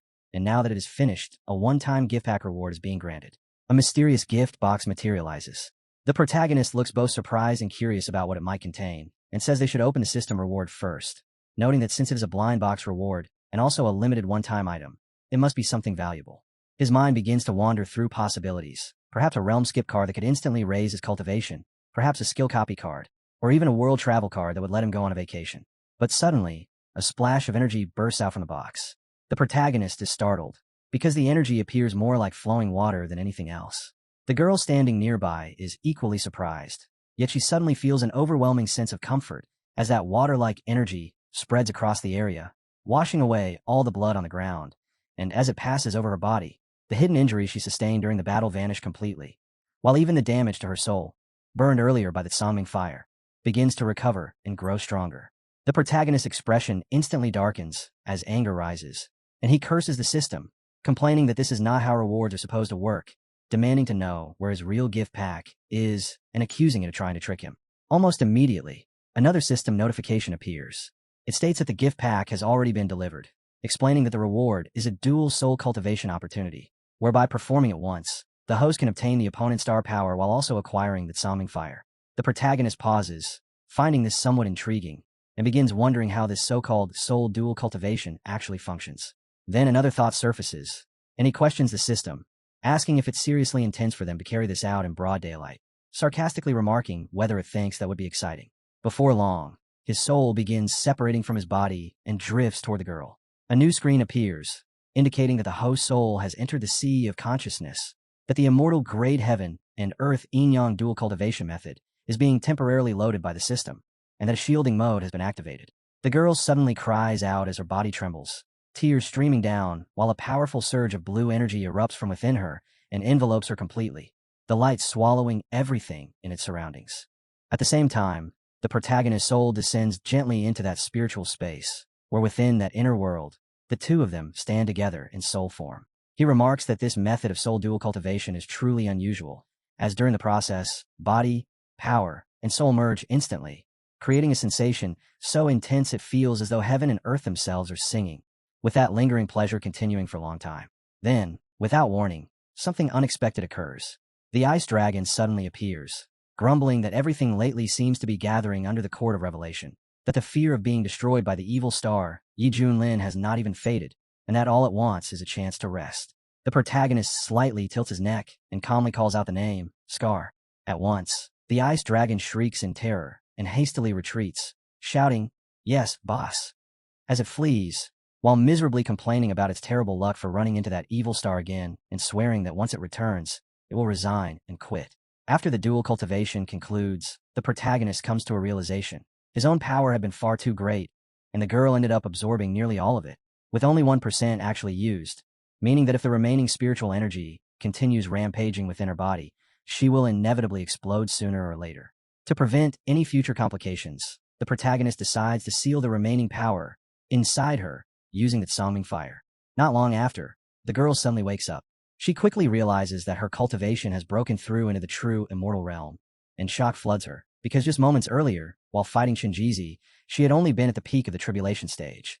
Yet now she has advanced directly, without even experiencing the terrifying Ascension tribulation. Confusion follows, as she cannot recall what actually happened. In her mind, she begins reconstructing what she believes must be the truth, concluding that Senior saved her and used some kind of water-based healing technique to restore her injuries, that he helped her break through her cultivation, and even blocked the lightning tribulation on her behalf.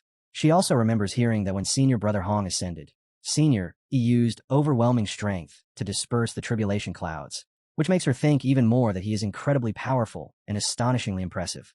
Filled with gratitude, she bows respectfully and says that she can never repay the kindness Senior showed in helping her ascend, promising that if he ever gives her an order in the future, she will go through fire and water without hesitation. The protagonist, however, simply flies away from the scene.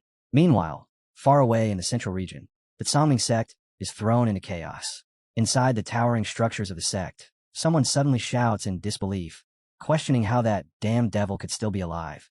The sect leader roars angrily that such a thing is absolutely impossible, recalling that in the past, the 8 great Tao sects, together with the fire worship sect, personally killed that devil sect leader, and to ensure nothing went wrong, they destroyed his corpse and guarded the remains for 7 days and 7 nights to confirm his death before leaving. However, the information left behind in the Shura token after Chenjizi's death tells a completely different story, stating that the 100,000 immortal mountains have appeared in the eastern region, that Chenjizi was killed by Hong, and that this devil has now joined a righteous sect. Hearing this, the sect leader immediately issues an order. He commands that all allied forces of the sect be gathered within 3 days, after which they will march toward the eastern region Shintia sect and seize the 100,000 immortal mountains. Regardless of whether the information is true or false, they must personally verify the shocking news. The scene opens at the Shintia sect, atop ethereal peak, where the protagonist stands together with Hong, who studies his master's face carefully before noticing something off and remarking that it looks unusually pale, almost like a blank sheet of paper, then jokingly asking whether some little vixen outside has drained all his energy. The protagonist does not take the teasing seriously and instead casually tosses an item toward Hong, telling his good disciple to catch it and saying it is simply a gift for him to play with. The moment Hong catches it, he is stunned, immediately recognizing it as Yue Sheng's Shura token, which throws his thoughts into confusion as he wonders how his master could possibly possess such a thing, while at the same time a deeper fear surfaces, whether his master has already discovered his true identity as the demon lord from the central region. After a brief moment of rapid thinking, Hong decides the safest course is to admit fault and show submission, so he drops straight to the ground and kneels. He openly confesses that he knows he was wrong, explaining that he hid his identity as the leader of a demon sect because he feared his master would despise and look down on him. Yet ever since meeting his master, he has come to understand how high the sky is and how thick the earth is, realizing just how vast and powerful the world truly is. From there, he begins praising his master with great enthusiasm, declaring that his master is extraordinary, like a radiant sun shining in the heavens, while he himself is nothing more than an insect crawling in a filthy gutter, only able to cautiously look up and admire that brilliance from below. The protagonist listens without much reaction, then casually remarks that he has heard the leader of the fire worship sect was quite glorious and well known in the central region. Hearing this, Hong immediately grows tense, thinking to himself that his master must be testing him with a bluff, though he reassures himself that his quick response should have kept things under control. He then launches into an explanation, saying that his master likely does not know the full story, and that back when he was being hunted by the 8 great Tao sects of the central region, Yue Sheng, the sect master of the Tsangming sect, played a crucial role in everything that happened.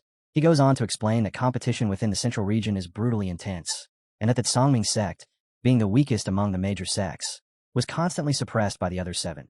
In order to change their position and seek revenge, their sect master secretly impersonated him and carried out numerous evil acts under his name. Hong continues, saying that once he uncovered this scheme and confronted the man, the situation only worsened, because to silence him, Yuesheng incited the 7 great Dao sects and established the Demon Slaughter Alliance, which then joined forces to surround and attack his sect. After he was eventually captured, Hong recounts how he endured brutal torture within the dungeon, personally tormented by Yuesheng in the old strategist way, and that the only reason he survived at all was because he cleverly faked his own death and escaped. As these memories resurface, Hong suddenly slams his fist hard against the ground and declares that at that time he swore to himself that if he ever returned to his peak cultivation, he would go back to the central region and take revenge. He continues with rising intensity, saying he would fight his way through and completely flatten the 8 great Dao sects. And as for the Songming sect, he would skin their members alive and feed their bones to demonic beasts, then extract Yuesheng's soul and refine it endlessly, torturing it day and night with the red lotus karmic fire. After listening to all of this, the protagonist responds calmly that if that is the case, then in 3 days, when the Songming sect's army arrives to attack, Hong can kill them all on his behalf, allowing him to fully release the hatred built up in his heart.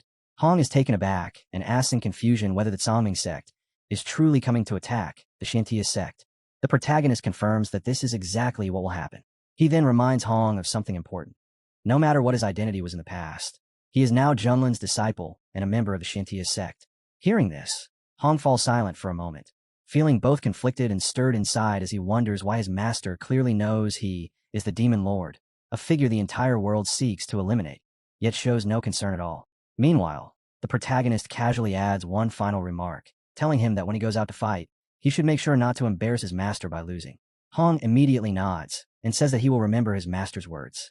After Hong leaves, the protagonist relaxes and casually remarks to himself that having a disciple is actually quite enjoyable, since it allows him to take things easy while someone else handles the work.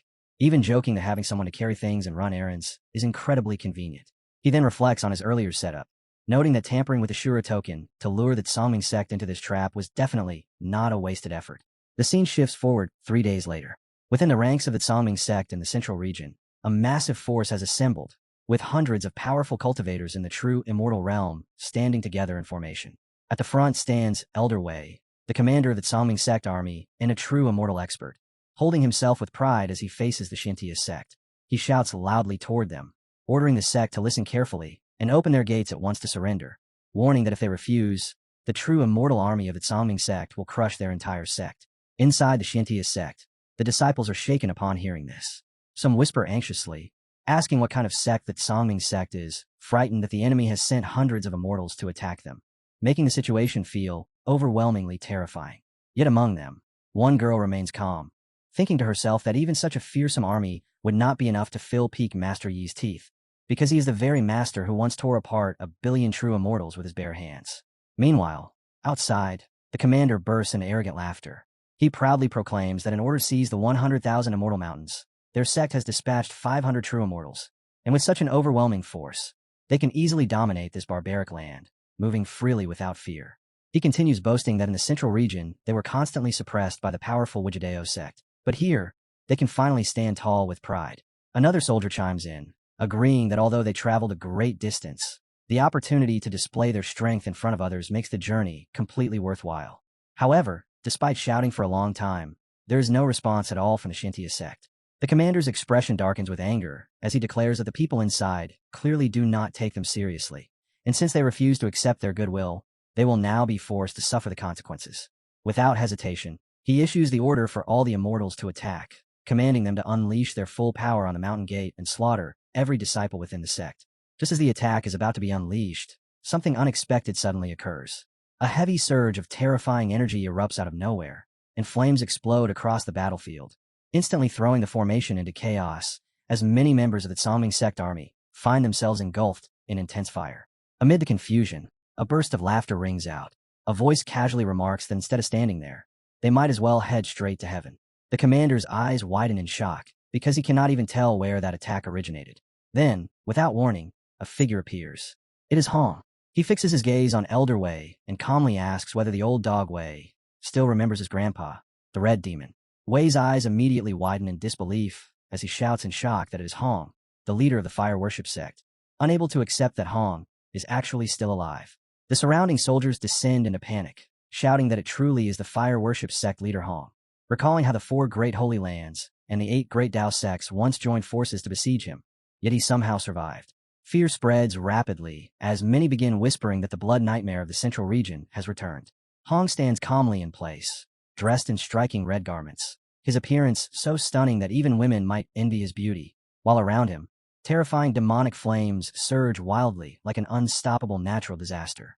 Amid those raging flames, Hong quietly declares that whenever he appears, it always signals that slaughter and destruction are about to follow. Hong steps forward and stands firmly in the air, his expression turning serious as he releases a terrifying surge of red flames that seem capable of burning the heavens themselves.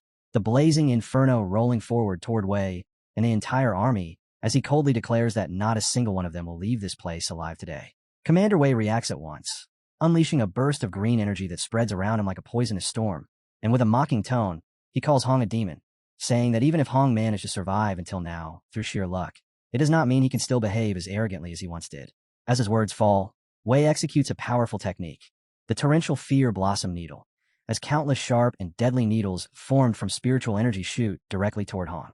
Hong watches calmly and notes Wei's cultivation level, casually remarking that he has reached the 9th stage of the true, immortal realm.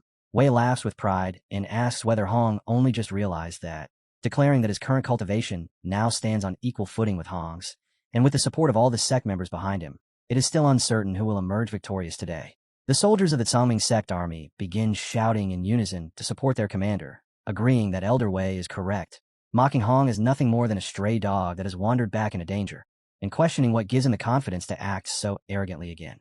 Hong looks at them coldly and replies that cultivators from the central region remain as ignorant as ever, saying they clearly have no understanding of what true power actually is. The moment he finishes speaking, Hong unleashes another devastating technique as the red lotus molten wave erupts from his body like a catastrophic force of nature. A raging sea of crimson flames surging forward violently and instantly swallowing the army gathered around Wei. Commander Wei feels the overwhelming pressure of the attack and cries out in shock that this is impossible, unable to comprehend how Hong's cultivation has become so terrifyingly powerful, and in disbelief, he demands to know whether Hong has already stepped into the celestial immortal realm. From elsewhere on the battlefield, another voice quickly responds, analyzing the situation and stating that this cannot be the case, because even their sect master, who has reached the celestial immortal level, does not possess even a third of the power Hong is displaying, leaving only one explanation: that Hong has advanced into an even higher realm. That voice reaches its conclusion, declaring that Hong has already stepped into the mystic immortal realm. Hearing this, Hong bursts into laughter and calls out to the sect master, asking if he now understands that he has offended a mystic immortal. Commander Wei, already badly burned by the flames, has his face twisted in pain as the truth settles in, and in despair, he mutters that everything is finished, that the fate of the Tsangming sect has completely run dry. At that moment, Hong notices something unusual. Wei is secretly burning his own life force in an attempt to send out a message for help. So Hong immediately warns him that even if he wants to die, he will still need Hong's permission first. Driven by desperation, Wei launches another attack as dark chains shoot outward, spreading across the battlefield and wrapping everything in their grasp. While from those chains, grotesque skeletal hands begin to emerge, followed by skulls and bodies crawling out through the flames, creating a horrifying scene. Wei laughs wildly and tells Hong to remain trapped within the karmic fire, saying he can enjoy the agony of 1,000 souls gnawing at his heart. At that exact moment, far away within the Tsangming sect's headquarters, the sect leader suddenly slams his hand against the ground in shock, clutching his face in pain as he angrily demands to know who is secretly attacking him, his soul feeling as though it is being scorched by raging flames. Then a voice echoes out, filled with mocking laughter, calling him by name and saying that even after all these years, he is still nothing but useless trash. The sect leader's eyes widen as realization strikes, and in his mind, he immediately understands. It is Hong, still alive. Hong's voice continues to ridicule him, saying that since a cowardly insect hiding in a gutter like him is still alive, how could Hong's grandpa possibly have died first? He then reveals something even more terrifying, explaining that the pain the sect leader is experiencing comes from slave mark Hong placed on him long ago, a mark bestowed by Hong's master, which will never disappear unless the sect leader's cultivation surpasses that of Hong's master, meaning it will remain for generations. The sect leader is completely stunned and mutters that such a thing is impossible, but Hong only laughs even louder in response. As his laughter fades, Hong's presence vanishes, Back at the Tsangming sect headquarters, the sect leader's anger erupts as he shouts that Hong should not grow too arrogant, declaring that since he was able to kill him once in the past, he can certainly kill him again now. The scene shifts to another location in the central region, inside the Grand Hall of the Wuji sect, where one of the leaders of the 8 Great Tao sects, Sect Master Feng, sits alone in silence.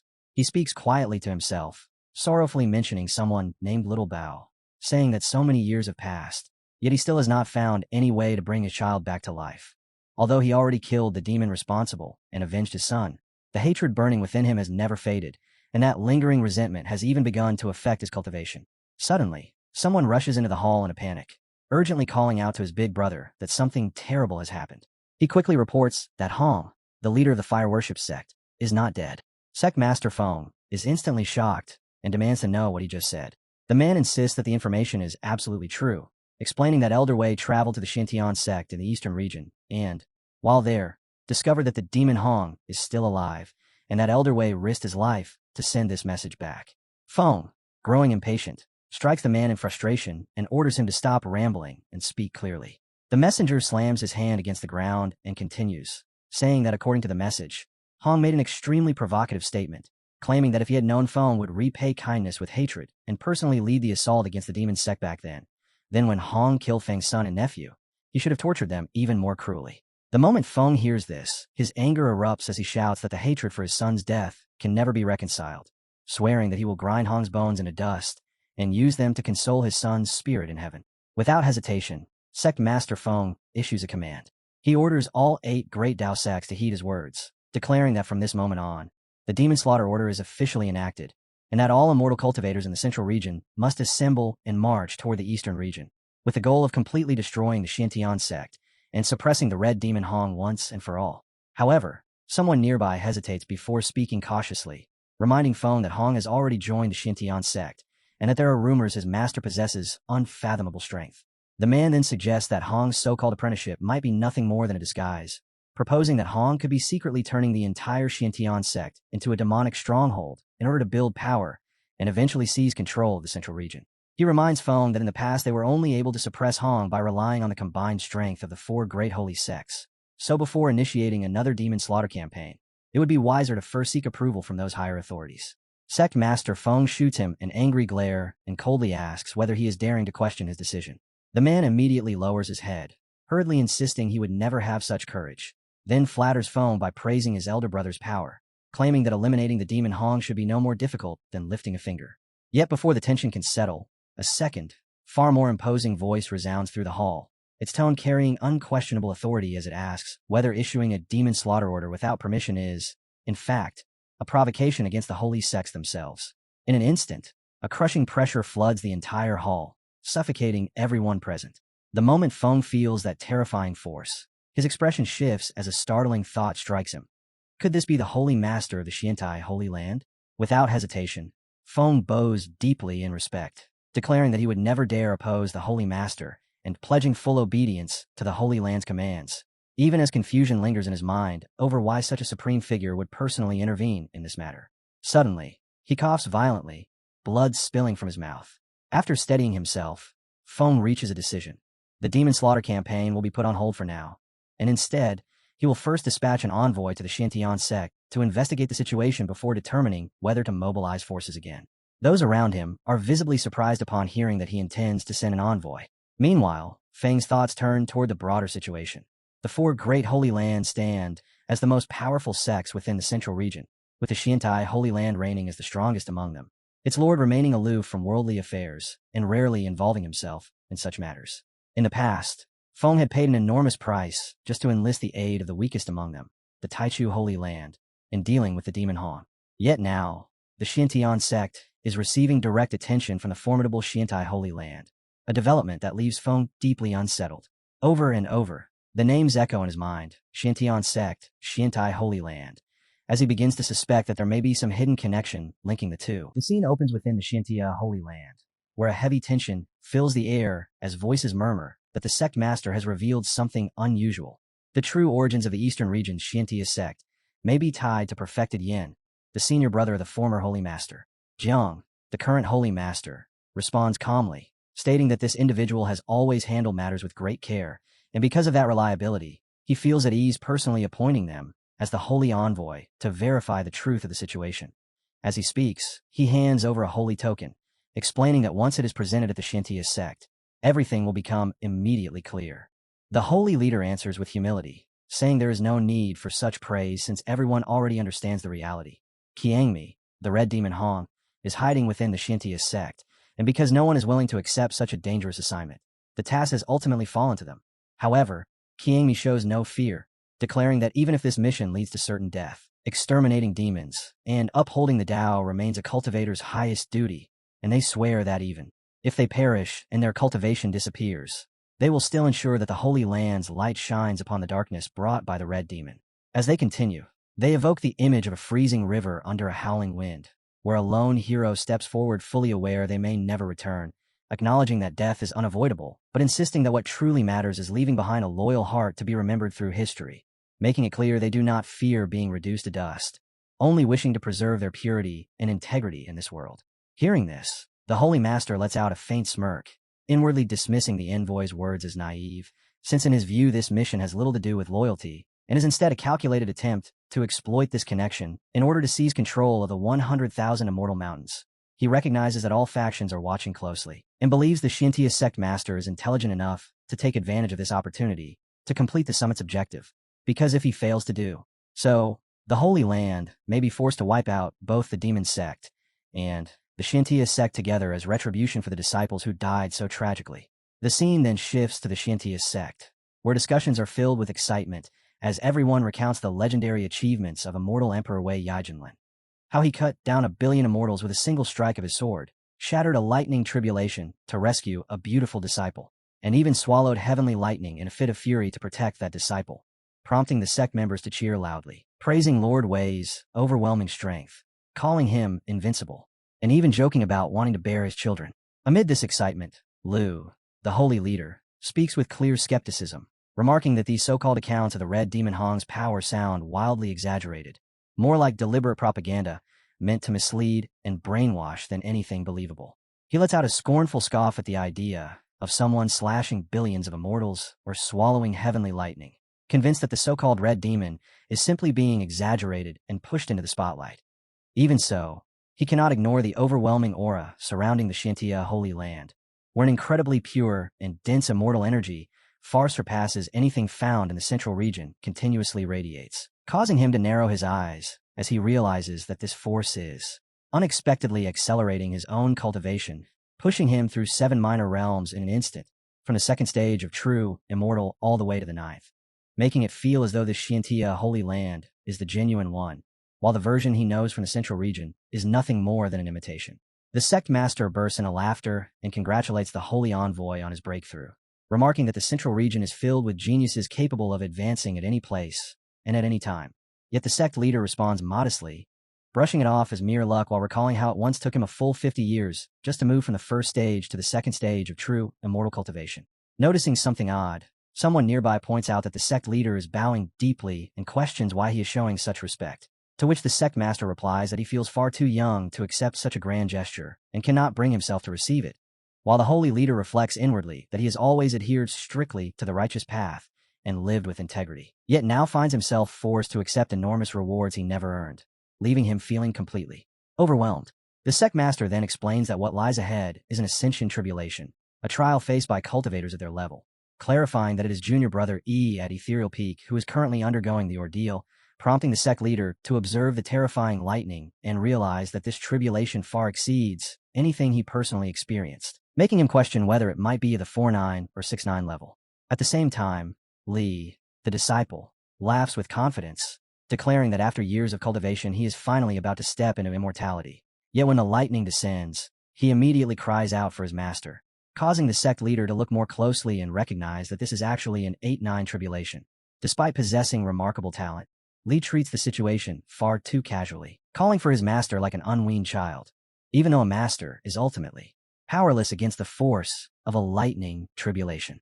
At that moment, the protagonist steps in and casually tells the small thundercloud to stop fooling around, which surprises the sect master enough to make him question what this little thundercloud is, only for the cloud itself to respond that it was merely teasing Li and to question why its disciple must go through such a trivial tribulation at all.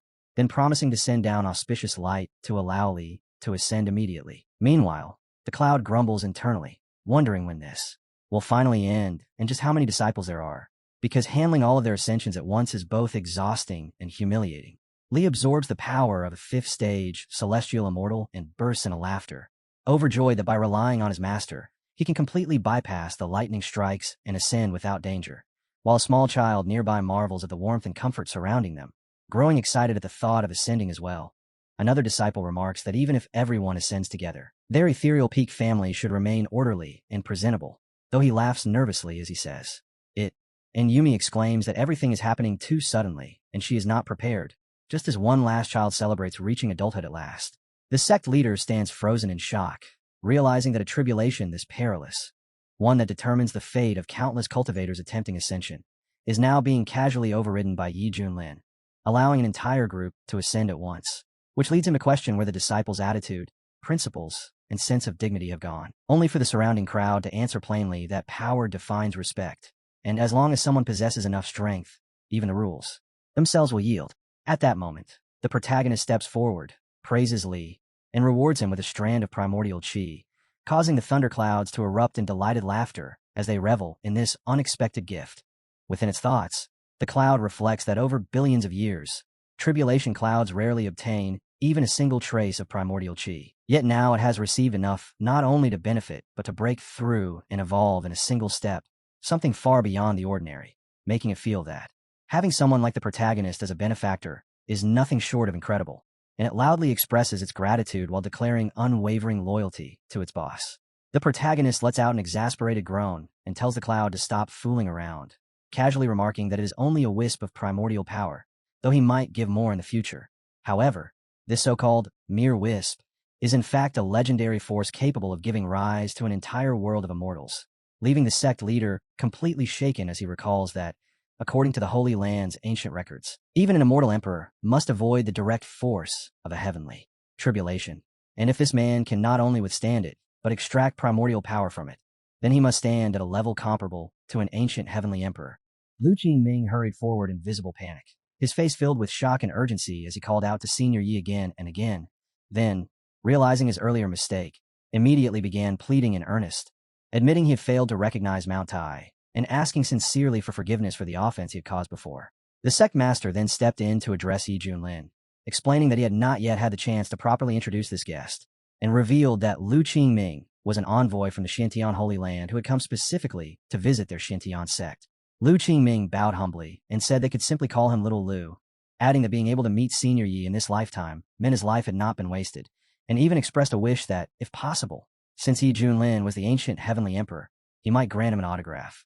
Hearing himself called the Heavenly Emperor, Yi Junlin grew confused, but Qingming urged him to stop keeping such a low profile, explaining that he had studied extensively and was completely certain there was no mistake, insisting firmly that Yi Junlin was the ancient Heavenly Emperor. He cited the Holy Land's ancient scripture, the Kunlun Canon of Deification, which recorded that the ancient Heavenly Emperor was born from primordial chaos, created the world, governed the laws of heaven and earth, stood above lightning tribulation, and represented the most powerful existence in existence. Yi Junlin remained baffled, wondering where this strange individual had come from. The sect master, upon hearing that Yi Junlin was actually the heavenly emperor, was equally stunned, realizing they had repeatedly regarded him as merely an immortal emperor, something he now considered highly disrespectful. He then informed junior brother Yi that from this moment forward, he would assume the position of supreme elder of the Xintian sect, and that they would respectfully address him as Supreme Yi, further declaring that everyone in the Xintian sect would support him without reservation. Yi Junlin responded that they should stop calling him that and drop the title, believing they were overthinking things, but at that very moment the surrounding crowd erupted into cheers, loudly calling him the emperor and shouting his name with excitement and admiration.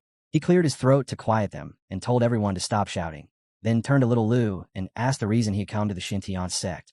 Lu Qingming reacted as if he had nearly forgotten the main issue, then explained that he had come on behalf of the Xintian Holy Land to formally request submission to Supreme Yi of the Xintian sect, hoping to become his subordinate. The sect master was completely shocked, questioning how a Holy Land from the central region could possibly want to become the Xintian sect's lackeys, and wondered whether the Holy Land master even knew about this decision.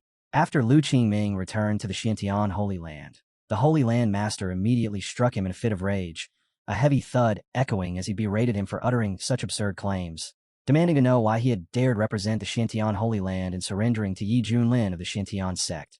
The blow sent Lu Qingming flying backward before he crashed hard onto the ground, coughing up blood. Still seething, the Holy Land Master seized Qingming and continued his harsh reprimand, questioning who he thought he was and whether he had any right to speak on behalf of the Holy Land at all, ridiculing the talk of Heavenly Supreme Yi and so-called foreign invasion as lies so obvious that even a 3-year-old could see through them. Yet Qingming had chosen to believe them anyway. Trembling, Qingming urged the Holy Master to show respect, saying he could insult him personally, but must not insult Supreme Yi, which only shocked the Holy Master further that he would dare lecture him for the sake of an outsider. Qingming went on, declaring that the merit achieved for the people of the world deserved eternal remembrance, and that for the Xintian Holy Land to serve the Heavenly Emperor was an immense honor, adding that under Supreme Ye's protection their disciples would no longer suffer lightning tribulations, but could ascend safely through a hidden path, a fortune they ought to be grateful for. He then took out a stone that radiated a bright glow, causing the Holy Master to pause in surprise as he wondered what it was, while Qingming clenched it tightly and stated with resolve that, as the saying goes, all men must die, and death may weigh heavier than Mount Tai or lighter than a feather depending on how one lives, explaining that he sought lasting fortune for the Holy Land and would give everything until his final breath without regret. This declaration only fueled the Holy Master's fury as he ordered him to die and struck out with a palm aimed at Qingming's neck, drawing blood instantly. At that very moment, the stone burst into brilliant light, shining with a golden radiance, and the Holy Master was startled as he sensed the immense power within it. He then realized that Wu Sheng might have been telling the truth, concluding that the Red Demon Hong Qinya had already seized full control of the Xintian sect, and decided that the Red Demon must be eliminated first before he could resume his plans concerning the 100,000 Immortal Mountains. Without hesitation, he issued a decree that the Xintian sect had brutally killed the Holy Land's envoy and had fully fallen into the demonic path, announcing that from this day forward the demon slaughter order would be reinstated, and they would execute Hong Qinya along with all his followers without exception.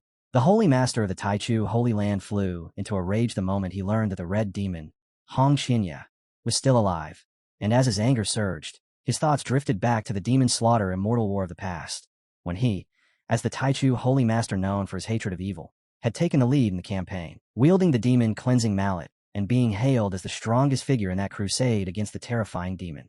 Yet hidden beneath that reputation was a secret no one knew. He had once bowed in submission before Hong's beauty, for he harbored a peculiar obsession with beauty and refused no one, regardless of gender. Back then, he had even told Hong that if he crippled his own cultivation and chose to serve him, he would spare his life. But Hong Qinya had responded by striking him mercilessly and ordering him to leave, leading to a fierce clash that lasted hundreds of rounds in which he was defeated every single time. Despite those losses, he had found the experience oddly satisfying and intensely exhilarating.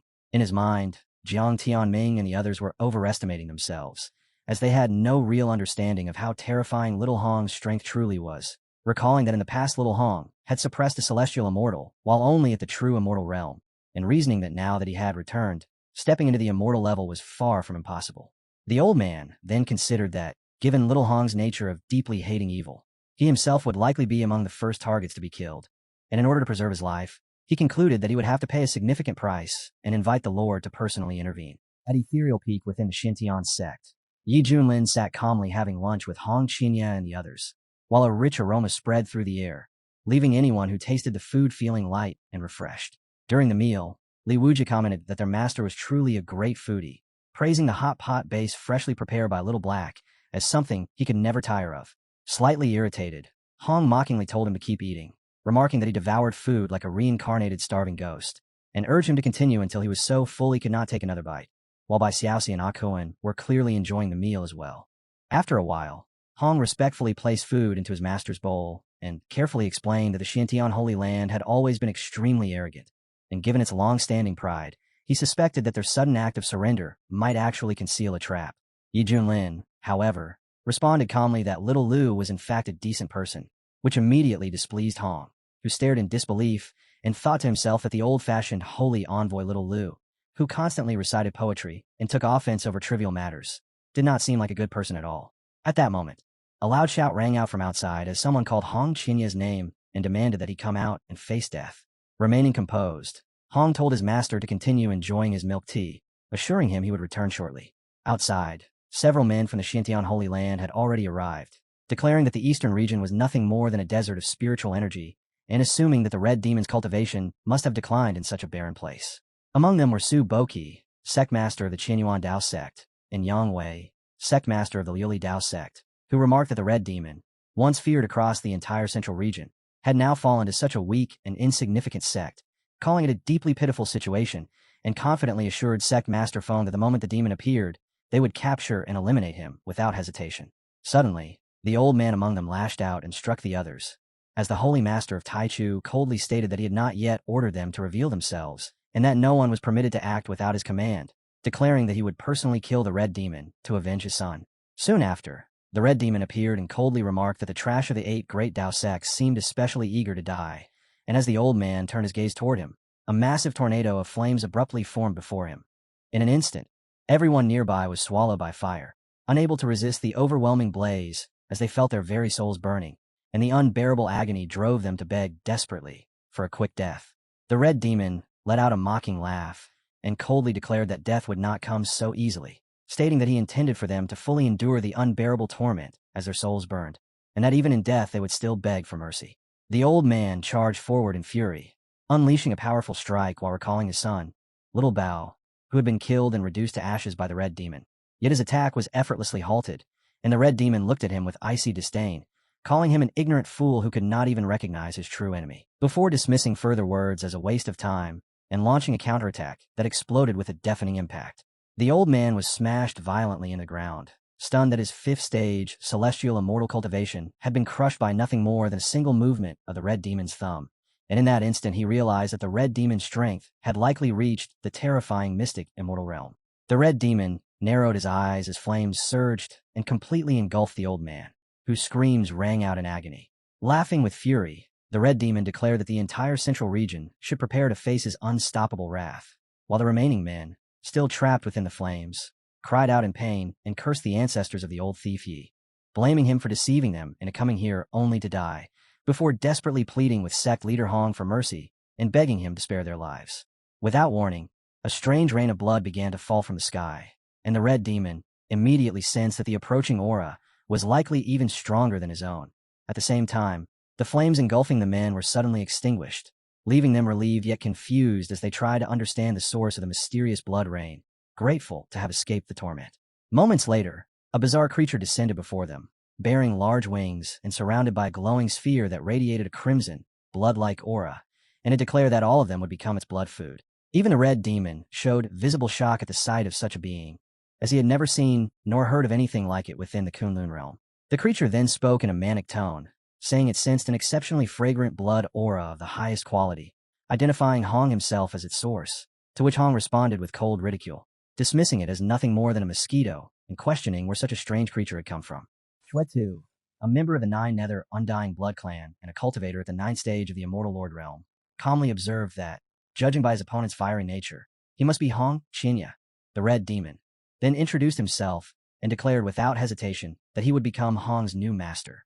Hong Qinya responded with open disdain and ridicule, making it clear that Xuetu meant nothing before his strength and confidence, then firmly stated that he would beat him down until he knelt and submitted, and immediately unleashed the Hellfire Myriad Tribulation Whip in a direct and ferocious strike. Xuetu simply smiled as the attack tore into his body and blood splashed out, recognizing it as a grade 7 immortal technique, and reflecting with interest that such power was supposed to belong only to immortal emperors, making its appearance from a mere celestial immortal, like Hong, an unexpected delight. With a manic grin, he reached out and seized Hong by the head, thinking that if he fully absorbed him, his cultivation could return to the peak of the Immortal King realm, while also planning to turn Hong into his personal slave and grant him an undying body. Hong fell briefly speechless and found himself unable to move, realizing that even with the enhancement of a grade 7 immortal technique empowering the Red Lotus Karmic Fire, he could not inflict real harm on Xuetu, and he was further shaken by the opponent's terrifying regenerative speed, which seemed impossible to suppress. Even so, he refused to yield, his will surging as he thought that if Xuetu wanted him as a slave, he could wait for the next life. Yet as he tried to strike again, Xuetu grabbed his arm with ease, dismissing the attempt as meaningless and finding it only heightened his excitement. In that instant, Hong understood that Xuetu's cultivation was most likely at the Immortal Lord realm, and he knew he currently had no strength to resist. Xuetu then opened his mouth wide and began drinking the blood from Hong's neck. Finding his reaction enjoyable and believing the transformation would soon be complete, while Hong struggled fiercely to break free, filled with fury and killing intent, wishing to crush him as effortlessly as a mosquito. At that critical moment, a familiar voice suddenly echoed in Hong's mind, telling him not to panic or resist, but to steady his thoughts and let his spiritual power flow naturally, explaining that his master would help him break directly into the mystic immortal realm. Hong burned with anger, yet realized this was truly happening, thinking to himself that although his master's method was far from dignified, it was undeniably effective in pushing him forward. It was widely known that two supreme factions of power existed within the universe, the Divine Court and the Nine Nether, and Xuetu belonged to the undying blood clan of the Nine Nether, a lineage famed for its terrifying regenerative ability, capable of restoring itself from even a single shred of flesh or a drop of blood. When this special energy was used in small amounts, it would produce the lowest tier of hybrid blood slaves, but if absorbed in sufficient quantity, it could give rise to a powerful and unpredictable body.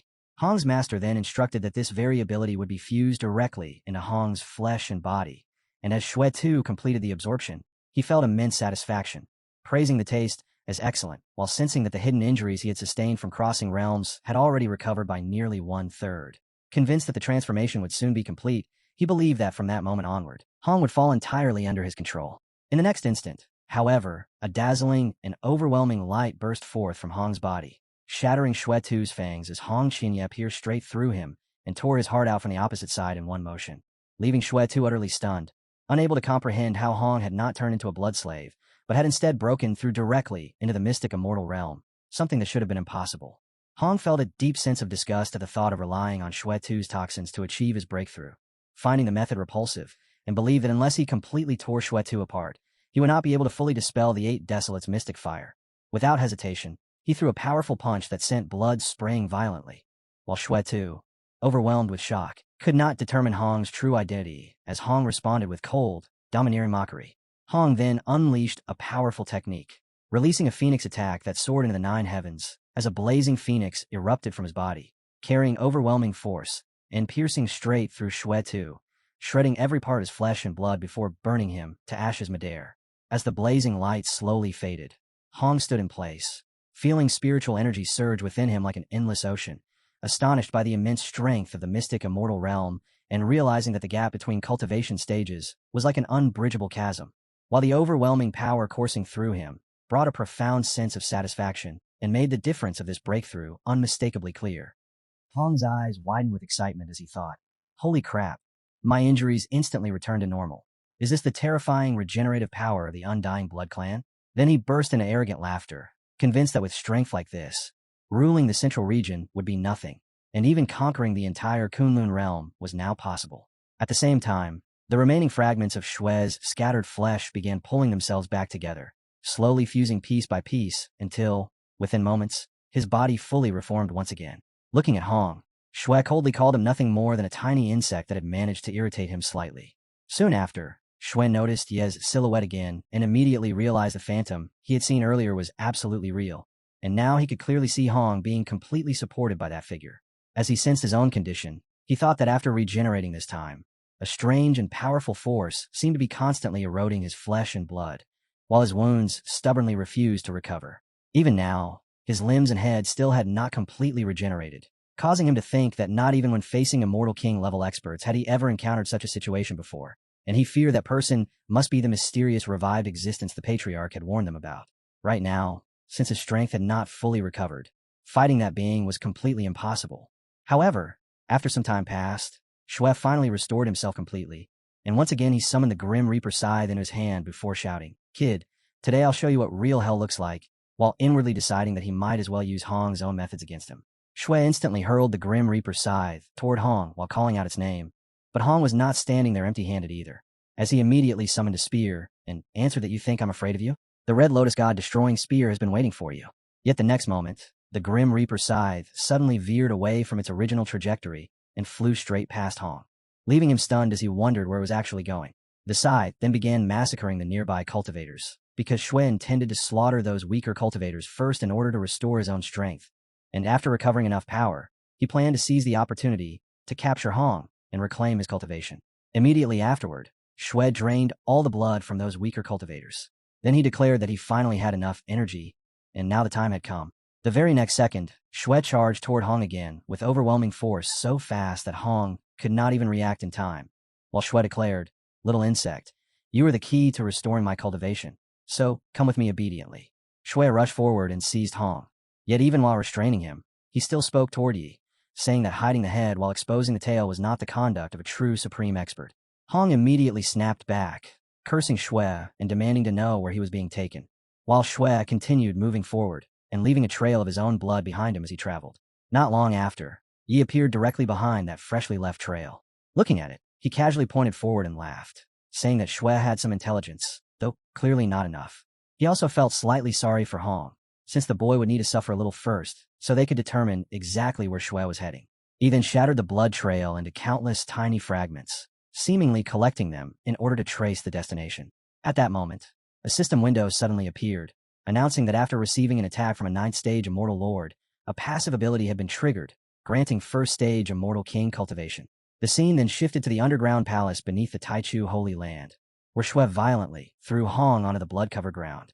Shui coughed heavily, and Hong coughed as well, though he still continued cursing him. Shui slowly walked toward Hong, called him a good boy, and ordered him to heal his injuries, coldly warning that otherwise he possessed countless methods that could make him beg for death. But then he suddenly remembered something. In the next instant, Shui lunged forward, grabbed Hong by the throat, and demanded to know who the phantom that had appeared around him earlier actually was. He roared furiously that once his full strength returned, he would tear that coward hiding in the shadows into 10,000 pieces. The scene shifted back to Ye's side, where Li urgently called for his master, saying something terrible had happened because elder senior brother had been captured by a monster.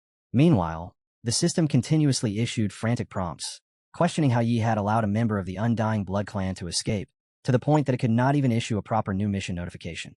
Yi cursed after realizing that the demon Shui originated from an outer realm and used a technique called Evil as Hell, an ability capable of draining human blood, manipulating it freely, and making its user grow even stronger. Even the system itself became furious at Yi, repeatedly urging him to hurry and pursue the demon immediately because the mission rewards were extraordinarily generous, and missing them would leave him full of regret.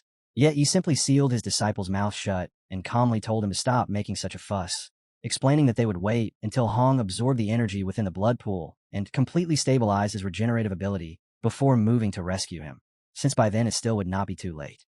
Just then, a ray of light drifted in from the distance toward Yi. Yi absorbed the ray of light and immediately realized that Hong had been taken to the Taichu Holy Land. At that moment, he finally understood that this holy land was actually Shui's lair.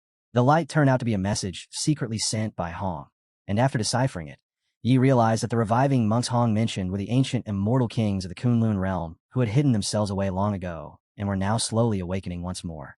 To those ancient beings, the restoration of spiritual energy within the Kunlun realm was no different from the ringing of a dinner bell, and because the central region possessed the densest concentration of special energy along with the richest orthodoxy, it had already attracted far more than a single set of watchful eyes. He understood that the truly terrifying part was not merely the outer realm aliens acting openly like spears at the front, but the ancient revived existences silently awakening behind the scenes to reclaim their former power, because those hidden figures were the real arrows concealed in darkness. At this point, the central region no longer resembled simple muddy waters, but instead a hunting ground already surrounded by sharks. Then Yi silenced the system and calmly said, "System, Lil Hong is currently in the Taichu Holy Land, so issue a check-in mission there. Whatever missions exist in that place, we will complete them once the time comes to move." The system was already furious, and it immediately protested, saying, "Host, do not become so presumptuous. Do you really think you can assign missions whenever you want?" Yi asked once again in a serious tone whether it intended to issue the mission or not, causing the system to break out in sweat and fall completely silent. In the end, the system still released a notification, congratulating the host for unlocking a brand new check-in location, the Taichu Holy Land of the Central Region. It further announced that successfully completing the check-in would reward him with top-tier 9th grade immortal power. The scene then shifted to the 9 Dao sects, where urgent alerts suddenly appeared across one sect's screen, declaring that Qinya had broken through into the mystic immortal realm, that disaster had struck, and that the Demon Slaughter Alliance had already been annihilated by the Red Demon in the eastern region. The report also stated that Elder Feng along with the other 7 great Dao sect masters had all died, leaving everyone who read the message drenched in shock and cold sweat. Soon another report rapidly spread, announcing that the 4 great holy lands had recalled all disciples and activated ancient defensive formations that completely sealed their territories. preventing anyone from entering. Panic immediately began spreading everywhere, while others treated the situation like a joke, because even the Holy Lands were now hiding. The Red Demon's strength was simply too heaven-defying. The news terrified everyone, and many people angrily questioned why the 7 great Dao sects had provoked him in the first place and dragged the rest of them into such danger. In the end, they decided to join the 5 Worship sect. He declared that he had no way to repay such life-saving kindness, and that this old man possessed nothing except his worthless life. Yet he was still willing to walk through fire and water for Supreme Yi without the slightest hesitation.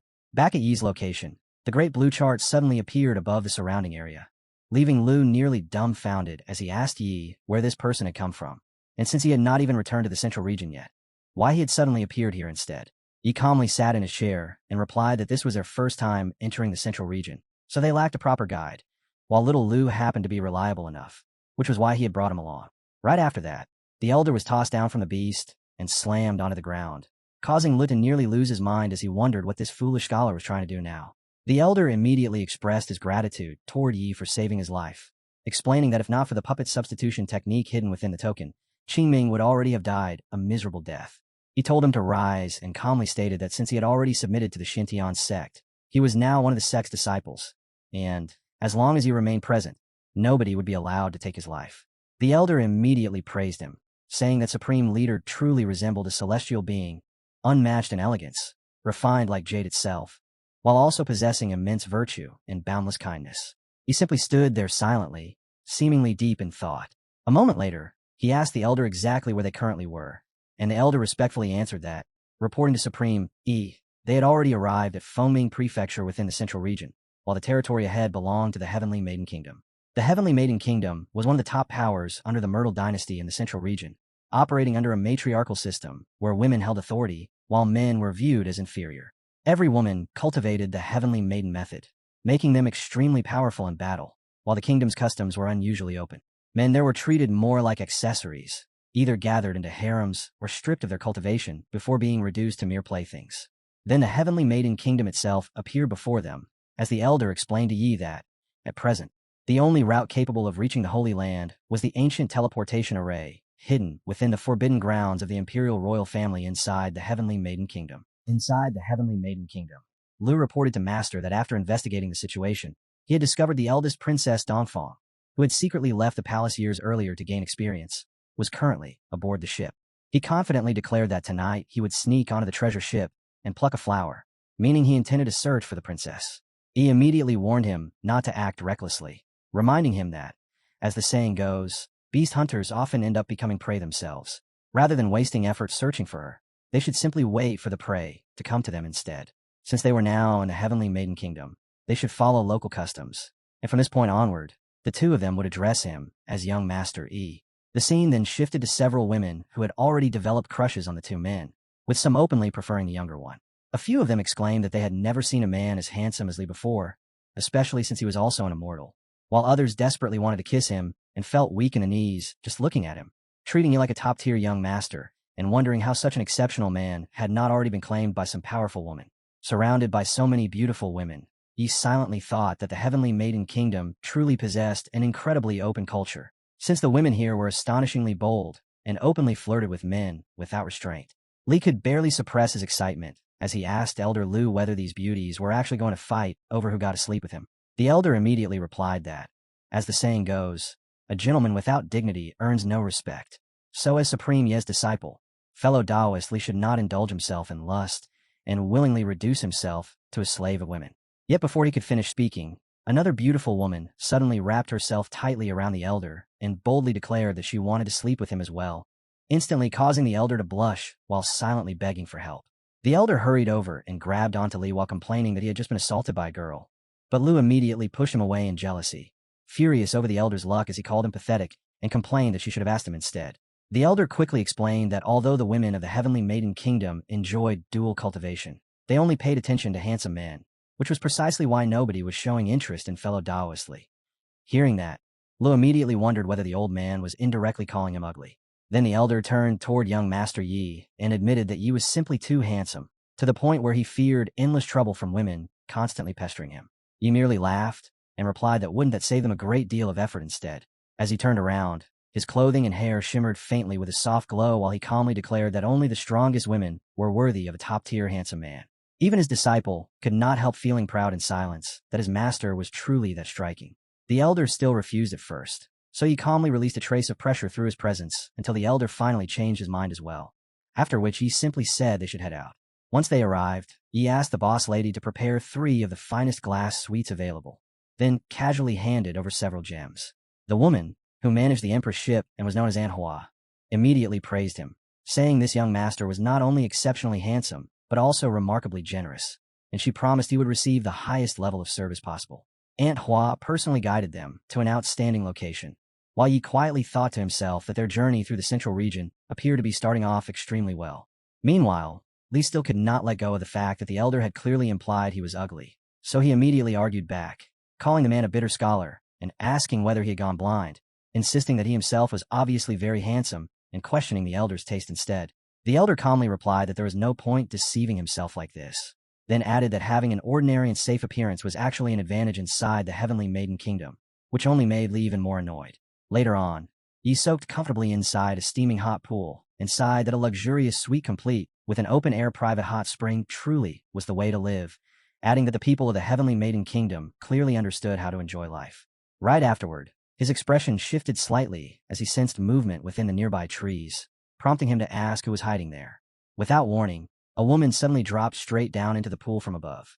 He immediately noticed her long hair beneath the water, yet the woman still made no move to come out, forcing him to finally tell her to stop hiding and show herself. A lively young woman slowly rose from the pool. The narration then reveals that she is Dongfang, the eldest princess of the Heavenly Maiden Kingdom and a cultivator at the peak of the tribulation stage. She laughed brightly and remarked that, just as expected from a top-class handsome man personally approved by Manhua, Yi truly did have quite the personality, and she admitted she liked that very much. She boldly walked closer, placed a hand directly on Ye's shoulder, and openly invited him to become her consort, promising him limitless riches along with rapid advancement in cultivation. Then, with an openly teasing expression, she leaned even nearer, while carefully studying Yi with obvious interest. A moment later, she unexpectedly moved closer again, curiously inspecting what she teasingly referred to as the goods. Dong moved even closer to inspect Yi's so-called goods. But before she could continue, Yi suddenly caught her wrist and calmly told her there was no reason to be in such a hurry with the inspection. She immediately laughed and accused him of deliberately playing hard to get. Yi answered by calling her overly confident, addressing her as princess while saying that even if the king personally appeared before him, it did not mean he would willingly offer his service. He then pushed her aside and added that his standards were not that low, leaving the princess completely stunned as anger instantly rose inside her, unable to believe you would treat her with such disrespect. As she stepped out from the water, she coldly called him insolent, saying he lacked both the grace and restraint expected of a man, and not only spoke arrogantly, but even dared to lay hands on her. Water streamed from her body as she rose fully from the pool and struck a casual pose while drying her hair, calling him truly wild. Yet her expression quickly shifted into visible excitement, as she admitted that she liked that side of him very much. She then boldly declared that she could fulfill any request he desired, claiming there was nothing in the entire kingdom beyond her ability to obtain. Hearing that, he quietly thought to himself that she had clearly taken the bait. He also climbed out of the pool, revealing himself before the women with slight hesitation. Dong froze the moment she saw him properly, inwardly admitting that his goods were genuinely impressive. He then asked what would happen if he requested access to the forbidden grounds within the royal palace, and whether she had the ability to arrange such a thing. Her eyes lingered on him for a moment before she reluctantly looked away and explained that entry into that place required approval from the Empress Mother herself, after which she questioned why he wanted to go there in the first place. He immediately covered himself again, casually remarking that her earlier confidence now sounded rather empty, then turned as though preparing to leave. Dong quickly tried to stop him, almost pleading as she said it was not completely impossible, adding that with his charm, even her mother might eventually approve. Then she lowered her voice and quietly admitted that the only real issue would be the price involved. He narrowed his eyes slightly and replied that cost meant nothing to him, thinking inwardly that he enjoyed challenges and there was nothing he could not afford. She immediately wrapped herself around him while he laughed lightly and told her he would wait for good news. Before Dawn could answer, he suddenly turned back and gently brushed her face with his hand, asking whether he was correct. That soft touch gradually shifted into a light hold around her neck, startling her, as he casually mentioned that he had almost forgotten something. Leaning closer once more, he teasingly asked whether she was satisfied with his goods. Dong instantly grabbed him around the waist and pulled him tightly against herself. She openly admitted she was more than satisfied and could barely wait any longer. The next second, Yi hurriedly fled in panic, inwardly thinking that the women of this kingdom were practically starving beasts. Meanwhile, Dong watched him leave while silently deciding that sooner or later, she would definitely drag him into her bed. Later, the Imperial City Flower Festival finally began, and throughout the streets, groups of women discussed the rumors surrounding this year's flower deity selection, with some saying they had already heard that the eldest princess personally fixed the outcome in advance. Others claimed that was not even the most shocking part, because the reward itself was apparently not the true grand prize, and the princess had clearly spent an outrageous amount for something far greater. Among the crowd, one man proudly wondered aloud what kind of cunning fox spirit could possibly enchant the eldest princess to such an extent, then shamelessly asked whether that person could even compare to his own handsomeness. The scene then shifted elsewhere, revealing a massive woman named Yin, the legitimate daughter of the Pingxi Queen, who currently had a man seated directly on her lap. The man could barely bring himself to look at her, as he pitifully called her princess and begged her to seek justice for him.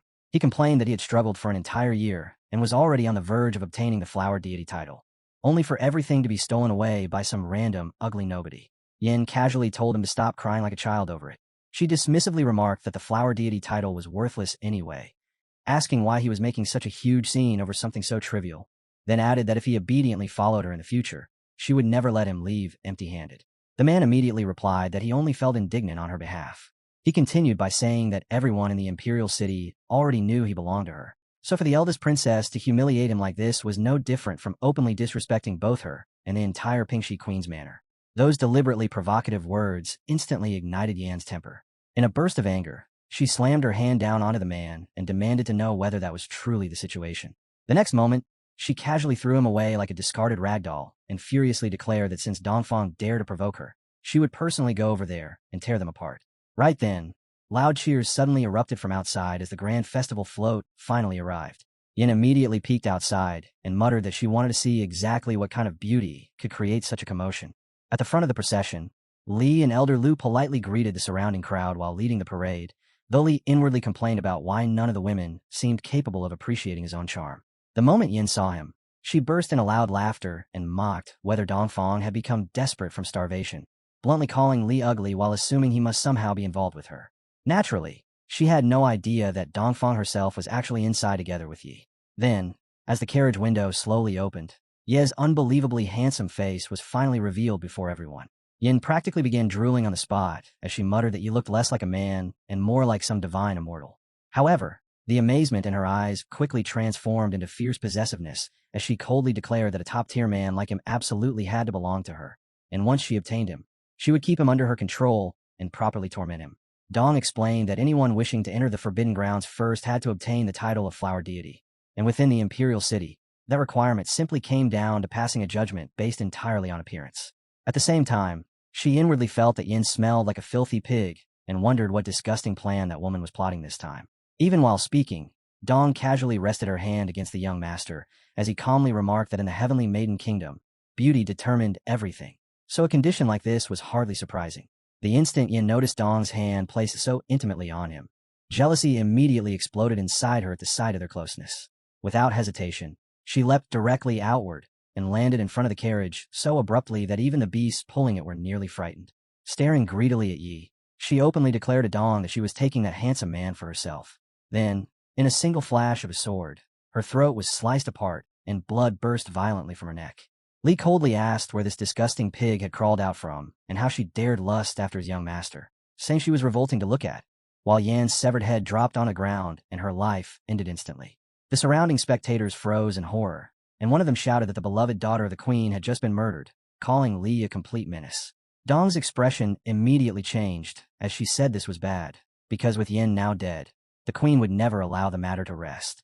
Li, however, fearlessly replied that there was nothing to worry about, declaring that if one enemy came he would kill one, and if two arrived he would kill them both. Elder Lu also nodded in agreement, and stated that anyone shameless enough to covet the young master deserved death anyway. At that very moment, something suddenly crashed down before them like a falling meteor. The figure was Pingxi herself, a terrifying woman at the celestial immortal realm, and while holding her daughter's severed head, she roared in fury and demanded to know who had killed her heir. Yi calmly stepped forward without the slightest panic, lifted his blood-stained sword, and openly admitted that he was the one who killed her, then casually asked whether there was a problem with that. Dong immediately stepped forward as well and urged the queen to calm herself, quickly explaining that everything had been an accident. However, she clearly understood that the queen possessed strength comparable to the empress herself and had long carried ambitions of rebellion, which made Dong realize this situation was unlikely to end peacefully. Towering over the group with overwhelming pressure far beyond any of them, the enraged queen completely lost control as she shouted that the eldest princess actually dared establish dominance by killing her daughter immediately after returning to the imperial city. She furiously declared that everyone present would pay with their lives today. Hearing those words, Dong was visibly stunned. She instantly drew her sword and called for everyone to join forces and fight together, while Li and Elder Lu also prepared themselves for battle. Then, without warning, an enormous shadow suddenly charged toward Dong at terrifying speed. With a single overwhelming attack, the queen instantly crushed all three of them without effort, then mockingly questioned how one cultivator at the tribulation stage, one true immortal, and one newly advanced celestial immortal could possibly dare act so arrogantly before someone like her. Dong collapsed onto the ground, barely able to remain conscious. Above her, the queen slowly raised a massive hand, clearly preparing to crush her completely. Even so, Dong still believed that with her mother alive and ruling the kingdom, the queen would never truly dare kill her. Li and Elder Lu shared the same confidence, trusting that as long as he remained present, nothing serious could happen. Even so, Elder Lu could not help feeling frustrated by his own lack of strength and helplessness in the situation. Then, all at once, a streak of crimson light shot downward from the sky at incredible speed. Dong's mother finally appeared, surrounded by blazing flames and violent lightning, as she coldly declared that disciplining her daughter was not the queen's responsibility. The queen's expression immediately changed, and she reluctantly showed respect while addressing her as Your Majesty. Dong herself was visibly shocked at the sudden arrival of her mother, the true ruler of the Heavenly Maiden Kingdom. Meanwhile, Yi merely watched the entire scene unfold with a faint smile on his face. The Empress then turned her gaze toward him, carefully examined him for a moment, and openly remarked that he truly was an exceptionally handsome young man. After that, she calmly asked whether he would be willing to become her imperial consort. The Empress stepped forward and activated her skill, warning the queen that, considering the grief of losing her daughter, she would spare her life if she stopped now. But if she continued any further, then no one could blame her for showing mercy no longer.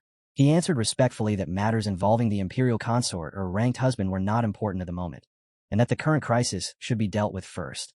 The Empress replied that he spoke wisely, young master, while inwardly noting that even beneath her overwhelming imperial aura, he still remained completely unaffected. At that moment, the enraged princess strode forward and shouted that she had spent half her life fighting on the battlefield with absolute loyalty. Yet now her only daughter had been killed in such a tragic and unjust way, demanding to know whether the Empress truly intended to shield Dong, the murderer. Dong instantly fired back, saying Yin had tried to steal her man first, and had never been innocent in the first place, openly declaring that she killed her, and asking whether they truly believed she feared anyone there.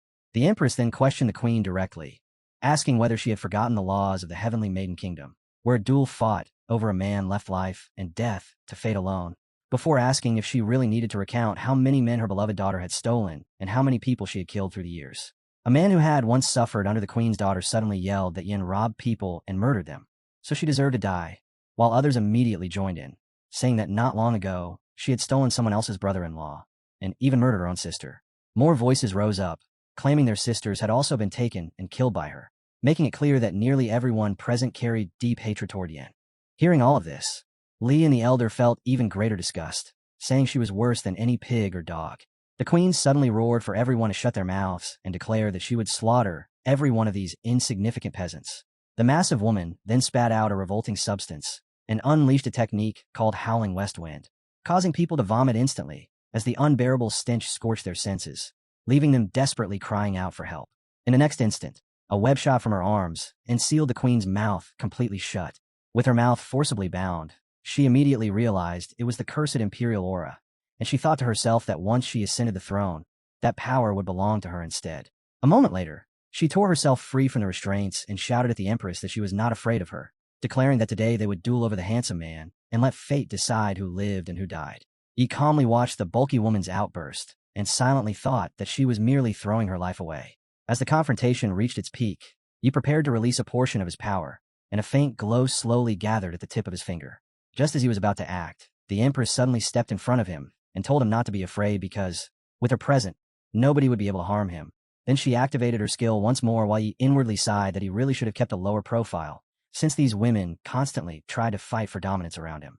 This time, however, the binding strips failed completely to restrain the queen, and instead she grabbed them in her hands while shouting at the empress, accusing her of daring to fight over a man and greatly overestimating herself.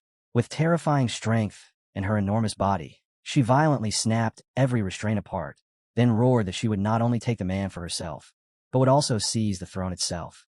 Immediately afterward, she activated the heart of the conch, the supreme treasure belonging to the Seal clan, and the instant she blew into it, the atmosphere around them began to distort and warp. The clouds overhead twisted into spiraling currents, forming a gigantic vortex that resembled a violently churning sea. The Empress was visibly shocked the moment she saw it. An overwhelming force suddenly smashed her heavily into the ground, and she immediately recognized it as the conch shell used to summon the Seal clan. Dong quickly rushed over to check on her mother, anxiously asking whether she was all right, while the Empress answered that the queen had completely lost her mind and had truly dared to collude with a foreign race in order to rebel against her. Meanwhile, the queen floated high above everyone and burst in a loud laughter, openly admitting that she was indeed rebelling. She shouted furiously, asking why both of them possessed royal blood, yet one had been born beautiful like a flower while she herself had been cursed with unbearable ugliness. A flashback from the past appeared, showing her constant jealousy toward the Empress as she complained that her ugly appearance brought her endless ridicule and cold looks from others. And no matter how desperately she cultivated, it was meaningless because she was always suppressed by someone like her. Tears began running down her face as she explained that the royal heavenly maiden cultivation method became easier the more beautiful the user was, calling it a cruel joke while asking whether ugly people did not deserve power and who had the right to decide such a thing. She then revealed that she had intentionally reversed her cultivation and that the uglier she became, the stronger she grew, which was also the reason she summoned the foreign clan and chose to rebel. At that moment, grotesque sea creatures resembling octopuses and crabs began emerging everywhere, while the queen declared that as long as she could crush them all beneath her feet, sacrificing half the citizens of the Heavenly Maiden Kingdom as blood offerings to the Sea Clan meant absolutely nothing to her. Dong instantly ordered all of her female warriors to attack, and they swore to live and die for their majesty before charging directly into battle against the invading Sea Clan. Li immediately summoned his sword scholars to enter the battle as well, while the elder activated his skill to protect and support Li throughout the fighting. Above them, the queen continued floating in the sky while the battlefield below descended into total chaos as the different factions violently clashed against one another. The queen loudly declared that once she seized the throne, she would force the entire nation to cultivate the reversed Heavenly Maiden method, and from that day onward, ugliness would stand above all else. At that moment, Yi stepped forward and calmly announced that this farce would end here. He snapped his fingers and released his absolute domain. A faint yellow wave instantly spread outward across the entire area, and wherever the light passed, everything became completely frozen in place, whether human or creature. The giant crabs remained locked in the exact positions they had been attacking from, completely unable to move. Even the queen herself was instantly immobilized with her mouth still hanging open, and in shock she wondered what had just happened, realizing that her body had become entirely paralyzed and that she could not even sense the movement of air anymore. Dong hurried over to her mother and asked what exactly was happening, and her mother explained that the young Master Dong had brought with her was most likely an extraordinary existence, possessing unimaginable power. Yi then addressed the queen directly and told her that he would show her what true strength really was. Step by step, he walked upward through the air on platforms created by his own power, while explaining that strength had never possessed a fixed form, and that there was no distinction between beauty and ugliness because the strong would always remain strong while the weak would remain weak. Thinking back on past experiences, he said that the weak could still rise and become powerful, just as Hong once had. At the same time, even the strong could fall into weakness when facing someone even greater, just like the moment Hong confronted the devil.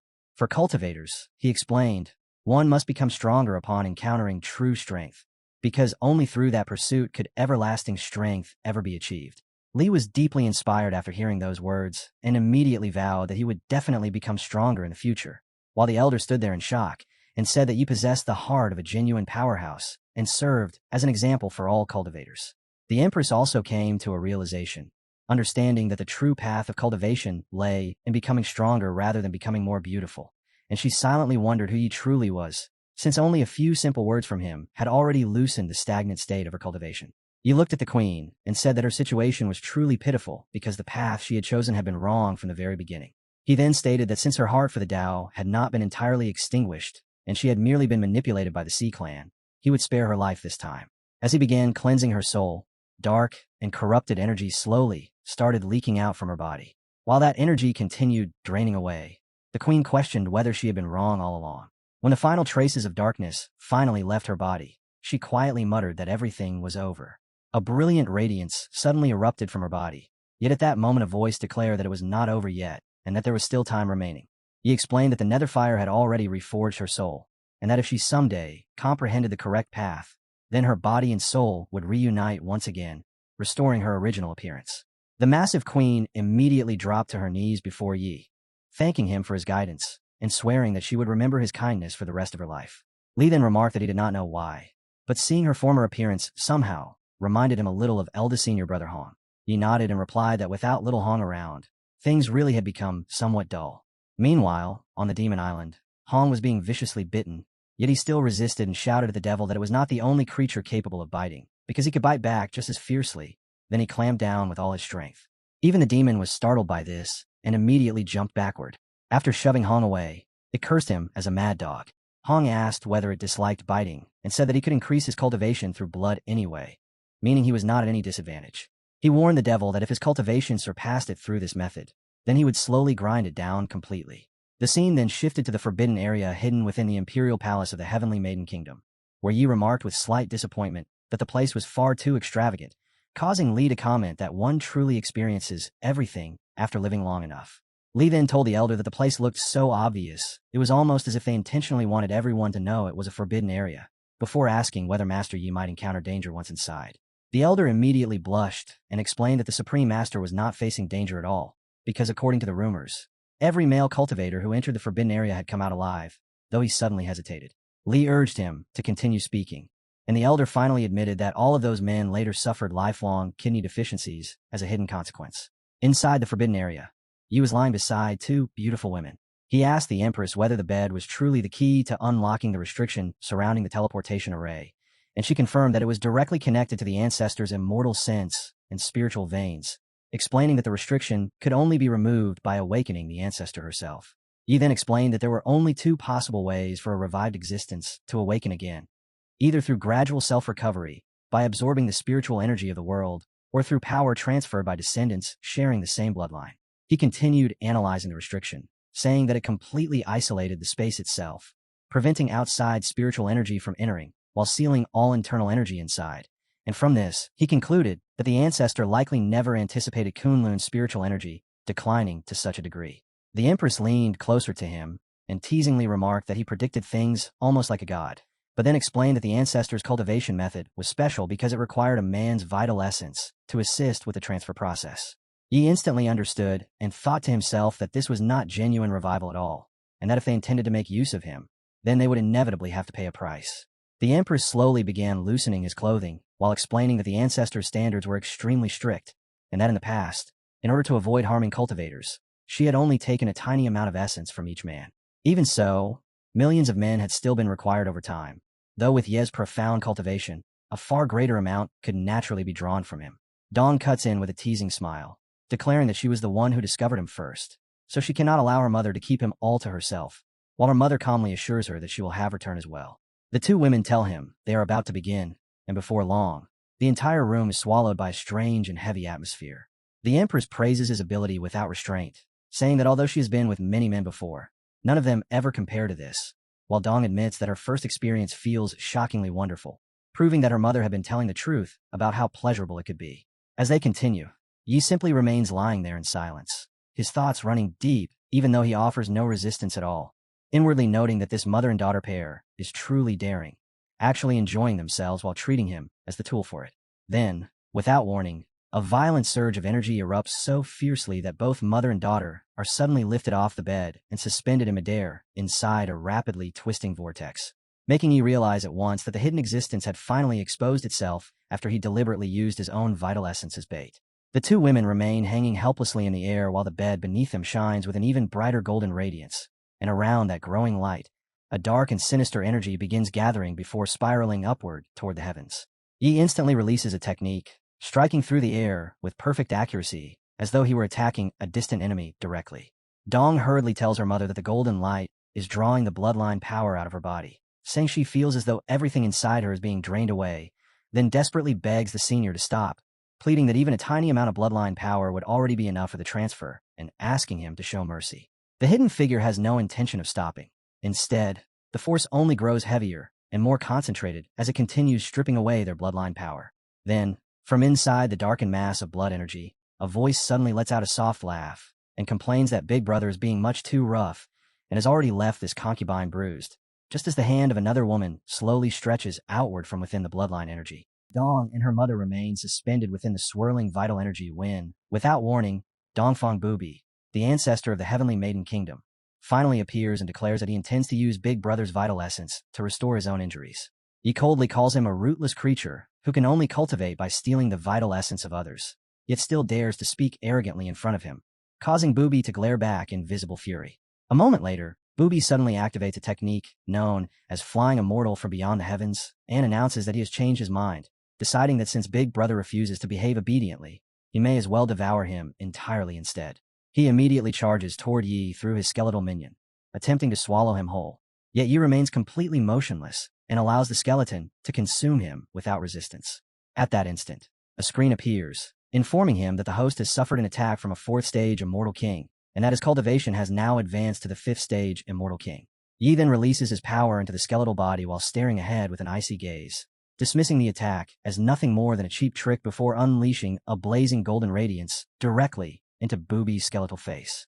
After being struck, Bubi suddenly starts smiling and mockingly complains that Big Brother had actually hidden his cultivation all this time, calling him truly mean, while Yi offers no reply whatsoever and simply continues staring at him in silence. Then he strikes him in anger and tells him to stop behaving so disgustingly and speak properly instead. The protagonist coldly states that someone like Bubi is not even qualified to absorb his vital essence. And the instant he raises 2 fingers, streams of golden light begin gathering around them before shooting straight toward Bubi's hair. The attack crashes into Bubi with tremendous force and slams him heavily onto the ground, though even then he still threatens Yi and tells him to just wait. Yi merely laughs and says that even if he stands there waiting, Bubi can no longer do anything now that his true form has already been exposed. At that moment, Bubi transforms, revealing his ugly male face while staring at Yi and inwardly realizing that he had made a mistake by leaking too much of his vital essence, because if he fails to recover quickly, this body may end up dying from old age. Then his thoughts suddenly shift toward Dong and her mother as he remembers that both of them still possess vital essence, and as long as he absorbs theirs, he will be able to recover completely. Bubi rises to his feet once more with a smile and says that it will soon be their turn as well, once again addressing Yi as Big Brother. But before he can act, something suddenly occurs behind him, making him quickly turn around in shock and ask what is happening. Dong and her mother are standing there, and her mother calmly explains that Dong is currently absorbing vital essence in order to cultivate. Dong stares in confusion, unable to understand why she did not die after her bloodline power was drained, because instead of weakening, she feels an indescribable and wonderful change spreading throughout her body. That overwhelming vital essence surges through her like enormous crashing waves, yet the moment it enters her body, it turns unexpectedly gentle, continuously tempering her physique and nourishing her meridians while her cultivation begins climbing at astonishing speed.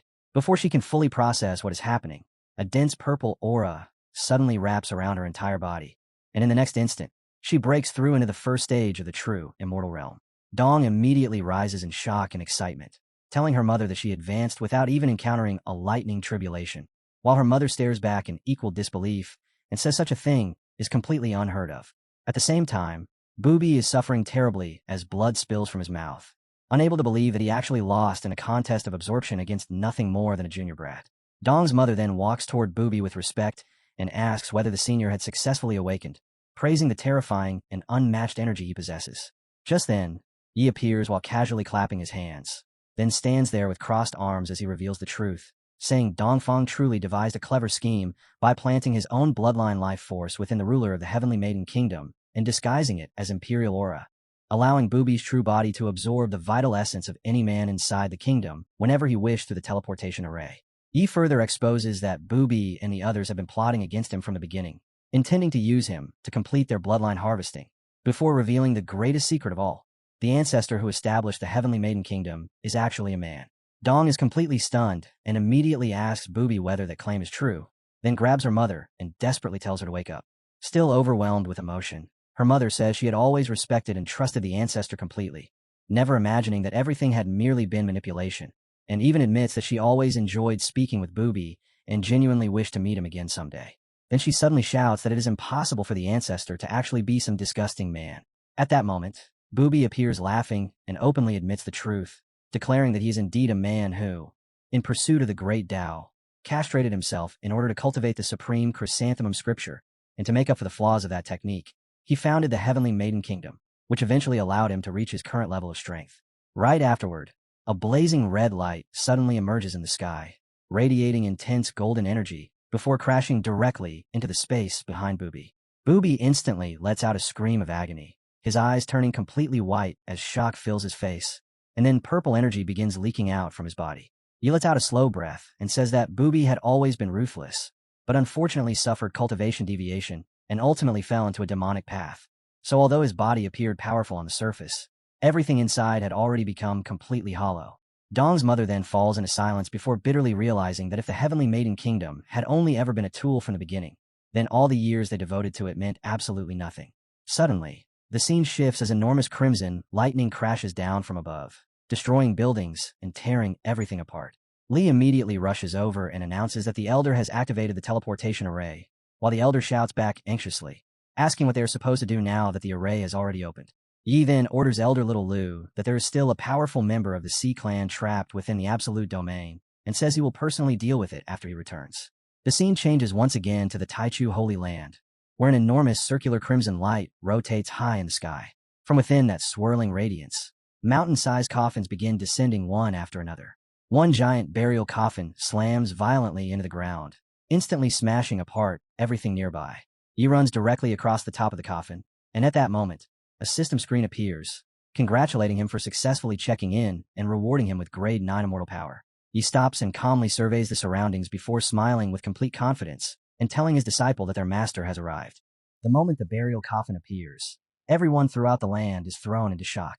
The Holy Lord immediately steps forward with both confusion and anger on his face, demanding to know what is happening and asking who would dare invade the Taichu Holy Land. At the same time, someone suddenly notices that the grand mountain protecting array has already been shattered, and while staring at the enormous coffin in disbelief, they wonder whether it could actually be the legendary immortal artifact said to possess the power to destroy heaven and earth, the Heaven Burial Coffin. The Lord's expression changes drastically as he realizes that anyone capable of controlling such a terrifying immortal artifact must possess an incredibly high level of cultivation. And because the intruder arrived through the teleportation array, he immediately suspects that perhaps the ancestor of the Heavenly Maiden Kingdom, Dongfang Booby, has awakened. The Lord steps forward and loudly calls out Dongfang Booby, questioning why he would invade the Holy Land immediately after awakening and asking whether he's grown tired of living. But before anything else can happen, Yi suddenly appears and directly insults him by calling him a blind dog. He calmly rests one hand against the burial coffin and tells everyone to open their eyes and look carefully at who he truly is.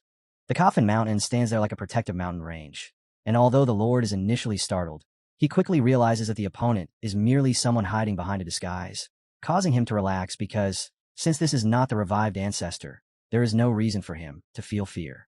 The Holy Lord, Yadava, confidently steps forward and declares that today, he will personally show this arrogant outsider the true power of the Holy Land before leaping high into the air as golden energy erupts around his body.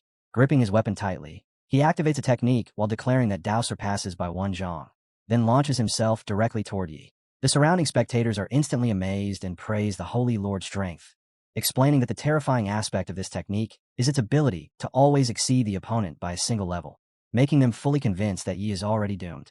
Meanwhile, Yadava laughs inwardly and believes that even if his opponent possesses the Heaven Burial Coffin, he still cannot overcome his Dao, which only becomes stronger when facing stronger enemies. He also leaps into the air and mockingly asks whether an old geezer like him is even worthy of wielding such a Dao. Immediately afterward, he activates the Netherworld Ice Palm and releases an overwhelming bluish energy straight toward Yadava. Yadava blocks the attack without hesitation and instantly follows it by activating his demon-subduing fierce flames. As the blazing flames spread outward, they begin suppressing Ye's bluish palm force while gradually breaking it apart. Yet Ye remains completely unfazed and continues unleashing wave after wave of palm energy without stopping. The Lord's expression suddenly changes as he realizes something is terribly wrong, and in disbelief he declares that this should be impossible, because according to his Tao, even if his own strength doubled, his opponent should only become slightly stronger than him. Yet now every increase is being completely overturned. When he doubles his power, his opponent rises beyond that, and when he multiplies his strength fourfold, the opponent instantly surges to 8 times stronger instead. Yi continues releasing palm energy without pause, strike after strike, crashing down so relentlessly that the Lord is forced back continuously until his own energy begins to weaken and fade. The Lord screams in shock that his Tao is failing him, and blood suddenly bursts from his mouth. At that exact moment, the burial coffin descends from the sky like a massive mountain and slams directly into his body while he cries out in agony. He screams that it has shattered as the coffin crushes him completely beneath it. When the coffin fully crashes down, the Lord collapses onto the ground, utterly defeated. The surrounding crowd is horrified as they stare at the destruction around them, questioning how anyone could possibly possess such terrifying power and wondering who this man truly is. Yi steps forward and speaks clearly, telling everyone to listen carefully because he is Yi Junlin, the peak master of Ethereal Peak from the Shintian sect. He openly accuses Taichu Holy Land of colluding with the Outer Realm Blood Clan, protecting Lord Xuetu, and abducting his disciple Hong Qinya, then declares that today he will purge this place on behalf of Kunlun. He further proclaims that beneath the heavenly net, anyone contaminated by blood malice or transformed into a blood slave will be buried together with the alien race. The Holy Land disciples are left shocked and confused, saying they do not sense any blood malice within themselves, and questioning what is truly happening as they turn toward their Holy Lord for answers. He immediately releases a wave of crimson energy toward them and orders everyone to remain still and accept it. Under the pressure of that power, some people instantly begin dying on the spot. The Lord suddenly reappears and activates his undying Dharma body to block the attack, while countless flying birds materialize around him. Thunderlight flashes across the sky as he warns the boy not to become arrogant, declaring that Lord Xuetu is on the verge of emerging from seclusion, and once that happens, the boy's death will be certain. Yi calmly answers that he may as well force him out right now. At that moment, the burial coffin appears once again, now wrapped in black energy. Yi fuses the coffin's power into a black arrow. Then, while invoking the might of the heavenly Tao, he fires the arrow directly toward the Lord. Even Yi himself looks slightly surprised as he watches the black arrow fly forward, while the Lord instantly realizes in horror that the attack contains the power of the heavenly Tao itself, something even more terrifying than a lightning tribulation, to the point that it feels as though the hero himself has become the heavenly Tao incarnate. The black arrow spins violently through the air, its overwhelming force creating rippling circles around it as it tears straight toward the Lord. As the attack closes in, panic overtakes the Lord, and he desperately cries out for Lord Shu, shouting that the Holy Land is about to be destroyed. The arrow crashes forward, unleashing massive destruction as crimson energy erupts and spreads everywhere. Then a trembling voice suddenly echoes out, asking who has dared disturb him. Another voice follows immediately after, coldly declaring that anyone who interrupts his cultivation will die, and at the same moment, that figure casually catches the arrow with one hand. Yi is visibly shocked, realizing that this person has shattered an immortal king-level artifact with a single punch, making him understand that the enemy's strength has already recovered by a huge amount. The man speaks with irritation, saying he finally found an opportunity to drain that lunatic red demon dry, and was only one step away from recovering his peak immortal king strength before being interrupted. Then angrily stomps forward, curses the Taichu Lord as useless trash, and orders him to get lost. The defeated Lord quickly explains that the attacker is Yi Junlin, the master of the red demon, who came here both for revenge and to rescue his disciple. Xuetu stares at Yi and immediately recognizes him as the coward who hid in the shadows before. Yi calmly answers by asking who told Xuetu to flee so quickly last time, openly provoking him. The moment he hears that, Xuetu becomes enraged and declares that the boy is courting death. He then mocks Yi, saying he came to save Hong, but is already too late because his disciple has become his food. With blood-red eyes fixed directly on Yi, Xuetu tells him that he will be next. But in the next instant, Hong suddenly appears, leaving Xuetu shocked as Hong boldly declares that everything Xuetu said is complete nonsense. Xuetu sneers at him mockingly, calls Hong a dead insect, and asks whether he truly believes he can refine his own master. Then Xuetu suddenly shouts in disbelief as he realizes that Hong is actually still alive. Lord Tu coldly calls Hong nothing more than a weak red mosquito, mocking him for not even understanding his own limits while still daring to attempt refining him. Tu's anger rapidly rises, and in fury he declares that this reckless fool will be trapped to death here today, leaving Hong visibly startled as he simply stares back at him. Hong suddenly gathers all of his strength and unleashes a surge of golden energy toward Tu. He shouts that Tu should not push things too far, because even if he succeeds in trapping him, he should never expect him to lower his head in submission. Lord Tu is briefly surprised, but then bursts in a loud laughter and says Hong is not even worthy of bowing before him, adding that today Hong will finally understand who the true powerhouse is. As Tu releases his energy toward Hong, the terrifying pressure becomes so overwhelming that Hong begins stumbling backward uncontrollably, retreating step after step. Tu laughs even louder as he enjoys the scene and imagines exactly how everything is about to unfold. Again and again he releases more energy, continuously forcing Hong backward, but suddenly a voice echoes out, declaring that no one is qualified to touch his people. That voice belongs to Yi, who instantly appears beside Hong before turning to face Lord Tu directly. He stands firmly in place and challenges him, asking whether he truly believes he alone is worthy of laying a hand on his disciple. At the same time, everyone nearby is left completely stunned as they feel the crushing pressure of this immortal power, quickly realizing that it is even more terrifying than the aura of an immortal king, making them wonder what realm this strength has actually reached. Lord Tu roars furiously, unleashes a massive burst of power, and throws a punch straight toward Yi, while declaring that with his imperishable body, he can even contend against an immortal sovereign, so there is no possibility of this opponent defeating him. Yi calmly releases his own aura and states that an imperishable body means absolutely nothing before his immortal power, and is little more than a joke. Those words only make Tu even angrier, causing him to immediately unleash his technique, Boundless Blood Sea, as a massive wave of energy surges toward Yi. Despite the overwhelming force rushing at them, both Yi and Hong remain standing in place without moving even slightly. Yi then steps forward and activates the burial coffin, causing powerful energy to pour out from the mountain-like coffin. That force directly intercepts and neutralizes the attack Tu had released. At that moment, a system screen suddenly appears, announcing a newly triggered mission that requires defeating Shuedu and forcing him to call the host daddy, while the rewards are listed as Blood Clan Essence and a Heavenly Dao Blessing. Yi immediately thinks through the situation, realizing that if he seals away the Blood Clan while strengthening his immortal power at the same time, he will be able to lure out every force hiding behind them. Without the slightest hesitation, Yi throws out a punch and declares that he will now reveal the true power of Grade 9 Immortal Power. He immediately unleashes the Rising Dragon Fist, and an enormous wave of golden energy erupts outward. Everyone watching is instantly shocked as they recognize that this is genuine Grade 9 Immortal Power, something that has not appeared in the Kunlun realm for 10,000 years. Hong grits his teeth in frustration, realizing that this guy had been hiding his true strength the entire time. The Dragon Fist crashes directly into Tu, causing his eyes to widen in disbelief. He screams that this is impossible and demands to know how his imperishable body could be destroyed so easily.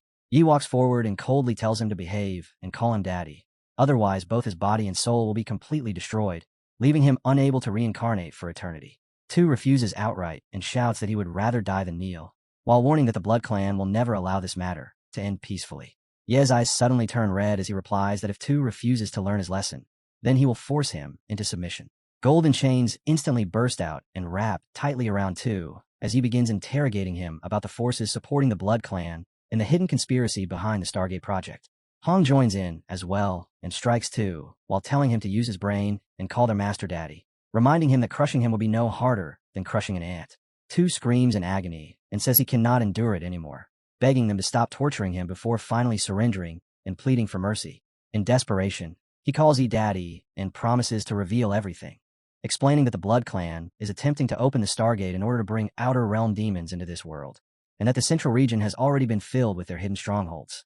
The moment he reveals this information, the system screen appears once again and announces that the mission has been completed. The Heaven Burial Coffin is upgraded to the Immortal King level, and all of its dual abilities are now fully unlocked. Yi silently considers the situation and realizes that with the upgraded coffin, he can suppress the Blood Clan strongholds and deal with the Stargate crisis, although he also understands that the Outer Realm forces are far from simple opponents. Hong immediately becomes excited and proudly announces that his master now possesses Grade 9 Immortal Power, along with the Supreme Immortal King Coffin, warning that anyone who dares provoke him from now on will die, without even having a place left to be buried. Meanwhile, Lord Tu is completely defeated, kneeling on the ground while tightly bound by chains. Yi releases golden energy toward Tu and coldly states that he knows far too little, making his death unworthy of pity, before declaring that every Blood Clan stronghold will be eliminated one after another. The golden energy instantly engulfs Tu and begins destroying his body, causing him to scream violently and struggle as his flesh starts breaking apart. Even at the edge of death, Tu roars that he refuses to accept this ending, warning that the Blood Clan will never let this matter go, that the Stargate will inevitably open, and that the Outer Realm forces will descend without fail. He declares that Yi will eventually be devoured by demons, and says he will wait for him in hell. Moments later, his body finally collapses completely. After the battle ends, the surrounding people immediately bow toward Yi and thank him, calling him a legendary figure of Kunlun while praising his unmatched divine power. He then shifts his gaze toward another lord who has already fallen to the ground in terror. The man instantly drops to his knees and begs for mercy, hurriedly revealing that he knows the location of a Blood Clan stronghold hidden within the blood-stained valley of the desolate prefecture. He also confesses that there is more than one Stargate and that other Outer Realm forces have already invaded. Yi immediately demands an explanation, asking what these Outer Realm forces are and exactly when they entered this world. Before the man can continue, a spear wrapped in red energy suddenly spins rapidly through the air. The attack strikes the old man directly and leaves him heavily injured. Using the last of his strength, the man reveals that the invaders are the Light Clan from the Paradise Realm and that they have already arrived in Fengming Prefecture. The scene then shifts toward the coastline of Fengming Prefecture, where the surroundings appear calm and beautiful. But deep beneath the North Sea, the atmosphere is completely tense. The Light Clan has already descended, yet their ancestor still remains in secluded cultivation and has not awakened, placing the entire North Sea in extreme danger. A nearby lord coldly declares that the Sea Clan has only 3 days to open the North Sea Stargate and welcome the army of the Divine Court. Otherwise, the whole North Sea will be wiped out until nothing living remains. A beam of light suddenly appears above the sea and marks the surface of the water.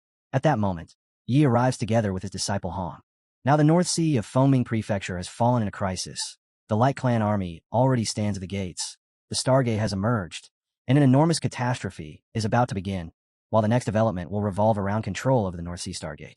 Before long, an army of 800,000 Sea Clan warriors descended upon the Heavenly Maiden Kingdom, their dark aura spreading across the sky. At the front, Shusha let out a furious roar, declaring that mere humans dared covet the Kunlun world, and swearing that he would destroy the kingdom and reduce its people to food for the Sea Clan. The citizens of the Heavenly Maiden Kingdom were struck with terror and fled in every direction as desperate cries rang throughout the city. People shouted that the Sea Clan had come to slaughter them and begged for someone to save them. Shusha laughed disdainfully, mocking the humans as insignificant ants unfit to resist the Sea Clan. He immediately activated a massive conch artifact, and as ancient runes lit up with surging spiritual power, seawater burst forth from it like an overwhelming torrent. The flood rapidly transformed into enormous waves that blotted out the heavens before crashing toward the Heavenly Maiden Kingdom. Just then, a vast formation suddenly radiated brilliant light, causing the surrounding space to tremble violently. In the next instant, he stepped out from the void. With a cold snort, he announced that the Heavenly Maiden Kingdom was under his protection, that anyone who dared touch it would become his enemy, and that on this day the entire Sea Clan would perish. Li's eyes lit up as he praised Master for being so domineering and declared that the Sea Clan was finished. Elder Lu also spoke up, saying that with Seniori protecting them, the Heavenly Maiden Kingdom had nothing left to fear. Husha's expression instantly turned pale as he staggered backward in shock. He demanded to know Yi's identity and warned him not to stand against the Sea Clan army, declaring that he served as a great general under old ancestor Haijing. He remained completely composed and replied that Husha was not qualified to know his title and was nothing more than dust beneath his feet. The moment those words fell, he raised a finger, and a streak of immortal power pierced the sky, instantly obliterating Husha's giant conch artifact. He then charged forward, seized Husha with one hand, as though he were an insect, and coldly stated that Husha was the first person who had dared act arrogantly before him, and would also be the last. After saying that, he casually smashed him downward.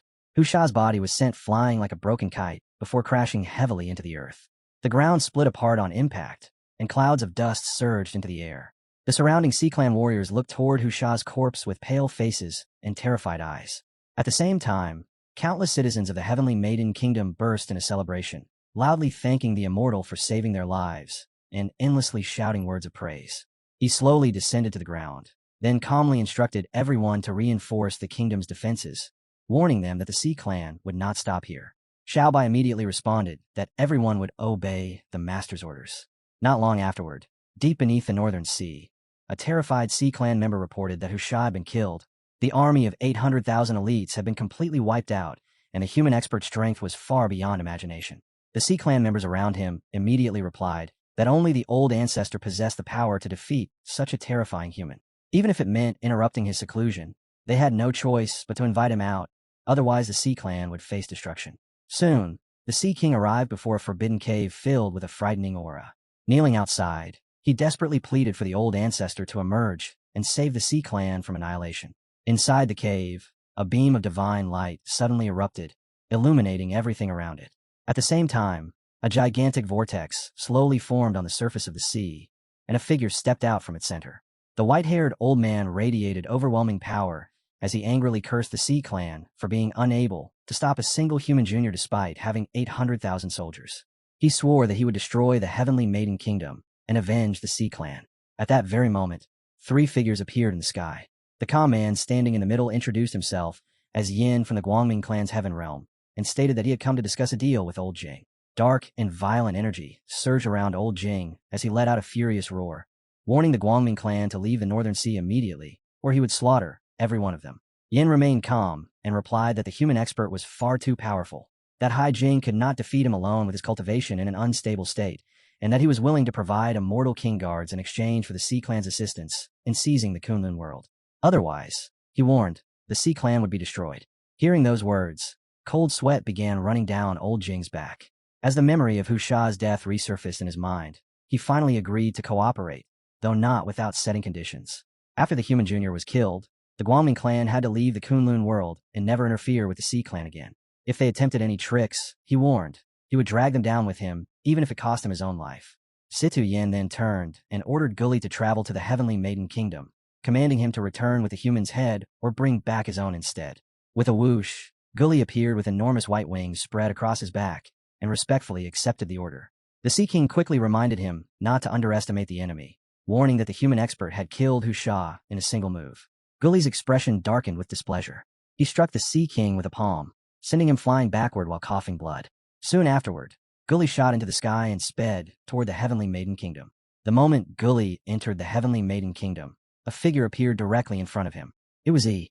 Floating calmly with his hands clasped behind his back, he declared that Guli had arrived at the perfect time, and that today he would exterminate the Sea Clan along with everyone who dared interfere with the Kunlun world. The women of the Heavenly Maiden Kingdom immediately erupted in cheers, loudly proclaiming that the immortal was invincible. Then, with a thunderous explosion, a rainbow-colored streak slammed into the Heavenly Maiden Kingdom, sending dust and debris flying in every direction. As the dust gradually settled, Guli emerged and pointed at Yi, asking whether he was the one who had killed Hu Sha. He then revealed his identity as an immortal king guard of the Guangming clan and stated that Situ Yin had sent him to take Yi's life.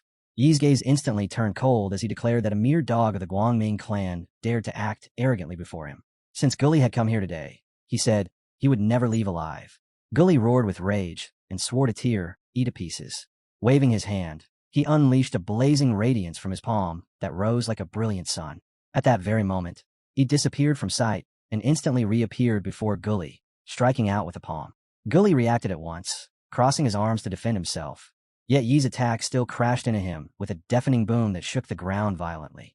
A faint smile appeared on Yi's face as he admitted that Guli was stronger than those useless Guangming clan members. Guli let out a sneer and replied that although he was powerful, he had still underestimated the strength of a Guangming clan immortal king. In the next instant, Guli formed a series of hand seals and roared that he would reveal the true power of an immortal king and completely erase Yi. Blinding light immediately exploded around Guli, and the temperature surged as though a blazing sun had descended from the heavens. Yi's eyes narrowed slightly as he watched scorching flames surge toward him like fire born from the sun itself, carrying heat so intense that even heaven and earth seemed to distort beneath it. Inside the grand hall, Jing's ancient ancestor spoke with chilling, killing intent, declaring that this time Guli would certainly kill the madman who had injured Commander Tiger Shark and disgraced the Sea Clan. Once Guli returned with the enemy's head, he and Yin would use the ring to ambush the resurrected Kunlun experts and wipe away the humiliation their clans had suffered in the past. Yin gently lifted a hand, and a silver ring slowly emerged in the void. He assured the old ancestor that Guli possessed the cultivation of an immortal king at the sixth heaven, and dealing with a mere human junior would be as effortless as turning over his hand. When everything was finished, he continued, the North Sea would belong to the Sea Clan, while the fate of Kunlun would fall into his hands. He told the ancestor to consider it compensation for the injuries inflicted upon the Sea Clan generals. At that moment, a thunderous explosion rocked the palace. The main gates suddenly shattered apart, sending dust and debris flying in every direction, and Yan's expression changed immediately. As the dust gradually settled, he stepped forward and asked whether they had been secretly plotting against the Kunlun world and even planning to kill him. Yin was stunned that he had forcefully barged into the hall in such a manner. He continued walking forward, sarcastically praising them for their remarkable audacity. Just then, Li threw a severed head onto the ground before Yin. It was Gu Li's head. Li coldly remarked that this was the dog they had sent to kill his master.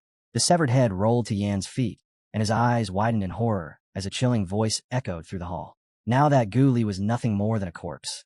It was Yan's turn to experience the pain of losing someone important. The ancestor fixed Yi with a furious glare, calling him arrogant and demanding to know who he thought he was. He questioned how anyone could dare storm the Sea Clan's hall and kill their envoy. At that moment, Tiger Shark rushed in behind Yi and immediately froze when he saw Gu Li's severed head. Tiger Shark quickly shouted to the ancestor that the man standing before him was the very person who had wounded him and slaughtered countless Sea Clan members. He then revealed that this man was Yi Julin of the Shintian sect. Yi Julin responded coldly, stating that the Light Clan had used the Ring of Order to steal destiny, while the Sea Clan had hidden within a secret realm merely to survive. The two clans had joined forces to slaughter cultivators from his clan and believed that no one could oppose them. The ancestor was instantly stunned. In a trembling voice, he asked how Yi Julin knew the deepest secrets of the Sea Clan's hidden realm. Just then, a crimson crystal floated toward Yi Julin. Catching it in his hand, he declared that he knew every filthy scheme and hidden conspiracy of both clans, and that today their crimes would finally be answered for. With those words, Yi Julin crushed the crystal in his palm and declared that he would avenge the thousands of Kunlun cultivators who had died because of them. The old ancestor was so shocked and grief-stricken that he nearly collapsed back into his seat. The old man said that since Yi Julin knew so much, he should not blame him for what was about to happen. A crystal appeared in the ancestor's palm as he declared that he would show no mercy. Suddenly, he released a stream of freezing energy toward a stone pillar while announcing that this was the Bale clan's secret art, obliteration. Yi Julin immediately threw several yellow spheres toward the attack. The spheres collided head-on with a freezing aura. The icy streak disappeared instantly. At the same moment, a system notification appeared. It informed Yi Julin that he was being attacked by an 8th-tier Immortal King. In response, the system temporarily granted him the cultivation of a 9th-tier Immortal King. Yi Julin let out a scoff and asked how an old man, surviving on nothing more than a trace of origin energy, could still be so arrogant. He questioned who had given him the confidence to act in such a manner. The ancestor began trembling as sweat poured from his body. After watching his attack vanish so effortlessly, he could hardly believe what he had just seen. This time, Yi Julin made his move. Raising a hand, he fixed the old man with a gaze that seemed to peer straight into his soul. The old man nearly lost his composure. He cried out that the Vale clan runes were the very thing maintaining his origin energy and allowing him to remain alive. Filled with fury, the ancestor accused Yi Julin of stealing his runes, humiliating him, and exposing his deepest secrets. Then the old man unleashed a terrifying technique. A gigantic vortex of seawater formed around Yi Julin as the ancestor swore that he would bury him beneath the sea and use his death to comfort the spirits of the Sea Clan. Yi Julin did not move. Instead, he unleashed a whip-like technique that struck the incoming waves, smashing them apart and completely shattering the attack. A protective barrier enveloped Yi Julin, ensuring that the water could not harm him in the slightest. Yi Julin replied that the old man was nothing more than a fallen ancient supreme who had prolonged his life by relying on the life origin of the Sea Clan's hidden realm while waiting for his inevitable death. He pointed out that the ancestor did not even dare release his full strength, because doing so would completely shatter his soul. Yet despite that, he still dared to posture arrogantly before him. The old ancestor was nearly driven mad, exhausting every trump card he had as he demanded to know what kind of monster our hero really was, and how he could possibly be aware of such a carefully buried secret. Yet no matter what he heard, he simply could not accept it. Our hero paid no attention to the outburst, charged directly at the ancestor, grabbed him by the jaw, and smashed him into the ground, leaving the old man with nothing he could do except stare up in pure fear. Looking down at him, our hero stated that the ancestor's pathetic remnant of ancient power was insignificant before him. Watching from the side, the tiger shark broke out in a cold sweat as the pressure pouring from our hero weighed down on everyone present. Only now did he finally understand how Yi had been able to suppress the ancestor with a single hand. Faced with power like this, they stood no chance whatsoever. The Serpent Elder was just as shocked, unable to understand how someone so young could possess such heaven-defying strength. At that moment, both of them realized that the Sea Clan's destruction could no longer be avoided. Meanwhile, in a hidden location, a figure quietly observed everything while holding a magical realm artifact. That person was Yin, concealed behind a pillar. In his eyes, the timing could not have been better. With the ancestor's sea whale supreme origin, along with the destiny and ruins in Ye's possession, he believed advancing into the next realm would be easy, and afterward he could take everything for himself. It was a flawless scheme that allowed him to profit from both sides. At the same time, our hero continued teaching the old ancestor his place. Our hero silently watched as the old man's energy continued to dissipate, his own expression remaining calm from beginning to end. He then grabbed the old ancestor again, while Yin concluded that allowing the ancestor to live would let him control the Sea Clan and use him to intimidate Sidu Yin. whereas killing him would bring no benefit at all. Our hero told the ancestor that he had aided tyrants and joined forces with the Light Clan to massacre countless innocent cultivators across the Kunlun realm. Then our boy turned his gaze toward Yin and declared that, as for him, did he really think he could lurk in the shadows like a rat and gather all the benefits for himself? The words instantly stunned Yin. The moment he realized he had been discovered, Yin leaped out from hiding. Since remaining concealed was no longer possible, he decided to take the runes and essence blood by force. With the Ring of Order in his hands, he was convinced that crushing our hero would be effortless. The Ring of Order immediately activated, condensing into a gigantic hand above our hero as it attempted to strip away his destiny. Our boy merely narrowed his eyes, remaining completely calm. A streak of light suddenly shot forward, piercing straight through the giant hand before it could descend, and the moment it crashed into the ground, a deafening shockwave erupted across the battlefield. Our hero cut through the overwhelming force with holy light, instantly causing both the giant hand and the Ring of Order to disappear without a trace. On the ground, Yin spat out blood as the backlash struck him hard, leaving him badly wounded. Our hero had no intention of letting him get away. Preparing another technique, he declared that Yin had used vile methods to steal destiny and slaughter cultivators, and that today he would completely destroy that fraudulent treasure. With those words, our hero released a lightning spear shaped like a raging vortex, sending it straight toward Yin. He ordered the spear to shatter the ambitions of the Light Clan and bring justice to the cultivators of the Tenon realm. The instant it struck, Yin was blasted away like a piece of driftwood tossed by a storm. A massive explosion followed, and thick smoke quickly engulfed the area. Amid the turmoil, our hero announced that from this day forward, the Sea Clan belonged to the Xintian sect, and every member would serve him as their master. The surviving Sea Clan members still entertained thoughts of resistance and showed no intention of backing down. Our hero fixed them with a threatening stare and warned that if they ever cooperated with the Light Clan again or harmed another innocent person, he would flatten the entire North Sea and leave not a single survivor alive. His cold gaze then swept across the crowd. Every member of the Sea Clan immediately bowed, declaring their willingness to submit to the Xintian sect. They acknowledged our hero as their lord and swore never to betray him. His power was unmatched, and they understood the mistakes they had made. From that moment onward, they promised to follow every command and safeguard the peace of the North Sea. Meanwhile, the heavily injured Yin continued his escape, barely holding on to his life. Our hero stepped forward and called after him, asking whether he truly thought escape was possible, then declared that the debt incurred today would be repaid in full. At that very moment, the entire hall began shaking violently, and the wounded Yin fell to the ground. Above the gathered Sea Clan members, a gigantic spiral of water suddenly appeared. The old ancestor had found another opportunity to interfere and immediately returned to his schemes. From the center of the enormous vortex, a gigantic jellyfish emerged, a terrifying and deadly creature that descended directly above our hero's head. The ancestor remained seated upon his throne, wearing an arrogant expression as he revealed the final trump card he had been keeping in reserve. Slowly rising to his feet, he called the gigantic jellyfish his old companion and ordered it to avenge the humiliation he had suffered today. The enormous jellyfish rapidly waved its tendrils as it hovered directly above our hero, who remained completely composed in the face of the threat. Looking up at it, our hero remarked that summoning a giant jellyfish was certainly a rather unusual move from the ancestor. The surrounding sea creatures immediately recognized the creature as the ancient jellyfish queen, a legendary beast capable of shredding the sea of consciousness of anyone unfortunate enough to face its attacks.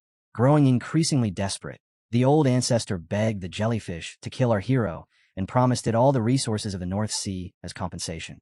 Our hero casually lifted himself into the air with mana and mocked the jellyfish as nothing more than a useless, oversized creature that nobody could even eat. With a simple wave of his arm, a powerful surge rushed forward and instantly shattered several of the jellyfish's tendrils. The old ancestor hurriedly ordered the beast to attack our hero's sea of consciousness, convinced that it was the only weakness available to exploit. The jellyfish immediately responded, violently whipping its tendrils as it released several strikes of dark energy toward our hero. Watching the black attacks race toward him, our hero dismissed them as a minor technique and was actually surprised that such a creature would dare display an unlimited ability skill in front of someone of his level. When the attacks reached him, our hero instantly activated a defensive barrier and blocked every one of them with ease. While the jellyfish remained occupied battling our hero, the old ancestor finally found an opportunity to escape. As he fled, he mocked our hero as a fool for giving him the chance to get away and swore that he would remember today's humiliation and one day repay it with blood. At that moment, our hero casually unleashed a single attack that severed the jellyfish's head along with all of its tentacle-like limbs in one strike. Glancing toward the dying jellyfish, Our boy criticized the ancestor for being an awful ally, then ordered Lee to kill him, so he would no longer offend his sight. Lee immediately shot forward and drew his sword to attack. The ancestor quickly jumped away, but Lee shouted after him, demanding to know how he dared behave so insolently before his master, and asking whether he truly believed he could escape. Lee swore that he would cut off the ancestor's arms. The ancestor simply declared that today's humiliation would be repaid 100-fold in the future. Lee swung his sword and mocked him for still daring to raise his voice against his master. Lee questioned whether someone like the ancestor even deserved the chance to run away, and declared that death was a far more suitable end for him. Watching their battle, our boy calmly remarked that their business here was finished, and that it was time to return to the Heavenly Maiden Kingdom. Meanwhile, his other disciples had already arrived there. Later, our hero reached the Heavenly Maiden Kingdom, where Yao and her mother warmly received the group following the chaos among the sea clans and their hard-fought victory in the North Sea. Our hero and his companions informed them that the Sea Vale ancestor had been killed, the Light Clan's plot had been exposed, and no hidden dangers remained in the North Sea. Yao's mother looked toward the sea creatures our hero had brought back and asked what he planned to do with them. Our boy replied that she could keep them, as they would be of great help in cultivation. He then turned to the female disciples and explained that the spiritual essence still contained within those sea creatures remained usable, so he would grant them this opportunity to cultivate properly. The disciples immediately thanked our boy for his generosity. Meanwhile, one of our hero's disciples was particularly excited about the unmatched Immortal Sea Clan feast. She had dreamed of an opportunity like this for a long time and felt extremely grateful to our hero. Before long, everyone gathered around the table and enjoyed a grand banquet together. Yao's mother announced that the immortal feast was ready and invited everyone to begin eating. An elder commented that the immortal feast blessed by our hero contained spiritual energy many times richer than ordinary immortal food. Lee laughed and said that merely following master allowed his cultivation to increase, even while eating, something he considered wonderful beyond description. After hearing their praise, our hero narrowed his eyes and shifted his attention to another disciple. Raising 2 fingers, he formed a spell. The dark energy and lingering blood aura left behind by the demonic villain Hong had encountered earlier immediately surfaced around him, and the spell erased all of it in an instant. Freed from the corruption at last, Hong gratefully thanked our hero for the blessing and announced that he had successfully broken through to the 9th level of the mysterious immortal realm, causing our boy to reveal a proud smirk. Soon afterward, our boy narrowed his eyes again and directed his gaze toward Yao. Thunder tribulation energy crackled across her body as she prepared to become an immortal, but she admitted that she could not withstand it. Her mother quickly tried to comfort her and promised that she would protect her. At that moment, our hero activated a surplus technique, and a bolt of lightning appeared behind him. Moments later, a stream of heavenly lightning descended from the sky and struck Yao directly.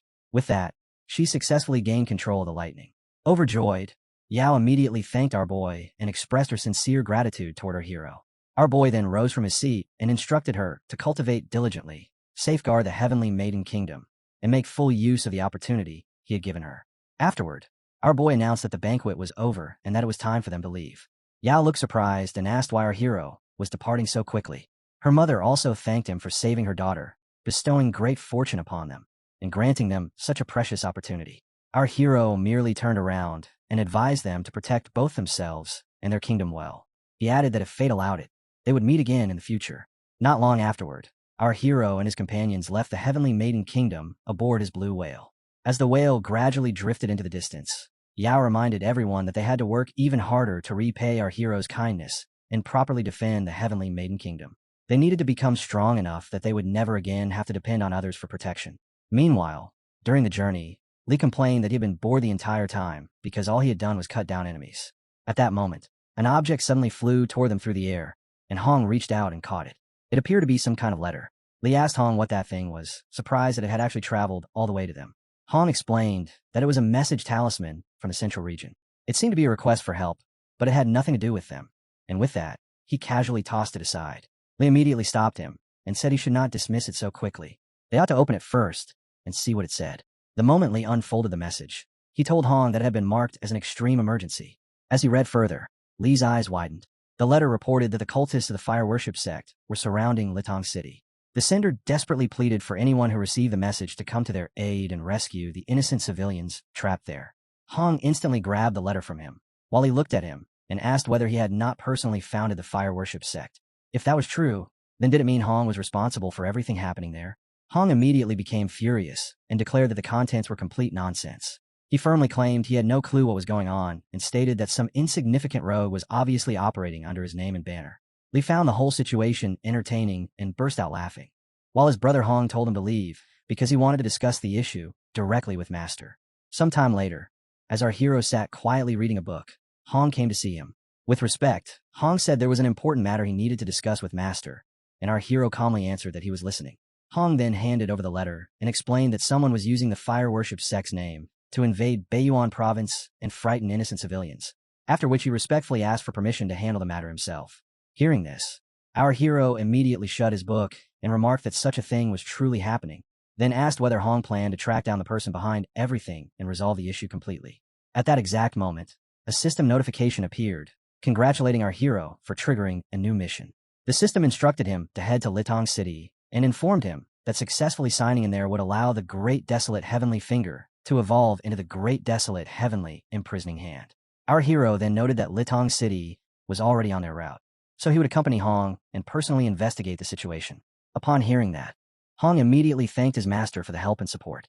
The scene then shifted to the army of the Red Demon sect, where an enormous force had assembled outside the borders of Litong City.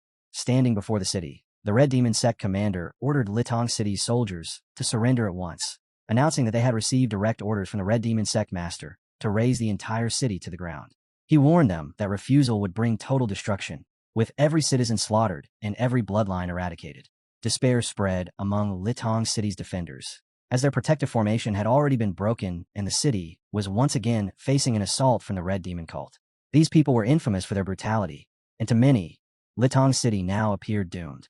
Inside the royal court, the ministers repeatedly urged King Ding to surrender, arguing that the Red Demon's fearsome reputation made resistance completely hopeless.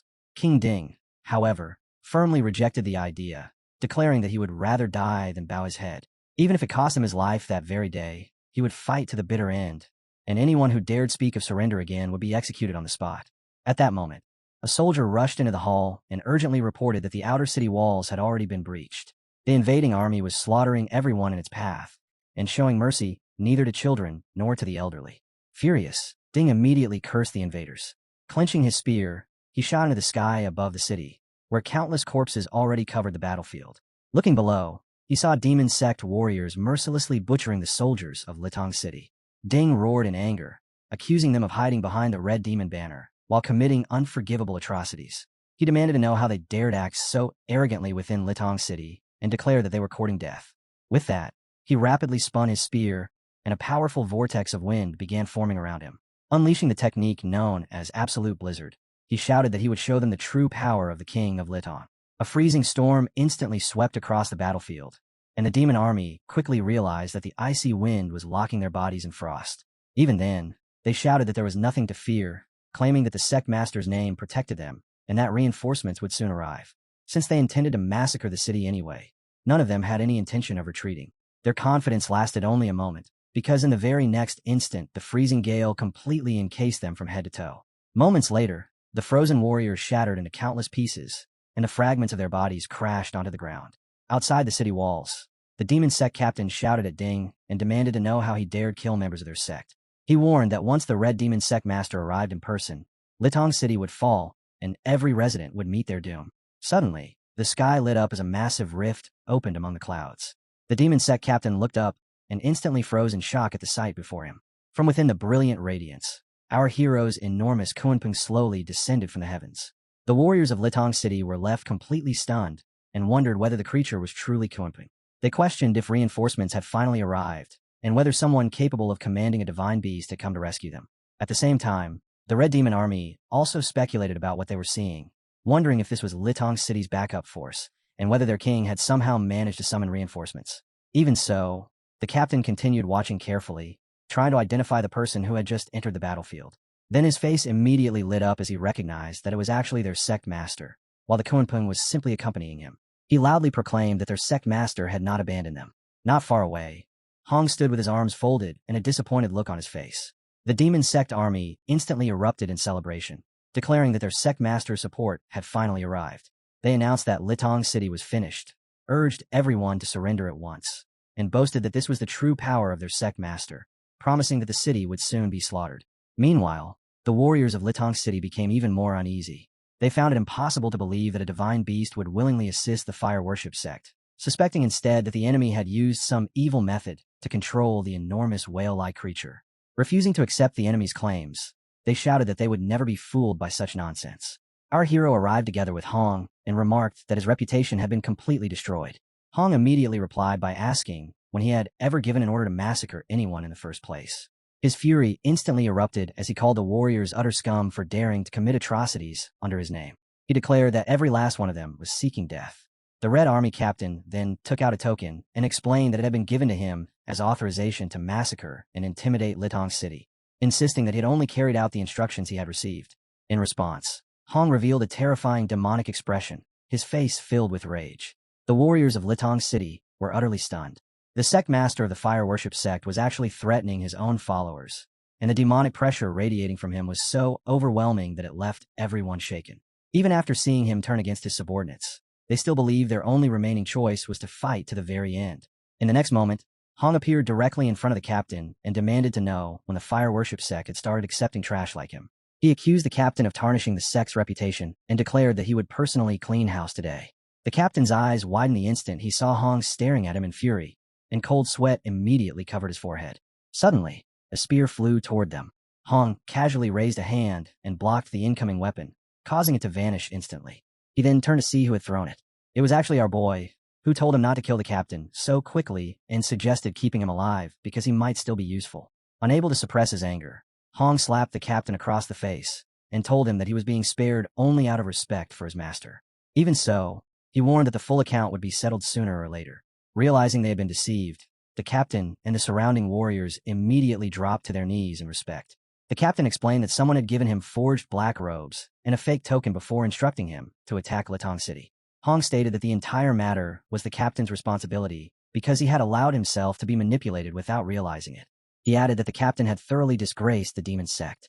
With that, Hong seized the captain by the neck and warned him that if he wished to live, he would redeem himself by finding the person who had impersonated him. Otherwise, his entire bloodline would be executed. The captain immediately revealed the culprit's identity, stating that it was Wu Chong of Black Wind Valley. He explained that Wu Chong had forged the token and tricked him into launching the attack on the city. Hong instantly tossed the captain aside and swore that Wu Chong had dared to frame him while committing crimes under his name. He vowed that he would tear Wu Chong apart. The ground beneath Hong shattered at once as crimson demonic energy exploded outward and spread across the area. One of the soldiers then approached Ding and asked whether Hong, who was now heading toward Black Wind Valley, might destroy their city on the way there. Ding ordered everyone to remain calm. He explained that Hong's objective was Wu Chong and instructed all of them to stay vigilant. If either side made a move, they would respond immediately. Our hero then addressed the enraged Hong and advised him not to act too hastily. He suggested letting the fake Hong, Wu Chong, continue leading the way for now because the real performance would begin afterward. Hong immediately ordered the captain to investigate Black Wind Valley and uncover any traps or ambushes Wu Chong might have arranged. He warned that if any schemes were discovered, everyone responsible would be executed on the spot. The captain quickly accepted the order. Hong then reminded him that he was still the vice master of the demon sect and needed to stop disgracing his name. The captain nearly dropped to the ground as he promised to leave at once. He swore that he would capture Wu Chong, bring him back, and make amends for his mistakes. Meanwhile, some nearby warriors commented that the captain had received exactly the treatment he deserved and now looked no better than a stray dog. Another warrior instructed the defenders on the city walls to count their remaining fighting forces. Before long, a new conflict emerged as Ding shouted at Hong to stop making excuses. He declared that even if Wu Chong had impersonated him, a blood debt still remained to be repaid. Ding proclaimed that justice for the dead would be delivered that very day, and the warrior standing behind him immediately voiced his support. Hong turned toward Ding and asked whether someone with such insignificant strength truly dared challenge him. He repeated that the massacre had been carried out by Wu Chong, not by him. Ding immediately activated a magical formation and declared that he would uphold justice on behalf of heaven and make Hong answer for the bloodshed. Countless shards of ice instantly shot out from the formation and raced toward Hong. Hong responded with demonic flames that vaporized every ice shard and knocked the remaining attacks aside. Dismissing Ding's assault as pathetic, he then unleashed a massive torrent of solid fire toward the city wall. The warriors immediately threw themselves down as the flames swept past, nearly burning them alive. As the attack closed in on Ding, he raised an enormous wall of ice and completely blocked the incoming fire. Without pausing, he followed by summoning a gigantic ice dragon. Hong answered with a technique of his own, creating a colossal demon made entirely of fire. a creature several times larger than the dragon itself. The two summoned beings immediately collided, and although the ice dragon struggled to force the fiery demon downward, the demon resisted with all its power. The instant they crashed into one another, a massive explosion erupted and spread in every direction. Ding quickly realized that his ice dragon had completely disappeared, while waves of searing heat and burning ash were now surging straight toward him. Hong rushed directly toward Ding and admitted that Ding possessed a certain amount of skill, but unfortunately, it was nowhere close to enough to impress him. Once again, he emphasized that the one responsible for the massacre was Wu Chang, not him. The two men faced each other as Ding maintained a defensive barrier around himself, fully aware that he was not Hong's opponent. For a brief moment, neither side made a move. Then, without warning, dark energy began spreading through the sky in all directions. Warriors from both factions looked upward in shock as the surrounding space appeared to twist and distort beneath an overwhelming demonic aura. Within the swirling purple mist, a gigantic demonic face slowly took shape. A moment later, a man who looked almost identical to Hong stepped out from that enormous face. It was Wu Chang. Hong asked him whether using another person's identity to commit atrocities and drive others into slaughtering one another was truly so entertaining. Wu Chang gave no reply. Instead, he raised a hand, and immense waves of dark energy surged toward Litong City, making it obvious that he intended to destroy the city regardless of what happened. Inside the city, villagers trembled in fear as the demonic energy rushed toward them, including women clutching their children tightly in their arms. An elder of the Litong clan shouted that even if it cost him his life, he would protect the city's men, women, and children. He immediately ordered everyone to evacuate through the tunnels. Ding could only stare at the approaching demonic energy, knowing there was nothing he could do to stop it.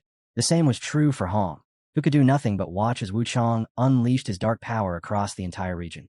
There was, however, one person who had no intention of standing by and watching. Our hero let out a calm laugh and instructed Kunpeng to take action. He then turned toward Ding and calmly asked how it felt to be manipulated and used as someone else's pawn. Ding thought about the years of bloodshed and the countless lives that had been lost, but he understood that protecting the city came first. He agreed that they should work together for now and eliminate the threat, after which they could settle their own score. Hong nodded and remarked that cleaning up the problems within his own ranks was something he should have done from the very beginning. With that decided, all of them prepared themselves to face Wu Chang and the terrifying dark mist that surrounded him. The crafty captain quickly slipped behind Wu Chang and openly threatened Hong, proclaiming that with Lord Snow Wolf King backing Wu Chang, Hong was doomed to die today and would not even have a place to be buried. Hong's rage erupted at once, and a torrent of blazing fire surged toward Wu Chang as he sneered that Wu Chang was nothing but a useless imposter and demanded to know how someone like him could dare behave so arrogantly in front of him. Remaining calm, Wu Chang drew out a protective talisman marked with the image of a wolf, then arrogantly ordered Hong to kneel before him. As an enormous wolf claw erupted from the surrounding dark, demonic energy, Wu Chang proudly announced that from this moment onward, the fire worship sect belonged to him. The dark demonic force slammed head-on into Hong's flames with tremendous power, yet Hong immediately poured even more strength into his attack, and mocked Wu Chang for attempting to outshine the moon with nothing more than a tiny flickering spark. Hong pushed the flames to an even greater level, and their overwhelming might began ripping apart Wu Chang's protective barrier through brute force alone. A moment later, the raging blaze shattered Wu Chang's mask, and his eyes widened in complete disbelief and shock. With all the energy inside his body exhausted, Wu Chang fell heavily to the ground, and as Hong slowly walked toward him, he desperately began begging for mercy. Wu Chang pleaded that the Snow Wolf King had deceived him and repeatedly begged Hong to spare his life. The cunning captain instantly ran to Hong's side and mocked Wu Chang as utter trash, ridiculing him for thinking he could challenge the sect master's authority and for foolishly placing his faith in the Snow Wolf King. Hong's anger intensified further as he declared that Wu Chang had committed countless atrocities using his name and had even massacred members of the sect, adding that death by itself was far too light a punishment for crimes of that magnitude. At that moment, strange beams of light burst from Wu Chang's body as his life force completely disappeared. His eyes became empty and lifeless before he collapsed dead onto the ground. The demonic body then began dissolving, while the flesh slowly rotted away.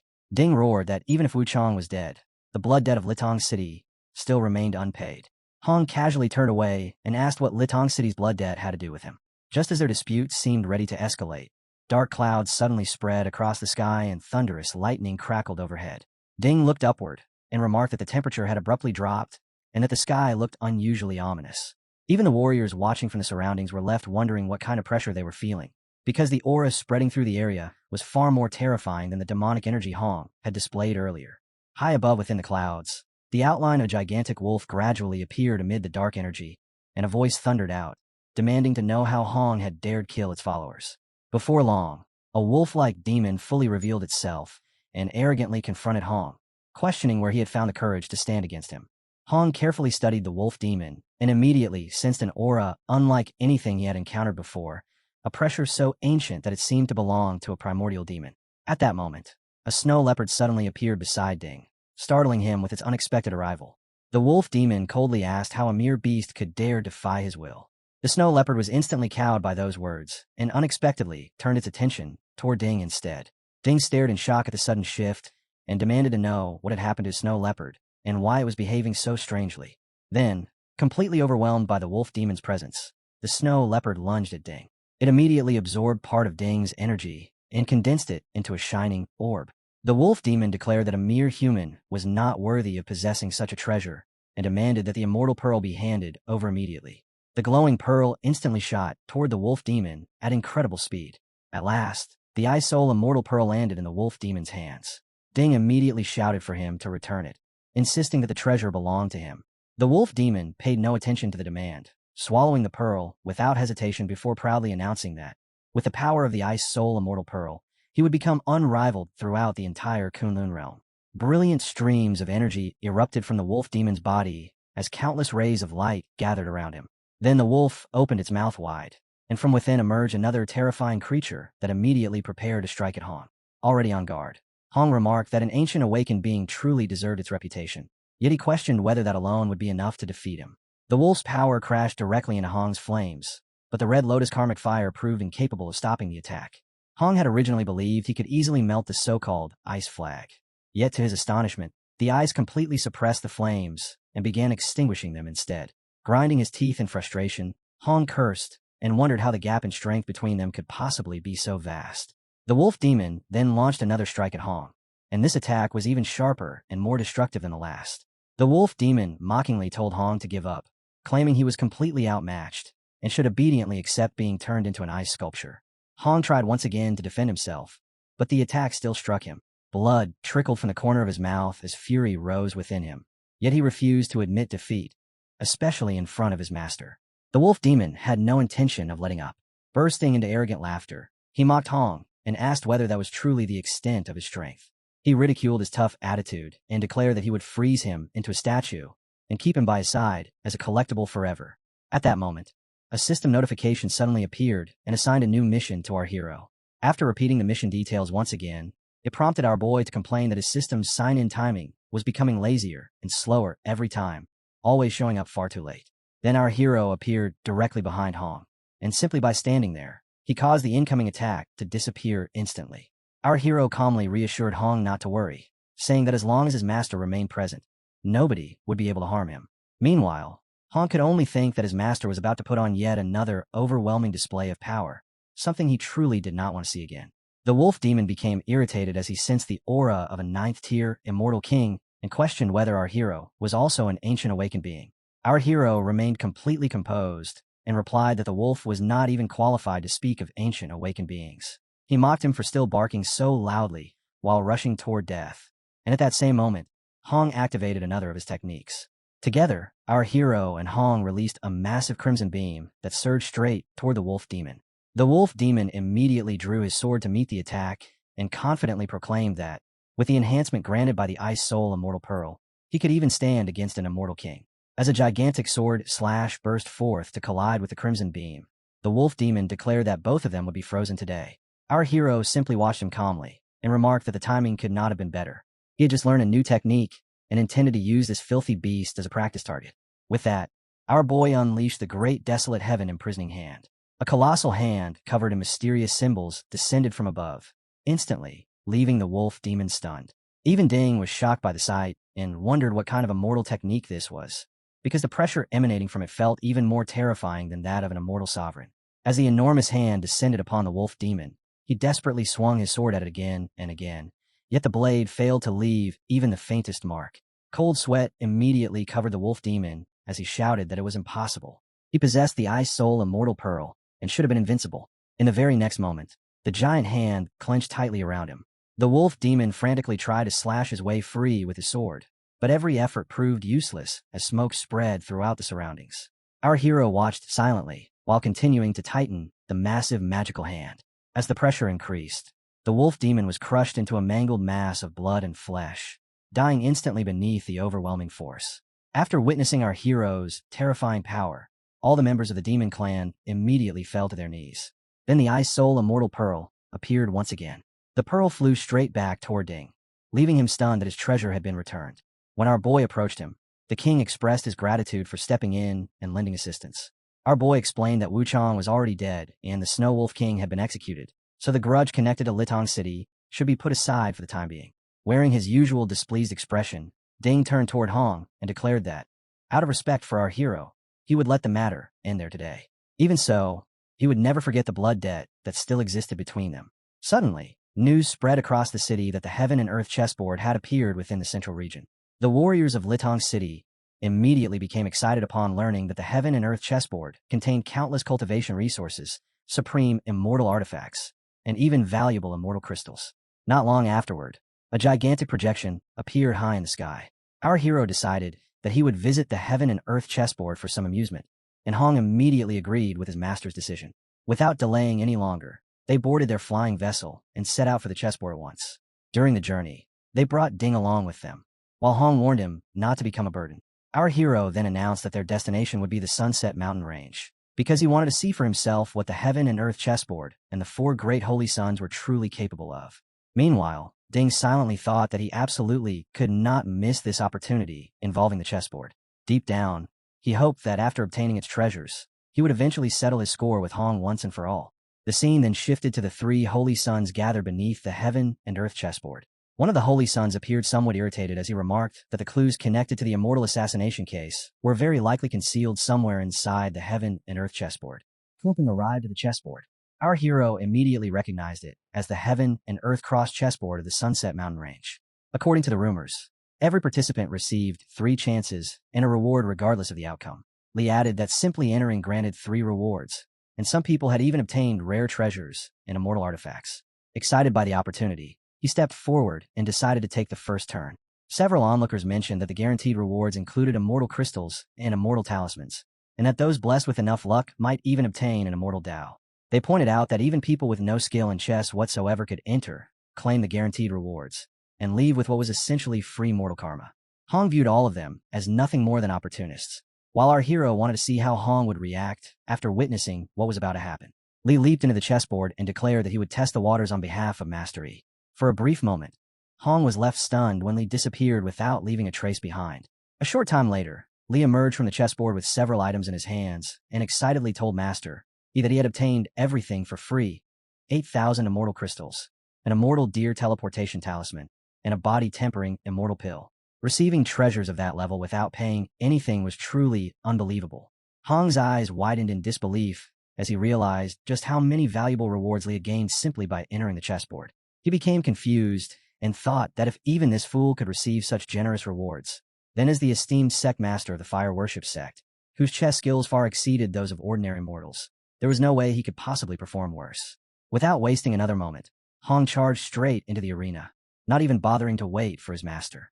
Our hero watched as Hong rushed into the chessboard, leaving a blazing trail of fire behind him. One of the holy suns suddenly darkened his expression after noticing a silhouette that seemed strangely familiar. Soon, the other 2 brothers and their sister arrived as well. One holy sun called out to the group and suggested that they enter together to uncover the secrets hidden within the chessboard. Another brother remarked that he hoped it would not be filled with weak opponents again, because that would be incredibly boring. The girl among them eagerly urged everyone to stop talking and go inside, saying that they would find out soon enough. Without delaying any longer, the 3 of them jump onto the chessboard, each leaving a distinct trail of energy behind as they enter. At that same moment, the fog surrounding the board slowly splits apart, opening a path that makes it clear someone is about to come out. An elderly man steps from the mist and openly admits that the power contained within the chess formation is unmatched. He explains that he suffered a crushing defeat and never even possessed the ability to fight back against it. The nearby spectators immediately become alarmed when they recognize him, shouting that this is Elder Huang, the half-step chess saint, and the acknowledged #1 chess master of the central region. If even Elder Huang was defeated so completely, then whoever controls the chessboard must possess frighteningly high chess attainments. Not long after, The two brothers and their sister emerge from the mist as well. The three complain angrily that the old man's chess skill is outrageous. One of them says he was defeated before reaching 10 moves and only managed to obtain the guaranteed rewards, while another brother furiously declares that the opponent's chess ability is nearly divine, with every move hiding lethal intent, and despite exhausting all of his strength, he was unable to disturb his opponent in the slightest. Meanwhile, unusual energy begins flowing throughout the board as other challengers sense the overwhelming pressure and discuss it among themselves. They wonder who is about to take the next turn and question whether someone is actually trying to challenge the limits of a chess saint. The scene then shifts to Hong, who focuses completely on his next move as beads of sweat gradually appear on his forehead. Seated across from an elderly opponent, Hong remarks that if this old man truly controls the board, then he should stop wasting words and make his move. The old man silently observes every action Hong takes while calmly preparing his own response. With a gentle motion, he advances a single pawn. The instant he sees that move, Hong cannot help admiring its terrifying force.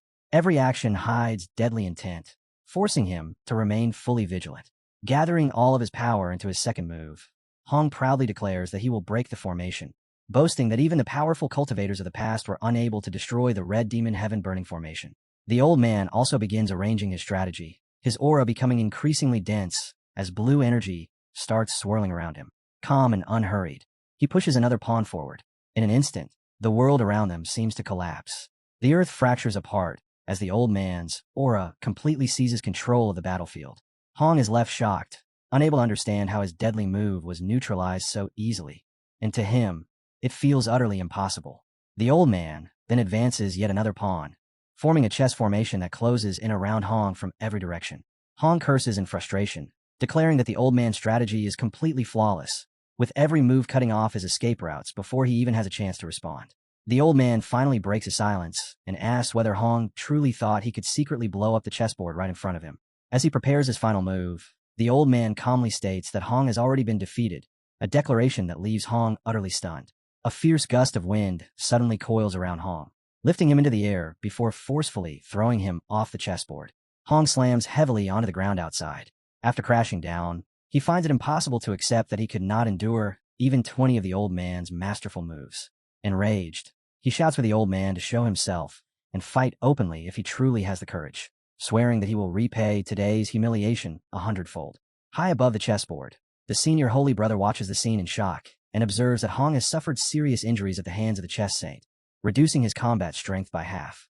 To capture Hong alive and present him to Teochew Holy Master would be a tremendous accomplishment, one that could finally raise his status as a blood servant. Without hesitation, the senior holy brother bursts into action and launches an attack toward Hong, loudly accusing him of trespassing into his territory and slaughtering countless disciples. He declares that today he will uphold heavenly justice, capture Hong alive, and offer him to the Holy Master in exchange for rewards. The surrounding disciples are stunned. They all know Hong is anything but ordinary, having personally slaughtered tens of thousands of immortals along with thousands of disciples from the Teochew Holy Land. If these two begin fighting, everyone nearby could easily be swept into the destruction. The other two holy brothers and their sister immediately grow uneasy, commenting that senior brother Lien is being far too reckless because Hong is certainly not as weak as he looks. Even though he is injured, the aura radiating from him remains overwhelmingly powerful, making a challenge like this little different from seeking death. Hong fixes his gaze on Lien and calls him a blood servant puppet that reeks of corpses, expressing surprise that someone like him would dare stand in his way. He then asks whether Lien truly believes he is qualified to enforce justice on heaven's behalf. Lien has already made his move and dismisses Hong as nothing more than a defeated general, claiming that Hong will be captured alive today and presented to the Holy Master, where all of his blood essence will be drained away. Hong casually waves a single hand and sends him flying back, then mocks him for possessing such pitiful strength while still behaving with such arrogance. Massive stone boulders burst apart as Lien is hurled backward by the force of the attack. Despite bleeding heavily from the direct blow, Lien immediately gathers mana into his hands and forms several protective shields around himself. He then executes the Blood Shadow Thousand Pierces technique, launching countless blades straight toward Hong. Hong reacts instantly, raising a blazing shield of fire that completely blocks every Mana-Forged blade. Without wasting time, Hong begins preparing a powerful counterattack aimed directly at Lien. As Hong's strike descends, Lien hurriedly attempts to erect a defensive barrier, but it is shattered instantly under the relentless force of Hong's assault. Left with no remaining options, Lien turns and tries to escape as yet another devastating attack closes in on him. Hong gathers all the surrounding flames into his hand, condensing their power as he prepares to end the battle once and for all. A gigantic flaming hand suddenly materializes above Lien, filling him with horror. The enormous hand crashes down and slams him into the ground with overwhelming force, causing the earth to crack apart on impact. Still trapped within the fiery grasp, Lien angrily curses Hong and threatens him, claiming that the Holy Master will arrive soon with limitless mana and grind Hong's bones into dust to avenge him. At that moment, another figure steps onto the battlefield and tells them to stop shouting. It is none other than our hero, who calmly informs Lien that his Holy Master was killed by him long ago. The surrounding disciples are stunned by the revelation that the Holy Master is already dead, unable to comprehend how such a thing could possibly be true. Lien also refuses to accept it, insisting it is impossible, arguing that the Holy Master's mana was limitless and accusing our hero of lying. Hong suddenly increases the pressure exerted by the flaming hand. The entire area begins burning with terrifying intensity, and even the mud and stone start to melt beneath the overwhelming heat. As the flames consume his skin, Lien's eyes gradually lose focus. Terrified, he begs Hong for mercy, crying out that he never wanted to become a blood servant, and claiming that the Holy Master forced him into it. Our hero remains completely unmoved and tells Hong to kill Lien, stating that there is no value in keeping trash like him alive. Hong closes his fist and declares that Lien is nothing more than a nuisance. The flames surge even higher, and Lien is burned to death. The remaining disciples watch in horror as everything unfolds before their eyes. Yet after learning that our hero killed their Holy Master, they fear him even more. They describe him as ruthless and decisive, noting that he did not hesitate even for a moment. Amid all of this chaos, the keeper of the chessboard remains calmly seated, continuing his game with complete indifference to everything happening around him. But suddenly, the entire environment surrounding the chessboard changes as the old man's energy spirals out of control and erupts in every direction. He shouts in anger, accusing our hero of being an outsider who trespassed on the chessboard, destroyed one of the chess pieces, and disrupted the order he had established. The old man then issues a single condition, declaring that our hero must sit down and play a game with him today. Otherwise, he warns, this matter will not end here. Our hero is slightly surprised, but he quickly mocks the old man, calling him an old fossil and asking whether he truly believes he is qualified to play chess with him. He declares that he has no interest in wasting his time on such a boring game of make-believe and considers the entire thing a complete waste of effort. Just as he is about to continue ridiculing the old man, a system notification suddenly appears and congratulates him for triggering a random mission. The mission requires him to obtain the Heaven and Earth chessboard, and the reward is the invincible sword heart.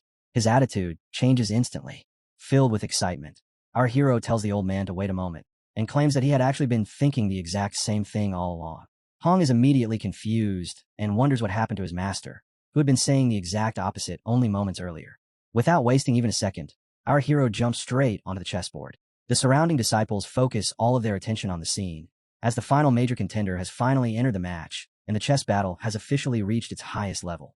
Everyone begins speculating about who will ultimately emerge victorious. Lee also finds the situation bizarre.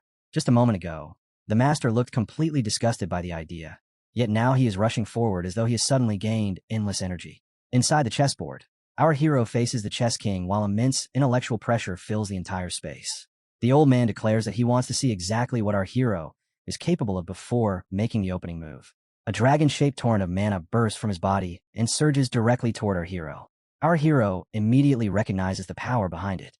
The old man clearly possesses real ability, but unfortunately for him, it still will not be enough. A system notification appears, informing him that the skill Strong Against the Strong has activated. After detecting a powerful chess predicament, the skill successfully optimizes itself and raises our hero's abilities to a level above those of his opponent. At the same time, a dragon manifests behind our hero. Looking toward the old man, he asks whether that is truly all he has and says he will entertain him for a few moves.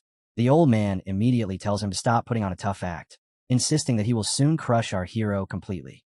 As the match progresses, the two experts engage in a fierce chess duel, while the dragons above them clash violently. Every move made on the board is reflected in their battle, and the overwhelming force generated by each exchange causes the entire chessboard to tremble. In the end, our hero's white dragon crushes the old man's black dragon completely, leaving the old man staring in disbelief as he wonders how something like this could happen, because every lethal chess tactic he had carefully prepared has been broken apart one after another. He cannot comprehend how this young man manages to foresee every move before it is even made, especially while acting so relaxed and unconcerned. Our hero calmly and politely tells the old man that he is sorry, but he has already won the first round. The old man freezes in shock and declares that it is impossible, then swears that he will definitely defeat our hero in the second round. Not long afterward, the old man suffers yet another blow and mutters that it is impossible, unable to understand how he could be inferior to any challenger. Folding his arms, our hero casually tells him to hurry up and quit wasting time with the third round, reminding him that he is still waiting to receive his reward. The old man starts trembling before angrily yelling at our hero to stop pressuring him, insisting that he can still turn the situation around. Our hero asks if the old man is finally done playing, saying that he has already been waiting for a very long time. Covered in sweat, the old man suddenly disappears into thin air, and just before he vanishes completely, he blames everything on our hero, claiming his plan has been ruined and promising that our hero will die a miserable death. Our boy simply replies that the old man ran a destiny harvesting scam and still has the audacity to curse others, adding that he will find him sooner or later. At that moment, a system notification appears, congratulating the host for completing the mission and awarding him the invincible sword heart. After obtaining the reward, our hero decides that his work here is finished and gets ready to leave, then drops back down to the ground with a thunderous crash. Once he steps out of the chessboard, he discovers Hong battling several disciples, all of whom are desperately begging for mercy, admitting their mistakes, and promising that they will never try to stop him again. Hong is nearly driven mad, with his fire hand already raised and ready to strike the old fools. He demands to know where all their arrogance has gone and reminds them that they were the same people trying to block his path only moments ago. Now, however, fear of death has completely overtaken them, and they desperately beg Hong not to come any closer. Hong responds by unleashing multiple blazing fire slashes at them, making the disciples appear like tiny, helpless prey standing before an overwhelming and unstoppable force. Just then, the Holy Sister steps forward and uses her own power to block Hong's flames, loudly ordering him to stop at once while declaring that he is not allowed to harm her senior brothers. The disciples below are left stunned when they recognize who has arrived. Fairy Qin, a 9th-tier mystic immortal, has entered the battlefield, and her cultivation is clearly far from ordinary. Hong finds this rather entertaining and remarks that it looks like she wants to exchange a few moves with him. Fairy Qin calmly answers that if he wants to fight, then they can settle everything through battle. At that moment, our hero finally steps in and tells both of them to stop immediately, questioning why they are fighting at all and asking whether they truly have nothing better to do. The instant Hong hears his master speak, he walks over and respectfully stands before him in a proper posture. The members of Hong's sect are completely stunned. Their own leader is actually calling someone master, and they can barely accept the fact that the infamous and terrifying Red Demon Hong is merely a disciple serving beneath an even greater expert. The Holy Land disciples are equally shocked. They had originally assumed Hong was the strongest figure among the group, only to discover that he is nothing more than someone else's student. At that moment, Ji comes rushing over while excitedly calling her hero boss. Watching from the side, Lee wonders what kind of ridiculous act this fool is about to pull now. Without hesitation, Ji drops to his knees and tells our hero that, if he does not object, this junior wishes to acknowledge him as his godfather, and from this day forward, he will be his real father. Our hero immediately tells him to stop, and asks who exactly he thinks he is to be calling him dad. Ji proudly introduces himself as Ji Baxiao, the holy son of Yinyang Holy Land. Our hero responds that the name really suits the person. Taking it as praise, Ji happily thanks him for the compliment, and instantly brings up the godfather issue once again. Our hero firmly shuts it down, telling him there is absolutely no possibility. When the other holy son arrives, our hero points toward him and says that he must be Lin Duxiu, deciding that from now on, he will simply call him Duxiu. Lin Duxiu, however, respectfully replies that Master may just call him Lin. Even so, he admits that he quite likes the new nickname because it feels much friendlier and easier to approach. Meanwhile, the scene shifts to a peach blossom forest that stretches for thousands of miles, where the old man sits in meditation beside two disciples, unable to stop thinking about everything our hero has done, as those events continue to weigh heavily on his mind. Without warning, the old man suddenly coughs up a mouthful of blood, causing the nearby disciple to stare at him in complete shock. The disciple immediately cries out, asking what he is doing and accusing him of doing it on purpose. Remaining calm, the old man explains that he lost the match inside the chessboard.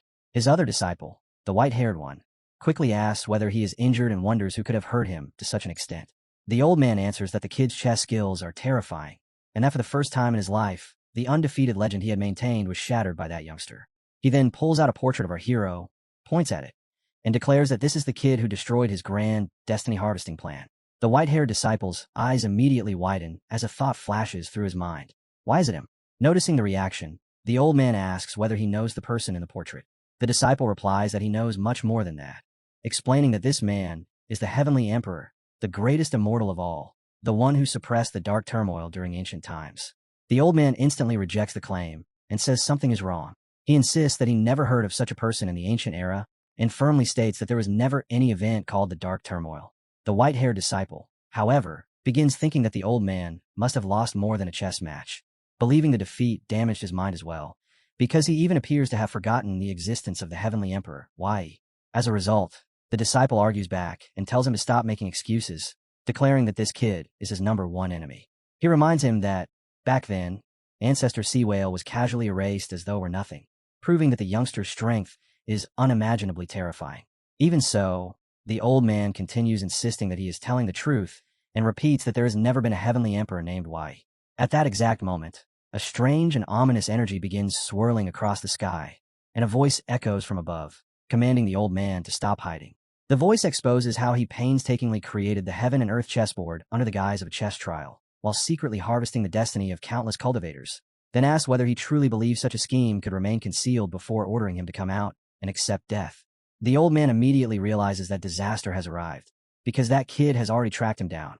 Even his disciples fall into despair as they wonder how he managed to find them so quickly. One furious disciple immediately panics and says they have to leave at once, or they will be in serious trouble.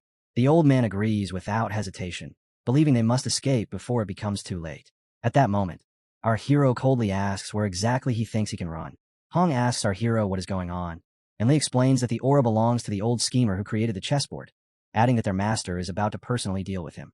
The Holy Sons finally understand that the heaven and earth chessboard was nothing more than a fraudulent trap designed to harvest destiny. They feel grateful that Boss Y exposed the scam and defeated its creator, because otherwise all of their destinies would have been stolen.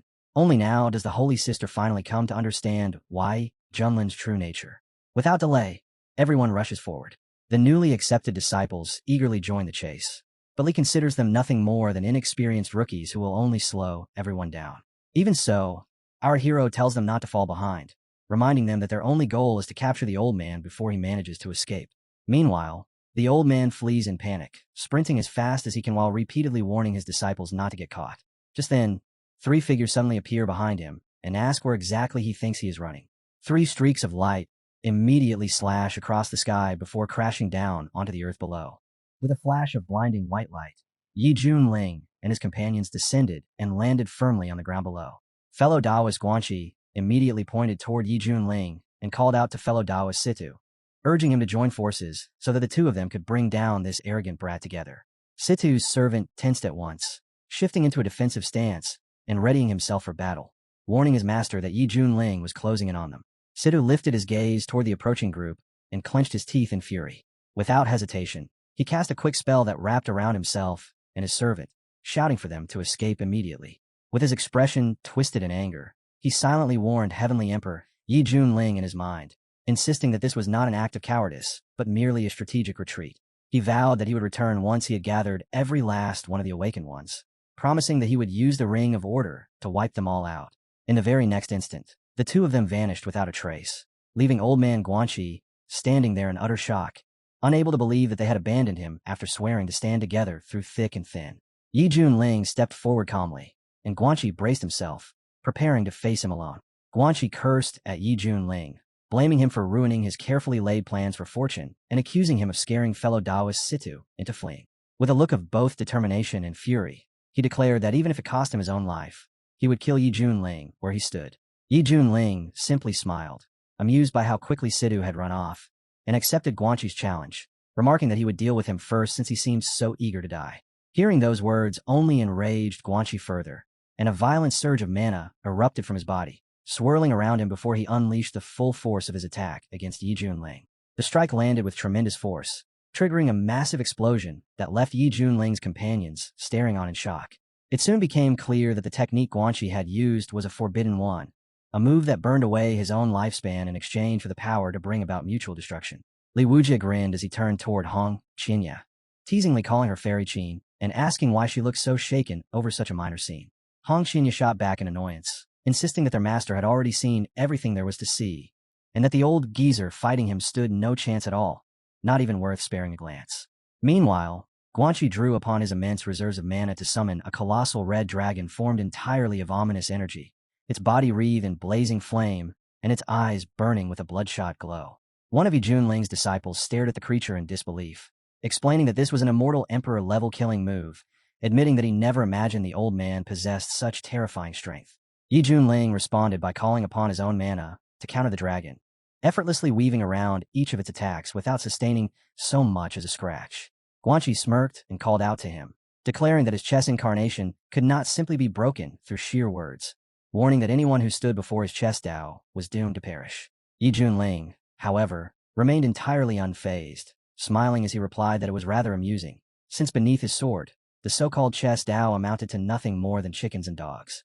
With that, he cast a spell that filled the entire sky above them with countless hanging swords, and he rose to levitate among them. In the next moment, the swords rained down upon the dragon, tearing it apart and erasing it from existence within mere seconds.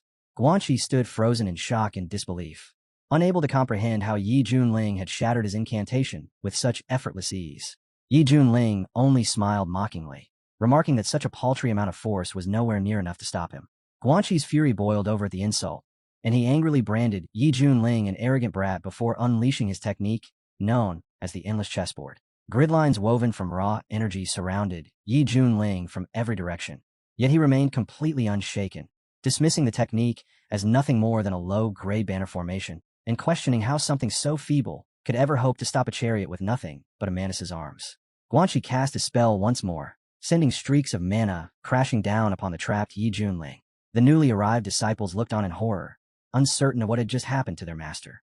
Li Wujia only chuckled, asking them with amusement whether they truly believed such a feeble force could ever hope to pierce through their master's indestructible body. Sure enough, as the residual energy cleared away, Yi Junling emerged completely unharmed, still standing in his usual composed form, and calmly asked Guanxi whether he genuinely believed he had the power to break through his indestructible body. Old man Guanxi stood frozen, his mind reeling in disbelief, unable to fathom how anyone could survive an immortal emperor-level act of self-destruction. He demanded to know just what kind of monster stood before him. Clenching his teeth, he came to a grim realization that everything fellow Daoist Situ had warned him about was true, that the man before him truly was the heavenly emperor Yi Junling, since only someone who had reached the rank of immortal emperor could possibly withstand such devastation. To add to his humiliation, Yi Junling casually referred to him as nothing more than an old geezer, telling him to hurry up and use whatever tricks he still had left, since he himself was running short on time. Desperate, Guanxi raised his hands into the air and activated his ability, commanding every one of his moves to transform into soldiers.